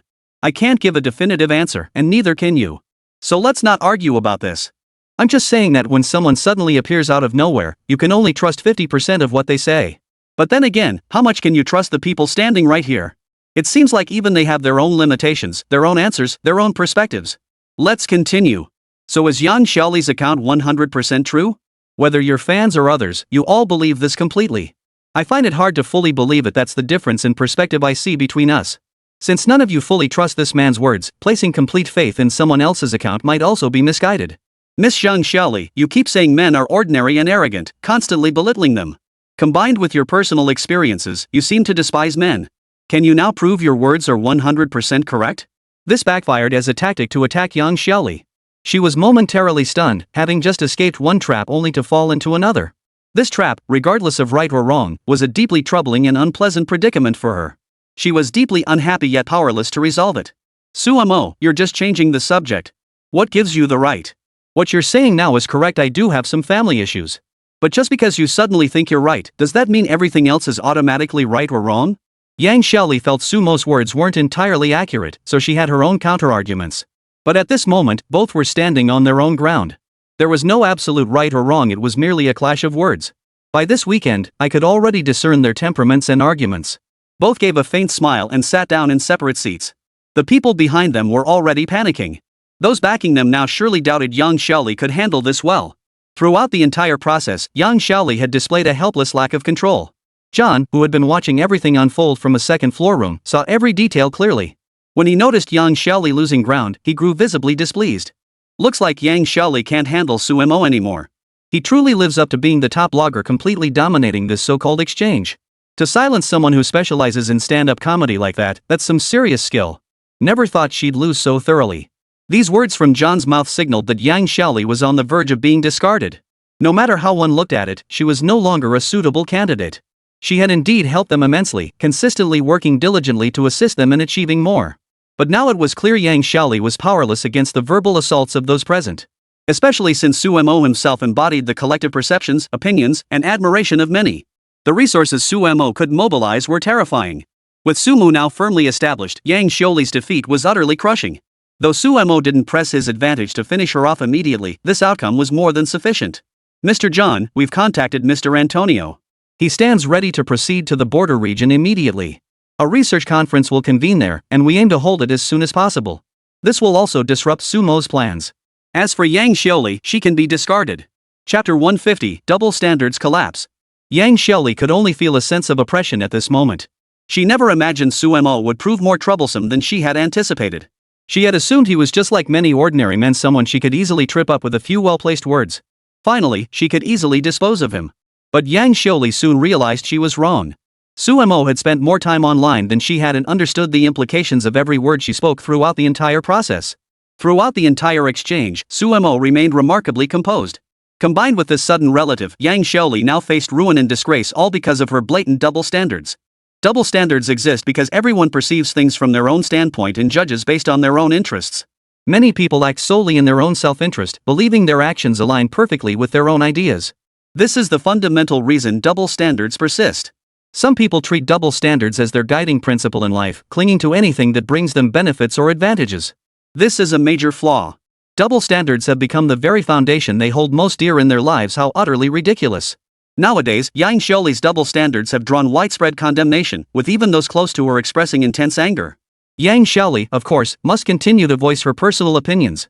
She cannot afford to lose now. If she does, she's finished. The capital backing her will abandon her. Mr. Su Mo, I knew you weren't entirely impartial either. You're often not objective enough. Much of what you say about situations abroad is exaggerated. And in the context of gender dynamics, you constantly claim to be objective and fair, yet in reality, you largely overlook women's rights while showing considerable favor toward men. I don't believe you're absolutely impartial, nor do I think you genuinely care for everyone. Since you've placed yourself in such a unique position, you can't claim to be a fair and conscientious person. Others will naturally question you. As for me, I don't have such a big problem. The reasons I have strained relationships with my family and various issues stem from childhood influences. That's perfectly normal. Yet you're the one acting so arrogant. Up to now, you haven't demonstrated absolute fairness. I've been heavily influenced by my family, so it's only natural that my speech and certain so-called perceptions have some bias. You, with your chauvinistic mindset, will never understand any of this. Su Mo was labeled again as chauvinist. Sometimes he couldn't fathom why the other person kept slapping these labels on him as if they held all the truth. Labeling someone like this wasn't an absolute thing, an absolute power. In Su Mo's eyes, this person was just plain stupid. Miss Yang Xiaoli, the real problem you need to address isn't me, it's yourself. You keep harping on about your family of origin and all this gender-based opposition nonsense. Deep down, you harbor a desire to submit to men. I'm sure there are men in your life, I won't elaborate, but if it ever came out, it wouldn't look good for anyone. You've secured all these so-called endorsements from major corporations, with some individuals even actively pushing for them behind the scenes. So let me ask, in every single one of these endorsements or corporate promotions, did you earn every single one through your own efforts? Have you interacted with any men? If you did interact with these men, then is what you did right or wrong? What I'm saying is that you've interacted with certain men and had exchanges with them. This kind of situation is absolutely not uncommon. You've always had interactions and connections with men. Now you start ranting about men's rights being excessive. How exactly should we judge this? Or are you saying you're right, that these men are too disgusting, too repulsive? That they make you so furious you want to tear them limb from limb? Regardless of whether this is right or wrong, I can only say one thing: your perspective is too biased. You preach one thing and practice another. Such blatant double standards. Now that this little incident has been exposed, everyone can see clearly whether it's right or wrong. But I just feel what you're doing now is deeply wrong.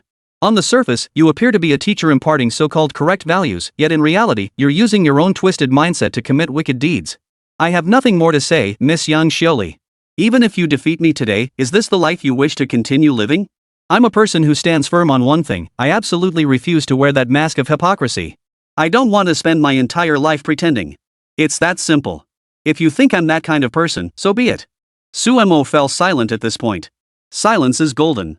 Yang Xiaoli knew further words were futile. Her hands fidgeted nervously, her whole body seeming on the verge of madness, yet moments later she fell into profound silence. His silence might hold the only answer now. Too many words only breed endless mistakes. Facing someone who's gone quiet, there's often no way to resolve the matter. Mr. Sumo, you win. I never imagined this offline meeting would give you such an advantage. You gathered evidence, framed me, and even brought in my own relatives. I must admit, those relatives are real. But the whole mess you've created is quite amusing. It seems you planned this frame-up long ago, employing every trick in the book. I must admit, I'm impressed. You're truly remarkable. Yang Xioli could only rage helplessly at this point. This was the only skill left for many so-called female boxers when cornered, just like that girl boxer Sumo had encountered last time. She possessed no other skills, only impotent rage. The slightest word that didn't suit her fancy would send her into a frenzied roar, as if she truly believed herself capable and formidable. But this was clearly pointless. Yang Xiaoli finally succumbed to despair. She knew she had been abandoned by those behind her. With her intelligence, figuring this out was no challenge at all. The scene grew eerily quiet as Jiang Xioli's hired thugs slowly withdrew of their own accord. First, they didn't want to get themselves into trouble. Second, they had all received calls from above instructing them to leave and stop causing trouble here. Clearly, someone didn't want to waste time on this. Wasting time on someone with no resources whatsoever was simply unnecessary. Chapter 151, The Sacrificial Pawn. Yang Xioli suddenly realized she was completely alone. Yet Sumo, observing it all, remained calm and composed. Serves her right. Who would have thought Yang Xiaoli's final path would turn out this way? It wasn't exactly a matter of right or wrong. It was just laughable, really. Watching the figures gradually retreat, Sumo picked up the microphone to deliver his final summary. Ladies and gentlemen, we've debated this topic of right and wrong for a long time. Absolute answers are rare in such matters. For instance, neither men nor women can claim absolute correctness. It's inherently an unknown quantity, difficult to define. What I believe 100% is that while there's no absolute right, there are absolute choices. I hope everyone can make decisions based on their current circumstances. Whether it's right or wrong, good or bad, everyone can find their own path and form their own understanding. As for Huang Lingling and Yang Xiaoli, you've both been pushed forward by the organizations behind feminism. What is feminism? It has already transcended the original scope of normal women's rights. It pursues excessive things. What constitutes excessive female rights? It's when you transcend this state and pursue even more extreme things. Add to that those who fan the flames, they thrive on chaos, seeking only to stir up more trouble and evil. When such joyful situations arise, the consequences are disastrous. I urge everyone to open your eyes and free yourselves from those shackles of thought. Do not be manipulated by certain instigators. I had prepared much more for today's offline debate, but at this point, I feel there's little left to discuss. This so-called offline meetup is nothing but a farce, orchestrated by certain individuals to prove their own righteousness. To stir up such a storm here, creating all this commotion, how utterly ridiculous and pathetic. Next, I will be meeting with Mr. Antonio, as he previously informed me he has already arrived at our national border. With such a major incident occurring in his country, a crucial leader being shot and public opinion running rampant, he still finds the resolve to come here. Personally, I find that deeply admirable. Don't mistake this for a diversion tactic. There's no attempt to shift focus here. This is a formal meeting, a solemn engagement. I'll also be traveling to the border soon, doubling as a travel blogger to showcase our nation's magnificent landscapes. Right now, I'll give you a sneak peek of the first thing. Can you believe it? Our border regions actually have numerous reservoirs. Even though they're so close to the inland, you can often get fresh fish there. Sumo's words sent ripples of astonishment through the crowd. To these people, Sumo's claims seemed utterly implausible. How could such a uniquely inland area possibly yield so many delicacies and fresh fish? The whole notion seemed laughably absurd. Nobody believed a word of it. Yet Sumo spoke with unwavering certainty, his confidence leaving no room for doubt. Sumo turned and walked away, leaving Liang Xioli seething with impotent rage. Sumo's words sparked a huge uproar, prompting everyone to actively investigate the conditions of the border regions. Who could have imagined that the border regions actually harbored so many viable aquaculture zones? Fish, shrimp, and even some specialized industries were now considering relocating inland. Across the ocean, a small island nation had begun discharging nuclear wastewater. It must be understood that this cherry blossom nation was no angel to begin with. They were a thoroughly evil bunch, and now, for their own selfish gain, they've been dumping vast amounts of nuclear wastewater into the ocean, wastewater they themselves created. During construction, they failed to prioritize their nuclear projects as the most critical engineering endeavors. Combined with misguided guidance and operational errors during the process, this has led to such immense consequences. What's most despicable is their lack of proactive remediation, as if spending an extra penny would inflict catastrophic damage upon them. Before heading to the border, Sumo decided to thoroughly discuss this matter. Upon returning home, he found Xia Wanqing had already prepared food and was waiting for him. Xia Wanqing truly embodied the role of a devoted wife and mother, showing such care and consideration for him. Sumo's eyes sparkled with affection. He genuinely cherished this woman. You're finally back. I prepared some of your favorite dishes. I noticed how much you enjoyed these foods during your travels abroad, so I made a special effort to arrange them this time. I hope these dishes bring you even more joy and delight. Xia Wanqing said softly. Suemo walked over and embraced her, but still asked the question that had been on his mind. Darling, I'd like to ask you heard my debate about gender dynamics. In today's society, who do you think holds the upper hand? Who's more important, and who's less so? Xia Wanqing's eyes lit up as she looked at Suemo, then shook her head. Must we rank them? Then I can only say both are important. Within this nation, men and women each have their roles. In society, they hold distinct perspectives and positions. Never disregard another's thoughts simply because of your own views. Xia Wanqing's words embodied true wisdom. There should be no hierarchy of superiority or inferiority. While everyone possesses distinct identities and perspectives, insisting on ranking them is fundamentally flawed. At that moment, Xia Wanqing gazed tenderly at Suemo as the two shared a warm meal. The next day, Suemo informed Xia Wanqing of the mission he must undertake. This time I must head to the border. That Anthony fellow has already gone. Seeing him depart so early and swiftly, there must be connections behind it. Likely some major conglomerates or powerful factions are deliberately pushing this forward. My hunch on this matter is likely correct. Given that, I must head there promptly. I intend to see what these people are scheming and ensure they don't succeed. As he spoke, Xia Wanqing nodded beside him, looking genuinely pleased and focused. I know you're determined to go, so I won't stop you. I'm truly happy today, at least we get along so well. But the new year is approaching. You absolutely must visit my family. It'd be best to bring some gifts or something. Chapter 152, Moving Forward. Money matters little, it's the thought that counts. Just be there when the time comes. I'll be waiting at home. Sumo's heart raced at her words. It was indeed perfect, he couldn't wait to fly over immediately. Suemo and Xia Wanqing bid each other a reluctant farewell. While it took a bit more effort for foreigners to visit China, as a native, Suemo found it much simpler to travel around. But before he could leave, he encountered someone else. It turned out to be someone sent from above. Zhou Changchun had been paying close attention to him lately. Naturally, he had sent someone specifically to make contact with Suemo. If possible, he hoped to assist Suemo in some way, more importantly, to fulfill his own duties. Propaganda work itself was a monumental task, far beyond the capabilities of ordinary people. It demanded astonishing strategic vision and cognitive prowess. It also required abilities and skills beyond most people's imagination. All of this was truly remarkable, at least to a level few could achieve. Mr. Su, hello. My name is Zhang Yuan. I've been assigned to assist you. Recently, the minister instructed me to learn from you and gain exposure to new things. I believe you are the foremost authority in external publicity. It is imperative that I shadow you. This time, a young man insisted on shadowing Suemo to learn. Suemo didn't refuse such a young man. He genuinely appreciated those who were determined, genuine, and driven to improve themselves. This young man is quite capable. Since arriving, he's been helping Suemo with this and that. Seeing his earnestness, Suemo nodded and decided to keep him on. After all, Suemo did have some confidence in these people. Most importantly, they knew how to conduct themselves with proper boundaries.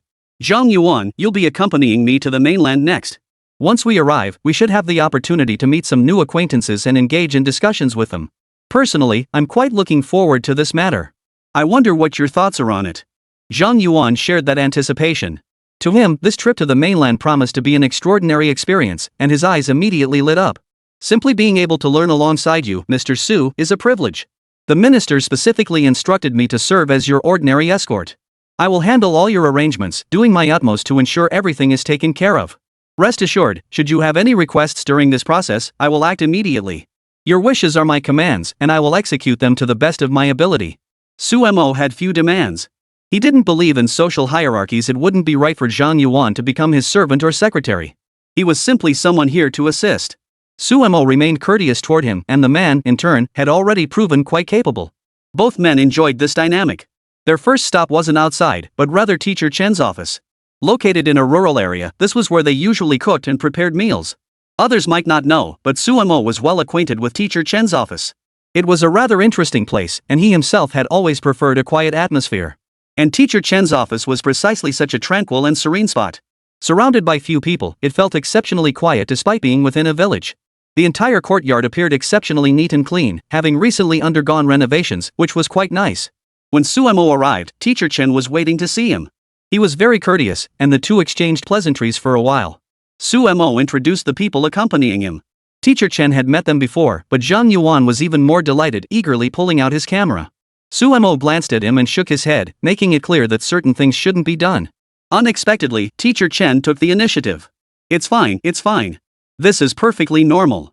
It's an honor that a young person admires me. Let's talk now. As for the photos, we can discuss that after we finish. But it'll just be a photo, nothing else. I still can't do those things. Hearing this, Zhang Yuan realized his overreach and stepped back apologetically. Just then, Teacher Chen's top apprentice, Li Dawei, returned. This Dawei was an interesting character. Though his culinary skills weren't particularly outstanding, he had apprenticed under a renowned master. Truthfully, he harbored a deep fascination with food itself. Driven by passion and curiosity, he tirelessly collected various materials and immersed himself in research. Li Dawei arranged for everyone to gather in the small courtyard. At that moment, Su Emo spoke up slowly. Master Chen, I've been in touch with Dawei. We've decided to donate all the money. How has the company been doing? How much have we earned recently? Actually, I should review the accounts with you all later. I just wanted to get a rough idea first. After all, I'm looking for places to spend money this time. I'm heading to the border, and along the way, I'll pass through some impoverished areas. When I go through there, I hope to engage with them and see if there are any poverty alleviation projects we can support. That's why I rushed over to ask, and also to pay you a visit before I leave. Hearing this, he naturally nodded with pleasure and instructed Li Dawei to make arrangements. Within moments, the documents were prepared and delivered. Recent sales figures revealed a substantial turnover of 30 million yuan. Moreover, behind this turnover lay other transactions. Most notably, Teacher Chen's other products were selling well during this period. As for that chili sauce, its sales figures were already astonishing. Sales had been skyrocketing lately. The total revenue has reached around 50 million. Since we're donating it, I discussed it with the teacher, and we've decided to donate the entire amount. It's only right. Having a major streamer like Su Emo promote us is already an immense honor. Su Emo immediately waved his hands and shook his head upon hearing this. He admitted he wasn't particularly enthusiastic about promotional efforts, and even what he had done was far from sufficient. Such high praise from the two of them made Su Emo feel a bit embarrassed.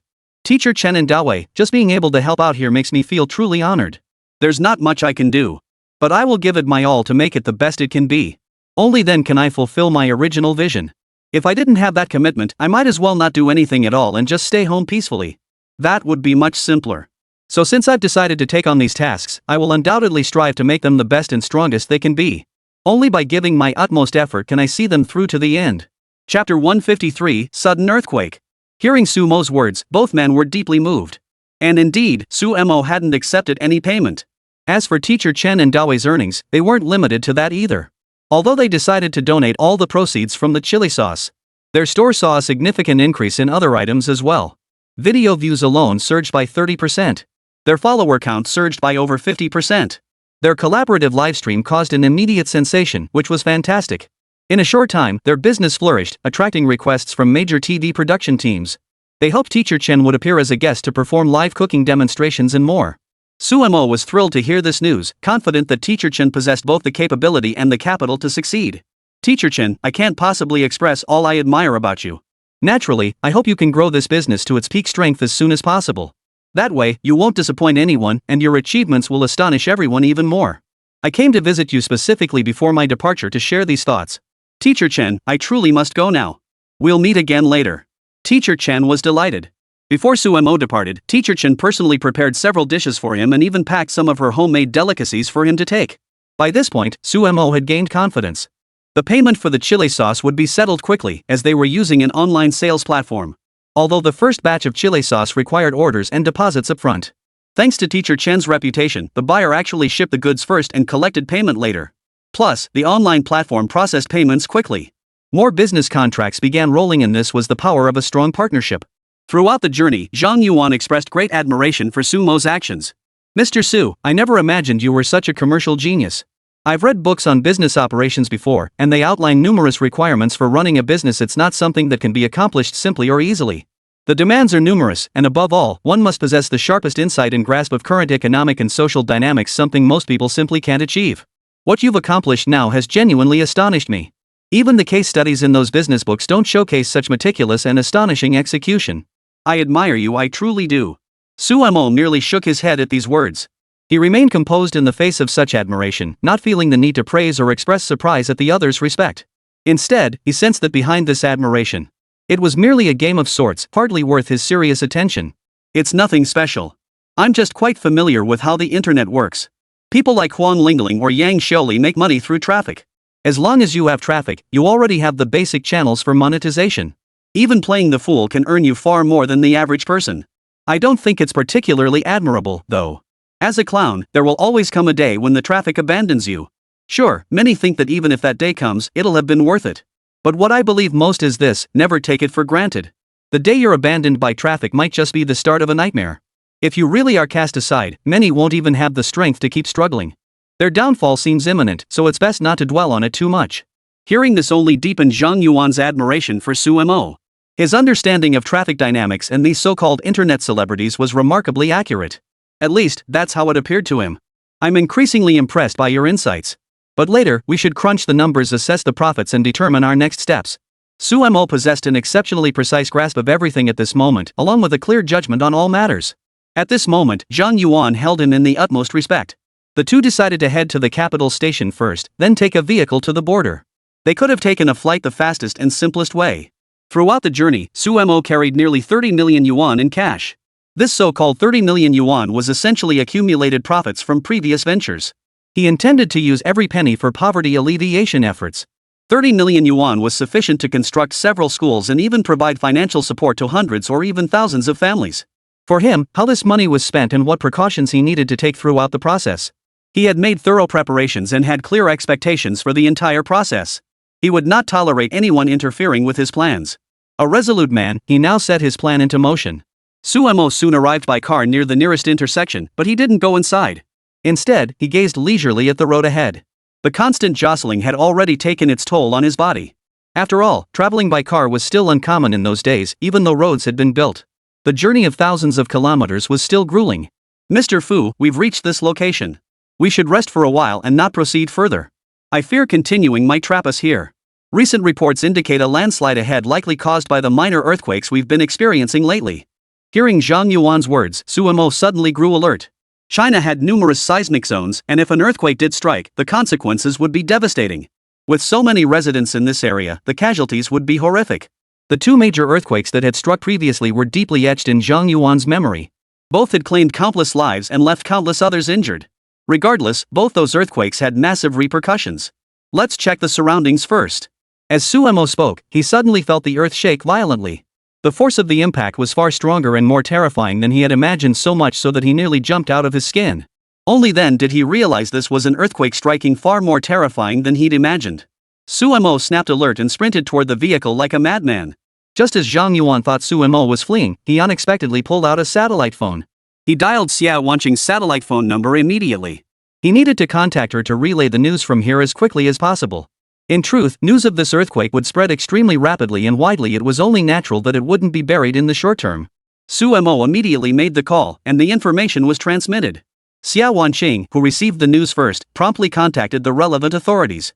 She only wanted to know if the relevant authorities had contingency plans and if any information was coming back. At this moment, Xia Wanqing was equally anxious. At that very moment, the relevant authorities had already begun mobilizing, as they detected the powerful seismic waves generated by the earthquake beginning to impact the surrounding areas. Chapter 154, The Heroic Spirit of Disaster Relief. The sudden earthquake startled everyone. Su Mo nearly lost his balance and stumbled. Looking around, his heart sank even further. He sensed something terrible was about to happen. For someone with a clear mind, if something went wrong at this moment, it would be immense, severe, even terrifying. Su Mo instinctively grabbed Zhang Yuan beside him, rolling across the ground as they tumbled toward the edge. They had to fight to survive. In such a perilous crisis, who could claim they would surely survive? The impact of this terrifying natural disaster would be severe, even horrific. In this perilous moment, everyone was affected. The pedestrians nearby screamed in terror. They scattered to the sides, too afraid to approach. Su Mo, however, was focused on rescuing people as quickly as possible. His heart was heavy with unease. His greatest wish was for everyone to survive. If something went wrong, it would be disastrous. An earthquake has suddenly struck. Everyone, stay alert. Do not wander aimlessly. One careless step could leave you vulnerable to the quake's impact. Stay together. Su Mo shouted loudly, focused solely on the rescue. Others followed his instructions and gathered together. Panic gripped them, fearing that any mishap now could lead to a major disaster. Zhang Yuan was also panicking now. This young man, who usually kept his cool, was now utterly terrified. Su Mo kept him close.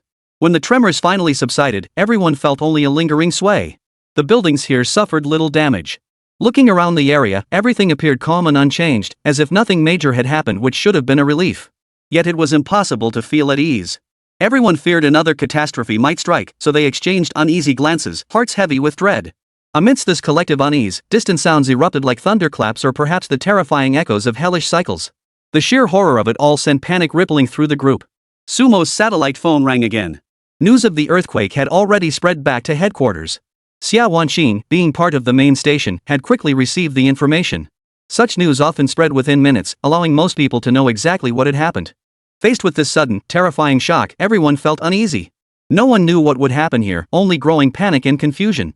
The earth-shattering roar was terrifying. At this moment, no one could remain calm. Sumo immediately contacted Xia Wanqing, reporting that the earthquake had caused severe damage in his vicinity. Xia Wanqing instantly grasped the situation, a sense of urgency growing within her. Following Xia Wanqing's instructions, Sumo was to head straight to the disaster zone to assess the situation firsthand. He glanced at Zhang Yuan and the others beside him before setting off once more, this time by car. For them, this was no difficult task. This drive was crucial for them. They dared not slack off for a moment along the way, striving only for speed to reach that location as quickly and astonishingly as possible. Once in the car, Sumo's worries deepened. He could only imagine the immense damage and destruction the disaster zone must have suffered. Their vehicle hadn't traveled far before coming to a halt. The path ahead lay in utter ruin, shattered beyond recognition by the earthquake's fury. The ground, in particular, bore the brunt of the catastrophe. With the ground in ruins, progress through other areas was also difficult. Sumo, gazing at him thoughtfully, immediately slung his backpack over his shoulder. Zhang Yuan, beside him, was startled. "Mr. Su, what are you planning to do? It looks like you want to push straight through, but that's going to be tough. If we two are going on foot, it'll take a lot of effort. I don't think we'll get very far. It'll be hard to move forward. What's the best course of action?" Hearing this, Sumo shook his head. "If we don't move forward, what about those people? Many could suffer terrible casualties. I can't stop here. I must keep going to save more lives. Stopping now would be a mistake, a regret I cannot bear. I cannot stop. If you're willing, let's go together, both of us, moving forward resolutely. I have a satellite phone. In this terrifying disaster, it will be incredibly efficient and useful. I can transmit information instantly and communicate with people outside. This is a crucial moment." Sumo didn't wait for a response. He grabbed both of them and pulled them forward. He wouldn't stop, he only wanted to get farther away. They finally reached an area devastated by the earthquake. Looking ahead, they saw a pile of collapsed debris, beneath which lay a mountain village. Sumo rushed toward it. The front house was already collapsed, and he pushed forward with all his strength. Behind him, Zhang Yuan merely snapped a photo. It wasn't that Zhang Yuan had completely lost her humanity.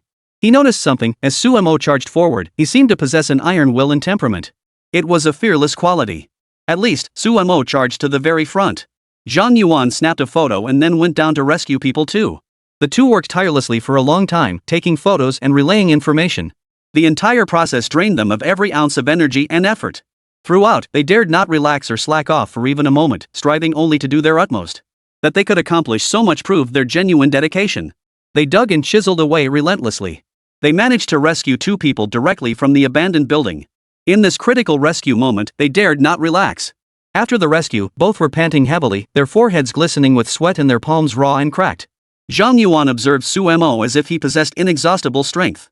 This man seemed almost divine, performing feats that defied belief. He dug relentlessly, moved ceaselessly, and rescued two more people from the rubble. All he could do was push himself to the absolute limit. With that level of unwavering determination, he kept rescuing others. Did this man truly possess limitless strength? Sumo kept pushing, rescuing two more people from the rubble. Only then did Sumo finally let out a sigh of relief. Countless others still needed rescue, trapped beneath the rubble. They faced an inescapable fate, a despairing destiny that was terrifying for everyone. Chapter 155, On-Site Report. For those present, this was a natural disaster. Sumo did his utmost to relay first-hand information, though he was utterly exhausted, sitting there gasping for breath. Zhang Yuan established satellite communication and, upon discovering the network signal had returned, immediately launched the livestream. When the broadcast began, everyone was stunned. Sumo sat motionless, blood dripping from his hands. His gaze was steady and unwavering as he stared intently into the distance. Beyond him, it seemed as though a storm of thunder and lightning raged, endless and terrifying. The current weather was exceptionally dire. This terrifying natural disaster threatened to claim even more lives. He dared not imagine the scale of the destruction, secretly hoping it would vanish. At least not this catastrophic natural disaster. This catastrophe was too terrifying. Everyone stood there silently watching, their gazes lingering until they soon spotted Sumo. Endless comments flew back and forth below, seemingly expressing admiration from abroad for what Sumo had done. Who would have thought that Yang Wei, our national treasure, would be involved in disaster relief? I heard he was heading to the border, and now it seems true he's actually already there. Truly remarkable. Our national hero is truly heroic. I used to think all his words were just empty boasts, but now I realize I was completely wrong. He's braver and more capable than anyone else. He personally goes to the most dangerous places to save others. He's truly a hero. Sumo felt deeply moved by the words these people were saying. As soon as the live stream began, Sumo turned to address the crowd. He wanted to communicate with them as fully as possible, pouring out his genuine feelings without the slightest hesitation. He simply wished to speak sincerely as an upright and earnest person. Sumo never deliberately hid his emotions. Everyone, I know you must be wondering why I'm here, why I'm involved in disaster relief. I, Sumo, am just an ordinary person with no extraordinary abilities. This so-called disaster relief and rescue work is simply about doing my best with what I have, helping as many people as I can, nothing more. I hope you won't put me on a pedestal. My most urgent priority right now is to save as many lives as possible here. The disaster area desperately needs everyone's help. If you can send supplies, please do so, including all kinds of emergency relief materials.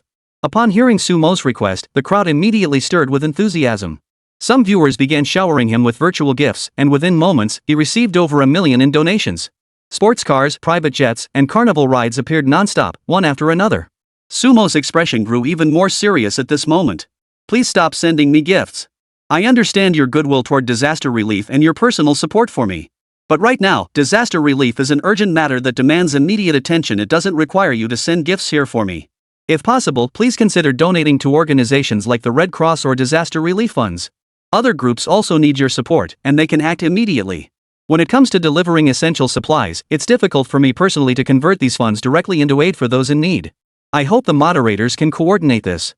If possible, I'll donate all the gifts received here directly once the relief vehicles start moving. Everyone can then purchase sufficient supplies to transport to the disaster area. I'll now share my address. As Sumo spoke, a child in tattered clothes slowly approached. Upon reaching Sumo, the child began crying, clearly unable to find his parents. Sumo inquired carefully and learned that the child's parents had gone out to buy supplies just before the disaster struck, instructing him to wait at home with his grandmother. Sumo immediately embraced the child, pulling him close. Don't worry. Your parents will be fine.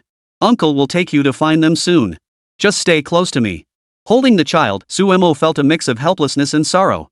Who knew what this catastrophe had wrought? His parents might not even be alive. Perhaps they had perished somewhere. Who could say for certain? Sumo adhered to one principle: do what you can and leave the rest to fate.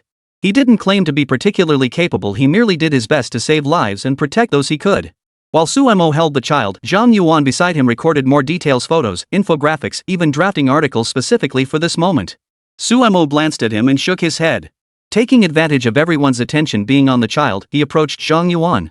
Zhang Yuan, the minister sent you here. He treated you with courtesy, but now I must criticize you. I admit people can't run around endlessly like machines during disaster relief. But insisting on documenting the entire disaster zone this way, embellishing your observations with personal reflections, that's fundamentally wrong.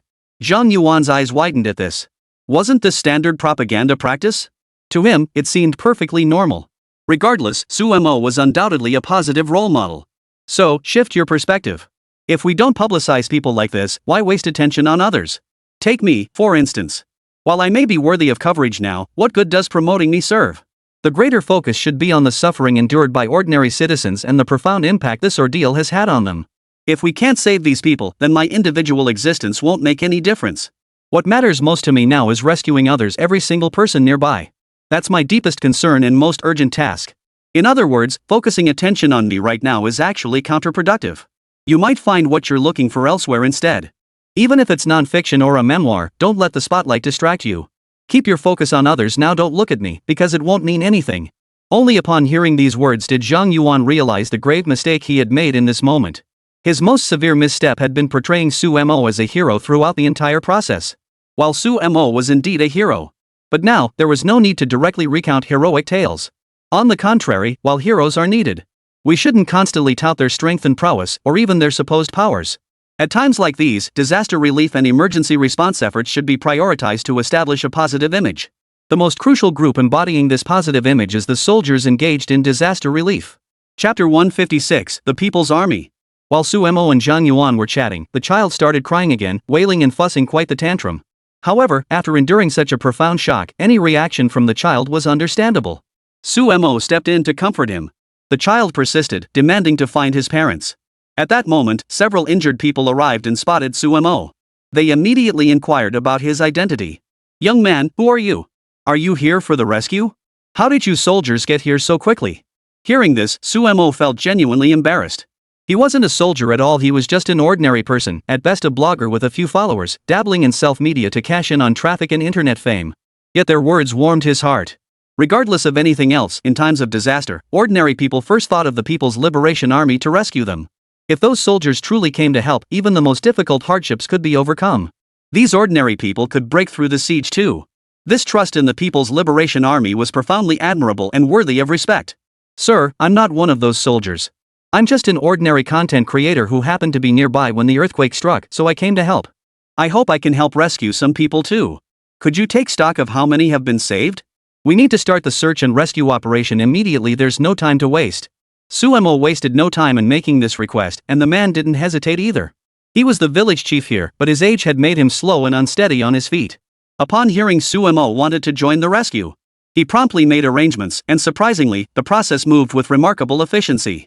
Most villagers had indeed managed to escape, as it was a busy time and many were out and about.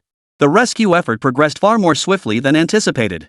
As they moved about, they soon detected cries for help emanating from collapsed buildings. Suemo gathered the remaining villagers around him. The group included men, women, the elderly, and children. He immediately assigned tasks. Some elders were tasked with gathering supplies. They must avoid dangerous areas and never approach them carelessly. The children were to remain in the spacious square, where some exercise equipment and a village activity center building stood. Though these buildings were simple. But precisely because of their simplicity, they had largely remained standing after the earthquake. Even if collapsed, they posed little danger. The community center became a central hub. On weekends, when Zhang Yuan led search and rescue efforts elsewhere, he could only save those who were relatively easy to rescue. For example, if a family's house had collapsed, their homes were of the lighter, earthen variety, making rescue operations far more straightforward and efficient than in other cases. Sumo spared no effort in the search for the 5 missing individuals, working tirelessly without pause. Soon, he emerged with 3 more survivors. Among the 3 young people, 2 in their 20s and 1 in his 30s, 2 were found in relatively stable structures. Suemo remained vigilant throughout the rescue. After rescuing them, he would first check for injuries. If unharmed, he would proceed to arrange temporary lodging for them as quickly as possible. Sharing food was also essential.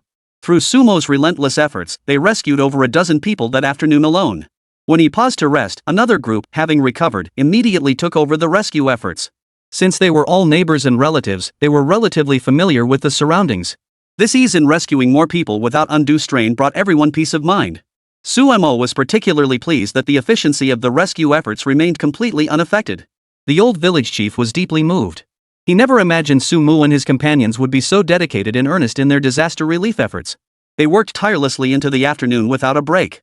Then, a series of rumbling sounds carried over. Looking outside, they saw people clearing debris from the road.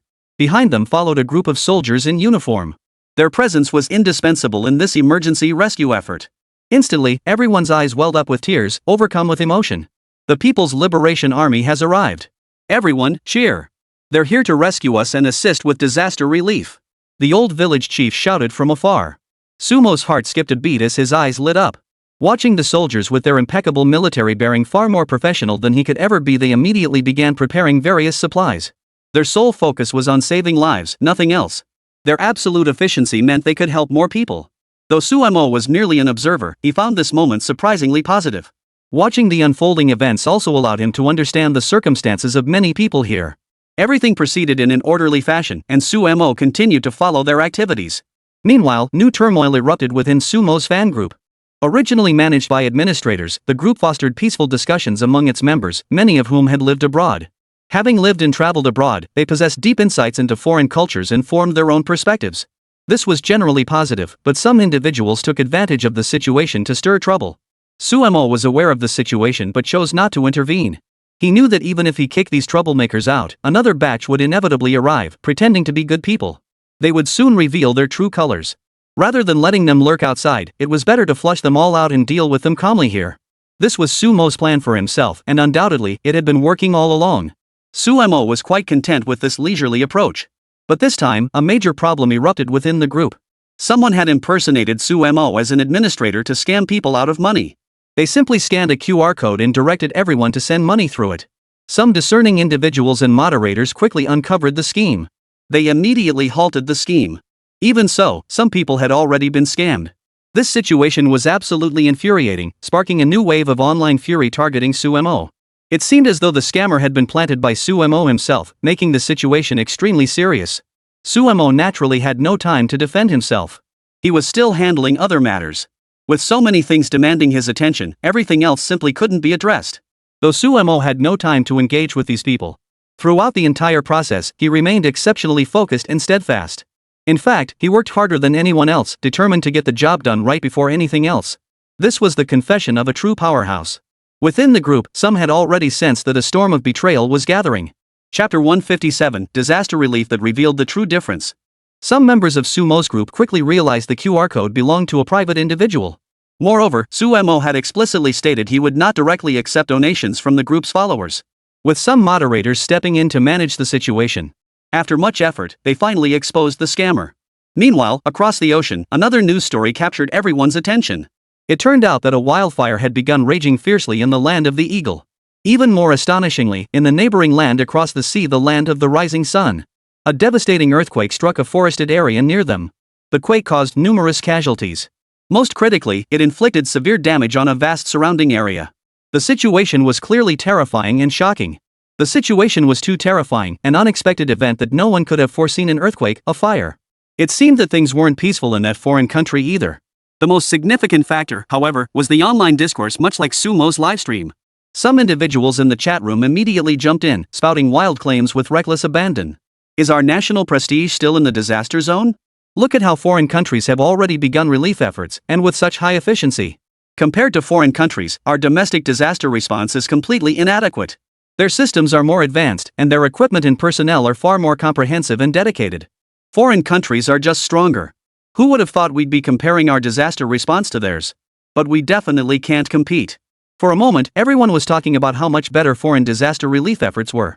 Yet these very comments only made the whole situation seem utterly ridiculous. Some continued spouting nonsense, while others saw through it all.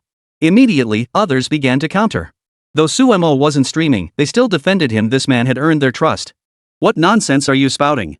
No matter what, our country's streamers care more than those abroad. He went to help with the disaster relief as an individual. He donated so much money before, clearly without any ulterior motives. Yet you deliberately slander him. What kind of people are you? You lot are the real trash, deliberately slandering manhwa. As streamers, you have no good intentions and aren't decent people. If possible, you should be sent straight to the frontier or torn to pieces. That's the only ending for villains. Their words carried an eerie, almost cursed intensity, a mix of disgust and rage. They found the people before them utterly untrustworthy, which is why their remarks grew so extreme. Yang Guowei, of course, wasn't in this livestream. He had no idea what these people were discussing. Being far removed, he could only do his part and leave the rest to fate, focusing on his own responsibilities. Yang Guowei hadn't appeared, yet the entire livestream was in an uproar. Too many people harbored hostility toward him in their minds. Yang Guowei was a deeply problematic figure. They launched all sorts of attacks. Sumo had kept his focus entirely on disaster relief efforts, working tirelessly without pause. He truly had no interaction with these people. Just as Sumo continued his efforts, his satellite phone suddenly rang again. He couldn't recall who it was until he saw it was his favorite woman, Xia Wanqing, calling once more. Xia Wanqing contacted Sumo via satellite phone once more. After a brief exchange, Sumo received the same information as before. The actual situation behind those messages was far more complex and chaotic than he had imagined. The first piece of first-hand information Sumo received was that higher-ups were preparing to send some personnel. It seems there's a major problem with the rescue operation. The rescue forces appear unable to access the surrounding areas as the roads are severely damaged, the ground is shattered, and the paths are blocked in many places, making forward progress extremely difficult. Upon hearing this news, Sumo couldn't help but feel concerned. The path ahead appeared far more treacherous and impassable than anticipated. Yet this did not mean Sumo would abandon the mission or lose heart. He was, after all, different from ordinary people. Even knowing the road ahead had deteriorated to a dire state, for a strong individual, the path forward could not be halted. This mission held immense importance for Sumo, even carrying a special significance. After discussing with Xia Wanqing, since real-time rescue was difficult, he decided to contact Zhou Wei, the team leader, as soon as possible. His unit had previously encountered other forces stationed nearby. Though they too were carefully encircled, they still actively rescued others. Though resolute, their efforts were far from easy. Suemo planned to deploy his drones first. In this day and age, drones were crucial. Just as he was about to act, suddenly, he spotted a group of uniformed soldiers, some of whom had already been here before. They stood resolute and focused on rescuing and protecting others. Upon their arrival, these soldiers also assisted in managing the surrounding situation. Suemo exchanged words with them. Additional rescue units were still en route, and this time they assigned Suemo a task. They vaguely recognized Suemo as the streamer who had raised national pride, which filled the soldiers with enthusiasm. However, with the disaster unfolding, they didn't have time for lengthy conversation. Instead, they urgently needed Suemo to set up a communication network base station. The primary purpose of such a communication network base station was to facilitate real-time communication links. They hoped Suemo could deploy a drone in the vicinity to enable live communication with other locations. That would be the best solution. The communication network base station proved useful. Suemo immediately began working on it. Zhang Yuan followed Suemo to the nearby mountain, where landslides were clearly visible, the damage severe. One careless step could send them tumbling down, yet Suemo remained exceptionally focused, observing intently. "Mr. Su, we should head back. Standing on this mountain, one wrong step could send us tumbling down. If something happened, it would be a matter of life and death. I don't want anything to happen to you. My orders are to protect you. If you were to get hurt, I'd be held responsible." Suemo, observing Zhang Yuan's timid demeanor, felt a surge of irritation. He glanced at him and shook his head slowly. "Your attitude only makes me dislike you more. Why are you afraid now? What is there to fear? We should do what we must. I am fearless, you are the one who should be afraid. Remember, keep walking with me. Let's see how far we can go and what we can accomplish. I'm not ready to stop yet." Suemo spoke quietly, feeling an overwhelming sense of helplessness at that moment. The person across from him shook his head, radiating an even deeper unease. Suemo then set up a communication base station on the mountain, transmitting signals via drone. Chapter 158, Communication Network. Assassin Sumo finally connected to the network. At this moment, he still needed to make room for calls from those formal contacts regarding local witchcraft. Though he hadn't studied any specialized technical skills, the soldiers accompanying him who specialized in communications were busy setting up and operating equipment, along with maintenance personnel from local network operators. Through their collective efforts, the signal was finally established, allowing Suemo to maintain constant contact with the outside world and conduct live broadcasts. He opted for the lowest bandwidth available and relied as much as possible on his own network for communication. "Hello everyone, this is Suemo. Finally able to properly address you all. Though the midnight sky holds a chill, my spirits are quite high. As you can see, this area truly encompasses a vast expanse worthy of our discussion. Look at the distant landscape, it possesses a unique charm, a distinct character. First, let me update you on the situation these past 2 days. I've been actively helping set up some network infrastructure. Though I'm not a professional, I'm genuinely glad to contribute. Beside me are personnel specifically responsible for communication equipment and local network maintenance, including professional soldiers and specialized maintenance staff. They've taught me a lot about these systems, and I've been working alongside them.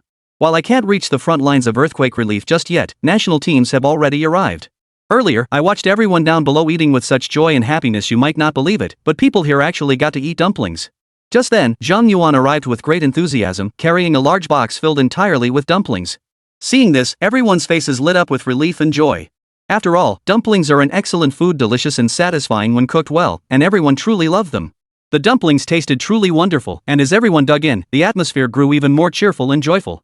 Suemo took the opportunity to pan the camera toward the steaming, fragrant dumplings. Everyone was tucking in with gusto, thoroughly enjoying themselves. Taking a closer look, the flavor inside was just as good, carrying a distinct aroma. Everyone kept savoring the dumplings' flavor. Truthfully, these dumplings weren't particularly exceptional, even though they were made by professional military cooks. The ingredients they used weren't particularly high grade. They weren't aiming for any high culinary standards here, and their main focus was on health. In other words, even if some foods might taste better, they avoid excessive additives. This is the first meal for these disaster victims. The aroma-filled dumplings, combined with sincere hearts, were enough to deeply move many people. At this moment, Suemo shifted the camera angle, and everyone watching below was startled. From a distance, they could see a vast crowd of people. They moved about, their faces radiating relief and comfort, for what they saw were things they cherished deeply. The farthest and most numerous structures below were tents, freshly erected. The soldiers themselves had nowhere to rest. These tents were indeed a rare and beautiful sight. The people were happily lining up, some already resting inside. With the restoration of internet and partial power, they could now contact relatives in other regions. The sounds of conversation filled the air below. At that moment, Sumo's eyes welled up with tears. Everyone, did you see that? This is the speed of disaster relief in our country. Compared to other nations, it's simply sky high. We've saved countless people, allowing them to live better, more comfortably, and stronger. I don't know what the situation is overseas, but I saw some chaos in the livestream earlier. People are already discussing foreign countries. Why don't we talk about 2 places abroad today? While I'm not an expert, I can share my perspective. These 2 places are the Eagle Nation across the ocean and our neighbor, the land of cherry blossoms. Let's start with the land of cherry blossoms. This is a lowly, despicable, and laughable country. Its citizens are largely cut from the same cloth, perpetually servile and hateful, utterly devoid of humanity. I wonder if everyone here thinks this situation is right or even exists. As he posed this question, expressions shifted across the room. Truthfully, everyone harbored their own views on this detestable nation. The overwhelming majority despised the land of cherry blossoms. First, there were tales of past invasions. And even now, the cherry blossom nation continued to act inhumanely. Most crucially, for a long time, the people of Sakura Valley had been greedy, arrogant, and cruel, a bunch of despicable scoundrels. Over the years, they've managed to accumulate wealth through their actions. But does wealth somehow imbue them with humanity? Not at all. The people of the land of cherry blossoms care about only one thing: self-interest. Recently, they've been continuously discharging nuclear wastewater into the ocean. This discharge poses significant and severe problems for marine life. Of course, the most critical factor is the process of bioaccumulation. Bioaccumulation occurs throughout the ecological cycle, where even organisms not directly exposed to pollutants. Yet due to their specific position in the food chain, these substances gradually accumulate within their bodies, forming a terrible bioaccumulation effect. This causes immense damage to the organisms' bodies, and ultimately, humans, as the apex predators in the food chain, are the most affected. These harmful substances ultimately find their way back to us. This situation sounds terrifying, yet many people still claim that certain global organizations or departments are relatively tolerant of the discharge of nuclear wastewater into the ocean. In reality, it's not that these organizations are particularly tolerant of the discharge. On the contrary, it's because they lack more suitable and reasonable methods to directly resolve the issue. If it were possible, who wouldn't want to resolve the issue directly? These individuals are all striving to resolve the issue themselves, but sometimes solving it is nearly impossible because the problem itself is so entrenched. These problems remain deeply troubling. For instance, one particularly serious issue is that after being discharged into the ocean, the nuclear wastewater has already impacted surrounding marine life. Samples taken from waters near the Dragon Kingdom reveal high concentrations of pollutants, causing severe consequences.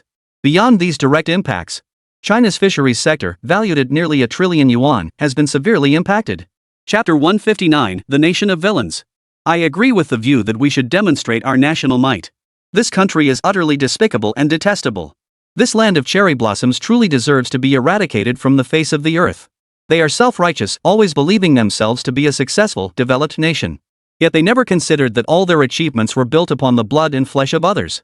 They deserve to be punished with deformity, to be torn to pieces, leaving not a single trace behind. That's too harsh. I advocate for their humane annihilation. They should vanish from existence. A single, super intense bombing that wipes them off the face of the earth, that would bring me immense satisfaction. Don't they have that mountain? Just blow it up. If that mountain is completely obliterated, wouldn't that be simpler? They should be burned to ashes, leaving nothing behind. The crowd's loathing for the land of cherry blossoms ran deep. In their collective consciousness, it was the most detestable nation, setting aside past tales of aggression. Combined with their own stances, they believed the nation should be eradicated outright, reduced to ashes. For a long time, people could freely express their loathing without restraint. Suemo agreed with all of this. However, he couldn't explicitly voice such sentiments during this live broadcast. I hope everyone can exercise restraint and even be more open-minded. Constantly fixating on attacking another nation is inappropriate. Though personally, I too wish the land of cherry blossoms would vanish from the world. But the vast majority of citizens are truly innocent. After all, I can only say this: many ordinary people shouldn't face punishment. At the very least, when it comes to dumping sewage, they're polluting the very seas their own people depend on for survival. Consider nations like ours with extensive coastal borders. We rely heavily on seafood and fisheries. For maritime powers like Japan, where most interests lie at sea, protecting the oceans and safeguarding future benefits is entirely rational. Though I still believe their contributions have been minimal. But we can't deny that Japan has exerted considerable influence on its neighbors over the years. That's undeniable. If I had to define this situation, I'd say everyone. Don't harbor hatred toward the nation itself, focus on the individuals who made mistakes.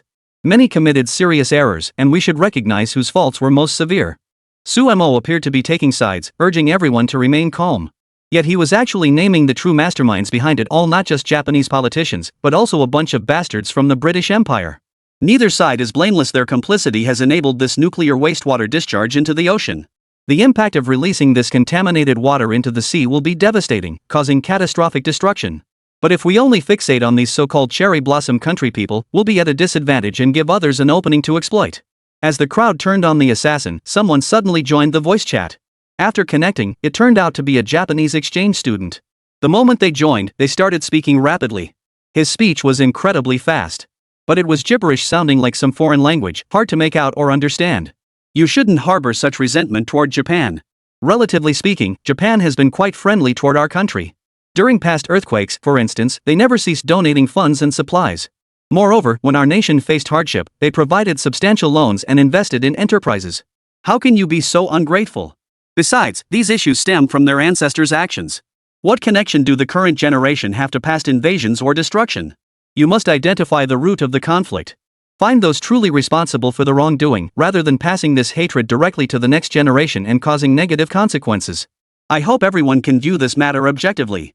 Suemo flew into a rage after hearing just a few sentences. For the first time, he slammed his fist on the table, fury boiling over. Where the hell did you crawl out from, you bastard? You're from the mainland, aren't you? Speaking such fluent mainland Chinese, you must be one of those mainlanders studying abroad. Explain yourself clearly. Once you do, I'll execute you and show you exactly what kind of bastard you are. Hearing this, the person on the other end didn't get angry. Instead, his tone remained calm. Sir, how can you speak to me like that? I haven't committed any major offense. I'm speaking to you earnestly and sincerely. I haven't made any extreme or wrongful remarks, have I? Your constant personal attacks only prove your guilt. You lack any courage whatsoever. Now you can't even speak coherently. Please organize your thoughts and we'll continue this conversation. Suemo continued with his barrage of vulgar insults and personal attacks, yet this man remained unusually calm. In fact, just from this alone, Suemo could see that these online trolls adhered to one principle exceptionally well, maintaining an objective, rational facade at all times. In other words, from the very start, they never showed anger or spoke excessively. They always maintained a serious, peaceful demeanor, appearing courageous and kind. But the reality was far more complex. They'd simply grown accustomed to chanting their mantras, repeating them until their own heart settled. This didn't mean they were good people. On the contrary, these villains, these bastards, appeared polite and objective on the surface. Behind that facade lurks a sinister aura. Their excessive wickedness knows no bounds. When it comes to money, they'll stop at nothing, utterly devoid of conscience. I've cursed you like this, yet you remain utterly calm. Especially after I've insulted your ancestors and parents, you still converse with me so serenely. I'm truly amazed. I honestly don't know how you manage it all. After all, interacting with me so peacefully and calmly leaves me at a loss for words. You're remarkable. But there's one thing I've already figured out. Hearing this, the man seemed genuinely surprised that Suemo had instantly seen through his true nature. I haven't made any extreme remarks. Please note, none of this is inherently negative. I want to know why you've judged me this way? And why have you labeled me with so many unfavorable adjectives? This is a serious matter. I demand an explanation.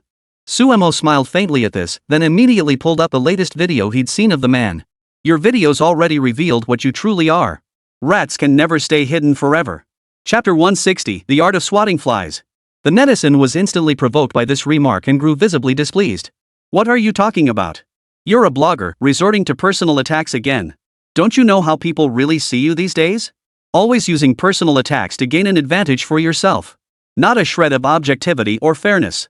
That's the modus operandi of you so-called patriotic online influencers. You're the most despicable ones. You pretend to love the country, but in reality, you inflict the most damage and destruction upon it. Public displays of patriotism are even more despicable than the actual anti-state elements. And yes, I'm talking about you. Suemo hadn't expected such a harsh assessment, but he smiled a genuinely bright, cheerful smile. What are you talking about? Brother, did you just throw your own little thing out there? First off, I was merely offering a brief critique of foreign disaster relief efforts. It's undeniable that foreign disaster response is deeply problematic. Everyone knows that. Yet now you spout such nonsense, as if trying to muddy the waters.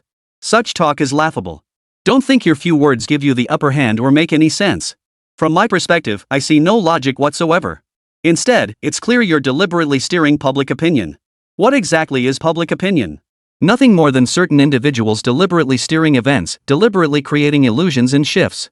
People like you reap huge benefits from this while pushing others into the chaotic front lines. It's despicable and utterly hateful. You're the one slinging labels here, not me. You're like a fly lurking among the masses, suddenly swarming to cause trouble when it suits you. You bring more problems, that's what's truly despicable. Suemo knew these hat pinchers all too well. As for why his livestream contained so much content, he understood perfectly well. The crowd in his livestream wasn't exactly trustworthy, so Suemo kept chatting with them calmly. Enough with the nonsense, well why? Everyone knows your temperament and what you've done. Don't you think we understand people like you? Everything about you has been exposed. All this talk now is pointless. Since you're already exposed, just accept your fate. Your so-called disaster relief is nothing but a self-serving act. What's this about emergency relief? What does any of this have to do with you? Domestic disaster response can't even match the pace of foreign efforts, and the gap in what people are doing abroad is staggering. I really don't know what someone like you is trying to accomplish. The fact that so many people believe you now means they've been deceived. I wonder what methods you use to trick them. I'm here to expose you now. I have ample evidence. People captured footage of you speaking with others elsewhere before heading to the disaster zone. You clearly received advance notice to stage this show. You even rushed in the moment the earthquake struck. Who possesses such audacity? You're not a genuine professional rescuer. You've never undergone proper technical training or received specialized disaster response education. Let me put it plainly, people like you are utterly untrustworthy. I'm here to expose you for the despicable scoundrel you are, a fraud here to deceive and profit. People like you deserve to be seen for what you truly are. That's why I'm here. Your constant appeals to the public are nothing but a sham. Don't think you can just walk away. You don't have what it takes. The truth about you will be exposed soon enough. Suemo was utterly speechless upon hearing this. He had become the target of this man's attacks, the focus of everyone's criticism. In truth, he hadn't committed such grave sins. It was more that the man before him was downright laughable. Brother, you keep insisting I'm guilty. Let me address a few points. First, before heading west, I discussed my plans with many people. Most were aware of my actions and intentions. In other words, my past is no secret, there's nothing hidden. Second, while abroad, I did study some first aid techniques. Though I suspect they differ from domestic standards, I later underwent additional training here and obtained professional life-saving certifications including rescue from drowning and emergency CPR. In other words, I possess both the capability and the skills to save lives. It's not as if I'm utterly useless and incompetent, as you suggest. I only ask you to understand one thing: since I have the ability to save people, I see no reason to continue hiding, to keep drawing attention to myself, or to stand by and watch others die on the road ahead. As for whether saving people is just for show, I can only say this: judge by actions, not intentions. People can say 1,000 things about whether someone is good or bad. Add in personal biases and opinions, and suddenly that person becomes a villain of the highest order. You despise them so much that even if they do something good, you refuse to acknowledge it. That's simple and common. The truth lies solely in what a person does, not in what they say or what intentions they held at the start. That's judging by deeds, not intentions. At least I went to the disaster zone to rescue people. Now I'm here working alongside everyone, and seeing you all eat dumplings and live in tents makes me happy. I don't know what you've done, but why don't we compare donations here? Beyond this livestream's earnings, I'll personally donate an additional sum. I guarantee my donation will be double yours. Let's put it to the test. I want to see how much you're willing to give. We can compare right here. Isn't this the simplest way? Right and wrong will be clear in an instant. What do you say? Do you think you're doing more than me? Or do you think I'll fabricate something to deceive people and cloud their judgment? These words left the man speechless over the weekend. In truth, just a few sentences were enough. He'd given his answer, and it had directly exposed the other man as hypocrisy. Yet this man still had some nerve, spouting such bold claims as if he had real ability. Fine. Let's compare donations right now. You go first. The challenge was issued instantly. Sumu watched the other man, finding the whole situation amusing. He immediately shouted into the livestream. Chapter 161, directly debunking. Everyone, you've all heard this, right? I made a bet with this person to see who could donate more. Since that's the case, I'm about to start donating. You can all trust me completely. I'm 120% sincere when it comes to donating. I'll give whatever amount is appropriate, absolutely no pretense here for anyone. You can monitor the entire process. If you spot any irregularities or misconduct, feel free to report them or contact me directly. If any issues are substantiated, I personally promise to offer appropriate rewards in gratitude. Now let's get this donation thing started. I'll kick things off with 100,000. Suemo spoke as he pulled out his phone and entered his account credentials. He held some connections within this federation. The so-called headquarters referred to the highest federation he shared with that rescue organization. It could be said that even the domestic Red Cross had connections to him. Suemo had donated substantial sums before, and as a crucial source of publicity, he served as free, top-tier advertising. Suemo began discussing with the group and quickly secured the 100,000 yuan donation target. After completing the transfer, he flashed his phone screen for everyone to see. Simultaneously, he received a call from Zhang, an officer at the Red Cross, expressing gratitude. Mr. Su, thank you very much for your donation to the disaster area. We will arrange everything immediately. Rest assured, everything will be fair and transparent. We will dispatch vehicles to coordinate and transport various supplies there. It was quite commendable that Zhang, the Red Cross official, had personally called. Suemo hung up the phone at that moment and gazed leisurely at the crowd in the livestream room. A faint smile played on his lips. Doesn't this gentleman feel a bit embarrassed now? I personally donated a sum that should be quite respectable, wouldn't you say? It's a good amount. I believe you should also check how much you've donated. Let's see who ends up donating more. After Suemo finished speaking, he was surprised by the other party's unusual silence. In other words, they didn't respond. He then noticed they had already left the livestream. What followed, however, was an endless barrage of private messages. Some people would remember every detail of this incident. No one would forget his boastful display moments ago. Questioning Suemo was a dangerous game unless one had substantial backing. This person might face online bullying for a while, but Suemo didn't think it was wrong. Cyberbullying certainly wasn't a good thing, especially doxing and personal attacks. But one thing was true: when these paid trolls interacted online, they often crossed the line from the very first moment. They started attacking others, creating some pretty serious situations. That person instantly fell silent and rolled out of the livestream. It was laughable, yet somehow amusing. See what I mean? These loudmouths are utterly ridiculous. The donation is right here, on the table. If anyone wants to question it, donate the 50,000 yuan first before saying anything else. My words stand here. I welcome everyone to support domestic relief efforts, often contributing both money and effort. Do what you can afford. What I least want to see is people pretending to be something they're not or questioning others' commitment to disaster relief. That's a terrible thing. Because within our nation, we share a steadfast, earnest, and sincere heart. We should never allow this to foster any sense of division. Only when everyone remains steadfast, earnest, and loyal can we accomplish great things. Strengthening ourselves, that is what we must do right. At this point, Suemo had already urged everyone to stop fixating on divisive, confrontational rhetoric. Instead, they should focus on promoting harmonious, friendly, and supportive discourse. Hearing this, everyone felt deep admiration and moved, understanding Sumo's earnest intentions. Soon, some began donating enthusiastically. Suemo had never intended for donations to become the mainstream focus. He himself isn't short on money, and in an instant donated another 500,000 yuan. Combined with the previous 100,000 yuan, the total now stands at 600,000 yuan. Nowadays, even a single video could easily earn him around 1 million. Moreover, he hadn't engaged in live streaming sales for quite some time. If he truly entered that cycle, his earnings would only increase further. Yet, he remained steadfast in his principles and integrity, showing no desire to grow his influence through sales-driven content. Even so, people's admiration for Suemo only deepened. As he chatted with the crowd, sharing his reflections from the disaster zone, he gazed at the tents nearby and the people eating dumplings, feeling profoundly moved. Honestly, what I feel most here in the disaster zone is warmth. Our nation has weathered many so-called major calamities over the years. Yet each disaster has never crushed us Eastern Dragon people. Instead, it has only spurred us onward, driving us to strive harder, persevere relentlessly, as if we possess the strongest inner strength. This is precisely what I value most: perseverance. I hope everyone possesses this steadfast resolve, understanding that we're all on this journey together. We are all compatriots striving for a common goal. To go further, we must cooperate and support one another, working collectively to achieve greater things. Only then can we all glimpse the dawn of a brighter future.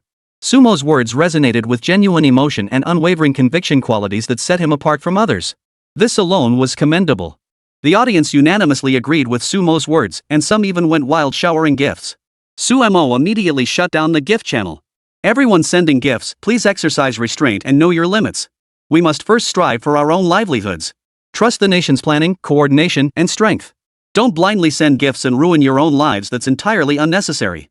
Suemo stopped there without elaborating further, simply urging everyone to understand the underlying principles and avoid excessive actions. Faced with all this, everyone would have their own views, thoughts, and differing perceptions. Perhaps that was precisely what some people wouldn't change. Naturally, different people perceive and interpret these events differently. Over the weekend, we continued our discussions, sharing more poignant reflections, including those about human interactions. Many of the people he encountered showed remarkable tolerance toward their fellow countrymen. Now, a child had appeared beside Suemo. Earlier, the child had been crying and fussing because they couldn't find their parents, but now the parents had been located. Thankfully, they were unharmed. Weekend carried the child over. The child held only an apple, a gift from the soldiers earlier. Instead of eating it, the child saved it for Suemo, a gesture that deeply moved him. Chapter 162, Life in the Disaster Zone. Suemo naturally intended to stay in the disaster zone for a while longer. He had his own plans, but this child seemed to offer him a different perspective. I won't eat this apple, don't worry. Give it to your parents. I'm doing just fine here, and everyone has been very helpful. Suemo said to the child, but the boy didn't leave. He kept offering the apple until finally, Suemo reluctantly accepted it and held it in his hand. He didn't rush to eat it, however, choosing instead to keep it close at hand for now. The apple could still be given to those in need. By now, power had largely been restored across the disaster zone. Yet gazing at the collapsed houses nearby, one couldn't help but feel a profound sense of desolation. You all see this, right? The number of collapsed houses here is still staggering. Their world has fallen apart. Recovery won't happen overnight. This is the reality. His words carried a hint of sorrow, yet they were undeniably true. Weekend didn't continue the conversation. He flipped back to the calm, composed author. At that moment, Zhang Yuan brought new news. Minister Zhou was eager to stay in touch with Suemo and planned to send a professional team to groom him as a publicity ambassador. Of course, such matters couldn't be discussed during the livestream. Next, Zhang Yuan took charge of Sumo's livestream, where he sat holding a bucket of instant noodles, devouring them voraciously. These past 2 days had truly worn him out. He no longer possessed his initial vigor, feeling as if his entire body was about to fall apart. Everyone, please hold on a moment. Yang Wei will be back shortly. He has an urgent call to make right now. Don't worry, he'll give you all a full update on this trip once he's finished. Naturally, the others knew little about Yang Wei's activities. Another figure appeared before them. Curiosity stirred in everyone's hearts. Some began speculating about Zhang Yuan's identity. Hey, young man, who are you? Are you Yang Wei's son? Cut the nonsense. That's a personal attack. They're practically the same age, how could he be his son? I'd say they're only distantly related, probably cousins. Look at that guy with his drooping ears, he bears a slight resemblance to Yang Wei. Forget it. Yang Wei is way more handsome. This guy looks ugly. Though I heard someone snapped a pic of them together before, who knows if it's real or not. Probably true. Who knows what this guy's deal is? If anyone has info, spill it, let's get the scoop. Everyone was intensely curious about Zhang Yuan's identity, who he was, what he did. But curiosity aside, they knew they'd never get answers. After all, Zhang Yuan couldn't openly admit he worked in propaganda. That would be a major embarrassment. If he did, he'd face disciplinary action from higher-ups. No need to speculate about my identity. I'm just a friend supporting our country's top streamer. This time, I accompanied him to the border. There were many matters to attend to there. He planned to engage in an offline debate with that Antonio fellow, giving him a proper thrashing. Unexpectedly, before anything could be accomplished, we ended up stuck here. This situation isn't exactly ideal.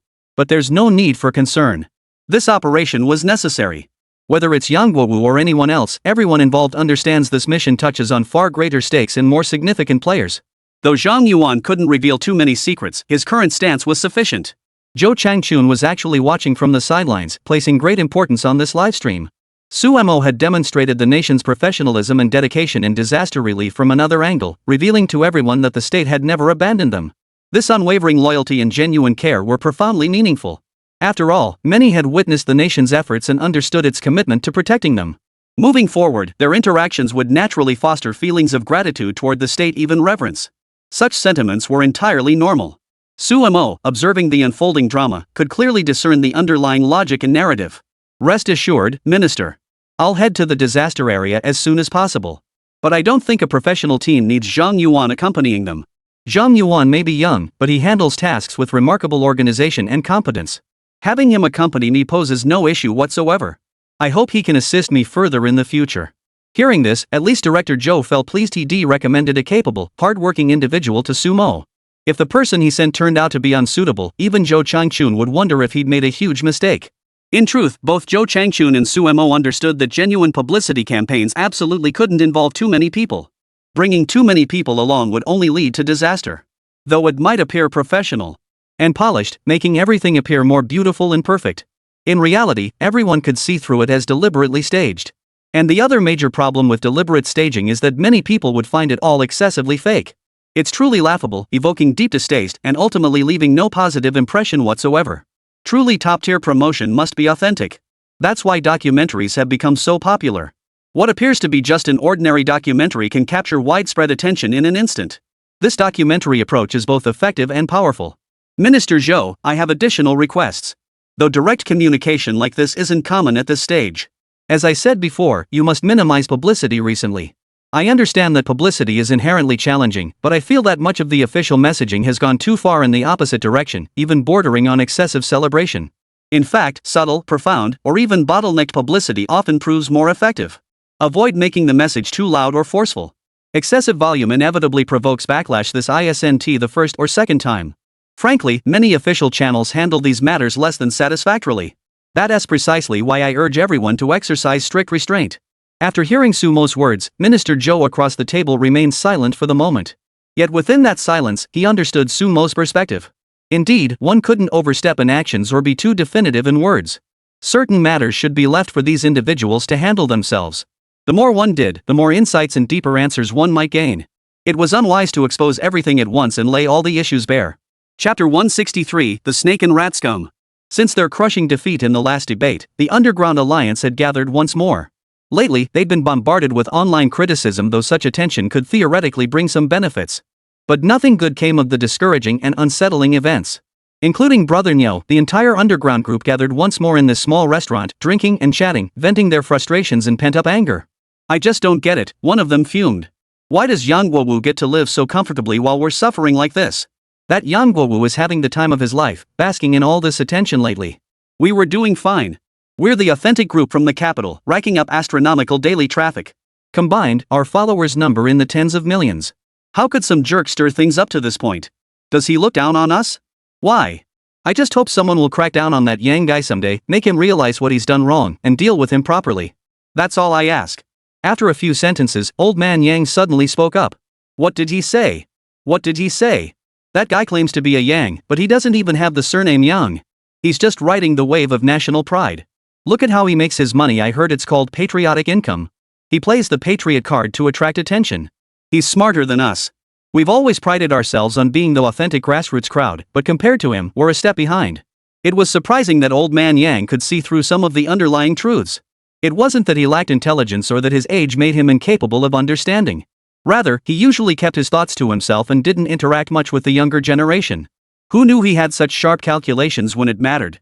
So that's how it is. Why don't we try that approach too? Great-grandpa, hunched like a mouse, suddenly blurted this out. But what he got was a resounding rejection. What are you thinking? Anyone could eat that meal? Never mind.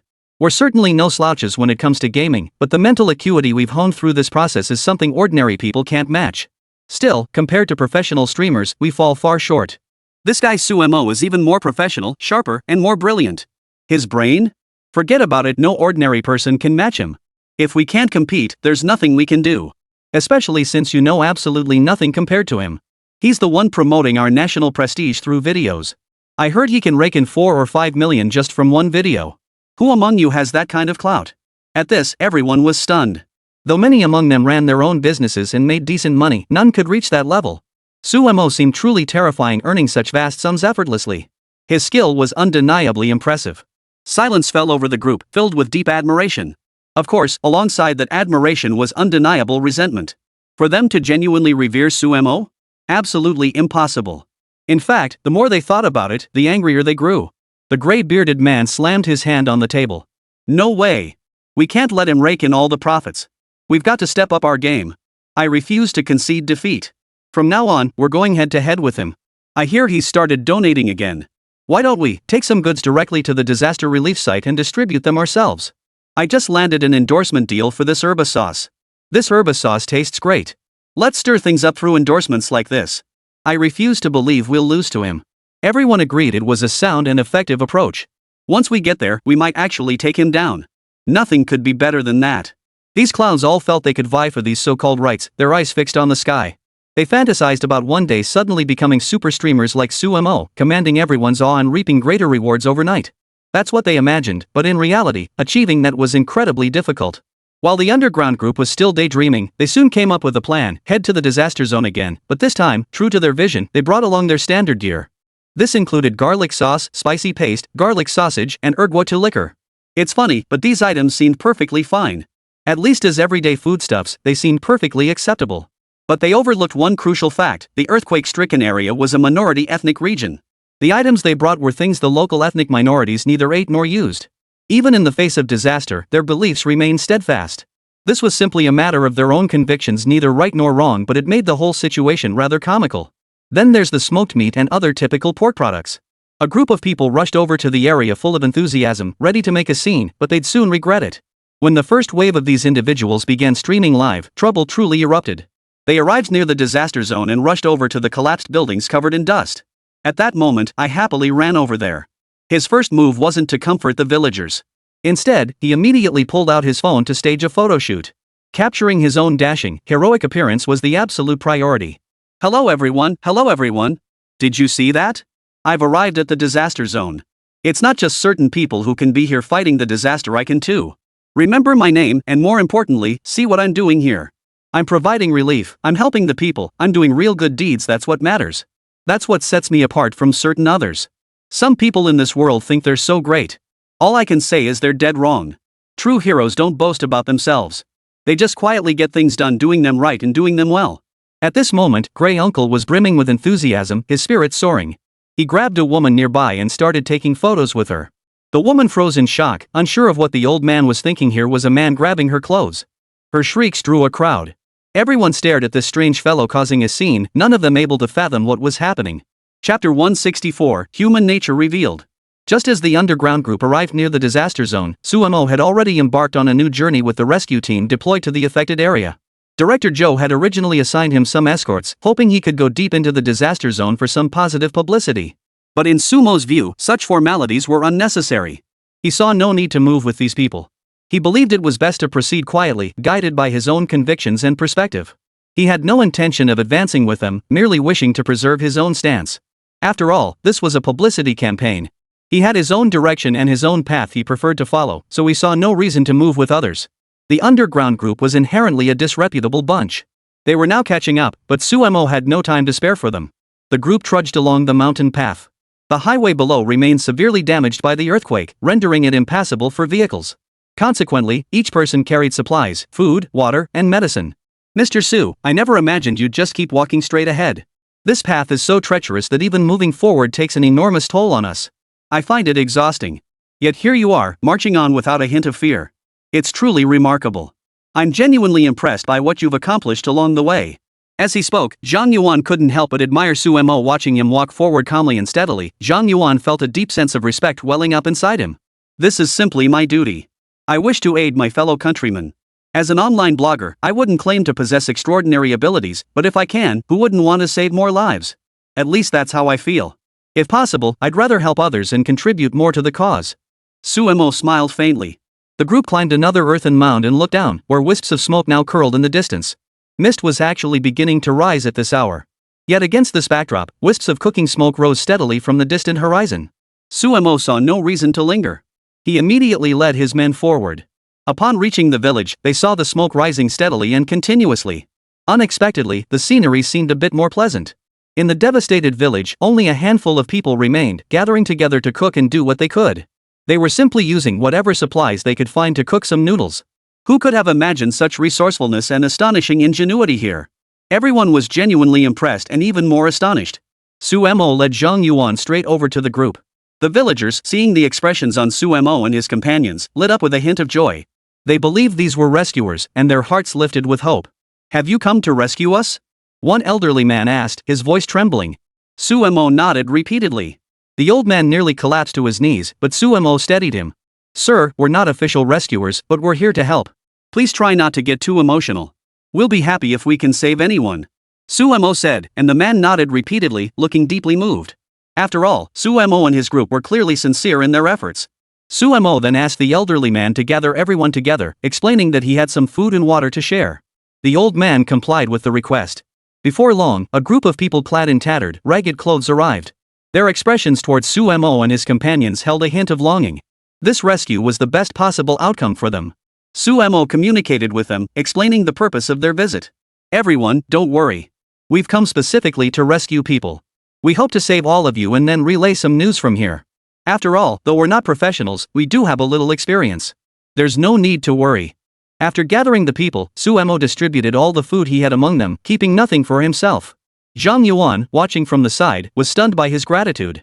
But disaster relief couldn't mean giving away everything one had. It wasn't until later that he realized these people might starve to death without food. They were young and strong enough to endure for a while longer. More importantly, they had come with a mission, and some among them were quite capable of managing. The villagers wept as they recounted how unbearably difficult life had become these past days. Especially after the disaster, they'd received no aid whatsoever. Now, both water and electricity were cut off. Looking around over the weekend, he believed military units were already mobilizing. Yet this remote location, accessible only via a rugged mountain path, made entry difficult. He had climbed the mountain to reach it easily, but for others, it was as difficult as scaling a mountain. It was conceivable that some regular troops had not yet managed to arrive here. He offered some comfort to the uncle, but unexpectedly, a group of people approached from the distance. It was an official rescue team. Seeing the villagers resting there, they immediately began organizing relief efforts and distributing supplies. Only then did smiles finally appear on the villagers' faces. They realized they had underestimated these people.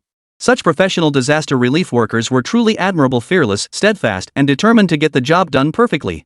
Their efforts to rescue more people set them apart from others. Witnessing this scene firsthand, everyone felt deeply moved. Sumo, having accomplished his mission, stepped back. Zhang Yuan, who had been standing nearby, found this decision quite puzzling.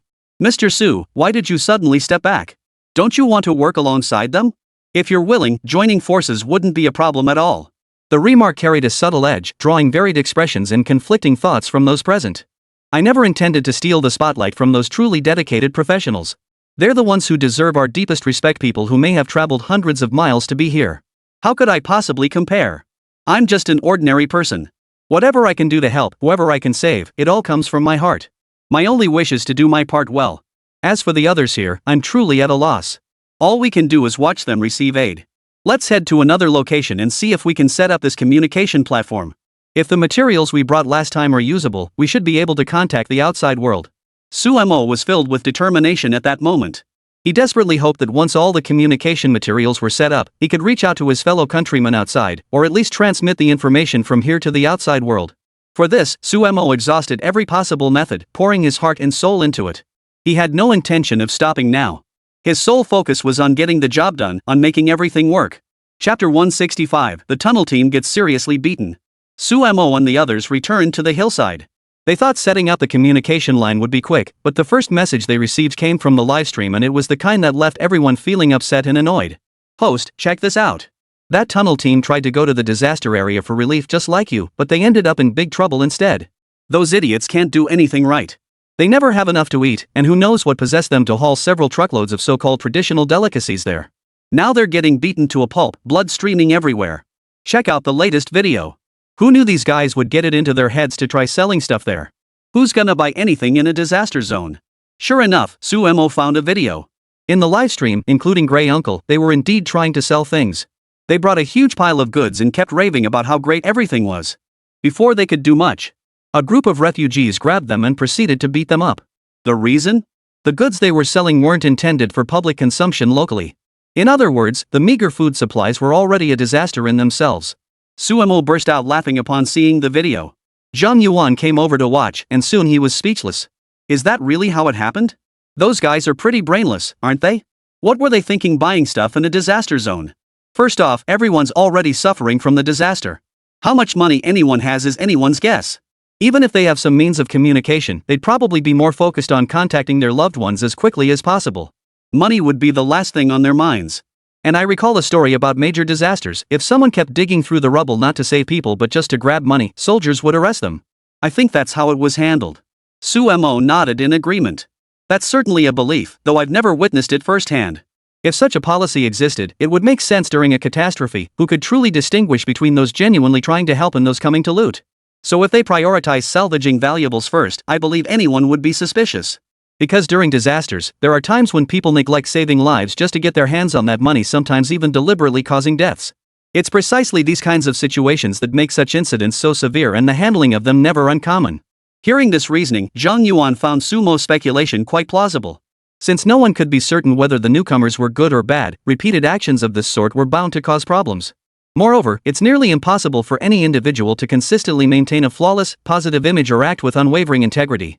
Regarding these matters, one could only say that the darkness within human nature was difficult to articulate. Now, with the emergence of the tunnel group incident, even old man Yang had been grabbed by the scalp in that scene. But since he had little hair, it was more like grabbing his scalp. When that failed, they slapped him twice. As for the other old man, he was beaten until he was covered in dust and dirt. He already resembled a rat, and now his 2 front teeth were knocked out. Brother Nyo, who considered himself somewhat clever, cautiously kept his distance and remained silent. It was precisely this shrewdness that allowed him to avoid trouble and live comfortably. The guy was actually quite sharp. Such scenes left onlookers utterly bewildered. Indeed, some had survived through such means. It could only be said that these fellows possessed a certain degree of cunning. Of course, whether good or bad, it just shows they've all got their own schemes. These guys got what they deserved. Going out to buy stuff at a time like this, putting on a show like that, they had it coming. But I do wish there had been a better way to handle this. Just beating them up isn't appropriate or reasonable. After they're beaten, what about the next people who come to help with disaster relief? And the underground groups have no limits. They'll definitely seize on this incident, blowing it out of proportion to promote themselves. They might even twist the truth and fabricate lies. Suemo glanced down and sure enough, the latest comments were pouring in. It was that gray old man's tearful lament about how he'd returned to the city only to lose both his front teeth. His tearful, leaky-tongued appearance actually evoked sympathy, exactly the effect he sought. Was Gray Uncle truly a good man? Of course not. Losing his front teeth was entirely his own fault, a case of reaping what he sowed. But this pitiful display was meant to convince others of his innocence. He wailed incessantly, claiming he'd gone to aid disaster victims only to be brutally beaten, a colossal injustice. Someone below asked if he'd actually gone shopping there, but the gray old man vehemently denied it. I never went to sell anything. You all got it wrong. I was trying to donate supplies, and then I got beaten up. How can these disaster victims be like this? Think about it, is this just? Is there any law? Why was I, a disaster relief worker, beaten senseless? What kind of nonsense is this? Did I do something wrong? Did I deserve this beating? At this point, he genuinely seemed troubled and distressed. His words stirred varying degrees of sympathy among the crowd, but it was futile. He skirted the crucial points, evading the heart of the matter.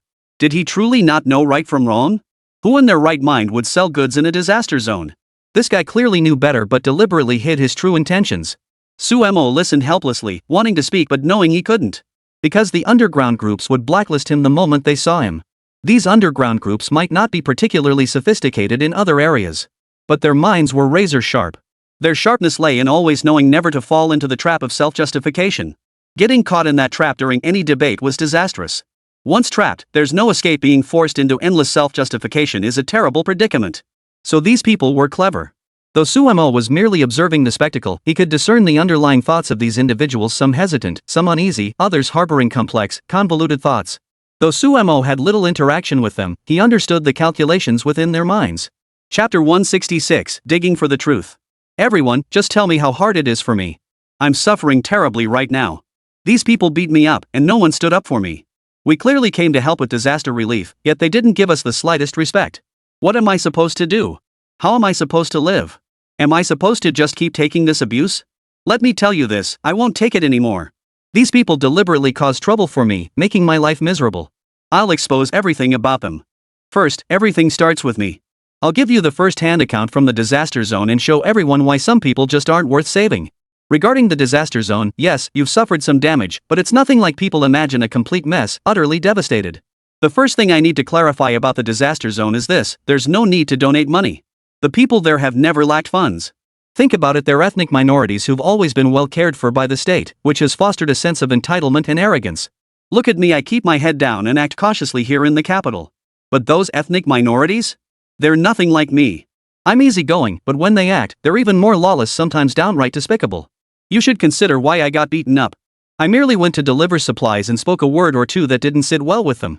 They beat me so badly they knocked out both my front teeth. What kind of nonsense is that? What kind of justice is that? These words carried a certain inflammatory effect. Many naturally felt more sympathy for old Gray. Like a rat, he was indeed skilled at doing things to win others' favor. This mouse, Gray Uncle, was indeed laughable, and everyone found him increasingly repulsive. Yet for the moment, they couldn't quite pinpoint a clear answer to his words. He was undeniably a villain, deliberately manipulating public opinion to gain advantages for himself. Yet to call him brainless would be an understatement. Few truly believed his words, most remained skeptical. Hearing this, the gray old man flew into a rage, spewing a torrent of foul language. You idiots! Why won't you believe me? We all went over together. Look at me, they beat me so badly I'm crippled now, and I still want to hold those bastards accountable. Not a single person has spoken a kind word to me since. I've already called the police. Mark my words, I will see this through. Why should I swallow my pride after being beaten while those bastards walk free, happy as clams? This is clearly someone deliberately trying to frame me. Mark my words, this needs to be dealt with seriously. Otherwise, I'll just be left wronged and victimized by others. I've always been this determined. Rest assured, I won't take this humiliation lying down. I'll make sure justice is served. Everyone needs to understand that our community won't tolerate abuse. Why should we put up with it? I'll keep fighting. Let's see what these people are made of. While the old man was still ranting, Suemo directly connected the call. He refused to let this clown continue disrupting the atmosphere. He wanted to confront him face to face and exchange a few words. As soon as Grey Old Man saw someone connecting, he got excited. Someone's connected. But we made it clear beforehand you have to flash a sports car to connect. Looks like this guy actually has the guts. Of course, if he didn't flash, I'd kick him right out. Grey Uncle spoke with great interest, but when the connection finally opened, he was stunned. The person connecting with him was none other than Suemo. In that instant, he was genuinely stunned, his eyes widening like a cow's. Why would you connect with me? You're supposed to be promoting our streamer. Are you here to mock me? I got beaten up, but I don't need you rubbing salt in the wound. Do you even know who you are? Suemo stared at the person on the other end. He knew this Grey Uncle would still mock him relentlessly. This guy never missed an opportunity to belittle him. And that was exactly how he operated, clearly not a good person. Suemo knew this Grey Old Man wouldn't give him an inch of face, but he felt no fear. I was merely upholding our nation's prestige. I'm just an ordinary streamer. I truly don't understand why you're so impatient and agitated. All I can say is that some things are simply not worth pursuing. There's no need to make such a big fuss. We should learn how to conduct ourselves properly and do things right. Don't ever think you're so special. Alright then, I'll offer a few casual comments. I wonder if Grey Official is willing to listen. What I say might not be pleasant to hear. Honest advice is often hard to swallow. You can choose to listen or ignore it. You can even show your disgust toward me, but I'll say what needs to be said. Hearing this, the Grey Old Man snorted coldly. He dismissed the words, even harboring a hint of disgust. Knowing that with so many people connected, he couldn't openly offend the other party, he forced himself to endure and let Suemo speak. The nickname Grey Eunuch isn't exactly flattering to begin with. You resemble a eunuch, which I personally find rather unpleasant. But you can change it yourself. Or perhaps rephrase it. For now, I'll continue calling you that, but don't mistake it for an insult. Grey Eunuch naturally bristled at this. To him, every word was an insult, every utterance fueling his rage. At times, he understood that arguing further served little purpose. Call me that then. Though I don't like the term either, I can tolerate it. But let me tell you, no matter what you say, Yang Guowei, I have my own arguments. Yang Guowei wasn't particularly interested in such talk, but he said what needed to be said. Grey Uncle, I have to hand it to you. Many in your underground community truly have no shame.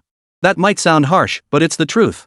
Most of you don't seem to care much about your reputation or how you live your lives. It's not a good habit, but at this point, I can't stop you because that's just the attitude you have. Since that's your stance, it's perfectly normal. Personally, I have no grounds to criticize. Still, there are certain matters I feel compelled to voice my opinion on. Chapter 167, True Colors. First off, your disaster relief efforts this time were a complete mess, landing you in serious trouble. Let me put it this way, if the full truth of what happened back then ever came out, you'd be in for a world of headaches. Hearing this, the gray-robed official showed no fear. He gave a cold laugh and uttered a couple of O's. The next moment, he seemed to radiate even deeper, more profound confidence. Cut the nonsense. I know you're only talking like this for the traffic, for the benefits. Do you really think I can't see through your schemes? I've seen right through you. I see clearly now, and I know you've never had any good intentions. Precisely because I see through you, I now have my own analysis and conclusions. Let me put it this way, there's one glaringly obvious thing. I wonder if you're willing to admit it. Going to extremes for views is nothing new. Plenty in our circle do it. But your actions cross the line. Do you really think no one sees what you're doing? You're so arrogant and proud, convinced everyone else is wrong. Little did you know your own actions were the most foolish. You think no one knows about the arrangements you've made, but in truth, everything has already been completely exposed. The crux lies in your fundamentally flawed approach. From the start, you pursued this with a mindset that prioritized traffic above all else, and that's precisely where you went wrong. When you cross the line, you invite trouble. Traffic can be a powerful weapon, but it can also become a tool that brings trouble upon yourself. If you approach this with an excessive mindset from the start, you'll likely invite endless trouble and trap yourself in this dangerous fallacy. This is my sincere belief, and I hope you can discern and remember the truth within it. Hearing all this, the person on the other end was clearly reluctant to listen. After all, as a seasoned pro among authentic streamers, he naturally didn't want to hear these grand principles. Stop spouting useless nonsense about boosting national prestige. There's only one way to prove who's right or wrong, who gets more gifts. Since you're online today, let's treat this as a battle. Everyone, flood the chat with gifts and see who gets more. Even now, this guy was still trying to milk the audience for cash, utterly ridiculous. But Suemo had seen through him long ago. So the next moment, he disabled the gift and battle features. Sorry, I'm not here for duels. If you want gifts, ask your fans, I'm sure some would gladly send them. But here, I have no such demands or expectations. I'm not participating in this so-called PK, nor do I want gifts. It's that simple. If you want them, figure it out yourself. Maybe these people will be willing to talk to you. I've made my stance and intentions crystal clear. At this point, Suemo had truly gone all out. By stating up front that he didn't want gifts, he effectively discouraged anyone around him from sending them. Sumo's interactions with his fans were clearly far more frequent than average. But the gray-robed official across from him was different. Most of his income came from donations and the subpar goods he promoted. This move had effectively cut off his income stream. It was clear that Grey Uncle now viewed Suemo as his sworn enemy. How could you do this? You clearly came here to battle me, and now you pull this stunt? I just want to know what your plan is, how you thought this through. If you do this again next time, we won't connect or speak. You're clearly trying to sabotage me. Don't you know what kind of streamer I am? I'm trying to make money this way, and now you're not giving me any face. Since you won't give me face, what's the point of talking? It's better not to say anything. After hearing this string of nonsense, Suemo knew he just couldn't let go of that money. Unique way, there's no need for us to let this escalate. I know exactly what you're after, it's all about the money. But you might not actually get your hands on it. Just look around, a lot of people are already pretty unhappy. Everyone feels you're deliberately keeping things hidden here, even going too far. If they're willing to spend money, they'll spend it on you. If they're not willing, don't force it. Isn't that simple enough? Sumo's words made perfect sense, but the gray-robed eunuch persisted in his unreasonable tantrum, bellowing twice more. Just then, a figure suddenly appeared in the camera frame, none other than Wild Boar Skyrocket. Wild Boar Sky had been released, though his previous offenses had only disrupted public order. They had to deal with him eventually, but the final charge of extortion never stuck. You could say Wild Boar Skyrocketing made mistakes, but you couldn't say he committed any earth-shattering crimes. This was Wild Boar Skyrocketing's most remarkable achievement to date. He was a shrewd individual with considerable skill. Don't let his unassuming appearance fool you, he was truly capable of remarkable feats. The moment Wild Boar Chongtian saw Suemo, rage boiled over. It's you again, you bastard. Wasn't the last time enough? Last time you deliberately set me up, then had me thrown in jail. Wasn't that all you're doing? Now I'm right here. You think you can arrest me? Let's see if you still have the guts. You think you can frame anyone, arrest anyone? Just because you're the boss? Why should everyone listen to you? One day, I'll bring you down. I'll make sure everyone sees your monkey tricks. Let them see what you really are. Suemo remained utterly unfazed by this tirade. Wild Boar Skyrocketing held no evidence, he lacked even the skill to fabricate incriminating proof. That required a professional, something Wild Boar Skyrise simply couldn't manage. Wild Boar Sky, I hope you rein yourself in from now on. It's fortunate you didn't get involved in this disaster relief effort. I strongly advise you to keep your mouth shut. If you speak recklessly and something major goes wrong, you'll be solely responsible. I mean this sincerely, I don't want you entangled in this mess again. If you slip up once more, you'll have only yourself to blame. Think about it, why were you singled out among so many underground streamers? Don't you see the problem here? Was it really just because you crossed paths with me? No. It's because you went too far. Some underground streamers may chase views, but they know better than to flaunt their excesses in public. At least the other guy plays the villain, he knows how to hide. You, on the other hand, don't even have the sense to conceal yourself. Chapter 168, The Comedy Duo. Grey Eunuch burst out laughing at this, while Wild Boar beside him was furious. What's so funny? This guy's insulting me, and you're laughing? Use your brain. Do you even understand what he's saying? Grey Old Man was rendered speechless. Of course he understood what Suemo was saying, but he simply couldn't help laughing, it felt so refreshingly hilarious. He wondered how this glorifier of our nation's prestige could judge things so accurately. The man before him was nothing but a complete fool. Wild Boar charging heaven and he had been on good terms, but their bond had been wearing thin lately. The biggest problem was that Wild Boar charging heaven acted without regard for consequences. This time, the repercussions were severe enough. Next time, he'd drag all of them streamers into trouble, causing endless headaches. When that time came, he'd have to pick a side. At the very least, Grey Old Man had already made up his mind about this sort of thing. He had absolutely no intention of continuing to associate with Wild Boar Skyrocket. If that bastard ever blew up, he certainly didn't want the fallout landing on his own head. So he'd decided to be upfront with him when necessary. He'd never reveal his true feelings, always keeping things hidden and guarded. That way, when the time came, he could retreat without worry, avoiding unnecessary trouble. The two were actually trading insults in the livestream. Wild Boar Sky seemed to have had it in for old Grey long before this. The moment he joined, he started cursing the other's mother. Grey Old Man, enraged, joined the tirade. Soon, fists flew. But Grey Old Man was as skinny as a chick, no match for the burly man before him. The gap between them was simply too vast. Even if they fought for real, Grey Old Man would suffer a crushing defeat. Meanwhile, Yang Guowei sat quietly watching the spectacle, finding it utterly hilarious. You two really don't need to fight for real. I thought this was scripted. If you actually start hitting each other, what happens next? Do you beat me to death, or do I knock you out? If that's the case, I'd still advise you both to calm down for now. Don't make things too unpleasant. After all, you're part of the same group. Suemo tried to mediate, but the two paid him no mind. They traded blows until one finally tackled the other to the ground, their faces pressed together as fists rained down on each other's bodies. But Wild Boar clearly had the upper hand. Weighing a solid 300 pounds, he charged forward, pinned his opponent to the ground, and unleashed a barrage of punches. His fists were like sledgehammers smashing into the other's skull. Just 2 consecutive blows were enough to knock Grey Old Man senseless. Poor old Grey really had it rough. Those 2 iron fists were more than his head could handle, leaving him groaning and whimpering on the spot. This situation immediately drew the attention of bystanders, who alerted the professional police officers. The police arrived shortly after the call, arresting both men right in front of the live camera. No wonder these 2 unlucky fellows insisted on fighting in public. They were taken away immediately, with irrefutable evidence confirming their altercation a verbal dispute that had escalated into something more. In the end, they were both charged with mutual assault. Since the assault happened during a live stream online, the platform ultimately banned both of them permanently. This was the simplest and most efficient resolution. In Sumo's view, these two had it coming. Suemo disliked them intensely, believing they deserved punishment. Both harbored ulterior motives, scheming from start to finish to gain the traffic and money they craved. Now these two had been caught. Their luck had run out completely. Watching it all unfold, Suemo found it utterly hilarious. Once the matter was resolved, Suemo still regarded it as a top-tier farce. He immediately went live to discuss it with his followers. You all saw it, right?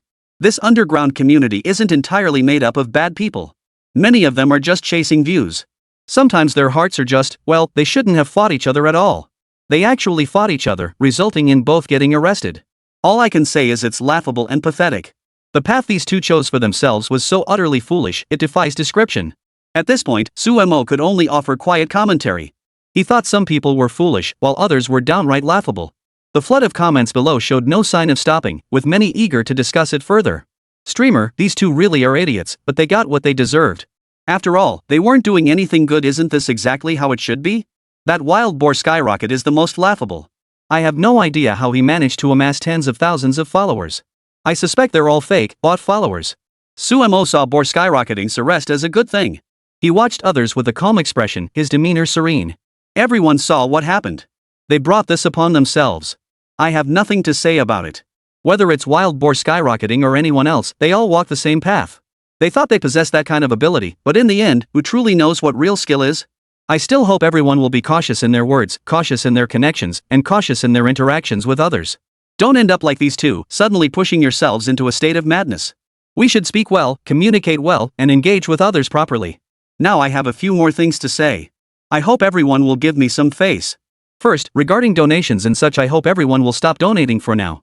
We have enough. Continuing to donate serves no purpose. What the disaster area truly needs most right now are supplies. With sufficient supplies, we can aid more ordinary citizens. That's the urgent priority. But please act within your means. If anyone can provide materials, just contact me and I'll purchase them. Rest assured, I'm absolutely sincere. I genuinely dislike taking advantage of others. Let us conduct this operation properly and execute this relief effort flawlessly. His words rang out with conviction and sincerity, deeply moving many present. They also recognized that Suemo had handled the situation exceptionally well. His words carried genuine conviction, earning him the respect and admiration of those present. Chapter 169, Outstanding Youth. Just as Suemo finished expressing his thoughts, someone suddenly connected with him via the livestream. He hadn't intended to accept the call, but then Zhang Yuan sent him a message. It seemed this caller held some significant connection to him. When the connection was established, a man in uniform appeared on the other end. He looked quite amiable, wearing a slight smile. Hello, Mr. Su, or rather, Mr. Yang Wagu, the streamer. I'm an agent from a special organization. I'm reaching out regarding a recent matter of great importance. We have observed all your actions, including your rescue efforts. We are pleased to establish this connection with you and learn more about these matters. We feel very positive about accomplishing this work. We hope that in the coming period, we can continue to coexist harmoniously and pursue mutual development. Our publicity department has decided to award you the title of Outstanding Youth. We hope you can attend our award ceremony before the date we specify. This Outstanding Youth title will be highly significant and formal. Suemo hadn't expected to receive the title of Outstanding Youth. He had thought he could accomplish more. This title of Outstanding Youth truly took him by surprise. In many cases, such recognition signifies national acknowledgement of an individual's contributions or outstanding achievements in a particular field. Suemo believed he had accomplished some things. But the so-called Outstanding Youth title still felt distant to him. He had never accomplished anything truly monumental. Outstanding Youth was essentially a form of national recognition. Often, when the state selected exceptional individuals to become truly prominent figures, the title signified that these outstanding young people had demonstrated excellence in various areas. Such contributions are necessary to earn national-level recognition and attention. I truly never imagined I could receive such recognition as an outstanding youth. It seems rather inappropriate. While I have done some things, I haven't made any major contributions. If this recognition is to be given to me, I believe it's unwarranted. I hope the higher-ups will give it more consideration. Suemo still intended to decline, but unexpectedly, the person across from him smiled faintly. He had anticipated Sumo's reluctance all along. With a smile, he immediately said, "Mr. Su, we anticipated your refusal. Yet we sincerely wish to discuss this matter with you. Everyone knows becoming a prominent figure or what society calls an accomplished youth isn't easy. It demands immense effort and dedication. Such achievements inevitably require sacrifice and commitment. Yet we believe you are the most suitable candidate. In truth, your becoming such a figure would be the most effective and impactful. You could help others accomplish their work, and even your own life would see significant improvement. Precisely because our intentions are sincere, we hope you'll consider what we've said. Perhaps one day, you might change your mind." Changing one's mind was easier said than done. In truth, the director harbored deep hopes for Suemo, wishing he could shoulder this burden and responsibility. Suemo pondered for a moment but did not refuse. "Sir, if I can be of assistance, I will certainly help. I don't consider myself some great figure, but this Outstanding Youth Award is truly excessive. I don't see myself as outstanding or exceptional, I just work hard at what I do, that's all." Suemo still felt somewhat resistant to such accolades. As he stated, he simply did what he could, at least approaching his work with sincerity and dedication. "Mr. Su, please rest assured. We have thoroughly reviewed and evaluated your qualifications.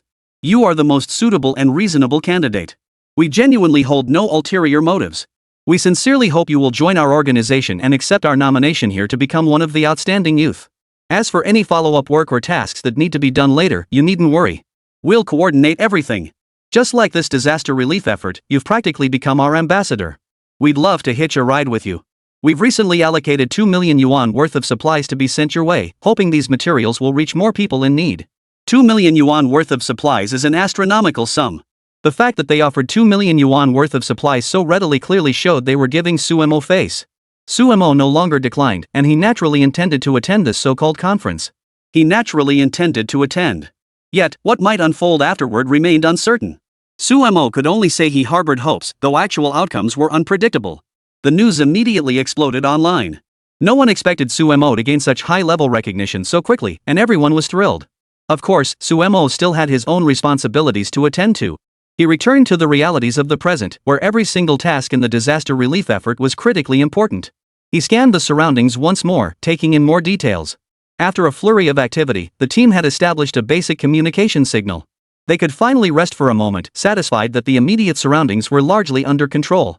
Completing these tasks was a relief for everyone. With the basic signal setup complete, Suemo could video chat again. This time, however, he found Xia Wanqing. To his surprise, Xia Wanqing sat quietly wearing a hard hat inside a tent. "How did you find time to contact me, you busy bee? I know what's been happening online lately. You've been honored as an outstanding youth. You're about to receive your award. I'm not doing nearly as well as you right now. I'm just sitting in a tent observing the surroundings. I wish I could help them here, but I simply don't have the capability." Xia Wanqing spoke slowly, her voice tinged with resignation. She genuinely wanted to help others, but given her current physical condition and abilities, there was little she could do. Suemo smiled, his calmness offering a measure of comfort.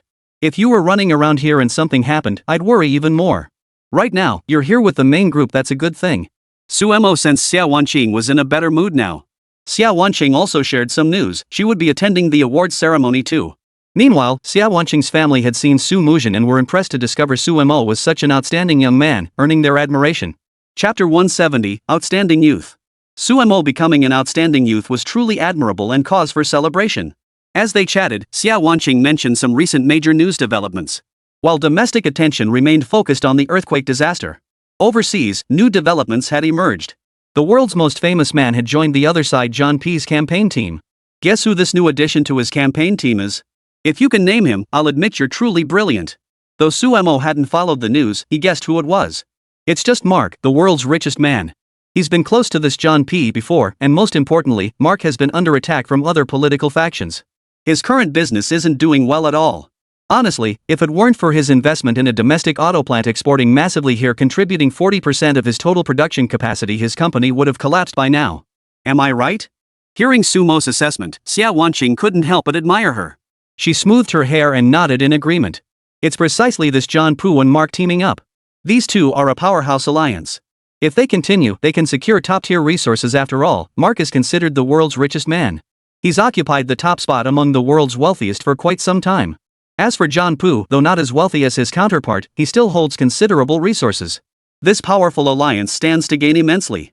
Hearing this, everyone felt a wave of relief wash over them. The most crucial aspect was the impact this alliance would bring. Suemo even found himself looking forward to it, a hint of curiosity stirring within him. He felt not a shred of worry. I knew these two would eventually join forces, each pursuing their own gains and interests. This outcome doesn't surprise me at all. On the contrary, if they hadn't aligned, I'd have expected trouble. But there's a more pressing matter at hand now. If I may, I'd like to point out that while their alliance is strong, a major problem is bound to surface soon. The thing is, even though they appear united now, someone will inevitably target them next. Take John Pu, for instance.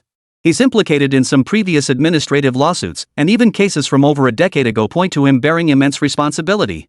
I expect John Pu will have his hands full with this, but I also believe he'll navigate it with ease. The other party remained remarkably calm upon hearing this, as John Pu's ability to weather such storms was hardly surprising. We'll just have to wait and see what happens next. I might even head overseas to cover this election. They say it'll be the most lavish and high-profile election in their nation's history, with tens of billions of dollars poured in, plus even more deals and exchanges. We'll see how it plays out. I'm no expert in this field, but I'd love to bring you along. Suemo didn't refuse upon hearing this and nodded. They would go together next time, take a look around, and see what they could accomplish. Alright, we'll go together then. If you went alone, I'd worry. With both of us, I'll feel much more at ease. We can accomplish more and achieve greater things. This is far better than any other time. Suemo and Xia Wanqing made plans to travel abroad together to observe this operation more closely. They hoped that meeting in person might lead to something positive. No one could say for sure. As they spoke, Xia Wanqing's supervisor approached. Another aftershock had struck, and Suemo grew particularly anxious, fearing something might happen to Xia Wanqing. Be careful. I'm heading straight into action. This time, we can meet up in the earthquake zone. I hope to join the rescue and relief efforts once I arrive. The two finally ended their video call. Now they were heading toward the epicenter.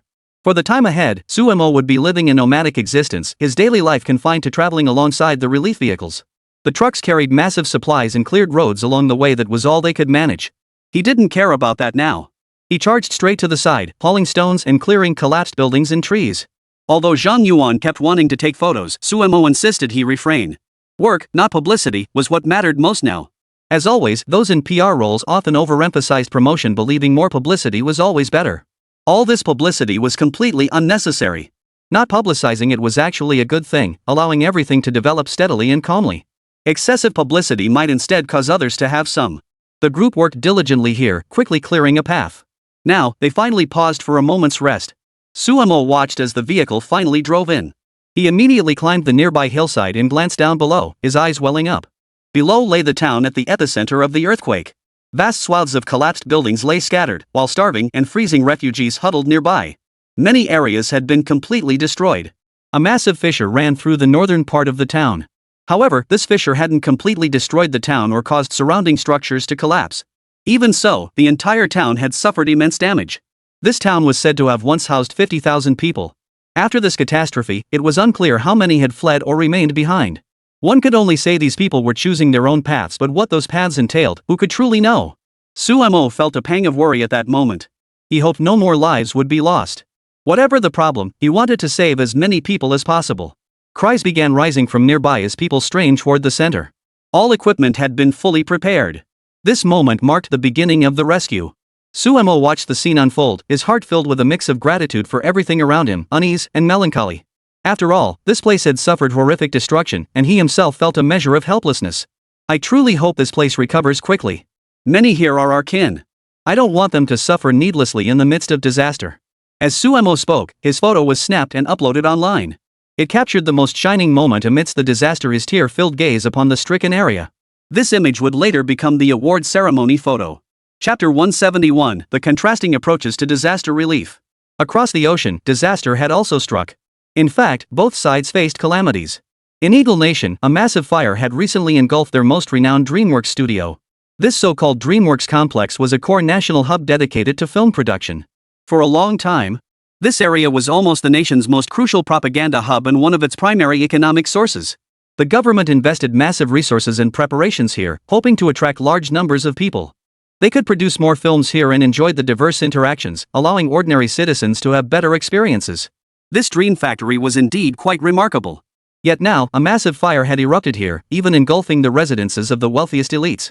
The blaze seemed poised to engulf these residences and surrounding areas, its impact immense and the horror it unleashed almost beyond belief.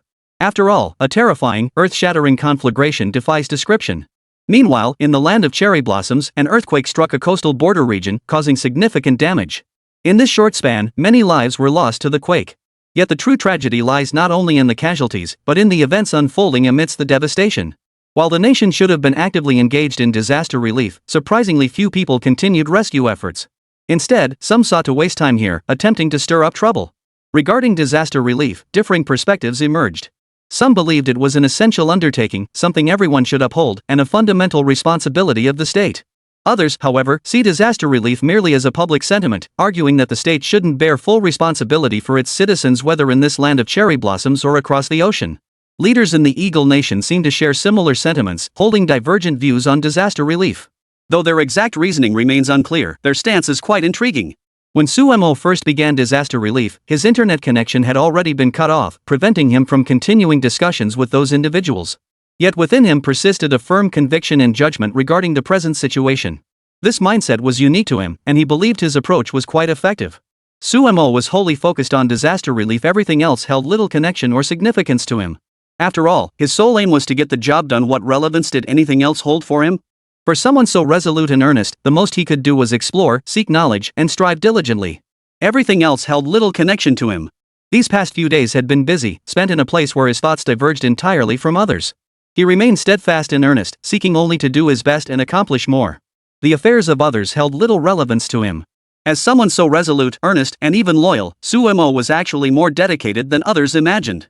Since arriving here, he'd been constantly occupied, hoping to accomplish more. Zhang Yuan followed behind, growing increasingly impressed by Suemo. He had assumed weekends would be more like those of an ordinary person. But in reality, Sumo possessed unwavering conviction and a drive to work harder than anyone else, qualities beyond others' comprehension. Amidst the flurry of activity, Suemo simply hadn't found time to check in with his girlfriend. Xia Wanqing's place was in disarray, surrounded by chaos. Just managing to get anything done was challenging enough. Suemo was constantly thinking about how he could help more people and accomplish more here. That conviction was truly ingrained in his heart. Watching the disaster victims gradually settle into temporary shelters lifted Sumo's spirits somewhat. Yet even so, he remained utterly unwavering. He knew these people were his fellow countrymen, and their lives were no easier than his own. If he could protect them, if he could help them, Suemo wanted to do even more.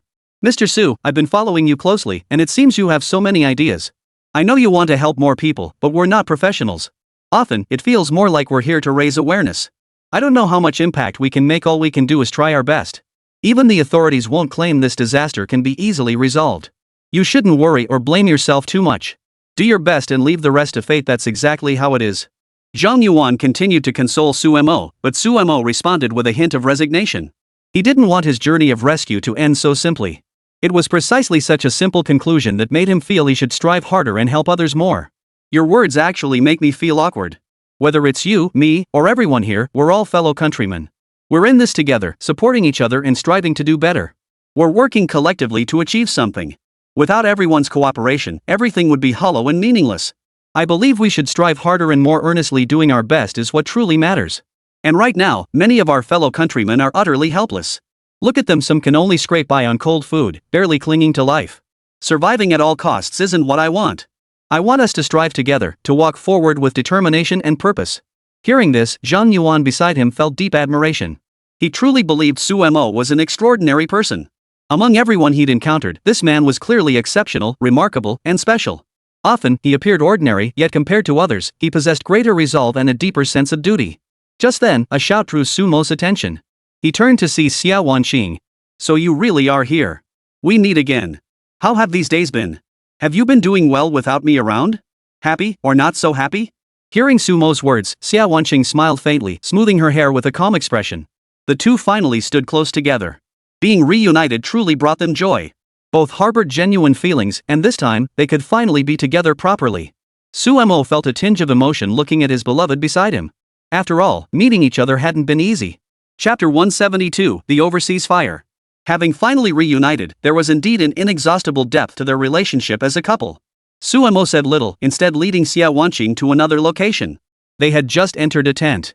Xia Wanqing introduced Sumo to the group. Several of his colleagues who were spending the weekend there greeted them. Their expressions varied, but everyone wore a hint of a smile upon seeing Sumo. After all, he was Xia Wanqing's boyfriend. Everyone found the situation rather intriguing. You must be Xia Wanqing's boyfriend, the one who supports our national microstreamer. What exactly does my Xia Wanqing have that drew you in? Why not share with us?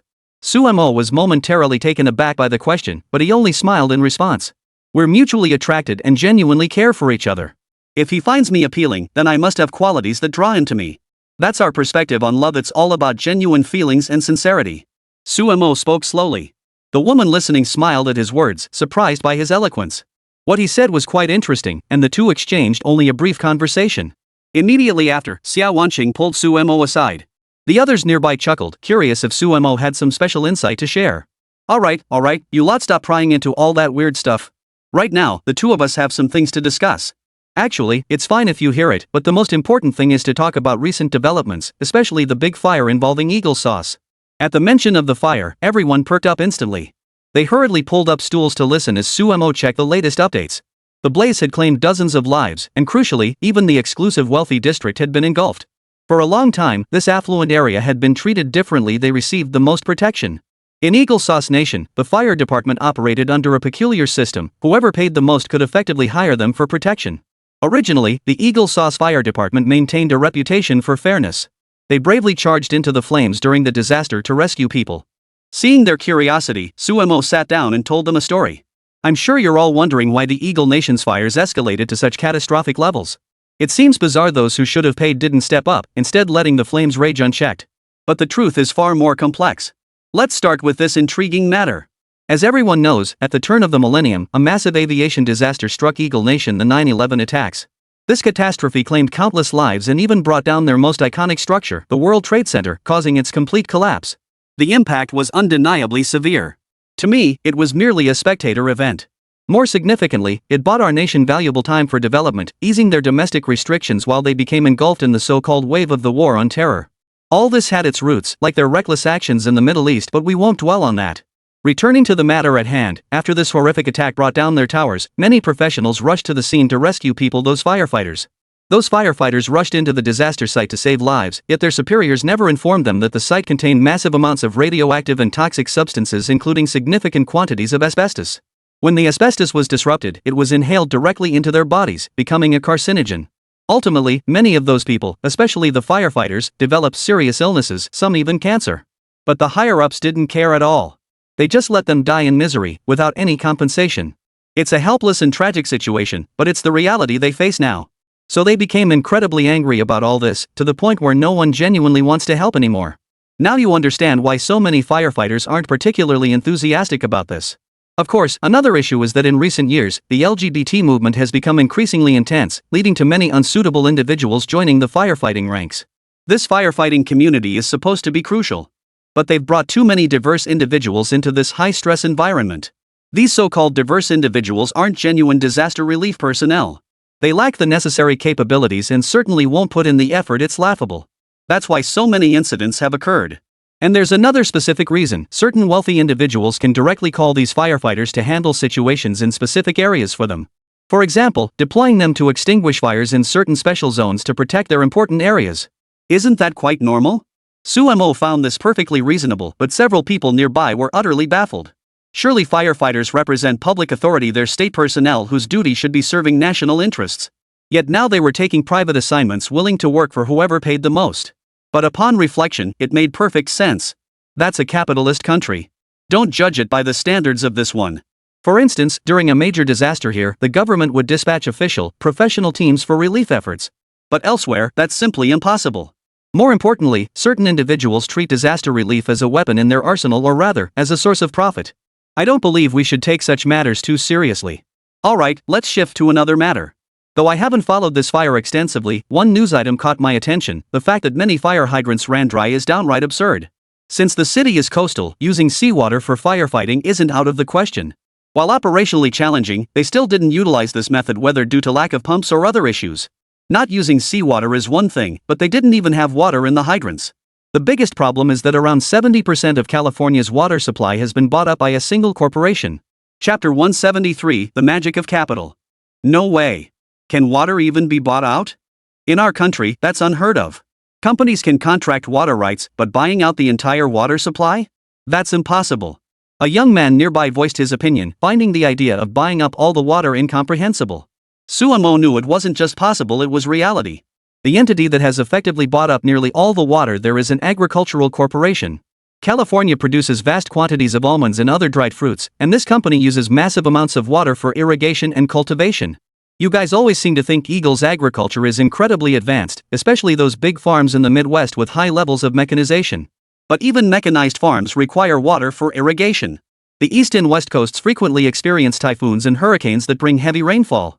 Such precipitation rarely benefits the central regions, as these weather systems don't travel such vast distances to reach the heartland. The central region relies heavily on groundwater for both drinking water and agricultural use, and naturally, they consume a lot of it. This means that after the company buys up the water, there's much less left for other areas. That's why we have this ridiculous situation now, where big companies use up all the water, leaving fire hydrants dry. And there's another strange thing. The previous mayor also diverted substantial funds meant for disaster relief and firefighting. What exactly they were used for, I have no idea. It likely involves some internal operations, but the bottom line is that firefighting funds are tens of millions of dollars less than in previous years. Having those tens of millions might have reduced the damage. After hearing this, everyone's understanding and perspective on Eagle Chick deepened. This nation is utterly laughable. They possess abundant resources and astonishing wealth. Yet those so-called financial and technological resources are never put to proper use. Instead, they've thrown the entire nation into chaos. Everyone's perspective deepened by threefold, and they understood all the more how utterly laughable this situation was. In Sumo's view, he couldn't judge whether these things were right or wrong. Everything about this country is so twisted. Personally, I can't say it's right or wrong, because they've grown accustomed to many things themselves. From an outsider's perspective, it all seems wrong, but they might think it's just fine. So let's not pass judgment. However, there are some matters we can discuss further. Setting aside the earthquake in Sakura Nation for now, I believe this fire won't be extinguished anytime soon. And based on my understanding of the United Kingdom, there's a piece of news coming up you might want to keep an eye on. Generally speaking, as a long-standing capitalist powerhouse, the UK undoubtedly has more experience in insurance and similar matters. In other words, whether it's insurance or capitalism itself, they've mastered it better. Take a closer look at this situation. With home property insurance like this, I doubt they'll get much payout. This time, some big celebrities and powerful figures lost their homes to the flames. Those properties might be covered, but others will likely face significant challenges in receiving payouts. Just as Sumo was speaking, Xia Wanqing suddenly unlocked her phone. Another breaking news alert had arrived. Amidst the escalating fires, someone had been murdered in broad daylight. The killer was a wealthy second-generation heir, making the incident highly intriguing. What's going on? Why would this rich kid kill the insurance company's CEO? It's baffling. Someone nearby asked curiously. Sumo understood the reference at a glance. This reminds me of a certain plumber's brother, though he's still alive. Secondly, he was likely born into a wealthy Western family and now holds advanced degrees. He certainly isn't short on money himself. And judging by the news, this guy seems to have been busy for a long time, working at nursing homes and other places, or doing volunteer work. He's interacted with many elderly people in that field. Maybe you won't believe me, but I think this guy got so outraged by what happened to those elderly folks that he went out and got a gun, then killed this so-called CEO. The others exchanged glances, speechless. How could someone kill a stranger on the street over people they barely knew? How should one interpret this? Was he a modern-day Robin Hood, or just a madman committing murder in broad daylight? You don't need to judge whether his actions were right or wrong, or analyze his inner thoughts. From my perspective, this man was genuinely outraged by those elderly people who weren't compensated by insurance. According to some overseas reports, many elderly residents at the nursing home where this man worked were supposed to receive insurance payouts but never did. Because of this, these elderly people suffered terribly before dying. So this young man named Luigi, driven by rage, killed the CEO of the insurance company. This incident is quite interesting and might even stir up a storm. And don't assume that a capitalist country like the Eagle Nation, even though it's rotten to the core, lacks people who genuinely care for their country and its people. Take the man who set himself on fire last time. Mr. Aaron was one such person. Even in a nation this corrupt, there are still heroes who pledge loyalty to their country and advocate for its people. While he couldn't change the fate of everyone in this country, nor save humanity or all living things, these were choices made by certain individuals themselves. Suemo spoke with genuine emotion. That a nation like Eagle Land could still harbor heroes and steadfast individuals was, in itself, something worthy of respect. After all, no matter how rotten Eagle sauce appeared, it shouldn't have sustained so many so-called heroes. Yet this nation had endured for over 200 years. Some remained steadfast in their loyalty to the state. This was only natural. Take Aaron, for instance, born into a military family. He may not have known much else, but he understood the 4 words, loyalty to the sovereign and love for the nation. Perhaps the sovereign wasn't the monarch himself, but he was undoubtedly patriotic. Upon hearing Sumo's words, everyone fell into deep thought. Even a fire abroad could reveal the myriad faces of the masses. Chapter 174, Sumo's on-site lecture. Seeing that many still knew little about foreign lands, Suemo spoke slowly, preparing to offer some basic explanations to help everyone understand more clearly. Such explanations were no easy task, but he would diligently and earnestly clarify these matters. I merely understand the workings of this country a bit better than you do, or rather, having spent time there, I'm more familiar with these matters. I can't promise much, but I'll share what I know. Whether it's Mr. Yalan or many other heroic figures, there's always much to be regretted in this country and in this world. Some are unwelcome, some face severe discrimination, and others simply lack the qualifications to climb higher. Everyone knows that Dai Xingyao and many other nations face a common problem: despicable individuals hold power within their governments. This time, the one climbing to power, John Pu, is no peacemaker either. Everyone found Sumo's words compelling. The Hupu nation was utterly rotten to the core, but their current adversary wasn't the Hupu, it was the Eagle nation. It was clear the Eagle nation was also a thoroughly rotten country, despised and loathed by all. If given the chance, no one would willingly engage with it. Yet this nation was overwhelmingly powerful, still standing among the world's most dominant forces. It could sway global affairs, the peace of the Middle East, the stability of Western societies all fell under its influence. I wonder what the outcome of this path will be. Judging by the looks of it, he'll be put on trial, arrested, and dealt with severely. I'm actually worried something might happen to such a hero. Some nearby were already fretting over the hero's fate, while others remained composed. Suemo, however, was more detached than the rest, even possessing a clearer understanding and plans regarding the hero's situation. I know you'll worry, but it's undeniable that he'll be arrested and interrogated. Even if he's a hero, he's now broken the law and committed crimes. This outcome is unavoidable and irreversible. If you want my take on this, we'll just watch the show unfold. There's no point in getting caught up in whether it's right or wrong. Now let me tell you about the even crazier things happening with this kind of capital. The most interesting thing right now is this country, Eagle Sauce Nation. Because their government sold off vast amounts of water resources to private corporations, what follows will be beyond your imagination. These private entities will leverage their collective power to demand even greater profits from the state. For a long time now, this nation's tax authority has been practically sold off. What's truly astonishing is that the most crucial institution here is called the Federal Reserve. Everyone recognized the name, nodding in unison. They sensed it represented something profoundly significant. We vaguely know about this name. It shouldn't be too hard to understand, right? This special institution seems privately owned, but that's not a big deal. Could there be something significant happening now? A young man beside him voiced his curiosity, his inquisitiveness evident at that moment. Yet Suemo saw things far more clearly than he did. Everyone knows that the Eagle Nation is a purely capitalist country. For a very long time, capital has been its most crucial element. You could say the entire nation operates under the guidance of capital, achieving its current perfection and strength. They used to have political parties too, with so-called competition, like someone elected today could seize power, only for another to vie for influence tomorrow. It was always the same cycle. They'd stop at nothing for power. But this creates a problem. Each leader represents a faction, and the resources behind them, the number of supporters they command, can shift the entire landscape. Put it this way, during turbulent times under certain presidents, when chaos threatened, they'd compromise, handing over some resources to those factions. Later, they granted taxing authority to these very factions. It sounds absurd, yet it's the truth. The entire nation's Federal Reserve, this institution, is privately owned. It can issue money and lend it to the government. Naturally, the government must repay these debts, and the primary means of repayment is taxation.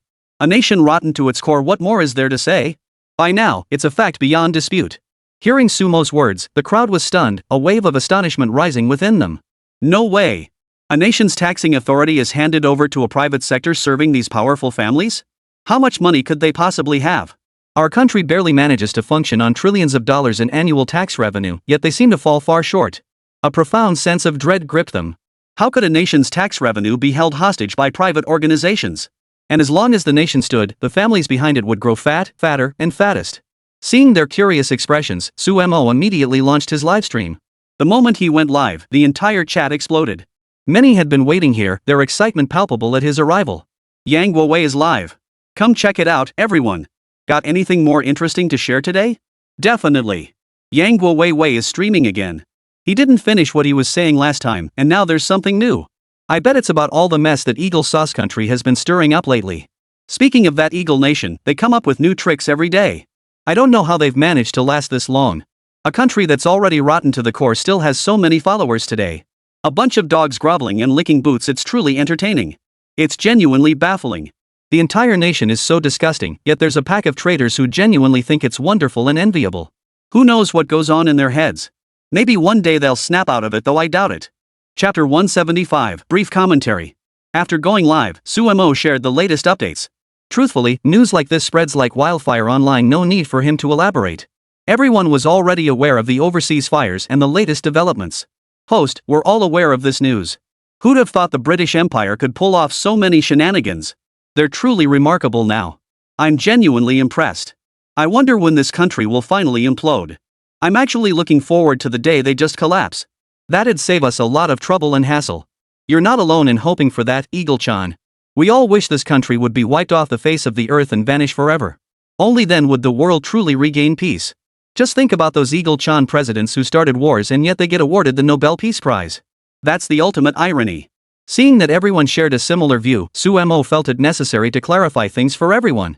Everyone, regarding the recent internal conflicts and events within that nation, I believe you're all quite familiar with them. Personally, I'd rather not dwell on them or offer a definitive judgment. But the truth is, the answer has been clear for a long time. It's not about individual choice. First, regarding the fundamental issues within this nation, as I discussed earlier with several friends, who are journalists or staff at the main station, including my girlfriend, Miss Xia Wanqing, whom many have been concerned about lately. She is here with us now.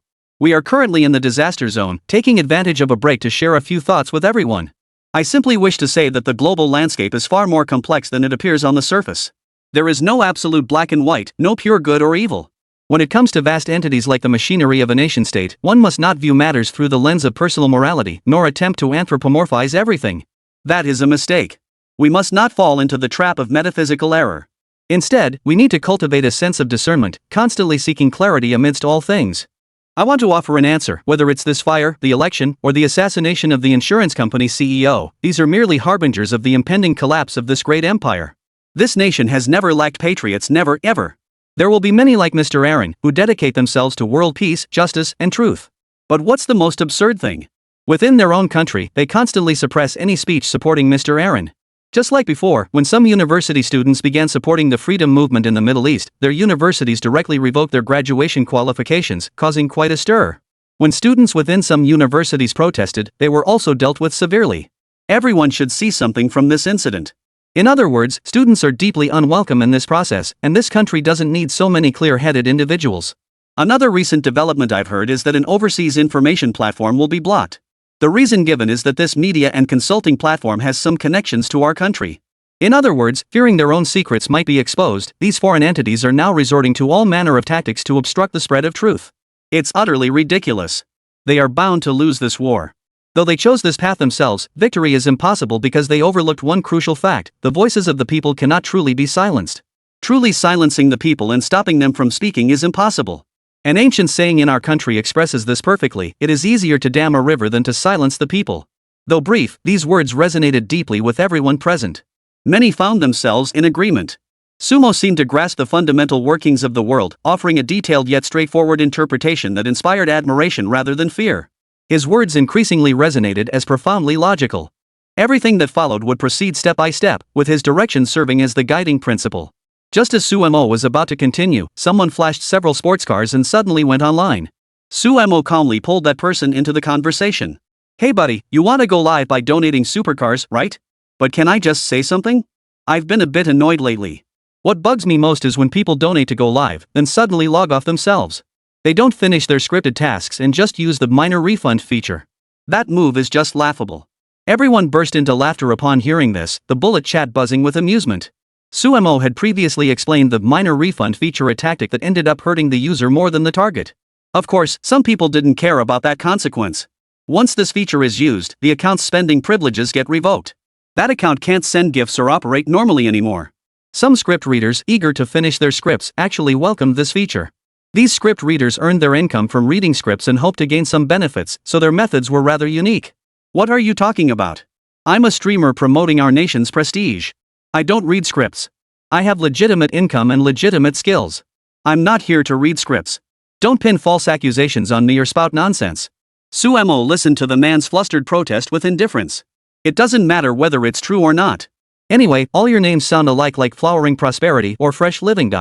True love in this world, all the same kind of names. I've got plenty of refund records for similar accounts right here. I don't know how it all adds up, but each refund costs me a lot. You guys probably don't care, though. Just pretend I'm talking about someone else. Let's get back to the point. What did you want to discuss, brother? From your tone, you don't seem very old, but you sound full of resentment and grievances. No sooner had Suemo finished speaking than the other person launched into an extremely intense, lengthy monologue. First off, I'm not reading from a script. Second, everything I say is factual. Let's start with the first point. This country is nowhere near as advanced or developed as foreign nations. You can see it in many areas, like disaster relief. Overseas operations are clearly more professional. They have specialized personnel and far superior equipment compared to our domestic efforts. How dare you claim our disaster response is so much better?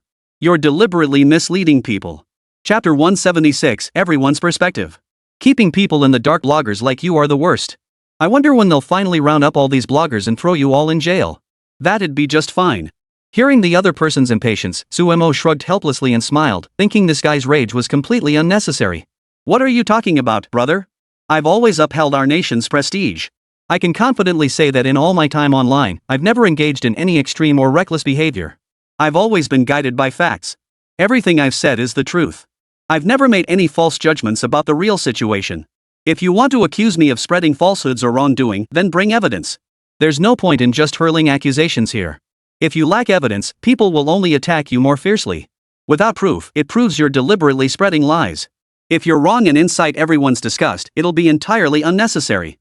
I ask you, have you thought this through? Do you have evidence? If not, let's just drop it. Suemo was being polite at this moment. He certainly didn't want this fool to blurt out something reckless and cause trouble for himself. You've been pretending all along, diverting everyone's attention. What good does repeating this do? I've already exposed you. Everyone knows what kind of person you are. Look at this streamer, all he does is pretend. Everything he says is just beating around the bush. I've torn off his mask completely. Everyone should see his true colors now, right? The man laughed heartily, amused by his own performance, convinced everyone had become his followers. Suemo had nothing left to say to such a person. A fool who remained oblivious to his own foolishness. There was simply nothing to evaluate. He didn't know how long this guy would keep up his arrogance, but if his mind remained stuck in this state, there was nothing more to say. Brother, I've already said what you're saying now isn't entirely accurate. How should I put it? I do carry some biases and subjective leanings. But when commenting on these matters, I strive to be as precise and objective as possible. I never inject personal bias into mainstream opinions. You're entitled to your own views and perceptions. Isn't that perfectly reasonable? Take me as a streamer, for instance. Some people hate me to the core, while others find me entertaining. Let me put it this way, they can actually make money off me. Don't forget I accept gifts as a streamer and plenty of people profit from me, don't they? Those who read scripts for me, as long as they don't explicitly cause negative effects, they can even take the videos back as evidence for their script reading groups. My rates seem to be the highest. Recently, some kind of head-pinching list has surfaced. What's a sandwich head streamer? It's actually a description of our group. We've always been rational, believing patriotism is right. Some people use the term sandwich head to insult similar concepts, along with the term pinkies. So what if we're pink? So what if we're sandwich heads? At least our values are sound. We know what we should be doing. But certain people deliberately twist all this, preventing us from gaining proper recognition. I just find it stupid and laughable. I wonder when these kinds of labels will ever stop. That's my biggest source of disgust toward you all. After these words were spoken, it was quite amusing. Suemo watched as that person tried to shout something else, only for several more online users to jump in and unleash a torrent of abuse on him. Most got banned after barely 2 sentences, poor souls. Alright, everyone, keep it civil. While this guy's points aren't entirely accurate, aren't very thorough, and some aspects are indeed problematic, I don't see it as a major issue. His perspective is flawed. He might even be reading from a script, but it represents a certain viewpoint held by some people. It's as if the world must follow their rules or else. Overseas is always advanced and powerful, while domestically we're always far behind. I feel like all this is pretty meaningless. On the contrary, our own country is truly worthy of admiration. Everyone, let's stop bashing this guy. I'll leave it up for now, letting this fool keep waiting here, clueless as ever. It's just pathetic. Suemo fell silent at this point, watching him quietly as he looked at other things. Suemo didn't continue his rant. Instead, he found it rather amusing. He thought some people were just too foolish, like these script readers who kept going on and on. Some believed that as long as they read the script and got paid, that was all that mattered. Yet they often overlook one crucial thing: even if they gain some benefits after reading the script, what's the point? These script readers sometimes thought themselves clever, yet they were often utterly foolish and laughable. Suemo despised such people. At times, they did bring him some traffic, but by now, Suemo had stopped dwelling on it. Of course, the most amusing part was something else entirely. While Suemo was here plotting and scheming, he suddenly saw a new piece of news. It turned out that John Poo had indeed launched his second round of campaign activities. What John Poo did next was even more laughable. He directly recruited numerous people to rally behind him, only for a second so-called assassination attempt to occur. John Poo nearly got attacked again and died on the spot. This time, the incident had escalated dramatically. Suemo looked from the fire to Johnson, finding the whole situation utterly bizarre. First, the fire raged on endlessly. Though John Poo had a strong chance of becoming president, he never imagined encountering so many obstacles. Even within his own party, people were eyeing him with murderous intent. It was hard to tell who was right or wrong, but the whole affair was certainly entertaining. Internal party conflicts with Johnson seemed to be escalating. If it came to blows, it could become a matter of life and death. It's not uncommon for factions within the country to abandon him. After all, Johnson was abandoned last time, and this time is even more uncertain. With so much news circulating globally, I pay little attention to Johnson's affairs. I can confidently predict with 100% certainty that Johnson will be elected president, and by a significant margin. His current opponent is Jordan, but Jordan will likely be abandoned soon. Chapter 177, Presidential Prediction. Jordan has another figure by his side named Harry, the woman currently known as Fu Tongtong. She's quite the character, always laughing heartily. I believe she'll be pushed forward by the organizations or factions behind the scenes as a presidential candidate. In truth, this woman is utterly incapable of carrying this so-called campaign. She's merely a front figure. As for Jordan, he appears foolish and has even caused some comical incidents like publicly having diarrhea. Whether that's true or not, I won't speculate. But when this incident erupted, it was genuinely amusing. I hope everyone doesn't fixate on these trivialities. I predict with 100% certainty that this John Poo can become president. Once he takes the stage, he will launch even more attacks against our country. For instance, he has long sought to do certain things to our nation, such as wildly exaggerating threat narratives and so on. He wants to make our country a target. If he succeeds, it benefits him by reaping greater rewards. Plus, John Poo has always pushed this so-called manufacturing reshoring agenda. While he has absolutely no chance of achieving it, his own schemes won't stop. I'm waiting to see how this story unfolds. Suemo cut the connection immediately. Only a streamer like him would do that without a second thought, while others would carefully bid farewell or prolong the stream to milk more money. Suemo, however, was remarkably straightforward. He cut the connection without a second thought, unconcerned about maximizing profits. He was intensely self-centered and supremely arrogant. Why did the streamer disconnect again? We didn't even get to say much. If we'd talked longer, maybe he could have shared more with us. That's just how the streamer is. Our national treasure never cares about gift revenue. He could earn astronomical sums just by posting a random video, so he doesn't sweat short-term gift counts. Besides, he doesn't promote products. The real money for streamers comes from product endorsements. He claims he doesn't promote products? Last time he endorsed that Master Chen stuff, I bought it and found the taste awful. I got totally ripped off. Might as well call it charity. But letting people like him get all the credit for reputation? No way. Don't talk nonsense. Master Chen's chili sauce is absolutely delicious. But let me tell you this, even when you buy things online yourself, you might end up with something disappointing. Now you're laying it all out so clearly. What exactly are you trying to say? Does that automatically make you right? Personally, I thought that chili sauce was really tasty last time. Exactly. Everyone has their own preferences and tastes. Some people like this flavor, others prefer something else. That's perfectly normal. I just don't see the point in arguing about it. The heated debate erupted again. Even without Suemo present, they argued fiercely, trading barbs non-stop. Each wanted to prove their own worldview was right. This is a uniquely peculiar aspect of the internet. In online discourse, the barrier to entry is low. As long as you can prove you're right, you can keep talking non-stop here and of course, become more arrogant and find more amusement in it. But none of this mattered much to Sumo. The online opinion arena isn't about who's right or wrong, good or bad. There's no definitive answer. Often, though, this arena does hold answers and patterns, but nothing is pure. Sumo hung up after just a few brief words. Unexpectedly, everyone looked curiously at the brother beside him, who even asked out loud, "Mr. Su, you just hung up the livestream like that?" Some people make livestreams quite the spectacle, full of excitement.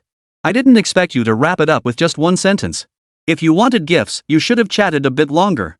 Seems like you weren't in the mood. Sumo shrugged. I really don't feel like it. If I wanted to keep talking, it wouldn't be hard. But what would I say? Just the same old topics?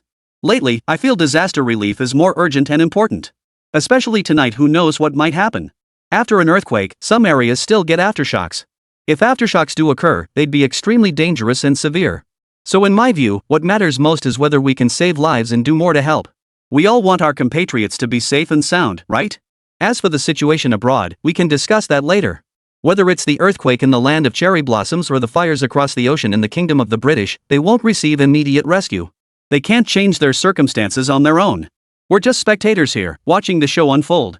With Sumo having spoken, the others fell silent. Soon, the evening meal arrived.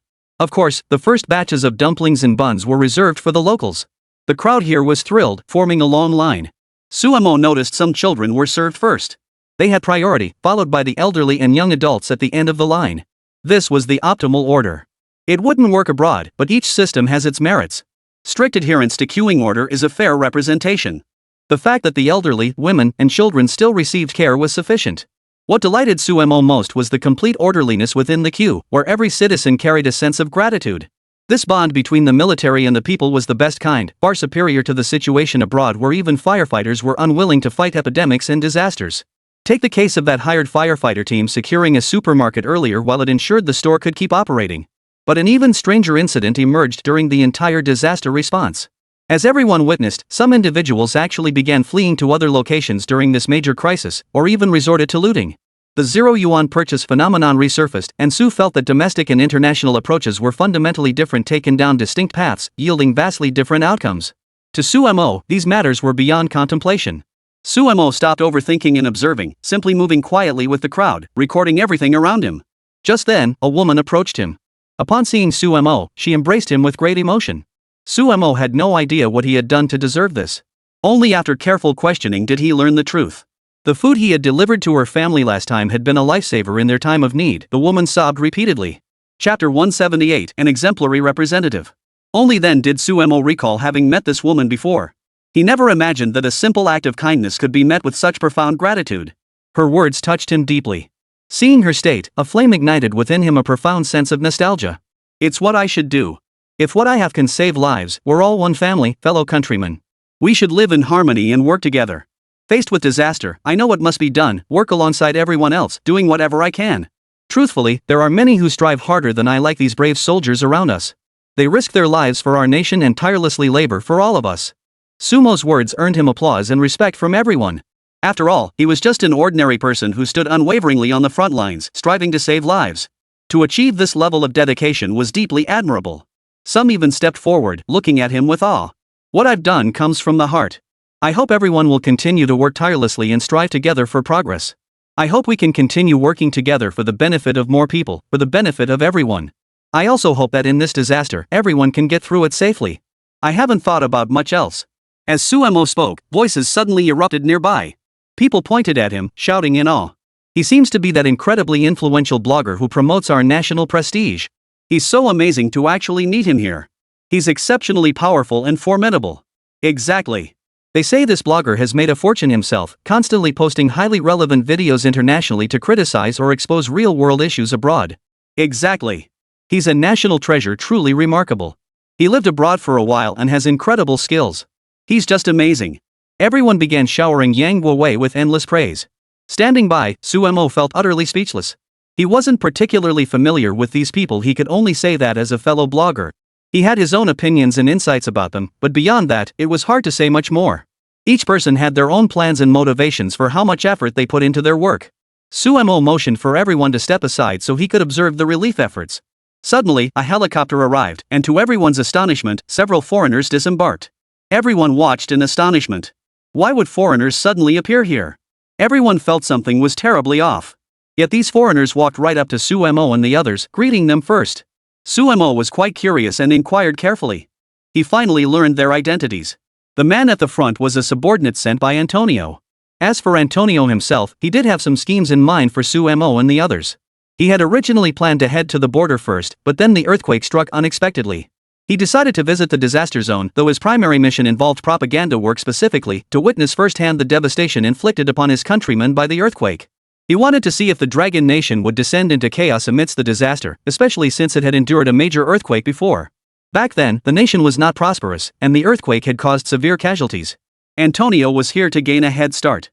He planned to film footage and take actions here to pose threats to Suemo and others. Antonio's henchmen had already arrived. Upon hearing their purpose, Suemo immediately took them by the arm and led them to tour the ruins. Of course, he intended to show them the most devastating sights: collapsed buildings, shattered ruins. These were all clearly visible. After seeing them, the man's face lit up with a smile, expressing particular admiration. Wanting to film other areas, he soon noticed rows of tents nearby. Suemo immediately interjected. These tents aren't anything special either. They're for the local soldiers stationed here to maintain order, just in case any looting or rioting breaks out. Don't think these tents are anything special, they're definitely not for the refugees. Hearing this, the other man actually believed it. He smiled briefly before immediately calling someone over. This time, it was Antonio himself who arrived. Antonio had seen them from the plane, rows upon rows of tents standing in a row. After one glance, his eyes flashed with a look of suspicion and doubt. He couldn't shake the feeling that something was off about these tents. According to his subordinate's report, these tents were only for local soldiers maintaining order, while the majority of the people were indeed in the square. This was indeed intriguing. Over by the square, a few people sat chatting idly amidst the surrounding ruins. Most were dressed in rags. Seeing this, Antonio relaxed. He immediately opened his livestream. This streaming platform was Antonio's overseas account. Hello everyone. I'm now deep inside the disaster zone, ready to show you the reality behind the Longu earthquake. It's been 3 days since this catastrophic quake claimed countless lives. Take a look, this is the impact of the earthquake in Longwa. Antonio immediately switched the feed, allowing countless foreigners to witness the collapsed buildings and devastated areas. Everyone felt that the Dragon Nation had suffered the most severe damage in this disaster. So their disaster response is this poor? I'd seen propaganda portraying their rescue procedures as efficient and effective, but it doesn't look that great. After all, the Dragon Nation isn't some advanced, formidable country. It's only natural their disaster response falls short of expectations. I bet their next moves won't be any better either. I told you so. This most backward, ignorant, and incompetent country couldn't possibly have efficient disaster relief. Everything they've portrayed before is fake, pure illusion. We shouldn't trust their disaster relief efforts. It's all a sham. Ridiculous. Public perception of Dragon Nation had shifted dramatically, as if it had become the most despised nation on earth, with many condemning it in words and writing. Meanwhile, Antonio stepped off the helicopter with boundless curiosity. Mr. Suemo, I'm here. We were supposed to meet at the border, but I arrived early. I heard you're conducting disaster relief operations right here. I came specifically to see everything. Can I film? Why don't we just chat here? Chapter 179, Reverse Publicity. Suemo knew the man meant no good, he could tell at a glance. Yet he showed no fear, instead smiling as he prepared to engage in friendly conversation. He understood what this man was thinking, what schemes he harbored, and the excessively wicked nature of his mind. Some things he had long since figured out. Suemo instantly saw through Antonio's hostile intentions. So he shifted into a state of smiling composure, stepping aside to converse with Antonio. This was a clash of wits between two shrewd individuals, for Suemo could instantly discern the schemes brewing in the other's mind. He knew exactly what game they were playing, and since he understood their intentions, he felt no fear. Mr. Antonio, we certainly should talk more. Before coming here, I thought it best to meet with you to discuss some useful matters. I never imagined we'd actually have this opportunity today. It's not easy. That you could come all the way from abroad makes it even better. I am truly grateful and deeply impressed. Let's talk about the disaster relief efforts first. For instance, did that great fire in your United Kingdom burn down Hollywood? At this mention, the other man's heart fluttered slightly. In Antonio's eyes, certain topics were absolutely off limits. If he were to be caught off guard, he would lose. So he immediately composed himself, smiling and waving his hand dismissively. No. That's all irrelevant. Our country is also engaged in disaster relief, but our people are more professional and efficient. They can act swiftly and effectively during the process far beyond what most imagine. So let's not dwell on these matters. We should discuss something else. Why not start with your country's situation? Specifically, the death toll from your recent earthquake. Surely there must be an estimate? Hearing this, Sumo remained calm and composed, stating a figure directly. 35 confirmed deaths have been recorded in this disaster. That's certainly no small matter. 35 of our fellow citizens, men and women alike, have been lost, and 18 remain missing. This catastrophe may have claimed over 50 lives. In my view, it's already a terrible tragedy. I hope everyone can recover from this disaster as soon as possible. Though the subject was solemn, Antonio burst into laughter upon hearing it. This is beyond my imagination. I thought your country was relatively stable and secure. I never expected so many deaths. Well, since you brought it up, Mr. Sumo, let me tell you that the actual death toll from this fire in our country is only 36. It looks like one more than yours, but we have 7 additional missing persons. That means the total death toll is at most 43. Keep in mind our fire affected an equally terrifying area. It even threatened the city itself. Yet the final death toll was so low. Our country clearly has a significant advantage in disaster relief. Sumo was rendered speechless. How could one even compare the number of casualties between these two nations during disasters? It was utterly absurd. The man before him seemed downright proud of himself. Sumo couldn't fathom where such a mindset came from. Facing such foolishness, he felt utterly helpless. Is that even a valid argument? I can only feel profound sadness. Every life lost in a major disaster is innocent, and every effort should be made to save them. Yet with so many casualties, some people actually feel pleased. I can only say that's rather troubling. Sumo shook his head, offering his own judgment and perception. He saw nothing remotely joyful in this situation, just like Antonio. Rejoicing because fewer people died in his own country? What else could that be but brainless? True cause for celebration would be preventing the disaster altogether, minimizing casualties, or even saving everyone immediately. That would be the most effective and meaningful outcome. Rejoicing over fewer deaths now? That's just plain foolish. Sumo could only shrug helplessly. Alright, let's continue. With so many people in this disaster having lost their homes, I imagine Mr. Su must be deeply distressed. Who knows how many perished here? Why don't we look at the numbers and assess the situation? After speaking, the man stood there surveying the surroundings, his expression tinged with excitement. He seemed almost pleased with the disaster zone. Soon, he spotted the tents and began nodding and shaking his head. Are all these tents for the military personnel? I've long heard rumors that your country, Mr. Sumo, seems rather excessive, not protecting the interests of ordinary citizens, not being very free. Seeing this now, it's exactly as I heard. I feel this is unacceptable. You should protect the interests of the common people more, not always putting your own interests first. Others need attention and protection too. Sumo paid little attention to the man's words. He walked to the side and saw himself appearing in the live streaming space, where the videos expressed varying degrees of dissatisfaction and disgust toward him. Well, I'll offer my commentary here. First, let's talk about the people around us. Honestly, ordinary folks here have it tough too. They're doing their best to endure this catastrophe. I just want to clarify that these nearby houses, or rather, tents, aren't for the local military. They're not here to prevent any so-called zero-yuan purchases either. By the way, remember our country won't tolerate such looting. If it happens, we'll use the strictest measures to prevent it, unlike certain nations that turn a blind eye. Such looting and plundering deserve the harshest punishment and strict control. So, Mr. Antonio, don't get too excited. These tents are simply for ordinary people, giving them a place to stay. Sumo beckoned, and a child nearby came over. Sumo pointed to a tent, and the child opened it to reveal several pillows inside, along with a phone and a TV. The TV had just been salvaged from the ruins. After cleaning it, they connected it to power here. Once powered up, it could directly receive internet signals, allowing them to watch online TV. Just as Antonio was about to turn the phone, Sumo snatched it away. This thing had to stay in his hands. Causing trouble for this dimwit was the easiest thing in the world. Hello everyone, I'm Yang Guague. Some of you may have seen my videos before and recognized my real appearance. Now I'll show you the true situation here. Chapter 180, Disaster Relief Efficiency that Stuns Foreign Netizens. Sumo walked around holding Antonio's phone. Antonio hadn't even managed to take control of it. Sumo paced back and forth beside it, his first words describing the immediate surroundings. You can all see this is the hardest hit town. Thousands of homes have collapsed here, with dozens dead on the spot. It's nothing short of an unimaginable natural and man-made disaster. I never wanted to see so many lives lost or such dire circumstances unfold. I'd give anything to save more people, but this is the harsh reality we face. It's laughable and tragic, yet I'm determined to share the unvarnished truth with everyone. First, let's look at some real things around us. Take a look at this large area that has been destroyed. This disaster has caused severe casualties, with many people dying in it and many houses destroyed. Now, however, the people have basically been properly accommodated. The tents nearby are where they rest. These tents were set up immediately by the military. There are many professional military disaster relief tents here, and many people are resting in them. For the sake of disaster relief, countless people across the country are working hard. I have a list here that will give everyone an idea of the scale of this earthquake disaster. The first responders were a nearby patrol team. They reached the disaster area in approximately 1 hour and 25 minutes and relayed the initial reports. Undoubtedly, this team will receive commendations and rewards.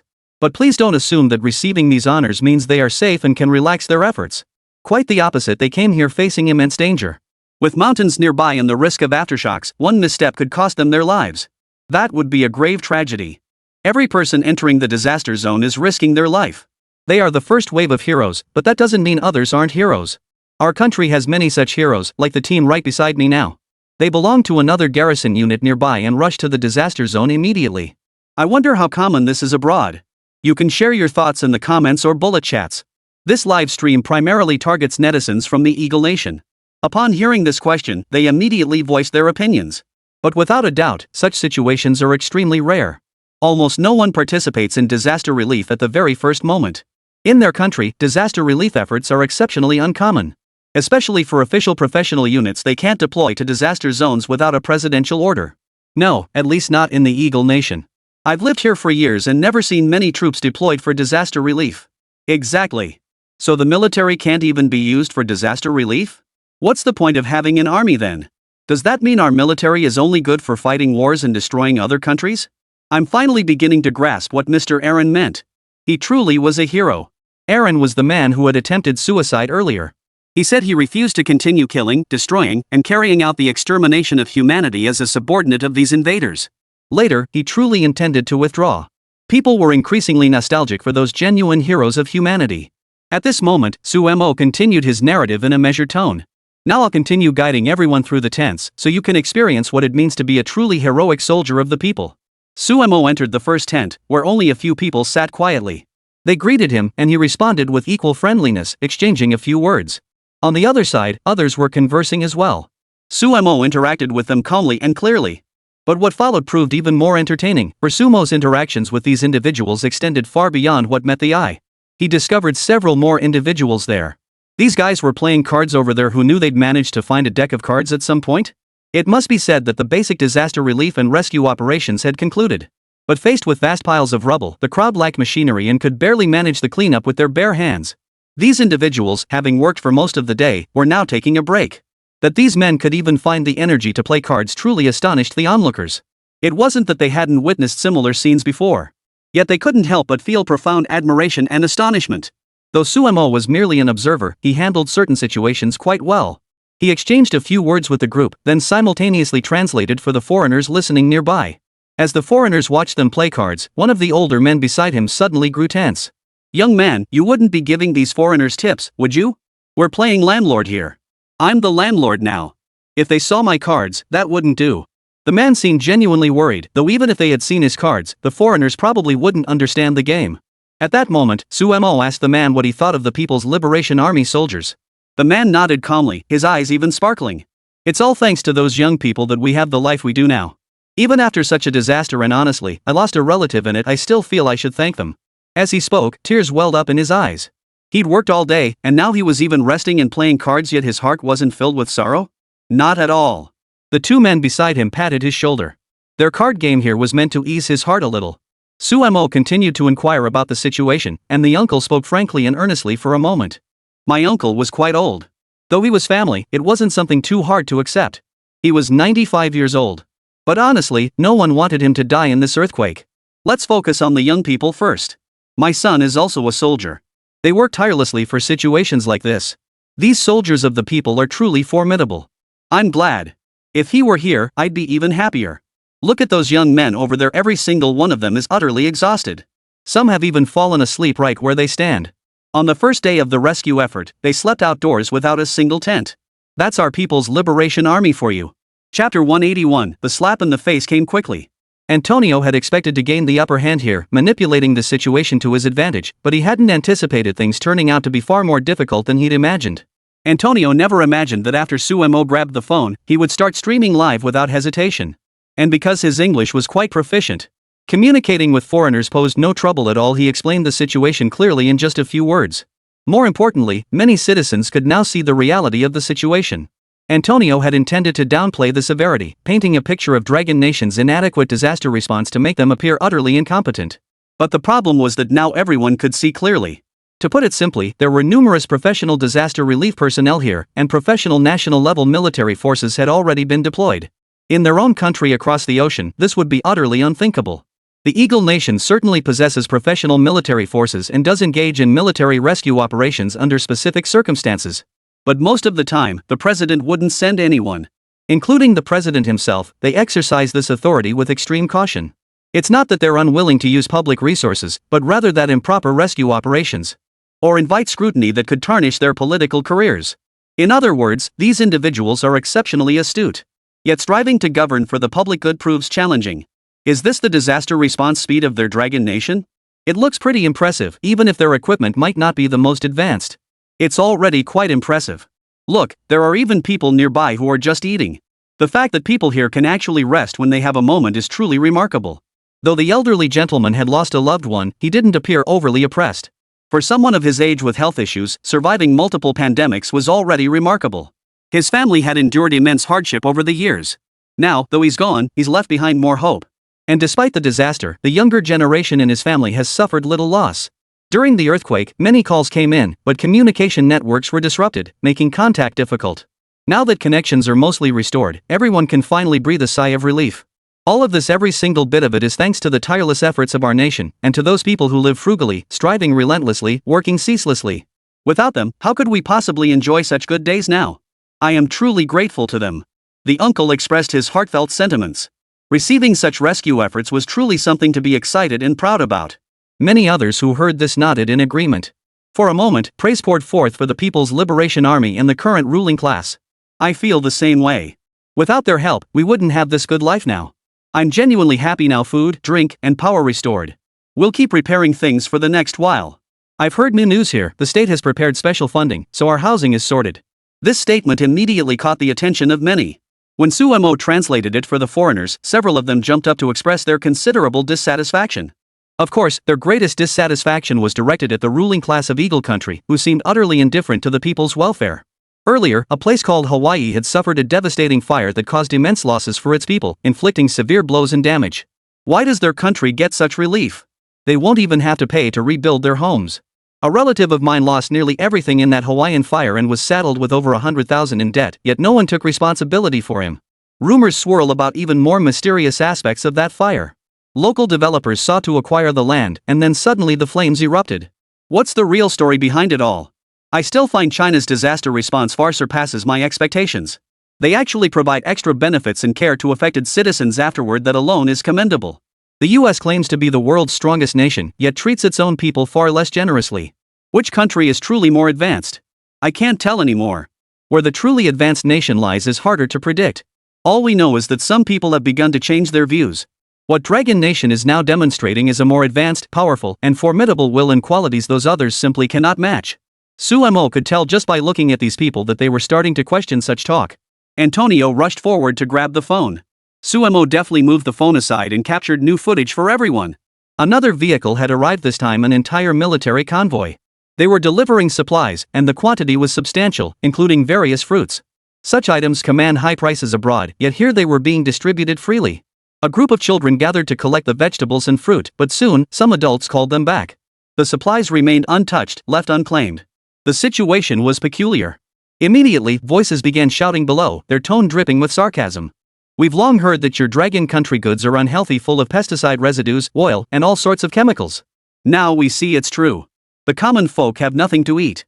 Looks like you've been abandoned. You sent this to disaster victims, and they won't even eat it. Clearly, your gifts are worthless. This is the end for you.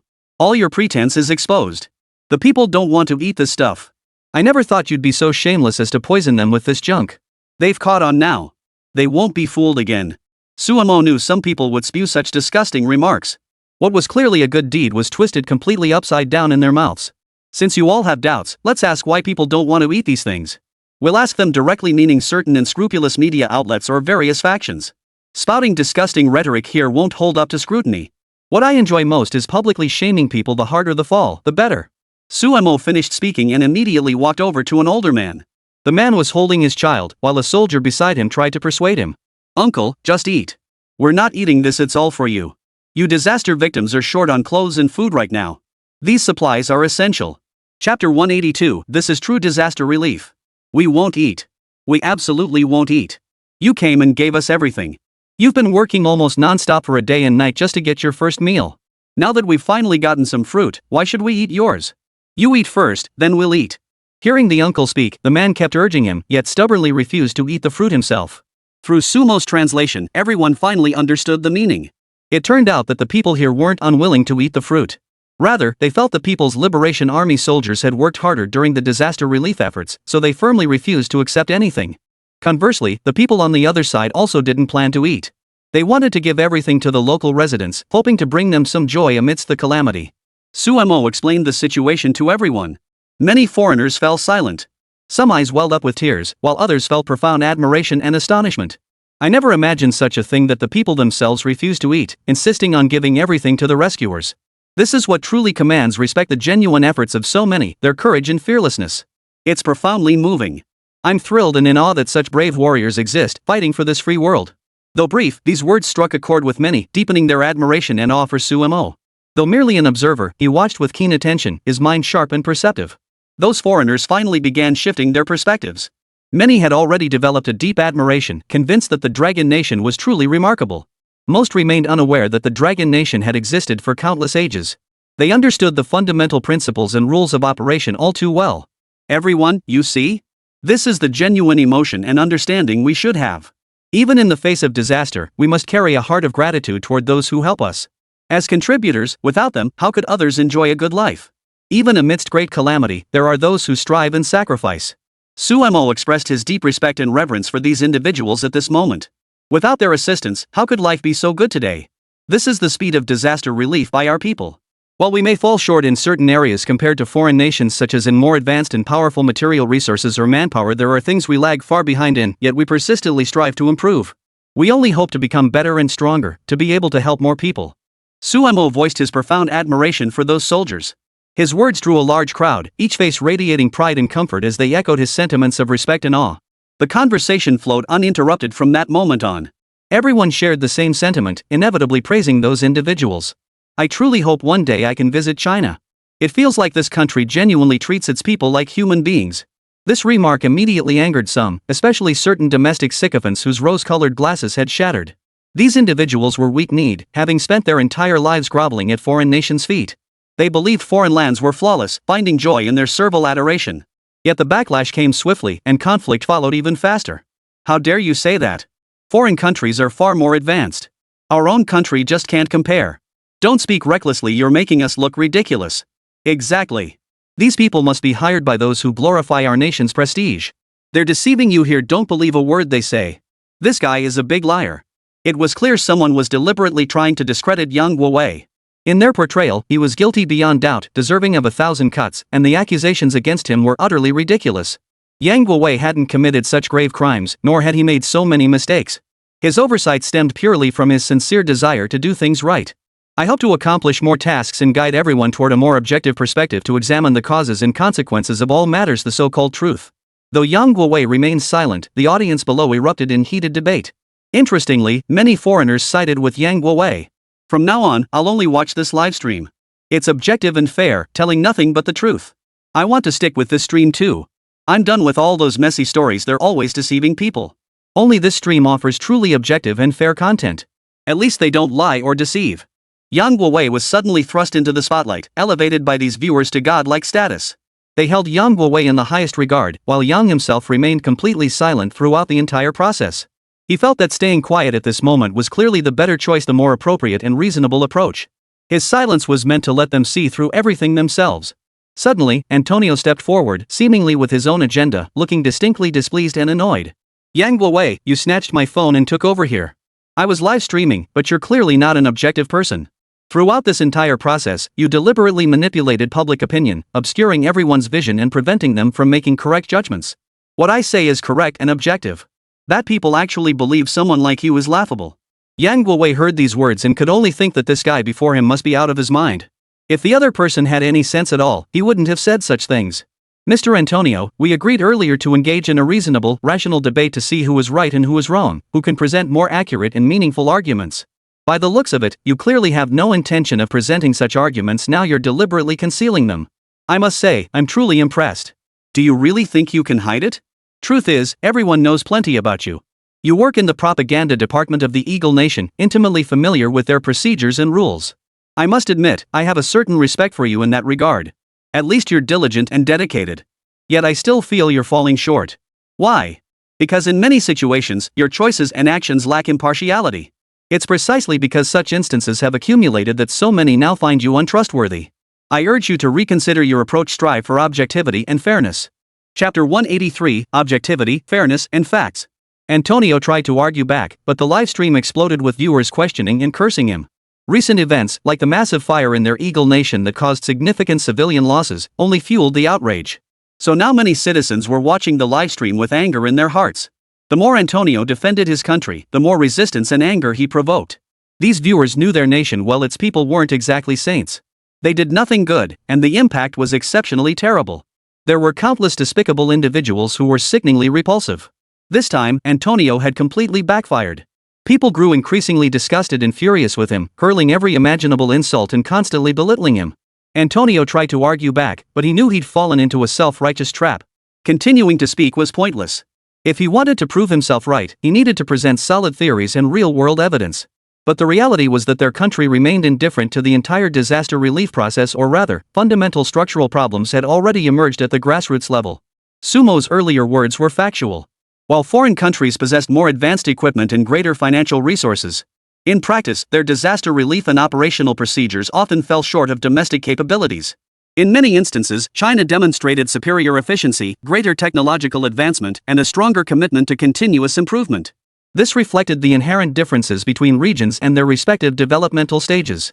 Sumo had finally grasped these realities. He didn't intend to comment much on it, only that he had formed his own perspective. Antonio looked somewhat flustered at that moment, so Sumo simply handed him an apple. Antonio stared blankly. Mr. Antonio, we're certainly not on the same side or from the same faction. But in a disaster zone, everyone deserves an apple. Even if you're not a local victim and are a foreigner, you're still a guest here. So please, take this apple and eat it. If you're hungry, there's food over there. Some local residents have already started cooking on their own. This is the true reality of the disaster zone. While official personnel like the deployed troops have field cooking equipment and professional chefs assisting them, they can't compare to the people right here. These locals know the terrain and dietary habits far better. More importantly, unlike the professional relief units, they don't want any hassle here. They're genuinely here to help, shifting more attention elsewhere, so that those truly in need receive aid, while they use their own strength to change their circumstances. After these words were spoken, the profound respect and awe they inspired left Antonio sighing as he sat quietly gnawing on an apple. Sumo promptly ended the livestream for him and continued watching and narrating. At least this Antonio might become even more frenzied and unhinged. He wouldn't focus his attention on this, he likely had more pressing matters to attend to, more goals to accomplish. Antonio truly resembled a madman, but what purpose would lingering here serve? Mr. Antonio, if you wish to leave, then leave. At least in disaster relief, I dare say our nation has taken many detours and lost much. But today, we are fully capable of protecting our country and our people. We are also tirelessly striving to improve and elevate ourselves. It is because of these efforts that we enjoy the good life we have today. That is what I wish to convey. As for everything else, I neither wish to speak of it nor bring it up. After saying this, Sumo simply let the other person sit quietly while she returned to her tasks. Nearby, another section of rubble had been excavated, revealing a child trapped inside. During the escape, the child had been crushed to death by a fallen beam. It was heartbreaking to witness. Those who saw it wept, and Sumo's eyes filled with tears as well. He removed his own clothes to cover the child's face, then carried the body out. The child's parents rushed over, weeping uncontrollably. Sumo stood beside them, tears streaming down his face. A group of soldiers wept as well. It was like a scene from a historical painting. Everyone was crying. Despite their relentless efforts in the disaster relief, not a single person felt joy. The loss of fellow citizens weighed heavily on their hearts, bringing profound sorrow. This is what we've endured. No matter how swift our rescue efforts, there is no glory in a disaster. We will always feel pain. Why? Because some of our people lose their lives or suffer injuries in such calamities. Everyone remembers the Wenchuan earthquake, don't they? So many perished in that earthquake. Some will never return. Even now, seeing the mountains and rivers transformed by countless ruins, our hearts are not filled with joy. No matter how much more we do to make amends, I wish disasters would never come. Suemo began to weep as he spoke. Seeing the child's heartfelt sorrow, many others displayed emotions that were strikingly different. Most understood that what Suemo held dear was right because he possessed genuine feelings and sincerity, just as others did. Though few spoke, they conveyed a measure of deep emotion and profound respect towards Suemo. Others wore varied expressions as each began sharing their thoughts, offering mutual comfort, preparing to move forward together. Antonio stood by, stunned. As someone involved in external communications, he viewed the entire Dragon Nation through a deeply filtered lens. He knew the nation was constantly developing. It had become an immensely powerful and formidable country. It possessed many sources of pride, yet he harbored a deep aversion to it. This was his work, an obligation he must uphold without pause. Dragon Nation was indeed far from perfect, with many shortcomings. It had advanced step by step to its current position, relentlessly striving to keep moving forward. This is the true glory that belongs to the people of the Dragon Nation. At this moment, the scene formed a stark contrast, parents weeping beside their children amidst the clamor. Some rejoiced while others grieved some cherished memories while others suffered pain. This was the reality, the truth. Suemo said nothing. He simply felt that everyone had done what they should have done, each putting in the effort they ought to have. At this moment, it was enough for him to immediately turn toward another direction. Everyone busied themselves. Biting back their grief, they resumed their tasks. Xia Wanqing arrived too, her hands already wounded and bleeding from digging. But the beautiful Xia Wanqing didn't stop, nor did most of the others. They worked together with united effort. This was the best form of publicity, far more effective than any so-called praise or countless words. Chapter 184, Netizens Settle Accounts. Overseas, there was a massive TT platform where many foreigners loved posting their videos and photos. Compared to traditional platforms, this social tool's greatest strength lies in its exceptional timeliness. Within the shortest time frame, one's videos, images, and ideas can reach a vast audience of netizens. Moreover, thanks to a more advanced algorithm, it significantly increases the likelihood of reaching similar audiences. The recent natural disaster has caused immense disruption, leaving many feeling resentful and angry. Ordinary citizens inevitably have limited understanding, as they struggle to grasp the strategic visions of higher authorities. Undeniably, many are now expressing dissatisfaction through domestic platforms like TT and Sumo's live streaming service, quickly learning about the advantages and actions taken by the Dragon Nation in disaster relief. Compounded by Antonio's foolish livestream, their awareness has deepened. Now, some are loudly proclaiming below. It's utterly despicable and infuriating. After all the effort we've put in, we still fall so far short of other nations. Look at how advanced and capable they are. Our country is just nowhere near their level. I've always said we should open our eyes to the world. Even if we're a free country, we should still consider what the outside world truly looks like, embracing a mindset of greater awareness and knowledge. Now we're paying a heavy price for our narrow-mindedness. I remember the old Eagle Nation wasn't like this. Why has it changed so drastically over the years? Why? Why? The world has changed, the times have changed, yet we've fallen behind. Is this still the world's top military and technological power? As netizens from both nations began actively comparing notes, many illusions shattered, and many things collapsed. Now, many are beginning to doubt their own country, questioning whether all this is truly laughable. Suemo watched the live stream, observing the shifting gazes of the audience as doubt and skepticism began to take root. Doubt about their own country. Not long ago, such sentiments were widespread domestically. Many doubted and questioned the Dragon Nation, believing it to be the source of global chaos and turmoil. At times, these people were exceptionally foolish, unaware that the true source of global chaos was never the Dragon Nation. Netizens online began actively exchanging views. Through their descriptions, an increasingly exposed Eagle Nation came into everyone's view. Was this country truly advanced? It certainly didn't appear so. Even worse, many of its internal issues were laid bare, revealing a picture that was both crystal clear and utterly laughable. Some also began discussing life within their own country. Of course, domestic life is far from perfect, plagued by various problems. As people discussed, the gap between the two nations became starkly apparent. Many even began to realize that their homeland wasn't so bad after all, and that the foreign land wasn't nearly as bright as it seemed. Netizens from both countries engaged in heated debates. They discovered that the Dragon Country was actually quite good. By this point, some people were already clamoring to visit the Dragon Country. As soon as he said this, many people chimed in, and what was even more surprising was that some actually stepped forward. You guys are too slow. I've been planning to go to Longwei for ages and have been saving up for it. Honestly, it doesn't cost that much to visit even from our country, you only need to save up a few $1,000s for the flight. The problem is, if I want to settle there long term, I'll need to prepare more. I genuinely love this country. My father visited Longwei long ago and lived there for quite some time. Many people genuinely adore the Dragon Kingdom. They earnestly yearn to go there, and if given the chance, they'd undoubtedly want to go as soon as possible. That's what makes each person unique: what they cherish, what they love, and the choices they make along the way. These things remain unknown. Some people constantly yearn for new achievements. Suemo watched Antonio, knowing this man possessed a certain quality. He was intelligent, thoughtful, and strategic, yet at times utterly foolish. This time, he ended up losing more than he gained. Suemo shook her head helplessly at him. Antonio himself was clearly displeased, his expression shifting repeatedly. Mr. Antonio, I have nothing more to say about this matter.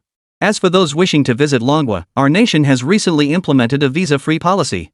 Though the time frame is limited, a week is ample for everyone to witness many fascinating things here.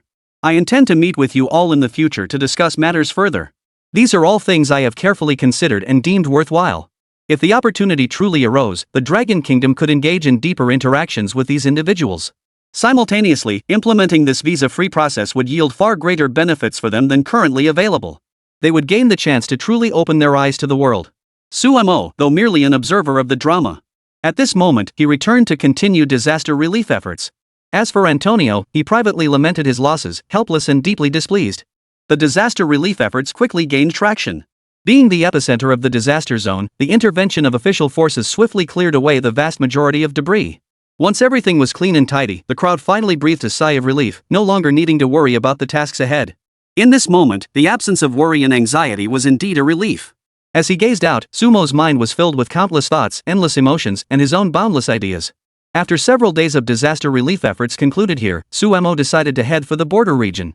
This time, he specifically invited Antonio to accompany him. Antonio felt both flattered and puzzled by the invitation. He couldn't shake the feeling that Suemo had ulterior motives for asking him along, which only deepened Antonio's suspicion and unease. He couldn't shake the feeling that this man was no good, and whatever he was up to couldn't be anything positive. A lingering sense of unease settled in his own heart. Mr. Antonio, my invitation to accompany me is sincere.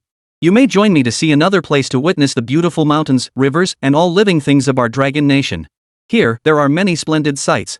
If you take the time to see these beautiful things, perhaps you will discover something new and wonderful. I am a man who speaks truthfully and does not engage in evil deeds. I am serious about this. Chapter 185. This is the life of an ordinary person. Antonio's expression still held a trace of hesitation at Sumo's invitation. He wasn't entirely set on going with him. Yet deep down, he genuinely yearned to make the journey. He hoped to uncover some hidden truths along the way. Mr. Su, are you genuinely inviting me? I'm quite suspicious now. Perhaps your invitation hides something sinister. Remember, we belong to different nations with conflicting interests. We could very well be enemies. Are you truly willing to cooperate with me? This deserves careful consideration.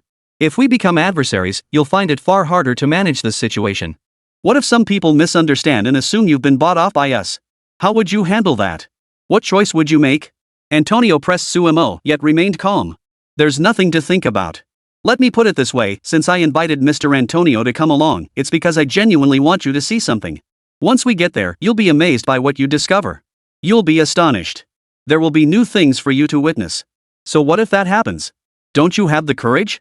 Netizens are currently in a heated debate. Your country is facing a major election, and you've been living all sorts of lives. This time, witness the lives of ordinary people. Perhaps you'll find something to attack us with. I know you'll never truly like this country. Your base lies elsewhere, in the Eagle Nation. You'll never embrace this place.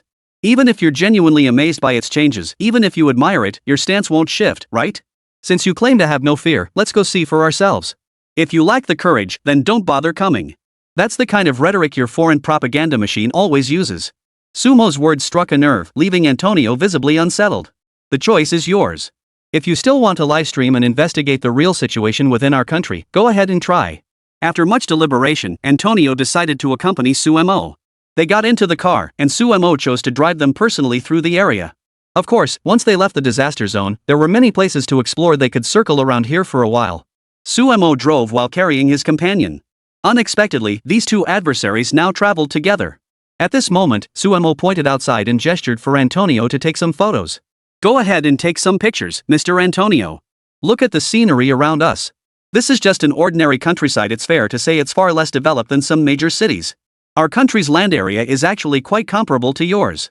You can film the surrounding countryside. Perhaps these rural scenes will offer you fresh perspectives. But I must remind you, even if you see all this, it's best to remain quiet and refrain from voicing too many differing opinions. Just observe calmly.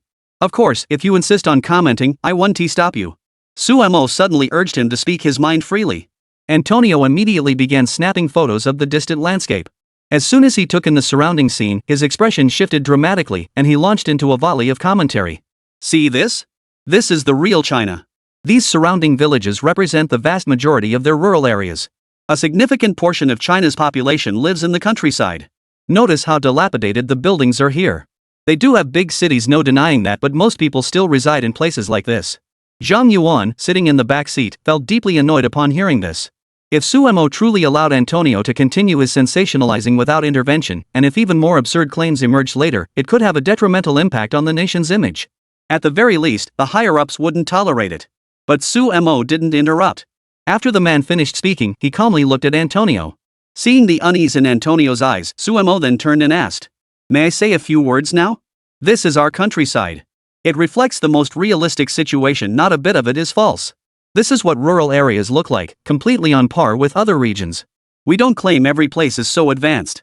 But I can guarantee that every inhabited place you see here has electricity. Would you like to test it?" Hearing this felt like a wager, and Han Dongao remained confident. He immediately pointed to a mountain nearby. "There's a house over there. I wonder if it has electricity. I want to see." Antonio felt he'd seized upon a crucial point. If that house lacked electricity, it would prove that even their dragon country wasn't flawless, that it had its own share of problems. "Alright, we can go check it out. But driving up there is tricky. Let's buy some supplies at the base of the mountain first. If need be, we'll just camp up there. But let me be clear, Mr. Antonio, I trust you won't suspect me of having someone connect the wires there already, right?" That shouldn't be the case. Hearing Sumo's words, Antonio didn't doubt him at all. After all, even if someone were to install wires, it couldn't be done in an instant. The group parked their car in the nearby village. Zhang Yuan took charge of the shopping while Suemo hummed a tune nearby. Seeing Suemo so calm, Antonio felt a surge of unease and surprise. Antonio deliberately blocked the camera to muffle the sound. "Mr. Su, are you truly this confident? I know you've always believed Longgua's development is rapid, formidable, and powerful. But now I'm curious, is this confidence genuine, or have you become overly arrogant? That building on the mountain doesn't need any electrical wiring. At such a high elevation and distance, even if a power line were installed, it would be a complete waste, potentially costing millions. I understand the basic production and living conditions in your country. What meaning could investing millions into this tiny house on the mountain possibly hold? If that's the case, I can only see this as a waste of resources. It's pointless. Why not bring the people down from the mountain? There are plenty of houses down below where they could live." Suemo listened to this argument without bias, allowing the other party to voice their doubts. But he quickly offered a response. "I have that kind of confidence. We'll discuss other matters later." Chapter 186, Electricity on the Mountain. Zhang Yuan quickly gathered everything they needed: food, drink, supplies, leaving nothing out. As the host, Suemo even carried luggage for Antonio, that troublesome guest, while Antonio kept tapping around and critiquing everyone. "Take a good look. This is ordinary rural life. The buildings around us are indeed a bit dilapidated. Take that house over there, for instance. It's a brick structure, which is quite rare. In our country, this is extremely uncommon and rare. These houses are much heavier, and of course, the property taxes are higher too. That's why they're not popular in our country." Suemo couldn't help but interject a rebuttal. "Mr. Antonio, when you say that, I must point out that this type of construction is very common in my country. In fact, the vast majority of people can afford to build them. The costs associated with concrete houses differ significantly here compared to abroad. In your country, the fundamental reason people avoid these reinforced concrete structures is the inability to afford the property taxes. In my country, however, many people don't pay property taxes at all." These words were highly provocative, instantly igniting the livestream once more. Most viewers tuning into Antonio's stream were foreigners. Suemo elaborated with meticulous detail, clearly explaining foreign contexts. When he mentioned that Dragon Country doesn't even have property taxes, many young viewers were stunned. This was especially different from their own Eagle Nation. Property tax rates vary by region, with some higher tax areas reaching up to 5%, meaning 5% of the annual rental value is taxable. In such cases, if the property value is even slightly high, the annual property tax could become a terrifyingly large sum. Hearing Suemo mention that their dragon country didn't even have property taxes was shocking to me too. Antonio immediately showed off his knowledge. No. I've looked into it. Some areas in your country do have property taxes. You also pay land compensation taxes, just like our country. And your policies often take a one-size-fits-all approach. You impose nearly identical property tax rates across all regions, meaning economically disadvantaged areas end up paying more. That's counterproductive. We tailor our approach based on each state's economic zone. Suemo knew Antonio had come prepared, so he was even more ready himself. He directly mentioned several pilot property tax zones within China. These areas do levy property taxes, but the rates are not high. These are the property tax zones in our country, currently undergoing small-scale pilot programs. The taxes collected are not substantial. More importantly, while property taxes are levied in these areas, we pay close attention to maintaining a balance. We maintain a balance in property taxation in these areas.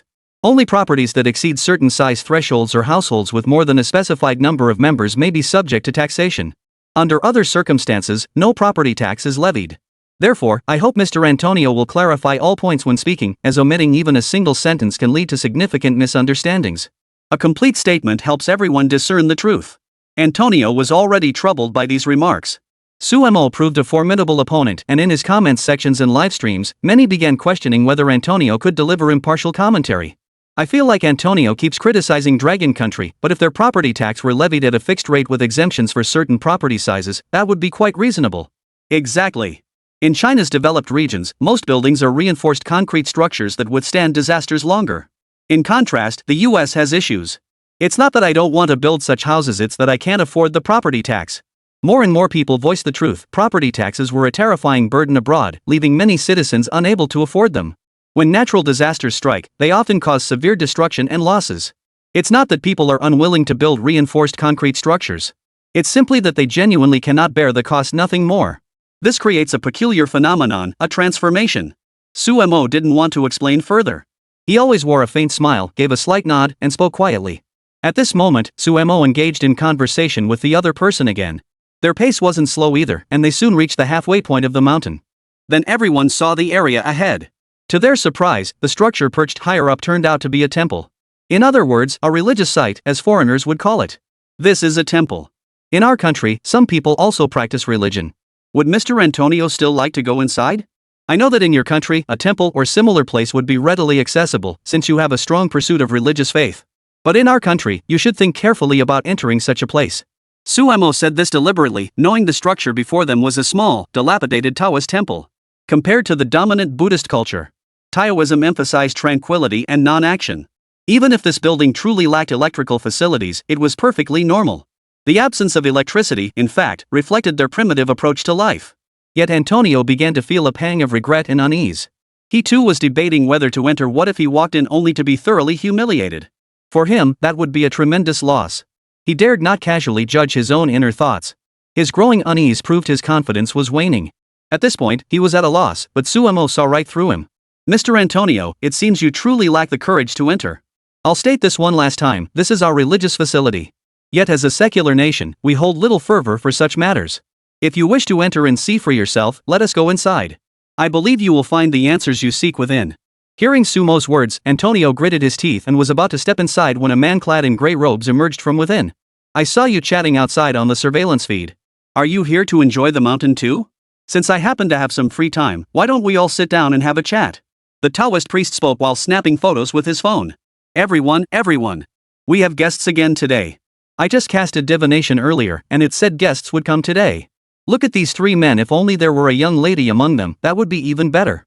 With my handsome looks and eloquent preaching, I could expound some profound truths. Today, Jingfeng Temple welcomes new guests. Please, come in, all three of you. Chapter 187, Modernized Religion. This young Taoist priest was live streaming with his phone. Compared to the old ways of quiet meditation, arduous cultivation, and seclusion in the mountains, he had found a new approach. Moreover, Taoist practitioners differ entirely from adherents of other religions. Sometimes they emphasize a more free-spirited approach to cultivation. In any case, such an approach to cultivation was quite rare and extraordinary at this moment, truly astonishing. The young monk welcomed them inside. Suemo rarely interacted with religious figures, but judging by this man's demeanor, his spiritual cultivation seemed quite solid. He moved about with a constant gentle smile, radiating warmth and kindness. The young Taoist was quite courteous, ushering them inside. Suemo surveyed the surroundings. It was indeed a Taoist temple nestled in the mountains, looking somewhat dilapidated. Yet, it wasn't entirely devoid of modern conveniences. A closer look revealed modern devices and facilities scattered throughout the surroundings. A laptop sat on a nearby table, enabling real-time communication with the outside world. Surprisingly, several bundles lay scattered on the floor nearby, suggesting the owner had recently returned from a journey. My apologies, everyone. I'm the only Taoist priest here at Qingfeng Temple, and I haven't had time to tidy up these past few days.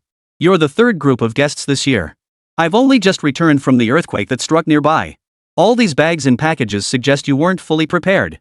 It was unexpected that this man had also participated in the disaster relief efforts. Upon closer inquiry, we learned he had gone to the nearest affected area. His efforts there showed genuine dedication. Truthfully, he hadn't accomplished anything particularly significant. I didn't accomplish much either. Though I went to help with the relief efforts, I couldn't do much either.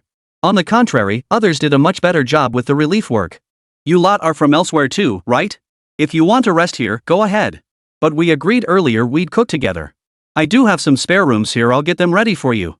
Seeing the other party being so courteous, Antonio muttered quietly beside him. Mr. Su, you deliberately arranged this, didn't you? How could he have been involved in disaster relief too? It's unbelievable. Did you plant him here just to shut me up? If that's your plan, I advise you to reconsider.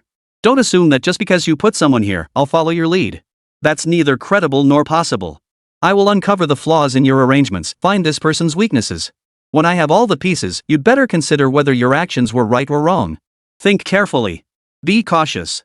Anthony was brimming with confidence, certain he could pull back the curtain on those core operations and expose these people for who they truly were. But in truth, neither Su Mo nor the young Taoist beside him had conducted any research or formulated any plans. Mr. Antonio, rest assured. I have never devised any so-called schemes to deceive you here. Above all, I have always believed that only by presenting everything authentically and solemnly to everyone can we reveal a truly extraordinary dragon nation. Antonio was utterly perplexed. He was no stranger to the world, a seasoned figure who had been cultivated abroad as a top-tier expert in international public relations. Yet, he seemed utterly unable to fathom the intricacies of certain Eastern maneuvers. Mr. Antonio, hello. I heard from Mr. Su that you're a foreigner. You certainly look the part, such a sturdy build and that rugged beard. Interesting. But he also mentioned you specialize in publicity. Are you here today to promote some Taoist cultural ideas? This is our local heritage. Antonio's eyes lit up at the mention of religion. While he knew little about Taoism specifically, he understood that religion opened up a world of possibilities for him to maneuver and exploit.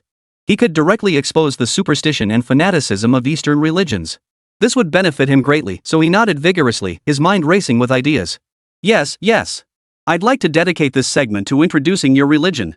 If possible, let me explain everything clearly and thoroughly to see if your faith holds any unique or special qualities. That way, everyone will be pleased and learn something valuable. The young Taoist priest was particularly delighted. His Qingfeng temple had seen few visitors for a long time. Seeing the other party eager to learn, he naturally took an interest and began leading him around the grounds. First, they admired the scenery nearby, though it consisted only of 2 withered trees and a distant courtyard, nothing particularly remarkable. They then explored other areas, traversing both large and small spaces. Yet this remained a modest Taoist retreat, distinctly different from the outside world. It was nowhere near as lively or interesting as other places. It was just an ordinary, everyday place. Looking around again and again, one couldn't help but feel a slight sense of surprise and wonder. Nothing special. After all, there wasn't much that stood out. I've seen this already. The scenery is quite nice, but I wonder if there are other places to explore. I'd like to see more new things.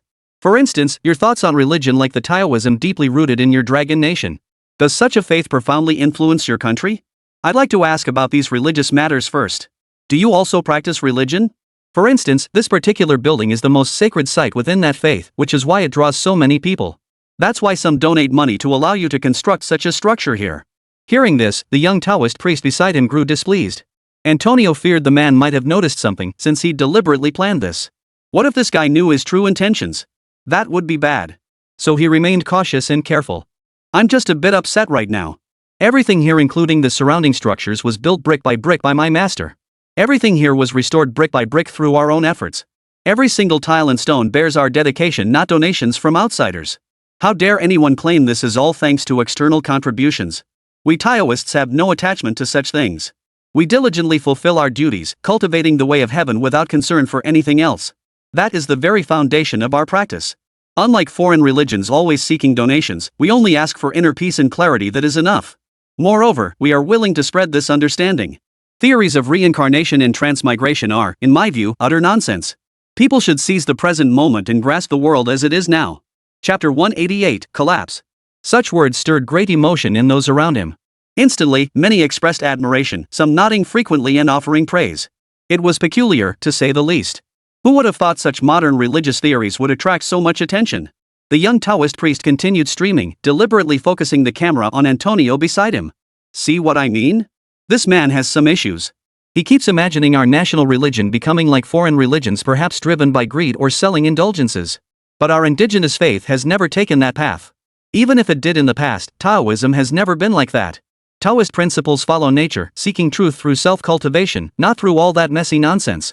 In short, cultivating this Tao requires certain individuals to remain steadfast, diligent, and dedicated to their duties, unlike those other bizarre practices. That's precisely why we're here, cultivating the Tao. We care little for anything else, nor do we concern ourselves with it. All we seek is to attain inner peace that is sufficient. What else is there to ponder? At this point, many naturally praised him repeatedly. While they had strong opinions about everything before them, they also voiced their own understanding. I don't think this foreigner is any good either. Did he come to our country just to swindle money or stir up trouble? I'd say there's a good chance that's exactly what he's up to. This foreigner looks shady enough. But now I recall he met Antonio Tiaman and had dealings with Mr. Sumo, the one with Yang Guagua as his streamer. Who'd have thought he'd sneak his way here? Looks like he is up to no good too. People like him should be kicked out of this country ASAP. Now I remember. He was walking with that streamer Yang Guagua, saying they were visiting local spots. Who knew they'd end up at this little Taoist temple? Looks like the young Taoist priest has some entertainment today. Yang Guagua's a decent person, but this Antonio? Total scumbag. Big piece of S. Antonio never imagined he'd be spoken of this way. A barrage of curses rained down on him. This time, he'd truly hit rock bottom.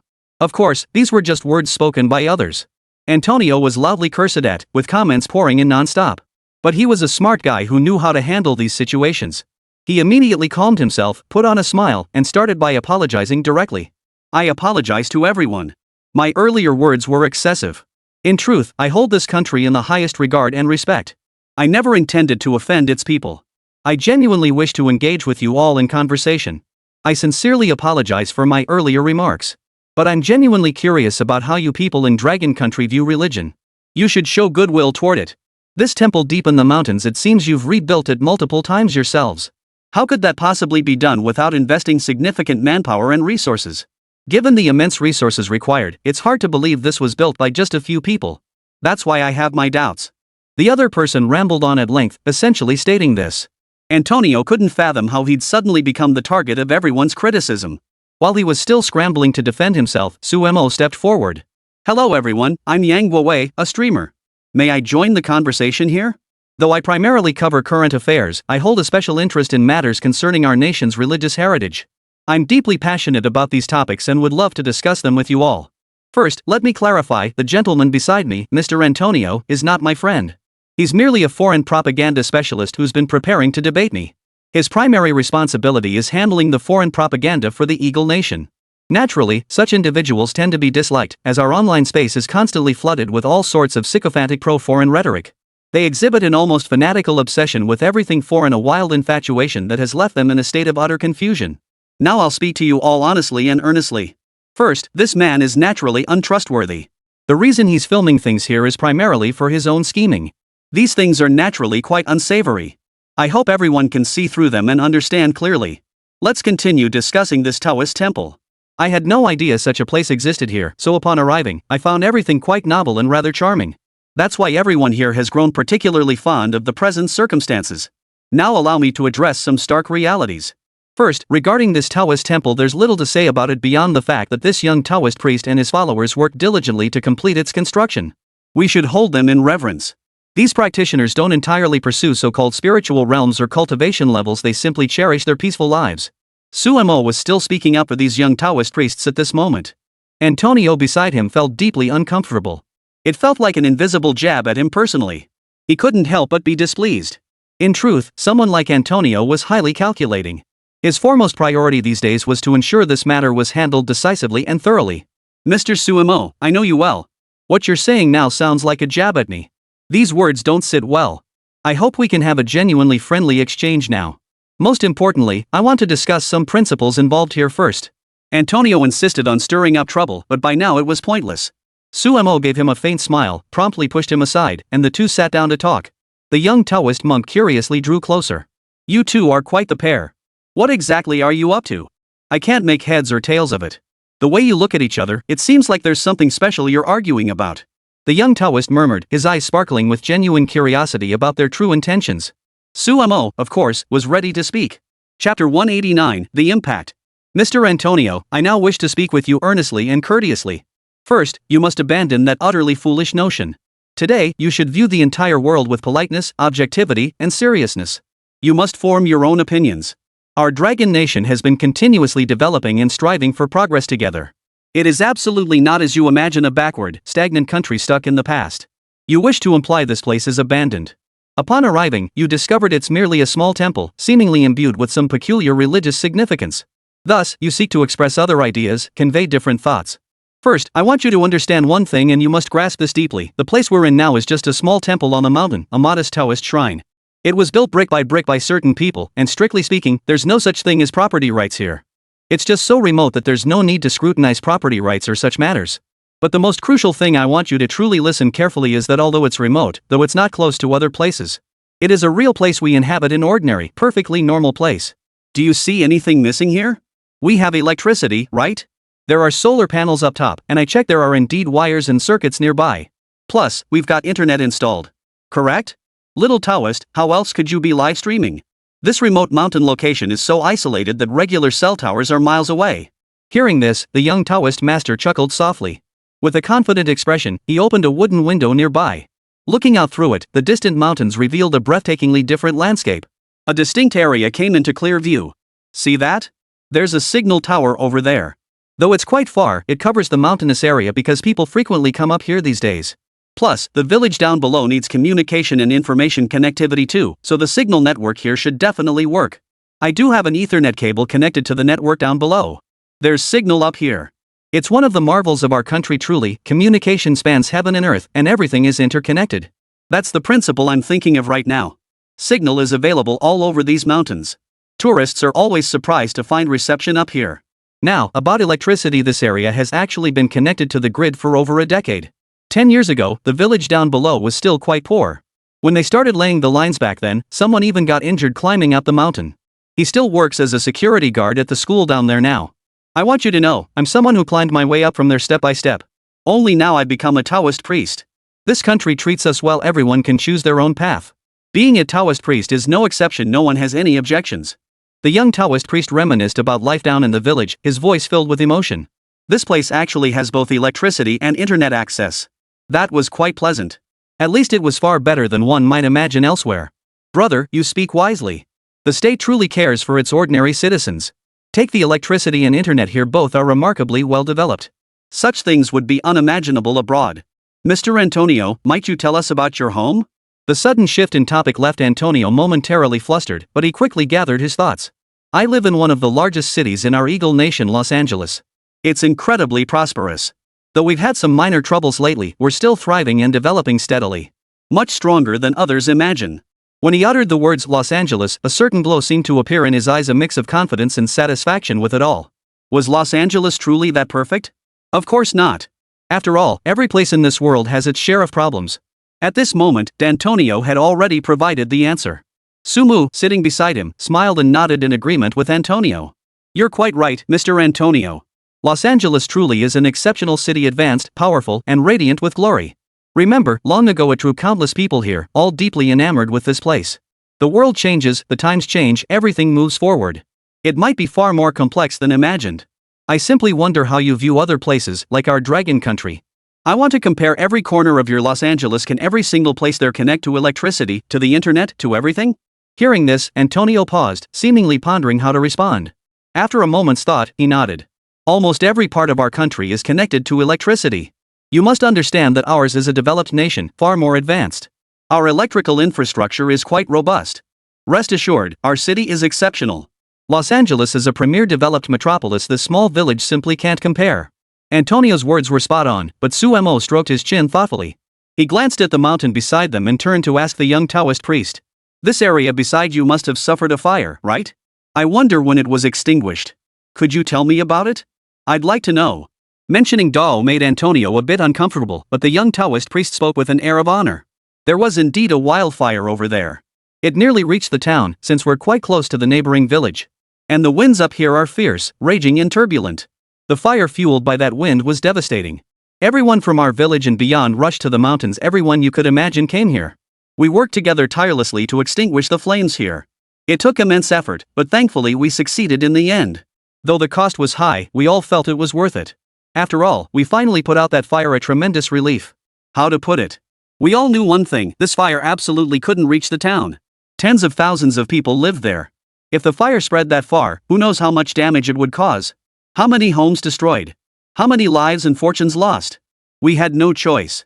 We had to fight here, absolutely couldn't give up. That's what it means for everyone to work together.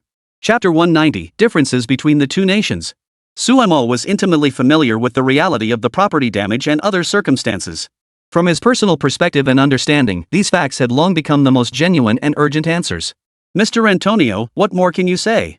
The gap between our two nations is vast, yet you persist in interpreting Longwa's circumstances through the lens of your own country's internal dynamics. This clearly leads you into a misconception.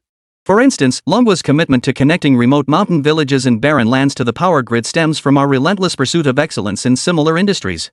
We prioritize the people above all else, ensuring ordinary citizens receive the utmost care and consideration.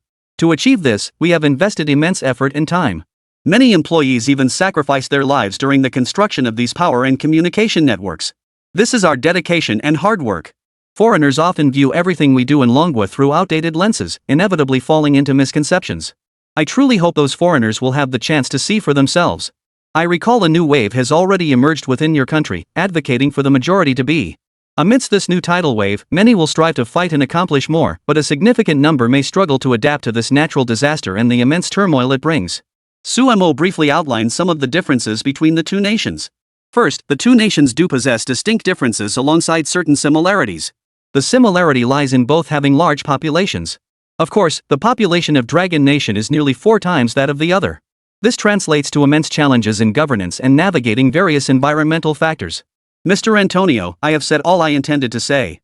Our nation is far from perfect, and certainly no paradise. Yet we persistently strive for progress, continuously improving and advancing. Today, we have reached a level of capability and standard that allows us to withstand the impact of the entire global wave. In other words, we are evolving, transforming, and striving to improve. This is the unwavering path chosen by all the people of Dragon Nation. This journey never stops. Whether you deem it right or wrong, we may be your rivals. But when you cease moving forward, you yourselves have already erred. Sumo's assessment left the other party speechless. In this world, they were far from perfect, and neither was the nation Suemo represented.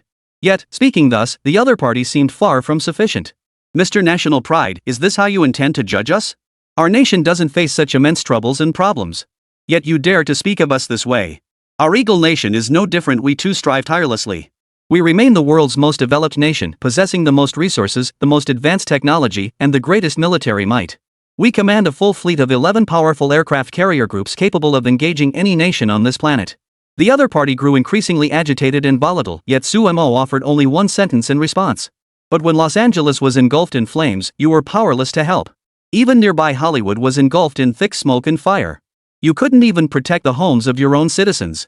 I don't know if you're the strongest nation in the world, but in this inferno, too many people lost their homes, their livelihoods, and their happiness vanished. Is that right? Sumo's words left the other party speechless. Even the most advanced nation in the world couldn't protect its own citizens' homes. At this moment, one couldn't help but ask, are they truly advanced? Or is this nation simply as inadequate as it appears? In the end, they proved to be nothing special. Indeed, some nations in this world are exceptionally advanced. But the Eagle Nation before us is certainly not one of them. They have created immense problems for themselves. The nation was chaotic, unstable, and fragile. Most critically, it had long since abandoned the protection and concern it once showed for its grassroots citizens. Now, it was increasingly driven by pure profit motives, with the entire country controlled by a swarm of parasites. Mr. Antonio, as someone from the Eagle Nation, you know better than I where your country's problems lie. Today, major conglomerates and powerful interests control everything behind the scenes. Even your taxes and all government revenues are managed by these massive corporate groups. These entities have gradually become the dominant force. Their immense wealth allows them to stir up trouble, leaving ordinary citizens without even the means to resist. The entire nation has been completely controlled by these people. So in this inferno, you genuinely want to protect ordinary citizens more, and you want to protect your own homes. But what means do they have? What capabilities do they possess? Tell me yourself, is Los Angeles still engulfed in flames? When you left your home, were you worried your house would be mercilessly consumed by the raging fire? When the question reached this point, Antonio's face flushed with slight embarrassment. He stood silently, perhaps finding the situation too difficult to bear. A grimace even crossed his own face. Suemo knew he'd fallen silent and pressed his advantage. This is only the beginning. I have even more to say. It's been reported that this fire consumed numerous homes and in doing so caused even more devastating consequences. Some insurance companies had already cancelled coverage on these properties before the fire even arrived. I ask you, is this true or false? Do you wonder why the public harbors so much resentment? The answers lie right within your own reality. Mr. Antonio, did you feel anger toward those insurance companies for denying coverage? Did you want to confront them? I want to know your answer, and more importantly, how you perceive this situation yourself. Antonio fell into a dazed contemplation upon hearing these words, but soon he seemed to gather his thoughts, as if awakening. I know many things. Some things I've always understood, always been clear about. It's just that all of this is so difficult. His voice carried a mix of sorrow and resignation. As he spoke, his entire being seemed to undergo a profound transformation, his mind racing as he arrived at an answer. Not knowing how to respond, that was his greatest failure and shame. Chapter 191, The Collapse of Psychological Defenses. Antonio's psychological defenses had completely collapsed at this moment. He had hoped that through his words and arguments, he could find a flaw in Sumo's reasoning and crush him outright. Little did he know that his own mistake at this critical juncture was the most severe. The most laughable and shameful part was that he had overthought everything, and now his mind was no longer up to the task. Antonio's psychological defenses were utterly shattered. He had intended to argue his case here, but suddenly realized that anything he said was useless, for he himself had once been part of this very victimization. Antonio wanted to argue, even feeling a deep sense of despair, but what good would any words do now? At this point, a person likely begins to question whether everything they've done was right or wrong. Mr. Antonio, the right and wrong here has nothing to do with you. You're just an ordinary person. You care about your homeland, worry about your family and friends, and hope for their betterment. It's just that you have a special mission, a special job. You must carry out some external propaganda here. None of this is your fault or responsibility. You simply must carry out this work. But I must say, the true essence of truth is always clear to many. Everyone knows what is right and wrong. At this point, you should honestly acknowledge these things instead of continuing to pretend and insist you are correct, for that is utterly meaningless. Whether you're willing to admit it or not, this is the current situation. After all these years, you should have given it careful thought. Hearing these words, Antonio fell deep into thought. He was undoubtedly pondering relentlessly, imagining countless scenarios, his mind a tangled mess. He wanted answers, but how could he possibly see them clearly? Most crucially, Antonio had truly lost so much now. Even online, he faced relentless verbal attacks. His own streaming platform was filled with furious condemnation, as if he had become everyone's enemy. Suddenly, Antonio became the target of their relentless curses. He began painfully tugging at his own hair. After a while, he seemed to finally grasp something, letting out a cold laugh. I think I understand something now. No wonder our external propaganda work has grown increasingly difficult. I never imagined we'd already lost to you, lost to what we've been doing from the very beginning. We focused on direct promotion while neglecting the people's emotions. I never expected this defeat to be so bitter. Mr. Su, or rather, in terms of promoting our national prestige, you truly are a great historical power. With such capability, you actually know how to orchestrate things. By today, we've truly suffered a crushing defeat. Especially now, I realize our greatest weakness lies in this absurdly foolish tendency to project every possible outcome onto others. On what grounds? Because we lost so badly from the very start, we've forfeited any right to speak on these matters. I now fully acknowledge your nation is extraordinarily powerful and exceptional. Despite its relatively short history, it has achieved so many astonishing accomplishments. That is truly remarkable. Of course, we too will continue striving. Our affairs are not yet concluded. I chose the wrong place, the wrong region, and did the wrong thing. But we still have much left to do. To his surprise, the other party refused to concede defeat. Antonio rose and turned to leave. This man was so clever and perceptive. He knew he had important matters to attend to next. That sharp mind would bring him even greater advantages. Once Antonio had walked away, Suemo understood his reasoning. Is he angry? Getting angry and leaving like that isn't good. He should have stayed and talked things through. Perhaps continuing the conversation could have resolved more issues. For us cultivators, we can't afford to lose our temper like that. When we truly get angry, we risk being controlled by others and making even more mistakes. The young Taoist master understood this well. He offered a simple critique from a cultivator's perspective, and to Suemo, it rang true. Master, Antonio and I are both ordinary people. In this world of mundane affairs, we each have our own responsibilities to fulfill, regardless of whether they are right or wrong, good or bad. We must simply hold fast to them, unwaveringly, without ceasing for a moment.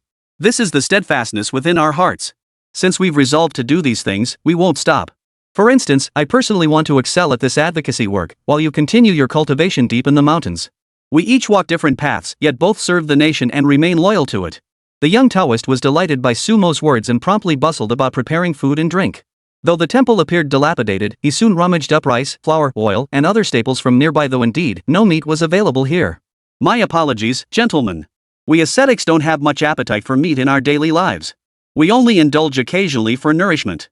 Here, we mainly eat vegetables, fruits, and such. If you wish to have some meat, you'll need to go down the mountain. A hint of regret flashed across the young monk's face as he spoke. Zhang Yuan felt quite fond of this monk and promptly pulled out a small can of ham from his backpack. The monk's eyes lit up at the sight. Smiling, he began preparing dinner with Zhang Yuan. The two quickly got to work, efficiently gathering food, drink, and utensils. Even the cabbage and ham stew simmering nearby filled the air with a rich, savory aroma. Don't be fooled by these Taoist practitioners. Though they usually ate vegetarian meals, they weren't overly particular about what entered their stomachs. Relatively speaking, this canned food was even considered a product of advanced technological development, likely containing many additives and preservatives. Yet the other man ate with genuine delight. This tastes great. This canned ham is truly excellent, plenty of meat and a rich flavor. Never imagined I'd get to eat something this good. I've grown weary of the austere, bland fare up on the mountain. Of course, one can't say cultivators are truly weary of it, but these things aren't necessarily easy for us to accept. Many simply don't want to or can't accept them. Hearing this, Sumo merely nodded. He didn't understand that every cultivator followed their own path, and their practices varied greatly. Naturally, everything learned along the way varied greatly as well. Chapter 192, 1,000 Faces. Antonio lingered outside for a moment before stepping back inside. Seeing the others savoring the delicacies, his eyes darted around restlessly. To him, these Eastern dishes were unfamiliar. In that moment, his mind churned incessantly, filled with desire and contemplation. Mr. Antonio, please join us for dinner. All who travel far are our guests. We take our guests seriously, and since you are one, we should do our best to host you. I have no desire to create unpleasantness here. I mean it sincerely, please come. Hearing Sumo's words, the other man hesitated, clearly wrestling with thoughts. A flicker of hesitation crossed his mind, as if he needed considerable time to process his chaotic thoughts. Come have dinner. Though I don't particularly care for you, your words here always carry a hint of hostility. We practitioners don't hold grudges. If you wish to eat, eat. If not, there are vegetables and fruits nearby. Take whatever you like. We Chinese are quite hospitable. With just a few words, they moved him deeply. Before long, he was practically dragged over. Even if he didn't want to, he'd end up eating a meal here. Fine cuisine truly elevates happiness to new heights. As he savored the dishes, a genuine smile finally graced his face. It must be said, however, that he was quite advanced in years.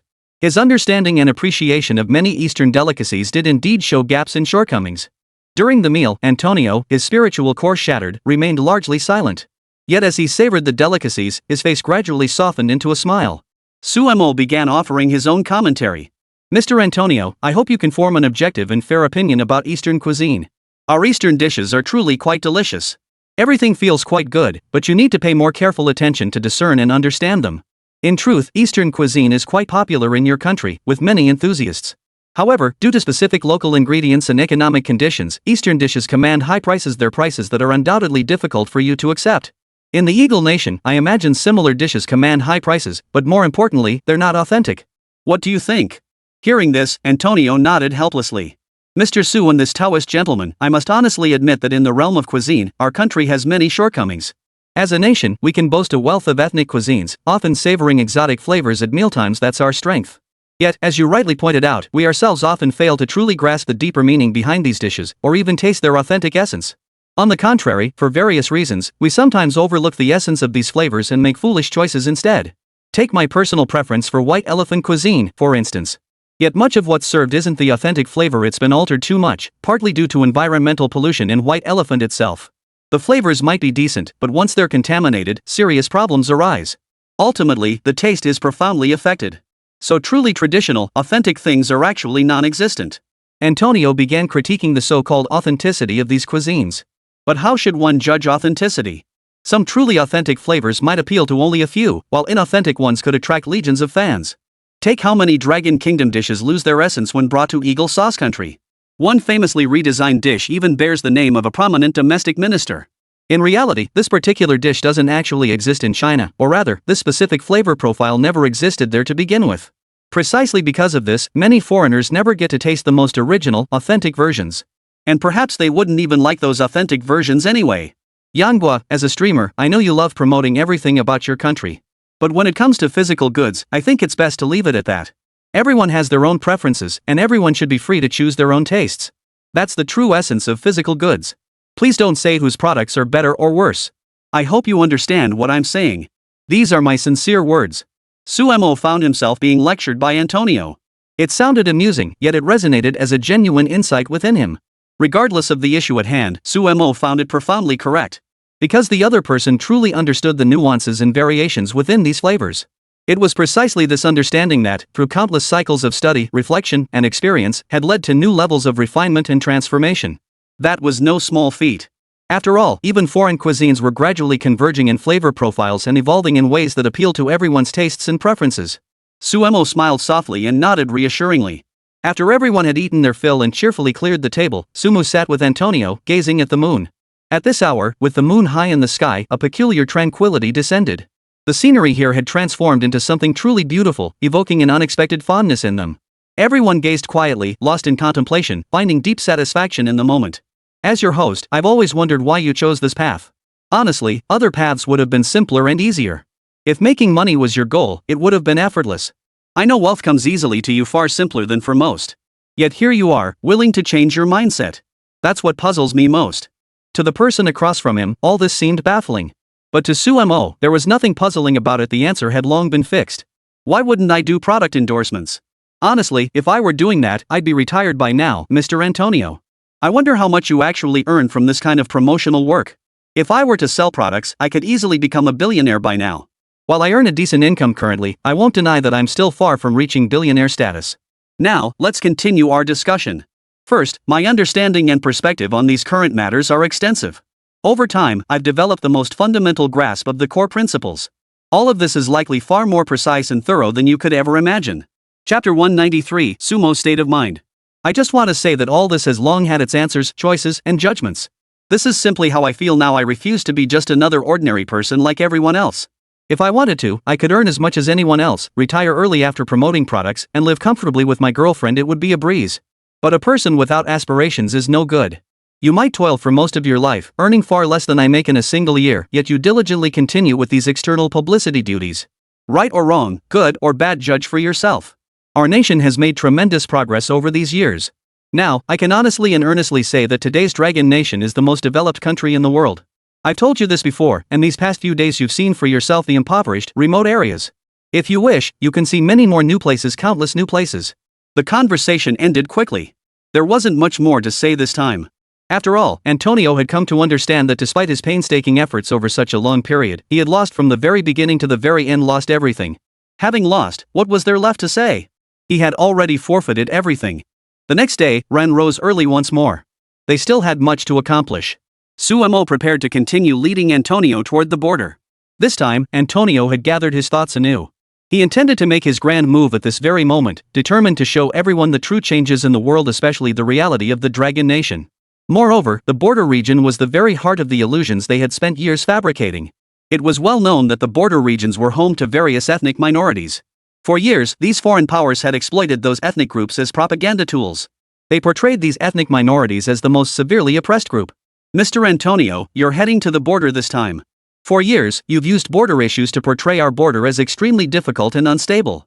Moreover, you've consistently used the border narrative to disparage the entire nation, even compiling so-called evidence alleging human rights abuses, forced labor, arbitrary detentions, and even sinister experiments. This time you're coming with me to see for yourself. Before we enter the border region, I want to ask, do you have the courage? This is your final chance. If you say you're unwilling to go, we'll halt this conversation immediately. Your presidential election is approaching. The fires haven't been extinguished, and the impact of Mr. Yalon's self-immolation lingers. You still have ample opportunities for propaganda. I ask, have you made up your mind? As Suemo spoke, their car pulled up at the provincial toll station. Continuing forward would take them into another province. Though the cost wouldn't be high. They would be entering another region on their own behalf, and new things would await them upon arrival. Even from here, a town was visible across the way. This town on the provincial border appeared remarkably bustling and lively. Numerous vehicles already surrounded the town, along with many tourists. Their comings and goings made the place bustling with activity, with hundreds of RVs parked nearby. A large parking lot accommodated the bustling crowd, who reveled in the lively atmosphere and thoroughly enjoyed everything about the place. In other words, this was the destination everyone was heading for.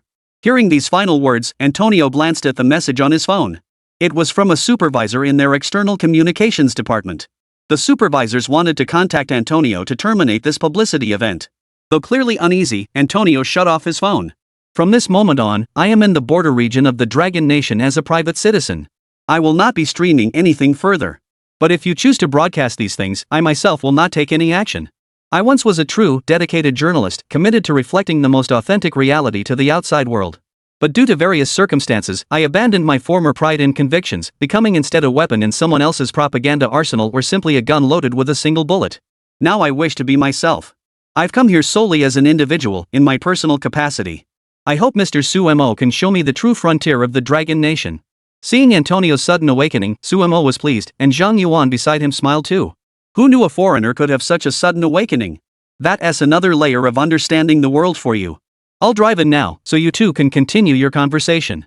Zhang Yuan drove in, and they rolled down all the windows. At that very moment, Antonio couldn't resist sticking his head out the sunroof. This was undoubtedly a dangerous move. Yet he beheld the flat, wide highway and the surrounding buildings exuding a distinctly modern vibe. Unbelievable. You know, back in our Eagle Nation, even the most prosperous areas still have pockets of poverty. But some remote regions are so backward they feel like barbarian lands, completely cut off from the outside world. Why is this place different? There are already so many cheerful, upbeat people here, and everyone seems genuinely happy. It's truly a world apart. Sumo offered his own assessment of this description. This is what sets China apart. We prioritize safeguarding the interests of every ordinary citizen. In our Dragon Nation, even if you reside in the remotest mountainous regions, basic necessities like water, electricity, and communication are guaranteed. Transportation follows suit. It's remarkably convenient here. Years ago, many remote villages were inaccessible, but that's changed. Now, nearly every village is connected by roads. We approach every citizen with the utmost sincerity and diligence, building roads and public transportation infrastructure for them. The same applies to housing here, along with nearby gas stations, supermarkets, schools, and clinics, all fundamental amenities. If life here isn't satisfactory, you can always seek opportunities in larger cities. Unlike your country, we don't have distinct states either. Many different states have far less economic interaction with each other, and their laws can even be completely different. Not to mention that the boundaries of these states are often drawn in bizarre ways, with some places splitting a river into two halves. In our Dragon Nation, however, we incorporate the natural flow of rivers and mountains into our boundaries for convenience. Chapter 194, Entering the Frontier Region. In other words, we base everything on reality. We don't maliciously avoid or alter things, nor do we force people down the wrong path just for the sake of convenient governance. Antonio retreated back into the car, his gaze drifting around the surroundings. He understood Sumo's words were true, which only deepened his unease. He knew all this was true, yet a sense of helplessness lingered within him. Soon, Sumo brought him to the first location, a special rest stop where travelers could relax, chat, and engage in simple, basic interactions. Some people could engage in earnest conversations here, and Sumo's arrival was perfectly timed. Sumo led Antonio to a nearby spot where they sat quietly. It was a small eatery, surrounded by people enjoying their meals. Many of the dishes here already bore the distinctive flavors of ethnic minorities. Owner, bring us some local delicacies. I remember your border region stir-fried noodles are quite famous. Get us each a serving of those, and bring some other local famous snacks too. The owner welcomed them inside upon hearing this, serving each a bowl of the local stir-fried noodles. This border region's version was truly exceptional, seasoned with local red chili peppers and onions. The finished dish was intensely aromatic and fiery hot. This stir-fried noodle dish was truly a signature dish of the border region. The aroma alone made everyone's mouth water. Without saying much over the weekend, they finally offered a review. Mr. Antonio, these noodles are quite tasty, aren't they? In our Longu region, you can't find the most authentic version everywhere. Some areas simply don't have the right ingredients. But fortunately, there's a lot of exchange and understanding between different parts of China. This kind of frontier-style noodle dish has spread far and wide, making people more familiar with the cuisine from border regions. There's also lamb soup nearby, you should try it. Antonio couldn't imagine such noodles tasting this good. He'd tried Italian pasta and seafood noodles, Western delicacies. Compared to the noodles before him, those dishes all fell short. Still, the price was a bit steep. Delicious. Absolutely delicious. I've never tasted noodles this good in my life. This humble noodle dish is truly a first for me. Mr. Sumo, I never imagined Eastern noodles could possess such soul and the most exquisite flavor. After eating so many noodles, today I realize how young and foolish I've been. The truly best flavors are often found in the back alleys of China. I'm perfectly happy with these stir-fried noodles right now, but I'd still prefer you not livestream this. This is purely my personal opinion, my own perspective. Antonio feared that saying a few kind words would get him torn apart by his own followers. After all, it was clear that praising the Eagle Nation in Dragon Country drew far less opposition. In other words, praising China in the Eagle Nation would spark nationwide backlash, though certain pharmaceuticals might be an exception. Antonio's words revealed his true feelings. Suemo didn't interrupt him at this moment, letting him continue savoring the food while she ordered a paizi for herself. Paizi was a local term for something specific. Simply put, it was an onion, and this paizi was remarkably fresh. Suemo gave it a quick rinse in his hand before biting into it raw. Surprisingly, it had a crisp, refreshing crunch when eaten. While not quite as exceptional as certain exotic fruits, its flavor was undeniably pleasant. After a couple of bites, Suemo set it aside. He went to eat his own portion and offered a few bites to the other person, only to find they had already slipped away. By then, everyone had finished their meal. The owner, ever courteous, offered the group a few bottles of water. In truth, meals in this frontier region were relatively expensive, as the local economy lagged behind, with most livelihoods dependent on the service industry. Combined with certain local customs, making a concession wasn't a big deal for them. After stepping outside, Antonio seemed reluctant to leave. Suemo promptly shoved the livestream footage in his face, revealing Antonio's lazy, indulgent expression. This instantly infuriated many locals. Suemo and the others quickly got back in the car. They needed to find a place to rest, and the best option was a rest area. Once there, they could either continue their journey or take a break for a while. At least they wouldn't have to worry about the temperature inside the vehicle. Soon enough, they arrived at the rest area. Here, everyone could finally rest. Antonio voiced the question that had been on his mind. Mr. Suemo, now that we've reached the rest stop, I have an urgent question for you. Here at the rest stop or elsewhere, what exactly is your opinion on the food in your country? Earlier, I noticed the prices for your country's food aren't exactly cheap. That restaurant we just visited served delicious food, but the total bill shouldn't have exceeded $30. The amount we spent earlier was nearly the same. Are you suggesting that the economy is healthy in such a high-cost environment? Suemo shook his head repeatedly upon hearing this, having merely answered honestly. Mr. Antonio, may I ask in return whether your compatriots are necessarily happy and healthy? Truthfully, the world holds few absolute truths, many things are relative. I know the answer already exists, so let's not dwell on it. As for this border region, the lack of other industries including industrial production capacity and key sectors like agriculture, forestry, animal husbandry, and fisheries has indeed had a significant impact. Compounded by issues with water supply, it's led to power shortages. So our frontier regions inherently face developmental challenges. Prices here naturally become inflated. The final factor is religious and cultural influences. Many believe one should simply earn more money, which contradicts the nation's overarching ideology. That ideology is national unity. Every region must follow the same path, a principle established by our ancestors. One phrase encapsulates this clearly: unify weights and measures. This monumental achievement was accomplished during the Qin Shi Huang era. Conversely, even modern nations like Xinjiang have yet to achieve it. This is the fundamental principle that would transform everything. Chapter 195, The Great Ancestors. Sumo's words struck a chord with certain individuals. Zhang Yuan, standing nearby, listened with admiration, his eyes gleaming. To someone like Zhang Yuan, Sumo's words could not have been more accurate. Suemo marveled at his ancestors, while Zhang Yuan beside him wore a look of pride. Antonio recalled his own forebears, white people, actually, brought here aboard slave ships. Some others, much like his ancestors, had been shipped off to Australia. He reflected that today, including himself, they were all descendants of criminals or colonists, which naturally made him feel ashamed.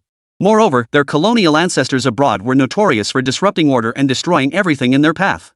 North America wasn't uninhabited, yet they nearly exterminated every last soul. The root cause of all this lies with the colonial rulers, whose impact was even more severe. The entire Eagle Nation cannot fully possess a dominant ethnic group, making the concept of unification exceedingly difficult. Yet, this does not mean it cannot be proposed. Without a dominant ethnic group, none of this would exist. This is the result of unifying standards, language, and culture. Mr. Antonio, I suspect you harbor some envy in your heart. But naturally, I cannot hand over these opportunities to you. Go study more. If you can settle within our borders, you'll come to understand what it truly means to live as one of us. All this may seem unimportant to you, but it matters deeply to us. Antonio was beginning to doubt himself. His eloquence simply couldn't match Sumo's. Each time the other spoke, he was thoroughly outmaneuvered. After so many such encounters, Antonio was nearly driven mad. Yet, even saying this now was pointless. Antonio watched as everyone settled in for the night at this large RV park. Suemo led Antonio into a small inn nearby, where they set up camp and settled in. Finding lodging here was no small feat, though this area still wasn't the most remote frontier. Once seated, Antonio began calculating incessantly. Though he declared he wouldn't post videos slandering the Dragon Nation anymore, for someone like him, preserving his credibility was laughable. He had likely changed completely, now harboring a certain degree of selfishness.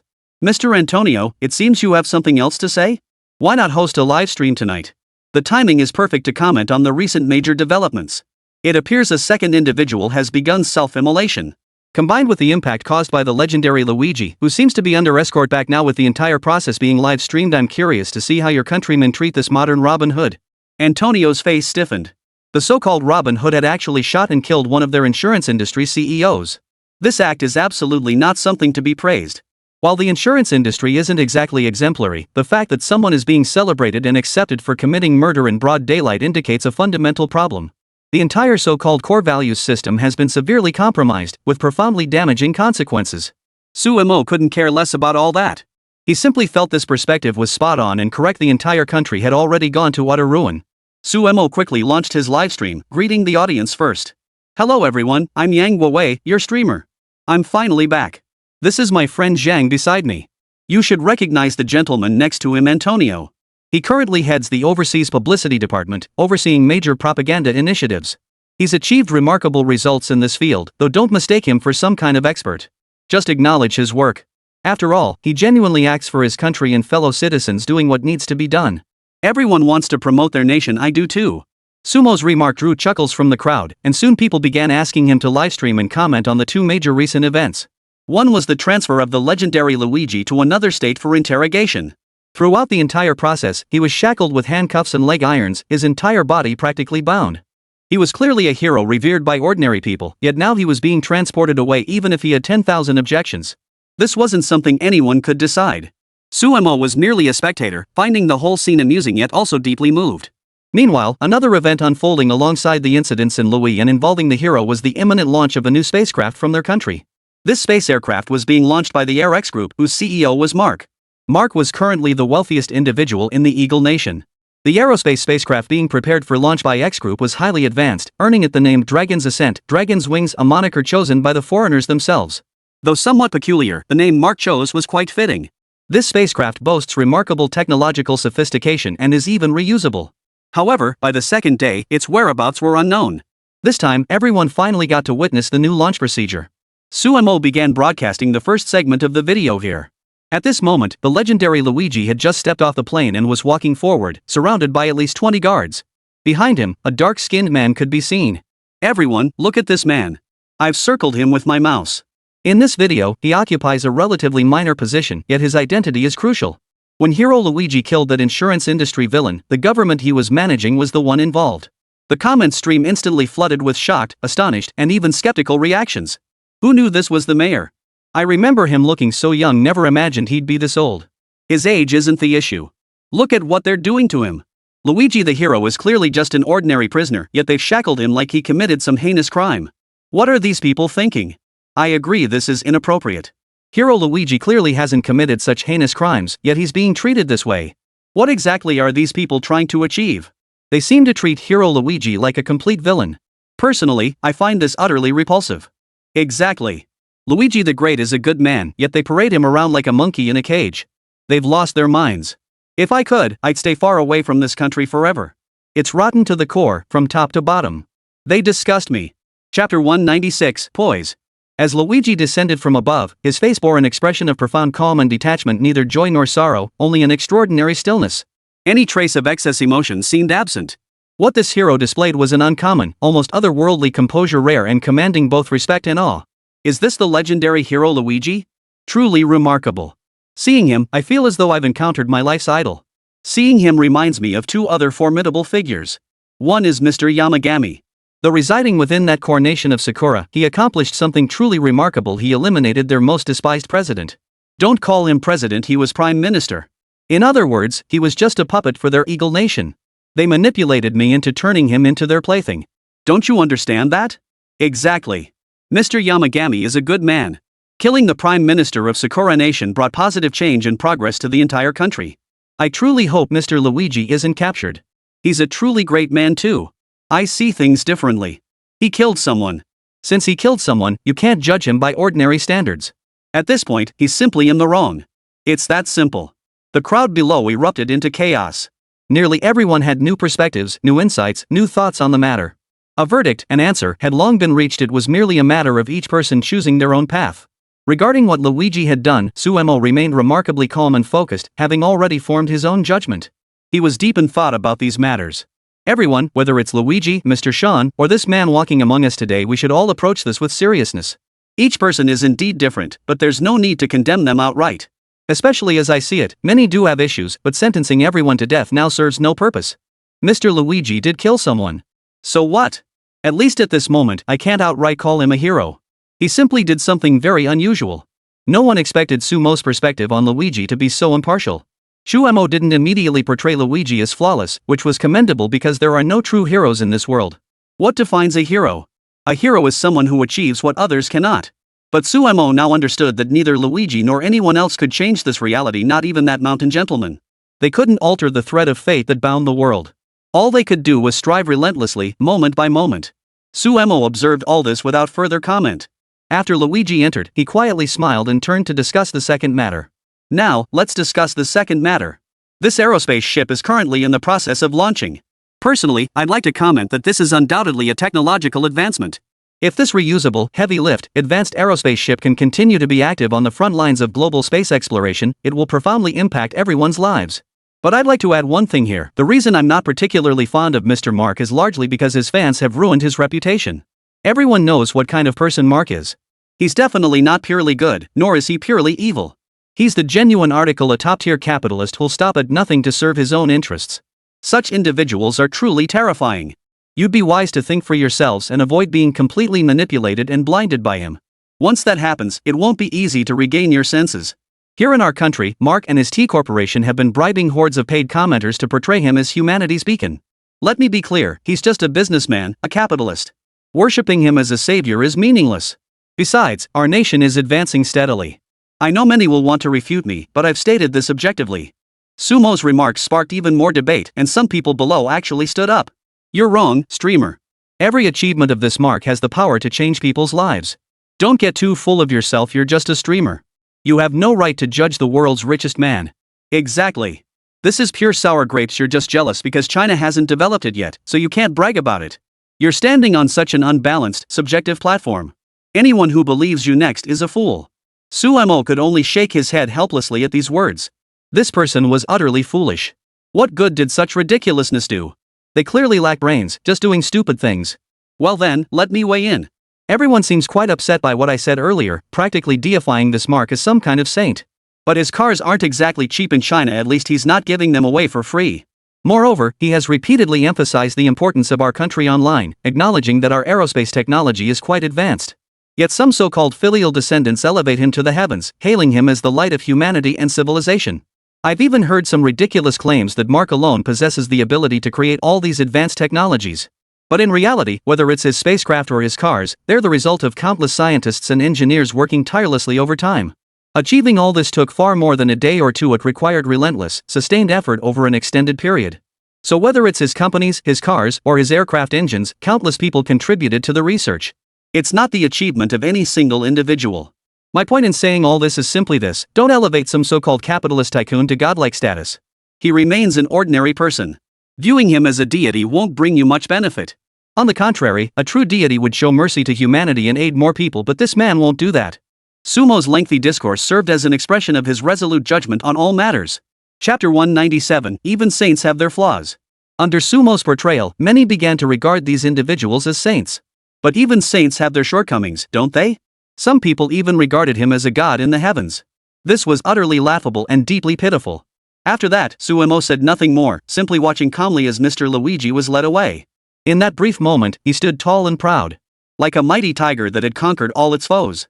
Yet he could not escape this fate of interrogation. He hadn't committed many wrongs. The true fault lay with the entire Eagle General nation, which had no place for heroes. It could only tolerate those evil capitalists, yet some people refused to be corrupted. Soon, Luigi departed. Suemo paused at this moment, shifting the scene to the space shuttle launch site. The launch was still delayed. The timing had been calculated earlier. How peculiar. The space shuttle still hasn't launched. By the original schedule, it should have been soaring through the skies by now. To have waited this long is truly frustrating. Suemo offered his commentary from the sidelines, his remarks carrying a hint of goodwill toward the man he was criticizing. But some people began to utter strange and bizarre remarks. It's quite amusing how you folks from Dragon Country come gawking at foreigners' stuff when you don't have these things yourselves. You call yourselves a mighty nation, yet you can't even manage this little thing. Exactly. China claims to be a top-tier global power or one of the 5 permanent UN Security Council members? I say you should just stick to selling rice and forget about anything else. Because frankly, you don't deserve anything more. Besides rice, you've got nothing else to offer. This is the most pathetic thing about Dragon Country people constantly gawking at others' achievements and then projecting them onto themselves. The companies that were previously held back did the same, always convinced their own enterprises possessed near unmatched power. Now it's just different people doing the same thing. These people find Longwei utterly laughable and pathetic. In truth, most of their IPs are like professional script readers. They come here just to recite lines and engage in actions that disparage their own country. They spout similar lines, and the money they earn is only a few dozen yuan. In this script reading industry, some can earn hundreds or even thousands a day. Because when they deliver these scripts, they always know what's right and what's wrong. They showcase their strengths, constantly maneuvering around here to gain benefits and profits through this method. Suemo did have his own perspective at the time. These script readers kept getting worse and worse, practically groveling to foreigners. Mark had become a god in their eyes. Suemo remained unresponsive, but soon his fans couldn't sit still. Host, can't you call out these disgusting people? The chat is a mess right now. They just think Mark is their god. What gives? He hasn't even done anything. If he did something, what would that make the engineers below him? Exactly. The people down there work harder, yet some just spout nonsense. Utterly foolish. I can't imagine how those behind him will survive. The people below couldn't hold back any longer. At that moment, Suemo tapped the table, drawing everyone's attention, and looked at the crowd. Can't we all just calmly watch the spacecraft launch? I want everyone to get along harmoniously. But if anyone keeps posting inflammatory, harmful comments, I'll immediately ban them. The moderators need to get to work now. Remember, we can't tolerate these rumors deceiving the public. We should all have a baseline, a standard. I have a bottom line here, or rather, my livestream has a bottom line. Engage in objective, fair dialogue. Don't spout bizarre nonsense. You don't need to stir the pot here, because I can spot who's doing it at a glance. If you think you can keep stirring the pot, you'll only face utter defeat. Victory is impossible. After saying all this, Suemo immediately resumed watching the livestream. Though delayed another half hour, he seemed thoroughly engrossed, pulling another bag of snacks from his pocket. He looked utterly content, snacking while watching the rocket launch. Moments later, the rocket finally roared to life, spewing thick plumes of smoke that nearly engulfed the surrounding area. Sumo's sharp eyes immediately spotted something. He grabbed his mouse and circled another area. Everyone, take a look. Something seems off here. I'm not an aerospace expert, so I can't offer a precise description. But look at this, the intense shockwaves have already damaged quite a few components, which are about to fall off. The impact of those fragments hitting the spacecraft will be devastating. I don't think the spacecraft will get very far. It might even cost millions, or even hundreds of millions of dollars. I'm not sure if that's right, but I think it's probably close. The spaceplane took off abruptly, spewing a torrent of smoke that buffeted the surroundings. Yet part of that massive metal frame buckled under the force. Immediately afterward, fragments falling from above struck the spacecraft directly. This spacecraft was not a manned mission. There were no humans aboard, only a large cargo payload, including numerous satellites intended for deployment into orbit. Unexpectedly, the falling debris struck the rocket's nose cone, shattering it instantly. As more debris continued to fall, the spacecraft teetered precariously. After climbing to an altitude of about 10,000 meters, it instantly disintegrated in midair, transforming into dazzling fireworks as bursts of brilliant light erupted. The scene that unfolded in that instant was utterly magical. Everything seemed indescribably beautiful. Gazing at the immense, magnificent blaze in the sky, Suemo fell silent. At times, he felt a profound sadness for the other party. He silently froze the frame on that final, explosive second, then clasped his hands together and spoke calmly to the audience. I believe there are two prevailing opinions in the livestream right now. One is schadenfreude, those who think the Eagle Nation's aircraft are unreliable and that their aerospace industry has hit a snag. The other group, however, understands the reality. They'll keep pushing the narrative that Mark remains the world's foremost leader, yet the aerospace project he spearheaded still ended in failure. And that this failure holds far greater significance than the satellites launched by countless others. I wonder if I'm right. Chapter 198, True Understanding. Now let me teach you what true hostage-taking means. First, that kind of sarcastic mockery is definitely not the way to go. The root cause of everyone gloating is that over the years, the Eagle Nation hasn't done anything truly human. They've been plundering benefits as much as possible, and the impact and damage they've caused are indeed severe and profound. But why do I say this?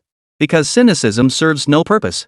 Our own nation has endured similar trials, climbing step by step. Through relentless effort amid countless hardships, we've achieved excellence. This path was forged incrementally, not overnight. So I urge everyone not to assume that we Chinese achieved success easily.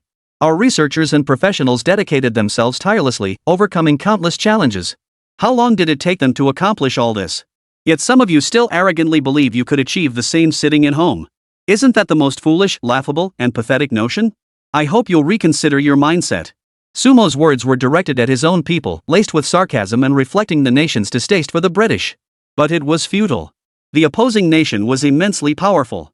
Such resentment wouldn't cause it to directly destroy the current regime. This nation is a tangible reality, with its own followers and supporters. Now I'll address the second type of sheepdog, those who believe everything about foreigners is inherently good. I won't judge your admiration for Mark. After all, he is a top-tier figure. He is, after all, the world's richest man. But he's adept at leveraging his influence to capture public attention. Take his repeated claims about going to Mars. He's made that statement 7 or 8 times, with the earliest instance dating back over a decade. Mark is an accomplished man, absolutely. He is, after all, at the level of the world's richest man. I'm just a small-time streamer, and many feel I have no right to comment on him. But your unwavering adoration for him is meaningless. Take his pride and joy, the Tesla factory. The T-Series sedans produced there have been selling like hotcakes these past years, with the bulk of sales surprisingly coming from the domestic market. And it's precisely this factory that solved 40% of their production capacity issues, allowing them to actually secure all their orders and ramp up production. For them, this is a huge win. Before this assembly plant was completed, their entire automotive industry was on the brink of collapse. Their products lacked sufficient production capacity and suffered from mediocre quality, sparking widespread dissatisfaction. During that period, many harbored a certain distaste for their country. Mark faced endless hatred, but after years of relentless effort, I just want to tell everyone, his car sales keep soaring, and his fan base keeps growing. Don't resort to cursing to satisfy your twisted psyche. As for those who fawn over him, it's quite amusing. Many of you probably don't even own his cars and have no idea if they're reliable. Take that accident a few years back. For instance, a driving instructor with decades of experience still got into an accident while driving one. What do you make of that? I don't have the full picture, but from my perspective, I find this decade's experience driving instructor more credible. Plus, that single pedal mode really could cause accidental missteps. Whatever your stance, please don't just praise me or just curse others. What Sumo said at that moment actually offended both sides. Some so-called patriotic streamers know that as long as they keep praising domestic products, the more they cheer and shout, the better. Speaking his mind proved sufficient to demonstrate that domestic affairs cannot be addressed solely through praise. One must practice what one preaches and be consistent in word and deed to truly make a difference. This is a principle passed down by our ancestors. As for the other group, Sumo knew they were simply spineless, kneeling and licking everything foreign while ignoring the relentless efforts of our country to develop. Simply to satisfy their own vanity and peculiar notions. Sumo had no desire to engage further with them at this moment.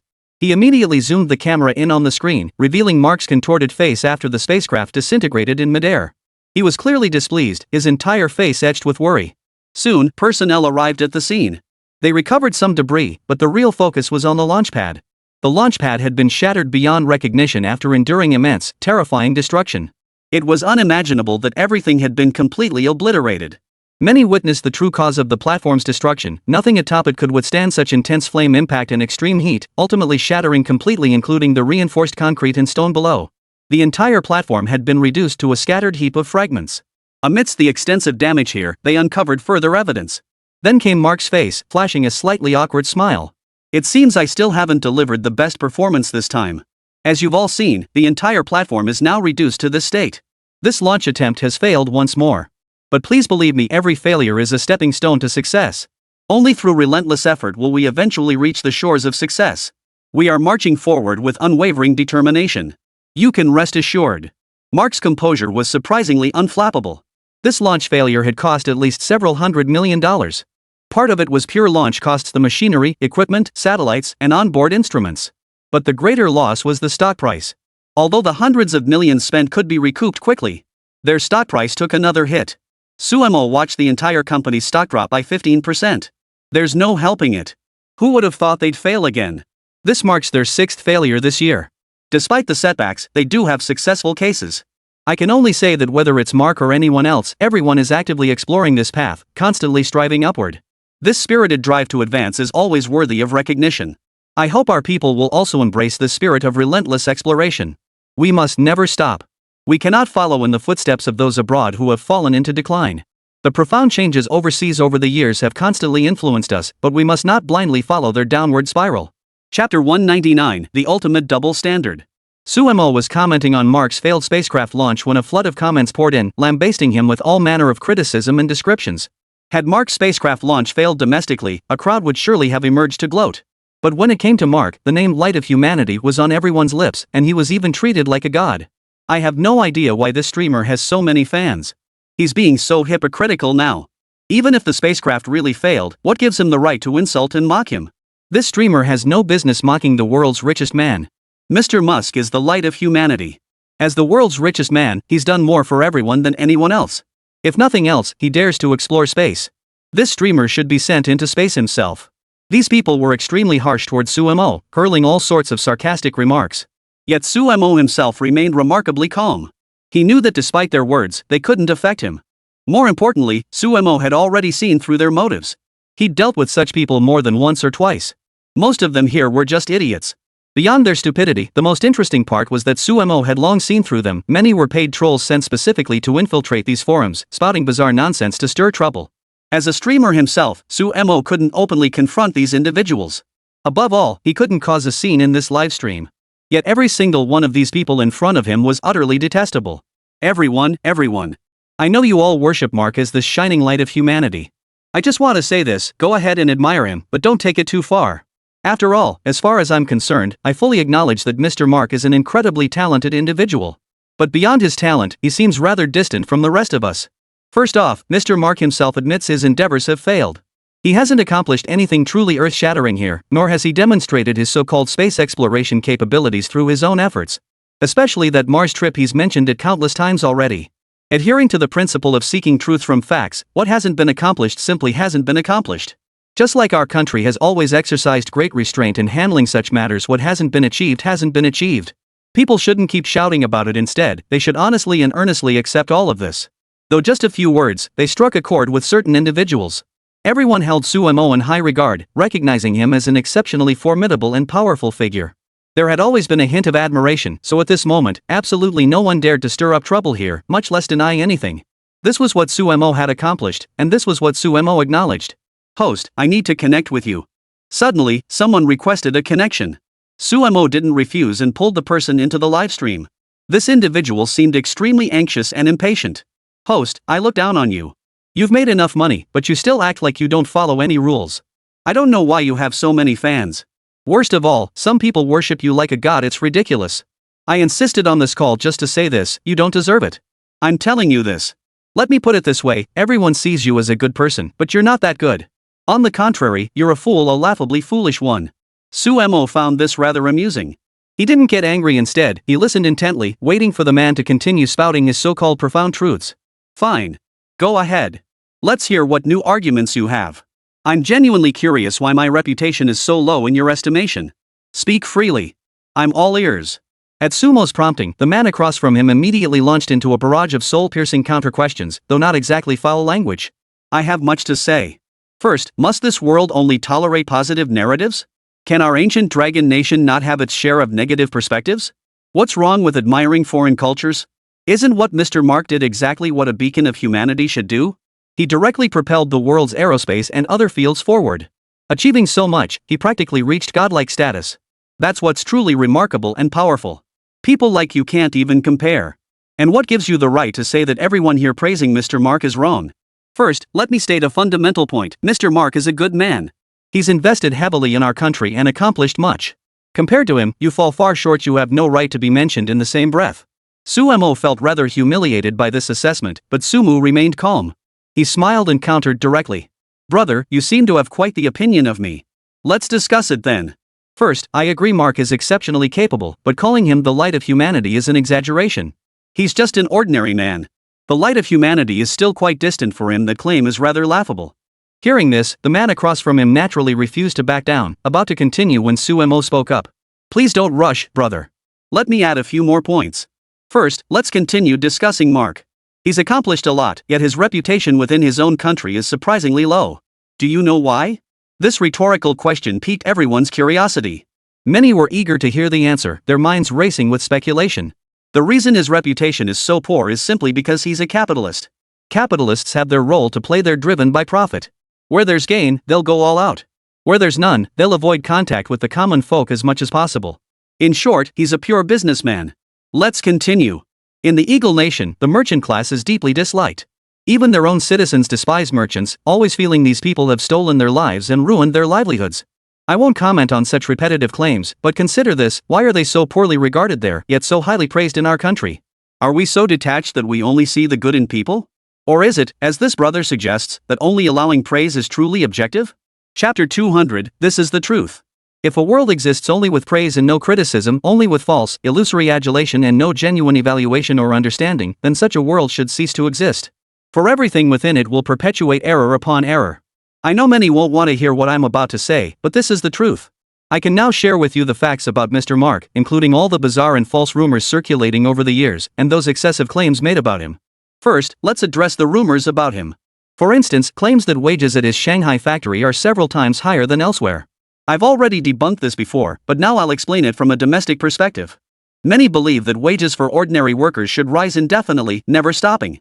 While all industries should strive for continuous growth, it's true that some unscrupulous manufacturers strictly control wages, reaping excessive profits while showing little concern for their workers. I don't deny this reality. Often, wage increases and efficiency gains are constrained by practical realities. After all, wages cannot rise indefinitely or endlessly. Moreover, wages in China aren't actually low for some domestic manufacturers. Take Mr. Mark's auto plant, for instance. It already has severe overtime issues. The automotive industry differs from others. While you can hire 3 shifts, night shift workers should earn more than day shift workers. After all, night shifts impose significant physical and mental demands on workers. That's an unavoidable reality. Similarly, there's overtime during holidays. So while wages at the module factory aren't exceptionally high, they hold a respectable position within the industry. Most importantly, Shanghai's average salary isn't low. It's an economically robust city. With a full spectrum of industries, there are countless individuals earning over 10,000 yuan monthly here. This already provides the answer. I hope everyone will carefully and earnestly consider these various factors, rather than being directly misled by certain individuals. Now, let's discuss the current public perception of Mark. As you all know, several months ago, certain national departments issued an official notice requiring the T-Series vehicles to undergo so-called direct upgrades, demanding they minimize potential vehicle issues or accidents. Regarding this notice, I've obtained some new data. I won't judge whether T-Car Wash handled it well or poorly. I simply want to present the facts as they are. During that period, this brand experienced a total of 1,065 accidents, with 128 directly caused by vehicle stalling or malfunction. Yet the cumulative sales volume of this model in China at the time was merely 100,000 units. Some might consider this ratio remarkably low, but in the automotive industry, such a staggering proportion is deeply alarming. While many of the 1,065 incidents were accidents or incidents caused by others where the vehicle itself bore no responsibility, investigations revealed that a significant number of the remaining 128 accidents involved the vehicle losing control. And the primary cause of these loss of control incidents was brake failure. Consider what brake failure truly means. They had implemented upgrades, relentlessly promoting this advanced technology, autonomous driving. Yet the brake failures caused such significant repercussions that their domestic testing program was subsequently halted. During this period, one incident stood out. A prominent domestic scientist was tragically killed when struck directly by one of their vehicles. Such an incident is rather unusual. At this moment, just a few simple sentences had already sparked countless thoughts in everyone's minds. Suemo had laid out the facts logically and convincingly, and many began to suspect. Could it be that these people had caused something themselves? After all, the more people thought about it, the more peculiar it seemed, and the more a sense of gravity began to take hold. Comments below immediately began launching various attacks, with more and more people recalling peculiar details. Come to think of it, there was a period when Mark's cars underwent a major upgrade. I wonder what exactly they upgraded that time. Maybe it's related to this incident. That's definitely a possibility.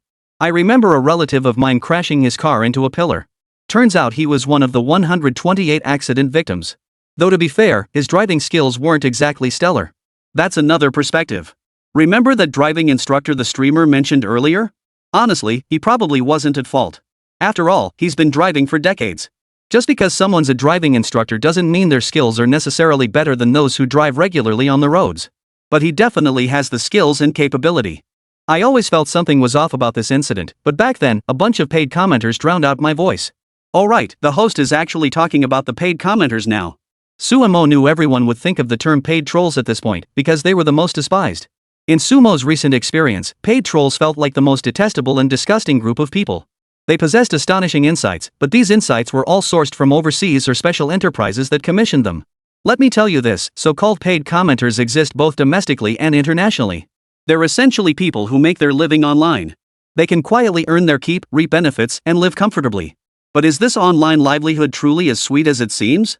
I can only tell you the truth, it's not sweet at all. In fact, if you don't handle it carefully, it can bring you even more problems. The simplest example is the recent government crackdown on illegal online troll armies.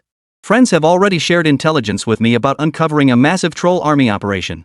This operation spread rumors and posted malicious comments over a year, causing severe negative impacts. Their actions were extremely serious, yet they profited at least 20 million yuan from it. When Sumo mentioned the figure of 20 million yuan, the crowd gasped in shock. Many had assumed these script-reading trolls earned modest sums, never imagining they could amass such staggering wealth. Chapter 201, The Paid Commentator Syndicate.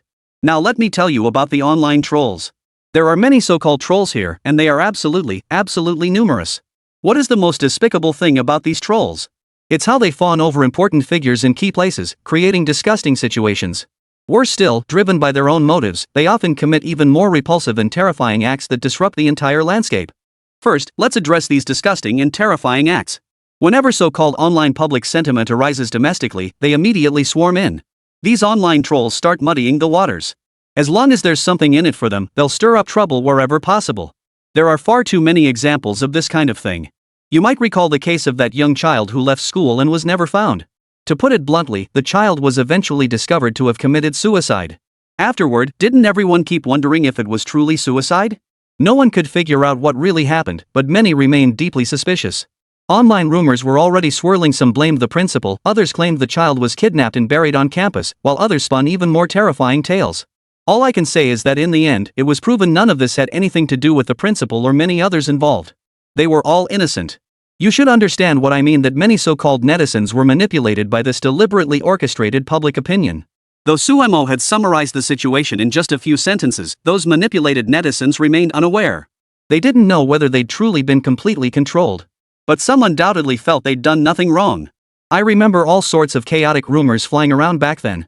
Some even claimed the child had been kidnapped by the principal, while others insisted the principal had incredibly powerful connections. Exactly. Everything was dug up back then. They even tried to dox the principal. I won't deny the principal had issues, given the problems at his school. But jumping straight into all these so-called evaluations and stirring up trouble like that? It wasn't exactly commendable. I agree. Some people were deliberately stirring things up, spreading malicious rumors. Looking back now, it's likely there were paid trolls involved in all of this. These people are finally waking up. This is exactly the effect Sumo wanted. He needed them to understand that some things are deliberately orchestrated by certain individuals, like those troublemakers who've been disrupting the entire situation all along. They possessed astonishing abilities, resources, and influence. In short, they were formidable. But they never do anything good.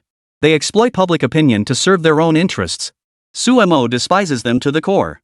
If possible, he'd love to dissect and take them all down. Right now, I don't want to continue debating who's right or wrong. Let's get back to the topic of paid commenters. Which industries employ the most of them? Industries that can legitimately hire them.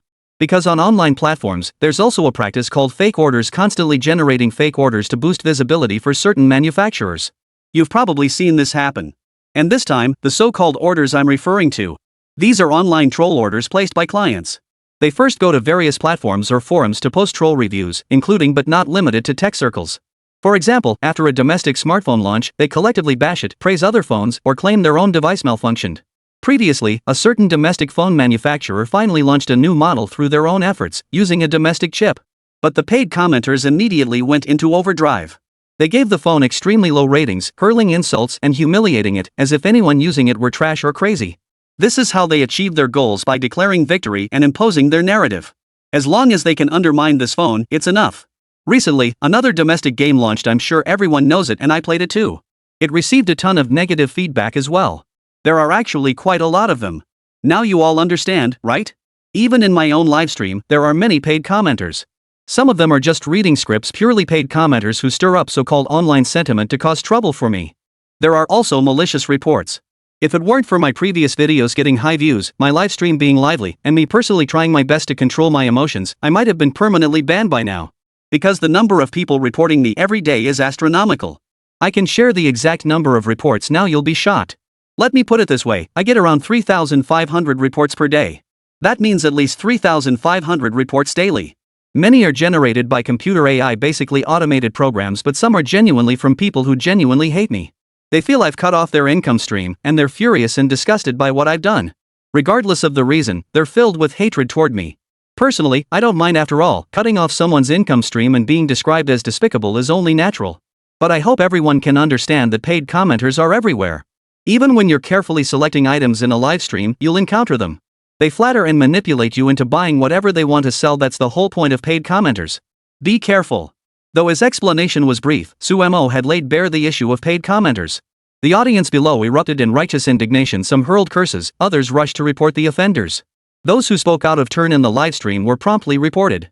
This was their own fault. With such a large crowd, not everyone would tolerate them or like them. Where there are crowds, there are diverse opinions and perspectives. Some simply detested the presence of such individuals. Sumo watched the spectacle unfold from the sidelines, finding the whole situation exceptionally amusing. Chapter 202, The State of Domestic Online Trolls. Sumo couldn't care less about what would be said next. He preferred to dissect the core issues thoroughly for everyone to see and hear. In his cognitive calculations, there were still many remarkable things that were equally impressive. You must find what I'm about to say astonishing and magical, but I can now sincerely and earnestly share these circumstances with you all, especially regarding domestic online troll armies. As I mentioned earlier, most domestic online troll armies operate within specific industries, particularly the automotive sector and certain self-media electronics industries. These troll armies invent all sorts of excuses to fan the flames and constantly disparage, especially attacking various domestic industries. It seems as if they believe that any domestic industry that develops will threaten their very existence, as if it were extremely harsh and severe. They've perpetrated similar atrocities countless times, inflicting profound disasters upon the entire nation. This stems from their insatiable greed. Every action they take is excessive and utterly vile. Among these paid commentators, there are essentially two main categories. The most numerous are those who take money, including paid commentators themselves and the groups that collaborate with them. This is the largest, most widespread, and most terrifying group. Their primary goal is to profit and gain benefits through these means. They operate sophisticated programs that automatically detect and post comments in discussion sections whenever specific phrases or keywords are triggered. Under certain circumstances, they can escalate their tactics to become even more severe and malicious. This is what these people do. Of course, there's also a second type of paid commentator whose primary intent is to criticize and humiliate in their own way whenever online debates or news stories emerge. In their eyes, anything that insults and defames the entire country is perfectly acceptable. Personally, I find all these practices utterly repulsive. For a long time, the overwhelming majority of these trolls have been deeply detestable simply because they never do anything good. Similar situations have already occurred in my livestream. I've merely analyzed the patterns for everyone. Now, let me tell you a story why foreigners don't want to resist their own countries or change their circumstances. Sumo paused, but instead of speaking, he waited for the audience to respond. Some familiar faces among his viewers began to speak up. Host, I recall you once mentioned that the Eagle Nation understands the psychology of resistance and confrontation best. They can eliminate anyone who dares to act before they even lift a finger. That reminds me of someone, Martin Luther King Jr. He didn't do anything wrong, just fought for genuine rights, yet he was killed for no good reason. Exactly. He did nothing wrong, yet he died. It's like the heavens have no eyes. And then there's Black Panther. I bet the streamer is about to mention how they started out with legitimate protests and a unified platform, only to get wiped out for no good reason. I think that's exactly what the streamer is getting at. Sumo hadn't expected the people below to be so clear on all this, quietly giving him some answers. What I really want to say is that many overlook the true nature of this nation. They see it as righteous, great, and enlightened, but that's not the reality. The most terrifying, chaotic, and horrifying aspects lie beneath the surface. Undeniably, this nation called Eagle Sauce is indeed one of the world's most powerful countries. It possesses extensive so-called historical practices, enabling it to deeply engage with its surroundings in various environments and processes. Then, constantly learning from this nation. Despite having only existed for over 200 years, it has actually done quite well. Because they have witnessed too much history and understand the events that unfolded within it. Of course, out of necessity, they themselves have entered a historical cycle, the imperial cycle. First, let me explain something called the imperial cycle law. Generally, a nation reaches the ultimate stage of territorial expansion and national evolution within about 300 years. At this point, the nation is nearing its final hour, teetering on the brink of destruction. This is a kind of historical cycle and reincarnation that no one can escape. Why? Because by that point, a nation has reached an extreme stage where nearly all its interests have been clearly allocated. Although nations strive throughout their founding to avoid certain pitfalls, and modern civilization and political forces may slightly slow this cycle, allowing more time to correct mistakes and patch vulnerabilities. Alas, humans ultimately cannot escape the cycle of humanity, and history follows suit. Suemo sighed as he spoke these words. For he seemed to see his own nation, one day, slowly entering a difficult historical process. This was, in truth, quite natural. History was a spiraling, cyclical process, a vicious circle from which no one could escape. Ultimately, everyone would become trapped within a particular historical phase, unable to break free or even struggle against it. It was both the most laughable and profoundly tragic of circumstances. Suemo fell silent. Others continued voicing opinions, with many expressing skepticism toward the concept of imperial cycles. Some believed it held credibility, while others dismissed it as nothing but a nebulous, fabricated concept. Others began presenting various arguments, insisting the imperial cycle was nothing but childish nonsense. They asserted that the current Eagle nation was supremely powerful, having reached the pinnacle of human history, truly unparalleled in strength. I know you'll all be skeptical about this imperial cycle theory, so I've gathered some records researched by foreigners. Please understand one thing deeply: just because foreigners say it doesn't mean it's necessarily true. But I'm still posting these records for everyone to examine and learn from. Can you find your own verification and understanding within them? Let everyone gain a deeper understanding that this world isn't just black and white. The answers you deserve, I will find and explain clearly. I am someone who is willing to clarify all these matters. Chapter 203: The Merit of Following the Dragon. Suemo did his utmost to clarify these matters, yet some still harbored doubts. Now, let me evaluate Mr. Mark. He can be considered the world's wealthiest individual, one of the richest people on the planet. Moreover, he possesses an extraordinary ability to influence the world, having already reshaped it to the greatest extent possible. First, let me evaluate Mr. Mark. He is a quintessential tycoon, possessing vast wealth that many simply cannot match. I believe everyone understands this. More importantly, Mr. Mark has accomplished something unprecedented. He has staked nearly everything on this John Pu. In ancient China, there was a merit known as merit of following the dragon, referring to someone who spared no effort to help another ascend to the imperial throne. Numerous idioms emerged from this concept, such as a rare commodity is worth holding onto and merit of following the dragon. This signifies that one has achieved the pinnacle of such merit, devoting everything to elevate another to the imperial throne. Though emperors no longer exist in our era, we have presidents. Thus, the impact of John Pu becoming president is precisely this. Upon reflection, if such an astonishing thing truly existed like John Pu attaining such supreme power, it would be remarkably remarkable. John Pu must hold Mr. Mark in high regard. Given Mr. Mark's immense contributions, he's undoubtedly part of their innermost circle. The rest should be self-evident. Sumo's assessment was truly astonishing. For someone of John Pu's caliber to have reached the innermost circle was nothing short of shocking, for everyone knew John Pu was merely an ordinary man. For a long time, despite his wealth, John Pu was merely a businessman, and businessmen simply couldn't gain entry into that inner circle. In essence, he was wealthy, but not among the highest echelons of super rich. Super rich individuals like that existed in their Eagle nation, and there were definitely more than one. For instance, some among them have held sway over century-old financial empires. To this day, they command unimaginable fortunes and possess unique assets that others lack. A single word from them could shake the foundations of a nation's authority and destabilize its entire machinery. In Sumo's understanding, such figures include the much-discussed Rothschild family. Now, let me share some urban conspiracy theories. Some people believe these are true, but I still advise everyone not to put too much faith in them. Among these conspiracy theories, the stories about the Rothschild family are particularly widespread. It's said the Rothschilds possess staggering wealth, controlling assets reaching trillions of dollars. That figure seems a bit excessive. While they undoubtedly manage vast sums, it's unlikely to be that extreme.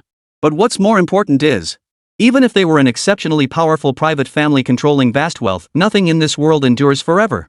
Everything eventually declines. It's the frustrating way the world works. The Rothschilds are no exception.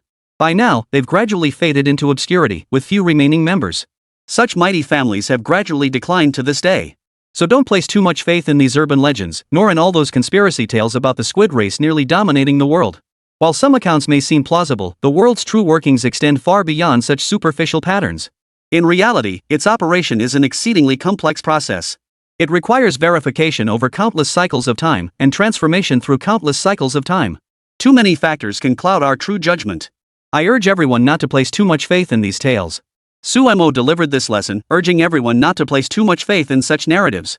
He then steered the conversation back to the topic currently dominating everyone's attention, the utterly detestable army of trolls, including Mark himself, constantly hyping him up. Don't pay too much attention to these trolls' words. They are truly despicable people. With just a few sentences, they convince themselves they're right, as if their words alone can make others fall into deep thought and doubt themselves. Once you fall into that doubt, problems arise. So don't put too much faith in trolls' words. This applies to my live stream too. I'm signing off for now because I'm heading out to eat. This time, I'll be sampling a famous local dish. Last time it was stir-fried noodles, this time it's hand-pulled noodles. Sumo shut down the stream immediately, turning to observe the man beside him deep in thought. What's wrong, Mr. Antonio? You seem deep in thought, contemplating something quite unusual. This doesn't seem like your usual disposition, nor your typical behavior. Yet I can almost see what you're pondering. Antonio was indeed a man of profound intellect and remarkable capability. He was constantly pondering things, and seeing him like this now, Sumo couldn't help but feel curious. Antonio shook his head, seemingly lost in thought. I am indeed pondering matters of great importance. Since arriving here, I've spent considerable time reflecting.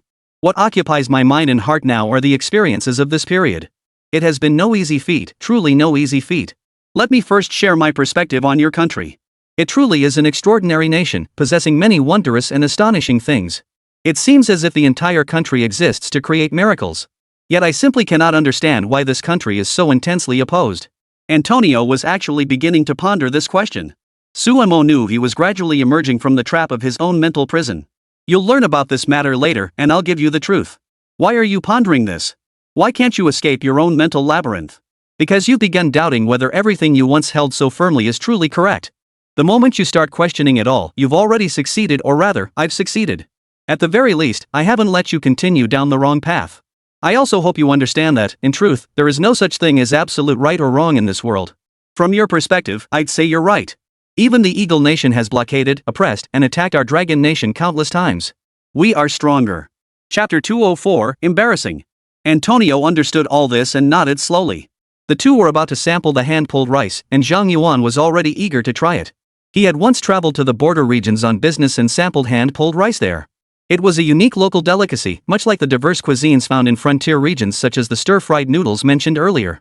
The noodles, made with local onions, tasted fantastic. Then there were all kinds of buns and xiaomai. These dishes had a certain heritage here, though the most abundant and distinctly local specialty remained the hand-pulled rice. Although the border region isn't a major rice-producing area, it does yield some rice, and the locals have a great fondness for both noodles and rice. This rice, for instance, is a beloved staple deeply ingrained in their daily lives. Their craving for rice is profound and enduring. Mr. Antonio, today we'll be enjoying the region's most famous mutton pilaf. This dish combines rice with mutton, and since the lamb releases its rich fat during cooking, the flavor is truly exceptional. It also includes other ingredients like chili peppers and carrots. Of course, there are subtle variations. The exact taste of the pilaf is ultimately determined by the cooks themselves. Sumo decided to sample this dish. When the two entered the adjacent room, they found it bustling with activity. A crowd gathered around, eyes wide with anticipation. Their expressions were a mix of curiosity, surprise, and something indescribable, staring intently, seemingly filled with admiration, care, and concern. When the pilaf arrived, Antonio across the table was at a loss for him. Western cuisine meant eating with knife and fork. Just then, Sumo's phone rang. It was a video call from his girlfriend, Xia Wanqing. Xia, the beautiful woman, was still at the disaster relief site, looking as weary as ever. Dust still clung to her hair, but upon seeing Sumo, she seemed to perk up, her eyes brimming with curiosity. Her eyes locked onto Sumo, eager to see how he'd been lately. She hadn't had time to watch his recent livestream and was still unfamiliar with such things. Sumo watched the tender exchange between the two with a distant gaze. Suddenly, Antonio spotted Xia Wanqing. His eyes lit up. After all, the stunning Xia Wanqing was undeniably captivating. He couldn't tear his eyes away. Is she the one you mentioned? I never imagined she'd be this stunning. Impressive. Is this your girlfriend? Mr. Su, she truly is exceptionally beautiful. So you have such luck finding a beauty like this? She's truly stunning, like an angel from our country. Sumo hadn't expected such praise. Foreigners seem to compliment others' girlfriends so readily and naturally. Of course, in the context of certain historical and cultural traditions in the East, this wasn't always easy to accept. Sumo remained silent, but Xia Wanqing smiled gracefully, appearing very gracious. Mr. Antonio, right? I've spoken with Sumo before, and he mentioned you're a truly formidable journalist, a powerhouse in the foreign media circle.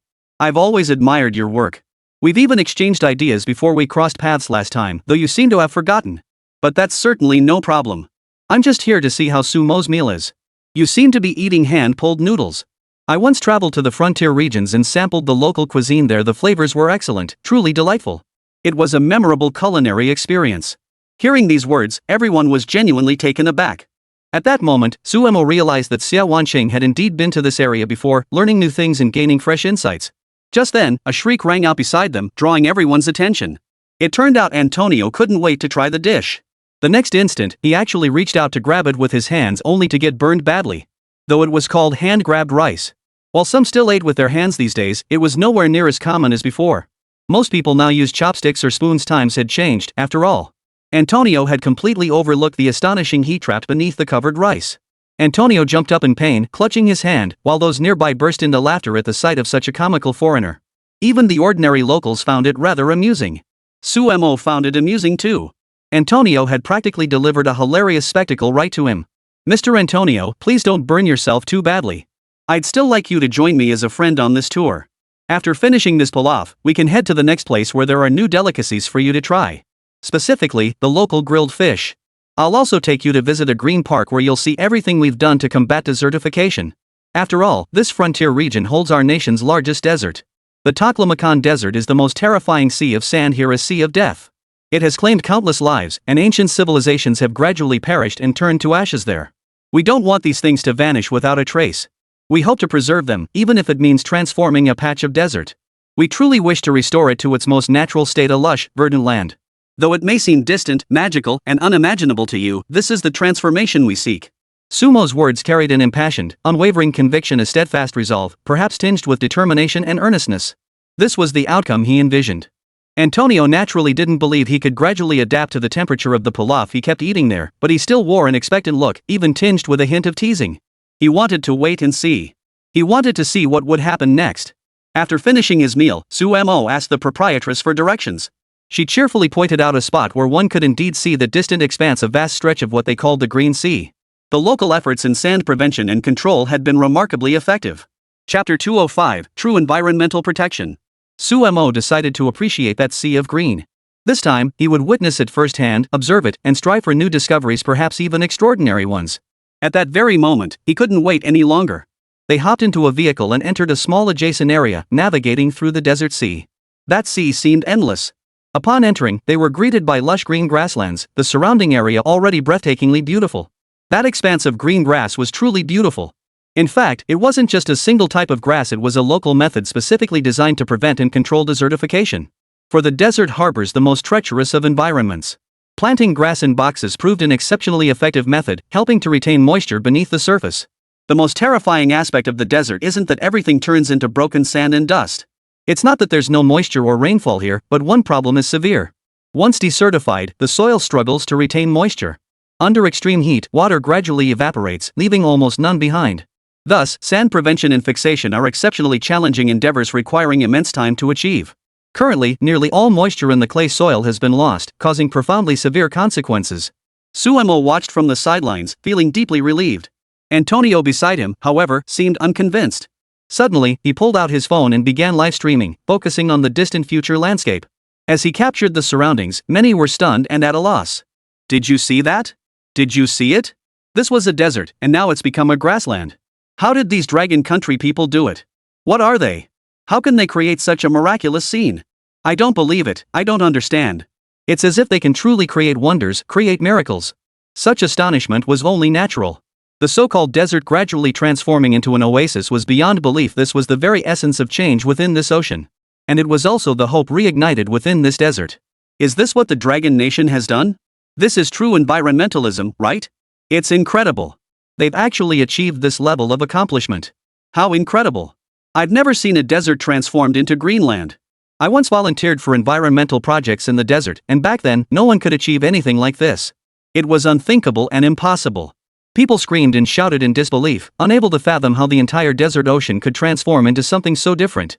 The entire world had twisted and transformed. Who could have imagined such grandeur here?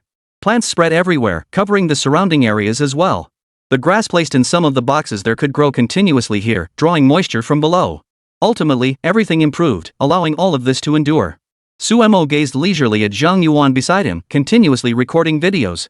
He intended to share these scenes. At that moment, an elderly man strolled over slowly. His gait was unsteady, his face waxy, his yellow skin already slightly sunburned. He walked slowly, seemingly lacking much energy. Upon seeing Suemo and the others, he waved a greeting. Sumo hurried over. Hello, sir. Is this the grassland you mentioned? Sumo spoke slowly, utterly astonished by the transformation of this place. It felt like discovering a new, incredible world of vast, expansive land. The old man pulled out a cigarette, sat down nearby, and lit up. I came here 30 years ago.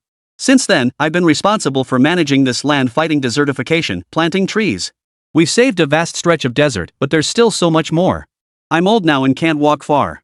I don't know what the future holds, but I truly hope future generations will carry on this work, doing it better with each passing generation.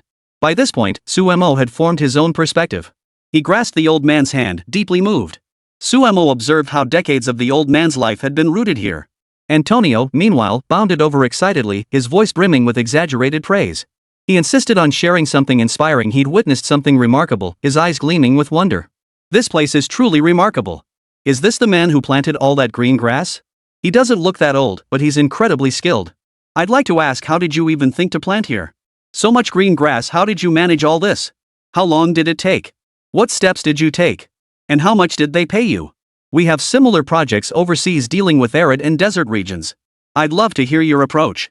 Hearing this, the old man glared at him but said nothing. Sumo, however, offered only a simple reply. If they were after money, they wouldn't be here. There are plenty of places farther away they could go. Staying in the city would be better, a comfortable life for the rest of their days. At their age, they'd get more pension. Isn't that what a comfortable life is all about? But they didn't stay in the city, nor did they settle in other remote areas. Instead, they came here to do what they must to fight for future generations. Even in our darkest days, the Dragon Nation never bent its spine. We never considered kneeling and begging for scraps. And let me tell you, if we had knelt then, perhaps our fate would have been different. After all, many nations bowed before your Eagle Nation and received generous favors in return. But we Dragon Nation people refuse to kneel. We choose to keep fighting, to battle for our descendants, to leave behind more hope. This includes every drop of water here, every grain of soil, every speck of sand, and every tree. People may die, but these trees will not. This desert will not live on, nor will it continue to spread. I recall years ago, you'd constantly push other news stories or stir up public opinion, claiming our Dragon Nation has always been the most severely polluted country. But is our Dragon Nation truly that bad? Not at all. We've always strived for progress, constantly moving forward, constantly striving. We only wish to do better, to keep advancing. Sumo spoke as he slowly helped the old man to his feet. The old man naturally didn't want any further connection with this foreigner. It all came down to that same point. Why waste his life here for money? He couldn't return to his hometown either, and might end up buried here. This was the true meaning of environmental protection. Chapter 206, The Belief of the Dragon Nation People. Antonio now fully understood how Easterners prevented and controlled desertification for environmental protection, a method infinitely more sophisticated than he had imagined. Antonio clearly angered the old man, but since he was a foreigner, the elder didn't insist on arguing right or wrong. He simply walked away silently toward another place. Everyone makes their own choices. Mr. Antonio, I've done what I needed to do. I've shown you the truest form of environmental protection in our country. Our philosophy is to save the land as much as possible, not to protect so-called animal rights. We must acknowledge that protecting animals is meaningful and useful. But unlike others, we don't act blindly or foolishly in this process. We know what we must do and give our utmost effort throughout the entire animal conservation effort. As Sumo spoke these words, he gazed at the other man with a lingering look. He truly hoped the other would understand, become clear-headed, and cease acting like such a fool. After all, it was precisely through the other's manipulations over the years that this person before him had become so utterly foolish. Animal protection carries specific significance, Mr. Antonio. I don't know if you've been involved in similar matters, but after all these years of animal conservation, you should be more knowledgeable than I am, since your country often has these so-called conservation organizations. You should be well aware of what they do, resorting to any means necessary in the name of protecting so-called animal and plant habitats. Some resort to direct confrontation, while others even lie down in the middle of the road to block traffic. I can't say they aren't dedicated to their cause, but many environmental groups are backed by powerful corporations and interests. To inflate land prices, they deploy these activists to obstruct others on the mainland while they themselves rake in huge profits behind the scenes. Personally, I can only express my helplessness in the face of this situation. Sumo's words touched on a crucial point. Everyone has their own views and judgments about current affairs. Some have long seen through the truth, while others remain seemingly indifferent. That's just how this world works. Entities backed by powerful organizations can accomplish things with greater efficiency and often take it to extreme lengths. Sumo's words were undeniably reasonable. Antonio sighed deeply, sitting beside him for a long time without speaking. It was no wonder he reacted this way. He had endured too many emotional shocks, and his past perceptions had been completely overturned. He felt as if his life was now filled with endless variables and uncertainties. Even he struggled to comprehend it now. Mr. Antonio, if you have the time, I'd encourage you to explore more places. I don't think you'll be able to continue your public relations work here. But our country isn't an immigrant nation. We don't actively recruit large numbers of foreign workers. I can only speak from my own perspective. I will do my utmost to help you navigate this situation in the coming days. Perhaps you could remain in this country to pursue studies or research work. In any case, your life may take a very different turn. I hope you will persevere. Antonio hadn't anticipated such treatment. He now felt a hint of gratitude towards Suemo, whose own life had indeed been marked by hardship and resignation. Only now did he realize that Suemo was truly a decent person. Suemo led Antonio to another location along the border of frontier port and garrison for border troops. Here in this remote, isolated place, they worked diligently and even possessed a fighting spirit. Their entire lives were dedicated to protecting their homeland here, the place they took pride in. They were determined to survive here, to hold their ground here, to fight to the very last moment. This was their courage and their strength. Seeing the soldiers standing there, Antonio was suddenly overcome with a profound sense of reverence. He was no unyielding rock of steel or concrete. Their faces were sunburned red, their lips long since cracked and dry, yet they stood steadfast amidst the wind and sand. Suemo, though not a soldier, stood there for a long time, unable to calm his emotions. He saluted them directly, and to his surprise, the soldiers returned the salute. Antonio watched the scene in astonishment. After all, in his homeland of the Eagle Nation, such a thing was utterly unthinkable. Who would salute a soldier there? And those soldiers hardly ever saluted anyone. This was simply their way of life, their own answer, something no one could have imagined. Though merely an ordinary gesture, it stirred profound emotion. Antonio found himself moved to tears. Beside him, Zhang Yuan captured the scene with his camera. Amidst the vast expanse of wind and sand, the sight of those soldiers saluting was astonishing enough. After viewing these photos, the group finally departed. Seated in the vehicle, everyone felt deeply moved, while Antonio fell into deep thought. He realized he had made many foolish decisions. Just then, his satellite phone rang. Seeing it was his superior, Antonio remembered he was still on their payroll. Though he had previously declared he would never collaborate with them again, choosing instead to focus solely on his own work and deliver genuine, effective solutions. Suddenly, he hesitated. Suemo had already guessed these answers. Antonio, do you still want to keep working? Do you still want this income? What does this foolish man need to do to be satisfied? It's been far too long since we've heard any updates from you. I demand you immediately engage in a debate with that Sumu fellow. Have a proper discussion with him and see that what we need to accomplish gets done. Faced with his superior's relentless tirade, even the formidable Antonio felt uneasy at this moment.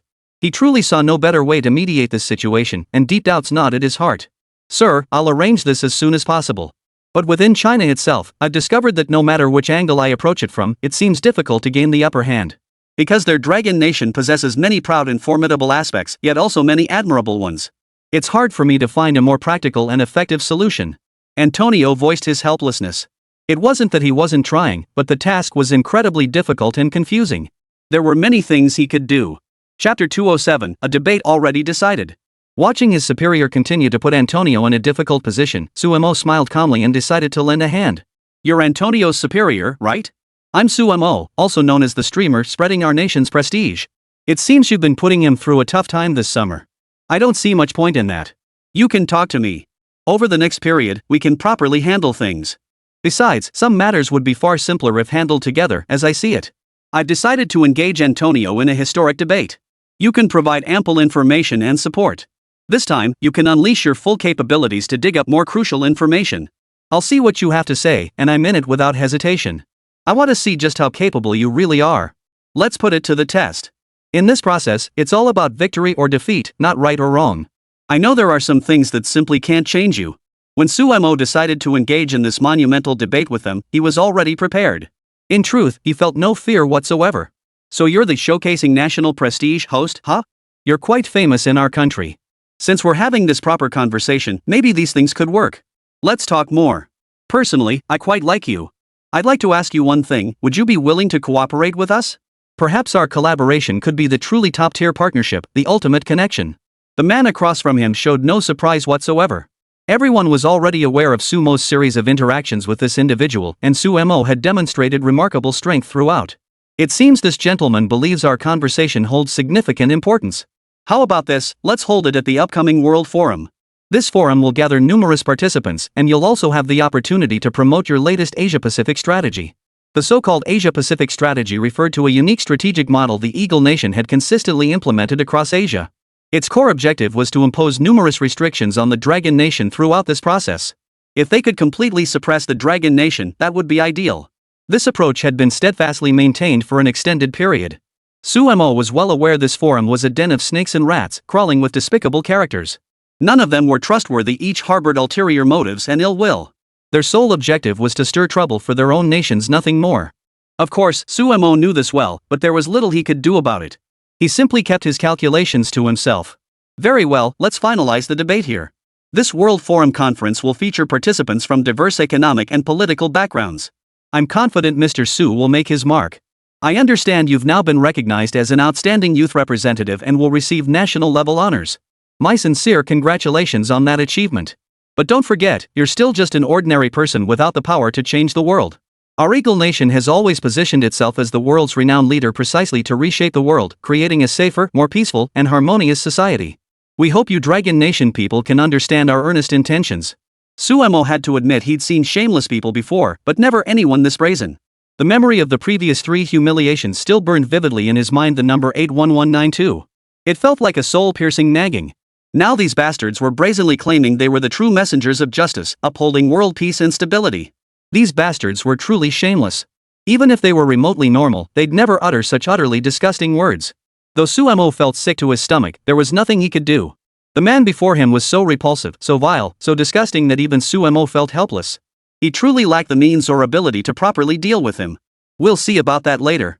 We'll definitely uncover the truth of this world. Suemo ended the call, glancing at Antonio beside him. He understood that Antonio was finished. This man would never be taken seriously again. If his background proved particularly sensitive and he held knowledge of certain secrets, the higher-ups would likely deal with him even more harshly. Whether he could even survive was uncertain. Suemo still possessed a shred of compassion. Mr. Antonio, I advise you not to return to your country. Here, if you approach certain specialized departments and offer them your resources and intelligence, you can secure some protection. It won't be the same as the life you had abroad, but it will keep you safe. Otherwise, you'll just keep aiding and abetting tyranny. I don't deny you have patriotic feelings, but what you're looking at now is nothing but a pile of rotten wood. Sumo's description was spot on. The current state of the Eagle Nation was nothing but a decaying, laughable spectacle. As for that rotten wood, it perfectly captures their current reality. The entire nation was rotten to the core. With time, everything would be consumed. At some point, this country would cease to exist. Even if someone like Antonio continues to resist, it will be futile. It reminds me of Roman times, when heroes tried to save the nation. Yet when they proposed solutions, they were mobbed and beaten to death. Truly the tragic end of heroes. Suemo couldn't help but feel a certain kinship with Antonio. They soon concluded their journey, each returning to their respective places. Antonio went to prepare for the upcoming debate. He would continue fighting for his nation, even as his arguments grew increasingly feeble. Meanwhile, Suemo kept a close watch on the international situation, determined to study John Pum's primary strategies after his election as president. Though he already faced some challengers, a woman named Hal was now his primary rival in the race. Lately, they'd been locked in a series of frenzied confrontations. Some situations have also caused quite a stir, especially regarding the basic circumstances surrounding this Hal. This woman has some Asian heritage, yet she often bursts into loud, unrestrained laughter when she speaks. She herself harbors no particular feelings toward Asia. She even has dark skin, yet she is not African American. This woman is exceptionally unique. She also possesses some Indian heritage. With such diverse ancestry and her own extraordinary background, she now firmly occupies the pinnacle of power. The higher-ups had elevated her to become a new proxy. Upon returning home, Suemo found Xia Wanqing had already prepared dinner. The aroma was irresistible, making his mouth water. Gentle as water, her eyes brimming with affection, this was the girl he loved. Chapter 208, Perspectives on the Global Situation. Suemo had just returned home when he spent a pleasant time with Xia Wanqing. Recently, the nation had invested heavily in disaster relief efforts. Xia Wanqing, however, had been on the front lines herself and understood the situation inside out. After the basic relief efforts concluded, she had returned here. Xia Wanqing was in a fairly good mood now. With the national relief efforts concluded and all displaced persons properly settled, things couldn't be better. Suemo reflected on all this, his home, his own emotions, and the things he found hard to let go of. Now, the two of them gazed at each other affectionately, sharing many heartfelt words. As they spoke, Suemo suddenly remembered something. Come to think of it, I suddenly recall how this Hal has been thrust into the spotlight lately. I don't believe this woman possesses the capability to infiltrate the inner circle and operate here as a top-tier strategist, yet she's been pushed right into the eye of the storm. It must be said that everything these foreigners do is truly surprising. They seem to believe they control the truth of history at all times. That such a person could become a presidential candidate is absurd. He lacks both the credentials and the competence. He falls far short of even President Jordan, yet he's been elevated to this pivotal position. It's truly pathetic. Listening to Su Mo's lament, Xia Wanqing shook her head beside him. I understand your point, but from my years abroad, this man is nothing more than a puppet. They desperately need puppets to shoulder the blame. In my view, the greatest effect of this multi-party political system is that it prevents the public from holding anyone accountable. Dictators, on the other hand, often shoulder far greater duties and responsibilities, forcing them to take accountability for everything. It's truly a nation's tragedy. Xia Wanqing understood this point clearly, and foreigners certainly grasped it too. Just then, Su Mo received a connection request, the kind initiated from the platform's backend. He hadn't planned to livestream their private moments, but lately he hadn't been making many videos anyway, mainly because he'd been swamped with work outside. He was happy to spend time alone with Xia Wanqing, but he hadn't expected to receive such an invitation. When he answered the call, it turned out to be Professor Shin. Lately, Teacher Shin had been occupied with international political forecasting and other matters, yet he had reached out to Su Mo for a chat. So Miss Xie is here too. It's a bit awkward of me to interrupt your private time like this. But there's no helping it. With so many international developments lately, as a special commentator, I'd like to discuss these matters further with Mr. Su. Gathering diverse perspectives is essential for making more effective judgments. As an expert professor specializing in international politics, Professor Shin had no real need to discuss much with Su Mo. In politics, however, he was a relative newcomer, nowhere near as precise or incisive as others. Professor Shin, you flatter me. You're the expert in this field.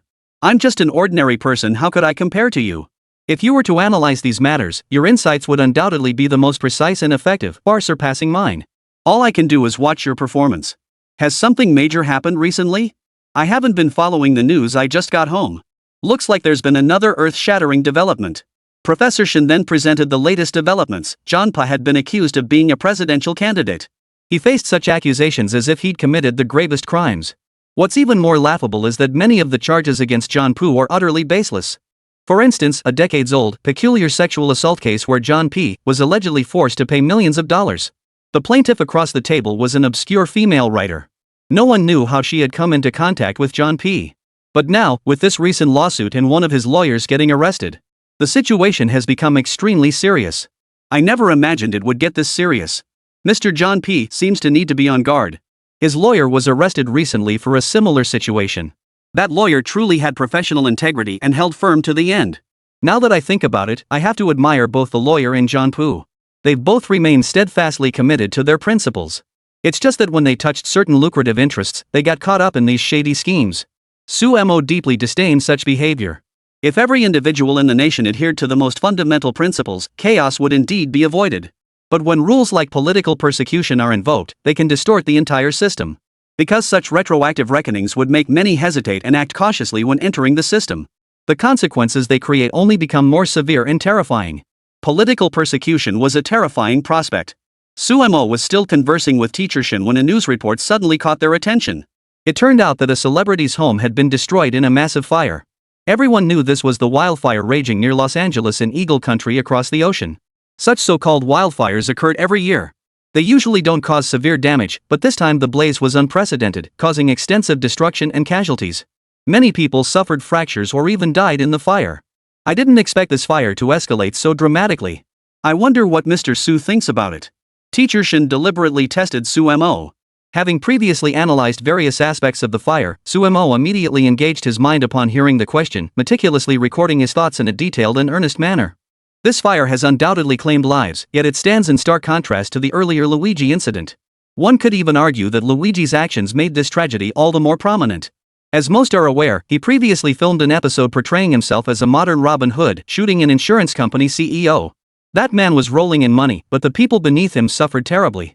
They couldn't even get the compensation they deserved, and protecting their homes was nothing but an empty dream.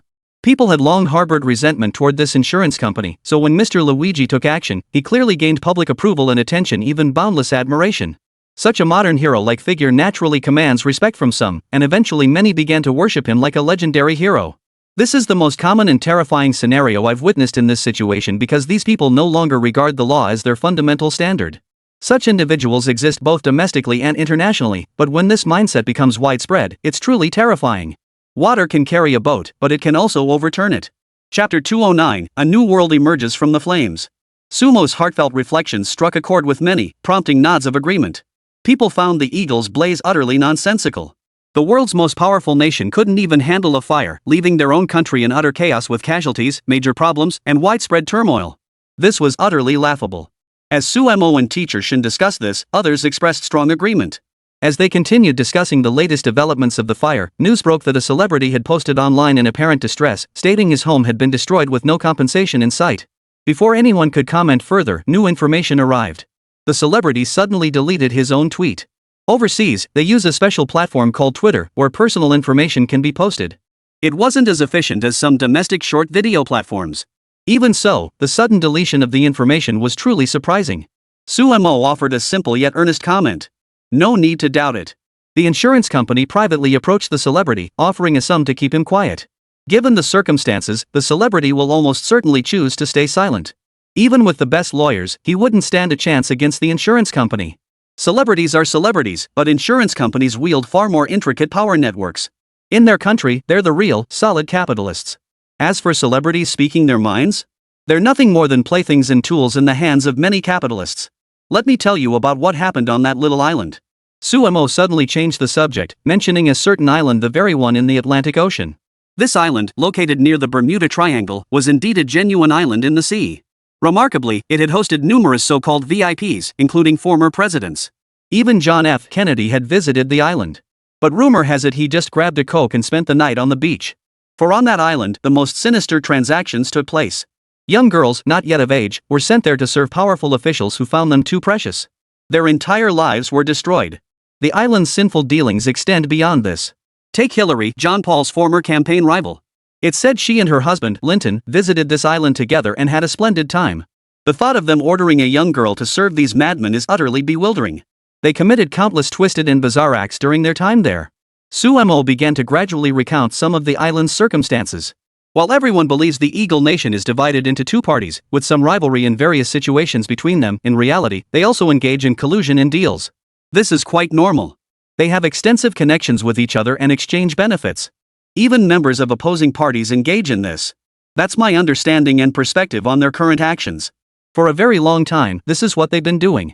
This island is essentially a hub for these transactions, and the middlemen facilitating all the deals and negotiations are called brokers. These brokers aren't exactly upstanding citizens either. They gather evidence to blackmail each other, turning celebrities and other figures into their pawns. They constantly bully and engage in all sorts of sordid activities. I know quite a bit about how this island operates, but all I can say now is that it's a thoroughly sordid place, full of lunatics. The best course is to keep your distance and avoid any contact with them. Sumo's words were surprisingly direct. He laid out the answers clearly and plainly right from the start, and only then did these people finally grasp the situation. If there really were so many unscrupulous people behind the scenes, they certainly weren't decent folk. So that's how it is.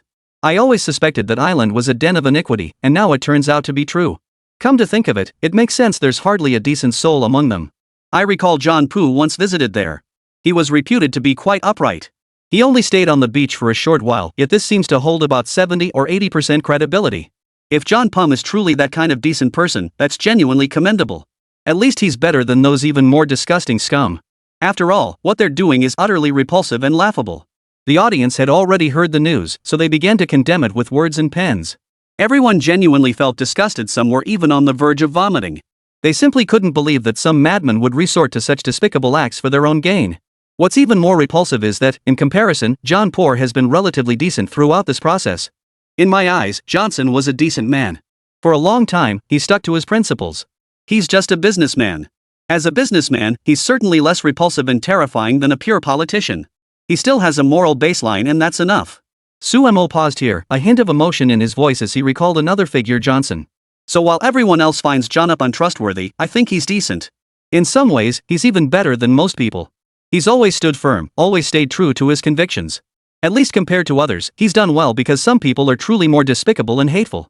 Those most primitive politicians, those filthy deals, if you can avoid them, it's best to steer clear.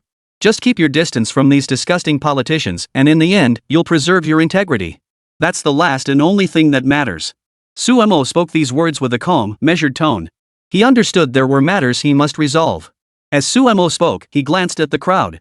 Their hearts were filled with both emotion and awe, and above all, admiration.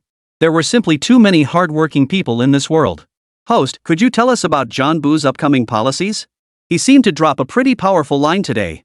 He mentioned wanting to reclaim more territory. With that mindset, who knows what trouble he might stir up. Upon hearing that John P. intended to reclaim more territory, Suemo glanced over, slightly taken aback. He mentioned annexing certain islands and the Maple Leaf Nation to the north, right? Impressive. Chapter 210, Unrealistic Ambitions. Throughout this entire process, Suemo brought up another matter.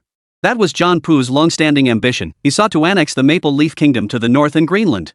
To his south lay one of the world's largest canals, the Panama Canal, which he also seemed poised to seize. These basic plans are publicly available online. And while John Pu is far from qualified as a full-fledged official, he has one redeeming quality: he follows through on what he says. Of course, I won't deny he's failed at many things, like some plans, statements, or ideas he blurted out impulsively. Those remain as much a mystery to him as they are unreal. But over a long period, he absolutely achieved everything he set out to do. During his previous term, he accomplished nearly all the slogans he proclaimed at the start of his campaign. That's what sets him apart from others. His slogans were largely realized. You could say Johnson did his utmost to achieve what he set out to do during this period. But that doesn't make him a good person. He didn't end many wars, and during his tenure, he even resorted to assassination to eliminate key leaders of other nations. Regardless, he's an exceptionally unconventional figure. So even if his current slogans aren't 100% feasible, they undoubtedly carry his intended meaning and practical significance. He aims to expand his territorial resources and has already begun wielding the weapon of tariffs. Though not yet in office, this campaign is saturated with ulterior motives and the scent of conspiracy.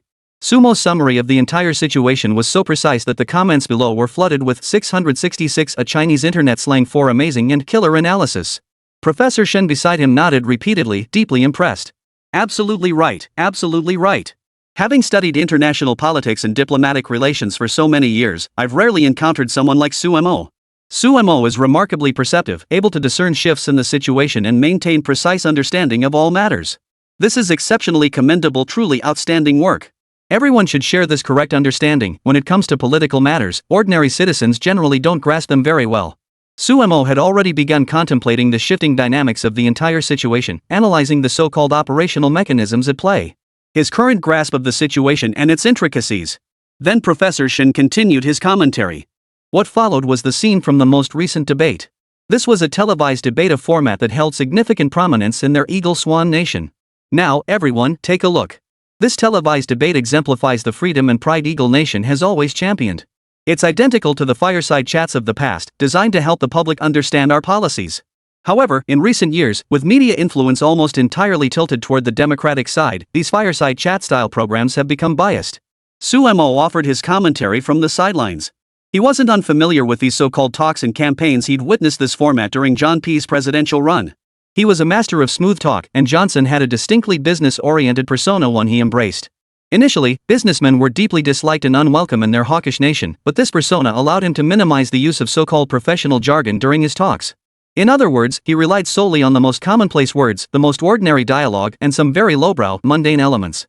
During his campaign, I noticed something about Johnson. Despite being a businessman, a role not particularly popular with the American public, he consistently employed what could be called low-level vocabulary in his speeches. Even those with limited English comprehension could grasp his meaning. This is the unique linguistic approach John Pompeo employs. He deliberately positions himself as someone the masses can relate to, because the vast majority of Eagle Nation citizens aren't the highly educated, elite types people imagine them to be. While their average wages may be higher than those in China, that doesn't necessarily mean they're more outstanding, exceptional, or special. In fact, the education system in the Eagle Nation has developed serious problems. Consequently, the vast majority of its citizens lack a deep understanding of these matters. To put it bluntly, a significant proportion of them don't even know how many states their own country has or the names of each state. If you ask them where the Dragon Nation is, they might point to Mexico. Suemo even fetched a globe at this moment, pointing to Mexico, a country south of the United States where warlords run rampant and drug traffickers gather, making it a region of extreme chaos and instability. Yet these people managed to point to this location? Unless they were mentally ill or insane. No way. Could they really be that ignorant? I find it hard to believe they wouldn't know this basic information. If they don't even recognize this location, it's like they have no brains. I don't think they're that clueless. Some people naturally found it hard to believe, but at this moment, Sumu was at least serious, and he had his own reasoning. I lived abroad for a while, and I'm sure everyone knows that.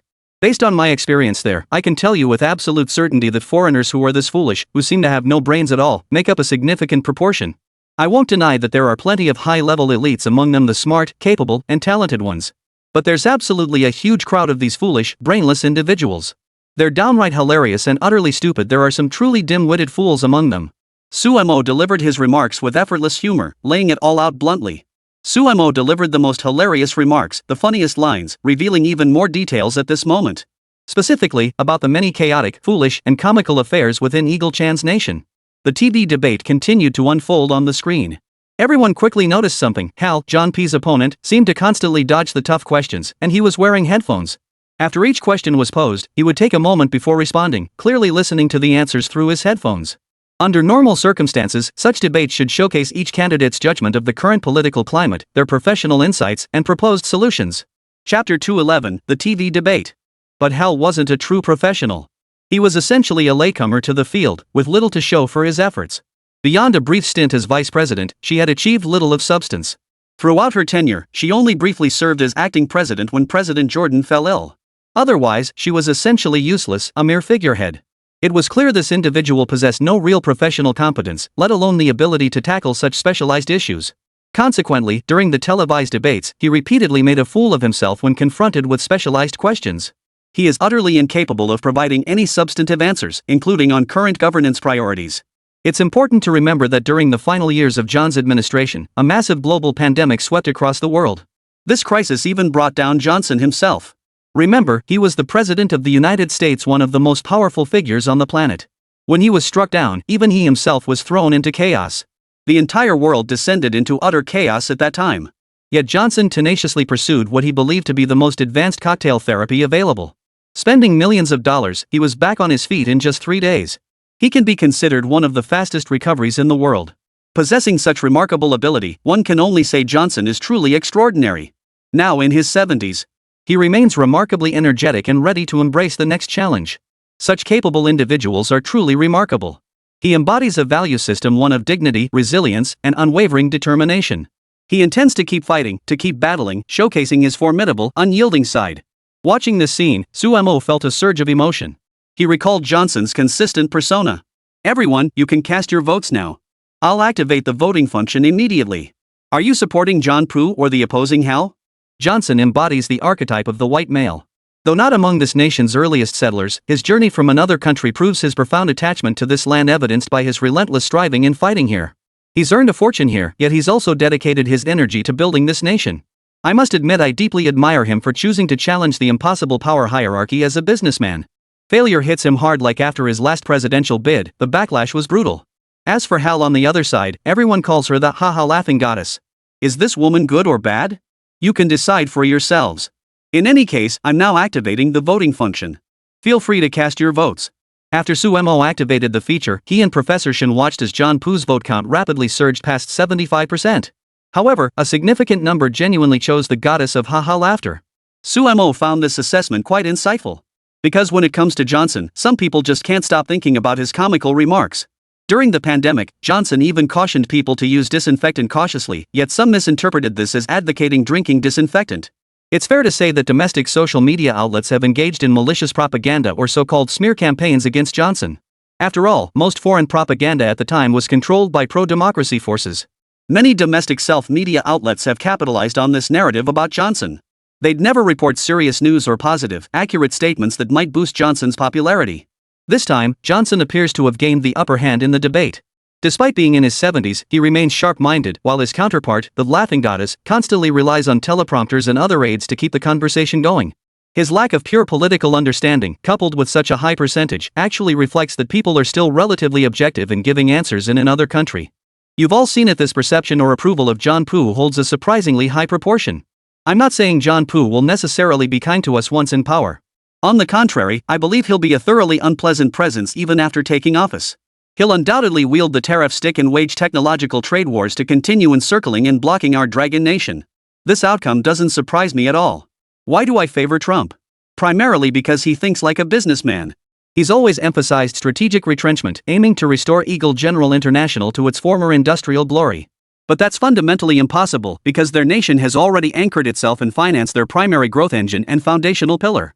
If he were to abruptly pivot now and reinvigorate industrial production, I doubt he'd be willing to invest the capital himself. This is the core challenge facing Eagle Nation today. Frankly, even if he made a last-ditch effort to catch up, it would inevitably end in failure. They simply cannot alter their current trajectory. Their eventual collapse is an unalterable reality and undeniable fact. I now have a basic understanding of everyone's voting patterns. It seems many still hold expectations for Johnson. I believe the coming years will be the most entertaining. I'll witness more news, more intriguing developments, and see if this Johnson truly lives up to my expectations, if he genuinely responds to the people and demonstrates some awareness. Having reached this point, Sumo had formed his own judgment about the overall situation. He was increasingly confident in his upcoming plans and strategies, fully convinced that Hal simply couldn't defeat Johnson. Johnson has now gained widespread recognition. Now, I'd like to discuss the situation with everyone. Professor Shin cleared his throat and produced a set of data: the number of churches across their Eagle Swan nation and the composition of their major religions. It was important to note that beyond the most mainstream faiths, other religions also existed within their borders. While the Eagle Nation may not host the world's largest concentration of cults, it remains significantly influenced by them. Chapter 212: Professional Judgment. As you can see, despite being the world's most advanced nation, Eagle Nation still has a significant population proportion that holds these religions in the highest trust and reverence. They are almost completely immersed in a religious atmosphere, unable to extricate themselves. This is the most distinctive aspect of the Eagle Nation. While it is true that it is a secular nation after all, the entire country has indeed undergone some secularizing changes, even embracing progress and power with an open-minded attitude. They are remarkably tolerant, embracing diverse cultures. Yet beneath this veneer, religious influence remains pervasive, not to mention the heinous acts perpetrated by certain cults in the past. Let's get back to the matter at hand. Following the recent shooting incident, his approval ratings shot up by 50%, reaching around 70%, almost identical to the figures we just saw in the live polling. To survive a shooting in such a religiously charged nation is remarkable, especially considering the bullet grazed his ear. Had it been slightly off course, at his age, he likely wouldn't have survived. You could say Johnson defied fate itself. He survived, he prevailed, he actually pulled through. This feat only deepens the belief that Johnson is a chosen one, a man of destiny. Many have already begun to feel an inexplicable reverence for Johnson. Add to that his masterful personal branding, which has garnered him an almost limitless fanbase. Across the entire Eagle Nation, he's become the most talked about chosen one. It's safe to say, no matter what happens, Johnson has already won this election. But for people like us, those who've been immersed in international diplomacy, we can't jump to conclusions just yet. After all, the facts haven't fully materialized. If reality truly aligns with our assessments, then perhaps we'll have a new chapter to write. Even Professor Shin was being remarkably restrained in his assessment. John Poo's probability of becoming the next president is exceptionally high. John Poo would soon become the most powerful figure in the world.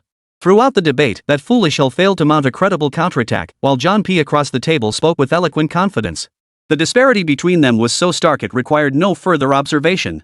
Over the weekend, while continuing to exchange views with Professor Shin, another individual unexpectedly joined the call: the now famous patriotic streamer Fei Ying.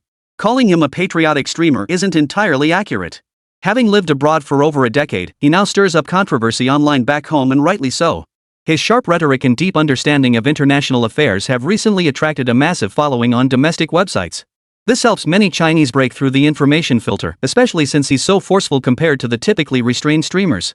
His words carry immense weight. He speaks his mind without reservation, unlike others who must exercise extreme restraint and caution. It's downright foolish to hold back from speaking the truth when you have the chance. So this guy Fei Ying has indeed attracted a considerable fan base. Moreover, they hold strong opinions about script reading groups and various unscrupulous individuals, expressing intense dislike and vowing to combat them with all their might. Of course, Fei Ying doesn't brand himself as a patriotic streamer. His persona has always been about presenting things objectively. Upon his arrival, he first greeted Professor Shin. "Hello, Professor Shin. I'm Flying Eagle. It's truly an honor for a small-time streamer like me to meet someone of your stature. No matter how long I continue this show, my professionalism and influence will never compare to yours." Professor Shin responded politely. "Streamer Fei Ying, you're no slouch either. Over the years, you've attracted a substantial following. In fact, you've made significant contributions to external communications. I personally admire what you do. While your language occasionally crosses the line, your takedowns of those individuals are entirely appropriate and justified. I believe you refer to them as donkey horse baskets? While I'm not entirely sure what that term means, it might be a bit crude. Your influence in this area is undeniable. Every day, tens of thousands of people wait for your livestream. They're real, genuine viewers, and your reach is truly immense. That's excellent. Absolutely excellent. With just those few words, Professor Shin expressed his approval of Fei Ying. Fei Ying nodded excitedly, deeply grateful for Professor Shin's kind assessment. Then Suemo spoke up. Now it's my turn to speak. Fei Ying, I've been looking forward to this moment for a long time. Finally, we can sit down and chat properly. I've wanted to connect with you before, but I've been constantly on the move, handling so many things. Now we can have a proper conversation. You're a streamer I genuinely admire. We both share experiences of living abroad and have had similar exchanges. Fei Ying became even more courteous at this point. No, you're the streamer and blogger I respect most. A single one of your videos garners views equivalent to my entire fanbase. People always say I have millions of followers online, but honestly, my most loyal core audience is only a few tens of thousands.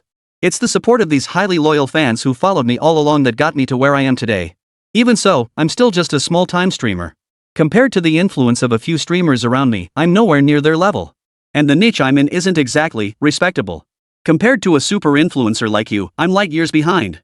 This little Fei Ying is just a plump, ugly little eagle. All I can do is reach out to you and learn from you. To Fei Ying's surprise, Suemo took an immediate liking to him despite his humble appearance, treating him with great courtesy. After exchanging a few words and briefly discussing life abroad, Suemo discovered Fei Ying lived surprisingly close to him. I didn't realize you'd been in Los Angeles for so long. It's actually quite good they're relatively friendly toward foreigners. Life might not be as smooth in other states. Chapter 213, Streamer Fei Ying. Suemo found the other person quite likable, and they exchanged only a few simple words. He shared more about his own situation, and through this casual conversation, answers began to emerge. Then Suemo asked why Flying Eagle had initiated the connection today. He hadn't expected it. Professor Shin's appearance alone was already astonishing. After all, having such a top-tier media authority join the broadcast carried immense influence. Actually, I was referred here today. They thought I should have a chat with you. It's truly an honor for a Weibo host like me to exchange views with you.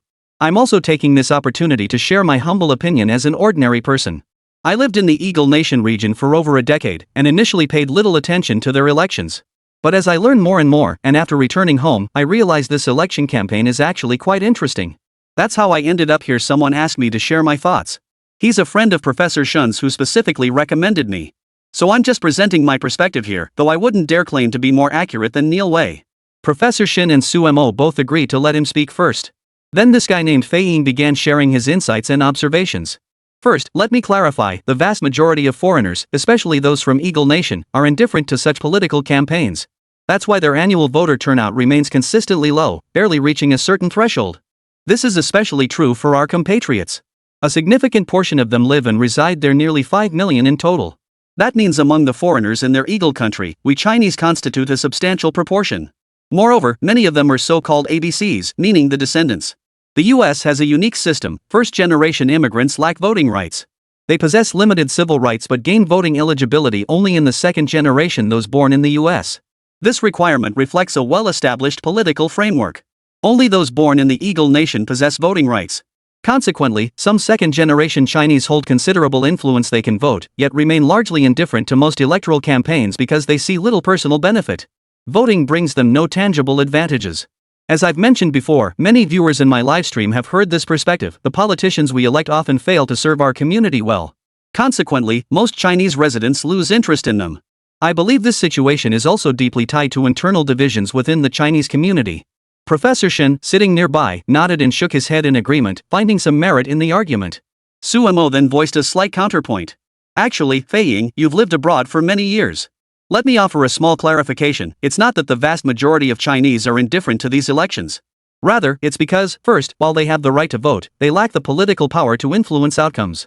If they cast their votes in this formality yet gain no corresponding political rights, for instance, if they elect a so-called Chinese representative to become governor of a state, does that person truly possess the absolute authority to exercise their power? I hesitate to speak my true thoughts, but the fundamental reason most so-called Chinese lack unity abroad is their inability to secure substantial political resources. You are, after all, guests from afar. Demanding more political resources here conflicts with the mainstream local values. How do you think others would perceive that? It's like visiting someone else's home and suddenly demanding not only water and food, but also rearranging every decoration and furnishing to suit your preferences. That's simply impossible. Perhaps Mr. Fei Ying would argue that some individuals have indeed run for so-called important positions like mayors in certain cities, who are descendants of White Elephant Nation. That's a completely flawed concept. For one thing, many such roles require candidates to be locally born to even qualify for election. Second, these descendants of White Elephant Nation are less White Elephant citizens and more Eagle Nation people. Many mistakenly believe Eagle Nation is being slowly eroded and swallowed by White Elephant Nation. In fact, this is a completely erroneous and false interpretation. The Eagle Nation has always been exceptionally powerful and formidable, occupying the pinnacle of strength. Despite the White Elephant Nation's persistent efforts to infiltrate large numbers of people, it has failed to achieve its objectives. But in reality, all those sent over are outstanding talents, and the proportion of such talents choosing to return to their White Elephant Kingdom is quite low. We've certainly observed that individuals from the 3 White Kingdoms now hold a certain proportion of key positions. Yet they will never penetrate the innermost circles. And as for those who have managed to enter, let me be blunt, they have long since sold their family lineage and everything else. They have chosen to become others' servants. This is where my political perspective diverges most from Mr. Flying Eagle's. I do acknowledge some validity in your view, but your understanding stems largely from personal observations and the circle you inhabit. You likely don't actively seek out political factors or insights, and that's precisely the problem. Professor Shin agrees with you more because he has researched the matter. When I speak of 2 tiers high and low, I'm not claiming mine is necessarily superior. Your perspective, Mr. Feiying, belongs to the common level. Mine is only slightly higher. Sumo's remark immediately sparked discontent among some of Feiying's fans, who flooded the chat with comments. Promoting national prestige? Who do you think you are? Do you really have over a decade of overseas experience? Feiying is absolutely right. Exactly. Who knew Yang Wei was like this? I wish I hadn't come. If he's just going to spout nonsense like this, I might as well watch another livestream. Feiying's point is spot on. It's undeniable that overseas Chinese lack unity. I never expected Yang Wei to spout nonsense here. You've clearly been brainwashed by those abroad. How utterly foolish. The fans below began launching fierce attacks. This was precisely what troubled Feiying the most, while his followers wielded immense influence and destructive power. Sometimes they also brought him certain problems. Sumo also felt that if these fans became too unrestrained, it could backfire on the streamer. After all, there were plenty of examples of people crashing and burning because of this. Chapter 214, The Changing of the Guard, 2 Kings. Feiying wasn't a professional political commentator, so it was inevitable that he might occasionally make inaccurate statements or overlook details. Undoubtedly, Feiying possesses a heartfelt patriotism and, compared to many others, he at least demonstrated greater professional integrity and awareness in his actions and conduct. Unlike others who only commit foolish oversights. At present, he does indeed have shortcomings in the realm of current affairs. It seems that after living abroad for so many years, I understand that place even less than Yang Wei does. You've lived there for years too, is that truly all you think about it? Feiying remained level-headed. He understood that in the online world, the loudest voice doesn't necessarily hold the truth. Moreover, he was well aware of this streamer, Yang Wei. He had far more followers than Feiying, so he was being very polite in his conversation with him. This restraint was precisely why Feiying had maintained his standing in the streaming world for so long. He was exceptionally restrained and patient, unlike others who would immediately vent whatever was on their minds. It was precisely this caution and self-control that allowed him to remain undefeated and enduring. This was one of his unique and powerful strengths. At this moment, Feiying seemed to grasp something. That's why this discussion had arisen. He wanted to know if the person before him shared his perspective. I did spend some time abroad, but unlike Feiying the streamer, I was still a student back then, just attending school there. So our circumstances were different. Moreover, I personally lived through that era. Back then, many people viewed foreign countries through an extremely thick filter, seeing them as divine realms, heavenly nations. Everyone held nothing but boundless admiration and reverence. This mindset was problematic. In my view, many were foolish, ignorant of the truth, and stubbornly clinging to their misconceptions. Now, let me offer my perspective. Throughout the entire process of John P. taking office, leaving office, and running for re-election, the global landscape underwent tremendous shifts. As a non-professional broadcaster, Feiying may not realize you experienced all this as an ordinary local immigrant. The real answers are often hidden within history. Let me tell you about a man named Little Ross. Let's just call him Little Ross. This man represents the pinnacle of the Eagle Nation's most powerful aristocratic families. They have numerous descendants, each with boundless resources and political influence. It's safe to say they are the elite of the elite. This family has produced numerous politicians, including 2 who ascended to the presidency, guiding the entire Eagle Nation. As you know, in the early 20th century, a devastating economic crisis swept across the world. The Eagle Nation was also plunged into this disaster, facing severe turmoil and chaos within its own borders. To save the nation, a man named Roosevelt stepped forward. Undeniably, Mr. Roosevelt was a man of great resolve and force. Upon taking office, he began imposing various taxes and fees. In remarkably short order, he brought the entire nation into orderly governance. Everything proceeded methodically, operating according to his own vision. For someone occupying such a lofty position at the pinnacle of power to possess such capability is truly admirable. This young Mr. Roosevelt achieved extraordinary feats from his lofty position, and during his economic rescue efforts came the most famous speech in history, the Roosevelt Oval Office Address. Sumo paused here and opened some materials for everyone. The so-called fireside chats occurred during the Great Depression, when this young man sat among the people. He conversed with the masses beside a hearth, using his own approach to help them understand the importance behind certain policies. Those citizens thus developed a profound perception and gratitude toward him. Felt a profound connection and gratitude toward Roosevelt. From that moment, they truly felt part of the group steering the nation's destiny, which subtly bolstered their confidence and deepened their understanding and affection for him. Regarding figures like Roosevelt, Sumo actually offered some positive assessments. For one thing, during his time in office, he achieved the most formidable state of affairs through his formidable control. He controlled all political power within the nation, including the military, the police force, and special tax authorities. He also held complete control over the internal intelligence network, making him the true power behind the throne. He possessed everything, controlling every vital artery of the nation. With a single command from him, any individual in the country could be eliminated. Even himself. According to some records, he could liquidate an entire financial conglomerate every month, something almost unimaginable today, given the vast resources and wealth each conglomerate now possesses. Most crucially, the connections and networks cultivated through their operations were their most valuable assets, ensuring a family's enduring prosperity. Though this was also a foolish endeavor. While such families achieved enduring prosperity, they also created immense trouble, spawning endless problems.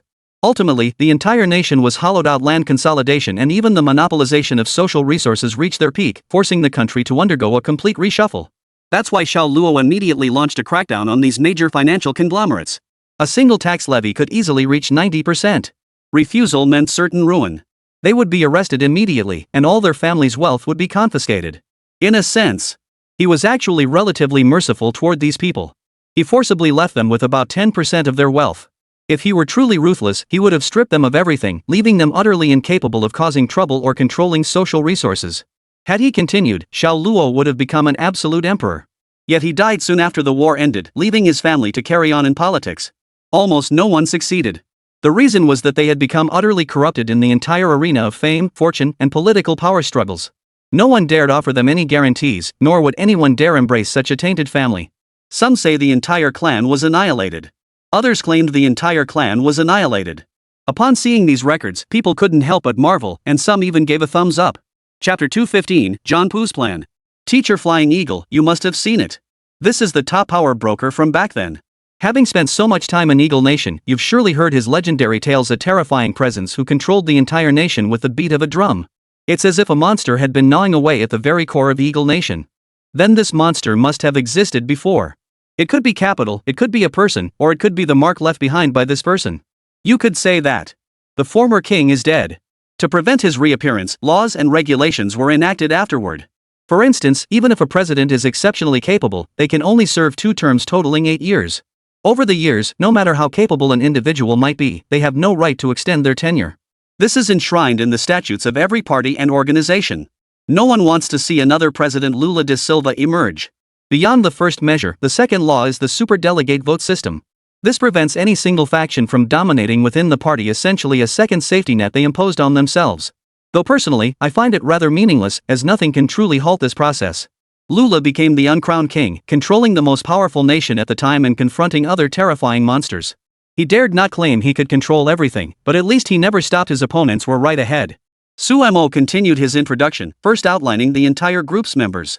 This time he focused on John P., including his key campaign allies. One such figure was Mark, a super wealthy tycoon born of true capitalist nations who once held the title of world's richest man. Mark could be called a world-class tycoon. Had he contented himself with being a wealthy recluse, few would have known him. But he clearly engaged in countermeasures against the current democratic forces. It must be noted that his eldest son, the one he cherished most and intended to inherit his empire, had become neither male nor female. Rumor had it the boy had stopped taking medication and his form was increasingly distorted. Mark now faces the tragic reality of his offspring's transformation. What was born as a son has become a daughter. As the root cause of this, the Democratic faction B will certainly not accept it. They will only quietly confront Mark. To put it bluntly, this is only fitting. This is the answer. Whether Mark likes it or not, he cannot change any of this. Sumo's words left everyone speechless. Who would have thought that even Mark, the world's richest man, had matters he couldn't control? He had staked everything to amass his current fortune, only for certain individuals to shatter it all. Now, let's discuss this John Poo matter. Everyone should recall what he did during the last election. He actually mobilized his supporters to storm the Capitol. That was the most terrifying incident, involving a major explosion that caused numerous casualties. The incident caused an uproar. After all, as the world's foremost super-democracy, the Eagle Nation had suffered a massive public assault. They couldn't even protect their most crucial area, Capitol Hill. You could say their defenses were utterly inadequate. Eventually, the opposition finally gained entry. Numerous arrests followed, with some deaths shrouded in mystery. This assault undoubtedly served as a wake-up call. Regardless, figures like John Paul are no longer fit to ascend to the highest echelons of power. Thus, the Democratic faction will spare no effort to block his path, deploying every strategy and resource at their disposal. I see these two individuals here are arguably the most sought-after diplomatic experts in the entire Eagle Nation today. Suemo pointed out that their collaboration stemmed from these external factors. For instance, Mark couldn't tolerate his eldest son becoming some sort of genderless freak. Thus, he relentlessly pursues challenges, while the opposing Democratic faction also seeks to eliminate such destabilizing elements. Moreover, the Democratic parties have many so-called establishment figures. The establishment faction, those entrenched within the party who wield the highest authority, often lean toward the older capitalist side. These parties became their most reliable pillars, with corporations constantly restraining each other while striving to contribute more assets. Mark, representing this so-called faction, is highly unpopular. Remember, Mark was once aligned with the Democratic Party. Now facing such intense attacks, he can barely hold his head up. The entire world seems to have descended into chaos, and Mark finds it difficult to remain unscathed. So that's how it is. Mark isn't stupid after all. Now he knows how to survive in the cracks. They say he even donated a sum to the country. Can you trust a guy like that with his donations? He hasn't just made one donation. He even sponsored some competitions before, though most people bought his cars instead. After pondering the answers and drawing their own conclusions, everyone finally understood. In truth, whether it was John or Mark, they were both pioneers of the new era, determined to stand taller and see farther. The old map no longer applied. In other words, the entire world had shifted. What was once and what is now are two entirely different matters. Suemo remained calm and composed at this moment. Just then, several new viewers suddenly joined the livestream. One of them was particularly interesting, someone Suemo had encountered before, a classic braggart from Maple Leaf Country. The so-called Maple Leaf Nation refers to the country north of the Eagle Nation, boasting the world's second-largest landmass. While endowed with vast resources, its proximity to the Arctic Circle means most of its territory remains frozen permafrost year-round. Such land is virtually undevelopable, and even if developed, it yields little in resources. Consequently, the vast majority of Maple Leaf Nation's population resides in border regions. This is especially true for their capital, allowing them to maintain connections with southern emergency interests, though it also leads to the occasional long-distance verbal sparring. Suemo watched this man rush over, genuinely puzzled by his intent. Though unfamiliar with him, his frantic demeanor clearly signaled urgency. Chapter 216, Blowing Up Maple Leaf Country. Hey streamer, I'm right here in Maple Leaf Country. Just now, I heard you say a lot of things that seemed pretty hostile toward us. Well, I'm here to tell you straight up everything you said is bull. Today's Maple Leaf Country is one of the most developed nations on the planet. We've got tons of average stuff here. Citizens enjoy comprehensive welfare systems, including healthcare coverage and contractual protections. You could say the entire nation consistently receives the best and most affordable services. You've been unknowingly spreading misinformation. All I want to tell you now is that the people here live very comfortably. Don't take what you saw in England and make wild assumptions. You're so desperate for views here that you've lost all sense of shame. Do you really think you can fool everyone with a few lies? Let me tell you, it's absolutely impossible. Most people have sharp eyes. They know exactly what kind of place Maple Leaf Nation is. Watching the other person fire off a barrage of accusations, Suemo was momentarily stunned. He never imagined someone would actually come here to praise Maple Leaf Country. It was beyond belief. Guys, let me ask you this, when did I start constantly putting down Maple Leaf Nation? I only said it's a country that's hard to take seriously. They're not just outsourcing their defense to Eagle Nation, they're even handing over control of their own land use. You might not get it. In other words, while Maple Leaf Nation currently claims independence, it may soon be fully acquired and controlled. Even before John P. has taken the presidency, he's already started talking about imposing tariffs on them. He's applying maximum pressure to make the Maple Leaf Nation to the north fully comply with his agenda. Politically speaking, Trump has some skill, don't underestimate him. Back to Maple Leaf Nation, that guy up there claims everything I said is fake. Now, I'd like to invite you to share your perspective. Ideally, it should be as close to the familiar realities as possible. Maple Leaf Nation seems to be under pressure right now. Everyone's seen the recent news, the whole place feels a bit unsettled. One issue is the surge in foreign populations. Within Maple Leaf Country, there are large numbers of white elephant nationals. These white elephant people certainly aren't upstanding citizens, even if they come from higher castes. Yet they possess absolutely no awareness of hygiene. After arriving in Maple Leaf Country, they frequently defecate in public places. Unexpectedly, they've recently discovered some beaches in Maple Leaf Country. Unlucky pedestrians and tourists on those beaches often step in a pile of poop. These white elephant nationals simply don't care where their waste should go. They seem utterly unfamiliar with the concept of toilets. This reverse invasion by the white elephant nation is baffling to many, and skeptical voices have already begun appearing in live streams. Hey, host, can you break this down? Looks like they're buying into the white elephant nation invading Maple Leaf Nation. Word is even Eagle Nation's top execs are white elephant nation folks. Are they really that successful abroad? I heard a friend of mine works in Silicon Valley. Never imagined their top boss is actually from white elephant nation. Though he's plain looking and even has a foul body odor, this guy has risen to become a top-tier executive with real power. Now the entire company follows his lead. No way. How did someone like that get so high up? I just don't buy it. Are foreign countries really that friendly to these white elephant guys? Sumo knew it was time to speak up, but Fei Ying, the streamer beside him, was itching to show off a bit. He immediately chimed in, stating his own reasoning, with his target clearly being this interloper. Bro, don't think I've never been to Maple Leaf Country. I know exactly what it's like over there. Let me tell you, tons of Maple Leaf folks are clamoring to get into Eagle Country, but they face way more restrictions. Climbing the ladder there is way harder than you'd imagine. Honestly, I don't get why so many people think Maple Leaf Country is such a great place. Let me tell you, even when it comes to medical care, they wouldn't go there. If they could, they'd come back home. We've got the best hospitals and the best doctors here. If it's not reasonable. That was all he had to say. Unexpectedly, Eagle's words were remarkably precise. In that single moment, he delivered an astonishing answer. After all, Maple Leaf Country and that other nation across the ocean were quite similar, both belonged to the Commonwealth. Yet over the years, Maple Leaf Country had long since forged its own identity. Its stature now rivaled that of its neighbor, the so-called former fatherland. Though the father no longer held sway over them, that didn't mean Maple Leaf Country. The connection with the other side had been severed, especially as Maple Leaf Country became increasingly bound to Eagle Country. Today's Maple Leaf Nation is practically the Eagle Nation's most loyal, 100% subservient subordinate, utterly obedient to every command. This is the Maple Leaf Nation's current state. Unsurprisingly, the Eagle Nation's people were also here offering their opinions. At this moment, Sumo spoke up. Let me explain their basic healthcare system. As previously discussed with the major powers, they operate a commercial insurance model alongside a universal basic insurance program commonly known as national health insurance. Ordinary citizens pay a monthly premium of $180. This cost isn't exorbitant, but it's not exactly cheap either. Paid monthly, the annual sum adds up. More importantly, many things aren't covered. Even with this universal coverage, you'll inevitably face issues over time. I can't help but feel this system isn't fair to many people. Now let's discuss what happens after enrolling in universal health insurance. As I mentioned earlier, if you fail to pay your premium in the first month, you'll have to make up for the previous 11 months by year end. Yet the insurance won't be active or may never activate. That's the insurance company's trick.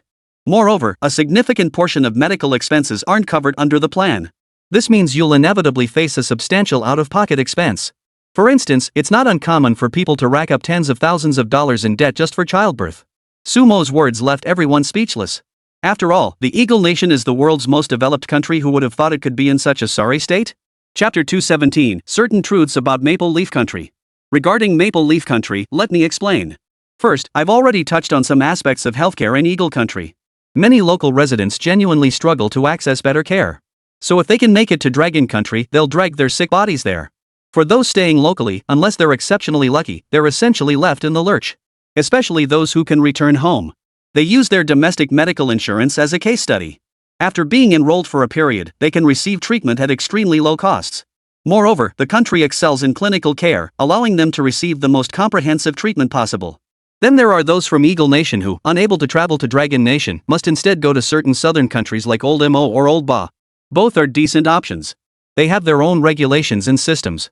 Particularly the latter, though small and under sanctions, has seen its medical sector grow at a breakneck pace in recent years. So most Eagle Nation citizens seek treatment through third countries. Do you think Maple Leaf Nation is their top choice? One thing must be mentioned, Maple Leaf Nation seems to have inherited a tradition from its old dad across the ocean. They don't have much private healthcare. It seems fair on the surface, but in reality, all your taxes are paid, including healthcare costs, which are largely covered by personal income tax. More importantly, without private healthcare, you can't spend more money to see more doctors. When you get sick, you just have to queue up locally. Sumo's words struck a nerve with some viewers, and a few fans immediately jumped in to voice strong support. I lived abroad for a while, and I can vouch for what Yang Wu said. In Canada, if you want adequate medical resources, you have to wait for the government to allocate them to you. Otherwise, even if you have a serious illness, there's nothing you can do. Oh, and one more thing, never call an ambulance casually. Ambulance services abroad are ridiculously expensive. They're entirely contracted out to private companies, and when those companies run into trouble, they pass the buck onto innocent passengers. Plus, it's a monopolized industry, so a single ambulance dispatch starts at a base fee of at least $2,000. The figure was truly jaw-dropping. Good heavens, $2,000 for a single ambulance dispatch? That's outright robbery. It's practically more profitable than actual robbery, and it's legal. It's hard to fathom. $2,000 just to get that vehicle moving? If someone genuinely needs it and can't afford it, they could go bankrupt over it. This country is so twisted. I'd heard Canada supposedly had free universal healthcare, but now I see it's not like that at all. Maybe there's no such thing as pure universal healthcare here, just some people playing games. It's not entirely absent, but universal healthcare is inherently an illusory concept. Let me put it this way, who can truly imagine universal healthcare existing? Think of the manpower and resources required like in the Eagle Nation. There's no universal healthcare there. In Maple Leaf Nation, their universal healthcare system isn't bad, but they still have their issues. Of course, it's all about waiting. I had a buddy there who broke his leg. They made him wait a full 2 weeks. By then, the bone had almost healed on its own, but because of the delay, it didn't mend properly. In the end, they had to break it again to fix it. They had to break the bone again? That's unheard of. Let me add this, our Dragon Nation is world leading in orthopedics, offering the highest, most top-tier treatment available. Exactly. Our Dragon Nation possesses the most resources, and now we have the absolute best doctors in clinical practice. It's simply the most incredible, powerful, and remarkable achievement. They've done an excellent job. These people immediately dismissed the matter outright. The one who had been relentlessly praising Maple Leaf Country suddenly grew displeased. Shut up, shut up, shut up. You people have no clue about the real situation. Let me tell you this, when my child was born, I didn't spend a single penny, I repeat, not a single penny. Could that happen in your country? Does your so-called nation protect you? Just having a baby costs tens of thousands of dollars. Maple Leaf Country is the real paradise on earth. I didn't spend a single penny. Don't you think that's pretty damn good? Suemo perked up when he heard this. Hey, buddy, cut the yelling. If you really want to take on all these netizens, I doubt you'll win. There are plenty of people around. If you're trying to make a point here, I'd advise you to drop it. Because you'll lose badly. Now, let's get back to free healthcare. Some Commonwealth countries claim they've reached the initial stage of free healthcare, meaning they don't pay extra for medical services. But there are many exceptions. First, numerous medications aren't covered under free healthcare. So if you need to buy medicine elsewhere after seeing a doctor, those costs can be very high. This separation exists to some extent domestically too, serving the overall coordination of healthcare funds. Abroad, it's primarily to shift costs elsewhere. Second is the extremely low efficiency. As mentioned earlier, I'll add 2 points. Due to inconsistent healthcare standards and low compensation, staff frequently go on strike. Once strikes occur, some patients are left without treatment. Across the ocean in another country, the United States, it said that a significant number of people have died because healthcare workers went on strike, leaving them unable to receive treatment. I won't judge whether this is right or wrong, you can decide for yourselves. But the most crucial point is that nothing in this world is absolute. Free healthcare inevitably leads to excessive resource consumption and waste. Everyone imagines that even a common cold warrants a 10-day ICU stay with top-tier services. Yet this is unrealistic. Even the most advanced medical facilities domestically cannot sustain such extravagance.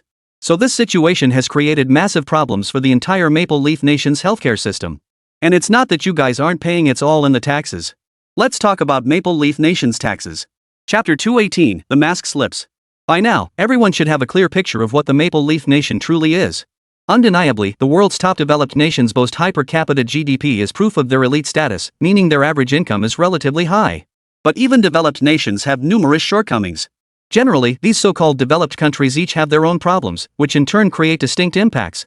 Every nation requires development in defense, public welfare, healthcare, education, technological advancement, patent registration, and more. Take Maple Leaf Country, for instance. They possess abundant resources and a sparse population. With minimal effort, their citizens can live comfortably. Yet compared to them, ordinary people in Dragon Country today live far less comfortably. Why? This seems like common sense, but it overlooks Dragon Country's massive population, a full 1.4 billion people, each needing food to fill their stomachs. Every day demands greater progress. This is the fundamental difference between China and these smaller nations. China is constantly striving for advancement and development. It must keep moving forward. These so-called small nations, however, need only concern themselves with the lives and development of a tiny fraction of their people. They can even relinquish significant economic interests. Take Maple Leaf Country, for instance. Its national defense is entirely outsourced to its neighbor, Eagle Country. While Eagle Country collects exorbitant protection fees, it simultaneously subjects Maple Leaf Country to various forms of oppression and creates countless unspeakable hardships for them. Now you understand, don't you? Personally, I don't harbor much animosity toward the Maple Leaf Nation, but I must admit it doesn't align with the perfect image most people hold of it. This Maple Leaf Nation has its own numerous problems and distinct differences. Sumo paused here, intending to leave all these issues for that person who constantly praises the other side. Your take is seriously biased, let me tell you. I've always known Maple Leaf Nation isn't perfect. It even falls short compared to its neighbor Eagle Nation. But you can't compare Maple Leaf standards to the miserable conditions back home. Frankly, you're worlds apart. You have no right to even mention them in the same breath. Don't you realize how comfortable our lives are here in Maple Leaf Country with our per capita GDP? And you still spout such nonsense? Do you really think you're making sense? Pick any random person here in Maple Leaf Country, and they live better and more comfortably than you. Sumo knew the other guy had run out of arguments. With that in mind, he decided to bring in a friend. During his time living in the Eagle Nation, he'd made quite a few connections, including a friend from Maple Leaf Country.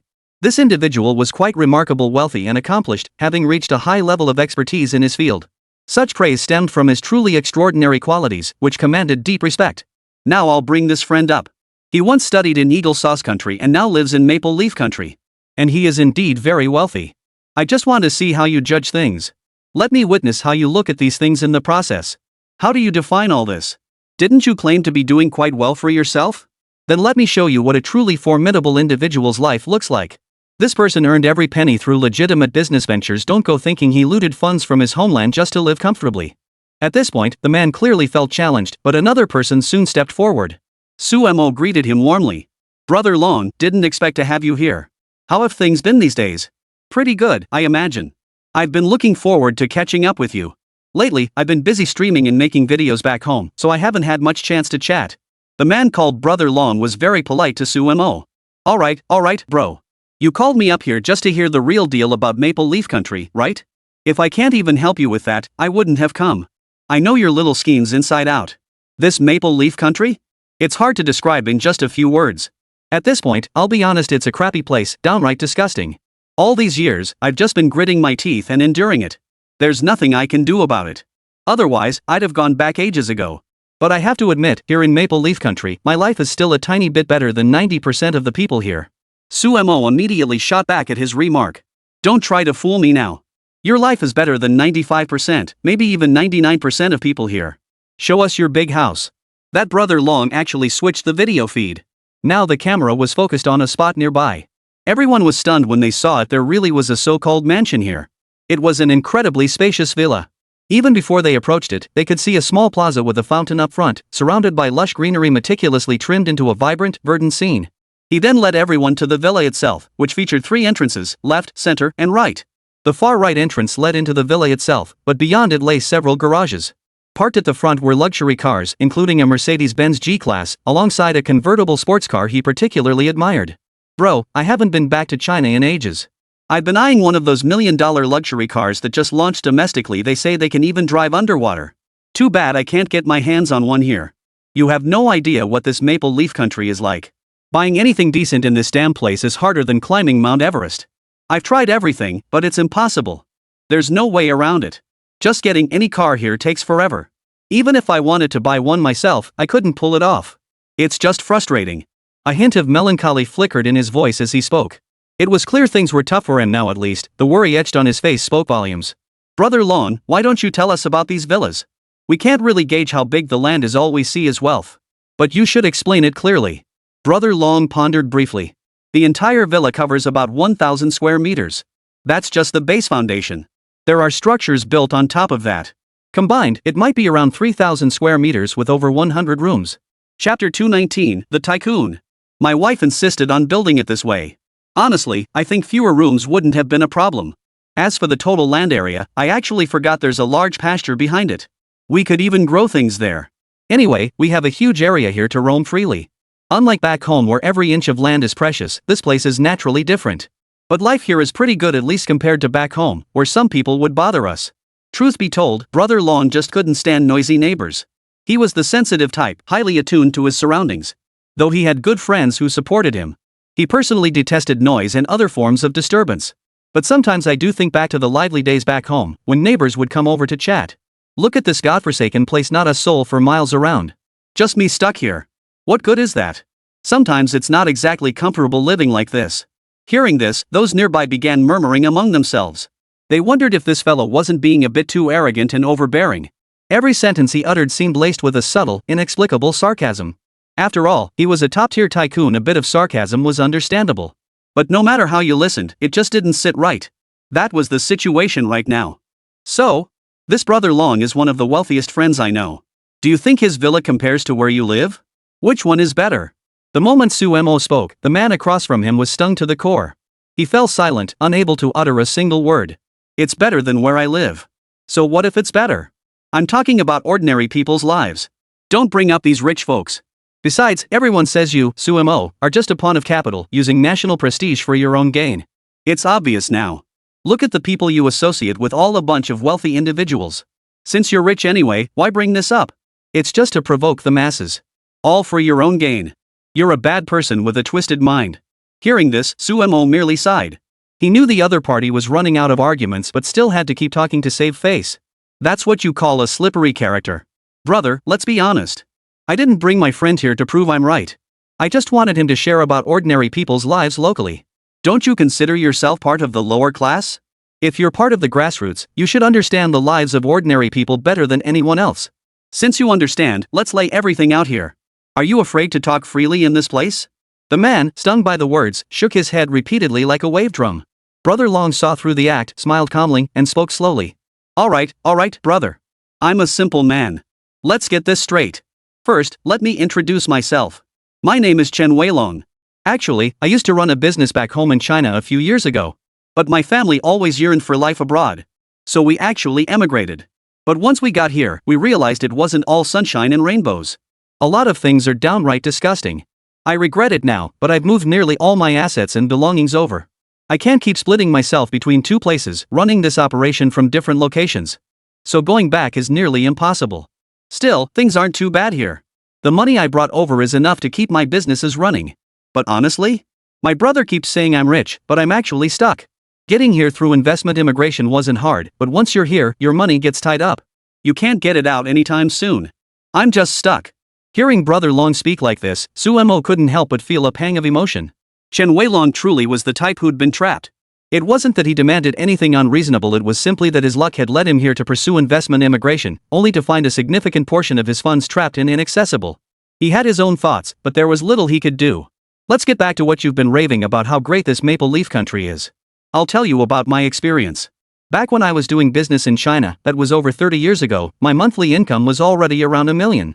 Hearing this, the others realized it must have been the 1990s 30 years ago. His monthly income back then was already $1 million? No wonder he had so much capital for immigration. Thinking about it, this guy really had staggering wealth. After emigrating, I brought assets worth tens of millions. Back then, money in our country still held value, and foreign currency was also valuable. Their investment immigration policies weren't as stringent as they are now. After arriving, I decided to pursue investment immigration to secure my residency status. They required me to invest $1 million in local currency, open a shop, and hire several local employees. Living here, I managed to fulfill all those requirements. It wasn't difficult for me, as I still had considerable funds at my disposal. But after completing the process, I found myself trapped. Few of the employees I hired were dedicated, so the store operated at a loss every month, losing anywhere from $10,000 to $50,000 monthly. Fortunately, a benefactor stepped in later. He was a seasoned immigrant who'd already established a local company. He transferred the entire business to me and provided funds for me to settle here. Otherwise, my fortune worth tens of millions back then would have been wiped out even after arriving here. After all, the requirements for investment immigration were so demanding. Every month, I had to hire people who weren't really putting their hearts into their work. At that time, my whole family had to work diligently and constantly just to barely make ends meet. These people weren't just unmotivated, they were outright scoundrels, complete jerks. And the local government gave them such high-level protection that I couldn't fire them. Let me put it this way, if I fired them, I wouldn't be able to stay here. My savings were nearly wiped out. Thankfully, others helped me stabilize things, and I became the largest local supplier of construction materials. Now I supply 90% of this city's building materials and nearly 50% nationwide. But the remaining high-end markets? I simply can't break into them. I'm stuck serving the mid to low-end markets because local trade protection is incredibly strict. There's no way I can expand beyond this. Chapter 220, The Life of a Tycoon. Brother Long briefly recounted the difficulties he faced back then. Many were astonished, and some even empathized, lamenting how hard and miserable their own lives were. Yet in Brother Long's eyes, their struggles couldn't hold a candle to his. After all, what Brother Long had endured was beyond the experience of ordinary people. Alright, let's get back to what this brother said about Maple Leaf Country being a good place. I can only say that compared to some so-called developed nations, Maple Leaf Country is indeed quite decent. Why? Because it has a relatively high level of basic social security. Plus, due to certain historical circumstances, Maple Leaf Nation enjoys significant protection from its neighbor, Eagle Nation. After all, in Eagle Nation's backyard, anyone daring to stir up trouble here would likely face certain death. So basic safety concerns are absolutely nothing to worry about. But I must point out some aspects here that are quite inhumane. First, while you mention free healthcare, the taxes we pay for medical services are actually very high. All of this is included in our personal income tax, with a combined tax rate approaching 35%. For every 10,000 yuan you earn, 35% goes to taxes. That's unthinkable back home. Before Suemo could respond, and before Brother Long could finish his sentence, comments started flooding in.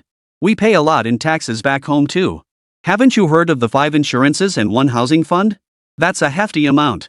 I can vouch for paying over 20% for my 5 insurances and 1 housing fund, nearly 30%.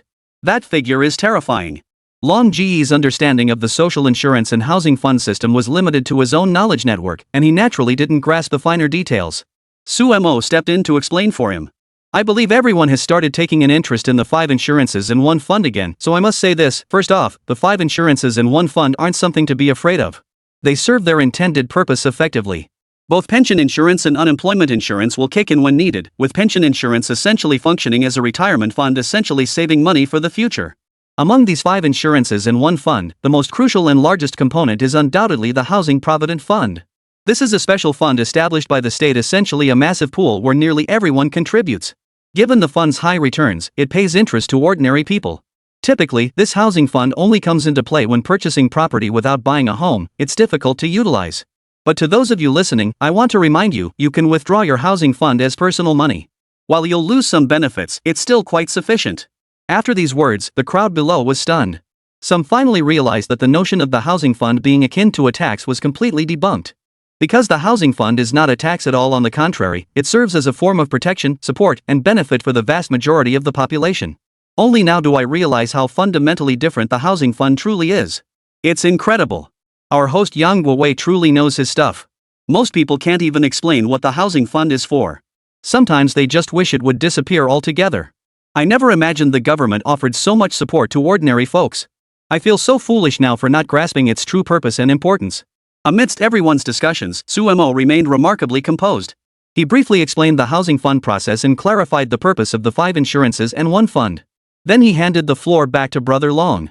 Alright, what I just said was pointless. Brother Long, please continue. Longwa picked up the thread, continuing his scathing critique of the fool beside him. Brother, I advise you to get your act together. I can tell you haven't been here long. Precisely because you're new, you keep spouting nonsense, utterly ridiculous things that make people laugh like pigs. You really ought to use your brain. This so-called 5 insurances and 1 funds system is nothing like Canada's healthcare tax. Let's keep talking about how healthcare in Maple Leaf Country means waiting in line. And waiting in line creates a huge problem. Who gets these limited healthcare resources? Some people get priority access, the rich and powerful. They can secure these resources and turn them into whatever they want. But what about those without money or influence? Because of these years of scarcity, the powerless can only endure more expensive and inefficient healthcare, with no clue how to change their situation. That's the most tragic reality in Maple Leaf Country today. Do Canadians truly lack the means to improve their circumstances? Add to that the extremely low efficiency of healthcare. For a long time now, whenever they get sick, they've simply gone to the neighboring Eagle Nation for treatment. They can even purchase their own health insurance there. This makes seeking medical care in Eagle Nation incredibly easy, something you probably haven't mentioned, right? If you can get your child treated here for almost nothing, and even your household receives some medical benefits, it can only be for one reason: your family likely contributes a significant amount of labor. For instance, you, your spouse, and your children all represent future labor force potential, or current labor force contributions. Relatively speaking, some elderly people end up wandering the streets. I showed you earlier footage of homeless seniors on the streets. My videos show them helpless and homeless. Is this the wonderful Maple Leaf Country you speak of? My living situation is actually quite good. Behind my place lies a vast forest reserve and expansive farmland. I can even drive into the woods for hunting. Don't think I've never encountered anything in the woods. Let me put it this way, over the years, our city has had 30 missing persons cases. Over 20 bodies were found in the woods, some chewed to pieces, others shot in the head at point-blank range. Cases like these never get solved. A friend of mine, a typical local guy, got killed too. His body was found in the woods, but only half of it. The other half is still missing. And his wife and kids vanished without a trace. As someone with a bit more money, I have to protect myself. I even arranged a small private security team nearby, just 3 people. But whenever I contact them, they'll come running. This place isn't paradise, it's another kind of hell. Chapter 221, this place isn't safe. No one could have imagined that the life of a top-tier tycoon could be so simple and laughable. There was even a touch of tragedy to it. Take someone like Brother Long, for instance. He lived in a house spanning over 1,000 square meters. He owned luxury cars and ran businesses raking in fortunes daily, yet he still had to worry about his safety. He had to worry about his own safety. Though his mansion had some security systems, his primary means of protection still relied on hired bodyguards. Of course, there was something even more crucial. His villa also housed a collection of weapons. Brothers, I showed you my armory last time. Not many people get to see this. Now I'll take you down there. Remember, the reason weapons aren't banned here is because the wealthy can acquire superior arms, some items you simply can't get elsewhere. He then guided Sumo and the others down to the basement. Upon descending, they were astonished to find an underground garage housing 10 vehicles. At the far end of the garage lay yet another garage. This garage was peculiar, featuring an exceptionally heavy door on the outside. Nothing stood before it, suggesting the contents within were truly extraordinary. What lies beyond will surely open your eyes. This is my final layer of security. With that, he led the group inside. When they saw it, they gasped in astonishment. There, covered in a black cloth, sat a vehicle. The moment the black cloth was removed, everyone saw a brand new armored vehicle. Mounted on it was a machine gun. While some civilian vehicles do feature bulletproofing, to have procured an armored vehicle like this, one could only say Brother Long truly had connections reaching into the highest places. This vehicle isn't new. It was decommissioned from the military, and I managed to acquire it. Naturally, they removed the engine, but I later paid to have another engine sourced from elsewhere. As for the gun on top, I paid someone to reinstall it. And for absolute safety, I wouldn't dare fire it manually, I only use an automated mechanism. Of course, the guns can be removed too. Let me show you what's inside this vehicle. It's not top-notch, but it can withstand some bullets and even grenade blasts. It might even hold its own against rocket-propelled grenades. Professional military weapons are another story, but ordinary bandits certainly can't do anything to me. With that, he led everyone to the rear of the vehicle for a closer look. The vehicle's exterior was indeed impressive. Its massive tires looked terrifyingly powerful, capable of tackling mountainous terrain and swampy off-road conditions with ease. It even featured waterproofing, along with professional emergency rescue gear inside like critical survival equipment, food, and medicine. The supplies inside this vehicle can sustain people for 3 days. If we can't get this thing moving, then I'll just have to wait to die. There's also a satellite phone inside that I can activate at any time. This device broadcasts messages directly, even you, brother, could receive my call and coordinates. There are emergency medical supplies too, even life-sustaining drugs costing $300,000 each. I spared no expense acquiring them. After all, I refuse to die unnaturally. Now, let me show you my armory. Dragon opened a door beside him, which connected directly to the heavily fortified garage housing the armored vehicle. Inside the armory, an array of weapons filled the space, including genuine rocket launchers. However, you could only examine their external appearance. The actual inner workings of that rocket launcher were off limits. I can't give you a proper introduction or let you try them out. Just think of these as toy guns for now. I've collected over 60 rifles, 4 pistols, and other standard equipment. I've stockpiled over 20,000 rounds of ammunition alone, all for handling dangerous situations. Pressing this button here will seal off the entire underground garage and most surrounding rooms. An alarm will sound here, alerting everyone. Then you can proceed along the nearest route to this underground bunker, just as we've trained and rehearsed. This bunker is designed to withstand rocket attacks. It won't budge even if a rocket hits it. The resources stored inside are enough to sustain me for 3 months. Lately, I've even been thinking about digging an actual doomsday bunker. After all, it's just a matter of spending money to stockpile enough food for several years, essential medicines, and other supplies. I love gaming, so I've even considered storing thousands of games inside, with computers and consoles ready to go. Add solar power generation and water purification systems. Brother Long spoke more and more, painting a grand vision for everyone. But even just these ideas alone were enough to shock the crowd. After all, the cost of any single item involved was no small sum enough to make anyone's heart skip a beat. Who would have thought Brother Long was such a tycoon, possessing such astronomical wealth? Brother Long, no need to flaunt your wealth here. If you really build this doomsday fortress, I'll come visit when I have time. Everyone sees this now, right? Even the lives of the wealthy come with security concerns. For them, if they accidentally die, it's a huge loss. Brother Long has expressed such concerns before. But in our homeland, such worries are largely unnecessary because the basic safeguards provided for everyone are the most fundamental and comprehensive. Ironically, in this so-called developed maple leaf country, I never expected security to be so inadequate, let alone a peaceful, comfortable living environment. That's their real struggle, their most pitiful shortcoming. I don't mean to prove this maple leaf country is inherently bad. I'm just saying, brother, your perspective is too shallow. Compared to someone like Brother Long, you're not just a little behind, you're way off. You even think this maple leaf country is perfect. But in Brother Long's view, this place lacks safety and some of that human warmth. Add all the other problems, and honestly, even he doesn't care for it much. I'm genuinely trying to advise you. I hope you can face all this honestly, truly see the good and bad of a place, and stop being deceived and blinded. If you keep going like this, I reckon one day you'll have to force your brain to think, and only then might you find new answers. Suemo didn't want to continue the conversation, and the other person slunk away dejectedly. Chapter 222, Suemo analyzes the Ruinchuan group. Seeing the man flee, many were tempted to chase after him with further taunts and personal attacks. As for these fleeing runs and those so-called high and mighty types, there's really no need to keep hounding them or mocking them further. Persisting in harassing them serves no purpose. In my personal view, the vast majority of them are, frankly, a bunch of fools and idiots. As a streamer, I shouldn't be so judgmental, but many in this group exhibit a strong fanaticism akin to religious converts. Back home, they were often at a loss, desperately trying to package themselves as successful, superior, and different from others, even to the point of fanaticism or madness. It's precisely these so-called aspiring achievers who make the most misguided judgments about current trends. Keep chasing this person all you want, mark my words, his account will vanish in time. By then, you'll still lack the energy to muster any real impact. Better to channel all your attention into your everyday lives, far more worthwhile than anything they do. That's what I hope everyone can focus on, don't waste your energy on these nobodies. Sumo's commentary struck a chord with the crowd.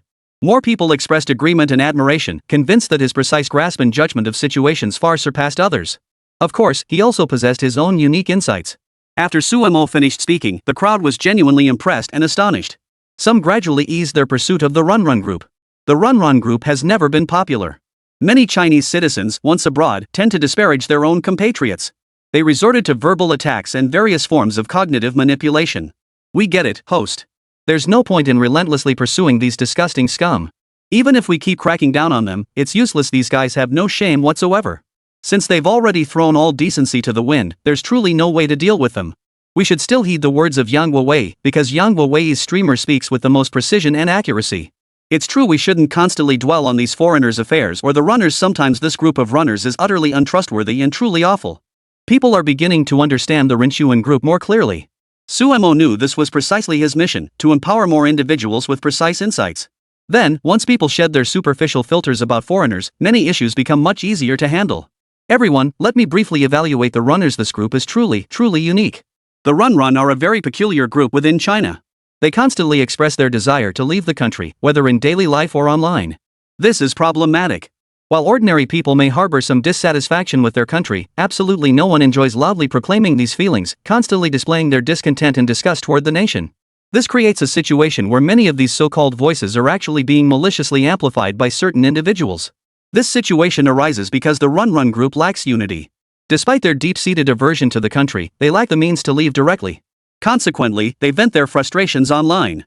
Those truly capable of leaving wouldn't behave this way. This creates the current state of online supremacy, rife with unfairness and extreme complexity. While many wish to leave, they cannot. Those who can actually depart are truly few and far between. To abandon everything in one's homeland, all relationships, experiences, connections, and wealth, and start anew elsewhere requires immense sacrifice. Even with modest savings, it remains incredibly difficult. Wealthy individuals like Brother Long are ultimately the minority. He represents a remnant of that great wave of emigration. Precisely because such individuals are the absolute minority, only this tiny fraction can achieve such excellence. The vast majority simply lack the capability. Suemo spoke with a hint of admiration for Brother Long, while also acknowledging the reality for others. After all, those who could accomplish such feats were truly few and far between. Brother Long was truly exceptional, and the others were indeed capable. This era wasn't something that could be fully controlled by the efforts of a single individual. At least in Sumo's view, some people fell far short.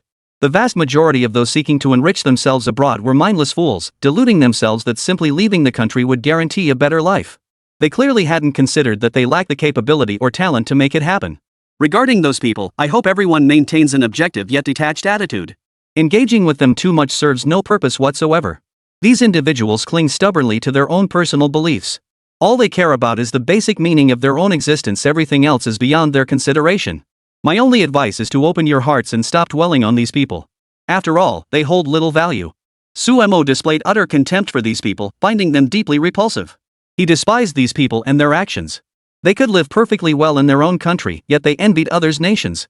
After leaving, they constantly slandered their birthplace online. What kind of person could harbor such feelings toward their homeland? It was utterly unacceptable, pathetic, laughable, even foolish. Would such people truly be valued abroad? Of course. It wasn't because they had spent their time at home relentlessly disparaging their own country, nor because they would stop making negative remarks about it once they left. Nothing would change after they departed. Suemo had no interest in these people, so those below him stopped tracking them and debating with them. After all, even if they resorted to personal attacks, these individuals could simply delete their accounts and vanish without a trace, never to show their faces or speak to others again. After a period of waiting, Sumu's livestream returned to calm. He continued chatting with Fei Ying and Professor Shin when Fei Ying shared his perceptions from living abroad these past years. These years haven't been easy. Living abroad all this time, I always felt like I was being treated differently. Chapter 223, Opening a Shop Abroad. Because those people abroad always find ways to give me trouble with all sorts of excuses. The place where I encountered the most trouble was actually that small island in the south. That southern island has never been reclaimed, so they always view people through a filter. Some locals treat me well, but others are truly unkind. It's hard for me to judge these things accurately.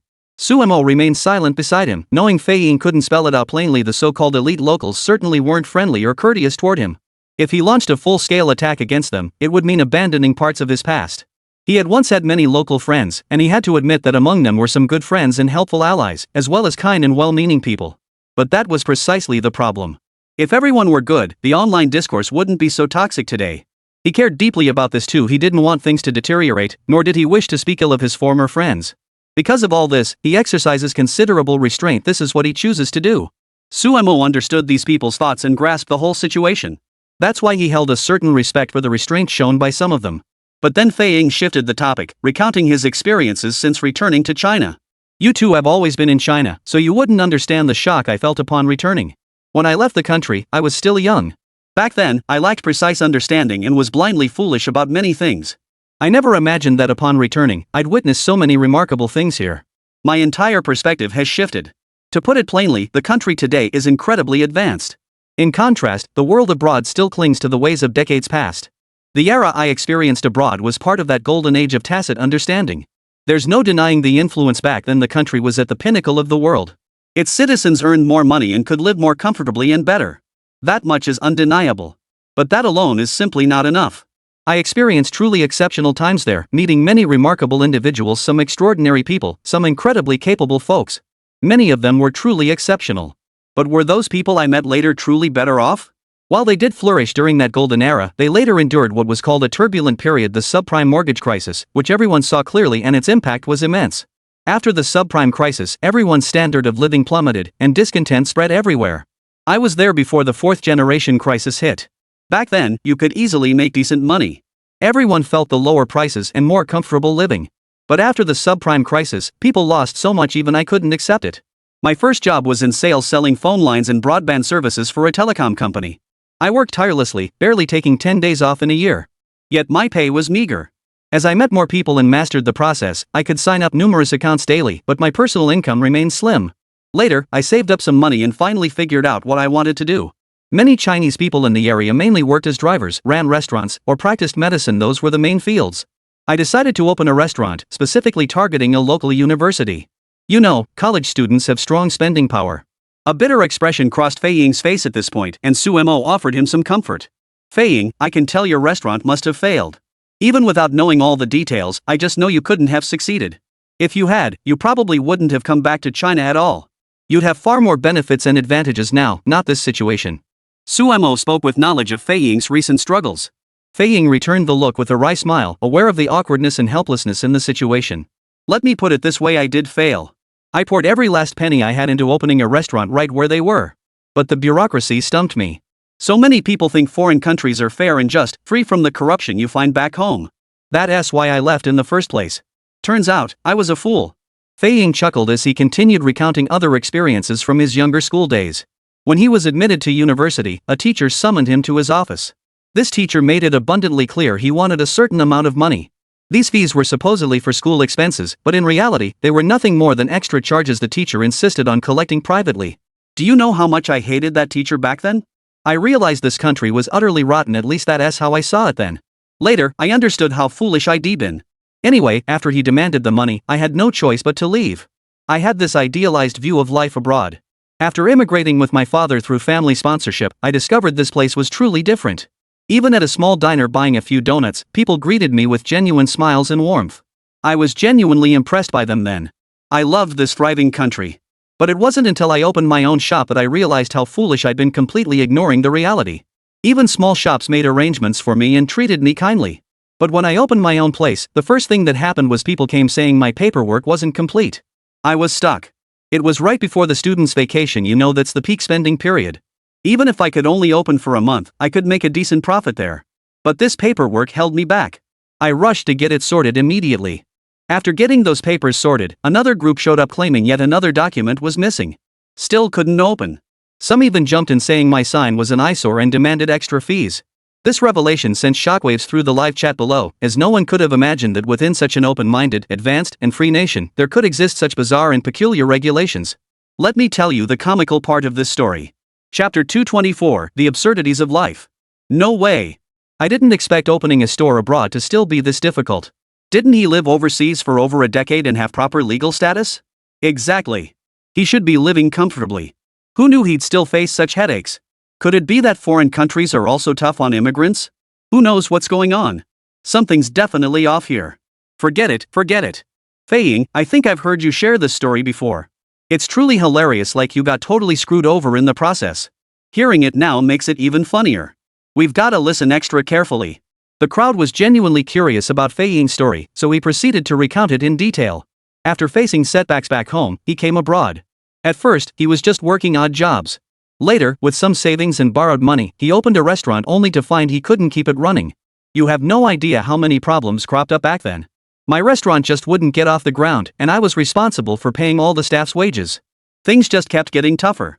Eventually, I came up with a solution. I slipped some cash to a local friend and asked them to help figure it out. Later, I found a lawyer who charged me several $1,000s before finally sorting things out for me. Once that was finally resolved, I could open the restaurant only to run into a huge, ridiculous problem. The shop was open, but it was already past the period before the students' vacation when their spending was substantial. I never imagined that by the time I reopened, the students had all gone home. After that, I lost a lot of money. I had to hire several people, and eventually my mother came to help. I even rolled up my sleeves myself. At first, I still looked the part of a manager, but gradually I became a bit scruffy, looking disheveled and unkempt. I barely kept the business afloat, but the longer I ran it, the clearer the situation became. First, the customer base was unstable. Even though I opened right next to the university, some people just didn't approve of the flavors. You have to understand, back then I paid. But some customers kept asking for different things, so I kept adding new items like spicy hot pot, barbecue, and more extras. But later I realized that the more we added, the more disjointed the place became. While we could technically make everything, that disjointedness killed people's interest in coming here. A specialized restaurant is what you need. I gradually stepped in myself, eventually firing the chef. Running the place myself only made things worse. That's when everyone realized running a business, especially a restaurant, isn't easy. You need to specialize in one thing and do it well to build a steady customer base. My constant flip-flopping just wouldn't cut it. The reason I shut down the shop later was because of a theft. At the time, I bought some small gourds and figurines in the store. They were all quintessentially Chinese-style items. Customers loved them, students even came to take photos with them, and they helped build a steady clientele. But one day, I found the front door smashed in, and everything inside had been stolen. Especially those little dolls. You see, buying these dolls domestically might not cost much, but mine were imported directly from Japan, crossing oceans to get here. It's absolutely ridiculous. After the theft, I reported it to the police, but they told me there was no way to track down the culprits. Even if we did, the stolen goods would likely be sold off completely by then. At that point, I had already given up. Even if I kept running this business, it would only mean continuing to lose money. I stopped thinking about it altogether and abandoned all effort. Back then, I was already saddled with $300,000 in debt. The crowd gasped repeatedly. $300,000 was no small sum in China. Carrying that debt meant over 2 million yuan, making a comeback incredibly difficult. Yet those with capability could keep searching for opportunities. Then I joined a real estate company and threw myself into learning. I taught myself drafting and, through relentless sales efforts, propelled that so-called real estate firm to the top spot locally. That's how I turned my life around completely. Though I wouldn't call it great wealth. I've built some assets and secured stable work now. But I still ended up unemployed later after all. I wanted a raise. I took a small real estate firm and made it the top one locally. I wanted a 50% raise fair given the local average salary was around $50,000 a year. I just wanted to hit $100,000 to justify my efforts. When the boss refused, I quit. That company has since fallen into obscurity. During that period, though I wasn't starving, I grew increasingly impoverished. Eventually, I joined the ranks of live streamers. I knew one thing for certain, I'd fight tooth and nail to succeed. If I failed, I'd rather die trying. Fei Ying recounted this journey with remarkable candor, laying it all bare. Everyone couldn't help but feel deep admiration, for Fei Ying had become a formidable streamer with millions of followers online. Moreover, he approached his work with exceptional dedication. Compared to many others, he was at least a tenacious and unyielding force. I think Fei Ying is an amazing streamer. I'll send you gifts. That story is truly amazing. I'll send you rockets. Fei Ying possesses sound judgment in most situations, which is precisely why Sumo holds him in such high regard. Because someone with sound judgment analyzes everything appropriately and isn't constantly swayed by others' opinions. For instance, having the right perspective. It's not about knowing exactly what to do in every situation, like Fei Ying. He had faced challenges and encountered difficulties. He later learned to rise with unwavering resolve and press forward. Sumo immediately sent him a rocket emoji as a sign of great admiration, and the two got along quite well. After that, Fei Ying kept inviting Sumo to his place. He was currently staying at a friend's house. This Fei Ying streamer recently made a new friend online. This person was considerably younger than him, yet they got along quite well. This friend happened to be one of the top science popularization bloggers around lately. Finding their rapport enjoyable, they decided to assist each other, a mutually beneficial arrangement. Chapter 225, Science Blogger Brother Lei. I'll call him over now. He's actually been wanting to come here for a while. This friend of mine is truly exceptional. I even call him my godfather. He's helped me immensely throughout my entire streaming journey. During the last anniversary celebration, he provided me with so much support and assistance. Everyone knew Fei Ying held Brother Lei in the highest regard, always addressing him as his godfather. This respect stems from the immeasurable, incalculable favors and support Lei Gu has provided. Fei Ying was overjoyed at this moment. Soon, Brother Lei joined the call. He and Professor Ren had met before. After exchanging greetings and pleasantries, Brother Lei then spoke up. He was indeed a young man, though his hair was slightly disheveled, as if styled deliberately. It's truly a pleasure to meet a streamer who champions our country here. You're now a top-tier online influencer. While I've dabbled in similar endeavors, I pale in comparison to you. Everything you've achieved online commands the utmost respect. As a top-tier influencer, Brother Lei was undoubtedly one of the most prominent super content creators today. His fan base across all platforms reached tens of millions. However, unlike Sumo, he hadn't earned nearly as much money. Sumo's operational management had yielded far greater benefits and resources than Lei Ji's. Sumo was undoubtedly more profitable. Brother Lei's family background is also quite impressive. They produced a highly decorated military officer. This military figure brought them considerable resources and connections. I'm delighted to meet you all. By the way, Brother Lei has been producing customer service videos for years. He even engaged in an online battle and confrontation with someone before. That guy called Jinda wasn't exactly a saint either. He's been promoting foreign interests all along. Your online debate back then was truly impressive. After that battle, you emerged victorious and became the top influencer you are today. You truly dealt a blow to those foreign propaganda forces. Yet, over the years, those engaged in foreign propaganda haven't stopped. They keep popping up, perpetrating despicable acts one after another. It's no surprise I despise them all. Now I've joined this battlefield too, though our roles, paths, and methods differ. I wouldn't dare compare myself to you. Just learning from you would make me happy. Sumo's words rang out with conviction and sincerity, earning him a measure of goodwill from Brother Lei. Even in their interactions, certain protocols carried their own shared understanding. Deep down, Sumo still held a certain regard for Brother Lei. After a few exchanges, their conversation turned to the current state of affairs within the country. We've been publishing various books recently, hoping people can learn more through reading. After all, this company has always been operational. Though we're not the absolute owners, as major shareholders, we've consistently guided its operations and direction. It's a pleasure to meet with you to promote our national prestige.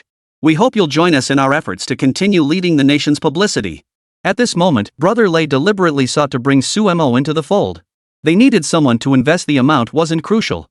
What mattered was Sumo's strong personal brand, which seemed poised to positively influence many people. After discussing for a while, Sumo agreed to the arrangement. As for Teacher Shin, he also decided to come take a look. Everyone wrapped up the conversation quickly. This livestream had caused quite a stir online, generating tremendous impact. Sumo took a liking to the other party and offered substantial assistance during their conversation. In fact, Teacher Shin had also decided to go take a look. Since Brother Lei's company was located right next door, they set a time to head over. Brother Lei had put his heart into this and was taking it seriously. They decided to visit him in person. Upon arrival, they saw the company preparing barbecue.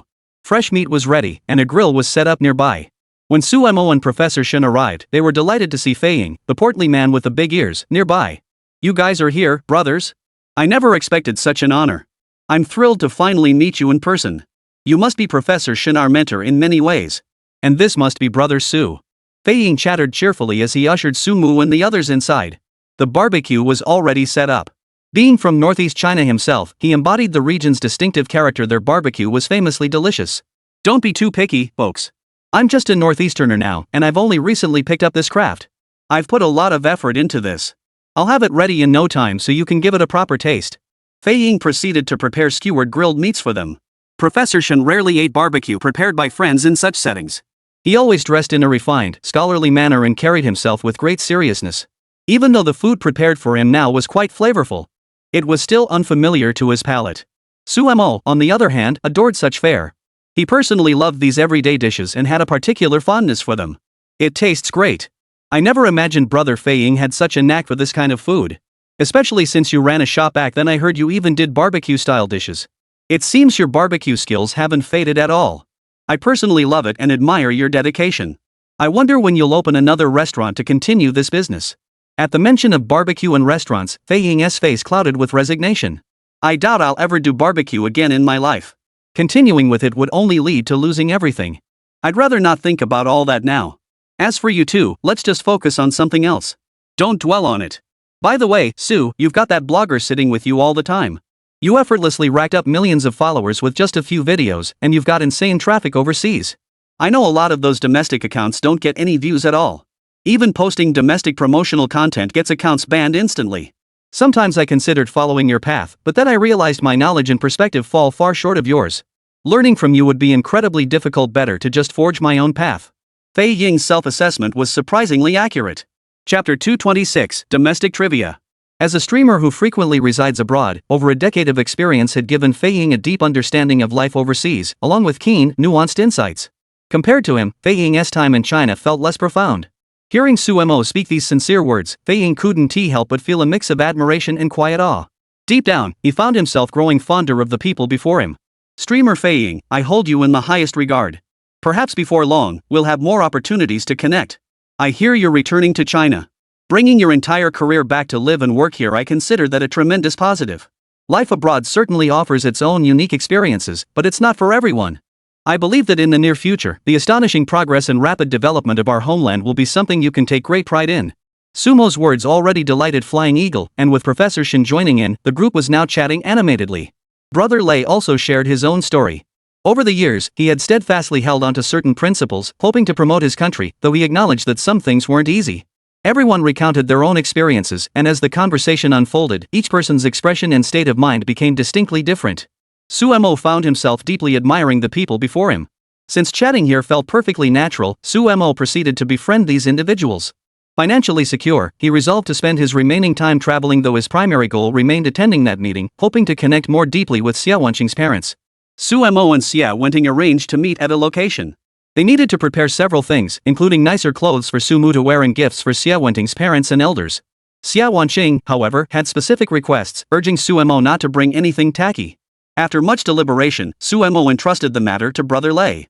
Having traveled far and wide, Brother Lei knew many people and possessed ample experience. Handing this task to him was no problem.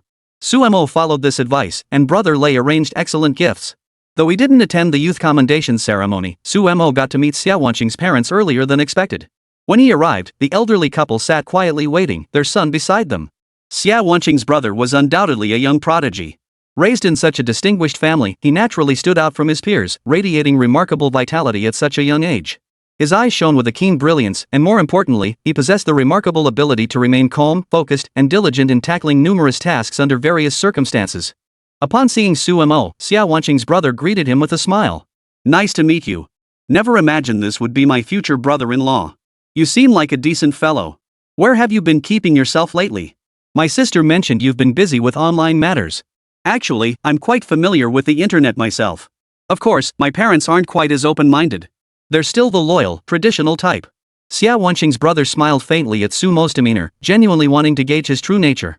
He wanted to know what Su Mo was thinking. Su Mo looked at Xia Wanqing's brother and could only respond with a smile. Hello, Mr. Xie. I'm just a small-time streamer. Sometimes I livestream, sometimes I shoot videos. Compared to someone like you, I'm nowhere near your level. Xia Wanqing has mentioned you before. You've been running a major import-export company all these years. Your expertise in trade is truly remarkable. Someone like me really isn't fit for the spotlight. I've also heard that your family has upheld an exceptional legacy for generations, preserving important traditions. I truly admire that. Su Mo spoke these words because Xia Wanqing's family truly had individuals consistently involved in top-tier endeavors. His admiration was genuinely his own sentiment. Xia Wanqing's family had members who had sacrificed their lives serving the nation in their respective departments. Her grandfather, in particular, was a frontline worker.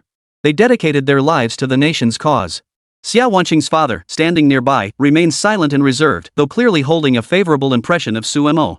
As for Xia Wanqing's mother, she carried herself with the demeanor of a so-called high-level intellectual. In truth, the entire family possessed impressive educational backgrounds.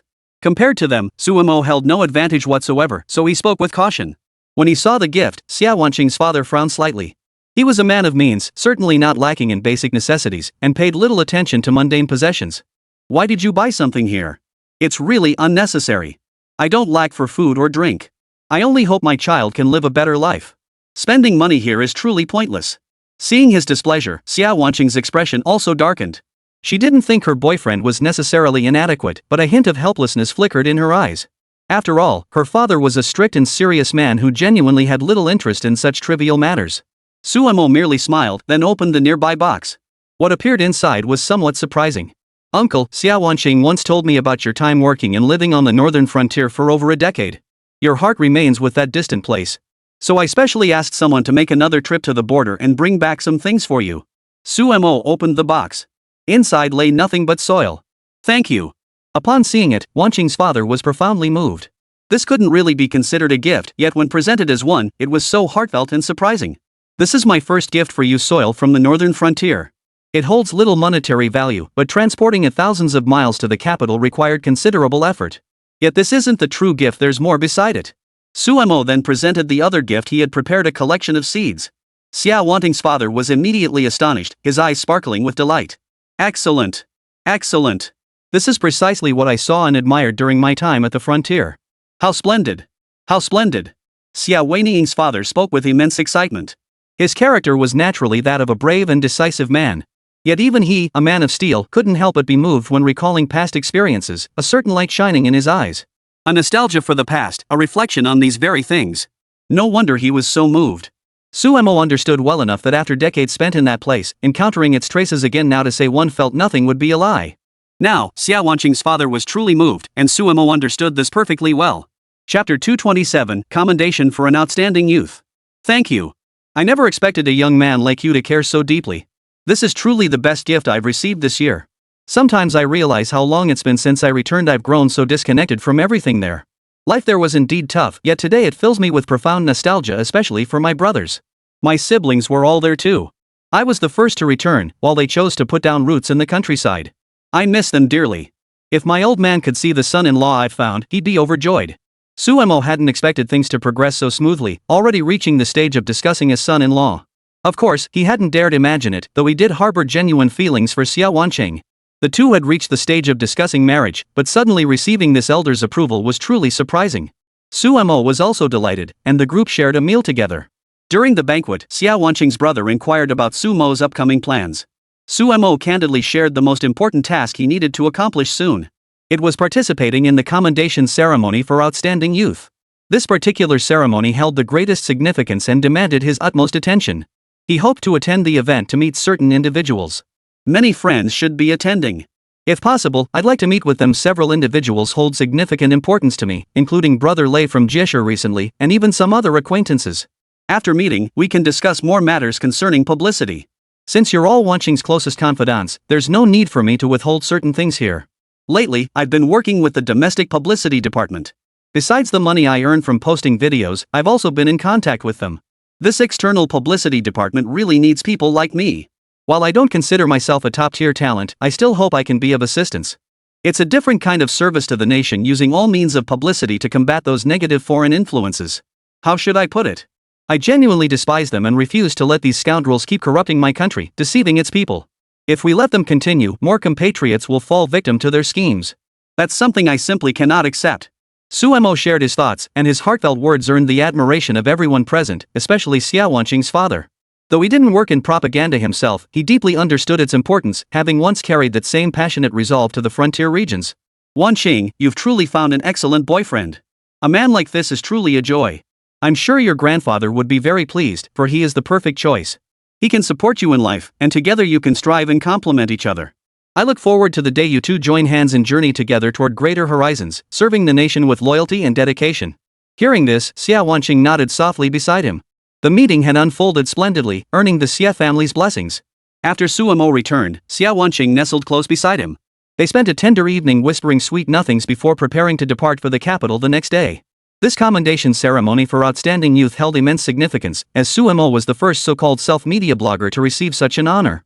Online content creators were as numerous as fish in the river.